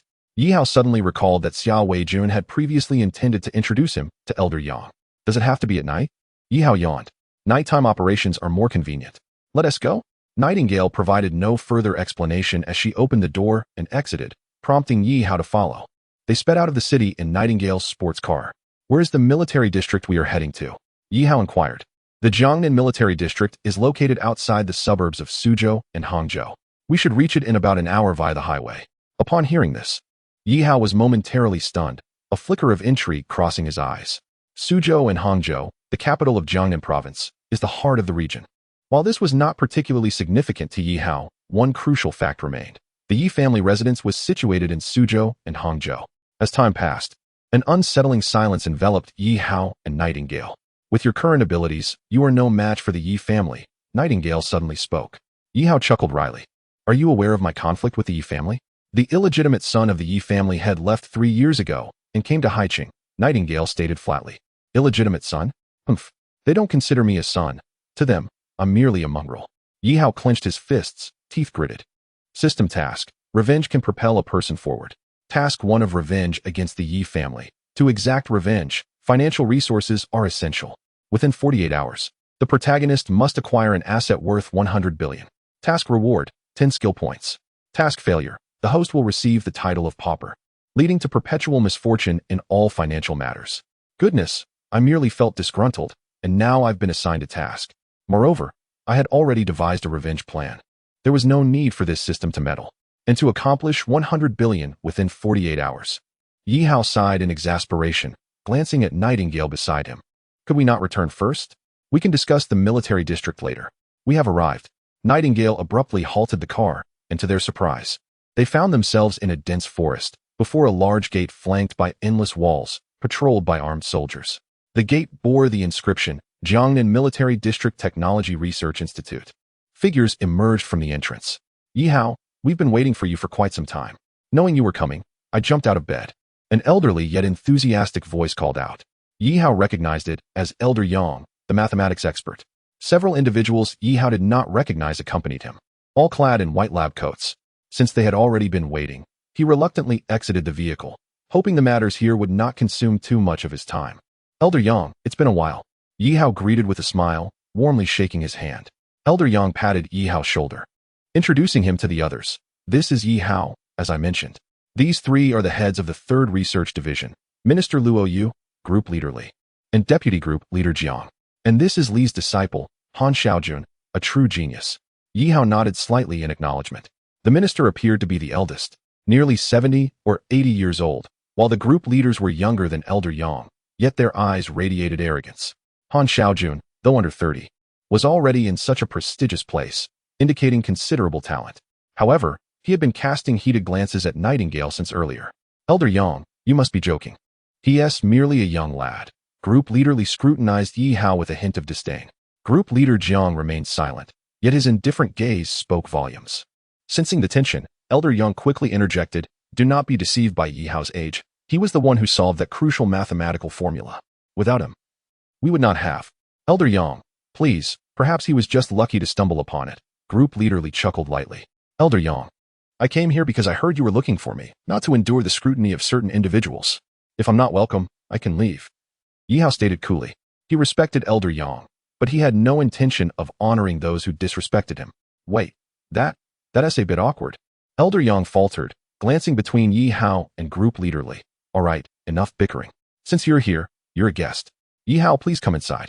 It's getting late. We can discuss everything after a brief rest tomorrow. Minister Luo, with eloquence, diffused the situation. Yi Hao took a deep breath, looking at Elder Yang. Elder Yang, please share what you need to say. I have no time for rest, and I still don't understand why I'm here. I arrived without clarity. He truly had no time to spare, for he had a task to complete within 48 hours, and every moment was precious. Very well, let us proceed. I'll explain everything on the way, Elder Yang said, his gaze shifting to Nightingale, initially surprised by her beauty, before inquiring, this lady. Minister Luo interjected. She is a national representative, escorting Mr. Yi Hao. Given Minister Luo's cautious demeanor, it was evident he had been informed of Nightingale's identity beforehand. Let us enter. After a round of registration, Yi Hao and the others stepped into the so-called Military District Technology Research Institute. Under the elucidation of Elder Yang, Yi Hao comprehended the intricate details of the matter. It turned out that the problem posed by Elder Yang was a pivotal data computation for a research project from over a decade ago. The result was that the data remained elusive, causing the project to be postponed indefinitely. Elder Yang was the mathematician responsible for overcoming this data conundrum at that time. Despite the project's indefinite extension, Elder Yang had never ceased to ponder it, and just a few weeks ago, by sheer coincidence, Yi Hao managed to unravel it, rekindling hope for Elder Yang. Consequently, Elder Yang immediately informed his superiors, and after an urgent meeting, the leadership ordered the resumption of the research project. However, shortly thereafter, they encountered yet another obstacle, prompting Elder Yang to instinctively think of Yi Hao. This is why he had sent Xiao Weijun to fetch Yi Hao. Though Nightingale's interference caused a slight delay, the Technological Research Institute belonged to the Jiangnan military region, specializing in military scientific research. Elder Yang, what precisely is this research project about? Yi Hao inquired, having sensed the peculiarity of the problem he had solved. Elder Yang revealed a mysterious smile. You shall soon find out. This is something our Huaxiao people have pursued for decades. Yi Hao, I need your assistance. This kid? I doubt he won't be dizzy upon seeing those things, remarked team leader Li derisively. In contrast, deputy team leader Jiang merely smiled quietly. Yi Hao maintained his silence, observing his surroundings. It was undeniable that the research institute exuded an air of science fiction. There were numerous things he had never encountered before, with experts working late into the night in certain areas, and various design blueprints plastered across the walls and desks of each workspace. Elder Yang sighed. Our Huaxia still lags significantly in military technology. We researchers hope to contribute in our areas of expertise. Yi Hao nodded in agreement. Although Huaxia could be considered a major global power, it still had much ground to cover in military technology. Beautiful lady, I am Han Xiaojun. I see you are quite interested in this research institute. Allow me to introduce you to its workings, he said, approaching Nightingale, who seemed indifferent to his advances and silently followed Yi Hao.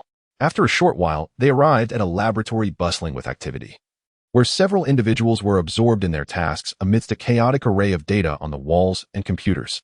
Yi Hao noticed a piece of paper on the floor, picked it up, and was taken aback by the words inscribed upon it.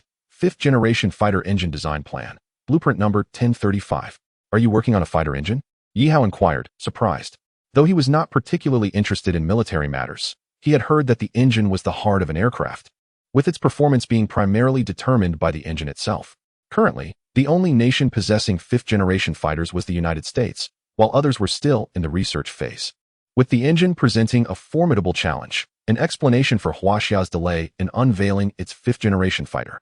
Shouldn't such crucial research be conducted at the prestigious Kyoto Research Institute? Yi Hao asked. We cannot place all our eggs in one basket. There are over 10,000 proposals for the 5th generation engine, yet only a minuscule fraction can transition from blueprint to reality, and even fewer meet the stringent requirements for installation on a fighter. Our project is designated as Blueprint 1035, which was indefinitely postponed over a decade ago due to an insurmountable data challenge. Can you solve it, or should you return to your studies? This is no place for students, team leader Li sneered, dismissing Yi Hao's capabilities.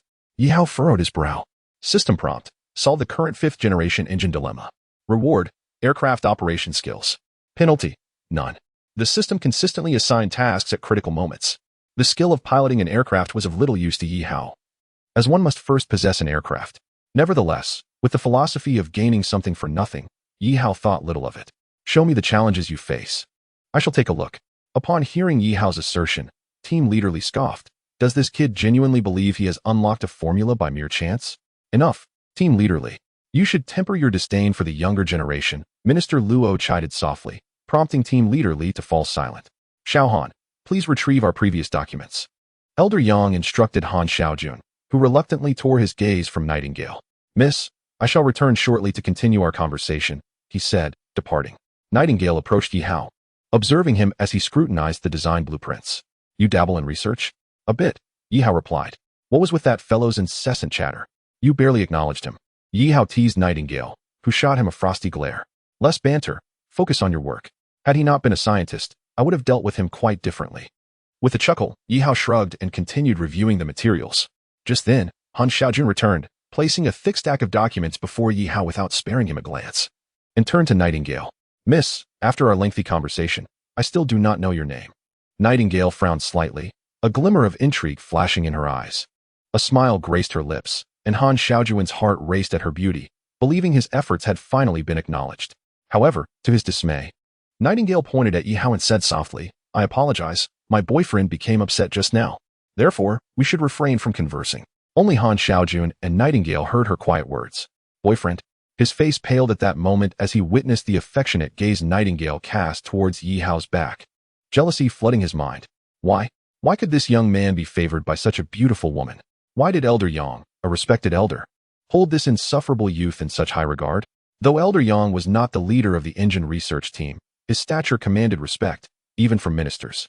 As a well-educated mathematician, Han Xiaojun had rarely faced setbacks in life, but today he found himself eclipsed by a younger individual, leaving him exceedingly displeased. Yi Hao, how is it going? Elder Yang inquired as he approached Yi Hao, who was rapidly scanning through the documents. The densely packed papers filled with numbers and text never lingered in Yi Hao's hands for more than 5 seconds. I'm still looking, Yi Hao replied, returning to his examination of the materials. Humph, is this what you call looking? Are you truly paying attention? Team Leaderly scoffed, further convinced that Yi Hao was merely posturing. Han Xiaojun stepped forward. Kid, do you even comprehend what is written here?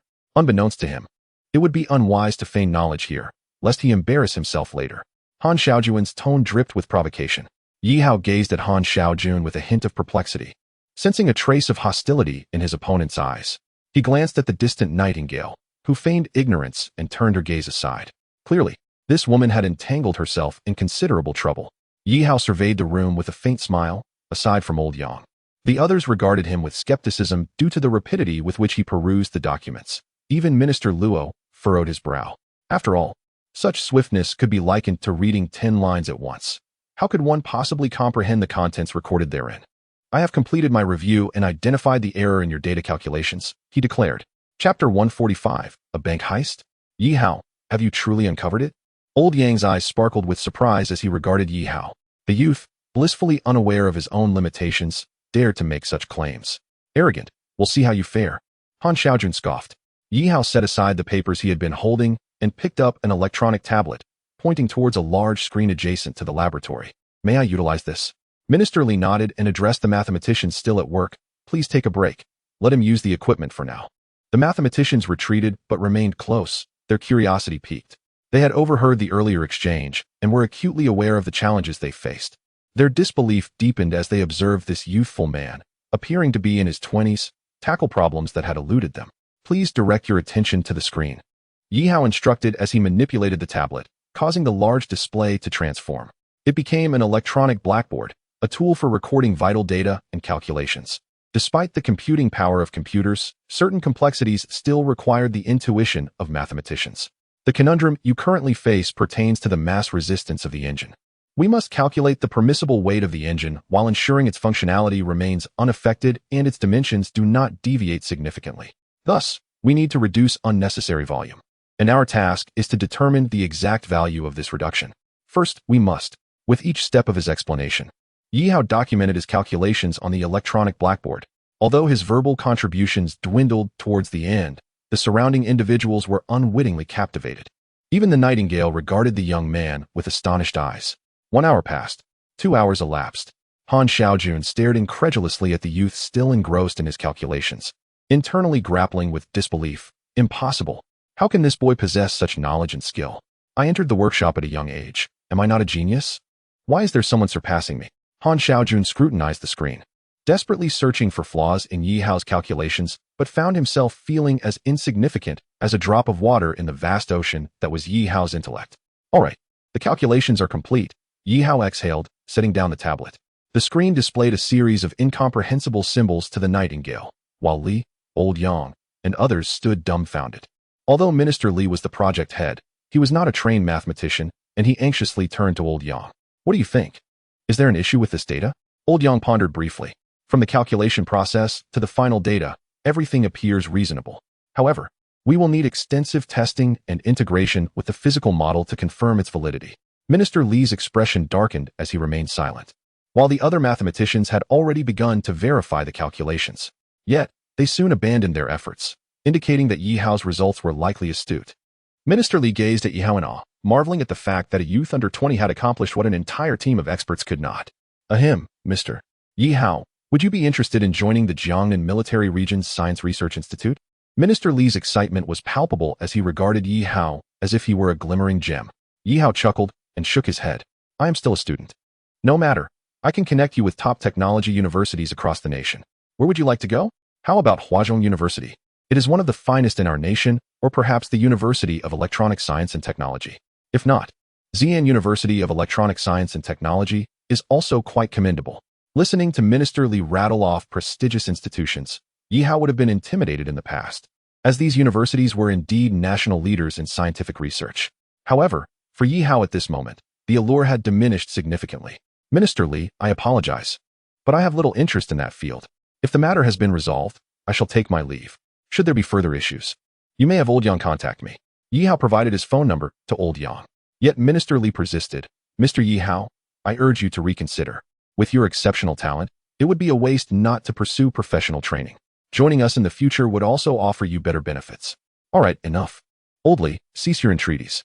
Young Hao has his own aspirations. Do not impose your desires upon him. Old Yang interjected with a chuckle, turning to Yi Hao.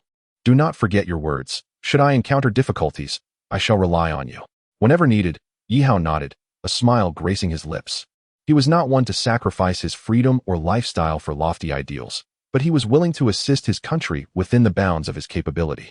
However, this scene left Han Xiaojun seething with resentment. Those universities were prestigious. He had fought tooth and nail to gain admission and had leveraged connections to land in this position. Yet this boy, he had a grand opportunity presented to him on a silver platter and dismissed it with disdain, trampling on Han Xiaojun's pride. The hard-earned accolades he had received were now rendered trivial by this newcomer. Ultimately, he could only grit his teeth and watch as the beauty accompanied the young man away. This lad is impressive, he mused. To solve such a difficult problem is indeed remarkable. A genius, truly a genius. The praises from the scientists nearby only deepened his anguish. Such accolades were meant for him. Why did this boy have to appear? Oblivious to the enmity he had unwittingly fostered, Yi Hao was now seated in the Nightingale's car. Departing from the premises, his mind buzzing with a newly acquired skill. The sky was beginning to lighten, and Yi Hao stifled a yawn, glancing at the ever-energetic Nightingale beside him. Aren't you tired? We've been up all night, and it's already past 2 in the morning. If you had experienced 10 days and nights without sleep, you wouldn't think this is anything, the Nightingale replied coolly. Yi Hao was taken aback. 10 days and nights. Even with his warrior physique, that would be quite a challenge. The dragon group was indeed formidable. Even a single woman could possess such prowess. Suddenly, Yi Hao remembered he still had an unfinished task. He promptly opened the relevant page. Time limit for the task, 43 hours and 36 minutes. Task amount, 0. In the blink of an eye, 43 hours have passed, and I have yet to earn a single penny. Allow me to pose a question to you. What do you believe is the most lucrative endeavor? Robbing a bank. Chapter 146, The Stock God. For heaven's sake. As a representative of the state, how can you incite others to commit bank robbery? Yi Hao gazed incredulously at Nightingale. She cast a sidelong glance at him and replied nonchalantly, You merely inquired about the quickest way to make money, and isn't robbing a bank the fastest method? Indeed, robbing a bank could yield a fortune of 10 billion effortlessly, but it is apparent that afterward, Yi Hao would be condemned to a life of evasion. Asking you this was undoubtedly my gravest error. Yi Hao turned away, gazing out at the scenery beyond the car window. contemplating whether there was any feasible way to amass such a sum within the remaining. No, there are now less than 45 hours left. Achieving this in such a short time frame is nothing short of daunting. If one truly wishes to earn a fortune quickly and legally, the options would be gambling, investing in stocks, or unearthing treasures to sell. For gambling, one could only venture to Huagang or Las Vegas in America, as these locales are not illegal. Nightingale's sudden remark sparked a glimmer of inspiration in Yihao's eyes. Engaging in stone gambling was not viable for him. To access high-stakes gambling venues, one must travel to Yunnan. However, to gamble effectively, one would need the ability to see through the stones. And his basic skill only lasts for 5 minutes. If fortune does not favor him during that brief window, accumulating 10 billion would be impossible. As for gambling, there are two options. One is the aforementioned ability, which has proven ineffective due to its brevity, and the other is gambling techniques. Yet, heading to Huagang to gamble and aiming for 10 billion within 2 days seems far too ambitious, not to mention conspicuous. And treasure hunting? That is a joke. Yihao lacks the time for such pursuits. However, the final option captivated Yihao's interest, stock trading. It could indeed lead to instant wealth. And upon checking his skill list, he noted, Stock God, I am the foremost in stock trading. Skill points required. 8. Have we entered the city yet? Yihao inquired of Nightingale. She glanced ahead and responded, We will enter the city in 10 minutes, and we will be home in half an hour. Very well. Please drop me off at any location once we enter the city. Here is the key to my room. You may return home first. Yihao handed Nightingale the key. She furrowed her brow, looking at him with curiosity. What are you planning to do? Just some personal matters. Yihao replied with a faint smile. Nightingale did not press further. Soon after, she found a random spot to park. I may not return home today. Even if you skip a meal, don't forget to order takeout, Yihao advised. Understood, Nightingale acknowledged before driving away, likely not recalling his words. Yihao opened his phone's map to locate the nearest internet CAF. Upon entering, he found the place nearly deserted due to the late hour. Approaching the counter, he requested, Please log me in and charge 100 yuan. The attendant glanced at him, noting that it was somewhat unusual for someone to deposit just 100. Once logged in, Yihao chose an empty single booth and closed the door behind him. Time for another wild venture. He settled into the chair, stretched his neck, powered on the computer, and silently resolved to exchange for the Stock God skill. Exchanging for Stock God skill requires 8 skill points. Do you wish to proceed? Yes. Host has acquired the Stock God skill. Remaining skill points. 3. A familiar sensation washed over him, as if new knowledge was being infused into his mind. However, having experienced this before, Yihao was now accustomed to it. Upon opening his eyes, a spark of brilliance flickered within them. In domestic stock trading, one can only sell the next day after purchasing, which is unsuitable for him due to time constraints. Thus, he turned to international markets, where American stocks could be sold just 15 minutes after purchase, a significant advantage. Yihao noted the time displayed on the bottom right of the computer screen. It was past 3 o'clock. In America, it was 2 o'clock. And the market would close in a few hours. A smile crept upon his lips as he beheld an interface in a foreign language on the screen. Yet a few Chinese characters adorned the top. Swiss Bank. Where is the safest bank in the world? Most would instinctively respond with Swiss Bank. To safeguard his information, Yihao opened 10 accounts at the Swiss Bank, distributing his remaining 30 to 40,000 across them, while simultaneously establishing trading accounts for the American stock market. Ordinarily, such arrangements would be impossible to complete in mere minutes. Yet for Yihao, a computer whiz, it was merely a matter of a few moments. He could have taken an even more audacious route, transferring funds from others' accounts into his own, but that posed significant challenges and dangers, and he had no desire to engage in criminal activities. Moreover, the task required him to earn 10 billion, and transferring from someone else's account would simply constitute theft. Returning to the matter at hand, Yihao now operated 10 accounts on the American stock market, yet he was not in a rush. Instead, he began to scour the American trading market for pertinent information. With the Stock God skill enhancing his perception, valuable insights began to crystallize in his mind. Buy 3,000 shares of the American Pajana Clothing Company. Buy 2,000 shares of the KFET Group stock. Data flowed seamlessly. An excitement glimmered in Yihao's eyes as his fingers danced across the keyboard, his mind racing like a finely tuned computer. Sell 3,000 shares of the Greek by Group stock. Buy 5,000 shares of the Mozari Technology Group stock. Should anyone have been monitoring the funds across these 10 accounts, they would have observed a remarkable ascent in value. Just half an hour prior, the total stood at 1 million. Now, it had surged to 4 million.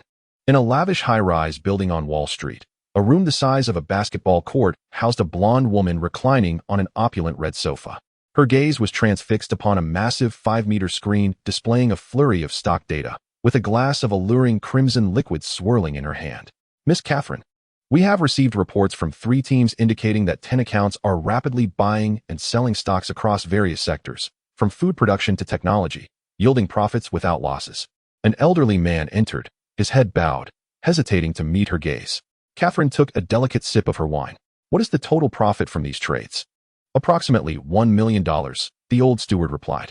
1 million? Catherine scoffed, her eyes narrowing at the scrolling stock data. Perhaps some old fool is short on cash and is attempting to make a quick buck. As long as he doesn't go too far, we need not concern ourselves with him. Yes, the old steward bowed his head and gradually retreated, casting a cautious glance at her retreating figure as he closed the door. Dressed in a red princess gown with fair skin, she was a stunning blonde. However, her identity was even more formidable. She was America's most skilled stock trader, whose influence loomed over numerous stock market crashes and financial crises. Her family boasted a legacy spanning centuries in America. Catherine Iley, the prodigious daughter of the Iley family. Unbeknownst to this delicate young lady, in the hours to come, the individual she perceived merely as an opportunist would reveal to her the true essence of terror. Chapter 147. The stock markets of half the world were astounded. At approximately 7 o'clock in Huaxia, the American stock market closed. Yihao stretched his back. Several hours of diligent effort had not been in vain. The total capital across his 10 accounts had now reached 10 million yuan. While this figure may seem modest, it is noteworthy that Yihao's initial investment was less than 500,000. In a mere span of 3 hours, he had multiplied his investment a staggering 20-fold. Should seasoned stock traders learn of this feat, they would surely be left in shock. With the American stock market now closed, he had to wait at least half a day for it to reopen. However, Yihao had no time to spare, for a target of 1 billion loomed ahead. He began searching for countries where trading could still occur the same day: the island nation, England, France, and Russia. After a brief respite, Yihao established over 100 additional accounts, reallocating part of the funds from his initial 10 accounts. His goal was to engage with the currently active stock markets of various nations. With each passing moment, Yihao's excitement surged. He felt akin to a general, with his accounts as his battalions and his wealth as his soldiers. Many dream of sailing through the ocean of riches, and today, Yihao was realizing that ambition. In a certain company in the island nation, a man clad in a kimono furrowed his brow as he scrutinized a row of computer screens. Kojima, we just discovered dozens of accounts surfacing in our market, engaging in relentless buying and selling, amassing at least 100 million yen in just a few hours. The man known as Kojima was a renowned trader in the island nation, having long retreated from the public eye, discreetly maintaining the balance of the stock market for the government. Damn it, someone is deliberately disrupting our market, Kojima yelled, gesturing for others to step aside. I will teach this intruder a lesson. In England, within a grand edifice, a gathering of blonde men and women savored their tea. Karen, didn't you rake in a fortune in America 6 months ago? That was $500 million. With this inquiry, the group's attention turned to a portly blonde man. Karen shrugged, feigning innocence. Don't be ridiculous. 6 months ago, I was vacationing in the Maldives. Stop pretending. That S-shaped spiral trend chart is your specialty, remarked a nearby blonde man with a grin. Karen merely smiled in response. Suddenly, a breathless individual rushed in, exclaiming, there's troubling news.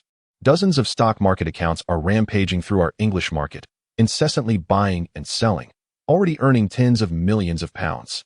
Instantly, the atmosphere of the gathering shifted.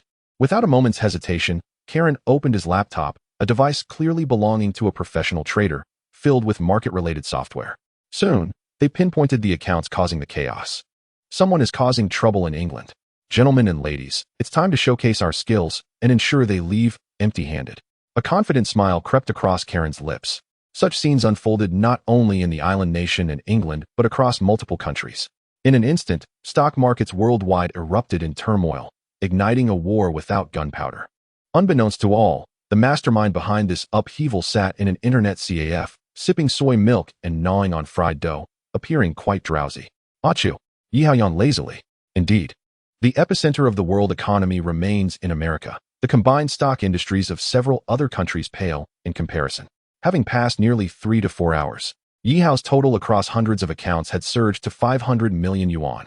Yet, dissatisfaction lingered, as he deemed the pace too sluggish. Glancing at the time, he noted that the American market would open at 10 o'clock in the evening, Huaxia time, and close around 5 or 6 in the morning. With over 12 hours remaining until evening, boredom set in. If this were the American market, I'd have likely earned billions by now. After finishing his soy milk, Yihao noticed a peculiar anomaly on his screen. Many stocks he had purchased were inexplicably declining. Someone is making their move. How intriguing. Just as I was feeling drowsy, I shall join them for a little fun. A sly smile appeared on Yihao's face as he focused intently on his computer, his eyes glinting with mischief. At that moment, Yihao resembled a greedy tiger, and those stock figures appeared as succulent morsels. He would not allow others to snatch away what was rightfully his.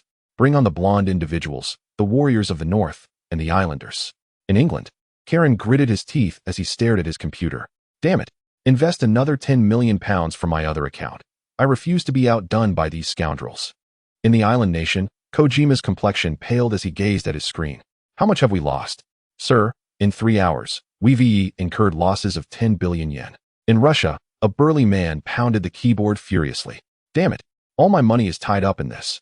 The traders soon realized that no matter their attacks or strategies, their adversary appeared as cunning as a wily wolf, capable not only of evading capture, but also of seizing a piece of their spoils.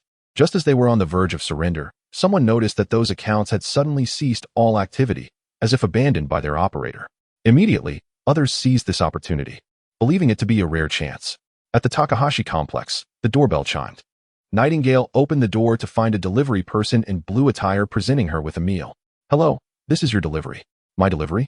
I didn't order anything. Nightingale exclaimed, perplexed, as she examined the takeout box. A note attached read, you must eat lunch. We don't know about that. We are only responsible for delivery. The address is indeed correct, the delivery person replied, turning to leave. Nightingale gazed at the takeout in her hands, a flicker of a smile crossing her face. She opened the box, returned to her bed, and turned on the television, watching the flickering laptop screen. The news channel flashed a breaking story. This morning, stock markets worldwide were engulfed in a significant storm. Chapter 148. The sole adversary man is iron. Food is steel. One meal skipped, and one feels famished. Yihao smiled contentedly as he observed the delivery confirmation on his phone app. He set his phone down, licking the remnants of rice from his lips, and pushed the takeout box aside. Gazing at the myriad of figures on his screen, a smile creased his lips. My little treasures, Grandpa has returned. With only half an hour remaining until the island nation's market closed, Kojima let out a sigh of relief. At last, we've managed to recover a bit. Who are these people, and what prowess do they possess? The surrounding islanders murmured among themselves, and just then, the large screen before them changed, revealing the previously dormant accounts springing back to life, resembling hungry wolves awakened from slumber, ready to hunt once more. Kojima, this is bad. The stock of the Senka Group has surged 5 points and has now been sold off. It has reached its limit down. The shares of the Zhu family company are also in frantic demand, with several accounts aggressively purchasing them. As troubling news continues to unfold, Little Island trembles, his eyes reflecting sheer terror. Who could it possibly be? Here we are on the French stock market channel, where, due to the market's volatility today, the National Securities Regulatory Commission has decided to close the market 3 hours early, a historic first for the French stock market. As he watches the news on the television, a group of tall, blonde individuals seated before multiple computers wear grim expressions. Damn it! One of the blonde men angrily kicks the computer in front of him. Those over a dozen accounts that attacked us just cleared out all their funds before the market closed. We've lost at least 150 million euros today. That's just the direct losses. The indirect losses are. Calm down, everyone, another voice interjects. We're up against an organization. Our losses aren't in vain. At that moment, an elderly man with white hair and a cane emerges. Mr. George, the group immediately shifts their demeanor, showing respect to this renowned trader, their spiritual leader. And this war is far from over, the old man states solemnly. What? The market is closed. What can they do now? Someone nearby asks in confusion. The old man walks slowly to the window, gazing at the enchanting view of France. I've just received news. It's not just us in France. Markets in the island nation, England, and the Tsardom of Russia have also been hit by mysterious figures. They swept away a fortune before disappearing. My God, they've even struck in England and Russia? Just how many of them are there? A blonde woman exclaims in disbelief. Regardless of their numbers, I sense they want to halt their advance. Their ultimate target must be there, the largest financial market in the world. The old man turns to face the group. Do you wish to take revenge? To reclaim your lost glory? The crowd nods in agreement. Being forced to close the national stock market ahead of schedule is the greatest humiliation for them. I have $1 billion here. Shortly, you will take this sum into the American stock market. A glint of determination flashes in the old man's eyes. Those ravenous wolves will surely appear there. Meanwhile, in England, what are our losses? Karen grits his teeth. A bottle of 1982 red wine shattered beside him, spilling crimson liquid across the floor. A blonde woman whispers, so far. Those accounts have already taken nearly £100 million. With a thud, Karen slams his fist onto the table. £100 million. In just a few hours, those bastards managed to snatch that amount right from under our noses. Where on earth did they come from? They all seem like trading experts. Despite our years in this business, we've never heard of such an organization internationally. Karen remains silent as his phone rings, his expression shifting dramatically. Yes, I understand. I agree, we'll participate. After hanging up, he turns to the group behind him. Prepare your accounts. We're heading to the American stock market. The American stock market? Why are we going there? For revenge. Karen takes a deep breath, opens his computer, and accesses his account, revealing a staggering $500 million. This scene is mirrored among traders across various nations. All have fallen to these enigmatic adversaries. Yet, those atop the financial pyramid cannot simply accept defeat. They are determined to conquer these foes to redeem their failures and reaffirm their dominance. All eyes converge on the American stock market.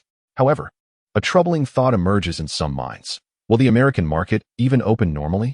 In the past hours, these mysterious figures have ravaged stock markets worldwide. And with the American market being closed during this turmoil, will it avoid disaster? On Wall Street, within a grand building, Catherine muses, how intriguing. I never expected something so captivating to unfold during such a dull time. She sips her wine, a rare smile gracing her features, resembling a child who has discovered a delightful new toy. Just then, the butler approaches discreetly. Miss, we've received word from the stock exchange inquiring whether to resume trading in a few hours or to remain closed for several days. Open it. How could we not partake in such an exhilarating event? Catherine replies, her eyes sparkling with mischief. Set it in motion. We shall open normally. Ensure that trading teams 1 through 5 are prepared. I recall we have $1 billion in liquid assets. Arrange it, and let those wolves return empty-handed. Catherine's smile deepens, exuding confidence, the wine in her glass shimmering more brilliantly than before. Oh, miss, there's one more thing. Our team has detected that several traders from various countries have been active in our American accounts, gearing up.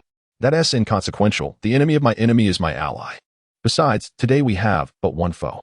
Meanwhile, Yihao stifles a yawn, checking his account. After a day of diligent trading, his total has finally reached $3 billion, calculated in renminbi. However, he still has over half the allotted time remaining. Time remaining, 28 hours, 46 minutes. Total amount, 245,054. 301 yuan. Yihao realizes that his efficiency in stock trading has been somewhat lacking, having only accrued this modest sum over half a day. The international stock markets are too small. The real bounty lies in the American market. He is confident that once it opens, he can easily complete the task of earning $10 billion within 3 hours. Unbeknownst to him, however, half the world's top traders are already fixated on this ravenous wolf. A major confrontation is imminent, with only 2.5 hours remaining until the American market opens. Chapter 149. Porsche 911 as the stock markets around the world close. Yihao turns his focus to the American market, patiently awaiting its opening. Suddenly, his phone rings, and frowning, he answers to find Zhao, whose name displayed. Hello, Mr. Yi. It's bad. We're under attack. Currently protecting the young lady. Yihao's expression shifts as the voice becomes fragmented and muffled, punctuated by distant gunfire. Hello? Hello? He calls out in desperation, but all he hears now is a static hum. Damn it. Yihao clenches his fists, knowing without a doubt that Zhou Qianyi must be in trouble. Glancing at the stock market data on his computer screen, he grits his teeth, exits those pages, and accesses a surveillance interface to track Zhao, whose last known location. Upon discovering it, he exclaims in disbelief, 200 kilometers away, at Quatsong Mountain? That fool. Why did she run so far? The round trip would take at least 5 to 6 hours, and with such a vast area to cover, he has no idea where she might be. Moreover, he has a task to complete of earning 10 billion, with that tantalizing reward within reach. With a determined resolve, Yihao shuts down his computer and rushes outside, spotting a car dealership in the distance. He dashed over without a word. It was around 8 in the evening, precisely when people were unwinding, leading to a considerable crowd at the car dealership, where many took the opportunity to browse vehicles. Upon entering, Yihao seized a nearby salesperson and inquired, "Where are your finest performance cars?" The salesperson, taken aback by the disheveled appearance of the sudden intruder, frowned and replied, "Sir, if you wish to purchase a car, please first specify your requirements and budget." The salesperson could easily discern that this man was not affluent. His hair was unkempt, and he seemed to have emerged from nowhere. However, company policy mandated excellent service, so he resigned himself to his misfortune, hoping that this man would leave soon. Yihao noticed the disdain in the salesperson's eyes. He was aware that he might appear somewhat shabby after spending a day and night in an internet CAF, with little time to present himself neatly. "I want your best performance car." "Sir, please be rational." "Those cars." "I want your best performance car." "Sir, those cars are beyond your financial capacity." "I want your best performance car." The salesperson, increasingly agitated by Yihao's insistence, finally relented. "Fine, fine. You want the most expensive one? Follow me, but I worry you might not be able to afford it." Yihao remained silent and followed. The salesperson led Yihao to a silver sports car, adorned with a logo resembling a shield, featuring a rearing horse at its center. "This is our finest vehicle. The Porsche 911, top configuration, valued at $2.8 million. After the introduction, the salesperson cast a condescending glance at Yihao. "Kid, don't be too arrogant. You can't afford such an expensive car. Stick to something worth a few thousand." He had encountered many pretentious individuals like Yihao. "If you're still interested, I can show you the lower-end vehicles." The salesperson turned to leave, assuming that Yihao would soon recognize his financial limitations upon seeing the car's value. To his surprise, Yihao stood resolutely before the Porsche 911, even reaching out to touch the hood. "Hey, hold on. This is $1 million sports car. Don't go touching it carelessly. If you scratch even a bit of paint, you won't earn enough in a year to cover the damages." The salesperson swatted Yihao's hand away and cautiously inspected the area where Yihao had touched, only exhaling in relief after confirming it was unblemished. "Is this car full of gas?" Yihao's unexpected question caught the salesperson off guard, who looked at him in astonishment. "It is." "Why? You want to drive it?" "That's impossible." "Excellent. I'll take this car." "Swipe the card." Yihao gazed at the car with satisfaction and produced his bank card from his pocket, presenting it to the salesperson. He understood the urgency of reaching Quokang Mountain and recognized that this vehicle would serve him well. The salesperson, staring at the card, swallowed hard, bewilderedly eyeing Yihao, who appeared unremarkable at first glance. "You really want to buy? This costs $2.8 million. We don't support installment payments." "That's all right. I'll pay $3 million. You have 10 minutes to finalize all the paperwork. I intend to drive this car away within that time." Yihao spoke with a calm demeanor, having just increased his offer by 200,000. The salesperson's heart soared at the thought of selling a $3 million vehicle. The commission would equate to selling over 10 cars. Sir, please hold on. I'll fetch some contracts and a card reader. You keep the card for now." The salesperson's demeanor had shifted entirely, as if he were gazing at a long-lost parent. "Hurry up, I'm pressed for time," Yihao urged. "Yes, yes." The excited salesperson turned to retrieve the purchase contract, but, caught up in his exhilaration, collided with an incoming individual. "Xiaowang, what are you doing? Not watching where you're going?" came a reprimanding voice. The salesperson turned to see their floor manager, accompanied by a young couple who appeared to be of a similar age to Yihao. Manager, great news. Someone's willing to pay $3 million for the new Porsche 911. The salesperson exclaimed. His enthusiasm startled the floor manager, while the young man expressed confusion. "Zhang, when did our dealership get 2 Porsches?" The manager looked flustered and quickly pulled the salesperson aside. "Wait, what is going on? How could anyone want to buy that 911? It's true. That gentleman just took out his bank card. He is not only willing to pay in full, but also offered an extra 200,000, requesting to pick it up within 10 minutes. The salesperson pointed towards Yihao, who was still beside the Porsche 911. Coincidentally, the couple the manager had brought along strolled past them. "Damn it, that car was meant for Wang Xiao." The manager muttered under his breath. "What? But there's no reserve sticker on it." The salesperson's expression changed, realizing that selling a car already reserved for someone else was a severe breach of protocol. "If we anger the customer, it was just a verbal promise. I didn't go through the proper procedures. I thought no one would buy it." The manager suddenly had a thought and proposed. "Why don't you talk to your customer and ask him to wait? In a few days, we can bring in a new car for him." The salesperson pointed behind the manager. Those two customers seemed to know each other. Chapter 150. I'll take this car. While Yihao was inspecting the car, he suddenly heard a familiar voice nearby. Yeah, what do you think of this car? My previous one was too old, so I'm thinking of replacing it with this." The male voice exuded arrogance. "Wang Xiao, you're truly impressive. A $2.8 million car, and you just decide to buy it." The woman's voice was laced with a flirtatious tone. Yihao looked up and met the gaze of the man, Wang Zihao, and the woman, Jiang Yu. What a coincidence, Wang classmate. Yi Hao hadn't expected to encounter Wang Zihao while buying a car, and he could recognize Jiang Yu without a doubt. Did you enjoy yourself the other night, Wang classmate? Yi Hao observed the dark, vengeful expression on Wang Zihao's face, as if he wished to tear him apart. And he understood the reason behind it. Wang Zihao clenched his fists, wanting nothing more than to punch Yi Hao. Yet he knew that such an action would only lead to his own downfall. The events of the previous night were still vivid in his mind. Although he had been under the influence, his mind had remained clear, unable to control his body. Just thinking about that scene made him feel nauseous, and after regaining consciousness, he had washed himself thoroughly over 10 times. His elder brother is still lying in a private hospital, suffering from a fissure. And the doctor has said he won't be able to get out of bed for at least a week. You better watch out, kid. One day, you'll get what's coming to you. Wang Zihao glared at Yi Hao, his voice heavy with malice. Jiang Yu, standing nearby, found it peculiar that her boyfriend was so enraged at Yi Hao, while she herself frowned slightly at Yi Hao's disheveled appearance. Indeed, her previous impressions had merely been illusions. How could such a man ever achieve success? I don't have time to banter with you today. I still need to buy a car. Where's that person? Yi Hao glanced anxiously at his watch. Wang Zihao paused, a gleam of cunning flashing in his eyes. Though he knew he couldn't physically overpower Yi Hao, he could still humiliate him. Buying a car? I wonder what kind of vehicle you're looking at, a few thousand yuan Panda, or something worth over 100,000. Wang Zihao's tone dripped with scorn as he wrapped an arm around Jiang Yu. See? Your ex-boyfriend is buying a car. What do you think about that? Though Jiang Yu found Wang Zihao's condescension irritating, she had to consider her dependence on him. Her designer bags, luxury apartment, and cosmetics all required his financial backing. She could only smile and say, "Don't be ridiculous. How could he possibly buy a car? During our relationship, he didn't even own an electric bike." Wang Zihao chuckled and nodded. I see. So, Yi Hao, what car are you planning to buy? I can offer some advice. Yi Hao pointed to the Porsche 911 parked before them. This one right here. Wang Zihao was taken aback and then burst into laughter. Yi Hao, you really ought to know your limits when pretending. This Porsche 911 is already reserved by me.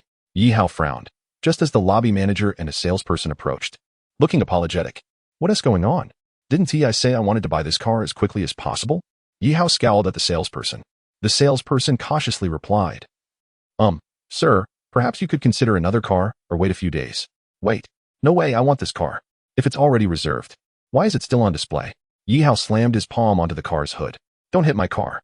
Wang Zihao snapped, pointing a finger at Yi Hao. The lobby manager quickly intervened, apologizing to Yi Hao. Sir, this gentleman is the son of the Wang Hao Group, and this car is reserved for Mr. Wang Zihao, so. Would you consider waiting a few days or looking at other cars? Wang Hao Group. Yi Hao sneered dismissively. Checking the time on his phone, he replied, I don't have time for this nonsense. This car is here, and there is no indication that it's reserved, so it's for sale. If that's the case, I'll pay and drive it away. He presented his bank card to the salesperson. You. Wang Zihao glared at Yi Hao, but he could only attempt to intimidate him without taking actual action. Enough talk. I'm here to pick up my car. I'm taking it. Wang Zihao produced his own bank card as well. The salesperson, now utterly devoid of enthusiasm, looked helplessly at the manager, who was caught between the two parties. Just then, a middle-aged man approached. The salesperson and lobby manager's faces lit up with relief as they rushed over. General manager, what is all this commotion about? The general manager chastised, furrowing his brow. The lobby manager quietly explained the situation.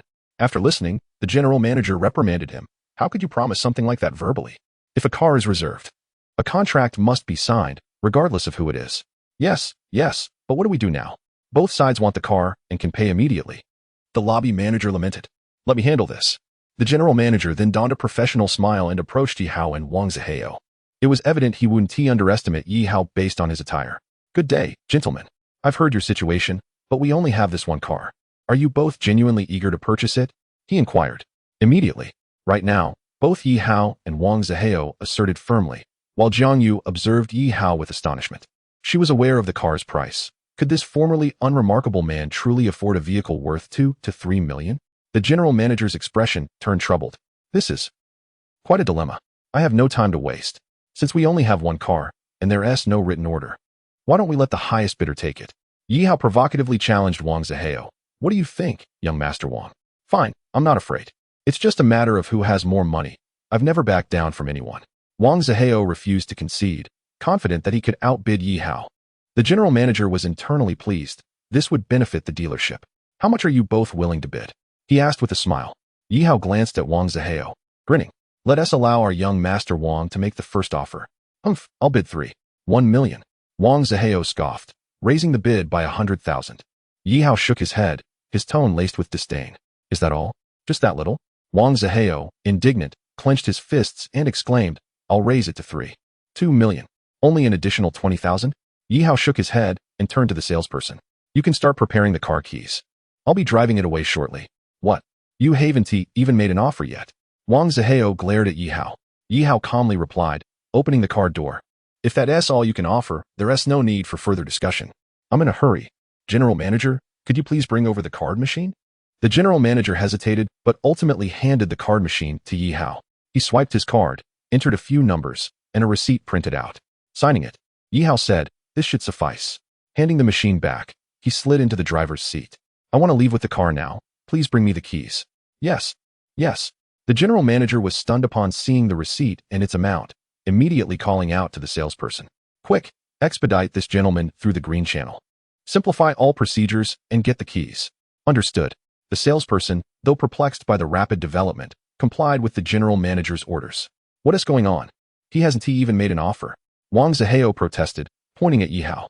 The general manager hesitated, glancing at the receipt, the amount rendering him unable to refuse.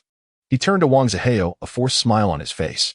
Young Master Wang, this gentleman's offer is quite substantial. You might not be able to match it. Shall I bring another car for you in a couple of days? What do you mean? What do you mean he paid for it? I cannot afford that. The words from the other party were nothing short of an insult to Wang Zihao, who, in anger, snatched the receipt from the general manager's hand. I want to see how much this brat can actually spend. Wang Zihao's words trailed off, choked by the shocking number on the receipt. The top of the receipt displayed Yi Hao's card number, followed by the amount charged, 5 million yuan. Wang Zihao swallowed hard, unable to believe the figure before him, his arm trembling. Have you lost your mind? Spending 5 million on a car that costs less than 3 million. Wang Zihao gazed at Yi Hao in disbelief. Yi Hao chuckled lightly. I have the means, and I enjoy it. At that moment, Wang Zihao's face turned pale with rage. He was wealthy, but spending 8 million on a sports car was already pushing his limits. He had hoped for a discount. Yet, this Yi Hao had just swiped 5 million, nearly double the car's original price. Was this fellow a fool? Certainly, Yi Hao was no fool. To him, that sum had become merely a string of digits, whether starting with a 3 or a 5. It was trivial. He was now a man worth over 10 billion. Jiang Yu, standing beside Wang Zihao, had also scrutinized the number on the receipt, counting it multiple times to confirm it was indeed 5 million. As she gazed at the signature above, Yi Hao, she felt as though it was a slap in her face. You will regret this one day. That phrase involuntarily echoed in her mind. She stared blankly at the youth seated in the sports car, the very boy who had once accompanied her. Wang Gongzi, could we have that receipt back? The general manager smiled, pointing at the receipt in Wang Zihao's hand. If you need any other vehicle, we would be happy to offer you a discount. Wang Zihao, not allowing the general manager to finish, tossed the receipt back, his face dark as he turned to leave. However, seeing his woman gazing dreamily at the man in the car only fueled his anger further. With a sharp slap, he exclaimed, What are you staring at? Hurry up and come with me. With that, he strode towards the exit of the dealership. Jiang Yu pressed her reddened face, biting her lip as she watched the boy who had yet to spare her a moment's attention quietly walk away. Yi Hao closed his eyes for a brief respite, feeling mentally exhausted after a continuous day and night battling in the stock market. He had attempted to call Zhou Qianyi, but the line was busy. Even a gang's number was unreachable. What the hell is going on? Today is Monday. Why isn't Zhou Qianyi at school? How did she suddenly end up at Quokang Mountain? Moreover, when I called Zhao Yanting to request leave this morning, I specifically asked about Zhou Qianyi. And she was indeed at school then. This means something must have changed in the afternoon. Sir, here is the contract and the car keys. If you wish to take the car now, do you need me to have someone bring it out for you? The general manager's voice cut through his thoughts. His face adorned with a respectful smile, holding out the contract and car keys. The keys were unusual, resembling a miniature car model.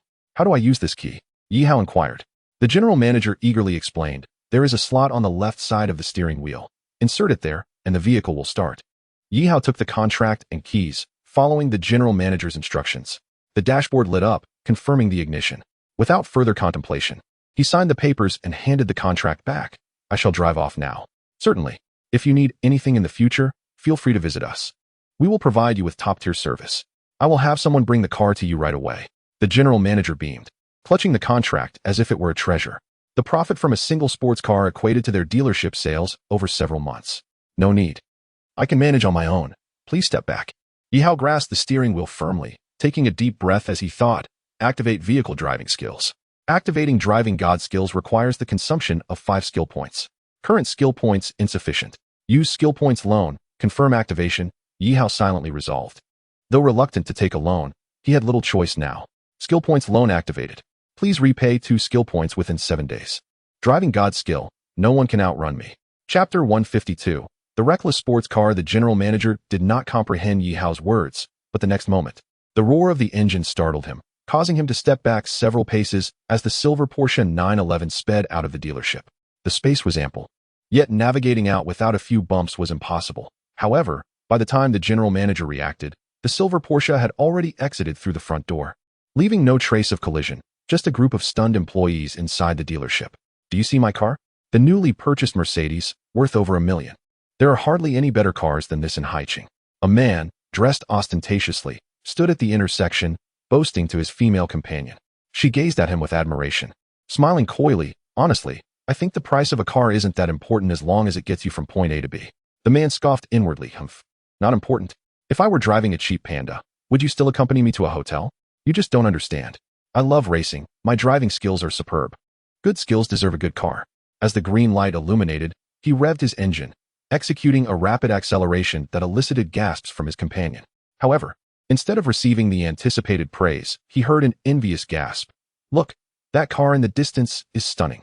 It looks like a Porsche 911. I heard it costs several million. The man glanced at his rearview mirror, indeed spotting a silver Porsche 911, albeit at a distance. The disparity between his Mercedes and the Porsche was stark. Ahem, well, great cars aren't everything. Without good skills, they're useless. Just like now, I could easily outpace that Porsche. Before he could finish his sentence, a flash of silver zipped past, the Porsche that had been trailing them now far ahead, leaving the duo speechless. One must admit, a man's obsession with cars mirrors a woman's obsession with fashion. At this moment, Yi Hao was somewhat entranced by the thunderous roar of the engine as he pressed the accelerator, the speed soaring beyond 150. With fewer cars around, his velocity increased, approaching 200 kilometers per hour. Attention, attention. A silver Porsche 911 is racing on National Highway 302. A traffic officer, spotting the silver blur, immediately reported to the command center, which promptly ordered surrounding officers to intercept the speeding vehicle. Yet, before they could react or set up roadblocks, the car had already left the highway, vanishing without a trace. An hour later, at the foot of Quokang Mountain, a silver sports car gracefully ascended the winding mountain roads.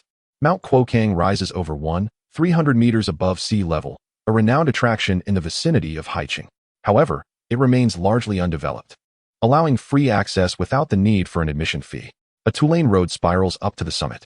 Yet few would dare to drive up in the dead of night due to the winding, unlit paths that pose significant risks. Uncertainty loomed over the whereabouts of Zhou Qianni and her companions. With a furrowed brow, Yi Hao cautiously navigated the ascent, relieved that the road was manageable. Otherwise, this journey in his sports car would have been daunting. Regrettably, the desolate wilderness lacked surveillance cameras, making it impossible to track them. Suddenly, a gunshot echoed from the mountaintop. Yi Hao's brow tightened as he accelerated from 30 to 60 miles per hour, each turn testing his driving prowess.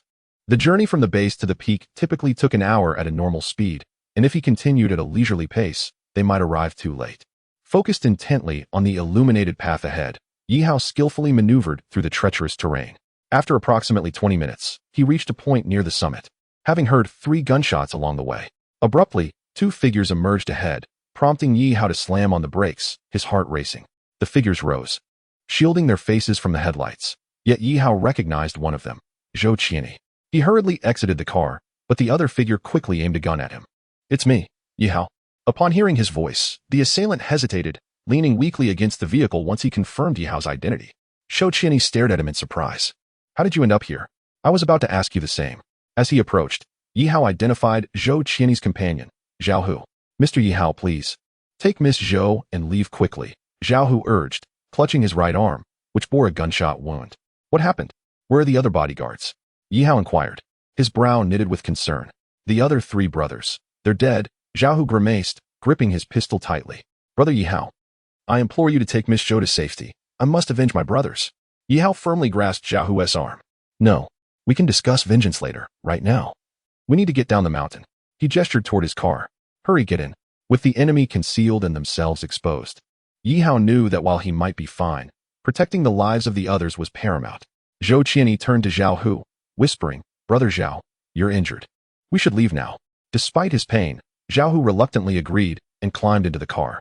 Though the Porsche 911 was a sports car, it was a rare four-seater.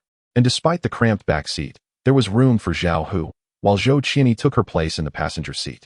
Let us find a place to turn around so we can descend, Yi Hao urged, pressing the accelerator as they continued toward the summit in search of a wide space to maneuver. Zhou Qianyi, regaining her composure, gazed in astonishment at the car. Is this a Porsche 911? How do you have such a car? Now is not the time to marvel at the vehicle. We need to focus on our escape. Someone has already noticed us, Yi Hao warned, spotting dark figures moving along the hillside. Be cautious. They're armed, Zhao Hu cautioned from the back seat. Pressing his hand against his wound. Gunfire erupted, bullets striking the windows. Zhou Qianyi gasped, covering her ears. Indeed, the money was well spent. This glass is bulletproof, Yi Hao observed, noting the cracks forming in the glass yet remaining intact, a testament to its quality. Just then, headlights appeared ahead. Several black SUVs were descending the slope. Those are their vehicles. Be careful, Zhao Hu warned. Damn it. Yi Hao gritted his teeth, shifting into reverse. Zhou Qianyi stared at him in terror. What are you doing? Less talking, and I suggest you buckle up. This is my new car, an ID preferred and scathed, Yi Hao declared, his eyes blazing with determination. Wall Street, USA.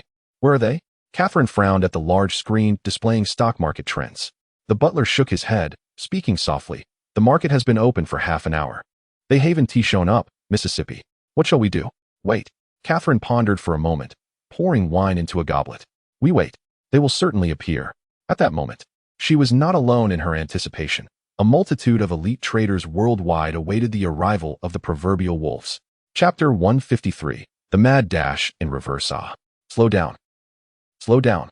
Zhou Qianyi bit her lip, her eyes squeezed shut, legs tensed, and hands gripping the armrest tightly, trembling uncontrollably. Yi Hao was driving in reverse down the mountain at no less than 60 miles per hour. Indeed, he was reversing down the treacherous slope.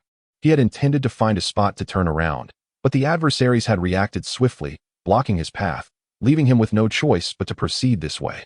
His focus was solely on the rearview mirror, tracking the approaching vehicles behind them, and he could see the black SUV barely 10 meters ahead, even discerning the driver's features. Damn it! Stop shouting. Yi Hao snapped, his hands and feet unwavering in their tasks. His mind was razor-sharp, and despite the adrenaline coursing through him, he felt a tremor of fear. Despite his relentless speed, the pursuing SUV closed the distance. Mr. Yi, this isn't going to work. If they ram us, we might plummet down the mountain, Zhao Hu shouted from the back seat, trying to stifle his panic. I know. No need for your commentary. Damn it. Where's that spot I remember? Yi Hao scrutinized the rearview mirror, and as he rounded a bend, he spotted a potential escape route. There. What? Zhao Hu and Zhou Qianyi exclaimed in unison. Brace yourselves. I'm going to utilize that sharp turn ahead to pivot the car. That way, we can accelerate down the mountain. Yi Hao gripped the steering wheel tightly, even pressing the accelerator further. What did you say? A 250-degree turn. Are you insane? Zhou Qianyi's face paled as fear washed over her, unable to believe what she was hearing. Mr. Yi Hao, please, remain calm. The turn may be wide enough, but we won't have the luxury of stopping to straighten the car, Zhao Hu cautioned, swallowing hard. Who said we need to stop? Yi Hao smirked, determination etched on his face. No, we won't be stopping. At this moment, both Zhou Qianyi and Zhao Hu perceived the man before them as a madman, utterly deranged. They even regretted getting into his car, pondering whether fleeing down the mountain path might have offered them a glimmer of hope. As they steadied themselves, the vehicle's body entered a sharp turn. Seated in the back, Zhao Hu could see through the tail lights that just beyond the mountain road lay a sheer cliff, dozens of meters high. Should they careen off, it would spell disaster for both car and occupants. However, Yi Hao was determined to prevent such a calamity. He slammed on the brakes while simultaneously engaging the electronic handbrake on the left side of the steering wheel. Yet, his foot remained firmly on the accelerator, and he deftly shifted from reverse to drive. The engine roared violently, and Zhou Qianyi covered her ears, acutely aware of the cacophony from the engine and the screeching of tires against the pavement. The sudden stop almost propelled her forward, but fortunately, her seatbelt held her in place, along with her grip on the armrest. Conversely, Zhao Hu was less fortunate, crashing heavily against the backrest, leaving him bruised and battered. In that moment, both Zhou Qianyi and Zhao Hu were astonished to see the car's front swivel almost 60 degrees to the right, aligning with the downward slope of the mountain, while the rear of the vehicle was perilously close, less than half a meter, to the protective barrier of the bend. Though they could not perceive this from their vantage point. "Let's go," Yi Hao shouted, pressing the electronic handbrake once more, releasing the brake, and flooring the accelerator. The Porsche's performance was unleashed, surging forward in less than half a second. In the next instant, a dark shape was past them, followed by a resounding crash and a series of thuds. "What was that sound?" Zhou Qianyi asked, glancing in the rearview mirror. She could only see that the protective barrier at the bend had been demolished, leaving behind a skid mark on the ground, while two black SUVs had collided, halted at the curve. "I suspect you would prefer not to know," Yi Hao replied with a faint smile, as he continued to maneuver the car at breakneck speed downhill. Meanwhile, Zhao Hu regarded Yi Hao with a mix of admiration and disbelief. His driving skills transcended mere expertise and bordered on the insane. At the bend moments before, several men in black emerged from the two black SUVs. One, appearing to be the leader, approached the cliff's edge and gazed down at a car that had been reduced to wreckage, its occupants' fates uncertain. "Damn it! Who can tell me what on earth happened with that silver Porsche?"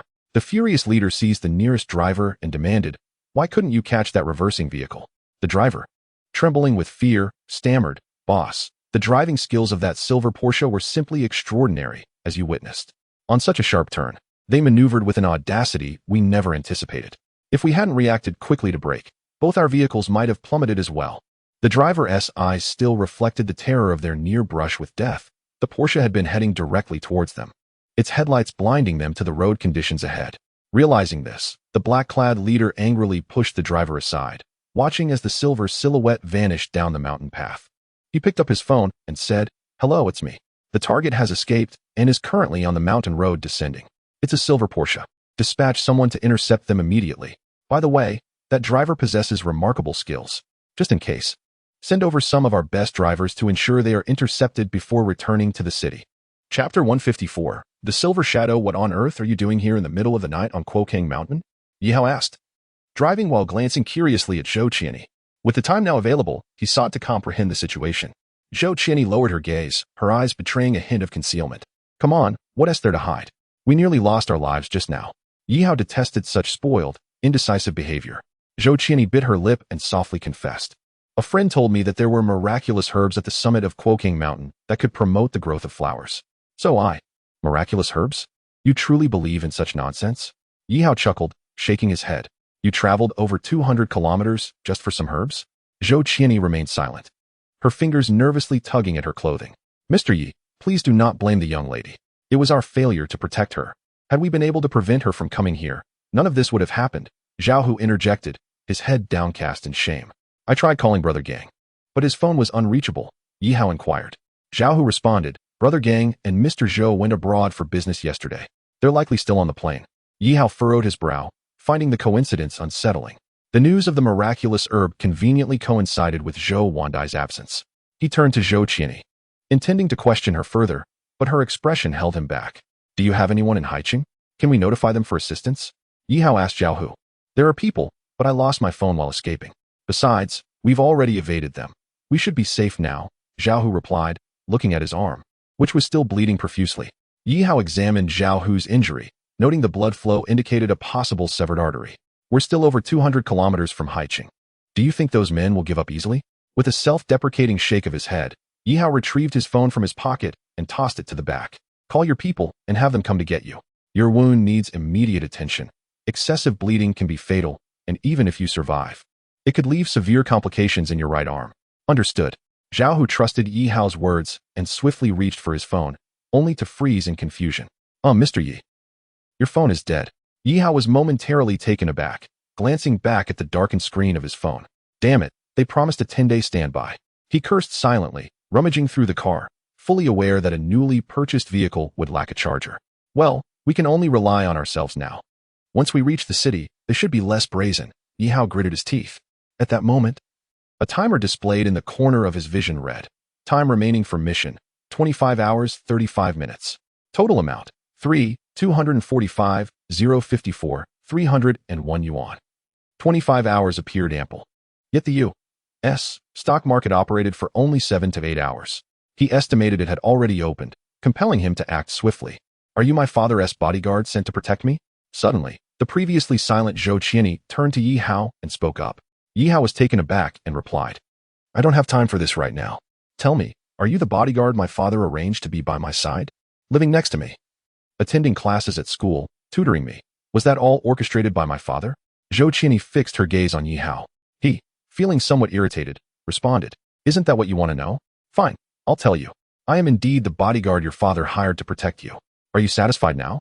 He spent $1 million to ensure your safety, but don't think you're the center of the universe. I understand your extravagant desires are significant to you, but do you realize that because of your impulsive whims, 3 of Zhao Hu's brothers lost their lives protecting you? Their bodies are still lying in these mountains. And he himself was injured in the process. Do you comprehend that? Zhou Qianyi clenched her fists and murmured, I never asked them to protect me. With a sharp sound, Zhou Qianyi's face turned to the side, disbelief flickering in her eyes. Yet the stinging pain on her cheek confirmed the reality of what had just transpired. This man had slapped her. Mr. Yi. Zhao Hu was equally perplexed by Yi Hao's sudden outburst. Don't speak, he interjected. This woman has clearly been spoiled. Do you think you're the only one who has suffered? Do you know that those 3 bodyguards who died for you might have elderly parents, wives, and children waiting for them? Enough. I have no time to waste on you. Yi Hao's breath quickened, his mind in turmoil. Zhou Qianyi, let me tell you. It would be best for you to remain quiet. I was foolish to promise your father I would protect you. I will take you back to Haiqing. And then I will go to your father and tell him I'm quitting. It's just $1 million. I'll return him $10 million. Yi Hao felt a surge of pent-up frustration, while Zhou Qianyi's eyes reddened. Yet, she lowered her head and after a few moments, turned apologetically to Zhao Hu. Brother Zhao, what I said earlier was said in haste. I didn't mean anything else. I also feel for Uncle Dao and the others. Zhao Hu, his face pale but forcing a smile, replied, It's fine. We understand, Mississippi. We have been protecting you for years. Safeguarding you is our duty. Uncle Dao and the others surely feel the same way. All right, enough talking. There's someone blocking our path up ahead. Yi Hao abruptly interrupted Zhou Qianyi. Both she and Zhao Hu immediately turned their gazes forward. They were nearing the foot of Mount Quetsong, yet several vehicles obstructed the road, blocking their only route down. Mr. Yi, what should we do? Should we charge through? Zhao Hu gripped his bloodied handgun tightly. Yi Hao suddenly slammed on the brakes, veering the car in a dramatic arc to position it sideways in the middle of the mountain path. It seemed the night still held its madness. Taking a deep breath, he focused on the side of the road. Zhou Qianyi and Zhao Hu, recalling their previous experiences, instantly grasped Yi Hao's intentions. On the side of the mountain road, about 10 meters high, they could see the path leading down. Zhou Qianyi stared at Yi Hao, hesitant to speak too loudly due to the earlier incident. She timidly asked, You can't be thinking. Humph. Yi Hao licked his dry lips, massaged his neck, and then made a decisive move. The car began to roar with power. I hope this vehicle is sturdy. I just bought it less than half a day ago. A manic grin spread across Yi Hao's face, and in the next moment, Zhao Hu and Zhou Qianyi felt the car lift as Yi Hao released the brakes. A silver silhouette soared through the night sky, gracefully tracing an arc. Chapter 155, Madman Indeed. The title of Madman was not only held by those attempting to intercept Yi Hao, it was also shared by Zhou Qianyi and Zhao Hu sitting in the car with him. A 10-meter drop, and he charged right down. Fortunately, the vehicle held up well and continued to drive. Zhou Qianyi covered her mouth, feeling an urge to vomit. Cough, cough, cough. In the back seat, Zhao Hu coughed up blood, his breathing becoming increasingly labored, his eyes rolling back. This is bad. He is losing too much blood. Yi Hao glanced at Zhao Hu through the rearview mirror, realizing the severe jolt had exacerbated his injuries. If the wound wasn't treated soon, it could lead to grave consequences. Brother Zhao looks terrible. Should we stop and bandage him? Zhou Qianyi expressed her concern. We don't have time to stop. I estimate they will catch up to us shortly. Yi Hao pondered briefly. The car was now on a nearly straight road, and with it being midnight, there weren't many vehicles around. Yi Hao unfastened his seatbelt and adjusted his seat backward, lying down, but his foot remained on the accelerator. He called out to Zhou Qianyi, Come here and help me steer. Huh. Zhou Qianyi looked at Yi Hao in surprise. Before she could react, Yi Hao grabbed her hand and pressed it against the steering wheel. You know how to drive, right? Focus ahead and steer if any cars approach. However, the speed of this vehicle is exceedingly fast. At this moment, Zhou Qianyi was leaning sideways, nearly half her body perched on Yi Hao's thigh, her gaze fixed on the dashboard, her heart racing as if it might leap from her chest. 180. Enough chatter, hold on tight, Yi Hao declared. Reclining against the seat he had lowered, his torso resting against the rear seat. He propped up Zhao Hu's body, observing the blood streaming from his right arm. The bullet had only penetrated from one side, indicating that it had not exited but remained lodged within the arm. Damn it. It seems the bullet has ruptured a blood vessel. If it isn't removed promptly, the wound will not heal even if bandaged. Yi Hao began to search his own body, ultimately retrieving a small needle kit. Zhao Hu, are you still conscious? Do you have a small knife or dagger on you? Yi Hao slapped Zhao Hu's face lightly. Zhao Hu, in a daze, murmured, I have a small dagger at my right waist. Yes, I know. Yi Hao found a small dagger at Zhao Hu's waist. Zhao Hu, I need to extract the bullet now. We don't have any anesthetic, so you'll have to endure. Zhao Hu did not respond, likely already in and out of consciousness. Meanwhile, Zhou Qianyi, gripping the steering wheel, gasped in shock. What did you say? You want to extract the bullet? Startled by her distraction, the car swerved slightly. Hold the steering wheel steady. Focus ahead. It will be over soon. Ignoring Zhou Qianyi's astonishment, Yi Hao tore open the fabric of Zhao Hu's right arm and inserted several silver needles into specific acupuncture points. These points could temporarily slow blood flow and induce a mild anesthetic effect, albeit minimal and short-lived. With little time for contemplation, he stuffed the torn fabric into Zhao Hu's mouth to prevent him from biting his tongue in pain. The sharp dagger pierced the skin over the bullet wound, blood oozing forth as Yi Hao's fingers delved into the wound. Zhao Hu's eyes flew open, sweat beading on his forehead, his body convulsing. Endure, it will be over shortly. Yi Hao urged. Zhao Hu merely locked eyes with him, his other hand gripping the leather seat in the back, tearing it apart in his agony. Most would lament the destruction of the Porsche 911's upholstery. A minute passed, and Yi Hao extracted the bullet, bloodied fingers triumphantly holding it aloft. He exhaled in relief, quickly tearing a strip from his clothing to bandage the wound, removing the silver needles without a thought for sterilization. Regrettably, the healing spell was still cooling down, otherwise it could have been effective now. Though the blood had stained the cloth, it no longer flowed excessively. Lie still.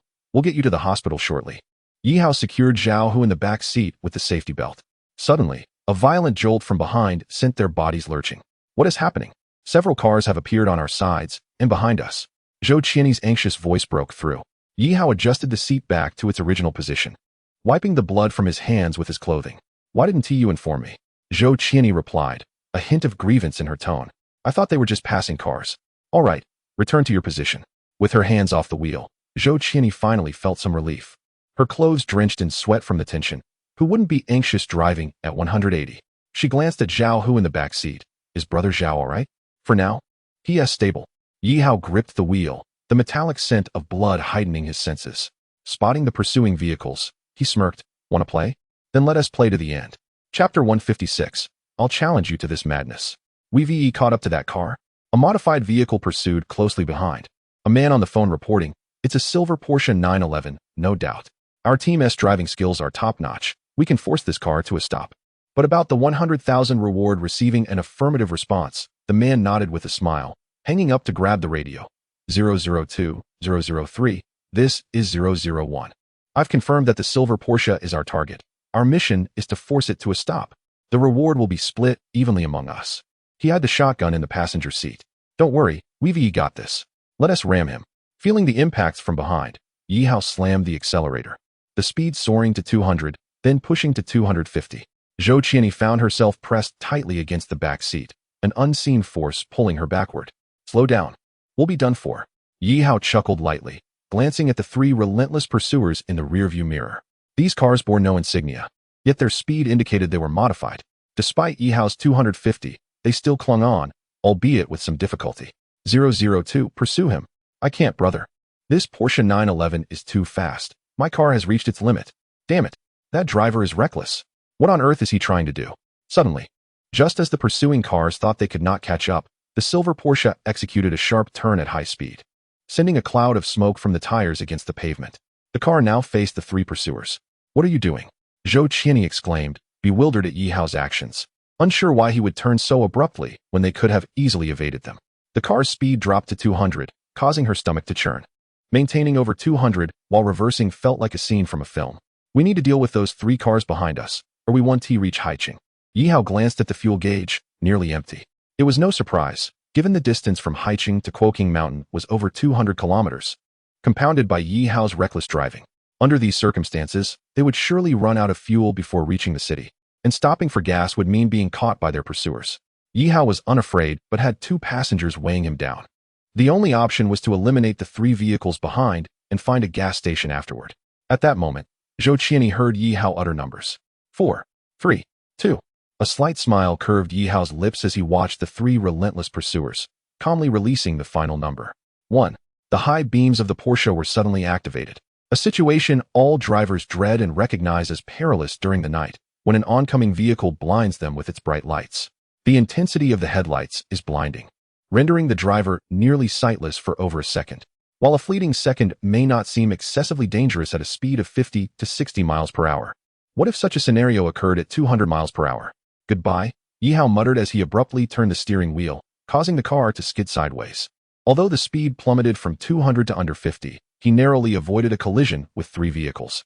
The drivers of those cars, momentarily incapacitated by the sudden glare, regained their vision just in time to see the road vanish, replaced by a sharp 90-degree turn and towering street trees ahead.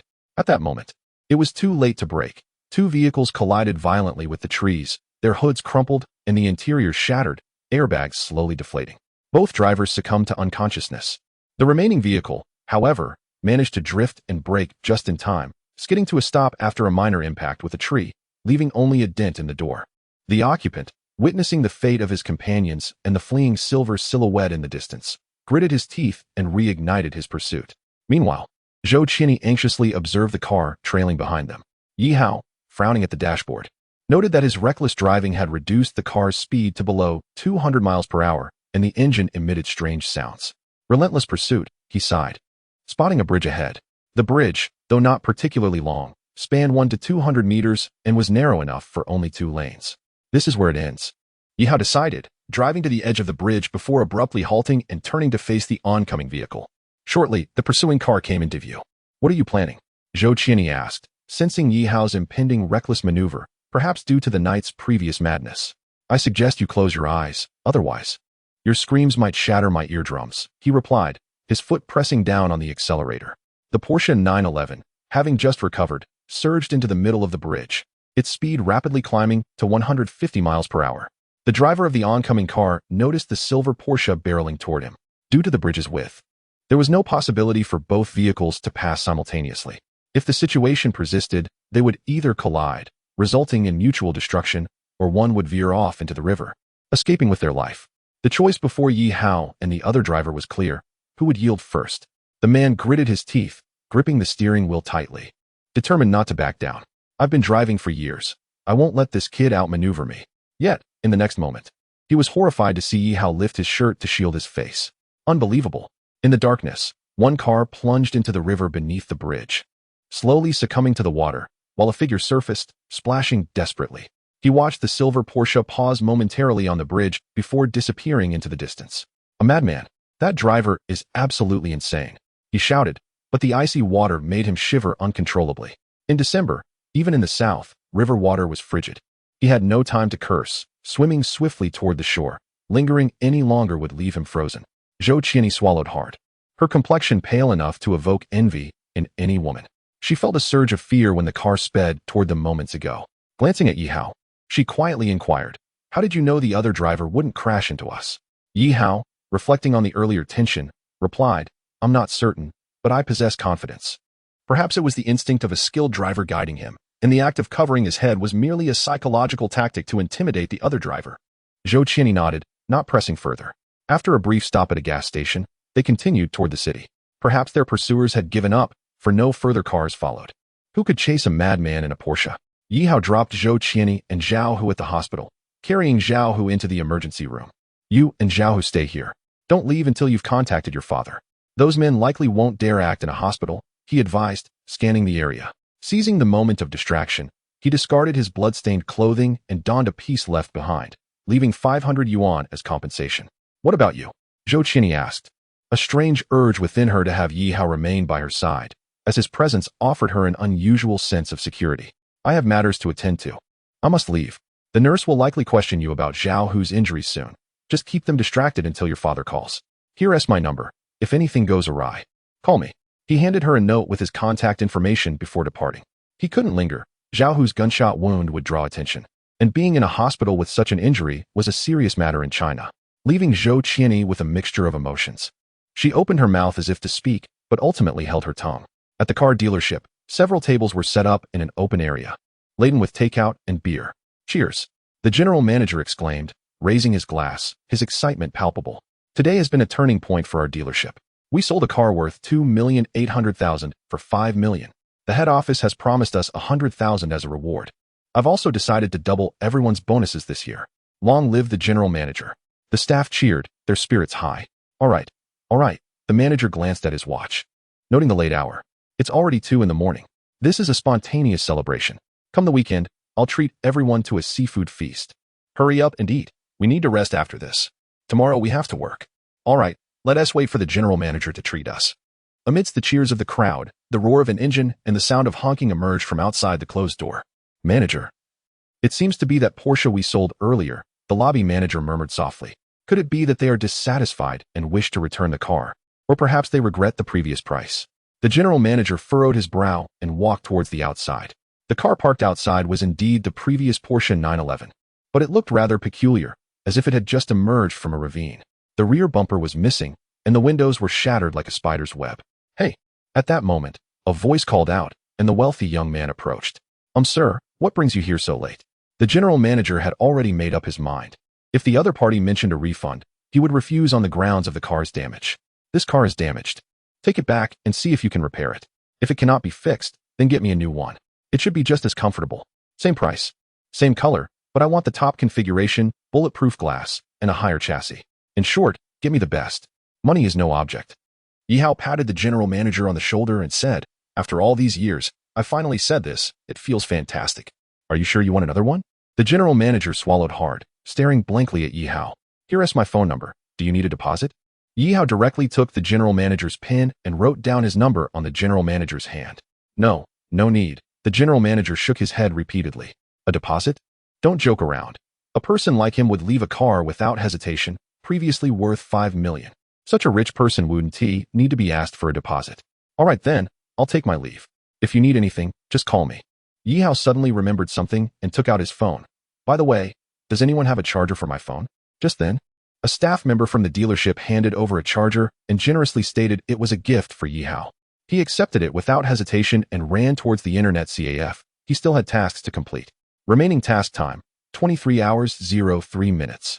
Total amount, 245,054. 301 yuan. The general manager stared blankly at the departing figure, muttering, now that's a wealthy person. Manager, how should we handle this car? A person approached, pointing at the Porsche 911. At that moment, someone had already opened the hood, exclaiming, oh my, this car is practically totaled. The engine, bearings, and transmission have all been overused. It's a miracle he could drive it back. The onlookers gasped in astonishment. What kind of driving would turn a brand new Porsche 911 into this state in just a few hours? If it's beyond repair, then it's beyond repair. Quickly place an order, just as that gentleman requested. I recall there was a super luxury top configuration version of the Porsche 911. That's the one. The general manager's eyes sparkled with excitement, cautiously glancing at the number in his hand as if fearing to smudge it. Wall Street, USA. Miss. There are still 3.5 hours until the market closes. I doubt they will show up, the old butler stated. Catherine shook her head. No. They will definitely come. Why are you so certain, miss? Many foreign traders have already begun to withdraw from the U.S. stock market, the old butler asked, puzzled. A slight smile appeared on Catherine's lips. If her beauty were displayed to the world, countless men would be enamored. It's a woman's intuition. Chapter 158. The Collective Assault Little Island. Why haven't those guys shown up yet? A person from the island nation rubbed his eyes, feeling a bit drowsy as he stared at the screen. Little Island remained silent, hands resting on the table, frowning. Could it be that they want to come out? After all, the U.S. stock market is not like other markets. It encompasses the world economy, someone remarked. It's possible. So many people are watching them. They can't possibly stand against half the world, can they? Mr. George, should we continue to wait? Everyone has been waiting all night, the blonde gentleman said. His companions starting to grow bored, some even dozing off. Old Mr. George closed his eyes. They will come. They definitely will. The French traders nearby, if not for Mr. George's presence, might have left out of boredom by now. Traders from England, Russia, and other nations had differing opinions. Some believed those individuals had profited and would not return, while others chose to continue waiting. Time passed slowly. Miss, should we keep waiting? Only 2 hours remain before the market closes, the old butler said quietly, observing Catherine lounging on the sofa. This time, Catherine remained silent, simply closing her eyes and waiting. Ding ding ding. At that moment, the antique phone beside Catherine rang. She opened her eyes, picked up the receiver, and listened intently to a few words on the other end. Catherine hung up the phone, a smile creeping onto her face. They arrived. At that moment, Yihao sat in the internet CAF, his phone charging beside him. In front of him, data boxes filled the computer screen, all in English. Just like with his previous 10 accounts, Yihao began buying into 10 targets on the US stock market, selling once the prices soared. The efficiency was vastly improved, as Yihao now had a staggering 3 billion. However, converted to US dollars, that amounted to approximately 600 million. In the hands of an ordinary person, such an amount tossed into the vast market of US stocks might not even make a ripple. Yet, in the hands of a professional trader, 600 million was akin to an army. Moreover, Yihao was not merely a professional trader. He was the stock god. 15 minutes later, the first wave of profits emerged. 600 million had swiftly transformed into 700 million. At this pace, before the market closed, Yihao could amass 100 billion yuan without issue. However, Yihao soon noticed something amiss. The 10 accounts he operated began to show unusual activity, with stock values declining instead of rising. Yihao furrowed his brow, a slight smirk forming at the corners of his mouth. It seems someone has taken notice of me and doesn't want me to quietly claim my 100 billion. In that case, let them witness the prowess of the stock god today. Yihao's fingers danced swiftly across the keyboard.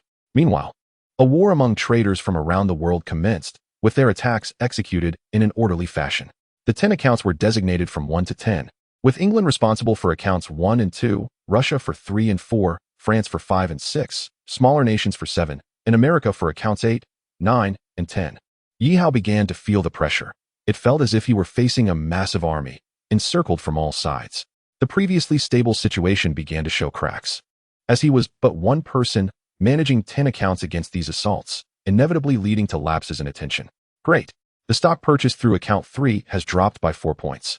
Brothers, let us show them the might of our fighting nation. A robust man roared at those around him, proclaiming their superiority as the finest strategists of the Russian Empire. Mr. George from England and France, how are things on your end? Karen's fingers danced across the keyboard, while beside him, a tablet displayed a video call with Mr. George, who wore a smile. We have successfully suppressed stock number 6 here, driving its price down by 4 points below its purchase price. If we can hold this until market close, those fools will incur losses of at least several tens of millions. Karen nodded enthusiastically. Indeed, Mr. George, your prowess is undeniable. Even without direct involvement, you can command the situation in the stock market. Laughter erupted, but Mr. George lamented, alas, age has dulled my mind compared to you young ones. At that moment, an anxious individual from the island interjected, we have good news from England, France, and Russia, but we remain in a state of tension here. Perhaps we should simply invest heavily? Not yet, replied Islander June with a light chuckle. Haven't you heard the old saying from Huaxia? The mantis stalks the cicada, unaware of the oriole behind it. Let the South Koreans and those smaller nations make their moves first. The islander hesitated, but that seems a bit risky. With narrowed eyes, Islander June remarked, do you have any idea how much liquidity has surged in the U.S. stock market due to this conflict? A staggering $50 billion. And it's still growing. Those Westerners see only honor, oblivious to the wealth at stake. Direct our funds not to exceed 20% of our total. Meanwhile, on Wall Street, not only traders, but also companies listed in the U.S. stock market were affected by the volatility, causing business owners and investors to feel their blood pressure rise. Executives from major conglomerates were in contact, seeking to understand the tumult, yet the matter remained unresolved, prompting them to instruct their teams to disregard the fluctuations. Kylina's fair cheeks flushed slightly, her eyes sparkling with excitement. Miss, 6 of the 10 accounts have seen significant drops in their stock values. We have contacted the companies listed in the U.S. market, and they advised us to disregard today's fluctuations. All losses will be borne by the Eiley family. The old steward remarked calmly. Moreover, regarding your previous instructions to investigate these 10 accounts, our computing team has exhausted all methods, but found only that these accounts are nominal, registered under ordinary individuals, with the true owners remaining elusive. Since they dare to confront us, they must be prepared. No need for further investigation. Let us relish this rare gathering, Kylina said, licking her red lips and gazing at the distant screen displaying the data. Now I shall see what surprises you still have in store for me. Chapter 159. The Frenzied Stock God. Why does it feel like there are too many opponents? Their skills are quite decent, Yihao mused, scratching his head as the computer's main unit began to hum ominously, as if nearing overload. With only an hour remaining until the U.S. market closed, his funds still hovered around 6 to 700 million, a substantial gap from his target. Although there were several hours left for him to scour other countries' stock markets, the risk of them all halting trading loomed large. Thus, it was prudent to reach the required amount within the U.S. market. Yi Hao minimized the computer to the desktop and clicked to summon the network administrator. Moments later, a knock echoed from outside the private room. "Is there something you need?" Yi Hao opened the door to find a drowsy woman impatiently eyeing him. "How many computers are in your largest room?" he inquired, fingers still tapping the keyboard. The screen was filled with a jumble of English letters beyond her comprehension. "The largest room is on the second floor, equipped with 10 computers, meant for organizing internet CAF gaming tournaments." As she spoke, her demeanor shifted, her eyes widening as she noticed the stack of cash Yi Hao casually presented, at least a couple thousand in sight. "Please power on all the computers in that room. I'll be there in 2 minutes, and also bring me a cup of coffee, no sugar." "Thank you." Yi Hao slipped the money into the administrator's hands and closed the door. Stunned by the sudden windfall, the woman gulped. It was her first encounter with someone so extravagant in an internet CAF. Yet, with the money in hand, she dashed upstairs with unprecedented speed to power on all the computers in the spacious room, then rushed to the counter to prepare a cup of coffee. Just then, Yi Hao emerged from the small room, stretching as he gazed through the window at the dawn's early light.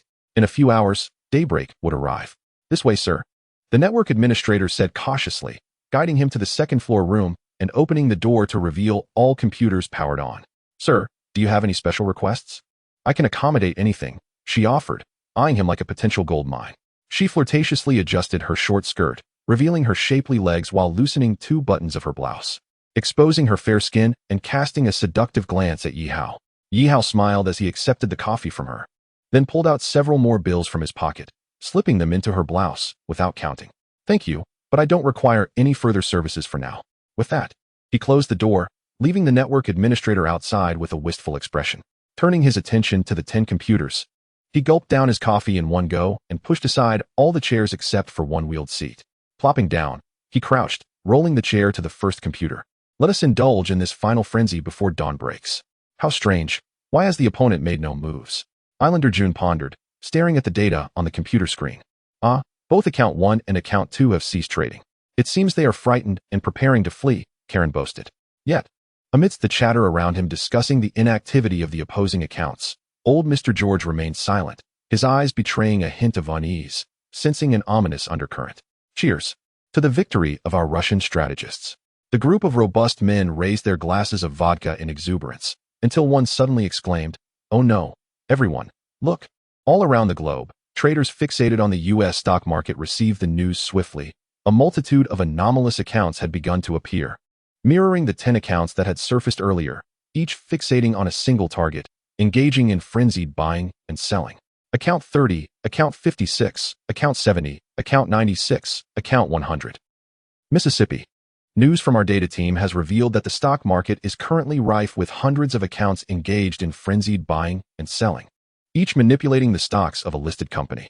Our personnel have just been utterly defeated. The old butler's eyes were filled with terror.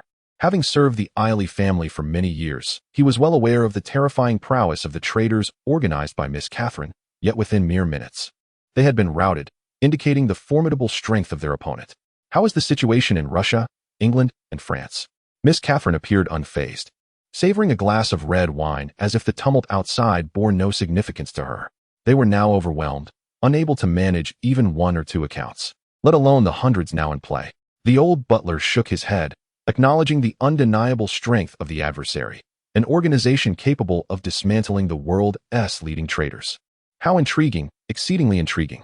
With narrowed eyes, Catherine downed her wine and gracefully rose, draping a white robe over her shoulders. It seemed it was time for us to take the stage. The old butler watched with rare excitement as Miss Catherine strode towards the elevator. On the first floor of the building, numerous computers lined the room, each manned by individuals engrossed in their screens, punctuated by the cacophony of anxious discussions. Suddenly, a hush fell over the crowd as the elevator doors opened, prompting everyone to instinctively rise and bow. Only one person could descend from that elevator. Miss Catherine stepped out and walked directly to the center of the hall, where a designated 5-square-foot space housed a computer and a wine cabinet, her exclusive domain. Remaining time, 20 hours 35 minutes. Total amount, approximately 6, 845, 144, 308 yuan, around $1 billion. There were still 30 minutes until the U.S. stock market closed. Chapter 160. Defeated. These individuals are monsters. When did such an organization emerge in this world? Karen collapsed helplessly to the ground, staring at the balance in his account. $535. Money was trivial for people like them, as their strength rendered financial gain merely a matter of time and effort. Yet now, their former pride lay trampled beneath the feet of these nameless, stateless, ageless entities, leaving them utterly powerless. You are all finished. Karen stared blankly at the people around him. The vast majority had relinquished their hands from the keyboards, signifying their surrender. Even traders typically reluctant to abandon their efforts in the face of dire straits had succumbed, indicating the overwhelming might of their adversary. Karen, when did you become so fragile? This is hardly the demeanor of England's top traders. Suddenly, a voice echoed from the staircase, drawing everyone's attention. A couple in their 40s ascended, and upon seeing their faces, the crowd fell silent. Karen trembled and stood, gazing at the pair. Teacher, do refrain from calling me that. I am merely a few years your senior. We were enjoying the sunshine outside when we heard it was quite lively here, so we thought we'd take a look. The sun in England is truly splendid. The man removed his gloves, glancing at his wife. It's been years since we played. Are you up for it? Darling, if you're fine, then I'm fine. The lady smiled. They then approached two computers and logged into an account for the U.S. stock market. Heavens, look, Little Islander. The world-renowned trading duo. The Red Rose couple has arrived. An islander exclaimed, fixated on the screen. Not only the Red Rose, but also George, the revolver from France, has appeared. Wait, is that the Gray Bear from Russia? Little Islander, 4 of the world's top 10 traders are here. Should we still wait? An islander asked. The Little Islander remained silent, his head bowed, trembling hands revealing his fear as he realized the terror of these individuals, apprehensive of facing defeat like England and France. We Little Islander, have you forgotten your spirit? Has wealth obscured your judgment? Now is not the time to concern ourselves with money. It is about our honor. A voice boomed, startling all the islanders in the room. A middle-aged man in a kimono, with a sword sheath at his waist, stepped forward. Big Islander. The Little Islander stared in astonishment at his brother. Step aside. In the eyes of our island's samurai, shame can only be washed away with victory, whether on the battlefield or in the stock market. The Big Islander approached a computer and logged into his account. The Little Islander, feeling ashamed, lowered his head and clenched his fists. His brother was indeed the finest trader from their island, known as the undefeated warrior in a certain building in Flower Harbor. How thrilling it is. The Red Rose of England, the Revolver of France, the Gray Bear of Russia, and the undefeated warrior of the island. These are all legendary figures in the financial world. An elderly man marveled at the electronic screen before him. A young girl leaned in. Grandpa, who do you think will win? The old man shook his head. I don't know. That mysterious organization is unfathomably powerful, with over 100 accounts. If those accounts are indeed manned by the world's top traders, I doubt even all the renowned traders I can remember would number 100. Then do you think there might be just one person behind those 100 accounts? Like in the movies, a single individual controlling over 100 accounts, the girl naively suggested. The old man chuckled, affectionately ruffling her hair. That's impossible. Such a person could not possibly exist in this world. Oh, the girl blinked, suddenly pointing at the screen. Look, that's Catherine's account. The old man's expression turned serious. It seemed she too could not resist the urge to intervene. The world's #1 trader, Catherine Iley. Yeehow glanced at the time. Only 15 minutes remained until the U.S. stock market closed, and he was still short on his task. Damn. These individuals seemed to be relentless, akin to wolves sensing blood. While muttering to himself, Yeehow maneuvered multiple computers, the hum of 10 machines filling the air. Why? When he struggled to manage 10 accounts, was he still creating hundreds more? The answer was simple. Yeehow sought chaos. He aimed to create turbulence not only in the stock market but also within the psyche of the traders. His advantage lay in his innate trading prowess, allowing him to operate almost instinctively when necessary. Thus, while managing over 100 accounts might overwhelm him, it would similarly confound his adversaries, revealing vulnerabilities in their offensive. Oh, how has this account come under such fierce attack? Yeehow abruptly halted in front of a computer. Just moments ago, the account was thriving, having gained several points. But now it had plummeted dramatically. Something was decidedly amiss. Furrowing his brow, Yeehow endeavored to launch a counterattack, yet the opponent's assault was exceedingly vigorous. The stock's chart fluctuated like a human electrocardiogram, rising and falling in disarray. As time passed, the battle escalated into its final, chaotic phase.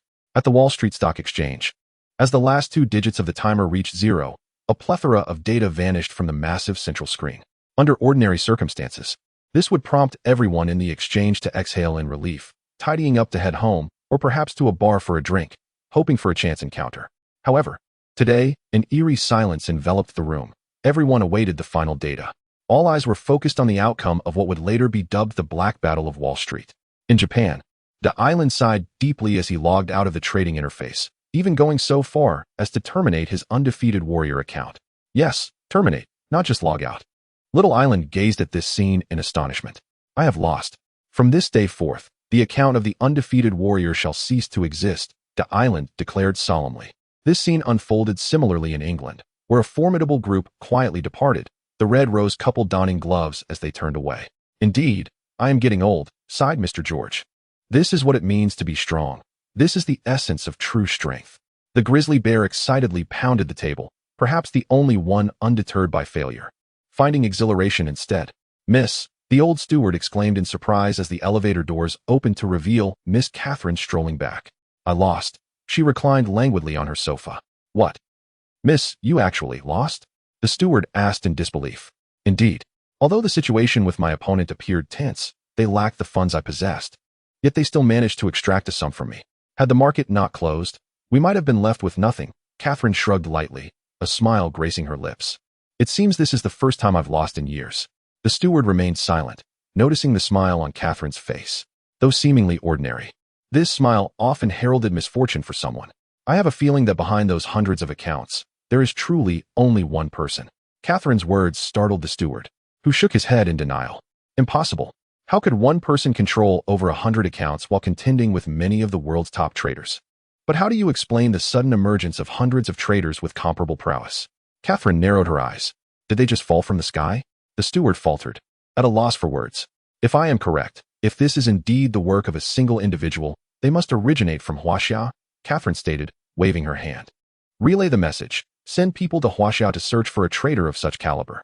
I wish to see what this individual, who has caused such upheaval in global markets, looks like. Huaxia? Why do you believe this person to be from Huaxia? Although the economy has surged in recent years, adept traders remain few, the steward questioned, perplexed. Did you not notice? None of the stocks selected by those hundreds of accounts belong to Huaxia companies. Furthermore, this individual has appeared in America, England, Russia, France, and Japan. Yet Huaxia remains silent. Though the stock market in Huaxia operates on a next-day selling rule, let us not forget that the Huahua stock market aligns with international standards. Catherine remarked, illuminating the steward's understanding. While he remained skeptical that only one person was behind all this, he complied with Catherine's instructions to investigate. Catherine poured herself another glass of red wine from a bottle on the glass cabinet and strolled to the floor-to-ceiling window, gazing at the sunset. Who are you, truly? Meanwhile, Yihao had just escaped the clutches of an enthusiastic female net cafe attendant, who had handed him a note containing the name and address of a nearby hotel. Chuckling to himself, he shook his head. Such rendezvous were not for him, especially considering he and T rested for 2 days and nights. Congratulations, host, on completing the task. Reward, 10 skill points. Due to previous debts, 3 points, after a night's growth. The host now has 7 remaining skill points. As the U.S. stock market closed, Yihao's account boasted nearly $2 billion, equivalent to approximately 14 billion Chinese yuan. The additional 4 billion could be considered an unexpected windfall, as he had no time to ascertain his exact earnings by the end. For this substantial sum, he transferred a portion to a Swiss bank and allocated a few hundred million to his personal bank account. Feeling the morning chill, Yihao exhaled a puff of mist and tucked his chin into his collar. Noticing a car dealership across the street that seemed to have been open all night, he found his Porsche missing from where it had been parked, likely towed away. He was well aware that the vehicle had seen better days, with many essential parts rendered useless, which was why he had previously ordered a new one. Inside the dealership, few people were present early in the morning, with only a couple of early arrivals tidying up. As Yihao entered, he scanned the surroundings. Sir, we officially open at 7, so please. A sales associate began, but upon recognizing Yihao's face, the words caught in his throat. Sir, how may I assist you? I'm here to look at cars, Yihao replied, surveying the inventory. Look at cars. The associate's eyes brightened. This wealthy individual was evidently interested in purchasing multiple vehicles in a single day. Hurrying towards him, the lobby manager, still adjusting his uniform, Tai Askew, exclaimed, Welcome. Are you inquiring about the Porsche 911 you previously ordered? We placed the order, and it should arrive in about a week. I know. No rush. I just want to see if there's a vehicle I can use for the next couple of days. It's quite chilly outside, Yi Hao said as he wandered, inspecting the parked cars. The lobby manager and sales associate swallowed hard, realizing how poverty had limited their imagination, merely due to the cold weather. The young man was seeking to buy a car. Nevertheless, the manager maintained his composure, smiling as he asked, "Might you prefer a Porsche, a Ferrari, or perhaps a Lamborghini?" The Maserati has been quite popular lately. Originally, the lobby manager presumed that the client would be intrigued by these vehicles, yet to his surprise, the client shook his head. These cars were too ostentatious for city driving. I prefer something more understated. Yi Hao's gaze continued to search, but after an extended period, he still could not find a vehicle that caught his eye. Understated. The lobby manager chuckled to himself, realizing that the psyche of the wealthy is indeed inscrutable. Just yesterday, this individual was driving a Porsche, and now he desires something discreet. However, as he was a man of means, it was essential to serve him well. How about an Audi? The Audi A6 is quite commendable. Suddenly, Yi Hao quickened his pace and approached a nearly deserted corner of the showroom. There, parked, was a vehicle that appeared remarkably ordinary. Its exterior was rather plain, and from a distance, one might mistake it for an unremarkable, oversized sedan. Moreover, the brand was none other than the ubiquitous Volkswagen. This is the one. Yi Hao gazed at the vehicle with satisfaction before pushing open the door to experience it firsthand. Meanwhile, the lobby manager felt a sinking sensation. He had initially thought this transaction would yield a significant profit, but how much could a Volkswagen possibly sell for? He had sold several just the day before. "Xiaoli, please assist this gentleman with the vehicle pickup procedures. Keep it simple," the lobby manager instructed a nearby sales associate. However, the associate shook his head in confusion. "Manager, this vehicle may require your personal involvement for the paperwork." "What? Xiaoli, when did you become so lethargic? You can't even handle a simple procedure?" The lobby manager furrowed his brow. "But according to regulations, we sales associates can only process transactions for vehicles under 500,000. Anything above that requires a signature from a superior. And this vehicle likely needs the general manager's approval," Xiaoli whispered. "What? This is just a Volkswagen suddenly." The lobby manager's expression changed as he looked at the Volkswagen before him. "Xiaoli, this vehicle couldn't possibly be the Volkswagen that came in over a year ago and still hasn't sold?" "Indeed, manager, this Volkswagen is the top configuration. Priced at 2,600,000. Chapter 162. A 2,600,000 Volkswagen. Understated indeed. "Hello? Who is this?" "General manager, it's me." The voice on the other end belonged to the lobby manager. The general manager frowned, irritably pushing away the covers as he had just settled into bed. "What is going on? I just lay down to sleep. That gentleman has returned and wishes to purchase a vehicle." "Which gentleman?" "The one who bought a Porsche and has ordered a new one." The lobby manager's words instantly jolted the general manager awake with excitement. "That gentleman wishes to buy another vehicle?" His movements stirred his wife from her slumber. To avoid disturbing her, the general manager, still in his pajamas, stepped into the living room. "What vehicle does he intend to purchase?" the general manager inquired with anticipation. "A Volkswagen." In that moment, the general manager was taken aback. "You must be mistaken. It's a Volkswagen?" "Yes, the Volkswagen Phaeton. That gentleman is ready to pick it up and make payment. According to our procedures, for a vehicle of this magnitude, your signature is required." The Volkswagen Phaeton. Instantly, the general manager envisioned the vehicle, ordinary in appearance yet astonishingly priced. Because of its mundane look, it had languished in the dealership for over a year without any inquiries, and he had been preparing to return it. "Wait, it's too late for me to return to the dealership now. I'll permit you to sign on my behalf this time. Ensure you cater to any of the gentleman's needs," the general manager declared with excitement. A single individual purchasing 3 vehicles in a day, each worth millions. Such an occurrence was unprecedented for him. At the dealership, Yi Hao sat inside the vehicle, nodding in satisfaction. Although the Volkswagen's exterior was plain, it offered ample amenities. While its performance might not rival that of the Porsche 911, it certainly was not lacking, boasting a higher chassis and spacious interior. "Sir, here is the contract. Once you sign, this vehicle will belong to you. Additionally, there is another contract regarding your ordered Porsche 911. The lobby manager approached with a smile. "Do I not need to make a payment first? Aren't you worried I might sign the contract and disappear?" Yi Hao laughed as he accepted the contract and signed it. "Sir, you jest. With your generosity, we have no such concerns," the lobby manager replied with a grin. Yi Hao handed back the contract, and the lobby manager promptly presented the card reader. After Yi Hao completed the transaction, he returned the signed invoice. The lobby manager glanced at the invoice, his hands trembling in disbelief as he looked at Yi Hao. Sir, did you perhaps input the wrong amount?" The invoice displayed an astonishing series of zeros, starting with a 1, 10 million. That is indeed the amount I am paying, which includes the ordered Porsche 911. Call me when the car arrives. I must take my leave now. With that, Yihao started the vehicle and drove away from the dealership just as he had the Porsche the previous day. The lobby manager gazed at the invoice in awe, watching the departing figure with envy. The life of the wealthy was undeniably different, spending money with such carefree abandon. As Yihao drove, he did not head straight home.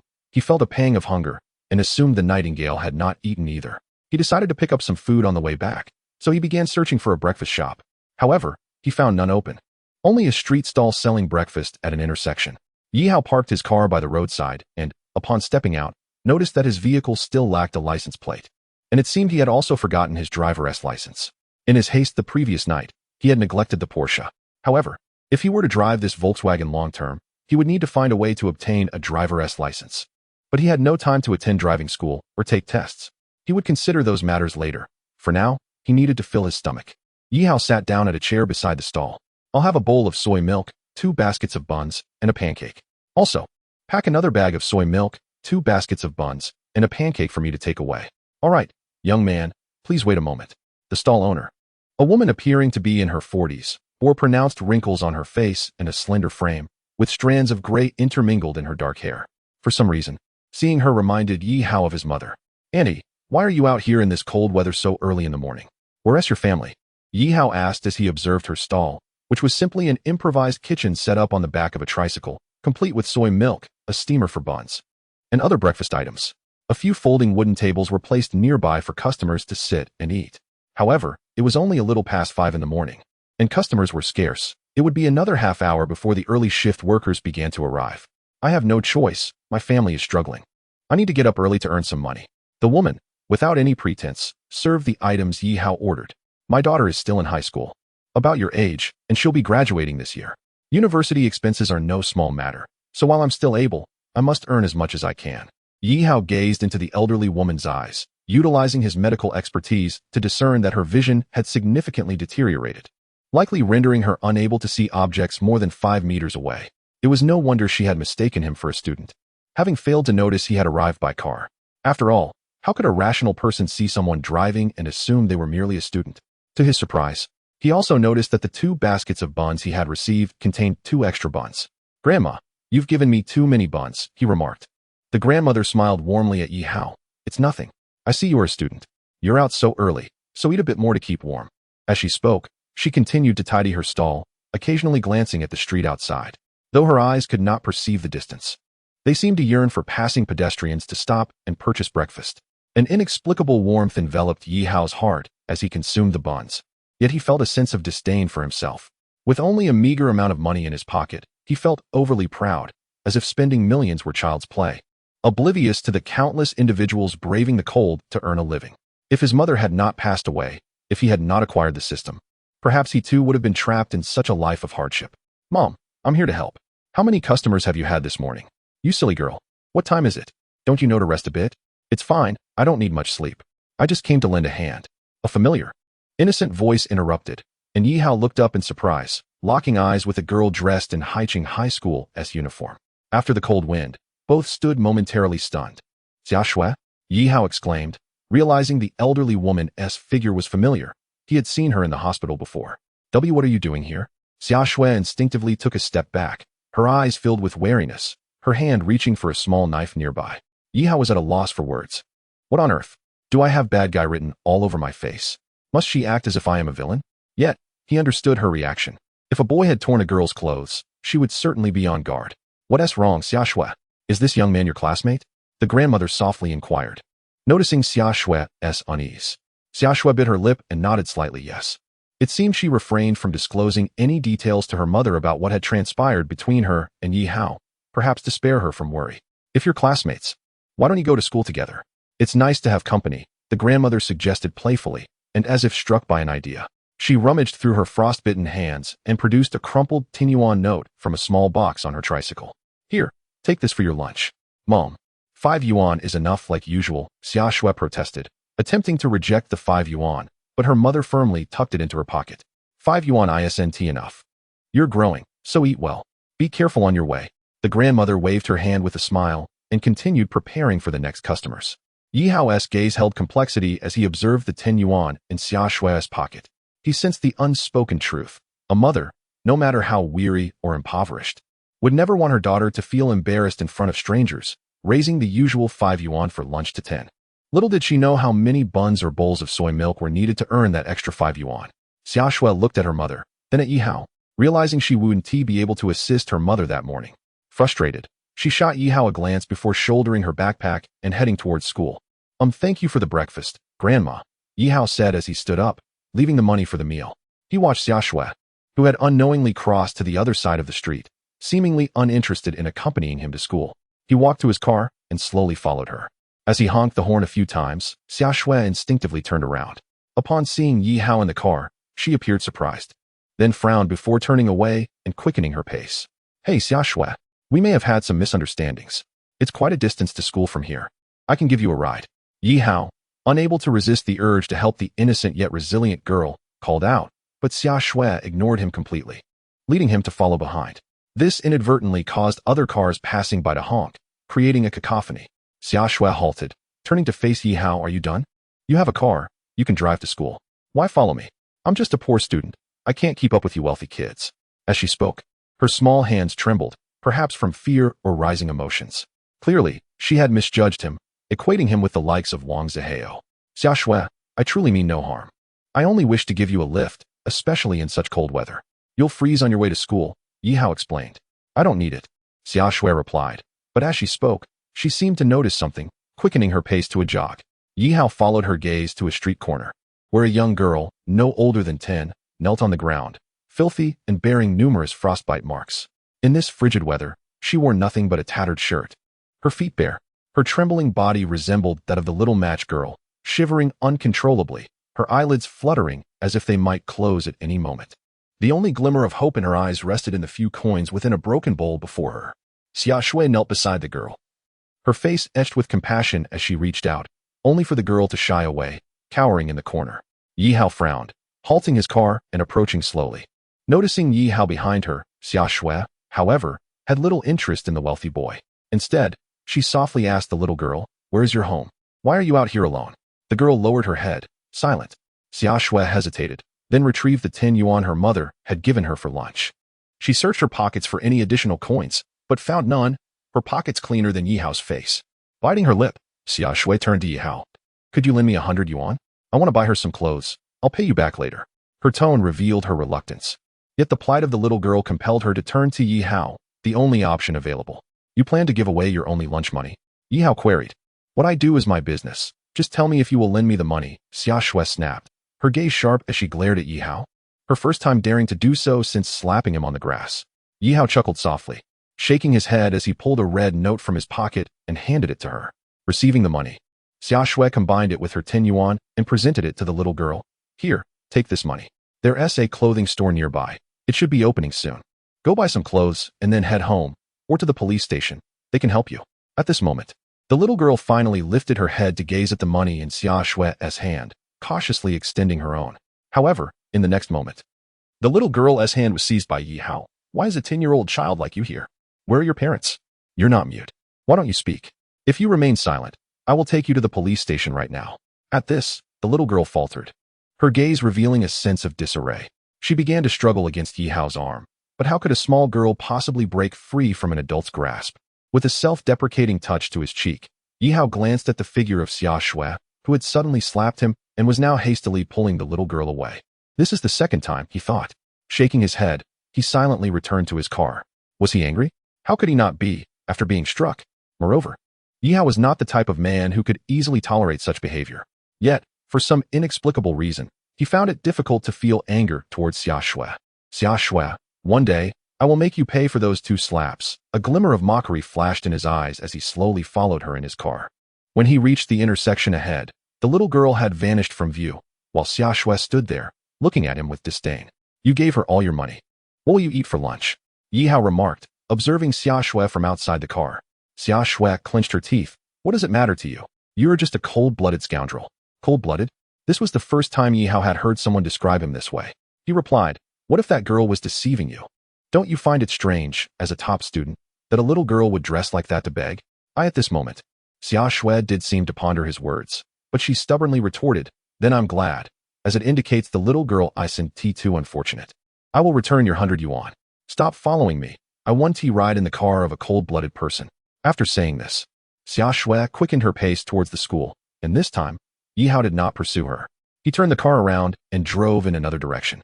Not long after, he spotted the trembling figure of the little girl, leaning against a wall, seeking shelter from the biting wind. Yi Hao kept his distance, trailing behind her.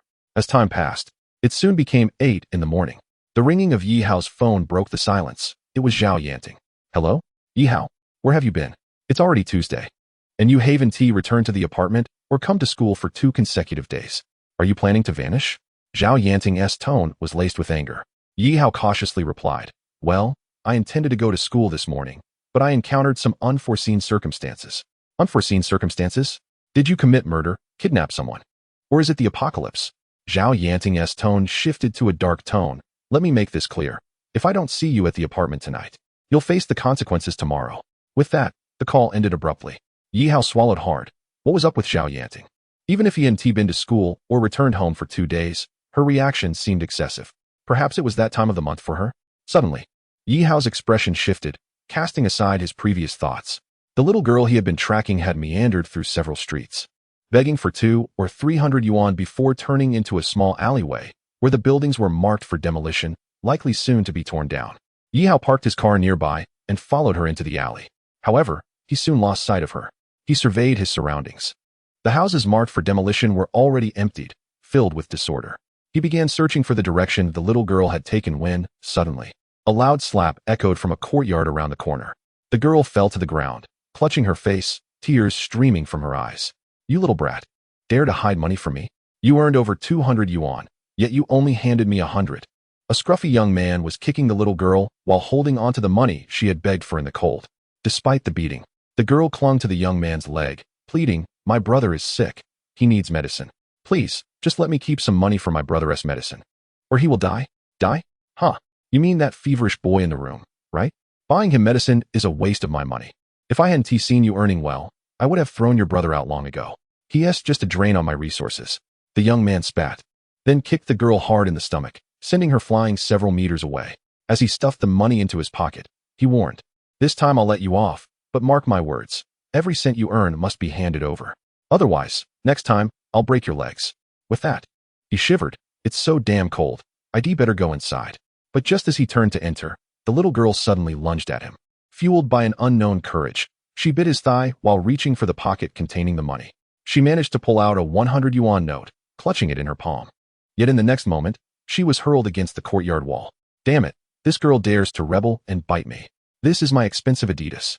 Seeing the bite mark on his pants, the young man was filled with rage and began to mercilessly kick the girl. She made no attempt to resist. Curling up in a corner, still clutching the 100 yuan note. My brother needs medicine, she murmured softly, even in such dire straits.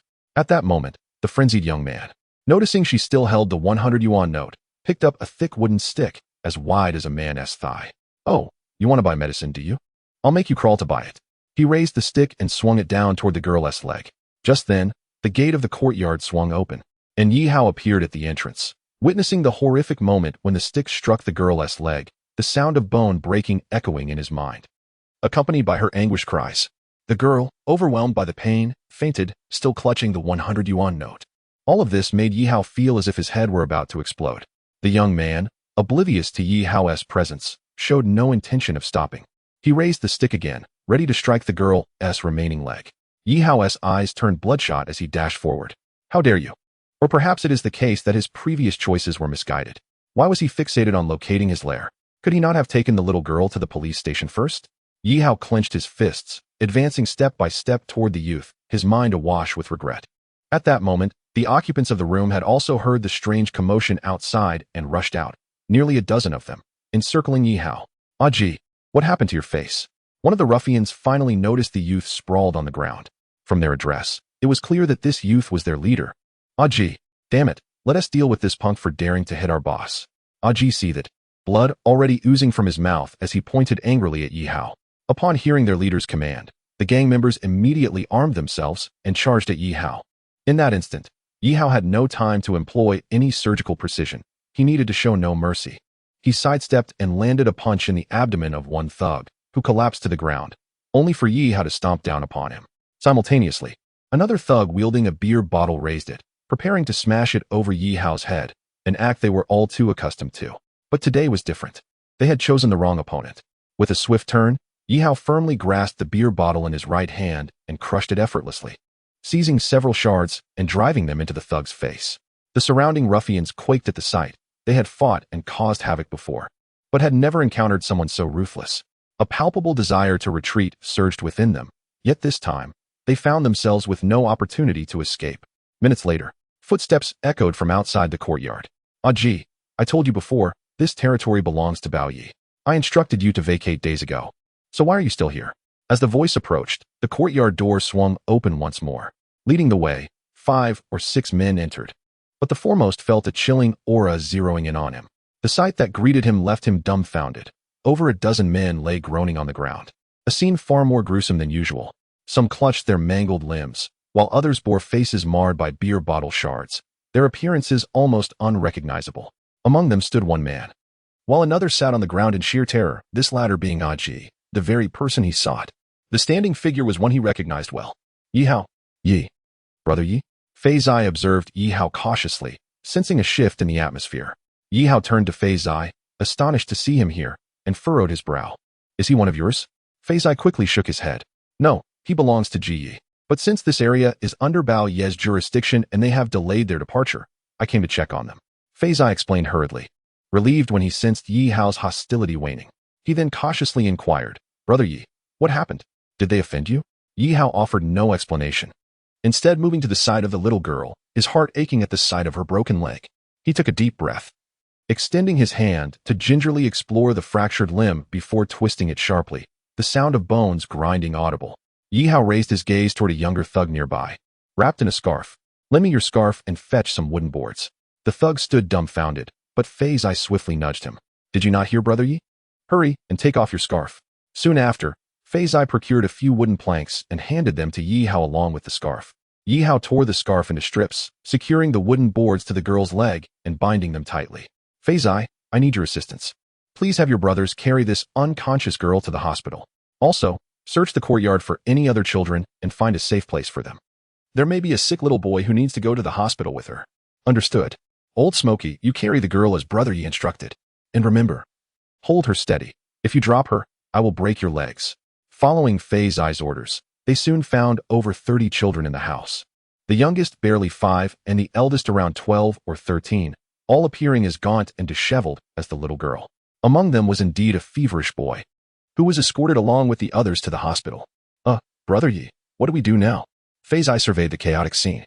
Realizing these were Ji Ye's men and that this incident would need to be reported to Bao Yi. "Fei Zai, you fool. Is this kid one of yours? How dare he strike me? Do you know who I am?" Ah Ji, propped against the wall, stood up, a mix of fear and defiance on his face. He surmised that Yi Hao must be a thug from Bao Yi's side, and if he were merely a lowly enforcer, he would think twice before retaliating upon learning his identity. To his surprise, his voice had returned to normal, albeit still slightly slurred, enough for him to make sense of what was being said. Meanwhile, Fei Zai regarded Ah Ji as if he were a fool. This was a death wish. Had Ah Ji simply laid low, he might have suffered less. But now he was practically walking into the line of fire. Yi Hao regarded Ah Ji and suddenly smiled. "I'm quite curious. Just who do you think you are?" "Fei Zai, tell this punk who I am." Ah Ji was becoming increasingly arrogant, still pointing at Yi Hao. "Just wait. You've gotten yourself into big trouble today." Yi Hao merely smiled in silence, turning his gaze to Fei Zai, who gulped nervously before whispering, "He is Ji Ye's brother." "Ji Ye's brother?" The image of a scar-faced man flashed in Yi Hao's mind, a smirk forming on his lips as he approached Ah Ji. "So you are Ji Ye's sibling. What's wrong? Afraid? Let me tell you, it's too late. Even Bao Yi would show me some respect upon seeing me. Yet you, a nobody, dare to come here and disrupt my affairs." As Ah Ji invoked the name of his brother Ji Yi, he seemed to momentarily forget his fear, continuing to berate Yi Hao. But in the next instant, crack, a sharp sound of breaking bone reverberated, followed by a scream. Half kneeling on the ground, Ah Ji stared in disbelief at his own hand, which Yi Hao had gripped tightly, his index finger now broken. "Does it hurt?" Yi Hao inquired with an expressionless face. "How dare you?" Ah Ji's protest was cut short as his middle finger also snapped. "Does it hurt?" Yi Hao repeated the question, his demeanor chillingly calm. Yes, it hurts. This time, Aji-gu capitulated, yet a pained cry escaped his lips. His ring finger had been brutally broken. You madman. What on earth do you intend to do? My brother will not let you off for this. Aji-gu shouted through gritted teeth, tears of agony streaming down his cheeks. Madman. Indeed, I am a madman, Yi Hao replied with a light chuckle, exerting force once more. Whether your brother will spare me is uncertain. But I assure you, I will not show you mercy today. Yi Hao's tone suddenly turned icy, causing Fei Zai beside him to feel a chilling drop in the already frigid atmosphere. Another wail erupted as Fei Zai's hand, which had pointed at Yi Hao and had just gripped a wooden stick, had all 5 fingers completely shattered. Yet, Yi Hao showed no signs of relenting. He delivered a punch to Aji Ji's right elbow. Releasing Aji Ji's hand, he clutched his now immobile right arm with his left, retreating while casting a look of horror at Yi Hao. Do you now understand fear? Do you know the inner turmoil that little girl experienced when she was bullied? Yi Hao's face darkened. The pain you endure is akin to what that little girl suffered. Aji-gu fell silent, unable to meet Yi Hao's gaze, shrinking against the corner like a cornered animal. Ironically, his posture mirrored that of the girl moments ago when she was beaten into submission. Yi Hao scanned the surroundings and spotted the wooden stick. Brother Yi, after all, he is Chicken Lord's brother. Look, those children seem unharmed. Perhaps you might want to ease up? Fei Zai implored, grasping at Yi Hao's arm. Release me, Yi Hao replied coldly. Fei Zai trembled, the grip loosening. He glanced at Aji-gu, sighing. Yi Hao in this frenzy was indeed terrifying. Suddenly, an odd ringtone broke the tension, and Aji-gu frantically rummaged through his pockets, muttering, Brother, save me, brother. Soon, he extracted his phone, but in the next moment, it was snatched away. That's my phone. Give it back. Before he could finish, a crack echoed from his right foot as Yi Hao struck it with the wooden stick, leaving Aji Ji's phone firmly in Yi Hao's grasp. Glancing at the screen, Yi Hao noted the caller ID. Brother, Chicken Lord. What a coincidence. It's a call from Chicken Lord. Fei Zai gulped, looking at Yi Hao. Brother Yi, perhaps you should avoid answering that call. Not answer? Why not? I quite wish to have a word with Chicken Lord. With that, Yi Hao pressed the answer button, leaving Fei Zai nearly breathless. Brother, please don't jest. What could you possibly discuss with Chicken Lord? You just forced him to drink 20 bottles of beer, and now you've beaten his brother to this state. Brother, your sister-in-law prepared a feast. Come home for dinner tonight. The voice on the other end was indeed Chicken Lord, laced with concern for his brother. Chicken Lord, I apologize, but your brother is currently indisposed. Yi Hao spoke cheerfully into the phone. A moment of silence followed. Then Chicken Lord's ominous voice broke through. Who are you? Who am I? Chicken Lord. We are old friends. We even shared drinks together. I still vividly recall your exploits that night. Yi Hao replied with a smile, yet darkness flickered in his eyes. Drinks? The one thing Chicken Lord now despises is drinking, particularly beer. Since that fateful night, he has abstained completely, even shunning the sight of it. Any subordinate caught drinking in front of him would receive a swift kick, perhaps even a beating. And the source of this transformation is not lost on Chicken Lord. Mr. Yi, I'm curious how your brother's phone ended up in your possession. Could you please let him answer? Chicken Lord maintained a calm demeanor. Though the tension in his voice was palpable, Yi Hao held the phone to Aji Ji's ear. Your brother is looking for you. Upon seeing the call was active, Aji-gu exclaimed, Brother, it's me, Aji. Save me. After a few words, Yi Hao reclaimed the phone, grinning as he said, Chicken Lord, can you hear your brother's voice? Mr. Yi, I'm not aware of how my brother has wronged you, but I implore you to show mercy and spare his life. Spare his life? That may prove challenging. I am quite timid, you see. Should I release your brother? What has to prevent him from returning with a knife to seek revenge? I've already broken all the fingers on his right hand, fractured his arm, and injured his leg. And his face, likely broken as well. Though he spoke quite indistinctly earlier, it seems clearer now. Yi Hao's tone was remarkably casual. Tell me, Chicken Lord, if you were in my position, would you not seek retribution? Chapter 167. Come to retrieve your brother. Fei Zai listened, his heart racing at Yi Hao's audacity to recount his torment of Aji-gu in front of his brother. Yi Hao fell silent, attuned to the voice on the other end, while Aji-gu attempted to speak but was silenced by a kick to the face from Yi Hao. This silence lingered for nearly 2 or 3 minutes. Mr. Yi, I am at a loss as to how my brother has offended you. I offer my apologies. Please, state your demands. Chicken Lord's voice came through again, revealing a suppressed tension. Yi Hao narrowed his eyes. Let me ask you, Chicken Lord, are you aware that your brother is involved in human trafficking? He has organized 2 or 3 dozen children to beg, providing them with nothing but a coarse garment in the harsh winter. Chicken Lord, Do you know of these good deeds he has committed? Chicken Lord fell silent momentarily. I truly had no knowledge of this. I instructed that fool to remain peacefully at the bar. I never anticipated he would create such havoc. Given this situation, I need not your prompting, Mr. Yi. I will contact the authorities. I request that you deliver my brother to the police, allowing the law to punish him. Aji Ji's eyes brightened upon hearing this, and he shouted in desperation, yes, yes. I acknowledge my mistakes. I am willing to go to the police and accept legal judgment. Did I permit you to speak? Yi Hao struck Aji Gu in the abdomen with the stick, rendering him momentarily speechless. Yi Hao continued speaking into the phone. Chicken Lord, you certainly have a cunning plan. You can easily find a scapegoat to take the fall, allowing your brother to remain unscathed, correct? Let us be honest. If you don't intervene, this matter cannot simply vanish. 30-odd children. This is a significant case. Do you truly believe your pathetic brother could orchestrate such a scheme? I do not comprehend what you are implying. I genuinely know nothing about this. In any case, Mr. Yi, please tell me what you wish to do to release my brother. The enigmatic figure of Master Ji remained resolutely silent, refusing to acknowledge any involvement in his brother's affairs. After all, if Yi Hao were recording at that moment, it would provide irrefutable evidence against him. Master Ji had not survived these years without learning a thing or two. What do I want? A fleeting glint of malice flickered in Yi Hao's eyes. I want your brother's life. Upon hearing this declaration, both Brother Aji and Fizai gasped in shock. After a moment of stunned silence, Brother Aji, despite his pain, cried out, Brother, save me. I don't want to die, please. You are exceedingly noisy, Yi Hao retorted, delivering a swift kick to Brother Aji's throat. Aji's eyes widened in horror. He opened his mouth, but could utter no sound. Yi Hao, you must realize that this is Haiching, came Master Ji's voice, thick with menace from the other end of the line. I am aware this is Haiching. What of it? Yi Hao replied, his expression unwavering. Do you truly believe your singular prowess can stand against a multitude? You need sustenance, you require rest, and you must have allies. Consider your position carefully. Master Ji understood that Yi Hao would not relinquish his brother easily. He had to resort to intimidation. Threatening me? Yi Hao gazed upwards as delicate snowflakes began to descend. It's snowing? Fizai murmured in disbelief. It has been years since Haiching has seen snow in winter. Yi Hao, fear no threats. For those who dare to threaten me swiftly vanish from this world, irrespective of their identity or location.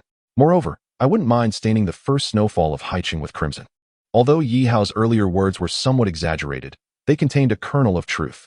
Should he one day exchange all his skills and abilities, perhaps no one beneath this sky would be able to withstand him. Must you oppose me? Master Ji's voice wavered, tinged with fury. It is not I who seeks confrontation, but your brother who has erred and must face the consequences. Yi Hao spoke gravely. You. Master Ji's voice faltered before he continued, and Yi Hao's expression shifted. Yi Hao, let us converse differently. I am aware that you are the illegitimate son of the Yi family. To be candid, I have certain dealings with the Yi family here in Haiching. Would you not wish to learn why the Yi family desires your demise? Or who among them seeks your life? Furthermore, do you not find your mother's death suspicious? I have fortuitously come across some information regarding that incident. I propose a trade, your brother's life for this knowledge. What say you? The Yi family? Who seeks my death? How did my mother truly die? Yi Hao's foot gradually withdrew from Brother Aji, his countenance composed as he took a few steps back while maintaining the call. His mind was a tumult of thoughts, contemplating the Yi family, his mother, and then the image of a young girl. The snowflakes gently settled upon his hair. Cough, cough, cough. Brother, please release me. If you do, I promise to reform and never cause trouble again. Now regaining his vocal faculties, Brother Aji gazed earnestly at Yi Hao. I am willing to confess. I will accept the judgment of the law. Yi Hao fell into silence, his gaze distant. Special task triggered. The system has detected the host's internal conflict and will provide assistance. Task completion conditions, unknown. Task reward, unknown. Task failure, unknown. Damn. Why is this cursed task triggering now? Suddenly, Yi Hao's mind jolted. System assistance. Use mind reading on the target once. Before Yi Hao could fully comprehend this, he heard Brother Aji's voice in his mind. You little brat, just wait. Once I return, I will settle the score with you. And that little girl? I will capture her, break her legs, and sell her to the filthiest brothel. I'm sure some would relish such merchandise. Huh. To think of me turning myself in. What a joke. Do you not know how many connections my brother has? I'll be out in a few days, and then it will be time for revenge. Yi Hao stepped forward, fixing Brother Aji with a cold stare. What? What are you going to do? I have already admitted my mistakes, Aji stammered, adopting a pitiful demeanor. In another life, perhaps. A crimson hue stained the snow beneath them as Yi Hao lifted the phone. Come collect your brother. Chapter 168. Brother Aji is dead moments later. A group arrived at the courtyard. Upon seeing the lifeless body sprawled in the snow, their expressions froze in shock. The leader hesitated before dialing a number, trembling as he spoke. Hello, Master Ji. We've reached the location. How is Brother Aji? Is he gravely injured? Hurry, get him to the hospital. Master Ji's voice crackled with urgency. The man swallowed hard. Brother Aji is dead. A sound akin to a crash echoed from the phone, followed by Master Ji's frantic voice. Dead? Impossible. What of that, you scoundrel? When we arrived, all we found were our unconscious brothers and Brother Aji's corpse. Yi, I will not rest until you pay for this. How dare you kill my brother? In a villa, Master Ji furiously smashed everything in sight, causing those nearby to cower in fear. It took several minutes for his rage to subside. He picked up the phone, his voice icy. Bring my brother's body back. As for those who accompanied him, throw them into the Ling River. If they cannot even protect their leader, let them accompany my brother in death. Understood. After ending the call, Master Ji surveyed the remaining group, a collection of provocatively dressed women and a few of his underlings. Get out. But, brother. One underling began, but was silenced by Master Ji's glare. I said get out. Clatter, clatter. Soon, the room was deserted save for Master Ji. He collapsed onto the floor, tears streaming down his face. Aji, I was the one who brought you into this life. I promised our parents I would take care of you, to watch you marry and raise a family. How could you leave me like this? With a fist, he struck the wall. Yi, you will pay for this. From this day forth, you and I are sworn enemies. In Haiching, there will be no place for both of us. Aji, watch over me. I will avenge you. I swear. After a moment of anguished self-reflection, he retrieved his phone and dialed a number. I accept your terms. I am willing to cooperate. But I have one request. I want you to kill someone. Brother Yi. Fizai hesitated, glancing at Yi Hao from the passenger seat of the car. You need not say more. What transpired earlier is of no concern to you. Yi Hao's voice was low. Brother Yi, he is, after all, Master Ji's brother. Ji will not let this go, and if this becomes public, the police will not spare you either. However, I have contacted Lord Bao. He can arrange for someone to take the blame for a fee. No need. One must bear the consequences of their actions. And I do not believe I have done anything wrong, Yi Hao replied nonchalantly. At this, Fizai could only smile bitterly. Yi Hao's stubbornness was indeed formidable. The car came to a halt outside Haiching People's Hospital. Are those two children sent here by your people? Yi Hao parked the car. Yes. The old smoker messaged earlier that they were brought here. However, it was too noisy in the hospital for them to call me. Fizai replied as he followed Yi Hao out of the car. Perhaps due to the sudden warmth of the weather.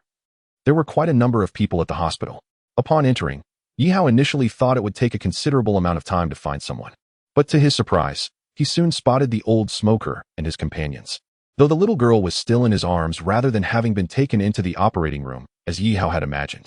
They appeared to be in a heated argument with some individuals nearby. Fizai noticed the scene and exclaimed, what is going on? They can't even handle something as trivial as seeing a doctor? Yi Hao, frowning, approached them. Pushing through the crowd of onlookers, he overheard the argument. Doctor, didn't you see that this child has a fever over 40 degrees? And this child has a broken right foot. Can't you arrange for a doctor to attend to these two children first? The old smoker implored, anxiously tapping the counter as he addressed the nurse behind it. The middle-aged female nurse first cast a disdainful glance at the old smoker and his group, her eyes filled with contempt. Although their attire was not particularly shabby, they exuded an air of roughness, and the two children resembled little beggars, despite being bundled in warm clothing. They emitted a foul odor from not having bathed in quite some time, causing the surrounding onlookers to wrinkle their noses in disapproval. I'm sorry, but our pediatric doctors are extremely busy today. Both the operating room and the emergency room are overwhelmed, the middle-aged nurse replied casually, typing on her phone. She then glanced back at the unconscious little girl, adding, and do you have the funds for treatment? Given the condition of these two children, if it is indeed a broken leg, they will require hospitalization. Without at least 100,000, it won't be possible. You might as well check that small clinic in the alley over there. The implication of her words was unmistakable, regardless of how severe their injuries were. They would have to continue waiting, and if they lacked money, they would not receive treatment. A younger nurse beside the middle-aged nurse, feeling pity for the little girl, gently suggested, Nurse supervisor, in circumstances like this, we could open a green channel. What green channel? Who can just open a green channel? If everyone could, our hospital would be in chaos. You, a newcomer, shouldn't concern yourself with that. We still have a box of supplies that needs to be moved to the emergency department. Hurry up and do that, the middle-aged nurse retorted assertively, effectively silencing the younger nurse. How can you treat them this way? The old smoker's eyes burned with indignation. Those of them who navigated society daily could hardly afford 100,000 in their pockets. Hospitals are not charitable institutions. If you don't have money, don't come. The middle-aged nurse scoffed. Just then, her phone rang, and her eyes brightened as she answered, "Hello. Yes, I have already made the arrangements." At that moment, Yihao squeezed in, slapping his bank card on the table. "I will cover the children's medical expenses. Arrange for their surgery and treatment immediately." The nurse supervisor glanced at the card Yihao presented, but did not take it. Instead, she shot him a look, as if to say that even with money, he would have to wait his turn. "You." Fei's eyes temper flared, and he was about to charge forward when Yihao held him back. Pointing to the display screen on the nurse supervisor's computer, which indicated that a doctor was available, he said, "Can these two children receive treatment now?" "That's not how it works. Whether they can receive treatment still depends on our medical staff's arrangements." The nurse supervisor waved her hand dismissively. "Stop bothering me. I'm still on the phone." "Wait a moment. The child won't die. It's just a broken leg." After saying this, she resumed her phone conversation. "Hello. It's fine. There were just a couple of patients who were a bit bothersome." "You've arrived? Good. No problem. I've made the arrangements. You can bring the child right in." After finishing her call, the nurse supervisor stood up from the counter and instructed another nurse, "Keep an eye on things. I'll be right back." "Brother Yi, what should we do?" Fei's eye looked at Yihao with concern. Yihao glanced at the little girl in the old smoker's arms, noticing that she was beginning to stir slightly, her body trembling beneath the warm coat. As the pain from her broken bones persisted, the little boy, too, appeared dazed, his face flushed. "Follow me," Yihao said coldly, stepping outside. He followed the middle-aged nurse supervisor's departing figure with a dark expression. The nurse supervisor paused at a corner, glancing around, and soon a flamboyantly dressed woman approached, leading a little boy by the hand. "Mrs. Chun, is the child all right?" The nurse supervisor's face instantly brightened with a radiant smile as she warmly approached the woman and examined the boy. "This child has been a handful, playing around at home and accidentally cutting his arm with a blade. I knew there would be many patients at the hospital these days, so I was wondering if you could." Mrs. Chin's eyes held an air of arrogance, reminiscent of a wealthy lady. "I understand. I've arranged for the best pediatric specialist to treat Mrs. Chun's child. You can head over now," the nurse supervisor replied. "Let me tell you, getting cut by a blade is no trivial matter. If it becomes infected, inflamed, or worse." The nurse supervisor enthusiastically led Mrs. Chun and her child, frequently mentioning various severe consequences, as if a mere cut would be fatal. "Mrs. Chun, look, that examination room over there is where the pediatric specialist I mentioned is located.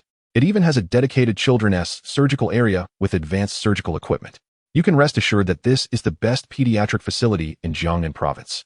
The nurse supervisor assured her. "That's great. You have no idea how worried we are about our only son. We treat him like a treasure, always concerned that he might get hurt. You know my husband is busy, so I take care of everything related to the child." Mrs. Chin sighed, occasionally gesturing with her hand adorned with several sparkling rings. "Well, Mrs. Chin, when I last saw you, you only had 3 rings. How did you end up with another?" The nurse supervisor gazed enviously at Mrs. Chin's fingers. "Indeed, I tell you this one is." As Mrs. Chin spoke about her rings, her eyes sparkled with pride. Suddenly, someone blocked their path, standing right in front of the specialist's examination room. "What are you doing? Don't block the way." Mrs. Chun frowned and scolded. The nurse supervisor, recognizing the young man from earlier at the front desk, furrowed her brow and said, "Patients should wait outside to see the doctor." "Who allowed you to come in?" Yihao coldly regarded the middle-aged nurse supervisor and the child Mrs. Chun was holding. The child was engrossed in his mobile phone. A small 2-centimeter cut marred his arm, likely inflicted by a blade. "Even if we must wait in line, it should be our turn. This woman seems to have bypassed the queue," Yihao remarked in a subdued tone. A flicker of panic crossed the eyes of the middle-aged head nurse, Madame Chun. "She made an online appointment, so I can take her in directly. Sir, please return to your rightful place in line." Yet, she quickly concocted what appeared to be a reasonable excuse. "An online appointment? Do you take us for fools?" The elderly smoker, having restrained himself for too long, pointed vehemently at a notice board in the central hall, exclaiming, "I just saw the sign outside stating that due to the recent influx of patients, the hospital has temporarily suspended online appointments." The head nurse grew visibly flustered. Her actions were merely to accommodate certain individuals, which was against hospital regulations. However, she had grown accustomed to this, as it garnered her favors from influential families. To her surprise, she encountered Yihao and his group today. Madame Chun, accustomed to her arrogance, glared at Yihao. "What do you want?" "My child, and I will not wait in line. What can you do about it?" "My husband is not someone you can offend." She sneered at them. "You ordinary folks, devoid of status, wealth, or power, should know your place and wait in line. Don't embarrass yourselves. Her words ignited fury within Yi Hao's group, each glaring at Madame Chun with indignation. She dismissed them with a contemptuous glance. What are you staring at? Yes, I am talking about you. A bunch of country bumpkins thinking they can become city folk. You reek of the countryside. Yi Hao chuckled, pointing at Madame Chun. Were it not for the child in your arms, I would have slapped you already. He gestured toward the cut on her child's arm. It's merely a small scratch. Clean it at home and put on a band-aid. If necessary, you can visit a small clinic. Look at these two children. One has a fever exceeding 40 degrees, the other has a broken leg. Who truly requires treatment? Madame Chun scoffed. Of course, my child needs it more. My child is not comparable to these filthy little brats. With a swift motion, Yi Hao slammed his fist against the wall, creating a crack over half a meter long. Chapter 170.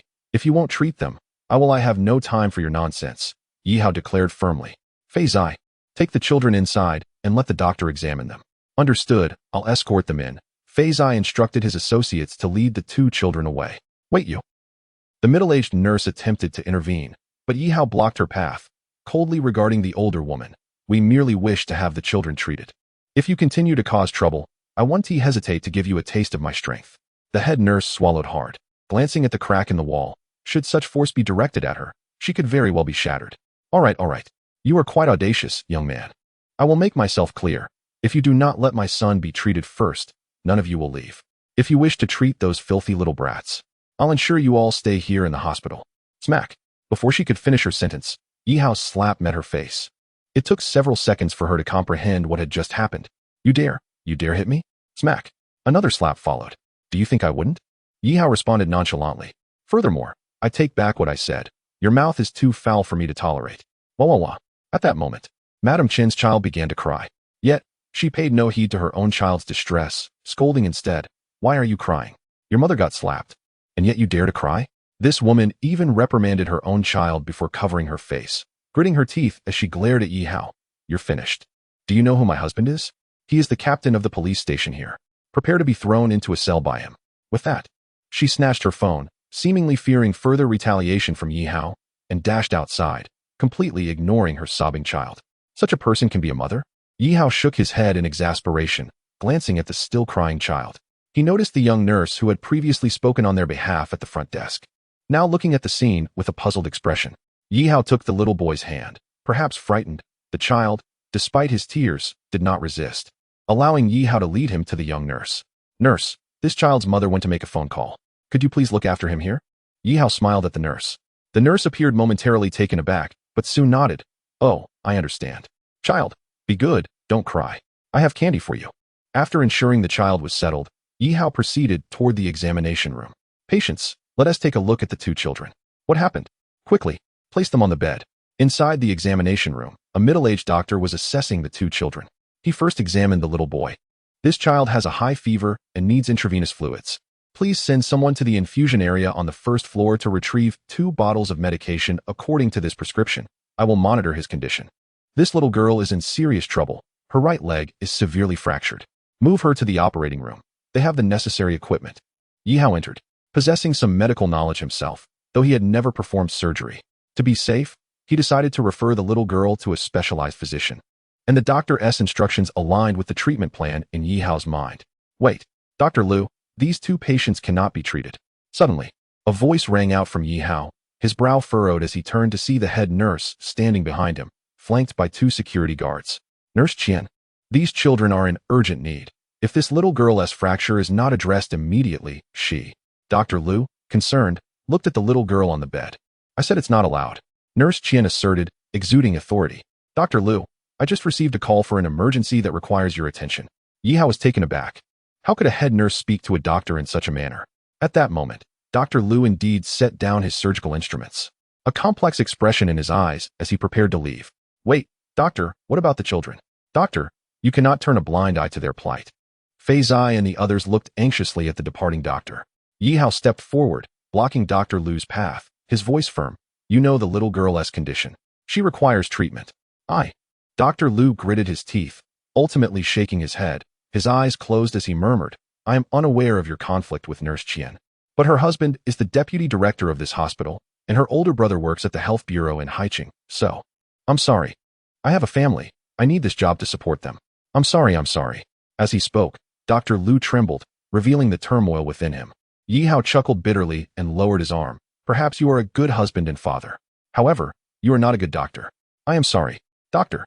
Liu gritted his teeth and exited the consultation room. At that moment, Yi Hao's gaze met that of Nurse Qian, an elderly woman, who seemed to convey a message. See the consequences of your insolence. Enough, there are no doctors left here. You should all leave promptly, Nurse Qian sneered. Or shall I summon security to escort you out? Brother Yi, what should we do? Fei Zai looked at the little girl lying on the bed, feeling an unusual sense of concern for someone he had known for only a brief time. For the first time, he felt a rage towards those despicable bastards. If they won't treat her, I shall. Yi Hao glanced at the white coat hanging on the wall, took it down, and donned it. With no doctors available, it fell upon him. He possessed medical knowledge and hoped it would suffice to prevent any mishaps during his first surgery. You really are insatiable.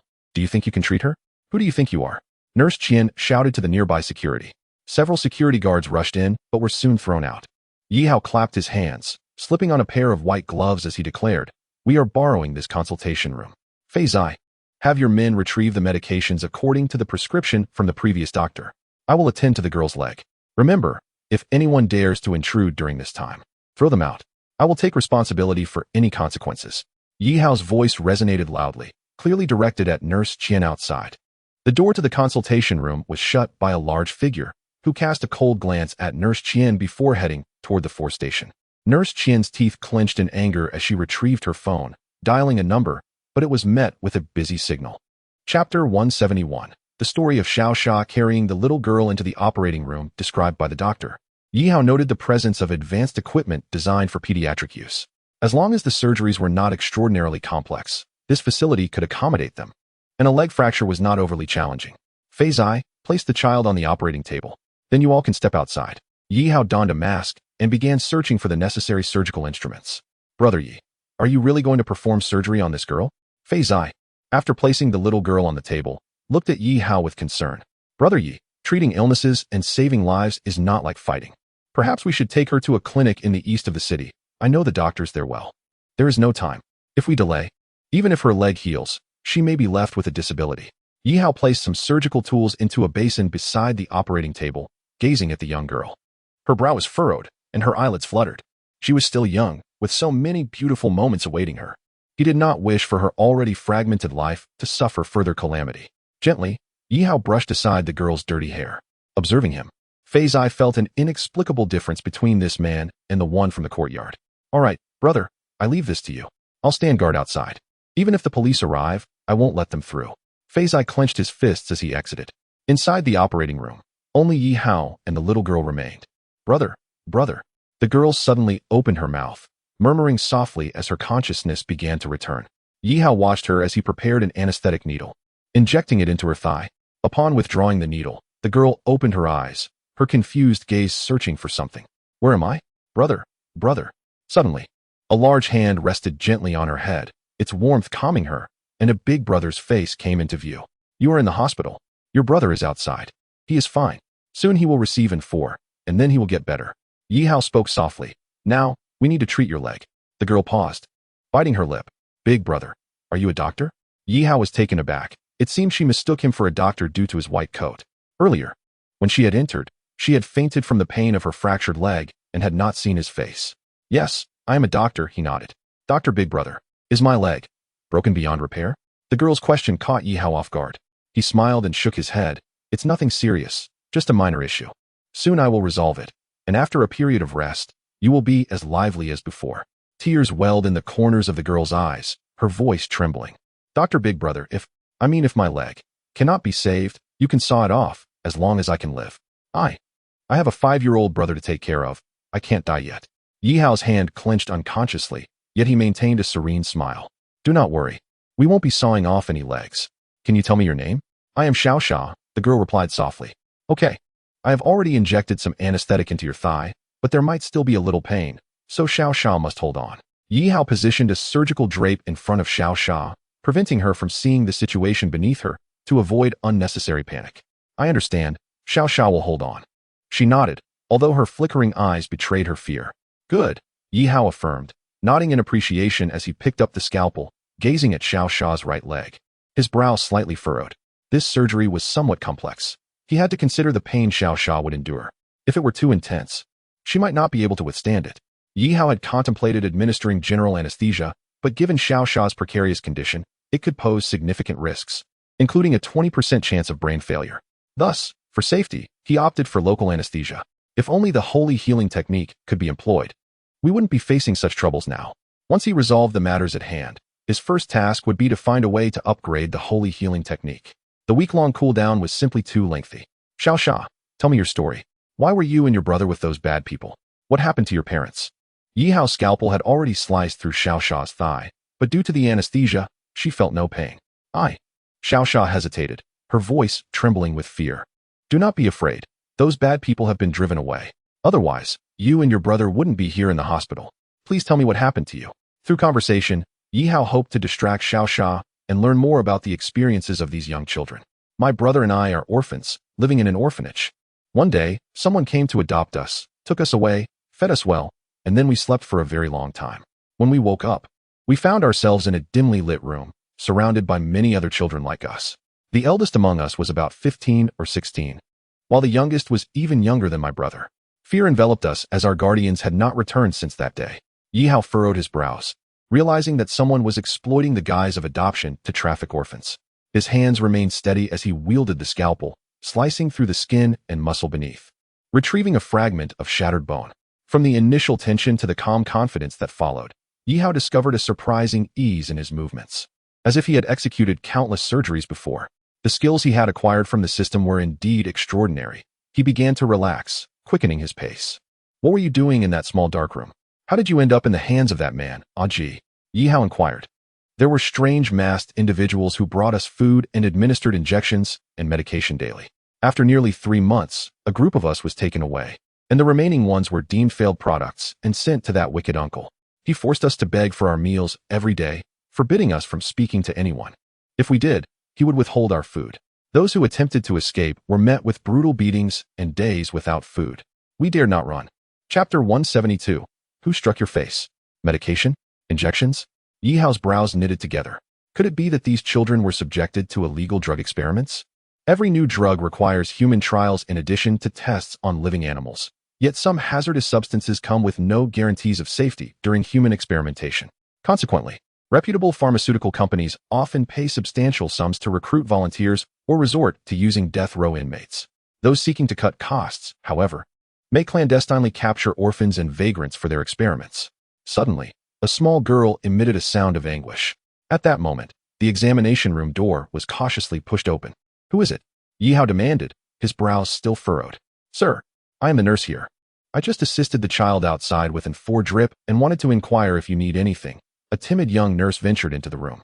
Yi Hao scrutinized her as she entered, recognizing her as the same nurse from before, though her right cheek bore noticeable swelling. Aren't you afraid of incurring the wrath of your head nurse? He asked, his tone serious. The young nurse shook her head resolutely. I was frightened while at the front desk, but I have come to realize that I chose the nursing profession to care for patients. How could I stand by and watch those in need without offering my help? Even if the head nurse dismisses me afterward, I have no regrets. Her words made Yi Hao regard her with newfound respect. She appeared to be in her early 20s, with an ordinary appearance marked by a few freckles, and her gaze held a hint of timidity, suggesting she was a recent graduate. What is your name? The nurse hesitated before replying, Zhang Fong.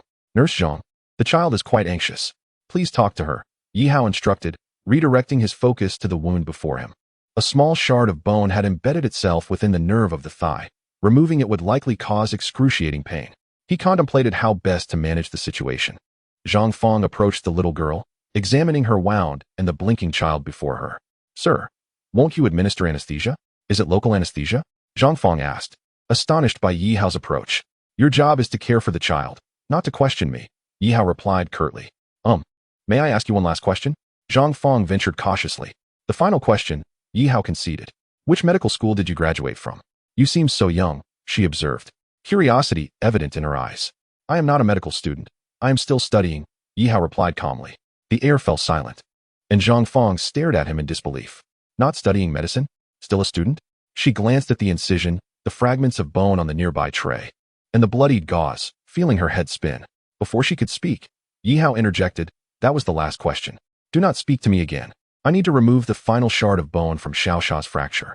This may cause intense pain, and you must ensure she remains still and conscious. If she loses consciousness in her current condition, even if her leg heals, there may be lasting repercussions. Oh, I understand. Zhang Fong felt a surge of panic. A non-medical individual was treating a patient. However, there was no turning back now. She turned to Xiaosha, smiling as she held her hand, and began to converse, successfully distracting her from the pain. In stark contrast, Yihao had already commenced his task, carefully inserting tweezers into the wound. Xiaosha, who had been happily chatting with the older girl, was suddenly overwhelmed by the searing pain in her thigh. Biting down tightly, the sound of her teeth grinding audible. Give her a towel to bite down on. We must prevent her from injuring her tongue, Yihao instructed. Zhang Fong began searching for a towel, but her mind was racing, and she couldn't locate one in time. Seeing Xiaosha's agony, she resorted to inserting her own arm into Xiaosha's mouth, blood instantly oozing from her arm between Xiaosha's teeth. Time passed agonizingly slowly. Yihao finished bandaging Xiaosha's right leg and secured it with a makeshift splint. All done. We will find a way to apply a cast to her leg afterward. Xiaosha's forehead glistened with sweat as she gradually loosened her grip, guilt washing over her as she gazed at Zhang Fong's bloodied arm, marked with bite impressions. Sister Fong, I'm sorry. I bit you until you bled. Zhang Fong let her bloodied arm fall to her side, smiling as she gently stroked Xiaosha's forehead with her other hand. It's all right. It doesn't hurt. What are you doing? You cannot enter. We are the local police. We received a report of a disturbance here. There are people causing trouble. What trouble? We're saving lives inside. If you must arrest someone, apprehend those two men over there. Their hearts are darker than night. Stop wasting time. Step aside, or I will arrest you all for obstructing justice. Even if you handcuff us, it will be futile. No one is allowed in today. Outside, a heated argument ensued, prompting Yihao to furrow his brows. He removed his gloves and white coat. I will go check. You stay here with Xiaosha. If her temperature rises or her condition changes, notify me immediately. Also, tend to your own arm. All right, please be cautious. Nurse Qian has a good relationship with Mrs. Chun. Their backgrounds are formidable, Zhang Fong warned with concern. As Yihao approached the door, he turned back to Zhang Fong, noticing the prominent bite mark on her arm. Who struck you on the face? Taken aback, Zhang Fong covered her face, lowering her head. I accidentally bumped into something. I ask again, who struck you on the face? Yihao pressed, his voice firm. When Zhang Fong entered, Yihao immediately noticed the red mark on her face, a telltale sign of a slap. Zhang Fong bit her lip and recounted. I was just taking care of that little boy, feeding him some candy. Suddenly, Mrs. Chun rushed over and slapped me, claiming my dirty hands had touched her precious son. Then Nurse Qian slapped me too. A flicker of helplessness crossed Zhang Fong's eyes as she forced a smile. But it's all right. It doesn't hurt. Yihao remained silent, simply walking out. For some reason, Zhang Fong felt a wave of unease wash over her. She turned to the operating table where Xiaosha lay and said, Xiaosha, wait a moment. I'll check outside. With that, she cautiously opened the door. She witnessed Yihao stride into the consultation room, disregarding the several police officers at the entrance, and boldly approached Mrs. Chen and Nurse Qian, who were watching the scene unfold. The next moment left Zhang Fong gasping in shock. Slap. Slap. Chapter 173. The same threat, different choices. Nurse Qian and Mrs. Chen clutched their faces, astonished at the audacity of the young man who had just struck them. Why did you hit us? Nurse Qian stammered in terror. You dare to hit me? I'll make you pay. Mrs. Chun instinctively prepared to retaliate, but upon seeing Yihao's casually raised fist, she instinctively shrank back, even placing the bewildered child in front of her. Why do you ask why I hit you? Yihao's gaze was icily dismissive, colder than the snow falling outside. Because you deserved it. You. Both Nurse Qian and Mrs. Chun gritted their teeth, eager to retaliate against Yihao. What are you all waiting for? It's this brat. He just hit me. Get him back immediately. Mrs. Chen shouted to the officers, who stood dumbfounded at the doorway. Then, with a sinister glare at Yihao, she added, Boy, just wait. My husband is at this precinct.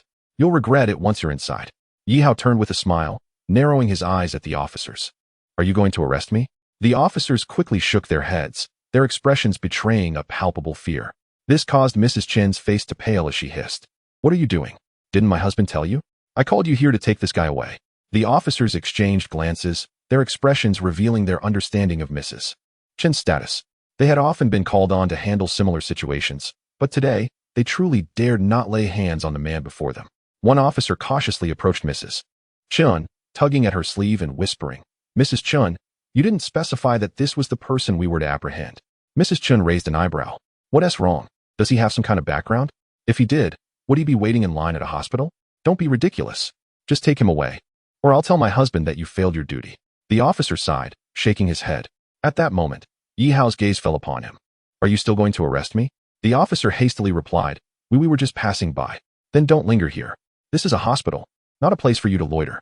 Yi Hao's voice was firm. Yes, yes. We'll leave right away. The officers nodded vigorously before whispering to Mrs. Chun. Mrs. Chun. It's not that we refuse to arrest him, we simply can't.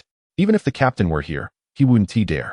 With that, they departed in a hurry, not daring to look back. Mrs. Chin's frustration boiled over, glaring at Yi Hao. You just wait. I refuse to believe no one can deal with you.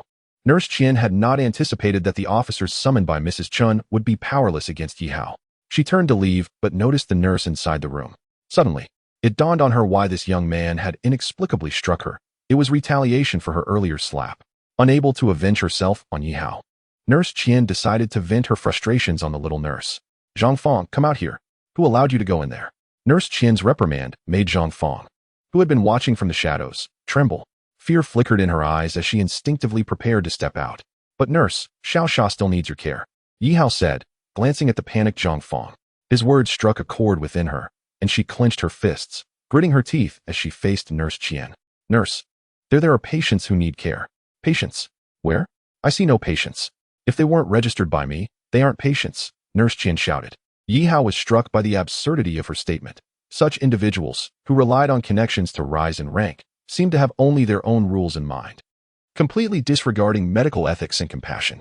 Zhang Fong chose not to respond further, turning to return to the operating room with Xiao Xia. Zhang Fong, don't forget, you are merely an intern nurse. In half a month, your internship will end. If you don't come out now, you can forget about staying here after your internship. I'll make sure you pack your things and leave. Nurse Qian's threat was explicit. Yi Hao remained silent, observing Zhang Fong's reaction, curious about the choice she would make, whether she would bow to the reality of the situation, much like the pediatrician who had left earlier. I am needed here, Zhang Fong murmured quietly, pushing open the door to the inner room. You. Nurse Qian's face turned pale with rage, and finally, she turned away, muttering under her breath.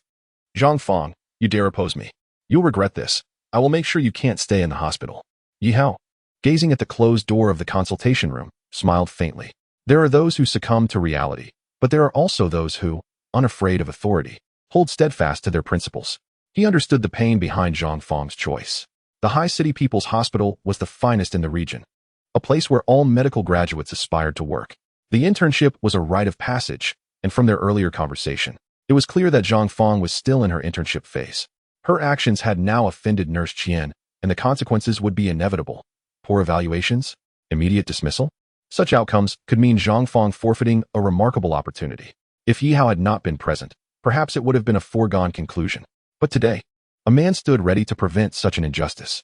A confident smile played at the corners of Yi Hao's mouth as he turned to his phone, beginning to type. Chapter 174, Protecting the Adult or the Child. Brother Yi, the little boy's for has finished. Can you come see what needs to be done next? Fei called from the consultation room. Yi Hao hung up the phone. If someone had been paying attention, they would have noticed an international number displayed on his dim screen. Upon entering the consultation room, he observed a young boy who had finished his 4 drip. His complexion had returned to normal, and his temperature was no longer elevated. After conducting a brief examination, Yi Hao nodded, confirming that the child's condition was stable.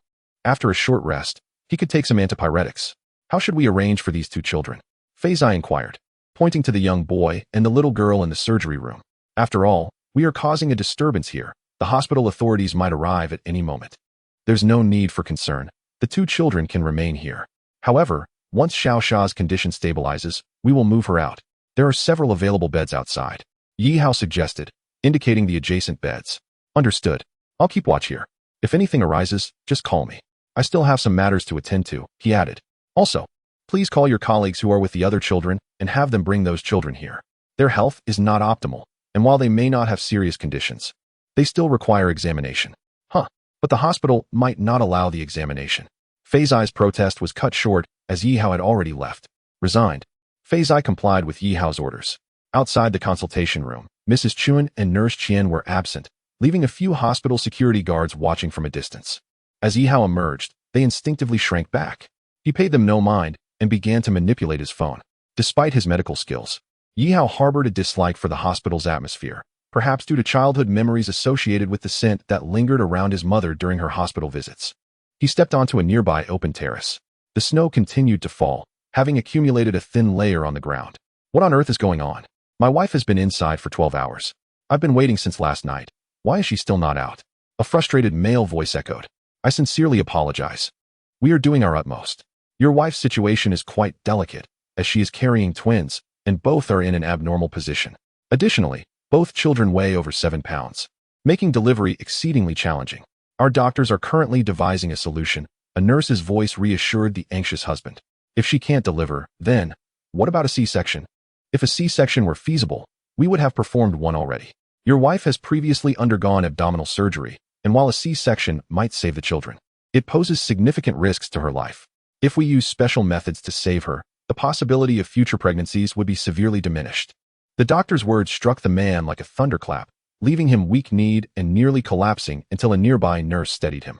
The most harrowing choice a man could face is not merely deciding whom to save when both his mother and wife fall into a river, but standing outside an operating room, knowing that the woman he loves and their unborn child are inside, while a doctor asks him to choose between them. Why? Why is this happening to me? What have I done to deserve this? He lamented, clutching his hair in despair. Sir, please remain calm. We are running out of time. You must make a decision promptly, the doctor urged. The man fell silent, his expression resembling that of a ghost. Ah, sir, before your wife entered the operating room, she entrusted me with a voice recorder. She instructed me to give it to you in case of any unfortunate events. The nurse suddenly remembered, retrieving the device from her pocket. The man's eyes widened as he shakily accepted the recorder and pressed the play button. A gentle feminine voice emanated from the device. Jimin, if you are listening to this recording, it means the doctor is about to ask you to make a decision. Doctor, Xiao informed me of the risks involved in this delivery. I'm sorry for keeping this from you. I didn't want you to worry while you were busy. Jungmin, I have no regrets in marrying you. The only regret I have is not being able to carry on the Zheng family lineage. Qingmin, I love you. After a few seconds of silence, faint sobs could be heard. Save the child. Those final 5 words shattered Zheng Qingmin's composure. The sturdy man collapsed to his knees, tears streaming down his face, soaking the recorder in his grasp. Sir, both the doctor and nurse stared at Zheng Qingmin with concern. Through gritted teeth, he summoned every ounce of courage to utter the words that would haunt him for a lifetime. I can save both mother and child. Chapter 175. Basic X-ray vision. The sudden declaration sent shockwaves through those present, their eyes widening in astonishment as they gazed at the young man clad in a white coat and mask, appearing no older than 25. Who are you? The doctor furrowed his brow, scrutinizing Yi Hao. I am the new pediatrician, Yi Hao replied, gesturing to the name tag affixed to his coat, clearly indicating his role. While pediatricians and obstetricians might seem similar, within the vast environment of the hospital, being from different departments often felt akin to being from different schools, making it not unusual for them to be unacquainted. Therefore, the doctor and nurse did not recognize Yi Hao, unaware that beneath the white coat lay a high school senior. You are a pediatrician. Kindly stay in your designated area, the doctor said tersely, turning back to Zheng Qingmin. Please make your decision quickly. Any further delay jeopardizes the safety of both the adult and the child. Zheng Qingmin hesitated, but he was interrupted once more. I can ensure the safety of both mother and child. Sir, is this not the outcome you desire? Yi Hao gazed intently at Zheng Qingmin. How long will you continue this? You are a pediatrician, not an obstetrician. Do you believe I won't report you to your superiors? The doctor was indeed anxious. I understand your urgency, but that does not justify compelling a man to make such a harrowing decision, especially when there is still a glimmer of hope. Though I am a pediatrician, I possess certain obstetric skills. I believe I can ensure the safety of both the mother and the child within her. Yi Hao's tone was resolute, akin to declaring an undeniable truth, which caused Zheng Qingmin to regard him with a complex and conflicted expression. Preposterous. You haven't even assessed the patient's condition, yet you dare to draw conclusions. On what grounds do you make such claims? The doctor rebuked loudly. On the grounds of my confidence, Yi Hao asserted, placing a hand over his heart. I swear upon my attire and my title as a physician that I possess the utmost certainty in saving those inside. Turning to Zheng Qingmin, he implored, Sir, grant me this chance, not only for yourself and your wife, but also for your unborn child. Were others to learn that Yi Hao's attire was pilfered from the pediatric ward, and that he was merely a doctor in skill without a license, they might question his credibility. You are arrogant. This is a matter of life and death. The doctor's head was practically steaming with anger. Let him in. I agree to allow him to assist in my wife's delivery, Zheng Qingmin suddenly declared, startling the physician. He looked incredulously at Zheng Qingmin. As the family member, you must consider this carefully. You wish to permit a pediatrician to deliver your wife's child? I care not what type of doctor he is. I simply want my wife and child to survive, Zheng Qingmin replied earnestly, bowing slightly to Yi Hao. Please, I beg you, save my wife and child. Taking a deep breath, Yi Hao turned to the doctor. With the family member's consent, may I enter? The doctor, though visibly irritated, finally relented. Very well, follow me. I wish to see how this pediatrician intends to deliver. Under the watchful gaze of the man outside, Yi Hao entered the operating room. After a thorough disinfection, they proceeded into the surgical area, which was considerably larger than the previous pediatric surgery room. Bustling with several doctors and nurses, a woman lay on the bed, her hair disheveled, emitting only the final breaths of life. Dr. Chiao? Have the family members decided whether to prioritize the mother or the child? An anxious physician inquired nearby. Dr. Chiao, who had escorted Yi Hao in, scoffed and pointed to him. Don't look at me. This fellow is the attending physician now, and he insists on ensuring the safety of both mother and child. Safety of both? How is that even possible? A cesarean section is out of the question, the children are too large, and the position is incorrect. We cannot utilize any instruments. It is utterly impossible to deliver without a cesarean, the doctor exclaimed, his voice rising in distress. Upon noticing Yi Hao's identification badge, he exclaimed incredulously, You are a pediatrician? Enough chatter. I am commencing the induction now. Keep your eyes on the cervix, Yi Hao declared, furrowing his brow at the team. The doctor attempted to interject, but was silenced by Dr. Chiao. Taking a deep breath, Yi Hao prepared to showcase his skills. System, exchange for basic X-ray vision. Exchange for basic X-ray vision complete. Remaining skill points, 7. Insufficient skill points utilize alone. Confirm the exchange. Host has acquired basic X-ray vision. 3 skill points owed. Please ensure repayment activating basic X-ray vision. Yi Hao felt the world around him transform. When he focused on an object, it gradually became translucent, allowing him to see through it. Why are you still dawdling? The pregnant woman's vital signs are declining, Dr. Chiao urged, his brow furrowed. Yi Hao wasted no time. After all, the X-ray vision was limited to 5 minutes. His gaze settled on the woman's abdomen, which began to fade, revealing the interior, a sight clearer than an X-ray. I see, he thought, realizing the twins were positioned diagonally, with an insufficient space preventing the doctors from using any instruments to correct their positions. With the aid of X-ray vision, Yi Hao quickly assessed the situation and placed his hands upon the woman's abdomen. Suddenly, he pressed down forcefully. What are you doing? His abrupt action nearly caused those around him to break into a cold sweat. Dr. Chiao, come quickly. The fetus's position has shifted. A nurse observing the monitor exclaimed excitedly. Dr. Chiao looked over and, indeed, saw the position of the child slowly adjusting. Is that a form of traditional manipulation? A nearby nurse suddenly asked, as others began to realize that Yi Hao's hand movements resembled massage techniques. Surely he does not intend to use manipulation to alter the fetus's position from outside the abdomen. Chapter 176. X-ray vision and object control techniques complement each other utilizing basic object control, while continuing his hand movements. Yi Hao also directed his mental energy to manipulate the fetus inside the woman, gradually shifting its position. This was the combination he had envisioned. X-ray vision paired with object control, a remarkably practical synergy, allowing him to manage the fetus even in blind spots. To outsiders, it appeared as though his manipulation was causing the baby to shift. Dr. Chiao, I've never heard of manipulation being effective in changing fetal positions. A physician beside him remarked quietly. Dr. Chiao furrowed his brow. I have heard of such things. Traditional Chinese medicine speaks of internal energy, and manipulation held significant importance in ancient practices. Through the energy in one's hands, remarkable results could be achieved. Unfortunately, many texts on this topic have been lost to time, leaving only acupuncture as a remnant of traditional practices. Manipulation is now often regarded merely as a means of relaxation and wellness. As he spoke, Dr. Chiao's gaze fell upon Yi Hao, a pediatrician who also understands traditional Chinese medicine. Such wisdom is rare at such a young age. Dr. Chiao, look. One child's head is emerging. A nurse exclaimed excitedly, closely monitoring the situation. Dr. Chiao, the delivery is yours to manage, Yi Hao stated, inhaling deeply as he continued to assist the baby in moving from the placenta to the birth canal. At that moment, Dr. Chiao had no objections to the pediatrician's actions. His abilities spoke volumes, reminding him of Yi Hao's earlier declaration, on the grounds of my confidence. A smile crept onto Dr. Chiao's masked face, though he remained focused on delivering the child whose head was now visible. Xiaozhong, check on the pregnant woman's condition. Ensure she remains conscious. Understood. Xiaomu, please hurry and prepare hot water and towels. The child's vital signs are weak. Once they come out, clean them up immediately and place them in the incubator. Understood, Dr. Chiao. It has been over 5 minutes since Yi Hao entered the operating room. The sound of a baby's wailing echoed from within. Outside the operating room, Zheng Chengmin anxiously waited, feeling as though time had come to a standstill. He began to regret his earlier decision to allow a pediatrician to assist with the delivery, but upon hearing the cries of the newborns, his heart soared from despair to elation. He anxiously knocked on the door. Nurse, doctor, nurse. How is my child?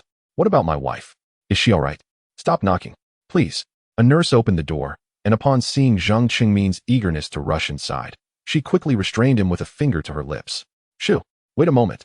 Both mother and child are fine, but they are still quite weak. Once you enter, please refrain from speaking loudly, or I won't let you in. I promise I won't disturb them, Zheng Chengmin exclaimed, suddenly realizing his voice was too loud.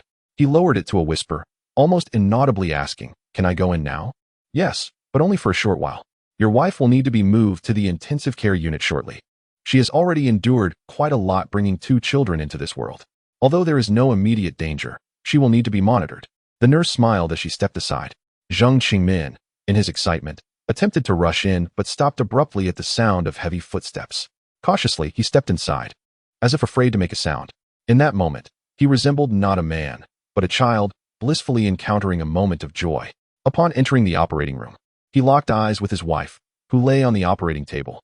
Tears streamed down his face as he approached her, holding her sweaty hand. You've worked so hard. Look at you, crying like a child. What would others think if they saw you? His wife managed to say weakly, I cry because I want to. Let them laugh if they wish. As long as you and our child are well, I would gladly cry every day, Zheng Chengmin replied. Tears flowing, yet a smile of pure happiness adorned his face. Who says men do not cry? They simply have not reached the point of sorrow. Fool. Go see our children. His wife closed her eyes, exhausted. Dear, Zheng Chengmin called out instinctively, worry creeping into his voice. She is merely fatigued. She will need some time to rest, a doctor interjected. Dr. Chiao, removing his mask, revealed his weary face lined with fatigue. Thank you, doctor. Thank you all. Zheng Chengmin bowed in gratitude, acknowledging the doctors who had labored for more than 10 hours for his wife and children. Do not thank me. Thank that young doctor who was here earlier, Dr. Chiao said, scanning the room for the pediatrician, but found him absent. Where is that doctor? Doctor? Chiao inquired of a nearby nurse. I don't know. We were all focused on the mother and children, she replied. Dr. Chiao murmured. He certainly left in a hurry. Well, if you wish to thank him, there will be other opportunities. After all, there are only a few pediatricians. For now, see your children. Congratulations, you have twins. Thank you.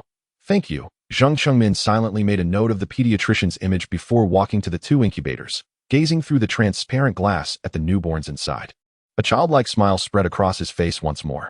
Just then, a commotion arose outside. What are you doing? You are not allowed in here. 2 middle-aged men in formal attire rushed in, their faces filled with urgency. Mayor Zheng, something terrible has happened. Upon hearing their address, the surrounding crowd gasped in shock.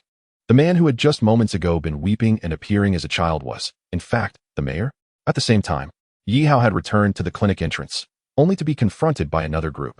Who dares to touch my wife? They must be tired of living. A boisterous voice rang out. Yi Hao turned to face the source of the voice, a smirk curling at the corners of his mouth.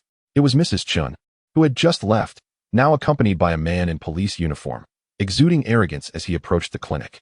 This is a hospital. Please maintain your composure. Yi Hao stated firmly, standing at the clinic entrance with a smile. What does it matter where this is? I'm here to find someone. Get lost if you have no business here. The man began, but upon locking eyes with Yi Hao, his bravado faded, halting in his tracks.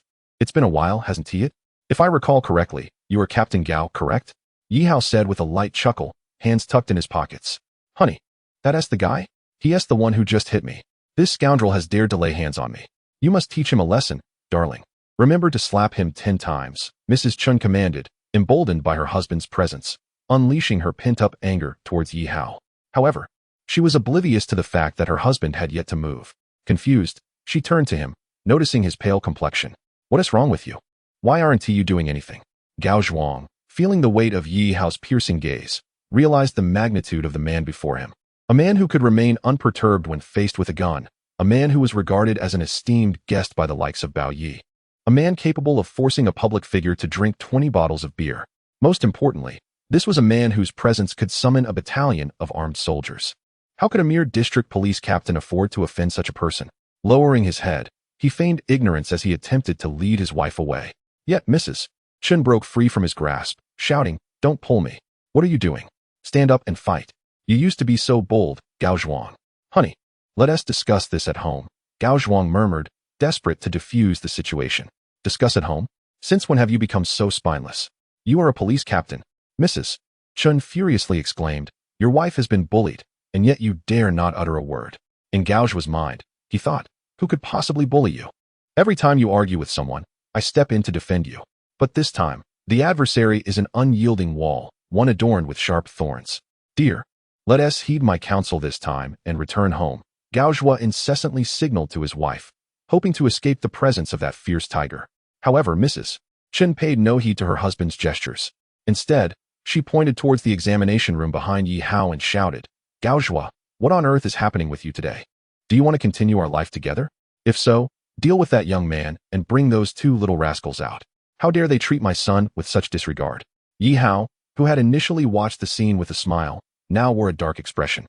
"Captain Gao, may I inquire about the name of your fierce wife?" Upon hearing Yi Hao address him, Gao Zhuang realized he could no longer evade the situation. Cautiously, he replied, "Mr. Yi, this is my wife, Chen Meiwan." Chen Meiwan, he recalled, was indeed the sister of that little ruffian, Chen Hu. It seemed that trouble truly does come in families. "Captain Gao, your wife's language is rather unsavory. I previously gave her 3 slaps. What do you think?" Yi Hao said coldly. Gao Zhuang, trembling with fear, nodded repeatedly, "Yes. Yes. But I believe that is insufficient. Her tongue is too foul and requires further correction. Perhaps you, as her husband, could administer 10 slaps. What do you think?" Yi Hao stated sternly. "Gao, you are still engaging with him?" Chen Meiwan was astonished by her husband's demeanor today. Just as she was about to explode with anger, she was met with a slap to her own face, disbelief written all over her features as she watched Gao Zhuang's other arm rise. The sound of slaps echoed, one after another. Observing this, Yi Hao shook his head in admiration, noting the severity of the punishment. Soon the 10 slaps concluded. "Gao Zhuang, you, wait for me. I will divorce you." The 10 slaps left Chen Meiwan momentarily speechless, covering her face as she turned and fled. Gao Zhuang yearned to pursue her, but he hesitated, glancing at Yi Hao. "Mr. Yi, are you satisfied now?" In truth, a mere 10 slaps would have sufficed. There was no need for such severity. Yi Hao chuckled. "Well then, I shall take my leave." "You should have said so earlier," Gao Zhuang muttered inwardly, though he dared not show his displeasure. He hurriedly exited, uncertain whether he would chase after his wife. Some individuals truly need a lesson, Yi Hao mused, shaking his head as he prepared to enter the examination room. However, a sudden, organized sound of footsteps approached from behind, shifting the atmosphere to one of tension. Yi Hao turned slowly, only to find dozens of police officers, armed and clad in bulletproof vests, pointing their guns at him. The onlookers in the hospital hastily distanced themselves. From among the armed officers emerged a striking figure, approaching Yi Hao. "Qiu Shuiyao, when did you return?" Yi Hao was taken aback by the presence of the beautiful police officer, who was supposed to be in Linchang caring for her father. Yet, her expression was grave as she fixed her gaze on him.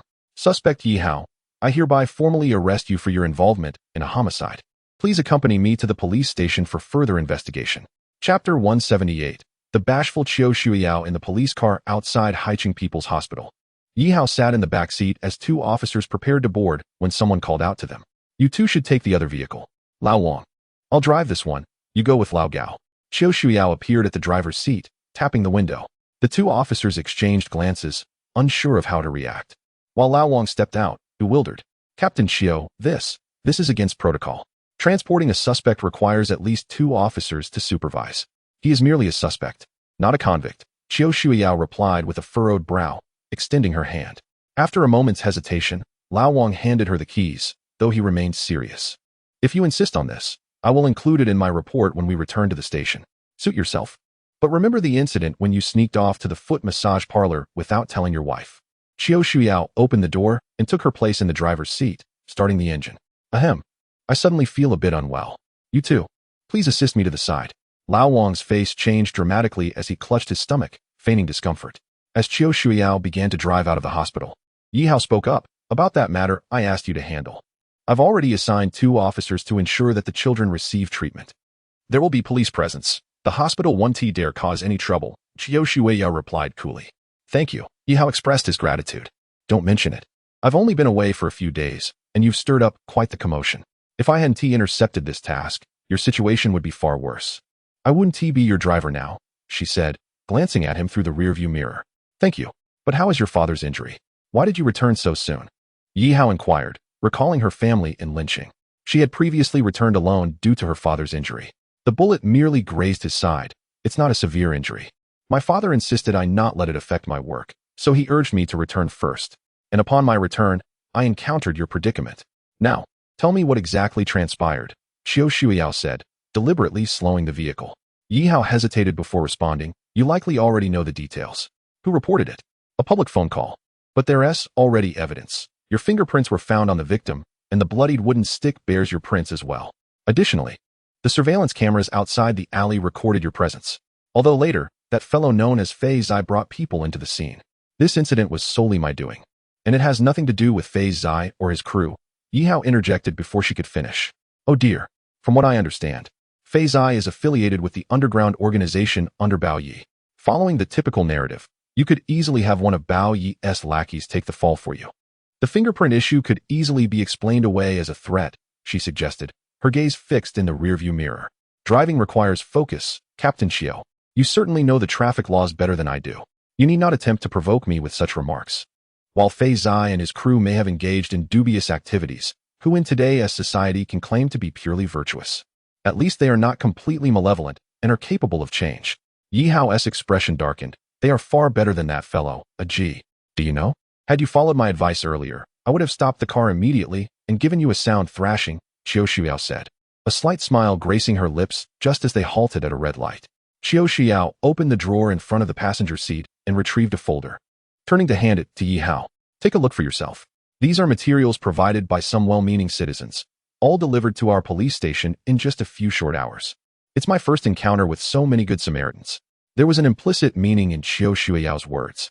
Yi Hao, not being naive, realized that the only person capable of reporting so promptly and providing information could only be Ji Yi. As Yi Hao opened the folder, he found that some of the materials were genuine while others were fabricated. The documents emphasized Yi Hao's illegal entry into a private residence, the injuries he inflicted on multiple individuals, and the death of the victim, Brother Ji, while intentionally downplaying the involvement of the children. What had become of Brother Ji's body? Yi Hao returned the folder to Chiao Shueya, who placed it back in the drawer and continued driving. Brother Ji's body had been sent to the police station for an autopsy, only to be taken away again at Ji Ye's request. You know how these gangsters operate. They have their connections. Right now, all the evidence is stacked against you. Yi Hao closed his eyes. If that's the case, why bother telling me so much? Because I believe in you. Chiao Shueya's sudden declaration astonished Yi Hao, who opened his eyes to see the silhouette of the woman before him, unaware that her face had flushed slightly. I trust that someone who could save hostages from robbers cannot possibly be a villain. Moreover, I still owe you a life. Her tone was peculiar, her breathing unconsciously quickening. If I am to assist you, you must at least tell me the complete story. Since Officer Chiao expressed her desire to know, Yi Hao decided to be forthright. He smiled and began recounting the events of that morning, omitting any mention of Xia Shui. Beep, beep, beep. As Yi Hao finished his narrative, the car horn blared incessantly. Chiao Shueya gritted her teeth, her face radiating anger as her hand pressed down on the horn. You need not be so agitated, Yi Hao hastily attempted to calm her. Brother Ji truly got what he deserved. He organized children to beg and even broke their legs. Such scum deserved 100 executions. The way you dealt with him was almost merciful. Amid her indignation, Chiao Shueya noticed the teasing smile on Yi Hao's face, causing her to blush. Ahem. However, your actions were somewhat impulsive. We live in a society governed by law. While it appears that Brother Ji and his gang committed numerous crimes, your actions have indeed solidified a charge of intentional homicide against you. At this point, Chiao Shueya cast a worried glance at Yi Hao. Despite knowing he had taken a life, her perception of him remained unchanged. In fact, he had ascended to a height previously unattainable by any other man in her heart. Chapter 179. The task that appeared and disappeared in Chiao Shueya's heart. Those vile individuals deserve their fate. Yet, a nation cannot exist without the reinforcement of law. Thus, as a police officer, she often had to stifle her emotions, even when aware that certain heinous criminals deserved death, wishing she could draw her weapon and execute them on the spot. Nonetheless, The teachings from the police academy had helped her resist such impulses countless times. Therefore, deep down, Xiao Xiao did not believe Yi Hao had acted wrongly. Rather, he had done what she had long been too afraid to do. Yet, reality is often disappointing. So, what are you planning to do now? She asked. Once we reach the station, there will be dedicated personnel to interrogate you, given the evidence. This is very unfavorable for you. She cast a worried glance at the back seat. Yi Hao shrugged and replied with a smile. So what? We face whatever comes our way. Besides, I have no regrets about what I did. But, noticing that Xiao Shuiyao was about to speak again, Yi Hao closed his eyes. Captain Xiao, please don't say anything more. Just drive. I need to rest. These past few days have been exhausting. At that moment, Yi Hao appeared to truly drift off to sleep, leaving Xiao Shuiyao to shoot him a disgruntled glare through the rearview mirror. How could he remain so calm after such a tumultuous event, still thinking about sleep? She wondered what was going through his mind. In truth, Yi Hao could not sleep. His thoughts were elsewhere, not on the act of taking a life, but rather on that peculiar task, the one that had inexplicably emerged, requiring him to use mind-reading abilities. The task's rewards and penalties were unknown, and even the conditions for completion remained a mystery. Since then, there had been no further developments regarding the task, and it had vanished from the system's task list. Yet, he received neither notification of task completion nor punishment for failure. A task that appeared so mysteriously had simply vanished without a trace. All right, you can get out now. Someone will take you inside shortly. Do not speak. No matter what they ask, just say you wish to consult a lawyer. I will do my best to help you from outside. Xiao Shuiyao opened the car door and looked at Yi Hao. She had never imagined that after becoming a police officer, she would have the opportunity to assist a murderer. Yi Hao stepped out, stretching as he did so. Thanks to Xiao Shuiyao's assistance, he had not been cuffed upon arrest. He inhaled deeply, gazing at the police station before turning to Xiao Shuiyao. Thank you, but I don't want to drag you down. I believe I will be out soon. As he spoke, a glint of determination flashed in his eyes. Soon, at the hospital, with the assistance of 2 detectives, the 2 children had been admitted. Feizai stood in a corner, holding a phone. Boss Bao, it's me, Feizai. Yes, Brother Yi has been taken by the police. Yes. He asked me to stay at the hospital and look after the children. All right, I will remain here. After hanging up, Feizai's expression reflected his lingering worry. Outside a private golf course in a suburban villa in Haicheng, Boss Bao slowly put down his phone. Boss Bao, are you finished with the call? A young man holding a golf club inquired respectfully. I'm done. I have some important matters to attend to, Boss Bao replied. The young man whispered. Is it about Yi Hao? But according to what Boss Bao said, Yi Hao has an unusual background. Now that he is in trouble, his associates will surely assist him. So, there is no need for you to intervene. Whether it's necessary is one thing, taking action is another. If you don't act, they will never know you care. Boss Bao stated, picking up his phone to dial. In Yi Hao's apartment at Gaodai Community, Nightingale was staring intently at her notebook screen when a faint sound emerged from her attire. In the next moment, a small phone appeared in her hand. Hello, Nightingale. It's me, an elderly voice responded from the other end. Foster father, Nightingale replied respectfully, her expression turning serious. Where are you? In response to the inquiry, Nightingale opened her mouth, but ultimately uttered 2 words. Haicheng. I knew you wouldn't lie. Previously, you used my authority to retrieve the information on that cunning rat. I knew you had ulterior motives. The elderly voice conveyed a hint of resignation. Foster father, I may need to extend my leave. Upon my return, I am willing to accept any punishment. As the Nightingale spoke, her gaze was fixed upon the screen of her notebook, where the images and details of 2 individuals had appeared in the corner of the search system. Although the individuals in the photographs were somewhat adorned, they bore a striking resemblance to 2 of the 3 images she had previously handed to Yi Hao. Below the photographs lay textual information.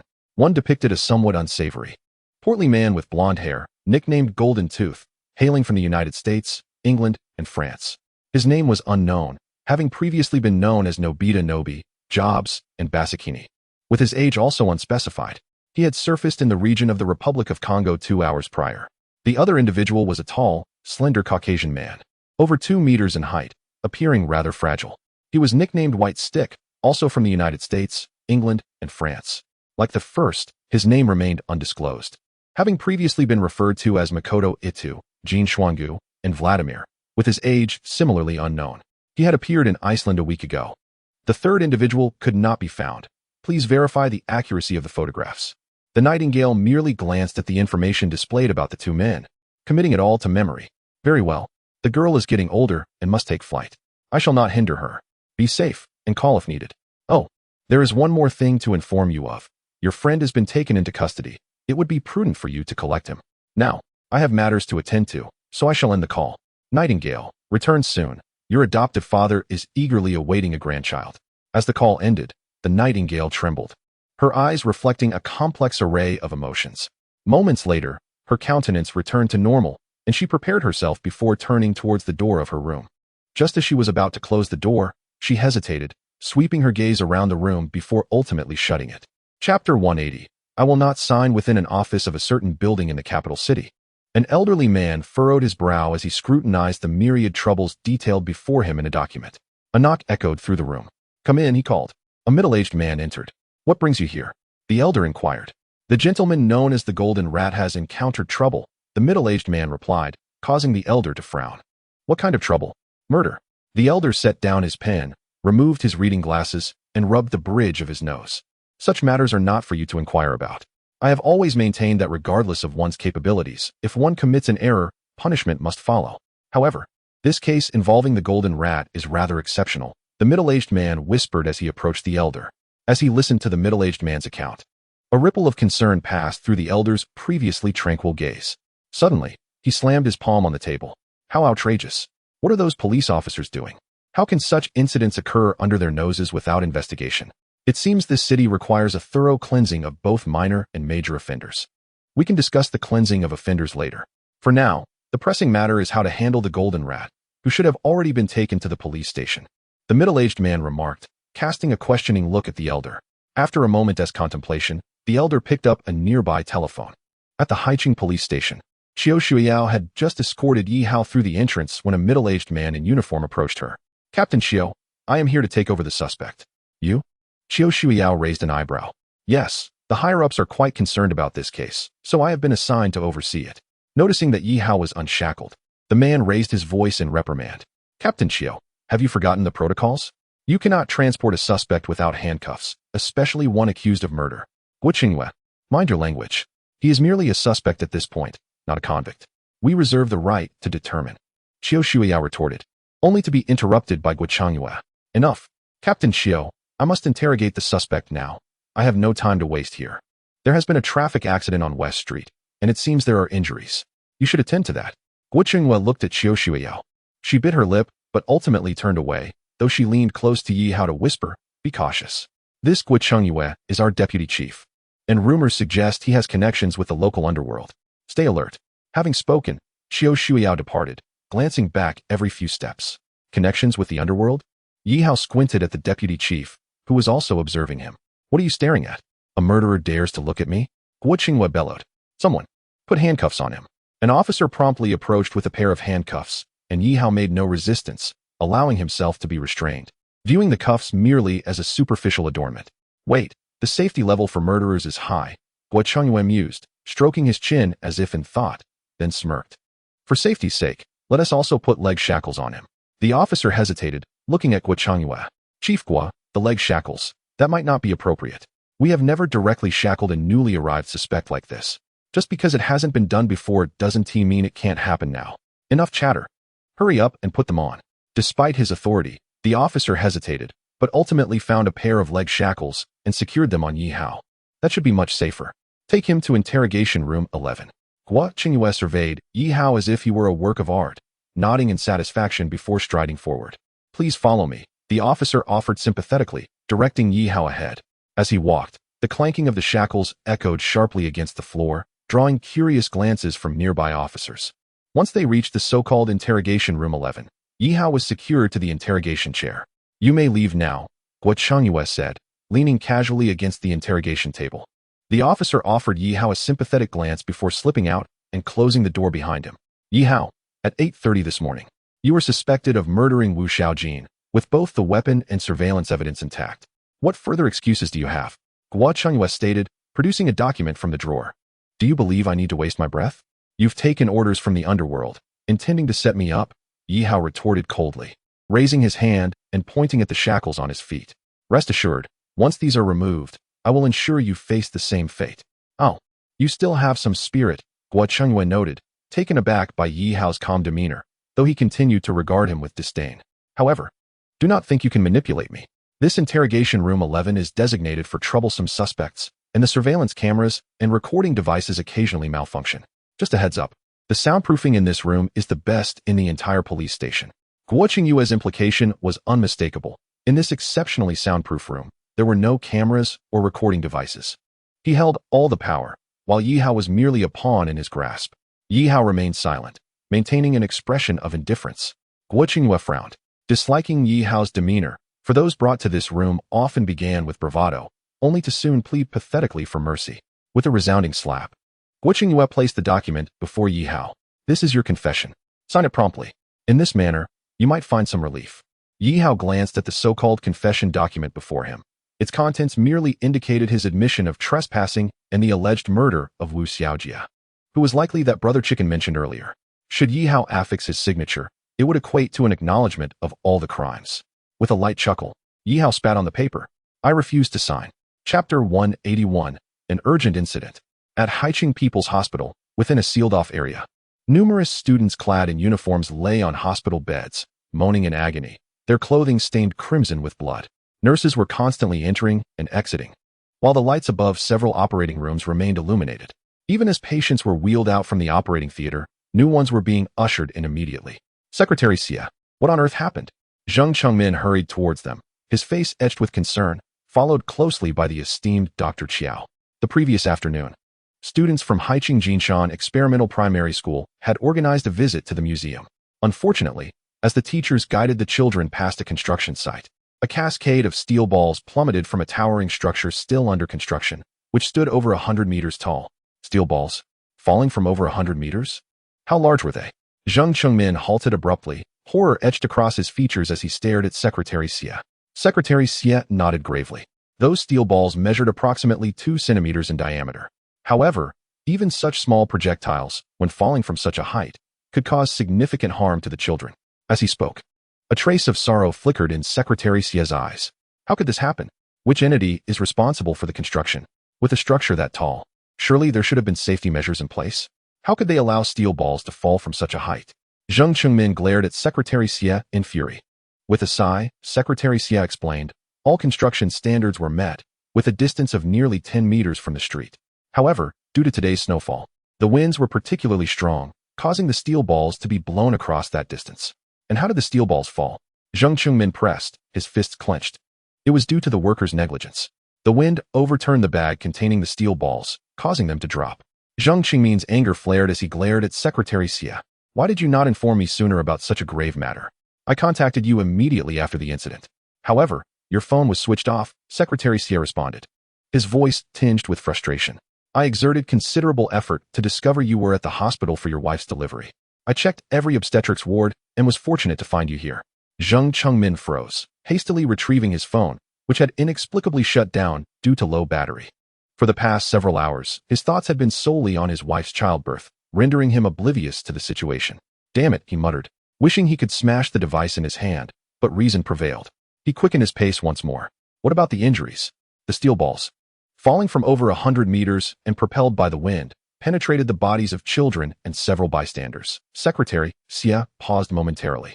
Fortunately, there were no immediate fatalities among the children or bystanders.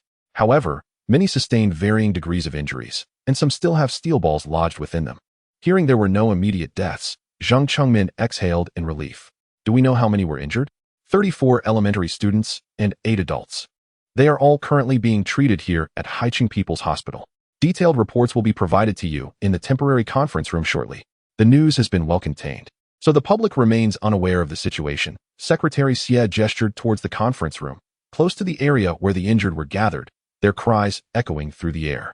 We must suppress this matter to prevent any negative social repercussions. Zheng Chengmin frowned as he listened to the wails. Entering the conference room, where several individuals were engaged in discussion, upon noticing his presence, they paused, astonished. An elderly man among them called out, Mayor Zheng, you have finally arrived. I was unaware you were here for your wife's delivery. Otherwise, we would have sought you out sooner. Director Fan, we are old acquaintances. Let us not dwell on pleasantries. Please provide me with an update on the injured, Zheng Chengmin urged, waving his hand impatiently. To avoid any unnecessary disturbance during his wife's delivery, he had arranged for her to be admitted under a relative's name, ensuring no one would recognize her as the mayor's wife. The elderly head of Haiqing People's Hospital, upon seeing Dr. Qiao behind Zheng Qingmin, exclaimed, "Old Qiao, you are here too." Director Fan ceased the small talk and promptly informed Mayor Zheng about the patient's conditions. Understood. Mayor Zheng. We currently have 34 elementary students and 8 adults admitted. Some only sustained superficial injuries from the steel balls, which have been treated and transferred to the inpatient department for rest. Director Fan handed a stack of papers to Zheng Qingmin. Among the remaining patients, many have steel balls lodged within their bodies. Most cases are not severe, and treatment is ongoing. However, Director Fan hesitated, extracting several sheets from the stack and laying them out. These 6 students and 2 adults are in critical condition. The locations of the steel balls are particularly precarious. And as of now, our doctors have not devised a treatment plan. The most critical case could face life-threatening consequences if not addressed within 4 hours.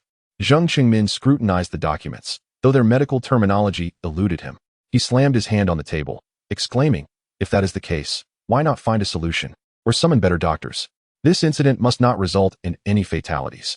We too wish to avoid any loss of life." The finest doctors from all hospitals in Haiqing were assembled last night. However, these cases are exceedingly unique. One child has a steel ball lodged in their left shoulder blade, perilously close to the heart. Another child has a steel ball lodged in their kidney, shifting constantly. And one adult has 3 steel balls embedded in their spine at 3 different locations. If we attempt to remove them, the patient may face paralysis of the upper body. The most critical child has a steel ball that struck their skull, penetrating it and becoming lodged between the left and right hemispheres. Chapter 182. I will repay you 100-fold upon hearing this cascade of grim news. The expressions of those present darkened significantly. Zheng Qingmin swayed slightly, fatigue overtaking him after a sleepless night, compounded by the emotional turmoil. Yet, he steadied himself against the table. He understood that should this incident result in numerous deaths, his position as mayor would be irrevocably jeopardized. Was there truly no alternative? Zheng Qingmin gazed pleadingly at Director Fan and the gathered medical experts. Have we considered any unconventional methods? Yet, the risks involved are still alarmingly high, at 80%. Director Fan sighed, shaking his head in resignation. Then we should save as many as we can. This is a matter of 8 lives. Zheng Qingmin's voice trembled slightly as he gazed at the 8 documents before him. However, Dean Fan and the other expert doctors remained silent, heads bowed. Perhaps there was one individual who could save a few of them. Suddenly, Dr. Qiao, standing nearby, fixated on several of the papers and murmured, "There is someone." Zheng Qingmin quickly turned to him, inquiring, Who is it?" "This person, Mayor Zheng, you are acquainted with. It is the pediatrician from before. Look at these 2 cases. The steel balls have lodged within the organs, and conventional instruments are unable to extract them. However, that pediatrician previously utilized massage techniques to reposition your child's fetal position to normal. Perhaps he could employ similar methods to dislodge the steel balls." After Dr. Qiao spoke, the surrounding doctors, including Dean Fan, exchanged bewildered glances. Massage? Could it truly heal? Could it extract objects? This was a novel concept for them. Had it not been for Dr. Qiao's credentials, they might have dismissed his words as a jest. Yet, Zheng Qingmin's eyes lit up, unlike the others. He had personally witnessed the pediatrician's miraculous skills. Yes, perhaps he has a solution. Hurry, please summon him, Zheng Qingmin instructed urgently. Moments later, a puzzled Dr. Qiao approached. "Dr. Qiao? What is it? Where is that pediatrician?" Zheng Qingmin asked, noticing no one followed Dr. Qiao. Dr. Qiao swallowed hard. I just inquired with all the pediatricians, and none of them have ever been to obstetrics. No pediatrician has visited obstetrics? Zheng Qingmin and Dr. Qiao felt as though their minds were momentarily paralyzed. Could it be that they were facing some supernatural occurrence? No, surely there was a misunderstanding. "Find him for me, Secretary Xie. Dispatch someone to search for him. Check the surveillance footage." Yes, the footage. We must locate that doctor. At this moment, Zheng Qingmin's emotions were spiraling out of control. Meanwhile, Yi Haoshu remained oblivious to the chaos unfolding outside, as he furrowed his brow at the unexpected presence of a woman. "Kid, didn't he expect to see you here?" Guo Chunyue said, wrapping his arms around the woman, whose hands were wandering inappropriately. "Stop it. Take care of this kid first. Once we're back, I'll serve you well." This woman, who had displayed affection for Guo Chunyue in front of Yi Hao during the interrogation, was none other than Mrs. Chen Meiwan, the same woman Yi Hao had reprimanded in the hospital. Chen Meiwan glared at Yi Hao with hatred, then smiled. "Kid, didn't expect this twist, did you? I initially intended to have Guoga deal with you, but I never anticipated you'd come knocking as a murderer." "Huh, I truly didn't foresee such a coincidence," Yi Hao replied, glancing at Chen Meiwan and then at Guo Chengyue. But if memory serves, isn't that team leader Gao Zhui actually your husband? Guo Chengyue laughed, giving Chen Meiwan a playful smack on the rear, prompting her to shoot him several indignant glares. That Gao Zhui? Do you think a powerless individual could ascend to the rank of a small team leader at a police station? It's all thanks to me. But his wife is quite remarkable. She excels in bed.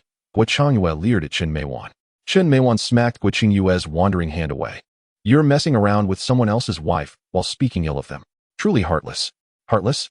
That Gao Zhui saw you being bullied and didn't he utter a single word. He just ran off. Look at me. I captured this guy right here for you.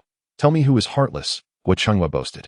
Observing this scene, Yi Hao came to understand that Chen Meiwan and Guo Chengyue were entangled. It was likely that Nurse Qian was aware of this affair. Otherwise, given her marriage to the hospital's vice president, she wouldn't need to fear a woman married to a mere team leader at the police station.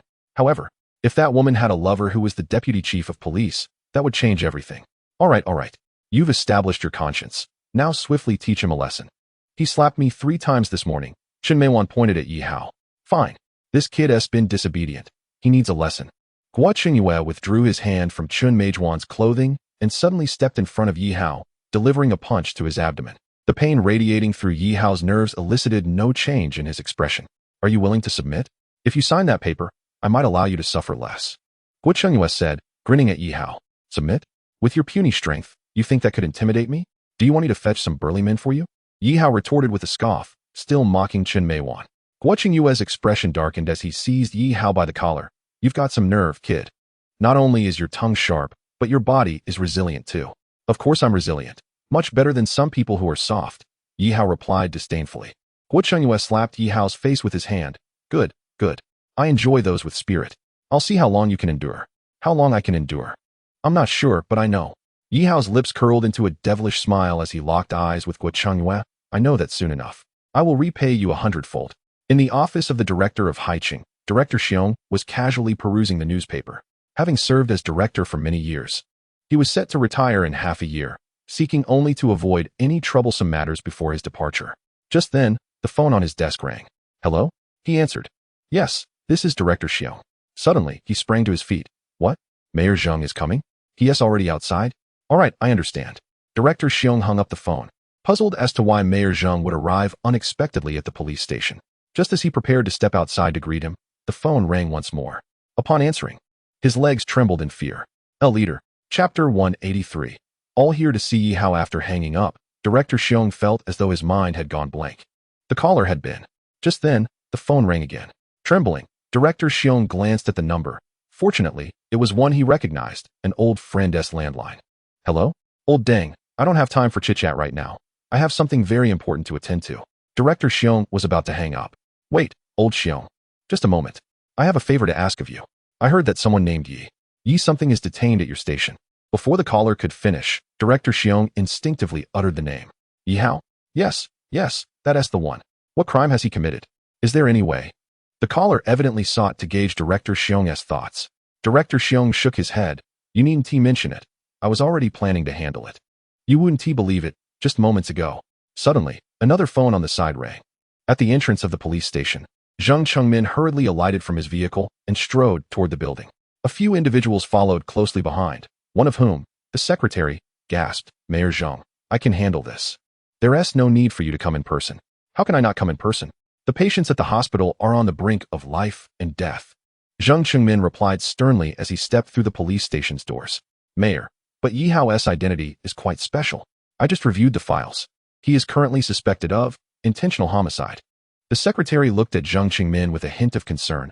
A mayor arriving at the police station to take away a murder suspect. Should this news leak, it could spell considerable trouble for your re-election.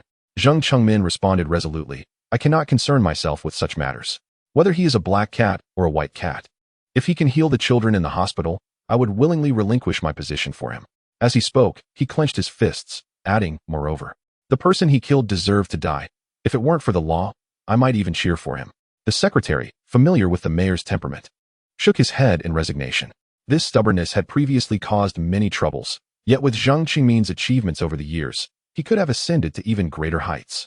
At that moment, Director Xiong, dressed in police uniform, approached. He saluted Zheng Chengmin, saying, Mayor Zheng, your unexpected visit has caught me off guard. If there is something you need, it would be better to convey it over the phone. This matter cannot be discussed over the phone, Zhang Chengmin replied solemnly, glancing around. I am here for someone, a suspect you have arrested. Someone? Director Xiong's heart raced. He looked at Zhang Chengmin in surprise. Surely, it couldn't be that fortuitous. With so many people requesting someone today, could it be that you are looking for Yi Hao? He inquired. Zhang Chengmin turned to his secretary, who nodded in affirmation. We discovered through surveillance that the pediatrician took the lab coat from the pediatric ward after assisting your wife during childbirth and left quietly, only to be arrested shortly thereafter. His friends confirmed that his name is Yi Hao. Yes, I need Yi Hao, Zhang Chengmin affirmed. I understand his current situation may be complicated, but I require him to save lives. Once he has done so, I will return him to you. Director Xiong sighed and waved his hand. Mayor Zhang, even if you hadn't come, I was preparing to release him. Since your call, I have received several others, one from an old friend in the province, another from a senior at the Military Research Institute, and one directly from the capital. From the capital? Zhang Qingmin's expression shifted. He knew the significance of such a call. Can I take him now? Time was of the essence, and Zhang Qingmin pressed on. Follow me. Officer Yang, where is the prisoner who was brought in earlier? The officer hesitated before replying quietly. He was taken to Interrogation Room 11 by Deputy Director Guo Chengyue. Guo Chengyue? Interrogation Room 11? Director Xiong's face changed, a sense of foreboding washing over him. Director Xiong, what troubles you? We are pressed for time. Please lead the way. Zhang Chengmin urged, frowning. Ah, yes, Mayor Zhang. This way. Director Xiong hastily quickened his pace, fully aware of Guo Chengyue's nature and the implications of Interrogation Room 11. He could only silently pray that Guo Chengyue would not do anything reckless. Just then, a graceful figure appeared in the police station. Miss, please wait. If you need to address something, you must go to the counter. Miss, you cannot enter here. Wait. The officers were momentarily captivated by her beauty. Yet their professional duties compelled them to deter her from entering their workspace. However, an extraordinary occurrence unfolded. As one officer attempted to stop her, she effortlessly slipped past him. Despite several officers blocking her path, she moved like a specter, advancing toward Director Xiong and Zhang Qingmin. Upon seeing the woman's icy, indifferent gaze, Director Xiong shivered, instinctively placing a hand on his sidearm to shield Zhang Qingmin. Mayor, be careful. Miss, please stop, or I. Before he could finish, Zhang Qingmin pressed down on the gun. There is no need for concern. She is with me. Zhang Chengmin bowed deeply to the woman before him, exclaiming, Miss Nightingale. It has been a long time. This figure was indeed Nightingale. She regarded him coolly, then inquired, and who are you?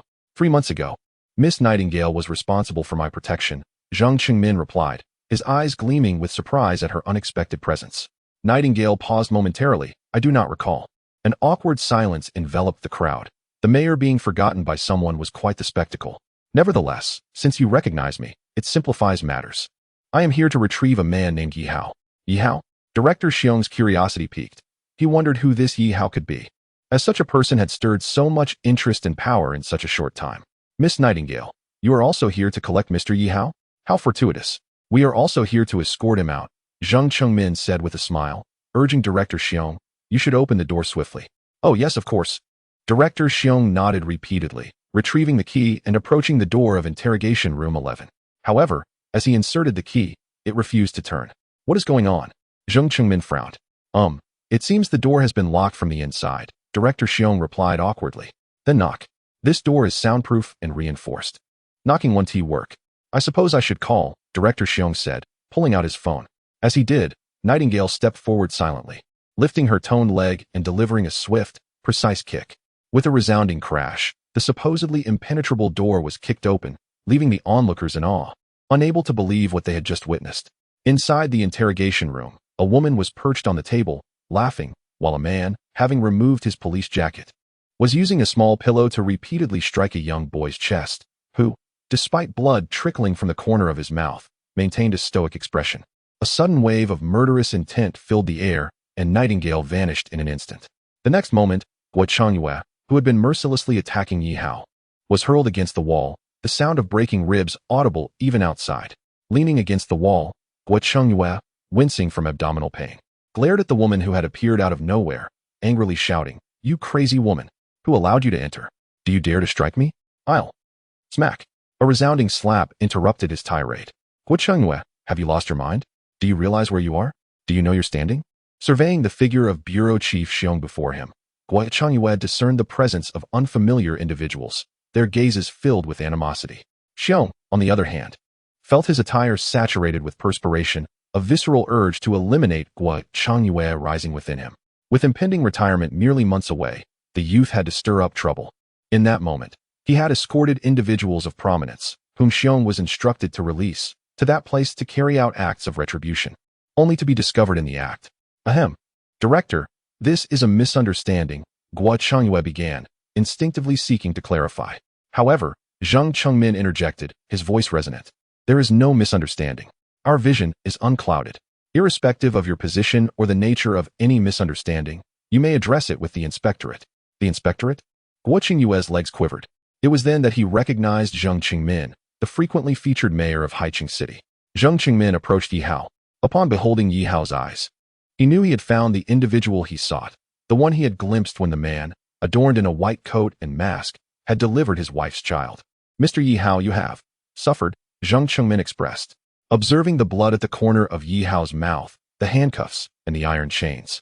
He glared at Guo Changyue. Release him at once. Yes, yes. Immediately, Guo Changyue hastened to Yi Hao, unlocking the shackles and handcuffs with alacrity. Their eyes met, and in that instant, Guo Changyue perceived a hint of mockery. Guo Changyue recalled the youth's earlier words. I cannot say how long I shall endure, but I know that in due course, I shall repay you 100-fold. A chill enveloped Guo Qingyue's being. Yi Hao surveyed the man before him, as well as Nightingale at his side. Nightingale's arrival was anticipated, and her actions had been captivating. Her skill suggested that Nightingale's prowess exceeded his own, were he to refrain from using any supernatural abilities. Moreover, the man's presence was unexpected. Was he not the husband of the pregnant woman he had recently assisted? Mr. Yi Hao, allow me to introduce you. This is Mr. Zhang Qingmin, the mayor of Haiqing City, the secretary interjected. The mayor? Yi Hao was taken aback. His random act of assisting a delivery had involved the mayor's wife. Mayor Zhang, your hasty departure from the hospital, leaving your wife and child, suggests a matter of significance. Yi Hao inquired. Indeed, there is a matter. Zhang Chengmin recounted the events at the hospital, his gaze beseeching. Mr. Yi Hao, I implore you to go to the hospital and rescue those patients in agony. System task. To save a life is more meritorious than constructing a 7-story pagoda. With great power comes great responsibility. The host must save 8 lives. Task objective, 08. Task reward, 20 skill points. Task penalty, for each death, the host's manhood shrinks by 1 centimeter. System task, the host shall repay the suffering endured 100-fold. Inflict retribution upon Guo Changyue, ensuring that his pain threshold reaches 100. Task reward, 5 skill points. Task penalty, the host will endure 1,000 points of pain damage. Task time limit, 5 minutes. Heavens, that task is worth 20 skill points. Though the penalty is rather. Yi Hao cleared his throat and addressed Zhang Qingmin. Mayor Zhang, I will accompany you. However, I desire a private audience with Deputy Director Guo. Grant me a few minutes. Also, have your secretary contact the hospital and transfer the files of the 8 patients to your portable computer or mobile phone. I will review them en route. Zhang Qingmin surveyed Guo Qingyue and then Yi Hao. He nodded. I shall await you outside. With that, he turned and departed, refraining from inquiring about the nature of Yi Hao's discussion with Guo Changyue. As the mayor exited, the others followed, including Chun Meiwan, who seemed desperate to avoid Yi Hao's attention. Chun Meiwan felt her spirit dissipate in the face of the sudden turn of events. The mayor's presence on behalf of this youth indicated that she had stumbled upon a formidable adversary. Yi Hao had certainly noticed Chun Meiwan's departure, but he had other plans for her punishment. Chapter 185. I must depart. The door to the 11th interrogation room closed, the same door that Nightingale had previously kicked open. Although not entirely secure, it would at least provide some obstruction and soundproofing. Yi Hao turned to Guo Qingyue and Nightingale, who remained behind. Are you not leaving? The upcoming scene may be somewhat unsuitable for the young at heart. As Yi Hao spoke, Guo Qingyue attempted to flee, but Yi Hao's scalpel struck him sharply in the abdomen, causing him to collapse. I shall await you here, Nightingale stated serenely, lying on the ground. Guo Qingyue gazed at Yi Hao with terror. What? What do you intend to do? You must remember that this is a police station. Do not do anything rash.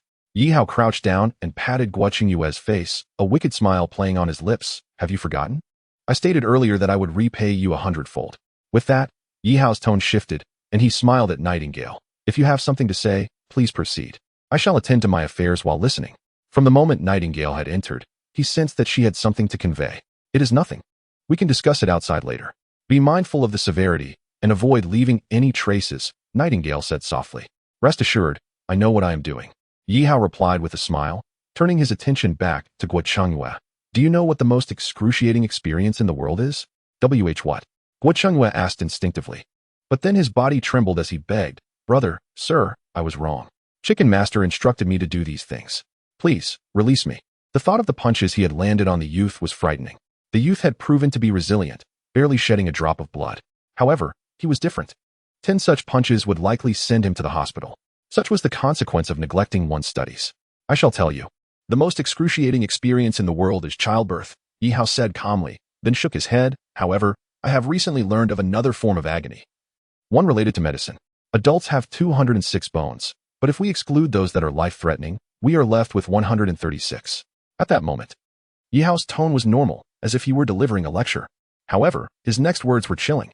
Do you know that if all 136 bones were dislocated within a minute, a person would experience 10 times the pain of childbirth? Yi Hao wiggled his fingers, stood up, and performed a chest expansion exercise. What? What are you going to do? Guo Chengyue stared at Yi Hao in disbelief, attempting to drag his limp body away, but after half a minute, he had barely moved 10 centimeters. I apologize. This is my first time doing something like this. Please bear with me as I am a novice, Yi Hao said, excitement gleaming in his eyes. His hands began to move. The next moment, cries of agony echoed within interrogation room number 11. But due to the room's excellent soundproofing, no unusual sounds were heard outside. 1 minute later, Nightingale gazed at Yi Hao with an expression akin to that of someone beholding a demon. I have discovered that you are particularly well suited for interrogation work. May your words bring me good fortune. Should I find myself without work in the future, I shall rely on you. Yi Hao stood up, gazing contentedly at Guo Chengyue, who lay on the ground drenched in sweat. Aside from the perspiration, he exhibited no injuries, no wounds, no blood, no bruises. Yet, the expression in Guo Chengyue's eyes betrayed the terror of someone who had just endured a harrowing experience. He dared not even revisit the events that had transpired moments ago. The agony.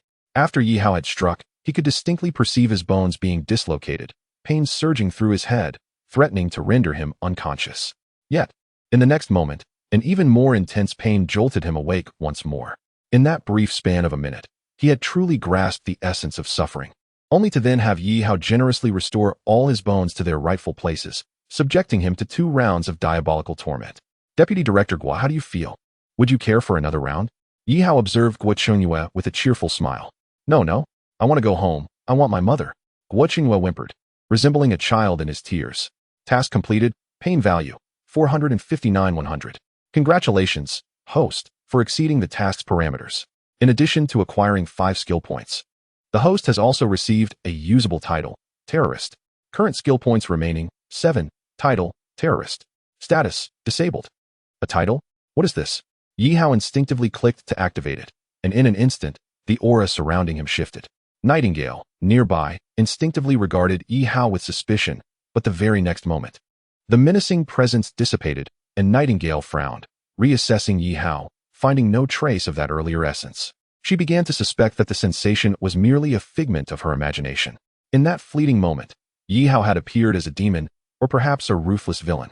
Stealing a glance at Nightingale, he noticed she remained oblivious to any abnormalities, and he exhaled in relief. However, he observed Guo Chengyue huddled in a corner, a wet stain forming beneath him. It seemed that this title bestowed an aura akin to a menacing presence, and this terrorist title represented the essence of a villain. Such things appeared rather inconsequential. He would have preferred to reward himself with an additional skill point instead.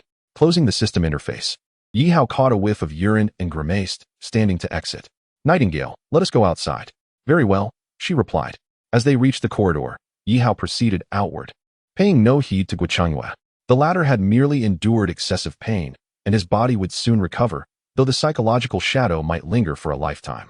The method of punishment involving dislocated bones was something he had derived from his medical skills, a rather effective technique. Yi Hao, hearing Nightingale's voice behind him, Yi Hao turned to face her. Her expression remained unfazed, clad in that tight red leather attire. By the way, thank you for coming to fetch me. You mentioned earlier that you had something to discuss with me. Please, go ahead, I am listening. As they walked, Yi Hao arrived at the entrance of the police station, where Zheng Qingmin and others awaited in their vehicle. I must be going. Mr. Yi Hao, please, get in, Zheng Qingmin urged, a hint of urgency in his tone. I understand. Has the information been transmitted? Yi Hao inquired. Yes, it has. Here, take a look. Zheng Qingmin handed Yi Hao a tablet that contained the hospital's data. As Yi Hao perused the information, his frown deepened. These cases were far from trivial. By the way, where is Miss Nightingale? As the vehicle began to move, Zheng Qingmin scanned outside for her silhouette. Yi Hao hesitated before replying. She has left. Left? Zheng Qingmin expressed surprise before chuckling ruefully. Of course, given her unique identity. It is unlikely she could remain in one place for long. Mayor Zheng, do you know Nightingale? Yi Hao queried. One cannot say I know her well. 6 months ago, I attended an event that encountered an incident, and thankfully, Miss Nightingale intervened, preventing any serious consequences. She was assigned to me as a bodyguard, leaving a strong impression. It seemed Zheng Qingmin had been involved in a task executed by Nightingale.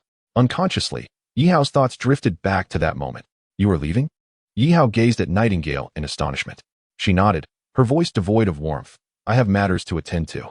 My purpose for coming was merely to receive news of your troubles. But the items you requested. I have located the information on 2 individuals. I could not find the third. Then please wait a moment. I might be able to. There's no need. Finding 2 is satisfactory enough for me. Will you not stay a few more days? Nightingale remained silent, her gaze fixed on Yi Hao. I am inherently rootless. I have placed what I promised you beside your computer. Remember to destroy it after reviewing, as it violates protocol. With that, she began to walk away, gradually disappearing into the crowd. Rootless. The term sent a shiver through Yi Hao's heart. He watched the retreating figure clad in red, inexplicably sensing a familiar loneliness emanating from Nightingale's back, an echo of his own feelings when his mother departed, a similar aura once surrounding him. He refrained from calling out, knowing he lacked the right. Their acquaintance was not deep enough, and she had her own path to tread, just as he harbored his own ambitions. Yet, she left a profound impression on him, perhaps due to some shared affinity. She remained an indifferent woman, yet beneath that veneer of coldness, something seemed to be concealed. Nightingale, may we meet again someday. Safe travels. Returning to the present, Yi Hao had completed his review of the data. The cases of the 8 patients were indeed peculiar. He opened the system's skill panel. Basic object control, cooldown time, 4 hours 35 minutes. Basic X-ray vision, cooldown time, 4 hours 35 minutes. Basic holy healing, cooldown time, 3 days 18 hours. The holy healing skill, faced with its extended cooldown, felt rather useless. He dismissed it from consideration. The object control and X-ray vision skills were still in cooldown. Although 4 hours remained, they might yet prove useful. Yi Hao, do you feel confident with these patients? Zheng Qingmin asked cautiously. Yi Hao set down the materials. I am entirely confident in 2 cases. For the others, I will need to observe the patients personally. Zheng Qingmin's expression brightened at this statement. You mean to say you are confident not only in those 2, but in the others as well? Originally, Dr. Chiao had sent Zheng Qingmin to seek Yi Hao's assistance for merely the 2 straightforward cases. Yet now he seemed to believe Yi Hao might also be capable of remedying the remaining patients. Mayor Zheng, were you not here to have me treat all 8 individuals? Yi Hao inquired, puzzled. Indeed. If you can heal them, that would be most fortunate, for these are 8 lives at stake, Zheng Qingmin remarked with deep sentiment. I need to think this through. Once we arrive, please call for me. Yi Hao gazed out the window, a bitter smile gracing his lips. He felt an imperative to heal these 8 patients, even if he himself could not. The exasperating task was unequivocal. For every life lost, one would suffer a diminishment of 1 centimeter. As the saying goes, one may endure the severing of a head and the flowing of blood, but one cannot afford to lose an inch of manhood. At Haicheng People's Hospital, within the confines of a sealed-off area, a multitude of expert physicians gathered in a conference room, deliberating on treatment plans for the dire cases before them. Your plan is unfeasible. The complexity is far too great. The likelihood of the patient surviving is less than 10%. This plan is also untenable. Should an unforeseen incident occur, such as a steel ball striking the heart, the patient, amidst the flurry of urgent discussions, a nurse quietly entered, beckoning a doctor outside. What is it? Can't you see I'm preoccupied? Zhang Baichuan shrugged off his wife's hand. Oh, still sulking, are we? I called you over 10 times. Do you know your wife was just assaulted at the hospital? The nurse speaking was Nurse Qian, Zhang Baichuan's wife, Qian Suifeng. Stop exaggerating. Who would dare bully you in this hospital? If anything, they would be the ones in trouble. Zhang Baichuan was fully aware of his wife's temperament and waved his hand, ready to return to the meeting. Let us discuss this at home. Things are critical right now. I don't care what is critical. You must avenge me. Otherwise, I'll seek out my godbrother. Upon hearing this, Zhang Baichuan immediately bristled. He glared at Qian Suifeng. What do you need him for? That scoundrel who calls you sister must have ill intentions. I don't care what his intentions are. Whoever can help me exact my revenge is my godbrother. Qian Suifeng, accustomed to her domineering ways, was singularly focused on vengeance. Suddenly, she ducked behind Zhang Baichuan, pointing at a group in the distance. See that young brat among them? He slapped me earlier and left me humiliated. Are you joking? The young man next to him is our mayor. He wouldn't be standing beside the mayor if he weren't of notable status. Upon spotting Zheng Qingmin, Zhang Baichuan felt a jolt of apprehension. It's not like he asked the mayor himself. Besides, I'm not asking you to confront him directly. Just take a subtle approach to help me get even.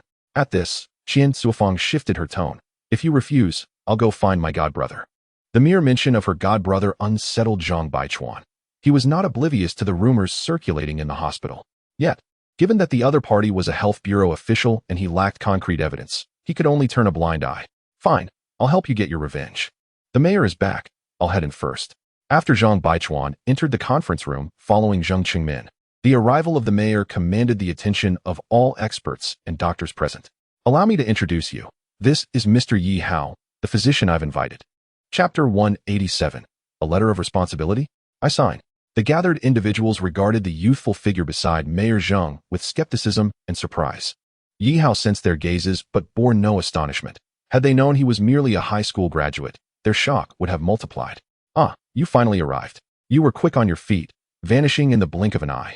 A jovial doctor approached Yi Hao, scrutinizing him from head to toe. So young indeed. Were it not for your bright, piercing eyes, I might not have recognized you.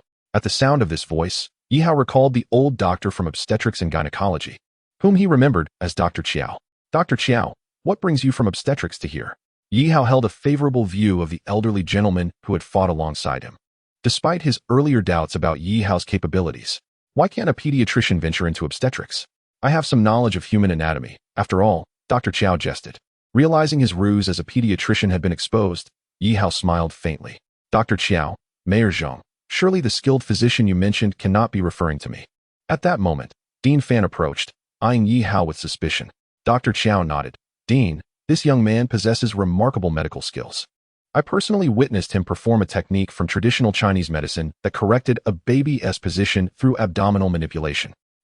Dr. Qiao, is that really a medical practice? Can such a thing cure ailments? Please, don't jest. Zhang Baichuan interjected, casting a sidelong glance at Qian Suifeng, who was signaling him from outside. Upon Zhang Baichuan's words, the surrounding doctors chuckled. Dr. Qiao's expression darkened as he retorted, how can you dismiss manipulation? Traditional Chinese medicine has a rich history, holding secrets unknown to modern practitioners. Oh, Dr. Qiao is about to lecture us on traditional medicine again. We all know you studied it for 20 years to no avail before switching to obstetrics. Does your experience not speak volumes? Zhang Baichuan scoffed, feeling emboldened. You. Dr. Qiao's face paled, clutching his chest, struggling to breathe. Fortunately, Yi Hao promptly patted Dr. Qiao's back. Addressing Zhang Baichuan, Yi Hao stated, traditional Chinese medicine has existed for millennia. Its presence is not without reason. Although much has been lost to history and relegated to mere health practices, it does not negate its glorious past. An experienced soldier may retire to menial work, yet his former glory remains. As he surveyed the room, he continued, I have dabbled in both Western and Chinese medicine. While Western medicine is undoubtedly effective, it has its limitations, and Chinese medicine is not without flaws.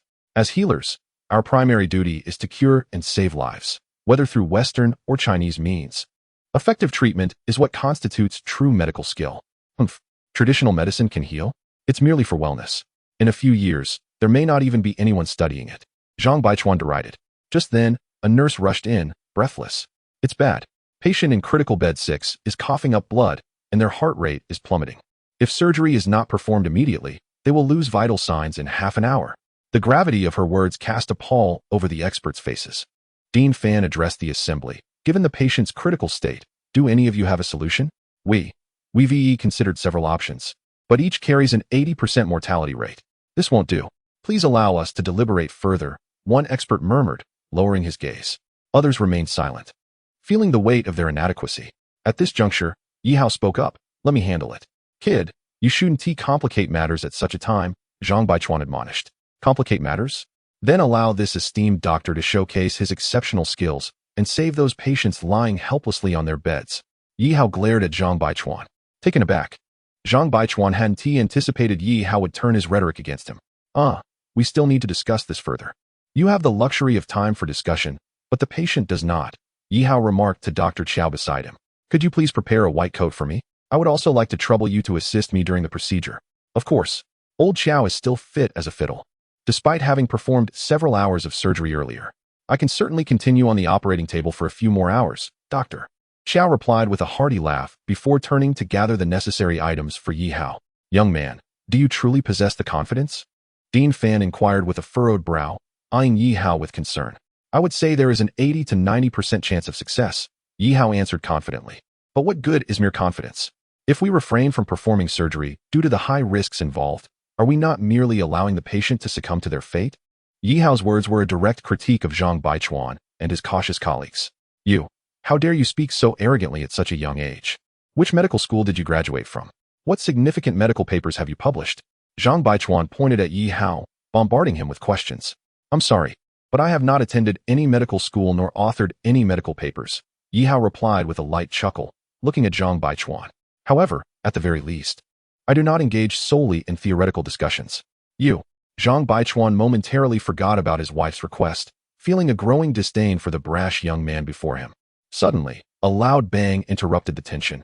Everyone turned to see Zhang Qingmin, who was clearly losing patience. There is no time for your idle chatter, he declared, fixing his gaze on the assembled doctors. Speak up. Who dares to perform this surgery? 10 seconds passed in silence. No one dared to voice their willingness to undertake the daunting task.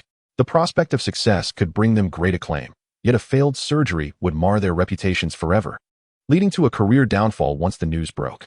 Since no one has anything to say, then cease the idle talk. Dean Fan, I endorse Mr. Yi Hao to perform this surgery. He is right. The patient cannot wait, Zhang Qingmin stated firmly. After a moment of hesitation, Dean Fan acquiesced. Zhang Baichuan, however, was relentless. Mayor Zhang, while we cannot obstruct your decision, what if the surgery fails? Who will bear the responsibility? If we are to allow this unknown individual to proceed, he must sign a liability waiver, taking full responsibility for any outcomes during the procedure. A liability waiver. This was no trivial matter. It was akin to a military order. Although it was not a death sentence for failure, signing such a document meant that, should an unfortunate event occur, the patient's family would undoubtedly seek accountability from him. All eyes turned to Yi Hao, who shrugged nonchalantly. Very well, I am willing to sign the waiver. However, I have two stipulations. First, in addition to Dr. Qiao as my assistant, I would like to personally select a nurse. Second, should the surgery be successful, I wish for the doctor who insulted traditional Chinese medicine to publicly apologize. Chapter 188. The resignation letter. The surrounding individuals were taken aback by Yi Hao's readiness to accept such conditions, considering that they believed the 8 patients were already on the brink of death and beyond salvation. Yi Hao, unfazed, turned to Zhang Baichuan. So, do you dare to accept my conditions? Zhang Baichuan hesitated, feeling the weight of his colleagues' gazes upon him. Reluctantly, he replied, fine, as long as you can heal those patients. I will apologize to you. Not to me, but to traditional Chinese medicine, Yi Hao remarked as he donned the white coat handed to him by Dr. Qiao. He addressed Dean Fan. Please instruct them to transfer the patient to the operating room. I will commence surgery in 10 minutes. Also, ensure that the nurse I mentioned, Zhang Fong, is brought in to assist us. Zhang Fong. The mention of this nurse was met with indifference by the others, as she was merely a junior nurse. However, outside, Qian Suifeng had a different perspective. She had just issued a dismissal notice to Zhang Fong in her name. According to hospital policy, such actions required approval from the administration, and she hurriedly made her way to the nurses' lounge. In the nurses' lounge, Zhang Fong was slowly changing out of her scrubs, her eyes filled with nostalgia as she packed her belongings. Zhang Fong, you really shouldn't have done this. Everyone knows that Qian Laohu is someone you can't afford to offend. She has been bullying people, leveraging her connections, an older nurse remarked. Don't say that, Lu Jia. I have no regrets, Zhang Fong replied, forcing a smile, though a hint of sadness lingered in her eyes. No regrets? Stop pretending. Our hospital is a top-tier facility, and many would envy your opportunity here. You're just throwing it all away. Enough, enough. What are your plans now, Zhang Fong? Lu Jia inquired kindly, helping her tidy up. After a brief pause, Zhang Fong quietly said, I plan to look for a position at a county-level hospital. If that doesn't work out, I might consider some small clinics. After all, being a nurse is the same anywhere. Such a pity, Lu Jia sighed, shaking her head. Suddenly, Qian Suifeng rushed in, panting while looking at Zhang Fong, who was still packing. Zhang Fong, what are you doing? Upon seeing her, Zhang Fong instinctively shrank back. Nurse director, I'm just finishing up to leave. Who said you could leave? You haven't completed your work yet. Qian Cuifang snatched the box from Zhang Fang's hands and shoved it back into her locker. Lu Jie frowned and said, Nurse Qian, while it's true that Zhang Fang may have offended you, there's no need to treat her this way. You said you were leaving, and now you want her to stay. What is the point? Stop talking nonsense. This doesn't concern you. Qian Cuifang glared at Zhang Fang. Let me tell you about your dismissal earlier. Zhang Fang. Zhang Fang. Just then, there was a knock at the nurse's lounge door. I'm here. Zhang Fang instinctively called out. I'll open it, a voice from outside said before the door slowly opened to reveal a male doctor. He waved at Zhang Fang and called out, Why are you just standing there? The whole hospital is looking for you. Looking for me. Zhang Fang was taken aback. While Qian Cuifang realized she had no opportunity to speak further and could only hope that her dismissal of Zhang Fang would remain undisclosed. There's a doctor performing a critical surgery, and he specifically requested you as his assistant. The male doctor quickly pulled Zhang Fang toward the operating room, with Qian Cuifang anxiously trailing behind. Me? In the operating room? Zhang Fang was stunned. While nearly every nurse aspired to enter the operating room, being chosen as an assistant to a surgeon, no matter how minor the task, was typically reserved for experienced nurses. It seemed impossible for an intern like her to be selected. Yes, we're almost there. Before long, they arrived at the operating room, where a crowd awaited. Yi Hao, fully prepared for surgery, handed a document to Dean Fan and turned to Zhang Baichuan. The liability waiver is signed. I trust everyone feels at ease now. However, I hope someone remembers their words. Zhang Baichuan sneered, Just wait, kid. If your surgery fails, I shall see how you deal with the aftermath. The other doctors remained silent, for the responsibility had already been signed away. Whether the operation succeeded or failed was no longer their concern. Yi Hao surveyed the room and turned to Dr. Qiao. Dr. Qiao, have you prepared everything I requested? Everything is ready, Dr. Qiao nodded. Zheng Qingmin, with a serious demeanor, looked at Yi Hao and said, Although I know my words may add considerable pressure on you, I still hope you can achieve the best outcome. Dr. Yi, please ensure the patient survives. I will. Yi Hao replied with a nod, noticing Zhang Fang rushing towards him. He waved his hand and smiled. Nurse Zhang, hurry and come in to prepare. Zhang Fang's eyes lit up upon seeing Yi Hao. She recognized the young man who had been so assertive in pediatrics. Before she could respond, she was pushed into the pre-operative sterilization room. Dr. Yi, I will go in first. There are 3 minutes until the surgery starts. Dr. Qiao had finished sterilizing, opened the door, and entered the operating room while Yi Hao was busy disinfecting and placing his belongings into a locker. Dr. Yi. Dean Fan entered the room unexpectedly, looking at Yi Hao. While I still have my doubts about your medical skills, as I have yet to witness them firsthand, I sincerely hope you can perform a miracle. Mayor Zheng and I will wait outside for you. Yi Hao nodded, but his gaze fell upon a resignation letter that Zhang Fang pulled from her pocket. The words were crystal clear to him. Dismissal letter. Yi Hao took the envelope directly, startling Zhang Fang. Dean Fan, may I ask you a question? When your hospital dismisses someone, is it not necessary for the hospital leadership to sign off on it? Why is Dr. Yi asking this question now? Dean Fan began. Personnel changes require the hospital leadership's signature. Before he could finish, Yi Hao handed the resignation letter to him.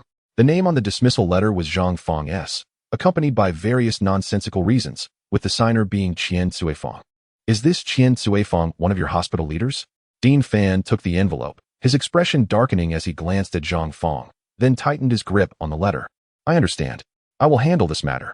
You all proceed with the surgery. With that, Dean Fan left the room with the envelope in hand.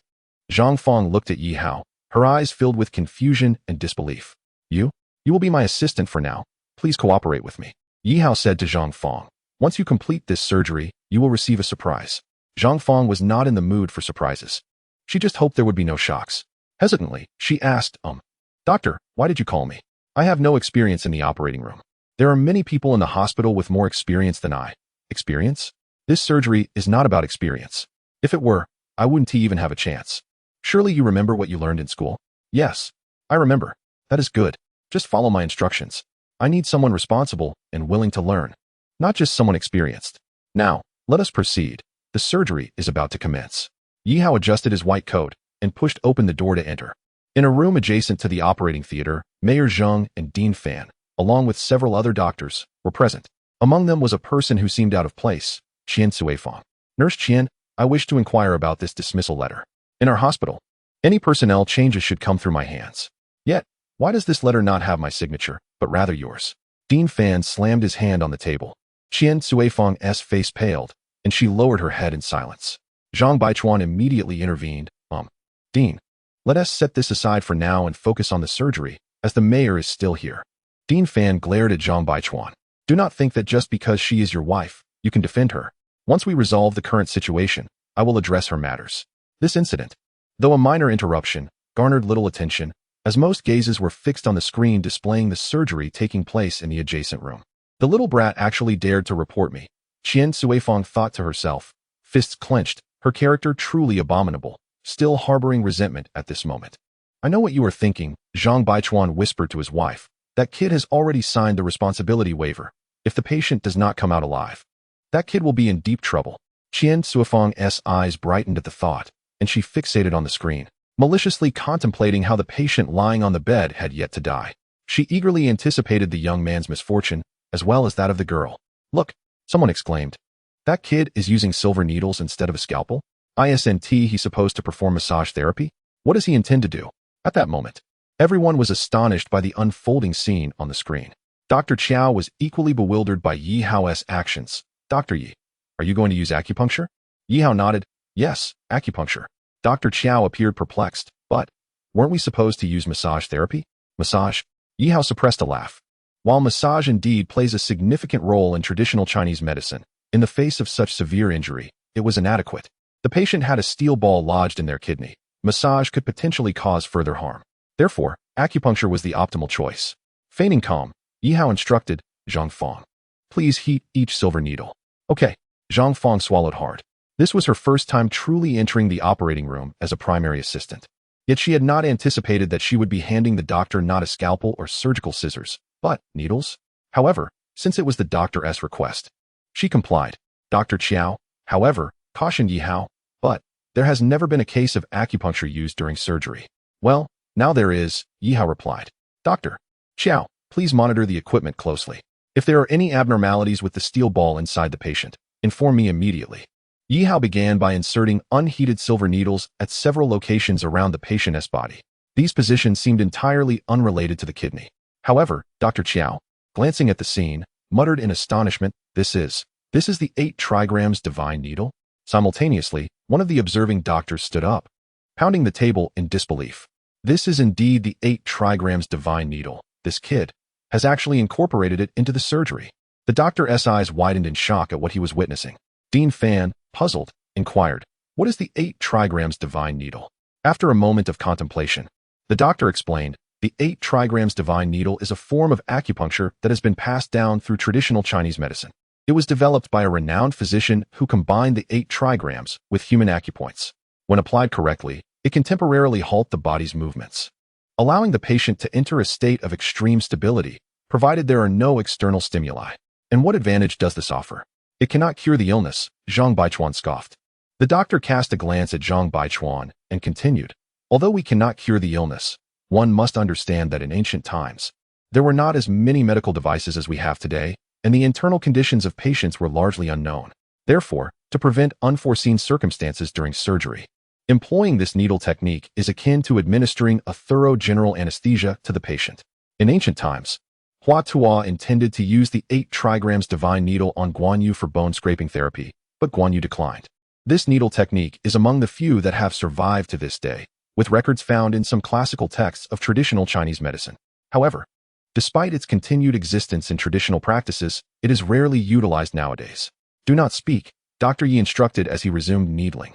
Although Zheng Qingmin could not see what Yi Hao was doing, he remained intently focused. Chapter 190. The golden needle acupuncture. Yi Hao took the first heated silver needle handed to him by Zhang Fong and directly thrust it towards the kidney area. This action startled everyone in the operating room as well as those outside, for the location of the needle was markedly different from before. This was the kidney. An unexpected mishap here could very well send someone who was already half a step into the realm of the afterlife to truly check into the Yama's hall. Yi Hao's hand remained on the silver needle for a full 5 seconds before he suddenly spoke. Dr. Qiao, please check if there is any change in the steel ball. The steel ball? Dr. Qiao paused, glanced at the electronic instrument, and shook his head. No. Wait. Suddenly, Dr. Qiao's eyes widened as he stared at the display screen, which depicted a black and white organ structure. For those with medical knowledge, it was clear that it represented the kidney. Amidst the gray haze, there was a small black dot, the steel ball lodged within the kidney. Just now, the steel ball had moved 0.5 millimeters. Dr. Xiao stared in astonishment at Yi Hao. Although the movement of the steel ball within the body was inevitable, considering Yi Hao's needle insertion, could it be? All right, continue to observe, Yi Hao instructed as he withdrew the silver needle and placed it in a nearby tray. Then instructed Zhang Fong to hand him 3 more silver needles, which he then inserted again into the body. This time, Dr. Xiao, who had been watching the screen intently, exclaimed, "It moved. It moved. The steel ball has shifted 1.5 millimeters. Yi Hao extracted the 3 needles and stated, "I will continue to maneuver the steel ball gradually towards the punctured opening in the kidney, and then we will proceed to make an incision to extract the steel ball and suture the wound." Yes, yes. Dr. Qiao nodded repeatedly. The most challenging aspect of this surgery was how to extract the steel ball from the kidney, but Yi Hao's method indirectly addressed this conundrum. As for the subsequent suturing, that posed no issues whatsoever.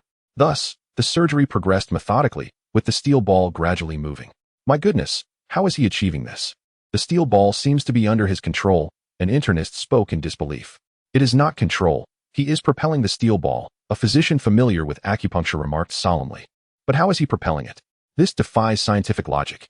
The doctor shook his head, gazing at Yi Hao on the screen with a look of respect. No, this aligns with scientific principles. Let me ask you, when a heated object comes into contact with the human body, what occurs? An acute stress response? Increased pulse? The group of experts immediately chimed in. The physician continued, these responses can sometimes induce certain peristaltic movements in the blood vessels or tissues surrounding the kidney. What Yi Hao is doing is utilizing the heated silver needle to stimulate the corresponding areas of the kidney, causing them to contract. Since this is a natural contraction of the body, it does not adversely affect the kidney. Ah, I see. Then, could we not achieve this ourselves? One doctor grasped the concept and casually remarked. The physician chuckled softly, shaking his head. No. Do you understand which acupoint will elicit what type of response?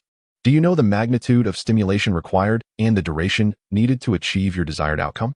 How can you guarantee that the stimulation you cause will precisely occur at the location you want, namely the kidney, rather than the lung or liver? At this, the surrounding doctors fell silent.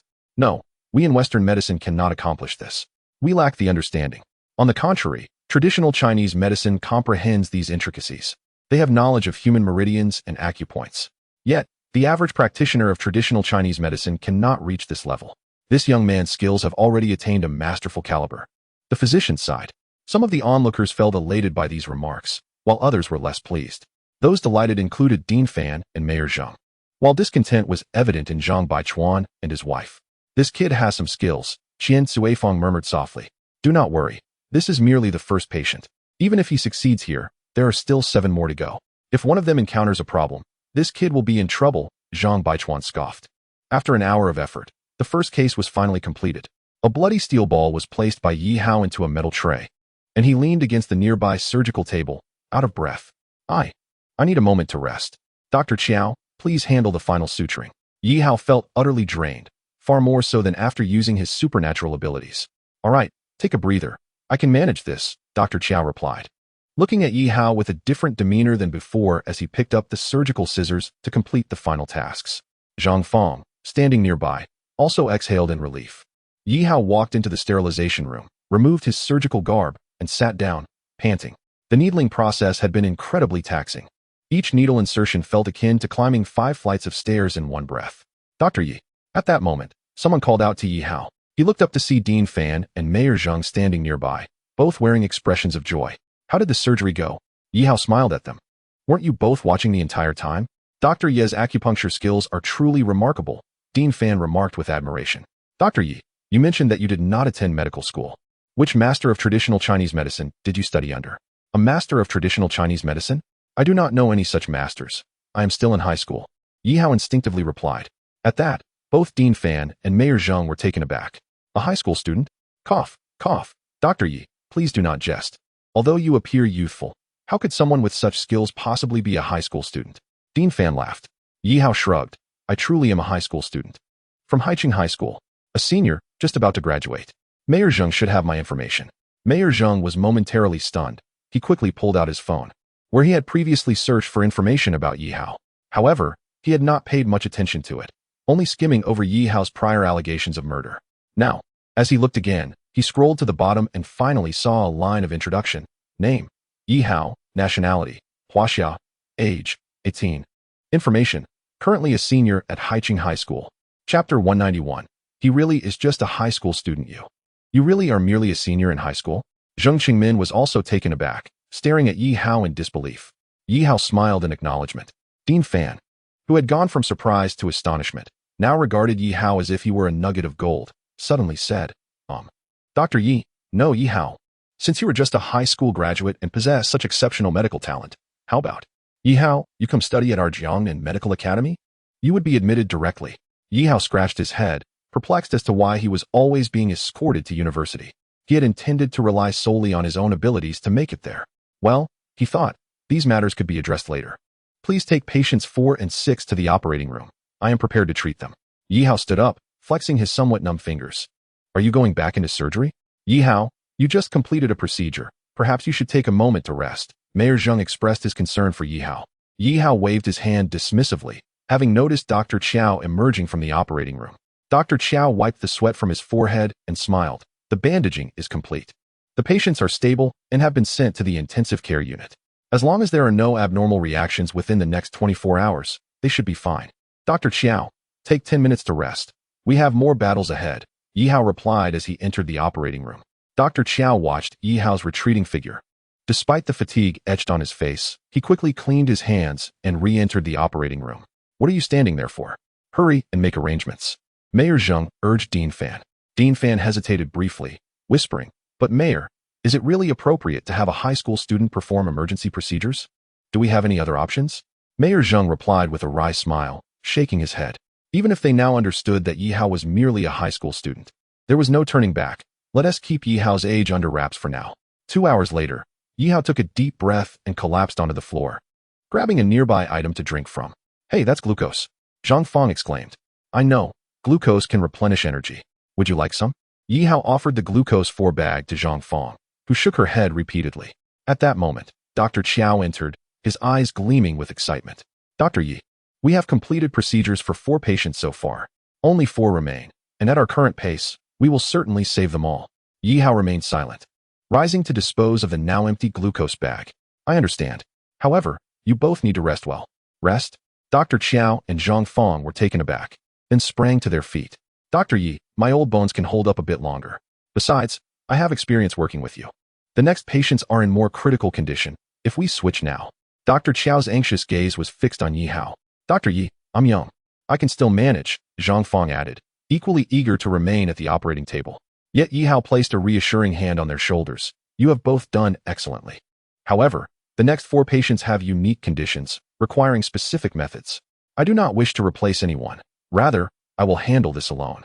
But, seeing the disappointed expressions on their faces, Yi Hao gestured. All right, go rest. I need to consult with Dean Fan. With that, Yi Hao exited the operating room. He entered the adjacent room monitoring the operating theater, where the expert doctors were discussing the efficacy of traditional Chinese medicine, marveling at its wonders. Yi Hao, Dean Fan, and Mayor Zheng turned their attention to him. I have some requests regarding the remaining patients. Requests? Whatever you need, we are prepared to accommodate. Mayor Zheng immediately affirmed. Dean Fan nodded in agreement, recognizing that they were reliant on this young man. It was evident that he was their sole lifeline. I require a large operating room capable of accommodating the remaining 4 patients. Furthermore, the surgical process must not be recorded or documented. I will perform the entire procedure alone, and no one is permitted in the operating room without my consent. His words left everyone around him in shock. This is absurd. Surgical procedures must be documented. It is a mandatory procedure, one hospital administrator objected. Indeed, and you intend to concentrate 4 patients in one room with just yourself? Are you jesting with their lives? Zhang Baichuan finally seized the opportunity to confront Yi Hao. Ignoring the dissenters, Yi Hao continued to address Dean Fan and Mayor Zheng, knowing that their agreement was paramount. Yi Hao, can you explain your reasoning? Mayor Zheng inquired.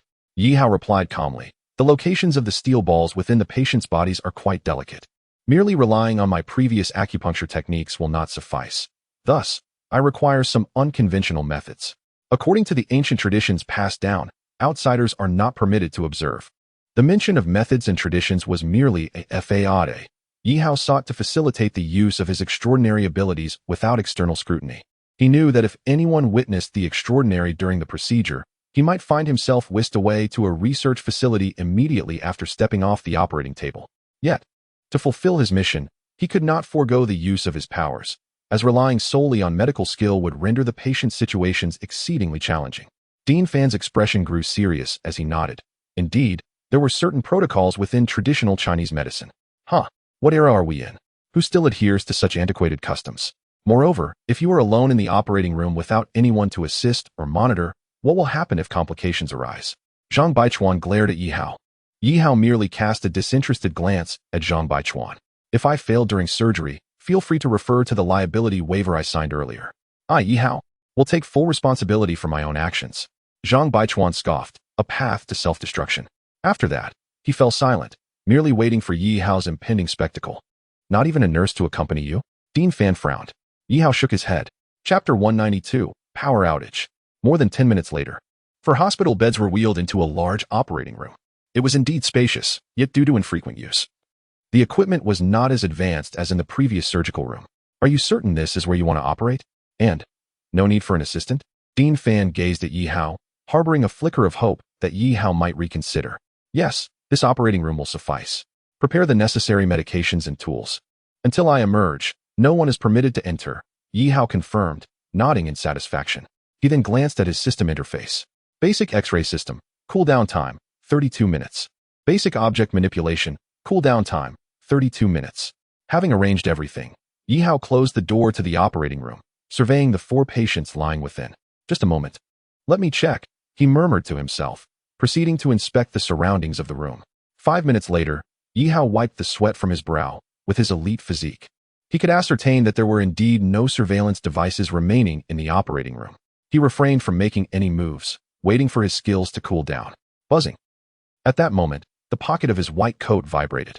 Yi Hao walked to the side compartment, retrieved his phone, and smiled as he answered the call. Who are you? The voice on the other end spoke in English. Who I am is inconsequential. You should have seen the materials I sent you. Since I have fulfilled your request, I trust you will also uphold your end of the bargain, Yi Hao replied in English. There was a prolonged silence on the other end. Understood. Though I am unaware of your identity, I extend my heartfelt gratitude to you. I shall promptly attend to the matters you have entrusted to me. Thank you for your assistance. After a brief exchange, the call was terminated. Yet a subtle smile graced Yi Hao's lips. Outside the operating room, a cadre of expert physicians, including Dean Fan and Mayor Zheng, anxiously awaited at the door. Lacking any monitoring, they remained oblivious to the unfolding events within. Over an hour had elapsed, and uncertainty loomed regarding the patient's conditions. Dean Fan murmured, "We can only place our faith in him now." Mayor Zheng sighed heavily. He had just received an inquiry from higher authorities regarding this incident, the implication being clear. Should the patient emerge unharmed, the situation could be downplayed. However, in the event of a fatality, Zheng's position would be jeopardized. Suddenly, a cacophony of footsteps echoed from outside.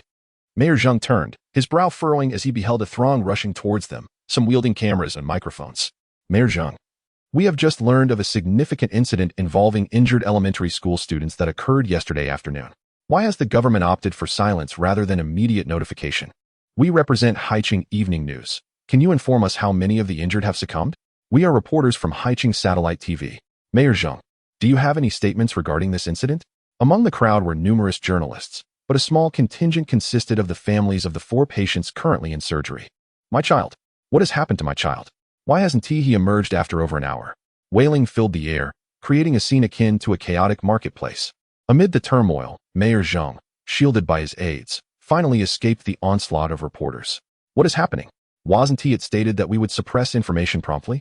Mayor Zheng, furrowing his brow, glanced at his secretary. The secretary, equally perplexed, replied, we indeed sealed off information. We've informed the families, as well as the school and construction company involved. Damn it, this situation has escalated. Mayor Zheng clenched his fists, a look of helplessness in his eyes. The fallout could potentially expose his whereabouts during the incident. His phone switched off while he accompanied his wife in labor. While seemingly inconsequential, such information could be sensationalized by those with ulterior motives. All they could do was pray that Yi Hao would face no unforeseen complications. Mayor Zheng sighed, gazing at the operating room door, before retreating to a nearby office, while the doctors endeavored to manage the frenzied reporters and families. In a distant corner, a woman watched with a sinister smile. Was it you? Zhang Baichuan approached his wife. Qian Suifeng, puffing with pride, declared, of course. I enlisted the help of some media acquaintances to disseminate this news. The situation has escalated. If that young man's surgery fails, he'll be destined for disgrace. Her expression resembled that of a devil relishing the unfolding drama, seemingly indifferent to the lives at stake within the operating room. You are quite devious, Zhang Baichuan remarked. Indifferent to the outcome as it was not his patient. Tell me, will there be any complications during his surgery? What if he survives? Qian Cuifeng inquired. Zhang Baichuan hesitated, then shook his head. Among the 4 patients, one has a steel ball lodged in a brain sulcus, and another has one near the heart. These are grave situations. Any minor error during surgery could lead to disaster. I predict that, even if he possesses exceptional skills, he has at most a 20% chance of success. 20%? That is unacceptable. If he succeeds, all my efforts will be in vain. Qian Cuifeng shook her head in dissatisfaction, pressing further. Is there any way to ensure his surgery fails? Ensuring failure is improbable, given he is the sole surgeon in the operating room. Unless there is a malfunction with the equipment. Enough of this. I must return. Do not engage in any reckless actions that could backfire, Zhang Baichuan concluded, departing without noticing the predatory gleam in his wife's eyes. Equipment malfunction? A splendid idea, Qian Cuifeng sneered and vanished from sight. Half an hour later, the area outside the operating room had quieted somewhat, yet suddenly, all the lights in the corridor dimmed, including those in the office where Mayor Zheng and others were situated. A power outage? Mayor Zheng rose abruptly. Fear not. Our operating rooms are equipped with backup power, Dean Fan reassured, illuminating the space with his phone. Unbeknownst to them, afternoon had slipped into dusk. Wait, a nearby physician exclaimed in terror. Our major operating room previously experienced electrical issues, and the backup power has failed. Failed. In an instant, a wave of dread swept through the gathered crowd. Chapter 193. The journalists assault Mayor Zheng and his companions hurried to the operating room's entrance, where the illumination from the cameras provided some light. Open the door quickly. Yi Hao is alone inside and unaware of the circumstances. Mayor Zheng urged anxiously. Dr. Qiao and Dr. Zhang attempted to push the door open, but it remained steadfastly shut. After several younger doctors tried in vain, alarm spread. It's locked from the inside, and something appears to be obstructing it. Dr. Qiao gasped, nearly breathless. Meanwhile, the reporters seized the opportunity, bombarding Mayor Zheng and Dean Fan with questions. Mayor Zheng, why did the power suddenly fail during the surgery? Will this affect the procedure? I understand that operating rooms should have backup power. Why do we not see any light through the door? Dean Fan, does your hospital cut corners? Please, return my child. The situation spiraled into chaos, with family members banging on the operating room door and reporters assaulting Mayor Zheng and Dean Fan with relentless inquiries. Mayor Zheng, we received reports that it took you over 10 hours to arrive at the scene of this incident. As mayor, where were you during this critical moment? Please, respond. A reporter, armed with information, launched a fierce attack on Mayor Zheng, inciting others to frenzy. After all, in this world, no secret remains hidden forever. Mayor Zheng's face paled. He had spent the entire night attending to his wife's labor and was now exhausted from the turmoil of the day. Just as he felt himself wavering, Dr. Zhang steadied him. Mayor Zheng, the surgery will surely succeed. I have faith in Dr. Yi. Mayor Zheng swallowed hard, murmuring to himself. Let us hope so. Mayor Zheng, please answer our questions. We demand to know the truth. If you wish for the patients to meet an untimely end, continue your commotion here. A sudden, thunderous voice emanated from the operating room, leaving everyone, including the journalists, momentarily stunned. The door to the operating room creaked open, revealing a doctor clad in a white coat and mask, his bloodshot eyes betraying his exhaustion. 5 minutes had proven to be exceedingly brief. Within that short span, he had extracted steel balls from 4 patients, leaving him mentally drained. In an effort to quell any external suspicion, he had personally tended to his own wounds. He had hoped for a brief respite in the operating room, given the surprising brevity of the procedure.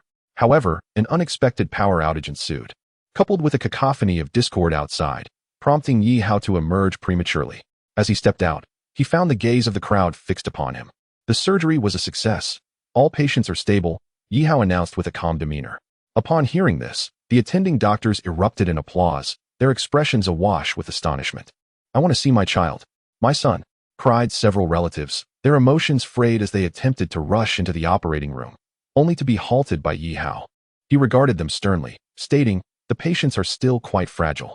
If you wish for their swift recovery, it is best to remain composed here. Upon hearing his words, the relatives nodded obediently, for they recognized him as the savior of their children. Thank you, doctor, thank you. Some elderly family members even prepared to kneel before him, for those children represented their very lives. Zhang Feng, please escort these family members to a resting area and soothe their concerns. After 3 hours, they may visit the patients. Yi Hao instructed, Old Xiao, kindly bring the 4 patients out and inspect their wounds. We must monitor their recovery closely for the next 24 hours. Zhang Feng and Dr. Qiao immediately set to their tasks. Particularly, Dr. Qiao had not yet specified which doctors to summon, causing the specialists to rush into the operating room in a frenzy. Inside, the room was shrouded in darkness, devoid of windows to allow natural light. Dr. Qiao approached a panel and pressed the emergency power button, but to no avail. My word, he exclaimed, the steel balls have indeed been removed from the cardiac region, and the wounds are impeccably dressed. The patient's heart rates and pulses have returned to normal. How did he extract the steel balls from the cerebral grooves without performing a craniotomy? Dr. Qiao marveled, his eyes drifting to the 4 bloodied steel balls in iron trays beside the beds. He cast a profound gaze toward the young man standing outside the operating room. How did he accomplish this? Excuse me, doctor, what is your name? One journalist inquired. Earlier, you claimed all patients were unharmed. Can you assure us there will be no subsequent complications? Would you mind removing your mask? As the questions poured in, Yi Hao furrowed his brow, disliking the sensation. I apologize, but my duty is to heal, not to entertain interviews. However, I must clarify a comment made regarding Mayor Zhang. Yi Hao's tone shifted as he gestured toward Mayor Zhang. You insinuated that Mayor Zhang was derelict in his duties and failed to arrive promptly at the scene of the incident? Allow me to inform you that just 1 building away, at the obstetrics ward, his wife had just given birth to twins. Hours prior, she faced complications during labor, and Mayor Zhang waited outside for over 10 hours, confronting the harrowing choice of saving mother or child. Thankfully, both mother and children are safe. When news of the accident reached him, he had no time even to glance at his newborns or comfort his wife before rushing here. Yi Hao spoke with palpable emotion, concluding, you question why Mayor Zhang was not present? Because his phone ran out of battery. He merely wished to be by his wife's side during her time of need. I ask you, who among you holds the right to condemn him? He is not only a mayor, but also a father to newborns and a husband to a woman in need. His words rendered the journalists silent, heads bowed in introspection. That is all I have to say. However, I may need to announce something shortly. Director Fan, is there a suitable venue for a press conference? Yes. In the West Wing stair hall on the 1st floor, came the reply. If you wish to hear more, please wait there. In an hour, I shall reveal significant news. Yi Hao stated before turning to depart. Whether it was due to his demeanor or the weight of his words, the journalists refrained from pursuing him further. Mayor Zhang hesitated momentarily before instructing his secretary in hushed tones, handle the reporters. You may now announce the details concerning this incident. After issuing his orders, Mayor Zhang and Director Fan followed in Yi Hao's footsteps. Thank you, Dr. Yi. Mayor Zhang expressed gratefully, for Yi Hao's words had conveyed more than he could ever articulate. It was nothing, I merely spoke the truth. Make time to be with your wife and children, Yi Hao replied, his gaze complex as it met Mayor Zhang's. Do not forget, you are not just a mayor. You are also a father and a husband. In uttering these words, Yi Hao inwardly mocked himself, questioning why his own father had not been similarly devoted. That despicable man seemed only to care for the prosperity of the Yi family, having long forgotten a wife who passed 3 years ago and a son who had been absent for just as long. Dr. Yi, there is no need for formalities, just call me Yi Hao. I must return this coat to you, though I rather like it, he remarked, glancing at the white coat he wore. If asked about his preferred attire, he would likely mention military uniforms and medical coats. Perhaps due to his warrior's spirit and medical prowess. Wear it if you like. I shall gift you a few more sets another day, Director Fan quipped, continuing on with. I apologize for the power outage. Such occurrences are rare, and I had no forewarning that the backup power supply had malfunctioned. Thankfully, it was only our floor affected, and repairs will be swift. Yi Hao shook his head, pausing to gaze down the corridor as if spotting someone. No, this incident is unrelated to the hospital. The power outage was intentional. Intentional? Both Director Fan and Mayor Zhang were taken aback. If the outage was deliberate, it indicated a nefarious plot, tantamount to premeditated murder. Considering the operating room housed 4 patients, had the outage occurred while the surgeon held a scalpel or other instruments, it could have resulted in fatal consequences. Fortunately, Yi Hao had already completed the surgery, merely stalling for time. Otherwise, the outcome could have been dire. I shall elucidate this matter shortly. For now, let us retreat to the conference room for a brief respite. Yi Hao rolled his eyes and said, very well, once those 4 patients are attended to, we shall deliberate on the subsequent developments. Dean Fan nodded in agreement. The group entered the conference room, where Yi Hao promptly slumped into a chair, prepared to succumb to slumber, yet not before making a phone call. I am utterly exhausted. It has been several days since I have had a proper rest. After approximately half an hour, The murmurs beside him roused Yi Hao from his slumber. Why is it so noisy on the first floor? A group of 30 or 40 filthy children were just brought in for examination, insisting on undergoing physical checks, yet their guardians could not afford the medical fees. Moreover, those children seemed as though they had not bathed in months, reeking foully. Then we ought to expedite their departure. We have journalists in the hospital. Such incidents must not be allowed to escalate. Yi Hao rose, stretching his limbs. Do not send them away. I am the one who summoned them. At that moment, the two doctors who had been discussing turned their gaze toward Yi Hao. The one who had suggested dismissing the children now awkwardly addressed him. Dr. Yi? You brought those children here? Indeed. Arrange for the pediatricians to conduct comprehensive examinations on them, and have the nurses procure some decent clothing for them. Remember to ensure they receive a bath. Yi Hao rubbed his eyes and gazed out at the night sky. The snowfall had ceased, and due to the southern climate, the snowflakes that had settled on the ground dissipated almost instantaneously. Dr. Yi, those children. This could disrupt the order of our hospital. And each requires a full examination, which will demand excessive funds and manpower. If any ailments are discovered, the doctor looked at Yi Hao, who retorted, allow me to impart a piece of wisdom. Do not fixate on monetary concerns. Remember, the white coat you wear symbolizes the medical profession. Do not allow it to exude the stench of greed. Indeed, those children seem quite pitiable. We could establish a green channel for them. Zhang Fang quietly interjected from her corner. Humph, a green channel? Our hospital does not possess such resources. Our poverty alleviation funds are limited. Dean Fan interjected, Dr. Yi, although you assisted us in a surgical procedure and saved a life, do not forget that you are not a physician at our people's hospital. How we manage our patients is not for you to dictate. At that moment, Zhang Baichuan could not resist taking a jab at Yi Hao, as he often did, relishing in the opportunity to belittle him. Yi Hao shot him a cold glance, contemplating how to deal with this fool later, but for now, he was disinclined to engage. Who says I have no authority over this hospital? Yi Hao scoffed, slapping the table. I hereby issue an order. All doctors and patients responsible for the care and treatment of those children tonight will receive double overtime pay. This pronouncement left those around him in disbelief. Had it not been for Yi Hao's recent success in treating patients, they might have erupted into laughter at his audacity, an outsider meddling in hospital affairs. Suddenly, with hurried footsteps, Dean Fan rushed in, clutching a stack of documents. His gaze fixed intently on Yi Hao.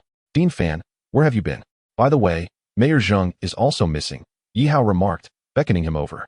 I noticed you were resting, so Mayor Zheng took a moment to visit his wife and children, Zhang Fang explained in a hushed tone. However, Dean Fan approached Yi Hao with an unusually serious demeanor, placing the stack of papers in front of him. Yi Hao, is this you? Dean Fan's actions were perplexing, yet as the eyes of those surrounding them fell upon the top sheet, they were taken aback. Notification of stakeholders for Haiqing People's Hospital. Jiangnan Province Yi Hao, a Huaxia national, currently holds 50% of the shares in Haiqing People's Hospital. 50%. Although due to the reforms and certain policies, public hospitals are now self-sustaining. It is permissible for public institutions like theirs to adopt a shareholding system to attract foreign investment to alleviate funding shortages.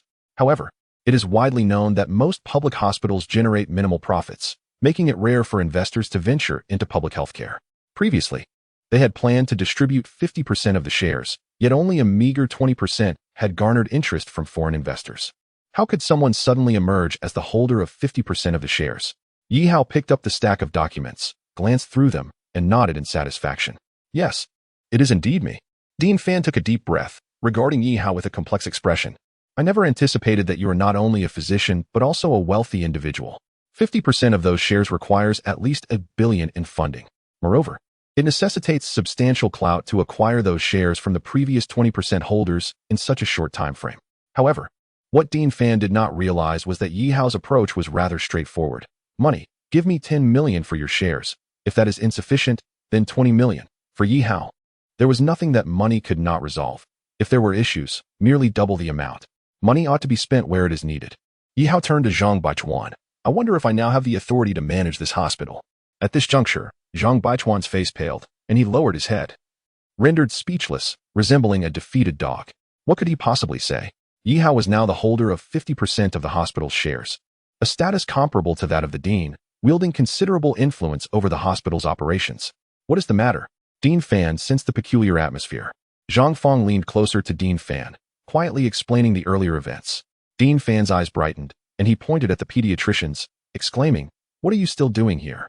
Did you not hear what Mr. Yi just said? All those responsible for the care of the patients tonight shall receive double pay. Furthermore, expedite their passage through the green channel. Upon hearing this, the pediatricians and the available nurses dashed out at lightning speed, double overtime pay. Although outsiders often claim that doctors earn exorbitant salaries, in reality, their wages are merely moderate. Now, they had the opportunity to save lives while also earning money, a prospect too enticing to overlook. As for Zhang Baichuan, despite being a vice dean, there was only one dean. And who would concern themselves with titles when Yi Hao's status far surpassed his? He was the benefactor. I shall accompany you to see the children as well, Yi Hao declared, feeling a sense of responsibility for their well-being, and followed the departing doctors. Dean Fan and Zhang Fong trailed behind him, leaving Zhang Baichuan in a state of disarray. Mr. Yi, regarding the press conference you mentioned, it is in 20 minutes. The reporters are waiting. Dean Fan's demeanor towards Yi Hao had transformed entirely. Previously, it was respect for his medical skills. Now, having acquired 50% of the hospital's shares, he regarded Yi Hao as a veritable deity of fortune. Let us postpone that discussion. We should first head to the first floor and assess the situation. Do not address me as Mr. Dean Fan. You are my senior and need not do so. Yi Hao, there is a matter I would like to discuss with you. Our hospital's inpatient building is currently insufficient. I had contemplated purchasing the adjacent land. However, the bureaucratic process for funding approval is quite cumbersome. It would require deductions from my personal finances. Very well. Additionally, we previously conducted an investigation into the impoverished villages surrounding Haiqing. Among them, 3 remote villages are in dire need of constructing village health posts. Unfortunately, funding is lacking. I am willing to finance the construction and offer a 3-fold salary to any doctors or nurses willing to go. All right. Moreover, our hospital allocates only 1 million per month for the green channel, which is exceedingly inadequate. I do not wish for dividends. All profits from my shares will be directed towards patients in need. Yi Hao, I must say, you are quite handsome. I have a niece who is around your age. Perhaps I could arrange a dinner for you both. Yi Hao looked at the beaming director Fan beside him, feeling a chill run down his spine. Ahem, let us forego the dinner. In truth, I seldom concern myself with these shares, as long as they are utilized for patients in need, Director Fan. Feel free to use them. I will not inquire further. At this point, Yi Hao paused, his expression becoming serious. However, if I discover that my funds have ended up in someone else's pocket, regardless of the amount, I will ensure they return every last cent. Director Fan was equally resolute, thumping his chest as he declared, Yi Hao, rest assured. Your investment is a tremendous support for our hospital. Should anyone dare to touch a single penny of these funds, I, old Fan, will relinquish my position as director, and I will not let the matter rest. Yi Hao chose to say no more. The matter was settled. They arrived at the first floor, which presented an oddly peculiar scene.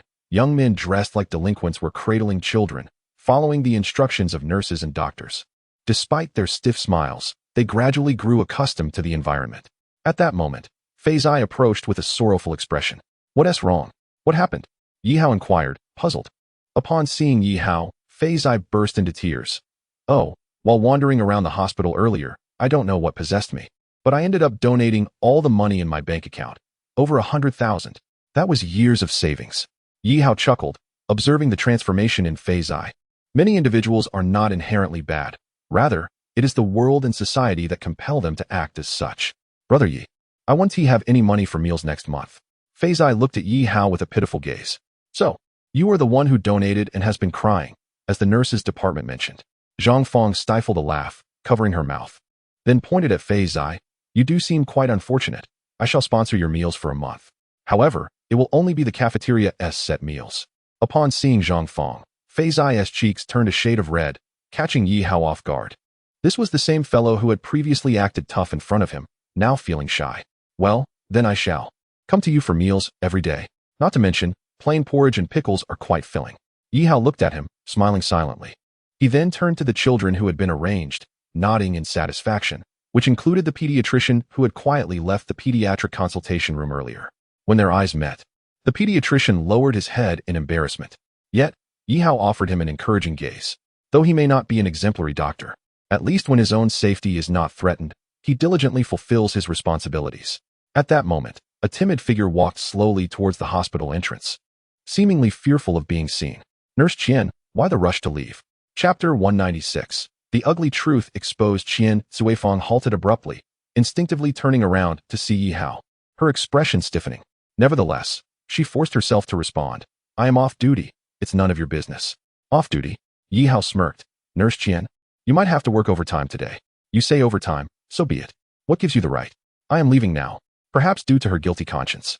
Qian Suifeng never anticipated that despite her earlier disruptions, this young man could still perform those surgeries. Yi Hao was too weary to engage in further dialogue. Director Fan. We need to attend that press conference. Let us go.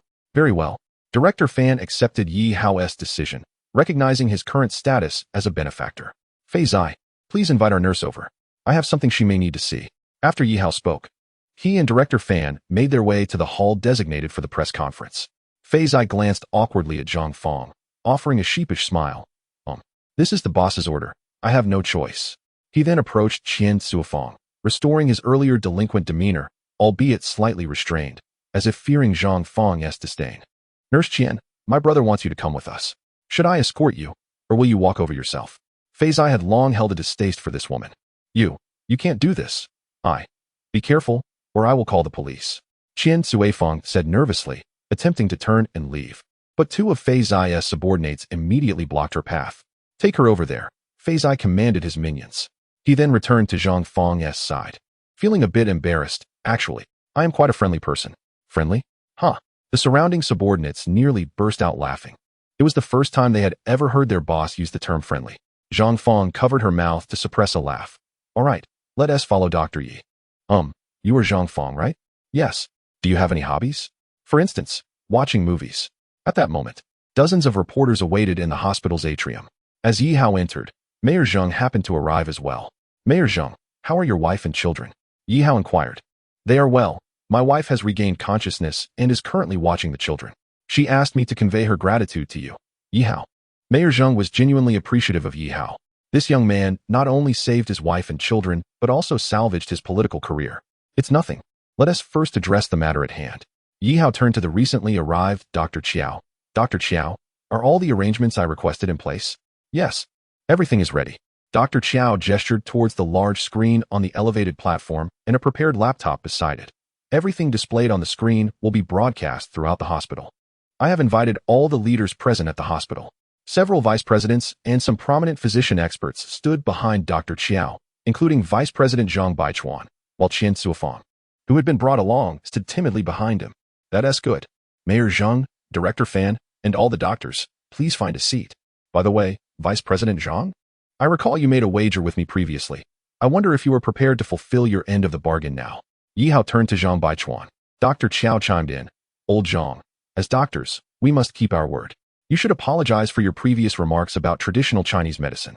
Realizing he had no way out, Zhang Baichuan gritted his teeth and stood up, bowing to Yi Hao. I am sorry. No. I have stated that it's not an apology I seek for myself, but rather one directed towards the traditional Chinese medicine that you have unjustly defamed. Yi Hao shook his head. Zhang Baichuan fixed a steely gaze upon Yi Hao, then bent slightly. I sincerely apologize for my previous slander against traditional Chinese medicine. After uttering these words, he lifted his head and glared darkly at Yi Hao. Is that sufficient? May I leave now? As he spoke, he prepared to take his wife and depart, but was intercepted by Fei Zai and others. The main event had yet to commence, and so many journalists were present, not merely to witness an apology. Yi Hao shook his head and approached the computer, retrieving his phone to prepare for certain matters. At that moment, a contingent of uniformed police entered the venue, surprising Mayor Zheng and the others. Who called the police? A female voice inquired. I did. A hand was raised high, revealing Yi Hao as the culprit. A stern-faced policewoman approached Yi Hao, slapping the table and fixing her gaze on him. I understand you are quite pleased to be out, but you cannot simply call the police at your whim. Are you aware that making false reports could lead to your arrest? Yi Hao looked at Qiu Shuiyao in surprise, not expecting this woman to appear simply because he made a casual report. Who said it was a false report? Then why did you summon me? You will find out shortly. Do not obstruct my view. Yi Hao nudged Qiu Shuiyao aside, just as she began to show signs of irritation. He was initially pleased at his release, but was taken aback by her demeanor. Suddenly, the large screen flickered to life, displaying footage from a surveillance camera, likely located in a hospital corridor, where a man and a woman in white coats and nurse uniforms were engaged in conversation. Did you do this? Of course. I enlisted the help of some media acquaintances to disseminate this information. The situation has escalated significantly. If that fellow's surgery fails, he can expect utter disgrace. You are quite cunning. Tell me, Is there a chance that surgery could go awry? What if he survives? Among the 4 patients who just entered, the most severe case has a steel ball lodged in the brain sulcus and another near the heart. These are grave conditions. Even the slightest mistake during surgery could lead to dire consequences. Based on my predictions, even if that fellow possesses extraordinary medical skills, his chances of success are at most 20%. 20%? That won't do. If he succeeds, my efforts will have been in vain. Is there any way to ensure his surgery fails? Ensuring his surgery fails? That's quite unlikely, as he is the only one in the operating room now. Unless there is some equipment malfunction. Well, let us not discuss it further. I must head back. You should refrain from taking excessive actions to avoid drawing trouble upon yourself. Equipment malfunction? An excellent idea. Accompanying the video was an audio recording, and as the female nurse exited, the scene shifted to a secluded corner where she opened an unknown object and cut something with scissors. At that moment, the video screen went black. A power outage? What is happening? Why is there a blackout now? The video ceased, leaving the venue enveloped in an eerie silence, soon followed by hushed discussions. The last image seemed to be from the circuit control box. That male doctor sounds like Vice President Zhang, but that woman. Chapter 197. The fate of Zhang Baichuan and Qian Zuofeng. Dean Fan, with a grim expression, stood and approached Zhang Baichuan and his wife. You. Are you not human? How could you commit such a heinous act? That was not me. That person is not me. At this moment, Qian Zuofeng was in a state of frenzy, retreating repeatedly. But as she regained her composure, she clutched her husband's arm in desperation. Husband, save me. Qian Zuofeng was not a fool. She understood that she was now in grave peril, potentially facing charges of intentional homicide. However, to her astonishment, her husband, who had always been dutiful and compliant, directly shrugged off her grip and turned to point at himself. Dean Fan. I had no idea she would act in such a manner. My actions with Qian Zuofeng are entirely unrelated. Zhang Baichuan, what are you saying? I have been serving you at home, and this is how you repay me? Don't think I am unaware of your dealings with the drug merchants. You've accepted many bribes. Qian Zuofeng, in a fit of rage, began to lash out. Zhang Baichuan's face paled as he gritted his teeth and slapped his wife. What are you saying, you shameless woman? Do not speak recklessly. You dare hit me? Zhang Baichuan. You have truly grown bold. Qian Zuofeng's temper flared, and she lunged at her husband, tugging at his hair. The couple, once affectionate, now fought fiercely in public. Officer Chiao, I believe you now know whom you should arrest, Yihao said with a smile, pulling a USB drive from the computer and handing it to Chiao Shuiao. This contains their evidence. No need to thank me. I am merely doing my duty. Chiao Shuiao cast a glance at Yihao, yet accepted the USB drive, instructing her accompanying officers, take both of them back for investigation and notify the police station to file a case. Yes, the officers struggled to separate the brawling Zhang Baichuan and Qian Zuofeng, who, at that moment, appeared more like enemies than spouses. Couples are like birds of the same forest. When disaster strikes, they each fly their own way. Yihao chuckled softly, shaking his head. Stop pretending. You haven't even cleaned your own mess. Chiao Shuiao glared at Yihao. He paused, stood up, and looked at his backside in confusion. It's quite clean. Would you like to check? Get lost. Stop feigning ignorance. Chiao Shuiao, unceremoniously, grabbed Yihao by the collar and whispered in his ear. Last night, the traffic police reported a Porsche 911 speeding. They failed to capture it. But now a damaged Porsche 911, stained with blood and bullet holes, has been found at a dealership. Additionally, gunfire was reported from Mount Quokang, along with a vehicle plummeting off a cliff and tire marks from a race on the mountain road. When our team went to investigate this morning, several corpses were discovered. Yihao chuckled awkwardly. This matter. He had not anticipated the police to act so swiftly, leading them right to him. However, Uncle Zhou had already informed him that it was to rescue Qianyi, so he would not hold it against her. Uncle Zhou had also given a heads up that they would turn a blind eye, and fortunately, it occurred in the remote Quokang Mountains rather than the city, making it easier to handle. I must return to address other matters. I will discuss the rest with you when we're back at the apartment. Chiao Shuiao released her grip and turned to leave. Upon reaching the door, she saw Zhang Baichuan and his wife being surrounded by a group of patients' families, most of whom were the relatives of the 4 patients Yihao had rescued during the blackout. You heartless fiends. My child was nearly killed because of you. Just wait. I have connections. Dare to harm my child, and I will make you pay. In the hall, Yihao looked at the journalists below, pondering their thoughts on this news story. Well, this concludes today's press conference. But I must emphasize that the actions of those 2 individuals are in no way related to our High City People's Hospital. Although the Haiqing People's Hospital may face some repercussions in the future, the majority of attention will still be focused on Zhang Baichuan and his associates. At this moment, the reporters, disregarding anything Yi Hao might say, hurriedly recorded their notes and rushed back, eager to disseminate this sensational news at the earliest opportunity. By tomorrow morning, or rather, in just over an hour, various forums in Haicheng would erupt with a barrage of posts. Deputy Director of Haicheng People's Hospital, Zhang Baichuan, and his wife, out of jealousy, cut off power during a colleague's emergency treatment of a patient. Unethical nurse and doctor, a perfect match. Further information on the Haicheng People's Hospital power outage incident. Her husband Zhang Baichuan has been criminally detained for charges of embezzlement and bribery. Subsequently, Yi Hao learned that Qian Suifang was sentenced for intentional homicide, while Zhang Baichuan bore minimal responsibility for the power outage, at most being guilty of harboring.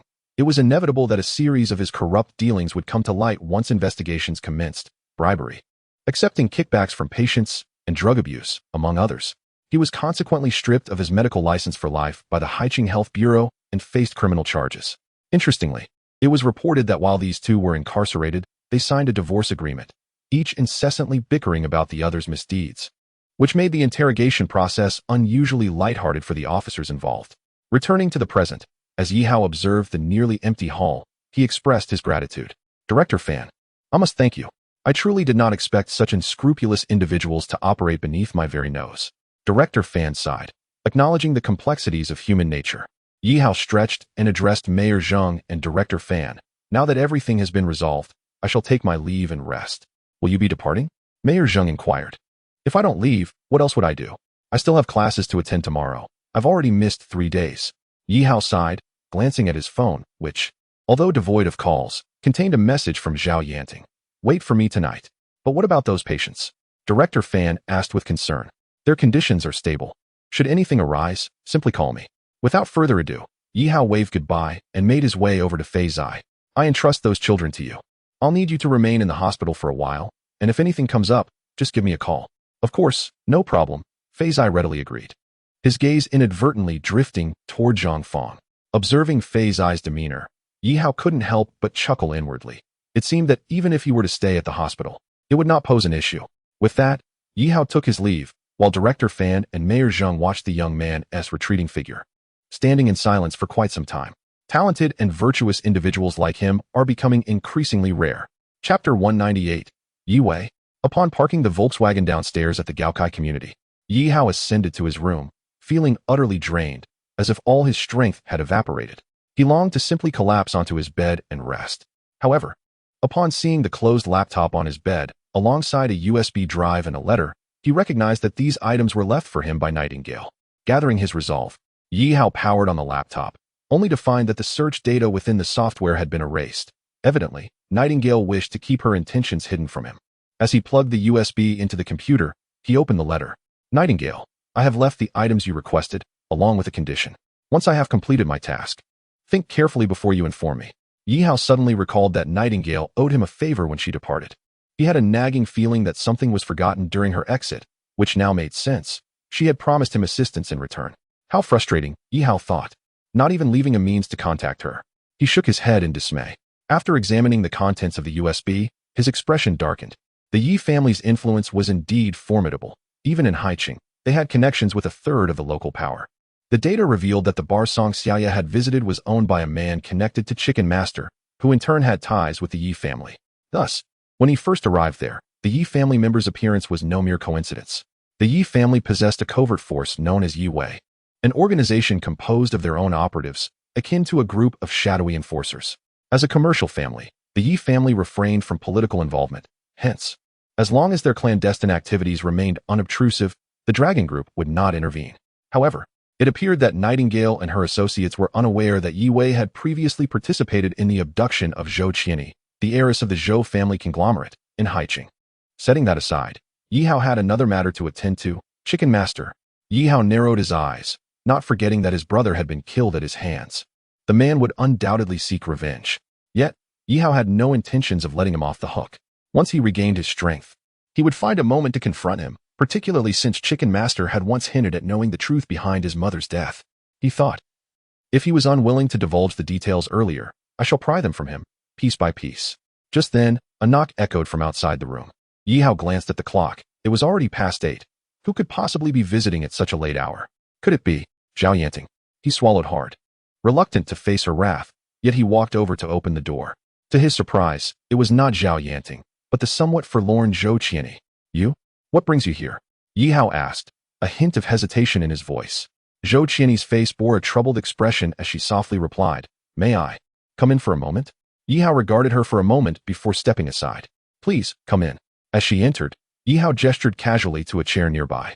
What brings you here at this hour? When he turned, he found Zhou Qianyi standing there, seemingly lost in thought, her eyes unexpectedly brimming with tears. Hey, why are you crying? Yi Hao exclaimed, panic rising within him as he hastily retrieved some tissues and handed them to her. They're gone. They're all gone. I saw their bodies. Wiping her tears, Zhou Qianyi's body trembled with sobs. Yi Hao fell silent, realizing that the police must have notified her to claim the bodies. How is Zhao Hu? He quietly inquired. Big brother Zhao Hu is fine. He is currently recuperating in the hospital. My father has asked me to stay close to you these days. Once he resolves his matters, he will return, Zhou Qianyi replied, biting her lip as she gazed at Yi Hao. Yi Hao scratched his head in thought. He will be back in a couple of days? I was planning to discuss lifting our previous agreement. Zhou Qianyi's head trembled slightly at his words, her demeanor a stark contrast to her previous haughty self. Very well. Once Mr. Zhou returns, I will keep an eye on you. However, I must insist that during this time, apart from school and here, you are not to venture anywhere else, Yi Hao warned, fixing Zhou Qianyi with a stern look. She nodded in compliance. By the way, that friend of yours who invited you to Quokang Mountain for some nonsense herb? Do not contact him again. When Yi Hao uttered these words, Zhou Qianyi remained silent. Observing Zhou Qianyi's demeanor, he exclaimed in surprise, Hey, you can't be this naive. Don't you understand what transpired at Quotsong Mountain? Your friend betrayed you. She intentionally lured you there, only to inform those people. Suddenly, Yi Hao seemed to recall something. He slapped his forehead and said, I remember. When we first met, you mentioned you were out with a friend, right? Could that friend be the one who invited you to Quotsong Mountain this time? Zhou Qianyi clenched her fists, biting her lip, still refusing to speak. Come on, are you really that foolish? It's so clear, yet you still don't believe it? Yi Hao gazed at Zhou Qianyi with a look of exasperation. Zhou Qianyi murmured softly, She was a good friend who stayed by my side after my mother passed away. I believe she must have her reasons. Goodness, I never understood what a saintly hypocrite looked like until now, Yi Hao remarked.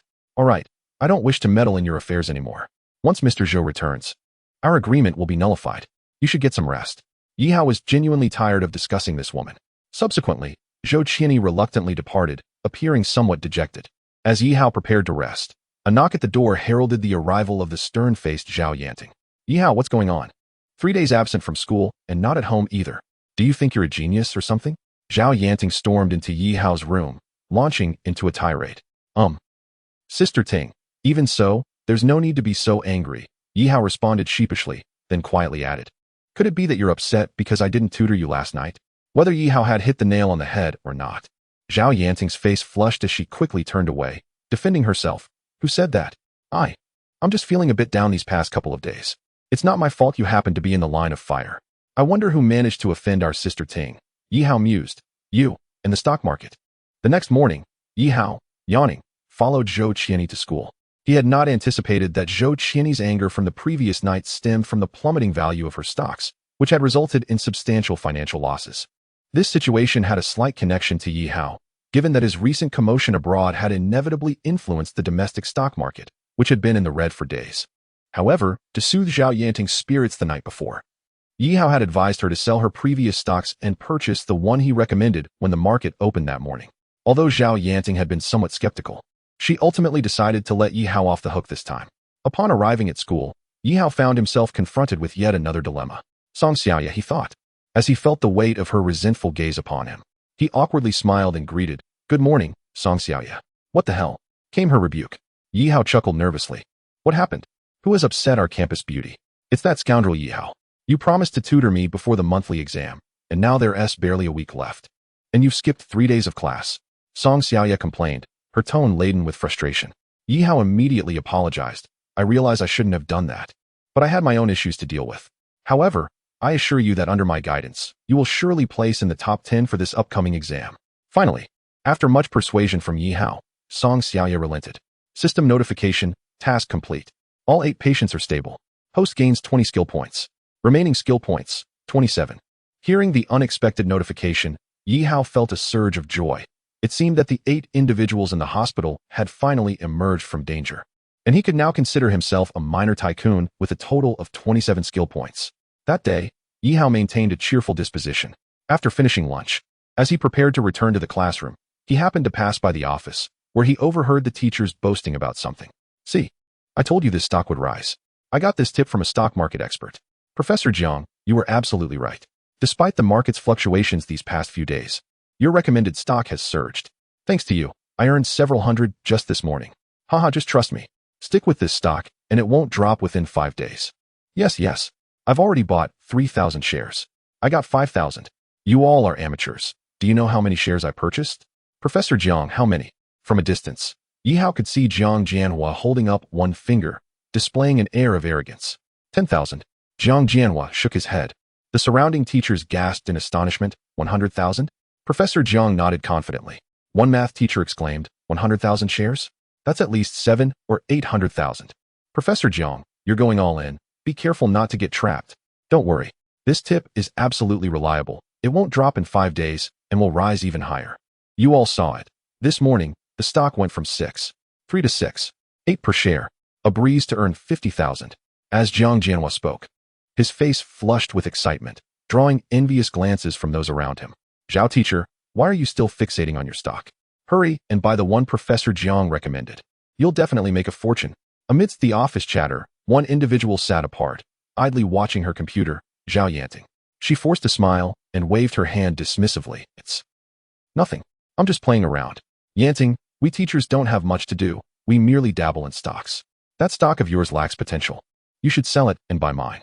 It will surely fill your pockets. Jiang Jianhua approached Zhao Yanting, attempting to curry favor. However, due to previous encounters, Zhao Yanting maintained an icy demeanor, staring at the ground in silence, which made Jiang Jianhua feel awkward. We don't know if it's a bad stock, but Professor Jiang, your stock seems quite risky. I advise you to sell it quickly.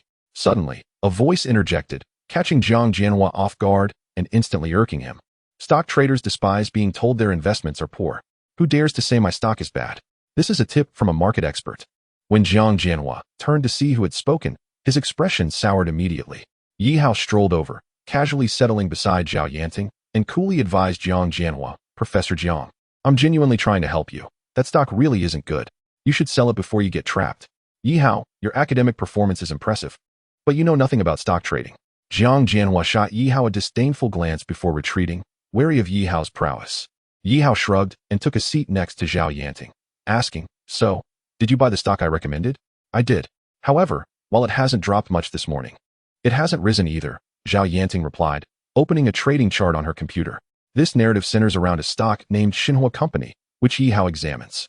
He notes that Zhao Yanting purchased it at 3 yuan per share, and it has since declined to 1 yuan. Following Yihao's advice, Zhao Yanting sold her other stocks, investing over 20,000 yuan into this one, acquiring approximately 20,000 shares. Trust me, this stock is secure. Do not sell within 3 days, Yihao firmly cautioned her.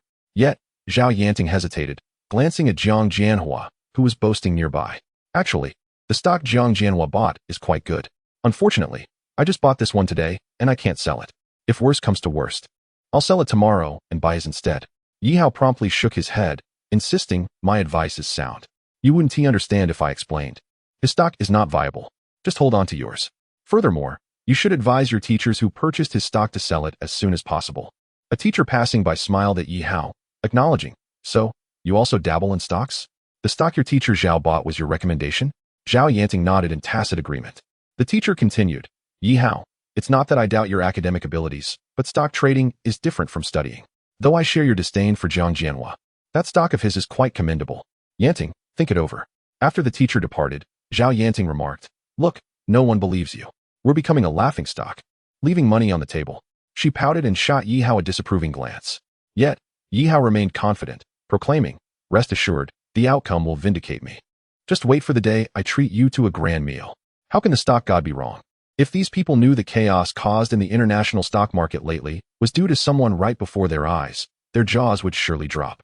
In the following afternoon, Yihao resumed his tutoring for Song Xiaoya, with Zhou Qianyi observing quietly. When school ended, Yihao accompanied Zhou Qianyi home. The next day, immediately after class, Zhao Yanting summoned Yihao to the office. Your stock has hit the limit up this morning. It's truly remarkable. Teacher Zhao seems to have bought around 2,000 shares, which means she's made 2 or 3,000 yuan, almost equivalent to a month's salary. Zhang's stock, on the other hand, hasn't he seen significant gains today and is instead showing a downward trend. Upon entering the office, Zhao Yanting found herself surrounded by a group of teachers engaged in animated discussion. Meanwhile, a teacher pulled Yihao aside. It was the same female teacher from the previous day. Yihao, could you assist me with something? She asked with a smile. Yihao glanced toward Zhao Yanting, realizing she would be occupied for a while. What do you need? Yihao inquired. The teacher produced her phone, pointing to a stock she had purchased, Jiang Jianhua's recommendation, which had not risen at all and had even dipped a bit. Yihao, you said the stock was not viable? Is that true? She questioned, somewhat skeptically. Yihao shrugged. I've said my piece, and if you choose not to believe me, there's not much I can do. He stepped over to Zhao Yanting's computer, accessing her stock market page. Xinhua Company, 11, 13 yuan. It was around 10 yesterday, and today, within 3 hours of opening. It has reached its limit up, he noted approvingly. The teacher, a bit more convinced, asked, what should I do now? Should I follow Teacher Zhao's lead? If you trust me, sell whenever Teacher Zhao does. If you don't believe, then no amount of persuasion will matter, Yihao replied, raising his hands in resignation. The teacher, determined, declared, I believe in you, Yihao. I'm going to sell that worthless stock right now and buy this one when it reopens tomorrow. With that, she hurried off. At that moment, Zhao Yanting approached, wiping the sweat from her forehead. They're so eager because they see others making money, she observed. You should thank me for this, Yihao grinned. Zhao Yanting patted Yihao on the shoulder. I never imagined you had such insight into stock trading. Just one day of holding this stock has earned me 2 or 3,000. Quite impressive. Tonight, I'll treat you to 8 yuan worth of spicy skewers. Is our relationship worth just 8 yuan of skewers? Yihao lamented with mock sorrow. Zhao Yanting rolled her eyes at him, and then glanced at her computer. Earning 2,000 is great, but I plan to sell it tomorrow. After a day of hitting the limit up, it's likely to fall afterwards. Sell? Are you out of your mind? You've just made 2,000. Hold on to it. It won't drop within the next 5 trading days, Yihao assured her, thumping his chest in confidence. Really? Zhao Yanting looked at him, still doubtful. Before he could respond, Jiang Jianhua entered, anxiously clutching his phone. Mr. Jiang, the stock you advised us to buy hasn't risen at all, one of his followers complained. Indeed, it has even dropped a few yuan. There's no problem. Is there? Others echoed, surrounding Jiang Jianhua. He quickly donned a confident smile, assuring them, you all need not worry. This morning was merely a pause. It will definitely rise this afternoon. Think of it as climbing a mountain. One must rest after fatigue. Is that so? Then we shall wait. We've invested several months' wages into this, they responded, still holding on to hope. Listening to their chatter, Yihao whispered to Zhao Yanting. Did you not advise your teachers to sell that stock? Zhao Yanting shook her head. I did, but they wouldn't listen. However, with my stock hitting the limit up this morning, some are starting to believe me, though many remain indecisive. Yihao sighed, having said all he could. There was little he could do if others chose not to heed his words. Time passed swiftly, and soon the weekend arrived. Yihao's life gradually returned to normal. He spent his days accompanying Song Xiaoya to piano practice and tutoring Zhao Yanting in mathematics in the evenings. Meanwhile, Qiu Shuyao had not returned to the apartment or sought him out in recent days. After previously claiming she had matters to discuss with him, she had seemingly vanished. As Yihao walked home under the night sky, he noted that since the last Christmas, when Song suspected him of harboring ulterior motives toward her younger sister, Song Xiaoya had taken to personally escorting her sister home after practice, seemingly wary of any excessive interaction with him outside of school or the piano studio. During his time at school, Yihao encountered Xia Shui on several occasions. Although the anger in her gaze had dissipated, it was replaced by a distinct coldness and disdain. Just as Yihao stepped through the entrance of the neighborhood, his phone buzzed, not with a call, but a text message. Upon opening it, his expression shifted dramatically. This foolish woman, despite his warnings, had willingly walked into a trap. Once Zhou Wanda returned, he would insist on terminating their protective agreement. Yihao hurried to the Volkswagen he had parked within the community. Recently, he had asked Fei Zai to procure a license plate and driver's license for him, which were all authentic, thanks to the resources at his disposal. At the community entrance, a security guard sat leisurely, sipping tea and perusing the newspaper. Suddenly, a gust of wind swept by, accompanied by the screeching of tires, startling him to look up just in time to spill his drink all over his newspaper and trousers. He glanced towards the departing vehicle. The culprit was a Volkswagen. How absurd. A mere Volkswagen attempting to drift. Did its driver not fear a blowout? Chapter 201. A familiar place. A familiar process, the Volkswagen sped along the road. Soon, It arrived outside a bar, the very establishment where Yi Hao had previously rescued Song Xiaoya. However, each time Yi Hao visited, the bar displayed a closed sign. This sign held no significance for him. He simply pushed the door open and entered. "Apologies, but our bar is closed for the night." A disinterested bartender draped over the counter, idly scrolling through his phone. A hand slammed down in front of him. "Has a girl been here? Which private room is she in?" The familiar voice and similar questions made the bartender gulp nervously, slowly lifting his head. He recognized Yi Hao and cursed his luck. I will only give you one chance. Say it wrong, and it will be like last time." To his surprise, the bartender was the same one Yi Hao had encountered previously. The bartender shook his head rapidly and cautiously replied, "The girl you mentioned arrived here about 10 minutes ago and then went straight to the top floor, room 0001. Room 0001. Yi Hao furrowed his brow but chose not to linger on words. He proceeded directly to the top floor, feeling somewhat familiar with the surroundings from his previous visit. Yet, this time, an inexplicable sense of unease washed over him. In room 0001, Zhou Qianyi was bound to a chair, her mouth gagged with a cloth. Despite the presence of armed men in black surrounding her, her gaze was fixed on a frail, sallow-faced girl in the distance, filled with confusion and disappointment. "Boss Wang, look. My girlfriend has followed your instructions and lured Miss Zhou here. You promised us the drugs." Beside the girl stood a young man, gaunt and hollow-eyed, lost in a daze. Wang Hongliang scoffed, tossing several small plastic-wrapped packages onto the table. "Take this. Be Boss Wang. Why is there only this little? I had my girlfriend entertain you before. Could you spare me a bit more? Perhaps let her stay with you a while longer." The young man, already teetering on the edge of madness, even pushed his girlfriend towards Wang Hongliang. The girl, now referred to as Xiaoli, exhibited a tinge of disappointment but offered no resistance. Appearing somewhat numb, Wang Hongliang glanced at her and waved dismissively.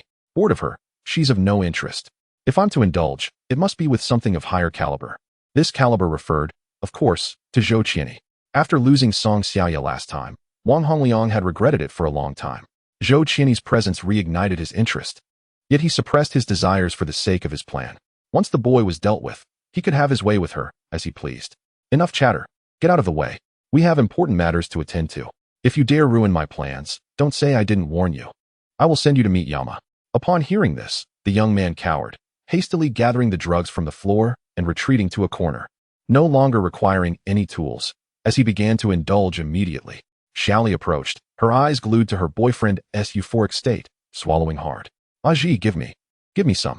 Yet Aji was oblivious to Xiaoli's plight, disdainfully shoving her aside. "You want it? Use your body as payment. You've done that before." Suddenly, footsteps echoed outside the room. Wang Hongliang shot a fierce glare at Aji and Xiaoli, causing them to fall silent. Meanwhile, Zhou Qianyi stared in terror at the door, struggling against her bindings and the gag, unable to emit a sound. In her fearful gaze, the armed men pointed their weapons toward the entrance. With a loud creak, the door swung open. A barrage of gunfire erupted, transforming the wooden door into a splintered wreck.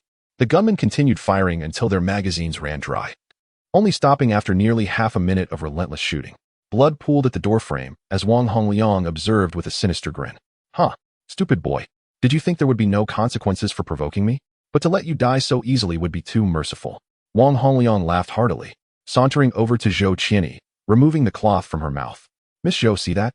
That is the fate of those who oppose me. However, I am a man who cherishes beauty and would rather not see such a lovely flower wilt. Call your father and demand he relinquish his company as shares. Comply, and I might just let you go. Otherwise," he traced a finger down Zhou Qianyi's delicate cheek, a lecherous smile on his face. "Otherwise, you shall endure unimaginable torment. I have a dozen brothers here, and the experience will be far more pleasurable than any film you've seen." Zhou Qianyi bit her lip, tears brimming in her eyes. She gazed at the blood on the floor, her blurred vision conjuring the image of a man. The memory of their first meeting, his clumsy pick-up lines, and the strange words he uttered lingered in her mind. Yet, in her darkest hour, he had appeared and saved her life. Just as gratitude filled her heart, he had inadvertently destroyed her cherished orchid. Initially believing they were to remain strangers, she was astonished to discover they were classmates. Watching Song Xiaoya and Yi Hao engage in lively debate stirred a pang of jealousy within her. That fateful night on Quokang Mountain, he had saved her once more, even striking her, a first for her. The cold indifference in his gaze had pierced her heart, leaving her in a state of indescribable anguish. Now, as she felt an excruciating pain in her heart, Wang Hongliang taunted, "Oh, little sister, are you crying? It seems you are reluctant to speak." He lifted her chin with a finger, his eyes filled with desire, scanning her curvaceous form. Zhou Qianyi remained silent, tears streaming down her face. Even without your words, I find joy in your silence.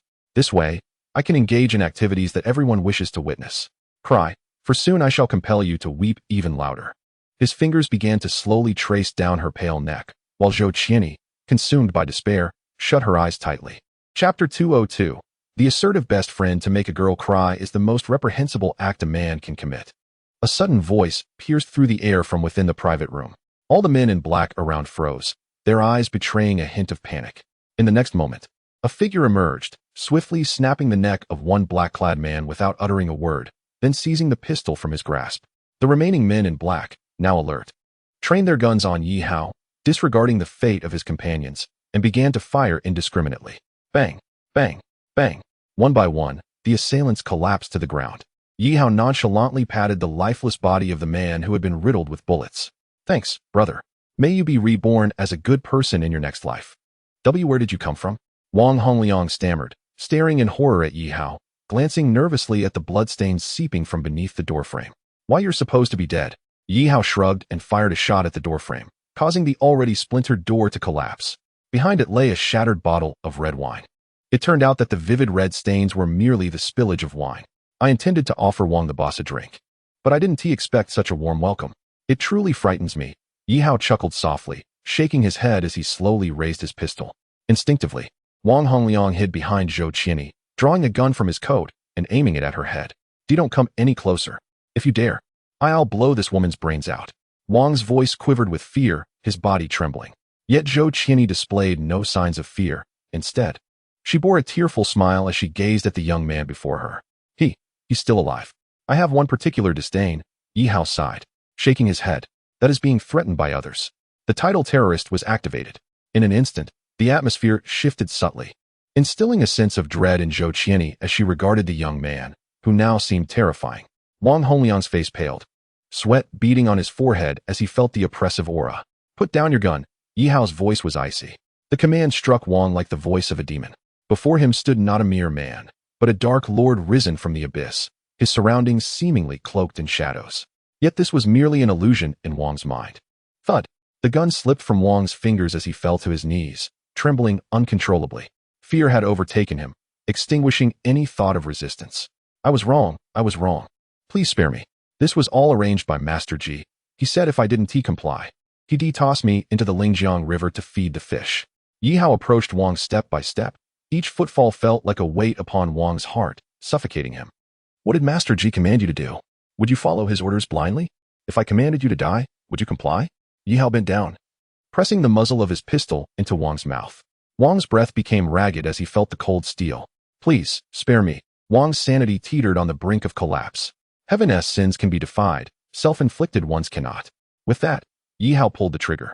Wang trembled and fell lifelessly to the ground. Yi Hao chuckled, discarding the pistol. Is that all it takes? Such a coward.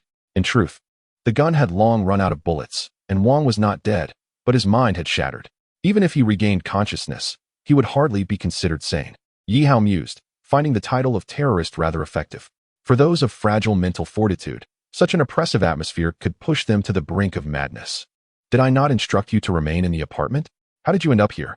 If I hadn't arrived in time, who knows where your life would be now? Yi Hao glared at Zhou Qianyi with exasperation. Her troublesome nature was indeed vexing. Zhou Qianyi lowered her head, feeling a pang of guilt. Realizing her title was still active, she noticed that while the aura didn't target her, it still instilled a sense of fear in those around her. Deactivate title, terrorist. Instantly, Zhou Qianyi felt a weight lift, as though a great burden had been removed. Can you untie me? She asked, her gaze shifting to the young couple cowering in the corner. That pair is your friends? The ones who lured you here? Yi Hao remarked while untying her. That girl is. Zhou Qianyi stood up after being freed, cautiously stepping toward the corner to face the girl, biting her lip as she asked, Shaoli? Why have you become like this? The girl named Shaoli curled up, hugging her knees, trembling as if enduring great torment. The young man beside her shrank back, clutching several small packages in his hands. Yi Hao approached the young man and without hesitation snatched the items from him, revealing white powder. High-purity ice meth. It seems your friend has gotten into this. Give it back. That's mine. The young man lunged at Yi Hao like a wild dog, disregarding the earlier display of terror. Yi Hao frowned, delivering a swift kick to the young man's abdomen, sending him crashing into the wall, unconscious. Smith? Shaoli, when did you start using this? You're an adult. You understand the consequences. Zhou Qianyi gazed at her former friend in disbelief. Shaoli lowered her head, but suddenly began to convulse, gritting her teeth in a struggle. Moments later, her body succumbed to its cravings. She lifted her gaze to the packages in Yi Hao's hands, swallowing hard before lunging at him. Please give it to me. Just a little. I'm in so much pain. If you give me some, I'll do anything you want. I'm a college student. You can do whatever you wish with me. Please. Shaoli pleaded, her eyes fixated on the small packages. Seeing Yi Hao remain unmoved, she screamed in fury. Are you even a man? Don't men just want to see women? Come on. As long as you give me that, do whatever you want. Shaoli, please remain calm. Do not act this way. Zhou Qianyi knelt beside Shaoli, embracing her trembling form, and turned to Yi Hao. What has happened to her? She is suffering from a drug addiction. However, after I struck her earlier, she is temporarily incapacitated. Yi Hao spoke solemnly, his gaze fixed on the small packet of drugs in his hand. These demonic substances can compel a college student, or indeed anyone, to forsake their dignity and abandon all that they hold dear. In front of him was this girl, who, for the sake of this cursed thing, would readily throw herself into the arms of a stranger like Yi Hao. It was conceivable that even a beggar holding such an item could entice her to serve him. Drug addiction? What should we do? Witnessing her former friend in such a dire state filled Zhou Qianyi with profound sorrow. Shaoli's expression shifted dramatically. She swallowed hard, gripping Zhou Qianyi's arm tightly. Qianyi, please, I beg you, give me that thing. If I don't have a hit soon, I feel like I'm going to die. Zhou Qianyi bit her lip, glancing at Yi Hao. What if we take her to a rehabilitation center? No, I do not want to go to a rehab center. I refuse to go there. Upon hearing the term rehab center, Shaoli's face paled, and she ceased her pleas for the drugs, instead curling up, battling the demonic cravings within her. There are certain things one must never touch. Yi Hao sighed, addressing Zhou Qianyi. Turn your back. You are not to look this way until I tell you to turn back. But Shaoli, if you wish for your friend to be well, you must obediently turn away. Hearing Yi Hao's serious words, Zhou Qianyi cast a worried glance at Shaoli before silently complying. Yi Hao crouched down, observing Shaoli, and slowly placed his hand over her eyes. With his other hand, he pressed against her abdomen. Shaoli shuddered slightly, yet she murmured, Just give me that. Brother, I will serve you well later. Serve? Humph. Perhaps you should consider your parents at home. If you possess the ability to return home, you should serve them well, for they have raised you with great difficulty. I can save you this once, but it does not mean I can do so again. You must never touch such things again. As Yi Hao's words fell, he silently recited in his heart, Holy healing technique. A faint glow gathered in his palm before entering Shaoli's body. A minute later, Yi Hao took a deep breath and stood. All right, you may turn around now. Zhou Qianyi, who had been deeply concerned for her friend, turned eagerly, astonished to see Shaoli, who had been weakly battling her addiction, now breathing normally, her face devoid of much of its previous despair. Shaoli, are you all right? Zhou Qianyi exclaimed in surprise. Shaoli, equally bewildered by her own body, realized that the agonizing cravings had vanished. Yet, in previous instances, she had always relied on that wretched substance to alleviate her suffering. Though she recognized the danger it posed, her rationality had succumbed to desire time and again, leading her to emotional numbness. Her body had restored, and the addiction had dissipated. But remember, do not touch that thing again. Furthermore, do not inquire how I accomplished this. Yi Hao's words quelled the questions forming in the minds of the two women. Zhou Qianyi glanced at Yi Hao. Although she was intensely curious about how he had done it, with her friend now safe, she felt no need to delve deeper and instead focused on Shaoli. Shaoli, what has happened to you? You were supposed to be in university. How did you end up like this? Shaoli looked at Zhou Qianyi. Her eyes filled with concern and lowered her head. Qianyi, I am sorry for what happened before. Let us set that aside for now. Tell me what you have been through. Why did you get involved with such things? Do you not know that once you touch it, there is no turning back? Zhou Qianyi was perplexed by her friend. How could a college student become entangled with such a terrifying substance? Shaoli hesitated, glancing toward the unconscious Aji, whom Yi Hao had kicked away. This all began several months ago. That man is my boyfriend, Aji. Boyfriend? Yi Hao scoffed. He had heard the boy's previous words. And any man who would push his woman toward another man was utterly worthless. As Shaoli recounted her tale, Zhou Qianyi and Yi Hao gradually understood the story's essence, a melodramatic tale indeed. Shaoli, a year ahead of Zhou Qianyi in university, had met Aji at a class reunion, and under his pursuit, they fell in love. Xiaoli gradually realized she was deeply in love with him, willing to spend most of her living expenses on him for their indulgences. Yet, this bliss was short-lived. Xiaoli soon caught Aji using drugs. Logically, she should have distanced herself from him, but love clouded her judgment, and she naively believed she could save him. Ultimately, to prove that addiction could be overcome, Xiaoli began using drugs with Aji, and they attempted to detox together. However, Xiaoli never anticipated the terror of addiction once she succumbed. It spiraled out of control. As time passed, after repeated failures to quit, they abandoned the idea of detoxing altogether and began using drugs together. Yet drugs are costly, and Xiaoli's meager allowance was insufficient for their extravagant habits. She dared not ask her ordinary parents for money. Then, the most repugnant events transpired. To secure drugs, Aji sent Xiaoli to the bed of Wang Hongliang, among other men. Initially, Xiaoli resisted, but once the cravings hit, all considerations fell by the wayside, and she began to sink deeper into despair, even betraying Zhou Qianyi in the process. As she recounted these events, tears of regret streamed uncontrollably from Xiaoli's eyes. "I'm so sorry, so sorry. Qianyi, I truly apologize. Xiaoli, how could you treat yourself so poorly?" Zhou Qianyi looked at Xiaoli with heartache. Chapter 204. A storm approaches in Haicheng. Watching the two women in their sorrowful embrace, Yihao interjected, "Enough, save the tears for home. There is no need for such despair here." At that moment, Zhou Qianyi realized they were amidst a scene of carnage and immediately grasped Xiaoli's hand. "Let South leave this place. You can take her back to your apartment. It would be wise to call your friend Xiao Shuiyao to ensure that some people do not remain persistent." As Yihao spoke, his eyes sparkled with intensity. He observed the unconscious Wang Hongliang, clearly aware that this scheme was intended to eliminate both Zhou's family and himself. Such a thing was beyond the capabilities of a mere Wang Hongliang. It had to be orchestrated by the nefarious chicken master in collaboration with the Yi family. Initially, Yihao had hoped to prolong their lives, but since they sought their own demise, he resolved to eradicate the thread entirely. "Shuiyao, you know her?" Zhou Qianyi inquired. Puzzled by Yihao, "There is no time for explanations. We must leave this place. Take a taxi at the exit," Yihao urged. Zhou Qianyi bit her lip, then turned to Yihao. "When you return, I have something to discuss with you." With that, Zhou Qianyi led Xiaoli away. Yihao found a chair to sit in and opened his system interface. Holy healing. Cooldown time: 6 days, 23 hours, and 54 minutes. Stealth technique. Cooldown time: 5 hours and 49 minutes. Upon entering earlier, I utilized the stealth technique, and subsequently, to assist that Xiaoli in overcoming her addiction, I employed the holy healing. Now, I am left with only a basic object manipulation ability. If I wish to confront Master Ji, I must prepare adequately. Relying solely on mundane life skills, my warrior physique, and this solitary ability is rather precarious. After all, Master Ji gives Yihao an impression of being insidious and unfathomable. Yihao began to search through the skills available for exchange within the system's abilities, swiftly zeroing in on a target. Ability: Basic Physical Enhancement. Augments the user's physique. Duration: 20 minutes. Cooldown: 6 hours. Required skill points: 13. Although this skill appears somewhat mediocre, it is among the more practical abilities available for exchange at the first level system. I wonder if this basic physical enhancement can withstand bullets. I suppose that will be addressed later. I will exchange for basic physical enhancement. Exchanging for basic physical enhancement. Required skill points: 13. Confirm? Confirmed. Congratulations. Host has acquired basic physical enhancement. Remaining skill points: 14.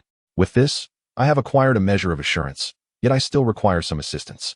Yihao picked up the phone. Beep, beep, beep. Hello? The voice on the other end belonged to a man, sounding somewhat lethargic. Feizai, it's me. Upon hearing Yihao's voice, Feizai instantly perked up. Brother Yi, what brings you here so late at night? I just demolished a bar owned by someone named Wang Hongliang. Yihao's tone was utterly nonchalant, yet Feizai on the other end abruptly leaped to his feet, exclaiming, "What? Keep it down. This is a hospital." Sorry. From the tone, it seemed Feizai was still in a hospital. After a brief shuffle of footsteps, Feizai appeared to have moved to another location. Brother Yi, are you certain you demolished a place owned by Wang Hongliang? He is Master Ji's right-hand man. It should be correct. He is right beneath my feet now. I'll send you a photo. As he spoke, Yihao took a picture and sent it over. In the quiet corridor, Feizai gazed at the photo of the unconscious Wang Hongliang. Brother Yi, you are incredible. Just a week ago, he had crossed Master Ji, and now he had taken down one of Master Ji's establishments. There are many reasons for this. I don't have time to explain now. Please provide me with Baojia's contact number.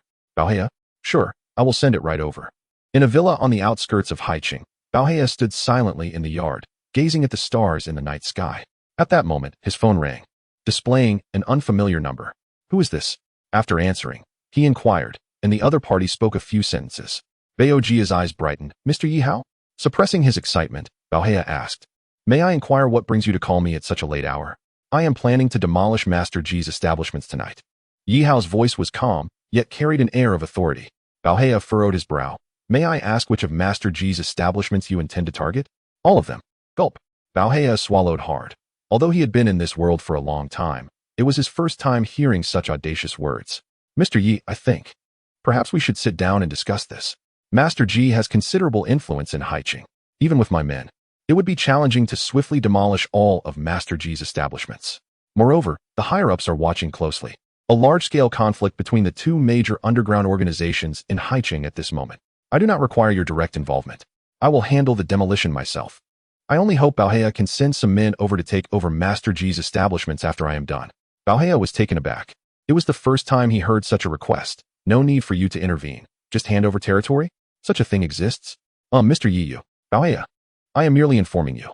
If you have any reservations, consider this conversation as if it never happened. I will act in 10 minutes. Tonight, Haicheng will witness a transformation.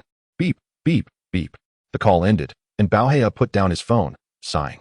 Today's youth are indeed fiery, but I appreciate that. Baohea picked up his phone once more and dialed a number. Hello, Lao Pang. Take your crew to Master Ji's establishments immediately.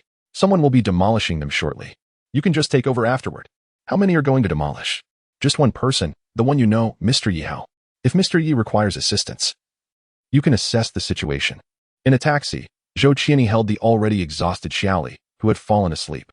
Her eyes were filled with concern as she picked up her phone several times, only to put it down again. The screen displayed a contact from her phone book. Right in the center was Zhou Wanda's number.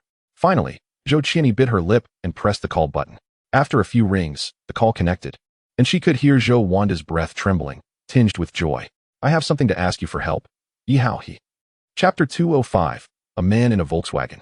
Outside the joyful nightclub in southern Haicheng, a woman was tearfully pulling a man. Darling, please don't do this. Let us go home and live a good life. Live a good life? What kind of life can we live? Only now do I realize that I became this squad leader because of your worthless lover. No, that is not it. I was forced into this. Forced? When you were rolling in bed with that guy, I didn't see you being forced. Don't touch me. Darling, I truly know I was wrong. Humph, get lost. I find you disgusting. How dare you put a green hat on me? The man violently kicked away the woman who was tugging at him and drunkenly entered the nightclub. The woman, now seated on the ground with tear-streaked cheeks, felt both regret and rage. She had no idea which scoundrel had sent the scandalous video of her with Guo Changyue to her husband's phone. At that moment, Guo Changyue was facing repercussions for his abusive actions and would likely be dismissed, possibly even imprisoned. Meanwhile, her husband, Gao Zhua, was filled with hatred toward her. Indeed, this was the Chun Meiwan who had previously offended Yi Hao. Now, she found herself shivering in the cold wind, having lost her previous air of arrogance. Chun Meiwan silently stood up, glancing at the nightclub before her. She was well aware of her husband's intentions for entering. Had it been before, she would have rushed in, anxiously pulling her hair, but now she could only pray for her husband's forgiveness. Having grown accustomed to the lavish lifestyle of a wealthy wife, even without Guo Changyue, at least Gao Zhuo was still a squad leader. Chun Meiwan turned to leave, but from the corner of her eye, she caught sight of a figure, causing her face to pale instantly. Inside the nightclub, Gao Zhuo approached the bar and ordered several bottles of beer, retreating to a quiet corner to drink alone. Sir, may I offer you any services? A nearby waitress approached the drunken Gao Zhuo, but he quickly dismissed her. Get lost. I'm in a bad mood. Go away. Gao Zhuo continued to drink his sorrows away when another drunken figure entered, holding a bottle of liquor and a phone. Leave. Why would I inform someone like you who brought me such disgrace? With that, the man abruptly hung up the phone, stumbling into the seat next to Gao Zhuo. Gao Zhuo regarded the seemingly earnest-looking man beside him. Brother, has your wife also betrayed you? You seem quite sincere. Sincere? Those wretched women prey upon the honest. Damn it. I received videos of that foul woman cheating with another man sent straight to my phone. Is that so? Brother, you too? The man gazed at Gao Zhuo, confusion etched on his face. In that moment, Gao Zhuo felt a kinship with this fellow misfortunate soul. He seized the man's shoulder. Brother, Seeing you feels like encountering a kindred spirit. The man, touched, returned Gaujo's gaze. Gaujo urged him to rise. Come, today I shall treat you to some indulgence. That wretched woman usually controls me, but today I will see if she dares to impose her will. I'll find a dozen or so women and send her the videos. Indeed, sincere people? What a farce. I shall no longer be one of them. The man's eyes blazed with fury. Thus, these two men, like lost brothers reunited, supported and consoled each other, sharing their heartaches. Brother, you know, I never let my wife do anything. I finally worked my way up to a squad leader, only to discover, now I realize she was sleeping with that damn deputy director. Tell me about it. My wife is a teacher, and every few days she claims to be getting her hair done. Turns out she was getting it done under the deputy principal's roof.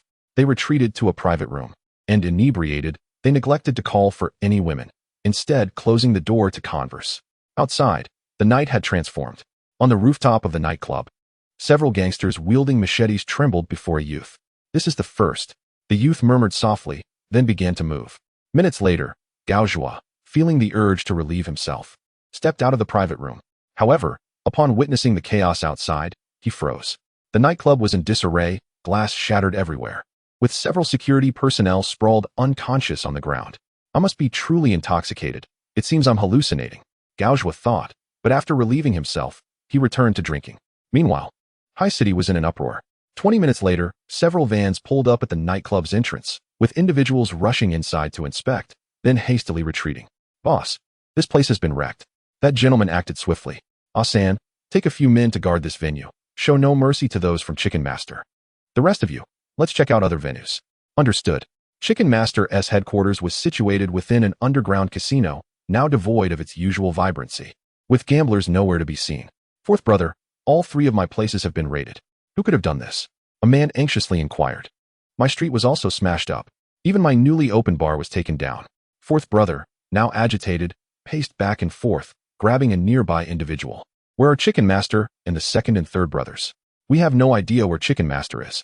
As for the third brother, he was ambushed at Honglu Street in the north of the city and is currently unconscious in the hospital. The second brother is also missing.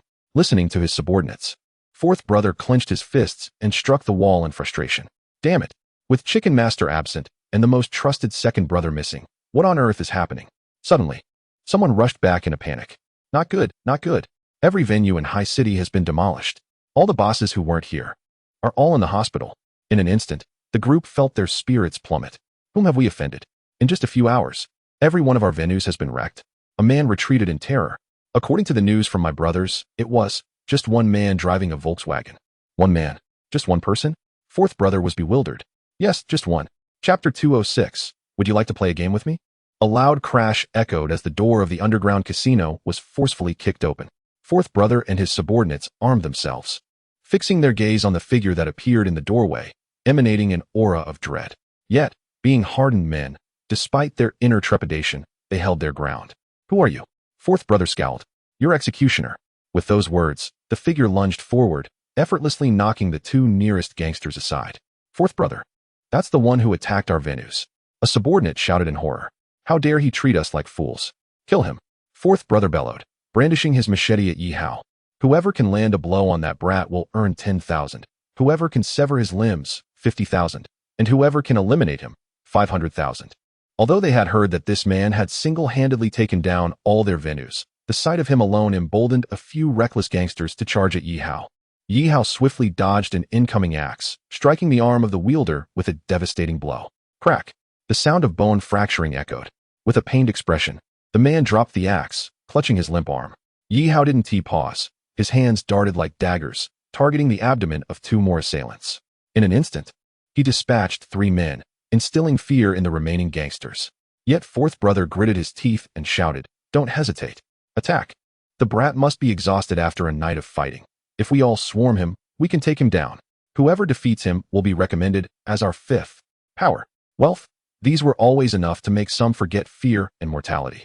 As fourth brother watched his subordinates charge at the youth, he vanished without a trace. At the entrance of the underground casino, a disheveled figure bolted out, sprinting towards a vehicle parked at the roadside. He jumped into the driver's seat, muttering, "That kid is definitely a monster. Does Chicken Master really need to offend someone like him over a brother? Monster? How can you call me a monster when I'm this handsome?" A chilling voice echoed from behind. Fourth brother's expression changed, and he instinctively reached for the car door handle, but hesitated, feeling a cold sensation at his throat. This knife was borrowed from your subordinates. I wonder if it's sharp enough. Yi Hao leaned forward from the back seat, shifting to the passenger side, a knife poised at fourth brother's neck. Brother, please spare me. I'm just a driver. The fourth brother pleaded, his eyes filled with terror as he looked at the man beside him. Although he had taken a back route to the underground casino, it had only been a 5-minute journey. Could it be that his subordinates had been dealt with in such a short span? A driver, called the fourth brother, what audacity.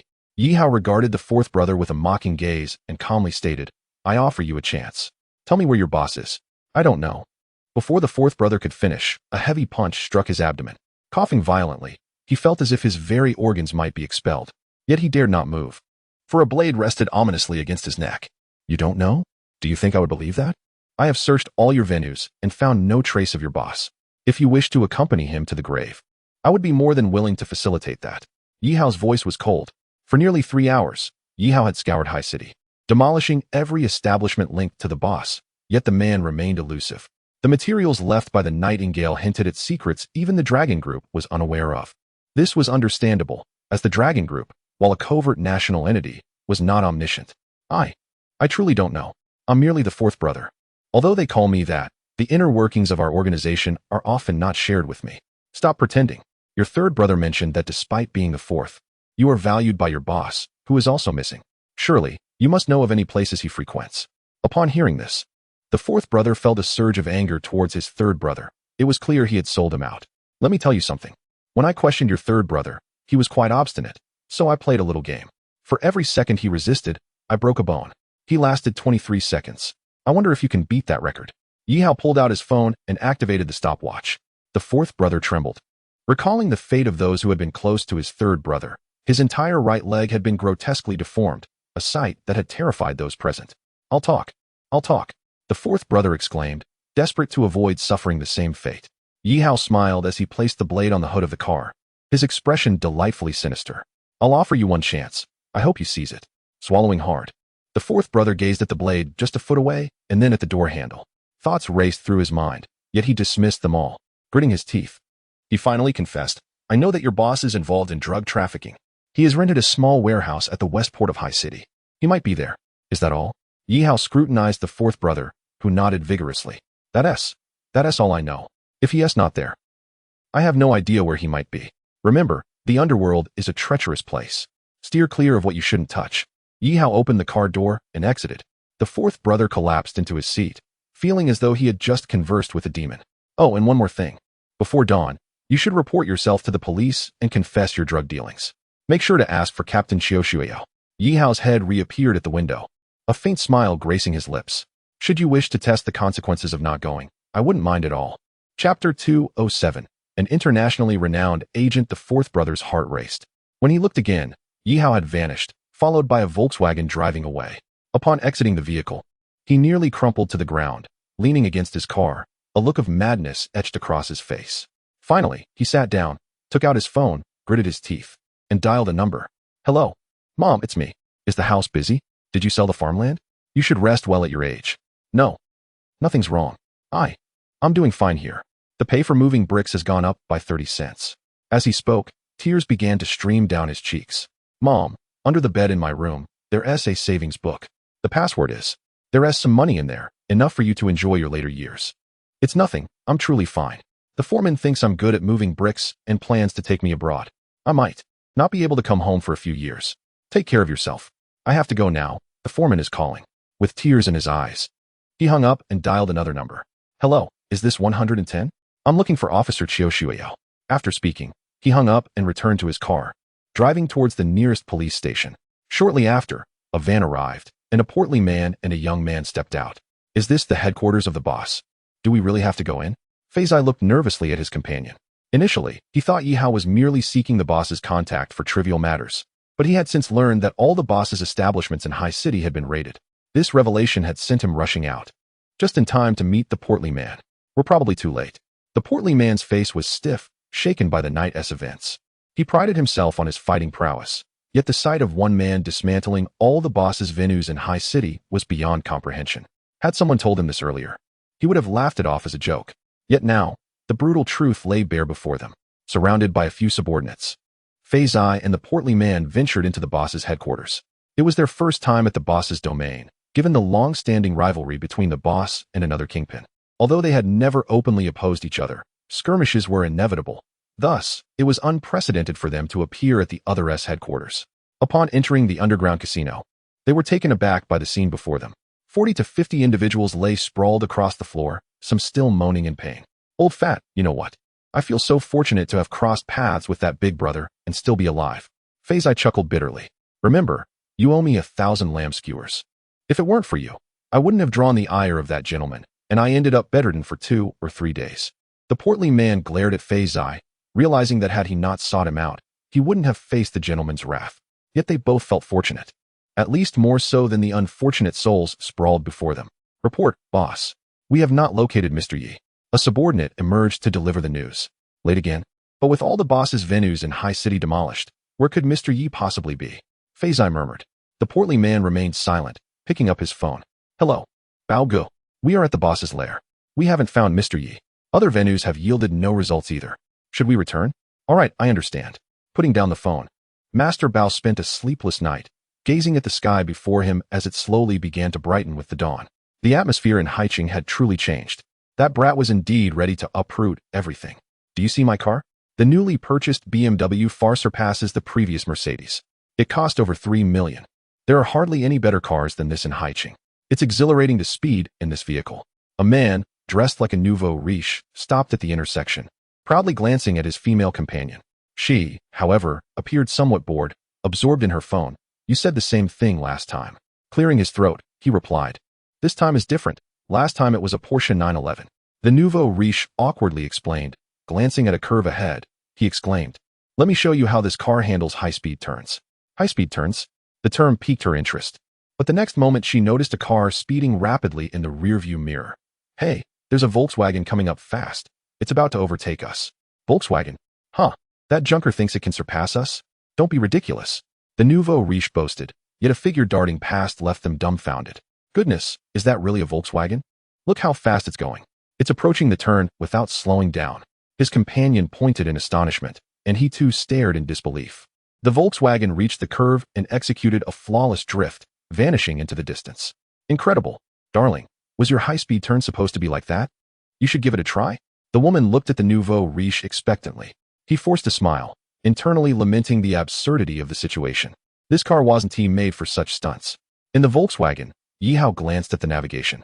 He was about 20 minutes away from the Westport dock in Haicheng. The sky had begun to brighten, with less than half an hour remaining until dawn. Ding ding ding. At that moment, Yihao's phone rang. He picked up a wireless earbud and inserted it into his ear. Hello. It was a voice speaking in English. Mr. Bird, what prompted you to contact me? Our previous collaboration has concluded. Yihao recognized the voice. It belonged to a foreigner he had previously engaged. If outsiders knew he was currently on the line with the world-renowned agent, Caesar Bird, they would be astonished. This agent was not merely a celebrity manager, but a facilitator for various matters. He had retired years ago, but recent rumors suggested his son had gone missing. While in the hospital, Yihao had a sudden inspiration. He connected to his computer at home, which was running 24/7, and successfully located the address of Mr. Bird's son. Yihao sent this address to Bird and requested that he facilitate the purchase of shares in Haicheng People's Hospital using the funds Yihao provided. For a professional agent, this was a trivial task, especially since Yihao had also found information regarding Bird's son. Consequently, Bird accomplished the task in mere hours, something that might take others half a month. However, receiving a call from him now caught Yihao off guard. I have a friend who wishes to enlist your help. Chapter 208. Westport Dock in Haicheng. Yihao frowned, speaking sternly. Mr. Bird, do you recall what you promised me during our previous collaboration? Sir, it wasn't my intention to reveal your information. My friend possesses significant influence in this matter and, by coincidence, learned that I found my son. He also seeks someone and hopes you. Of course, if you're unwilling. Bird's voice was tinged with urgency, as if fearing to upset the person on the other end of the line. Yihao replied coldly, I assisted you for my own purposes. You should be aware that I am not a selfless benefactor. It would be best if you refrain from calling me again, as I still hope for future cooperation with you, Mr. Bird. Yes. The call was swiftly terminated. Yihao felt no remorse for his cold demeanor. He never considered himself a good person. He might perform kind acts when it suited him. But he was well aware that the world was rife with malevolence and those in need. He could not afford to abandon his own affairs to assist others. He was not that altruistic. In the gentle morning light, the Volkswagen stopped at a small warehouse at the Westport dock in Haicheng. He stepped out of the car, observing the tightly shut warehouse door, and walked over. According to the informant, this warehouse had no other exits for safety and concealment, not even a window. It appeared that this master chicken was unusually cautious in his operations. Thus, Yihao could only enter through the main door. He pushed the door open and stepped inside. The warehouse was fairly spacious, roughly the size of half a football field, with 2 floors and iron staircases affixed to the sidewalls. The lights inside were on, and Yihao spotted dozens of men in black standing in the open area. Yue, it seemed the Yi family was aware of Master Chicken's drug dealings. Clap, clap, clap. Applause echoed from the upper floor as Master Chicken slowly descended, leaning on the railing. Yihao, to be honest, your recent actions have raised many questions in my mind. A man who could wipe out all my operations in Haicheng overnight. Why would the Yi family forsake you? Yihao replied indifferently. The Yi family did not forsake me. I left them. Left? That, too, intrigues me. The Yi family is one of the prominent families in Jiangnan province. Even as an illegitimate child, if you complied, they could offer you so much. Power? Wealth? These are things I have struggled my entire life to attain. Master Chicken's voice was tinged with age and nostalgia. What you've attained? A dog's life? Yihao chuckled lightly. Did you toil your whole life just to be a dog? The warehouse fell into an eerie silence. What of being a dog? If a dog can stand above most people, what is wrong with being a dog? Master Chicken laughed heartily, raising a finger at Yihao. We were originally on course for a peaceful coexistence, but why did you kill my brother? He deserved it, Yihao stated calmly. Deserved it? Just for a handful of worthless lives? I'll tell you, I lose hundreds like that every year. Master Chicken's words were somewhat deranged. Then you should also be killed. Kill me? Very well. Tonight I shall see who kills whom. Bring me this brat's head. A murderous glint flashed in Master Chicken's eyes. The dozens of men from the Yi family sprang into action, with several drawing rifles and firing at Yihao, while others brandished various close combat weapons, attacking from the sides. True to the Yi family's reputation, their movements were swift and decisive. Yihao dodged the rifle fire, taking cover behind a metal container as the gunfire continued, bullets striking his shelter. The sound of footsteps indicated that the armed men were closing in from both sides. Yihao, today I shall witness your prowess. The voice of Master Ji echoed from a distance, imbued with excitement and a hint of bloodlust. System task: eliminate the 16 foes before you. Kill within 20 minutes for a reward of 10 skill points. Kill within 15 minutes for a reward of 20 skill points. Kill within 10 minutes for a reward of 30 skill points. Kill within 5 minutes for a reward of 40 skill points. At that moment, the system task appeared. 5 minutes for 40 skill points. Yihao felt an overwhelming urge to exchange for combat skills, especially with the loan system in place. Completing the task would not be a loss. However, reason cautioned Yihao against recklessness. If an unforeseen circumstance arose and the loan could not be repaid in time, the consequences would be dire. Moreover, the situation at hand was perilous. The enemy wielded rifles, and although he had managed to evade their gunfire due to cover, once those armed surged forward, coupled with distant rifle support, even one with the physique of a warrior like Yihao would find it challenging. It seemed Master Ji had anticipated Yihao's arrival and was waiting for him here. Since he was waiting, Yihao could not afford to be timid. System: exchange for basic speed enhancement. Exchanging for basic speed enhancement.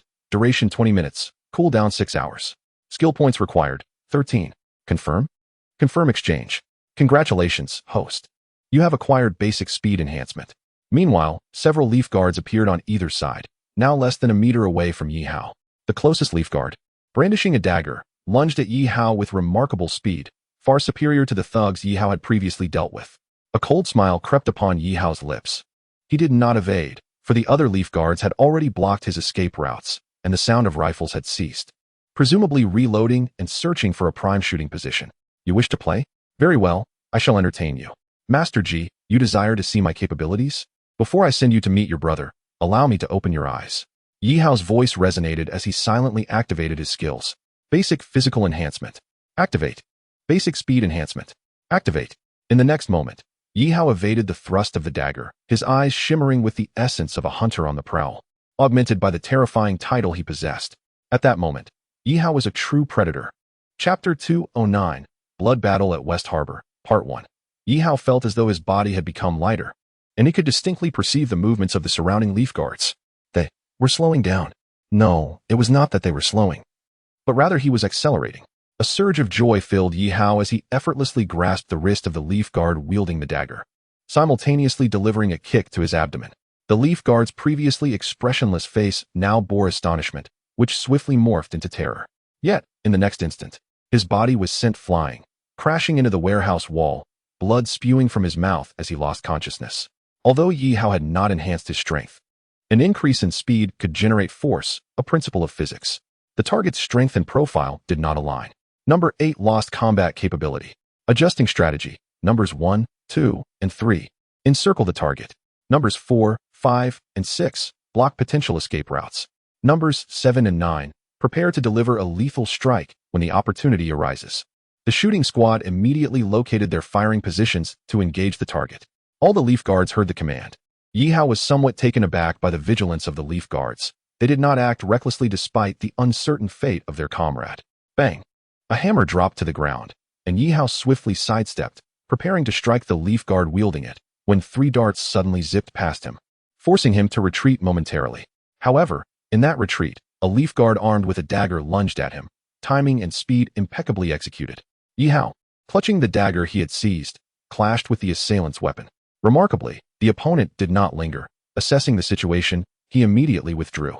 Thus, Yi Hao engaged in a skirmish for nearly half a minute, leveraging his speed advantage, yet neither side could gain the upper hand. Yi Hao was acutely aware that the longer he delayed, the greater his predicament would become. His enhancement skills could only last 20 minutes. Should he fail to breach their encirclement within that time, he would become akin to a deflated balloon, susceptible to slaughter. After evading 2 leaf guards' ambush and several thrown darts, Yi Hao's eyes narrowed as he spotted an opening. He slightly bent his body, and in the next moment, he propelled himself towards the immobile leaf guard with the hammer. One person. If he could eliminate one more, their encirclement would reveal even more vulnerabilities. Number 2, retreat.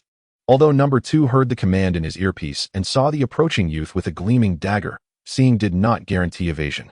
Just as despair crept over Number 2, a dull gunshot reverberated from afar, just as Yi Hao believed he was about to succeed.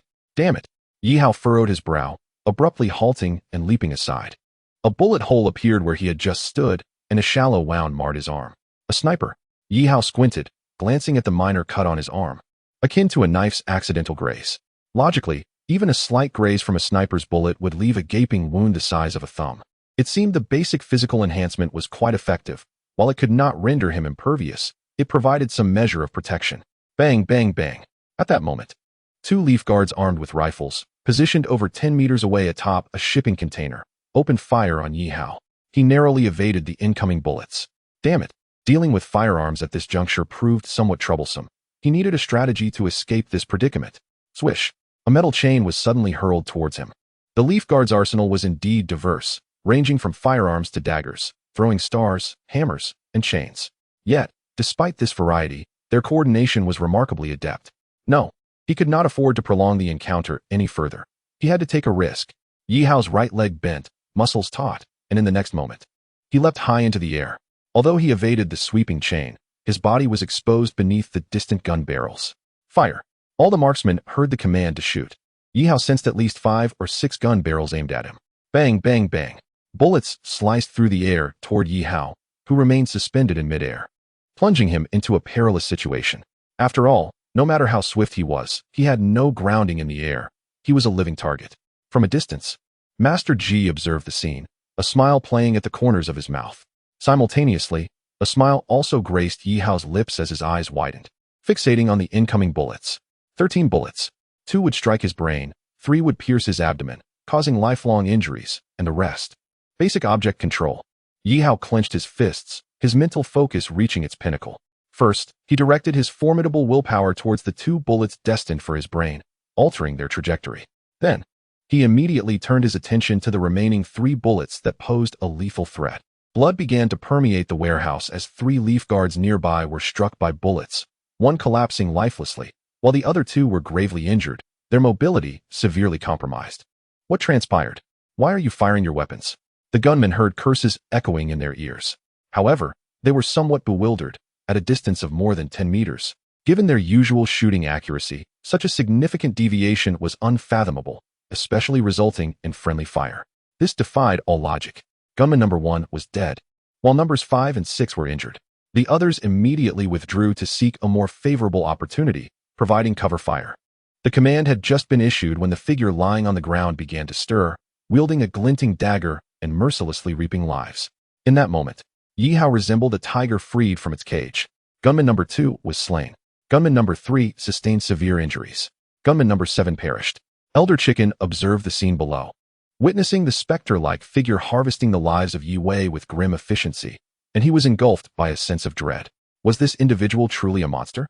Sniper switched to grenade launchers. While Yihao continued to engage in combat, he deftly evaded the oncoming rifle bullets, simultaneously claiming the lives of the Yi Wei operatives. Once they lost the advantage of flanking and teamwork, Yihao's speed alone was sufficient to dispatch them. Yet, a sense of impending danger surged within him. With a deafening roar, a gunshot unlike any sniper or rifle echoed through the area where Yihao battled the Yi Wei. It was as if a rain of grenades had descended. Those who had merely been injured moments before were instantly obliterated by dark spherical projectiles, leaving behind gaping wounds and mutilated bodies. The immense power of the explosion sent a cloud of dust billowing into the air.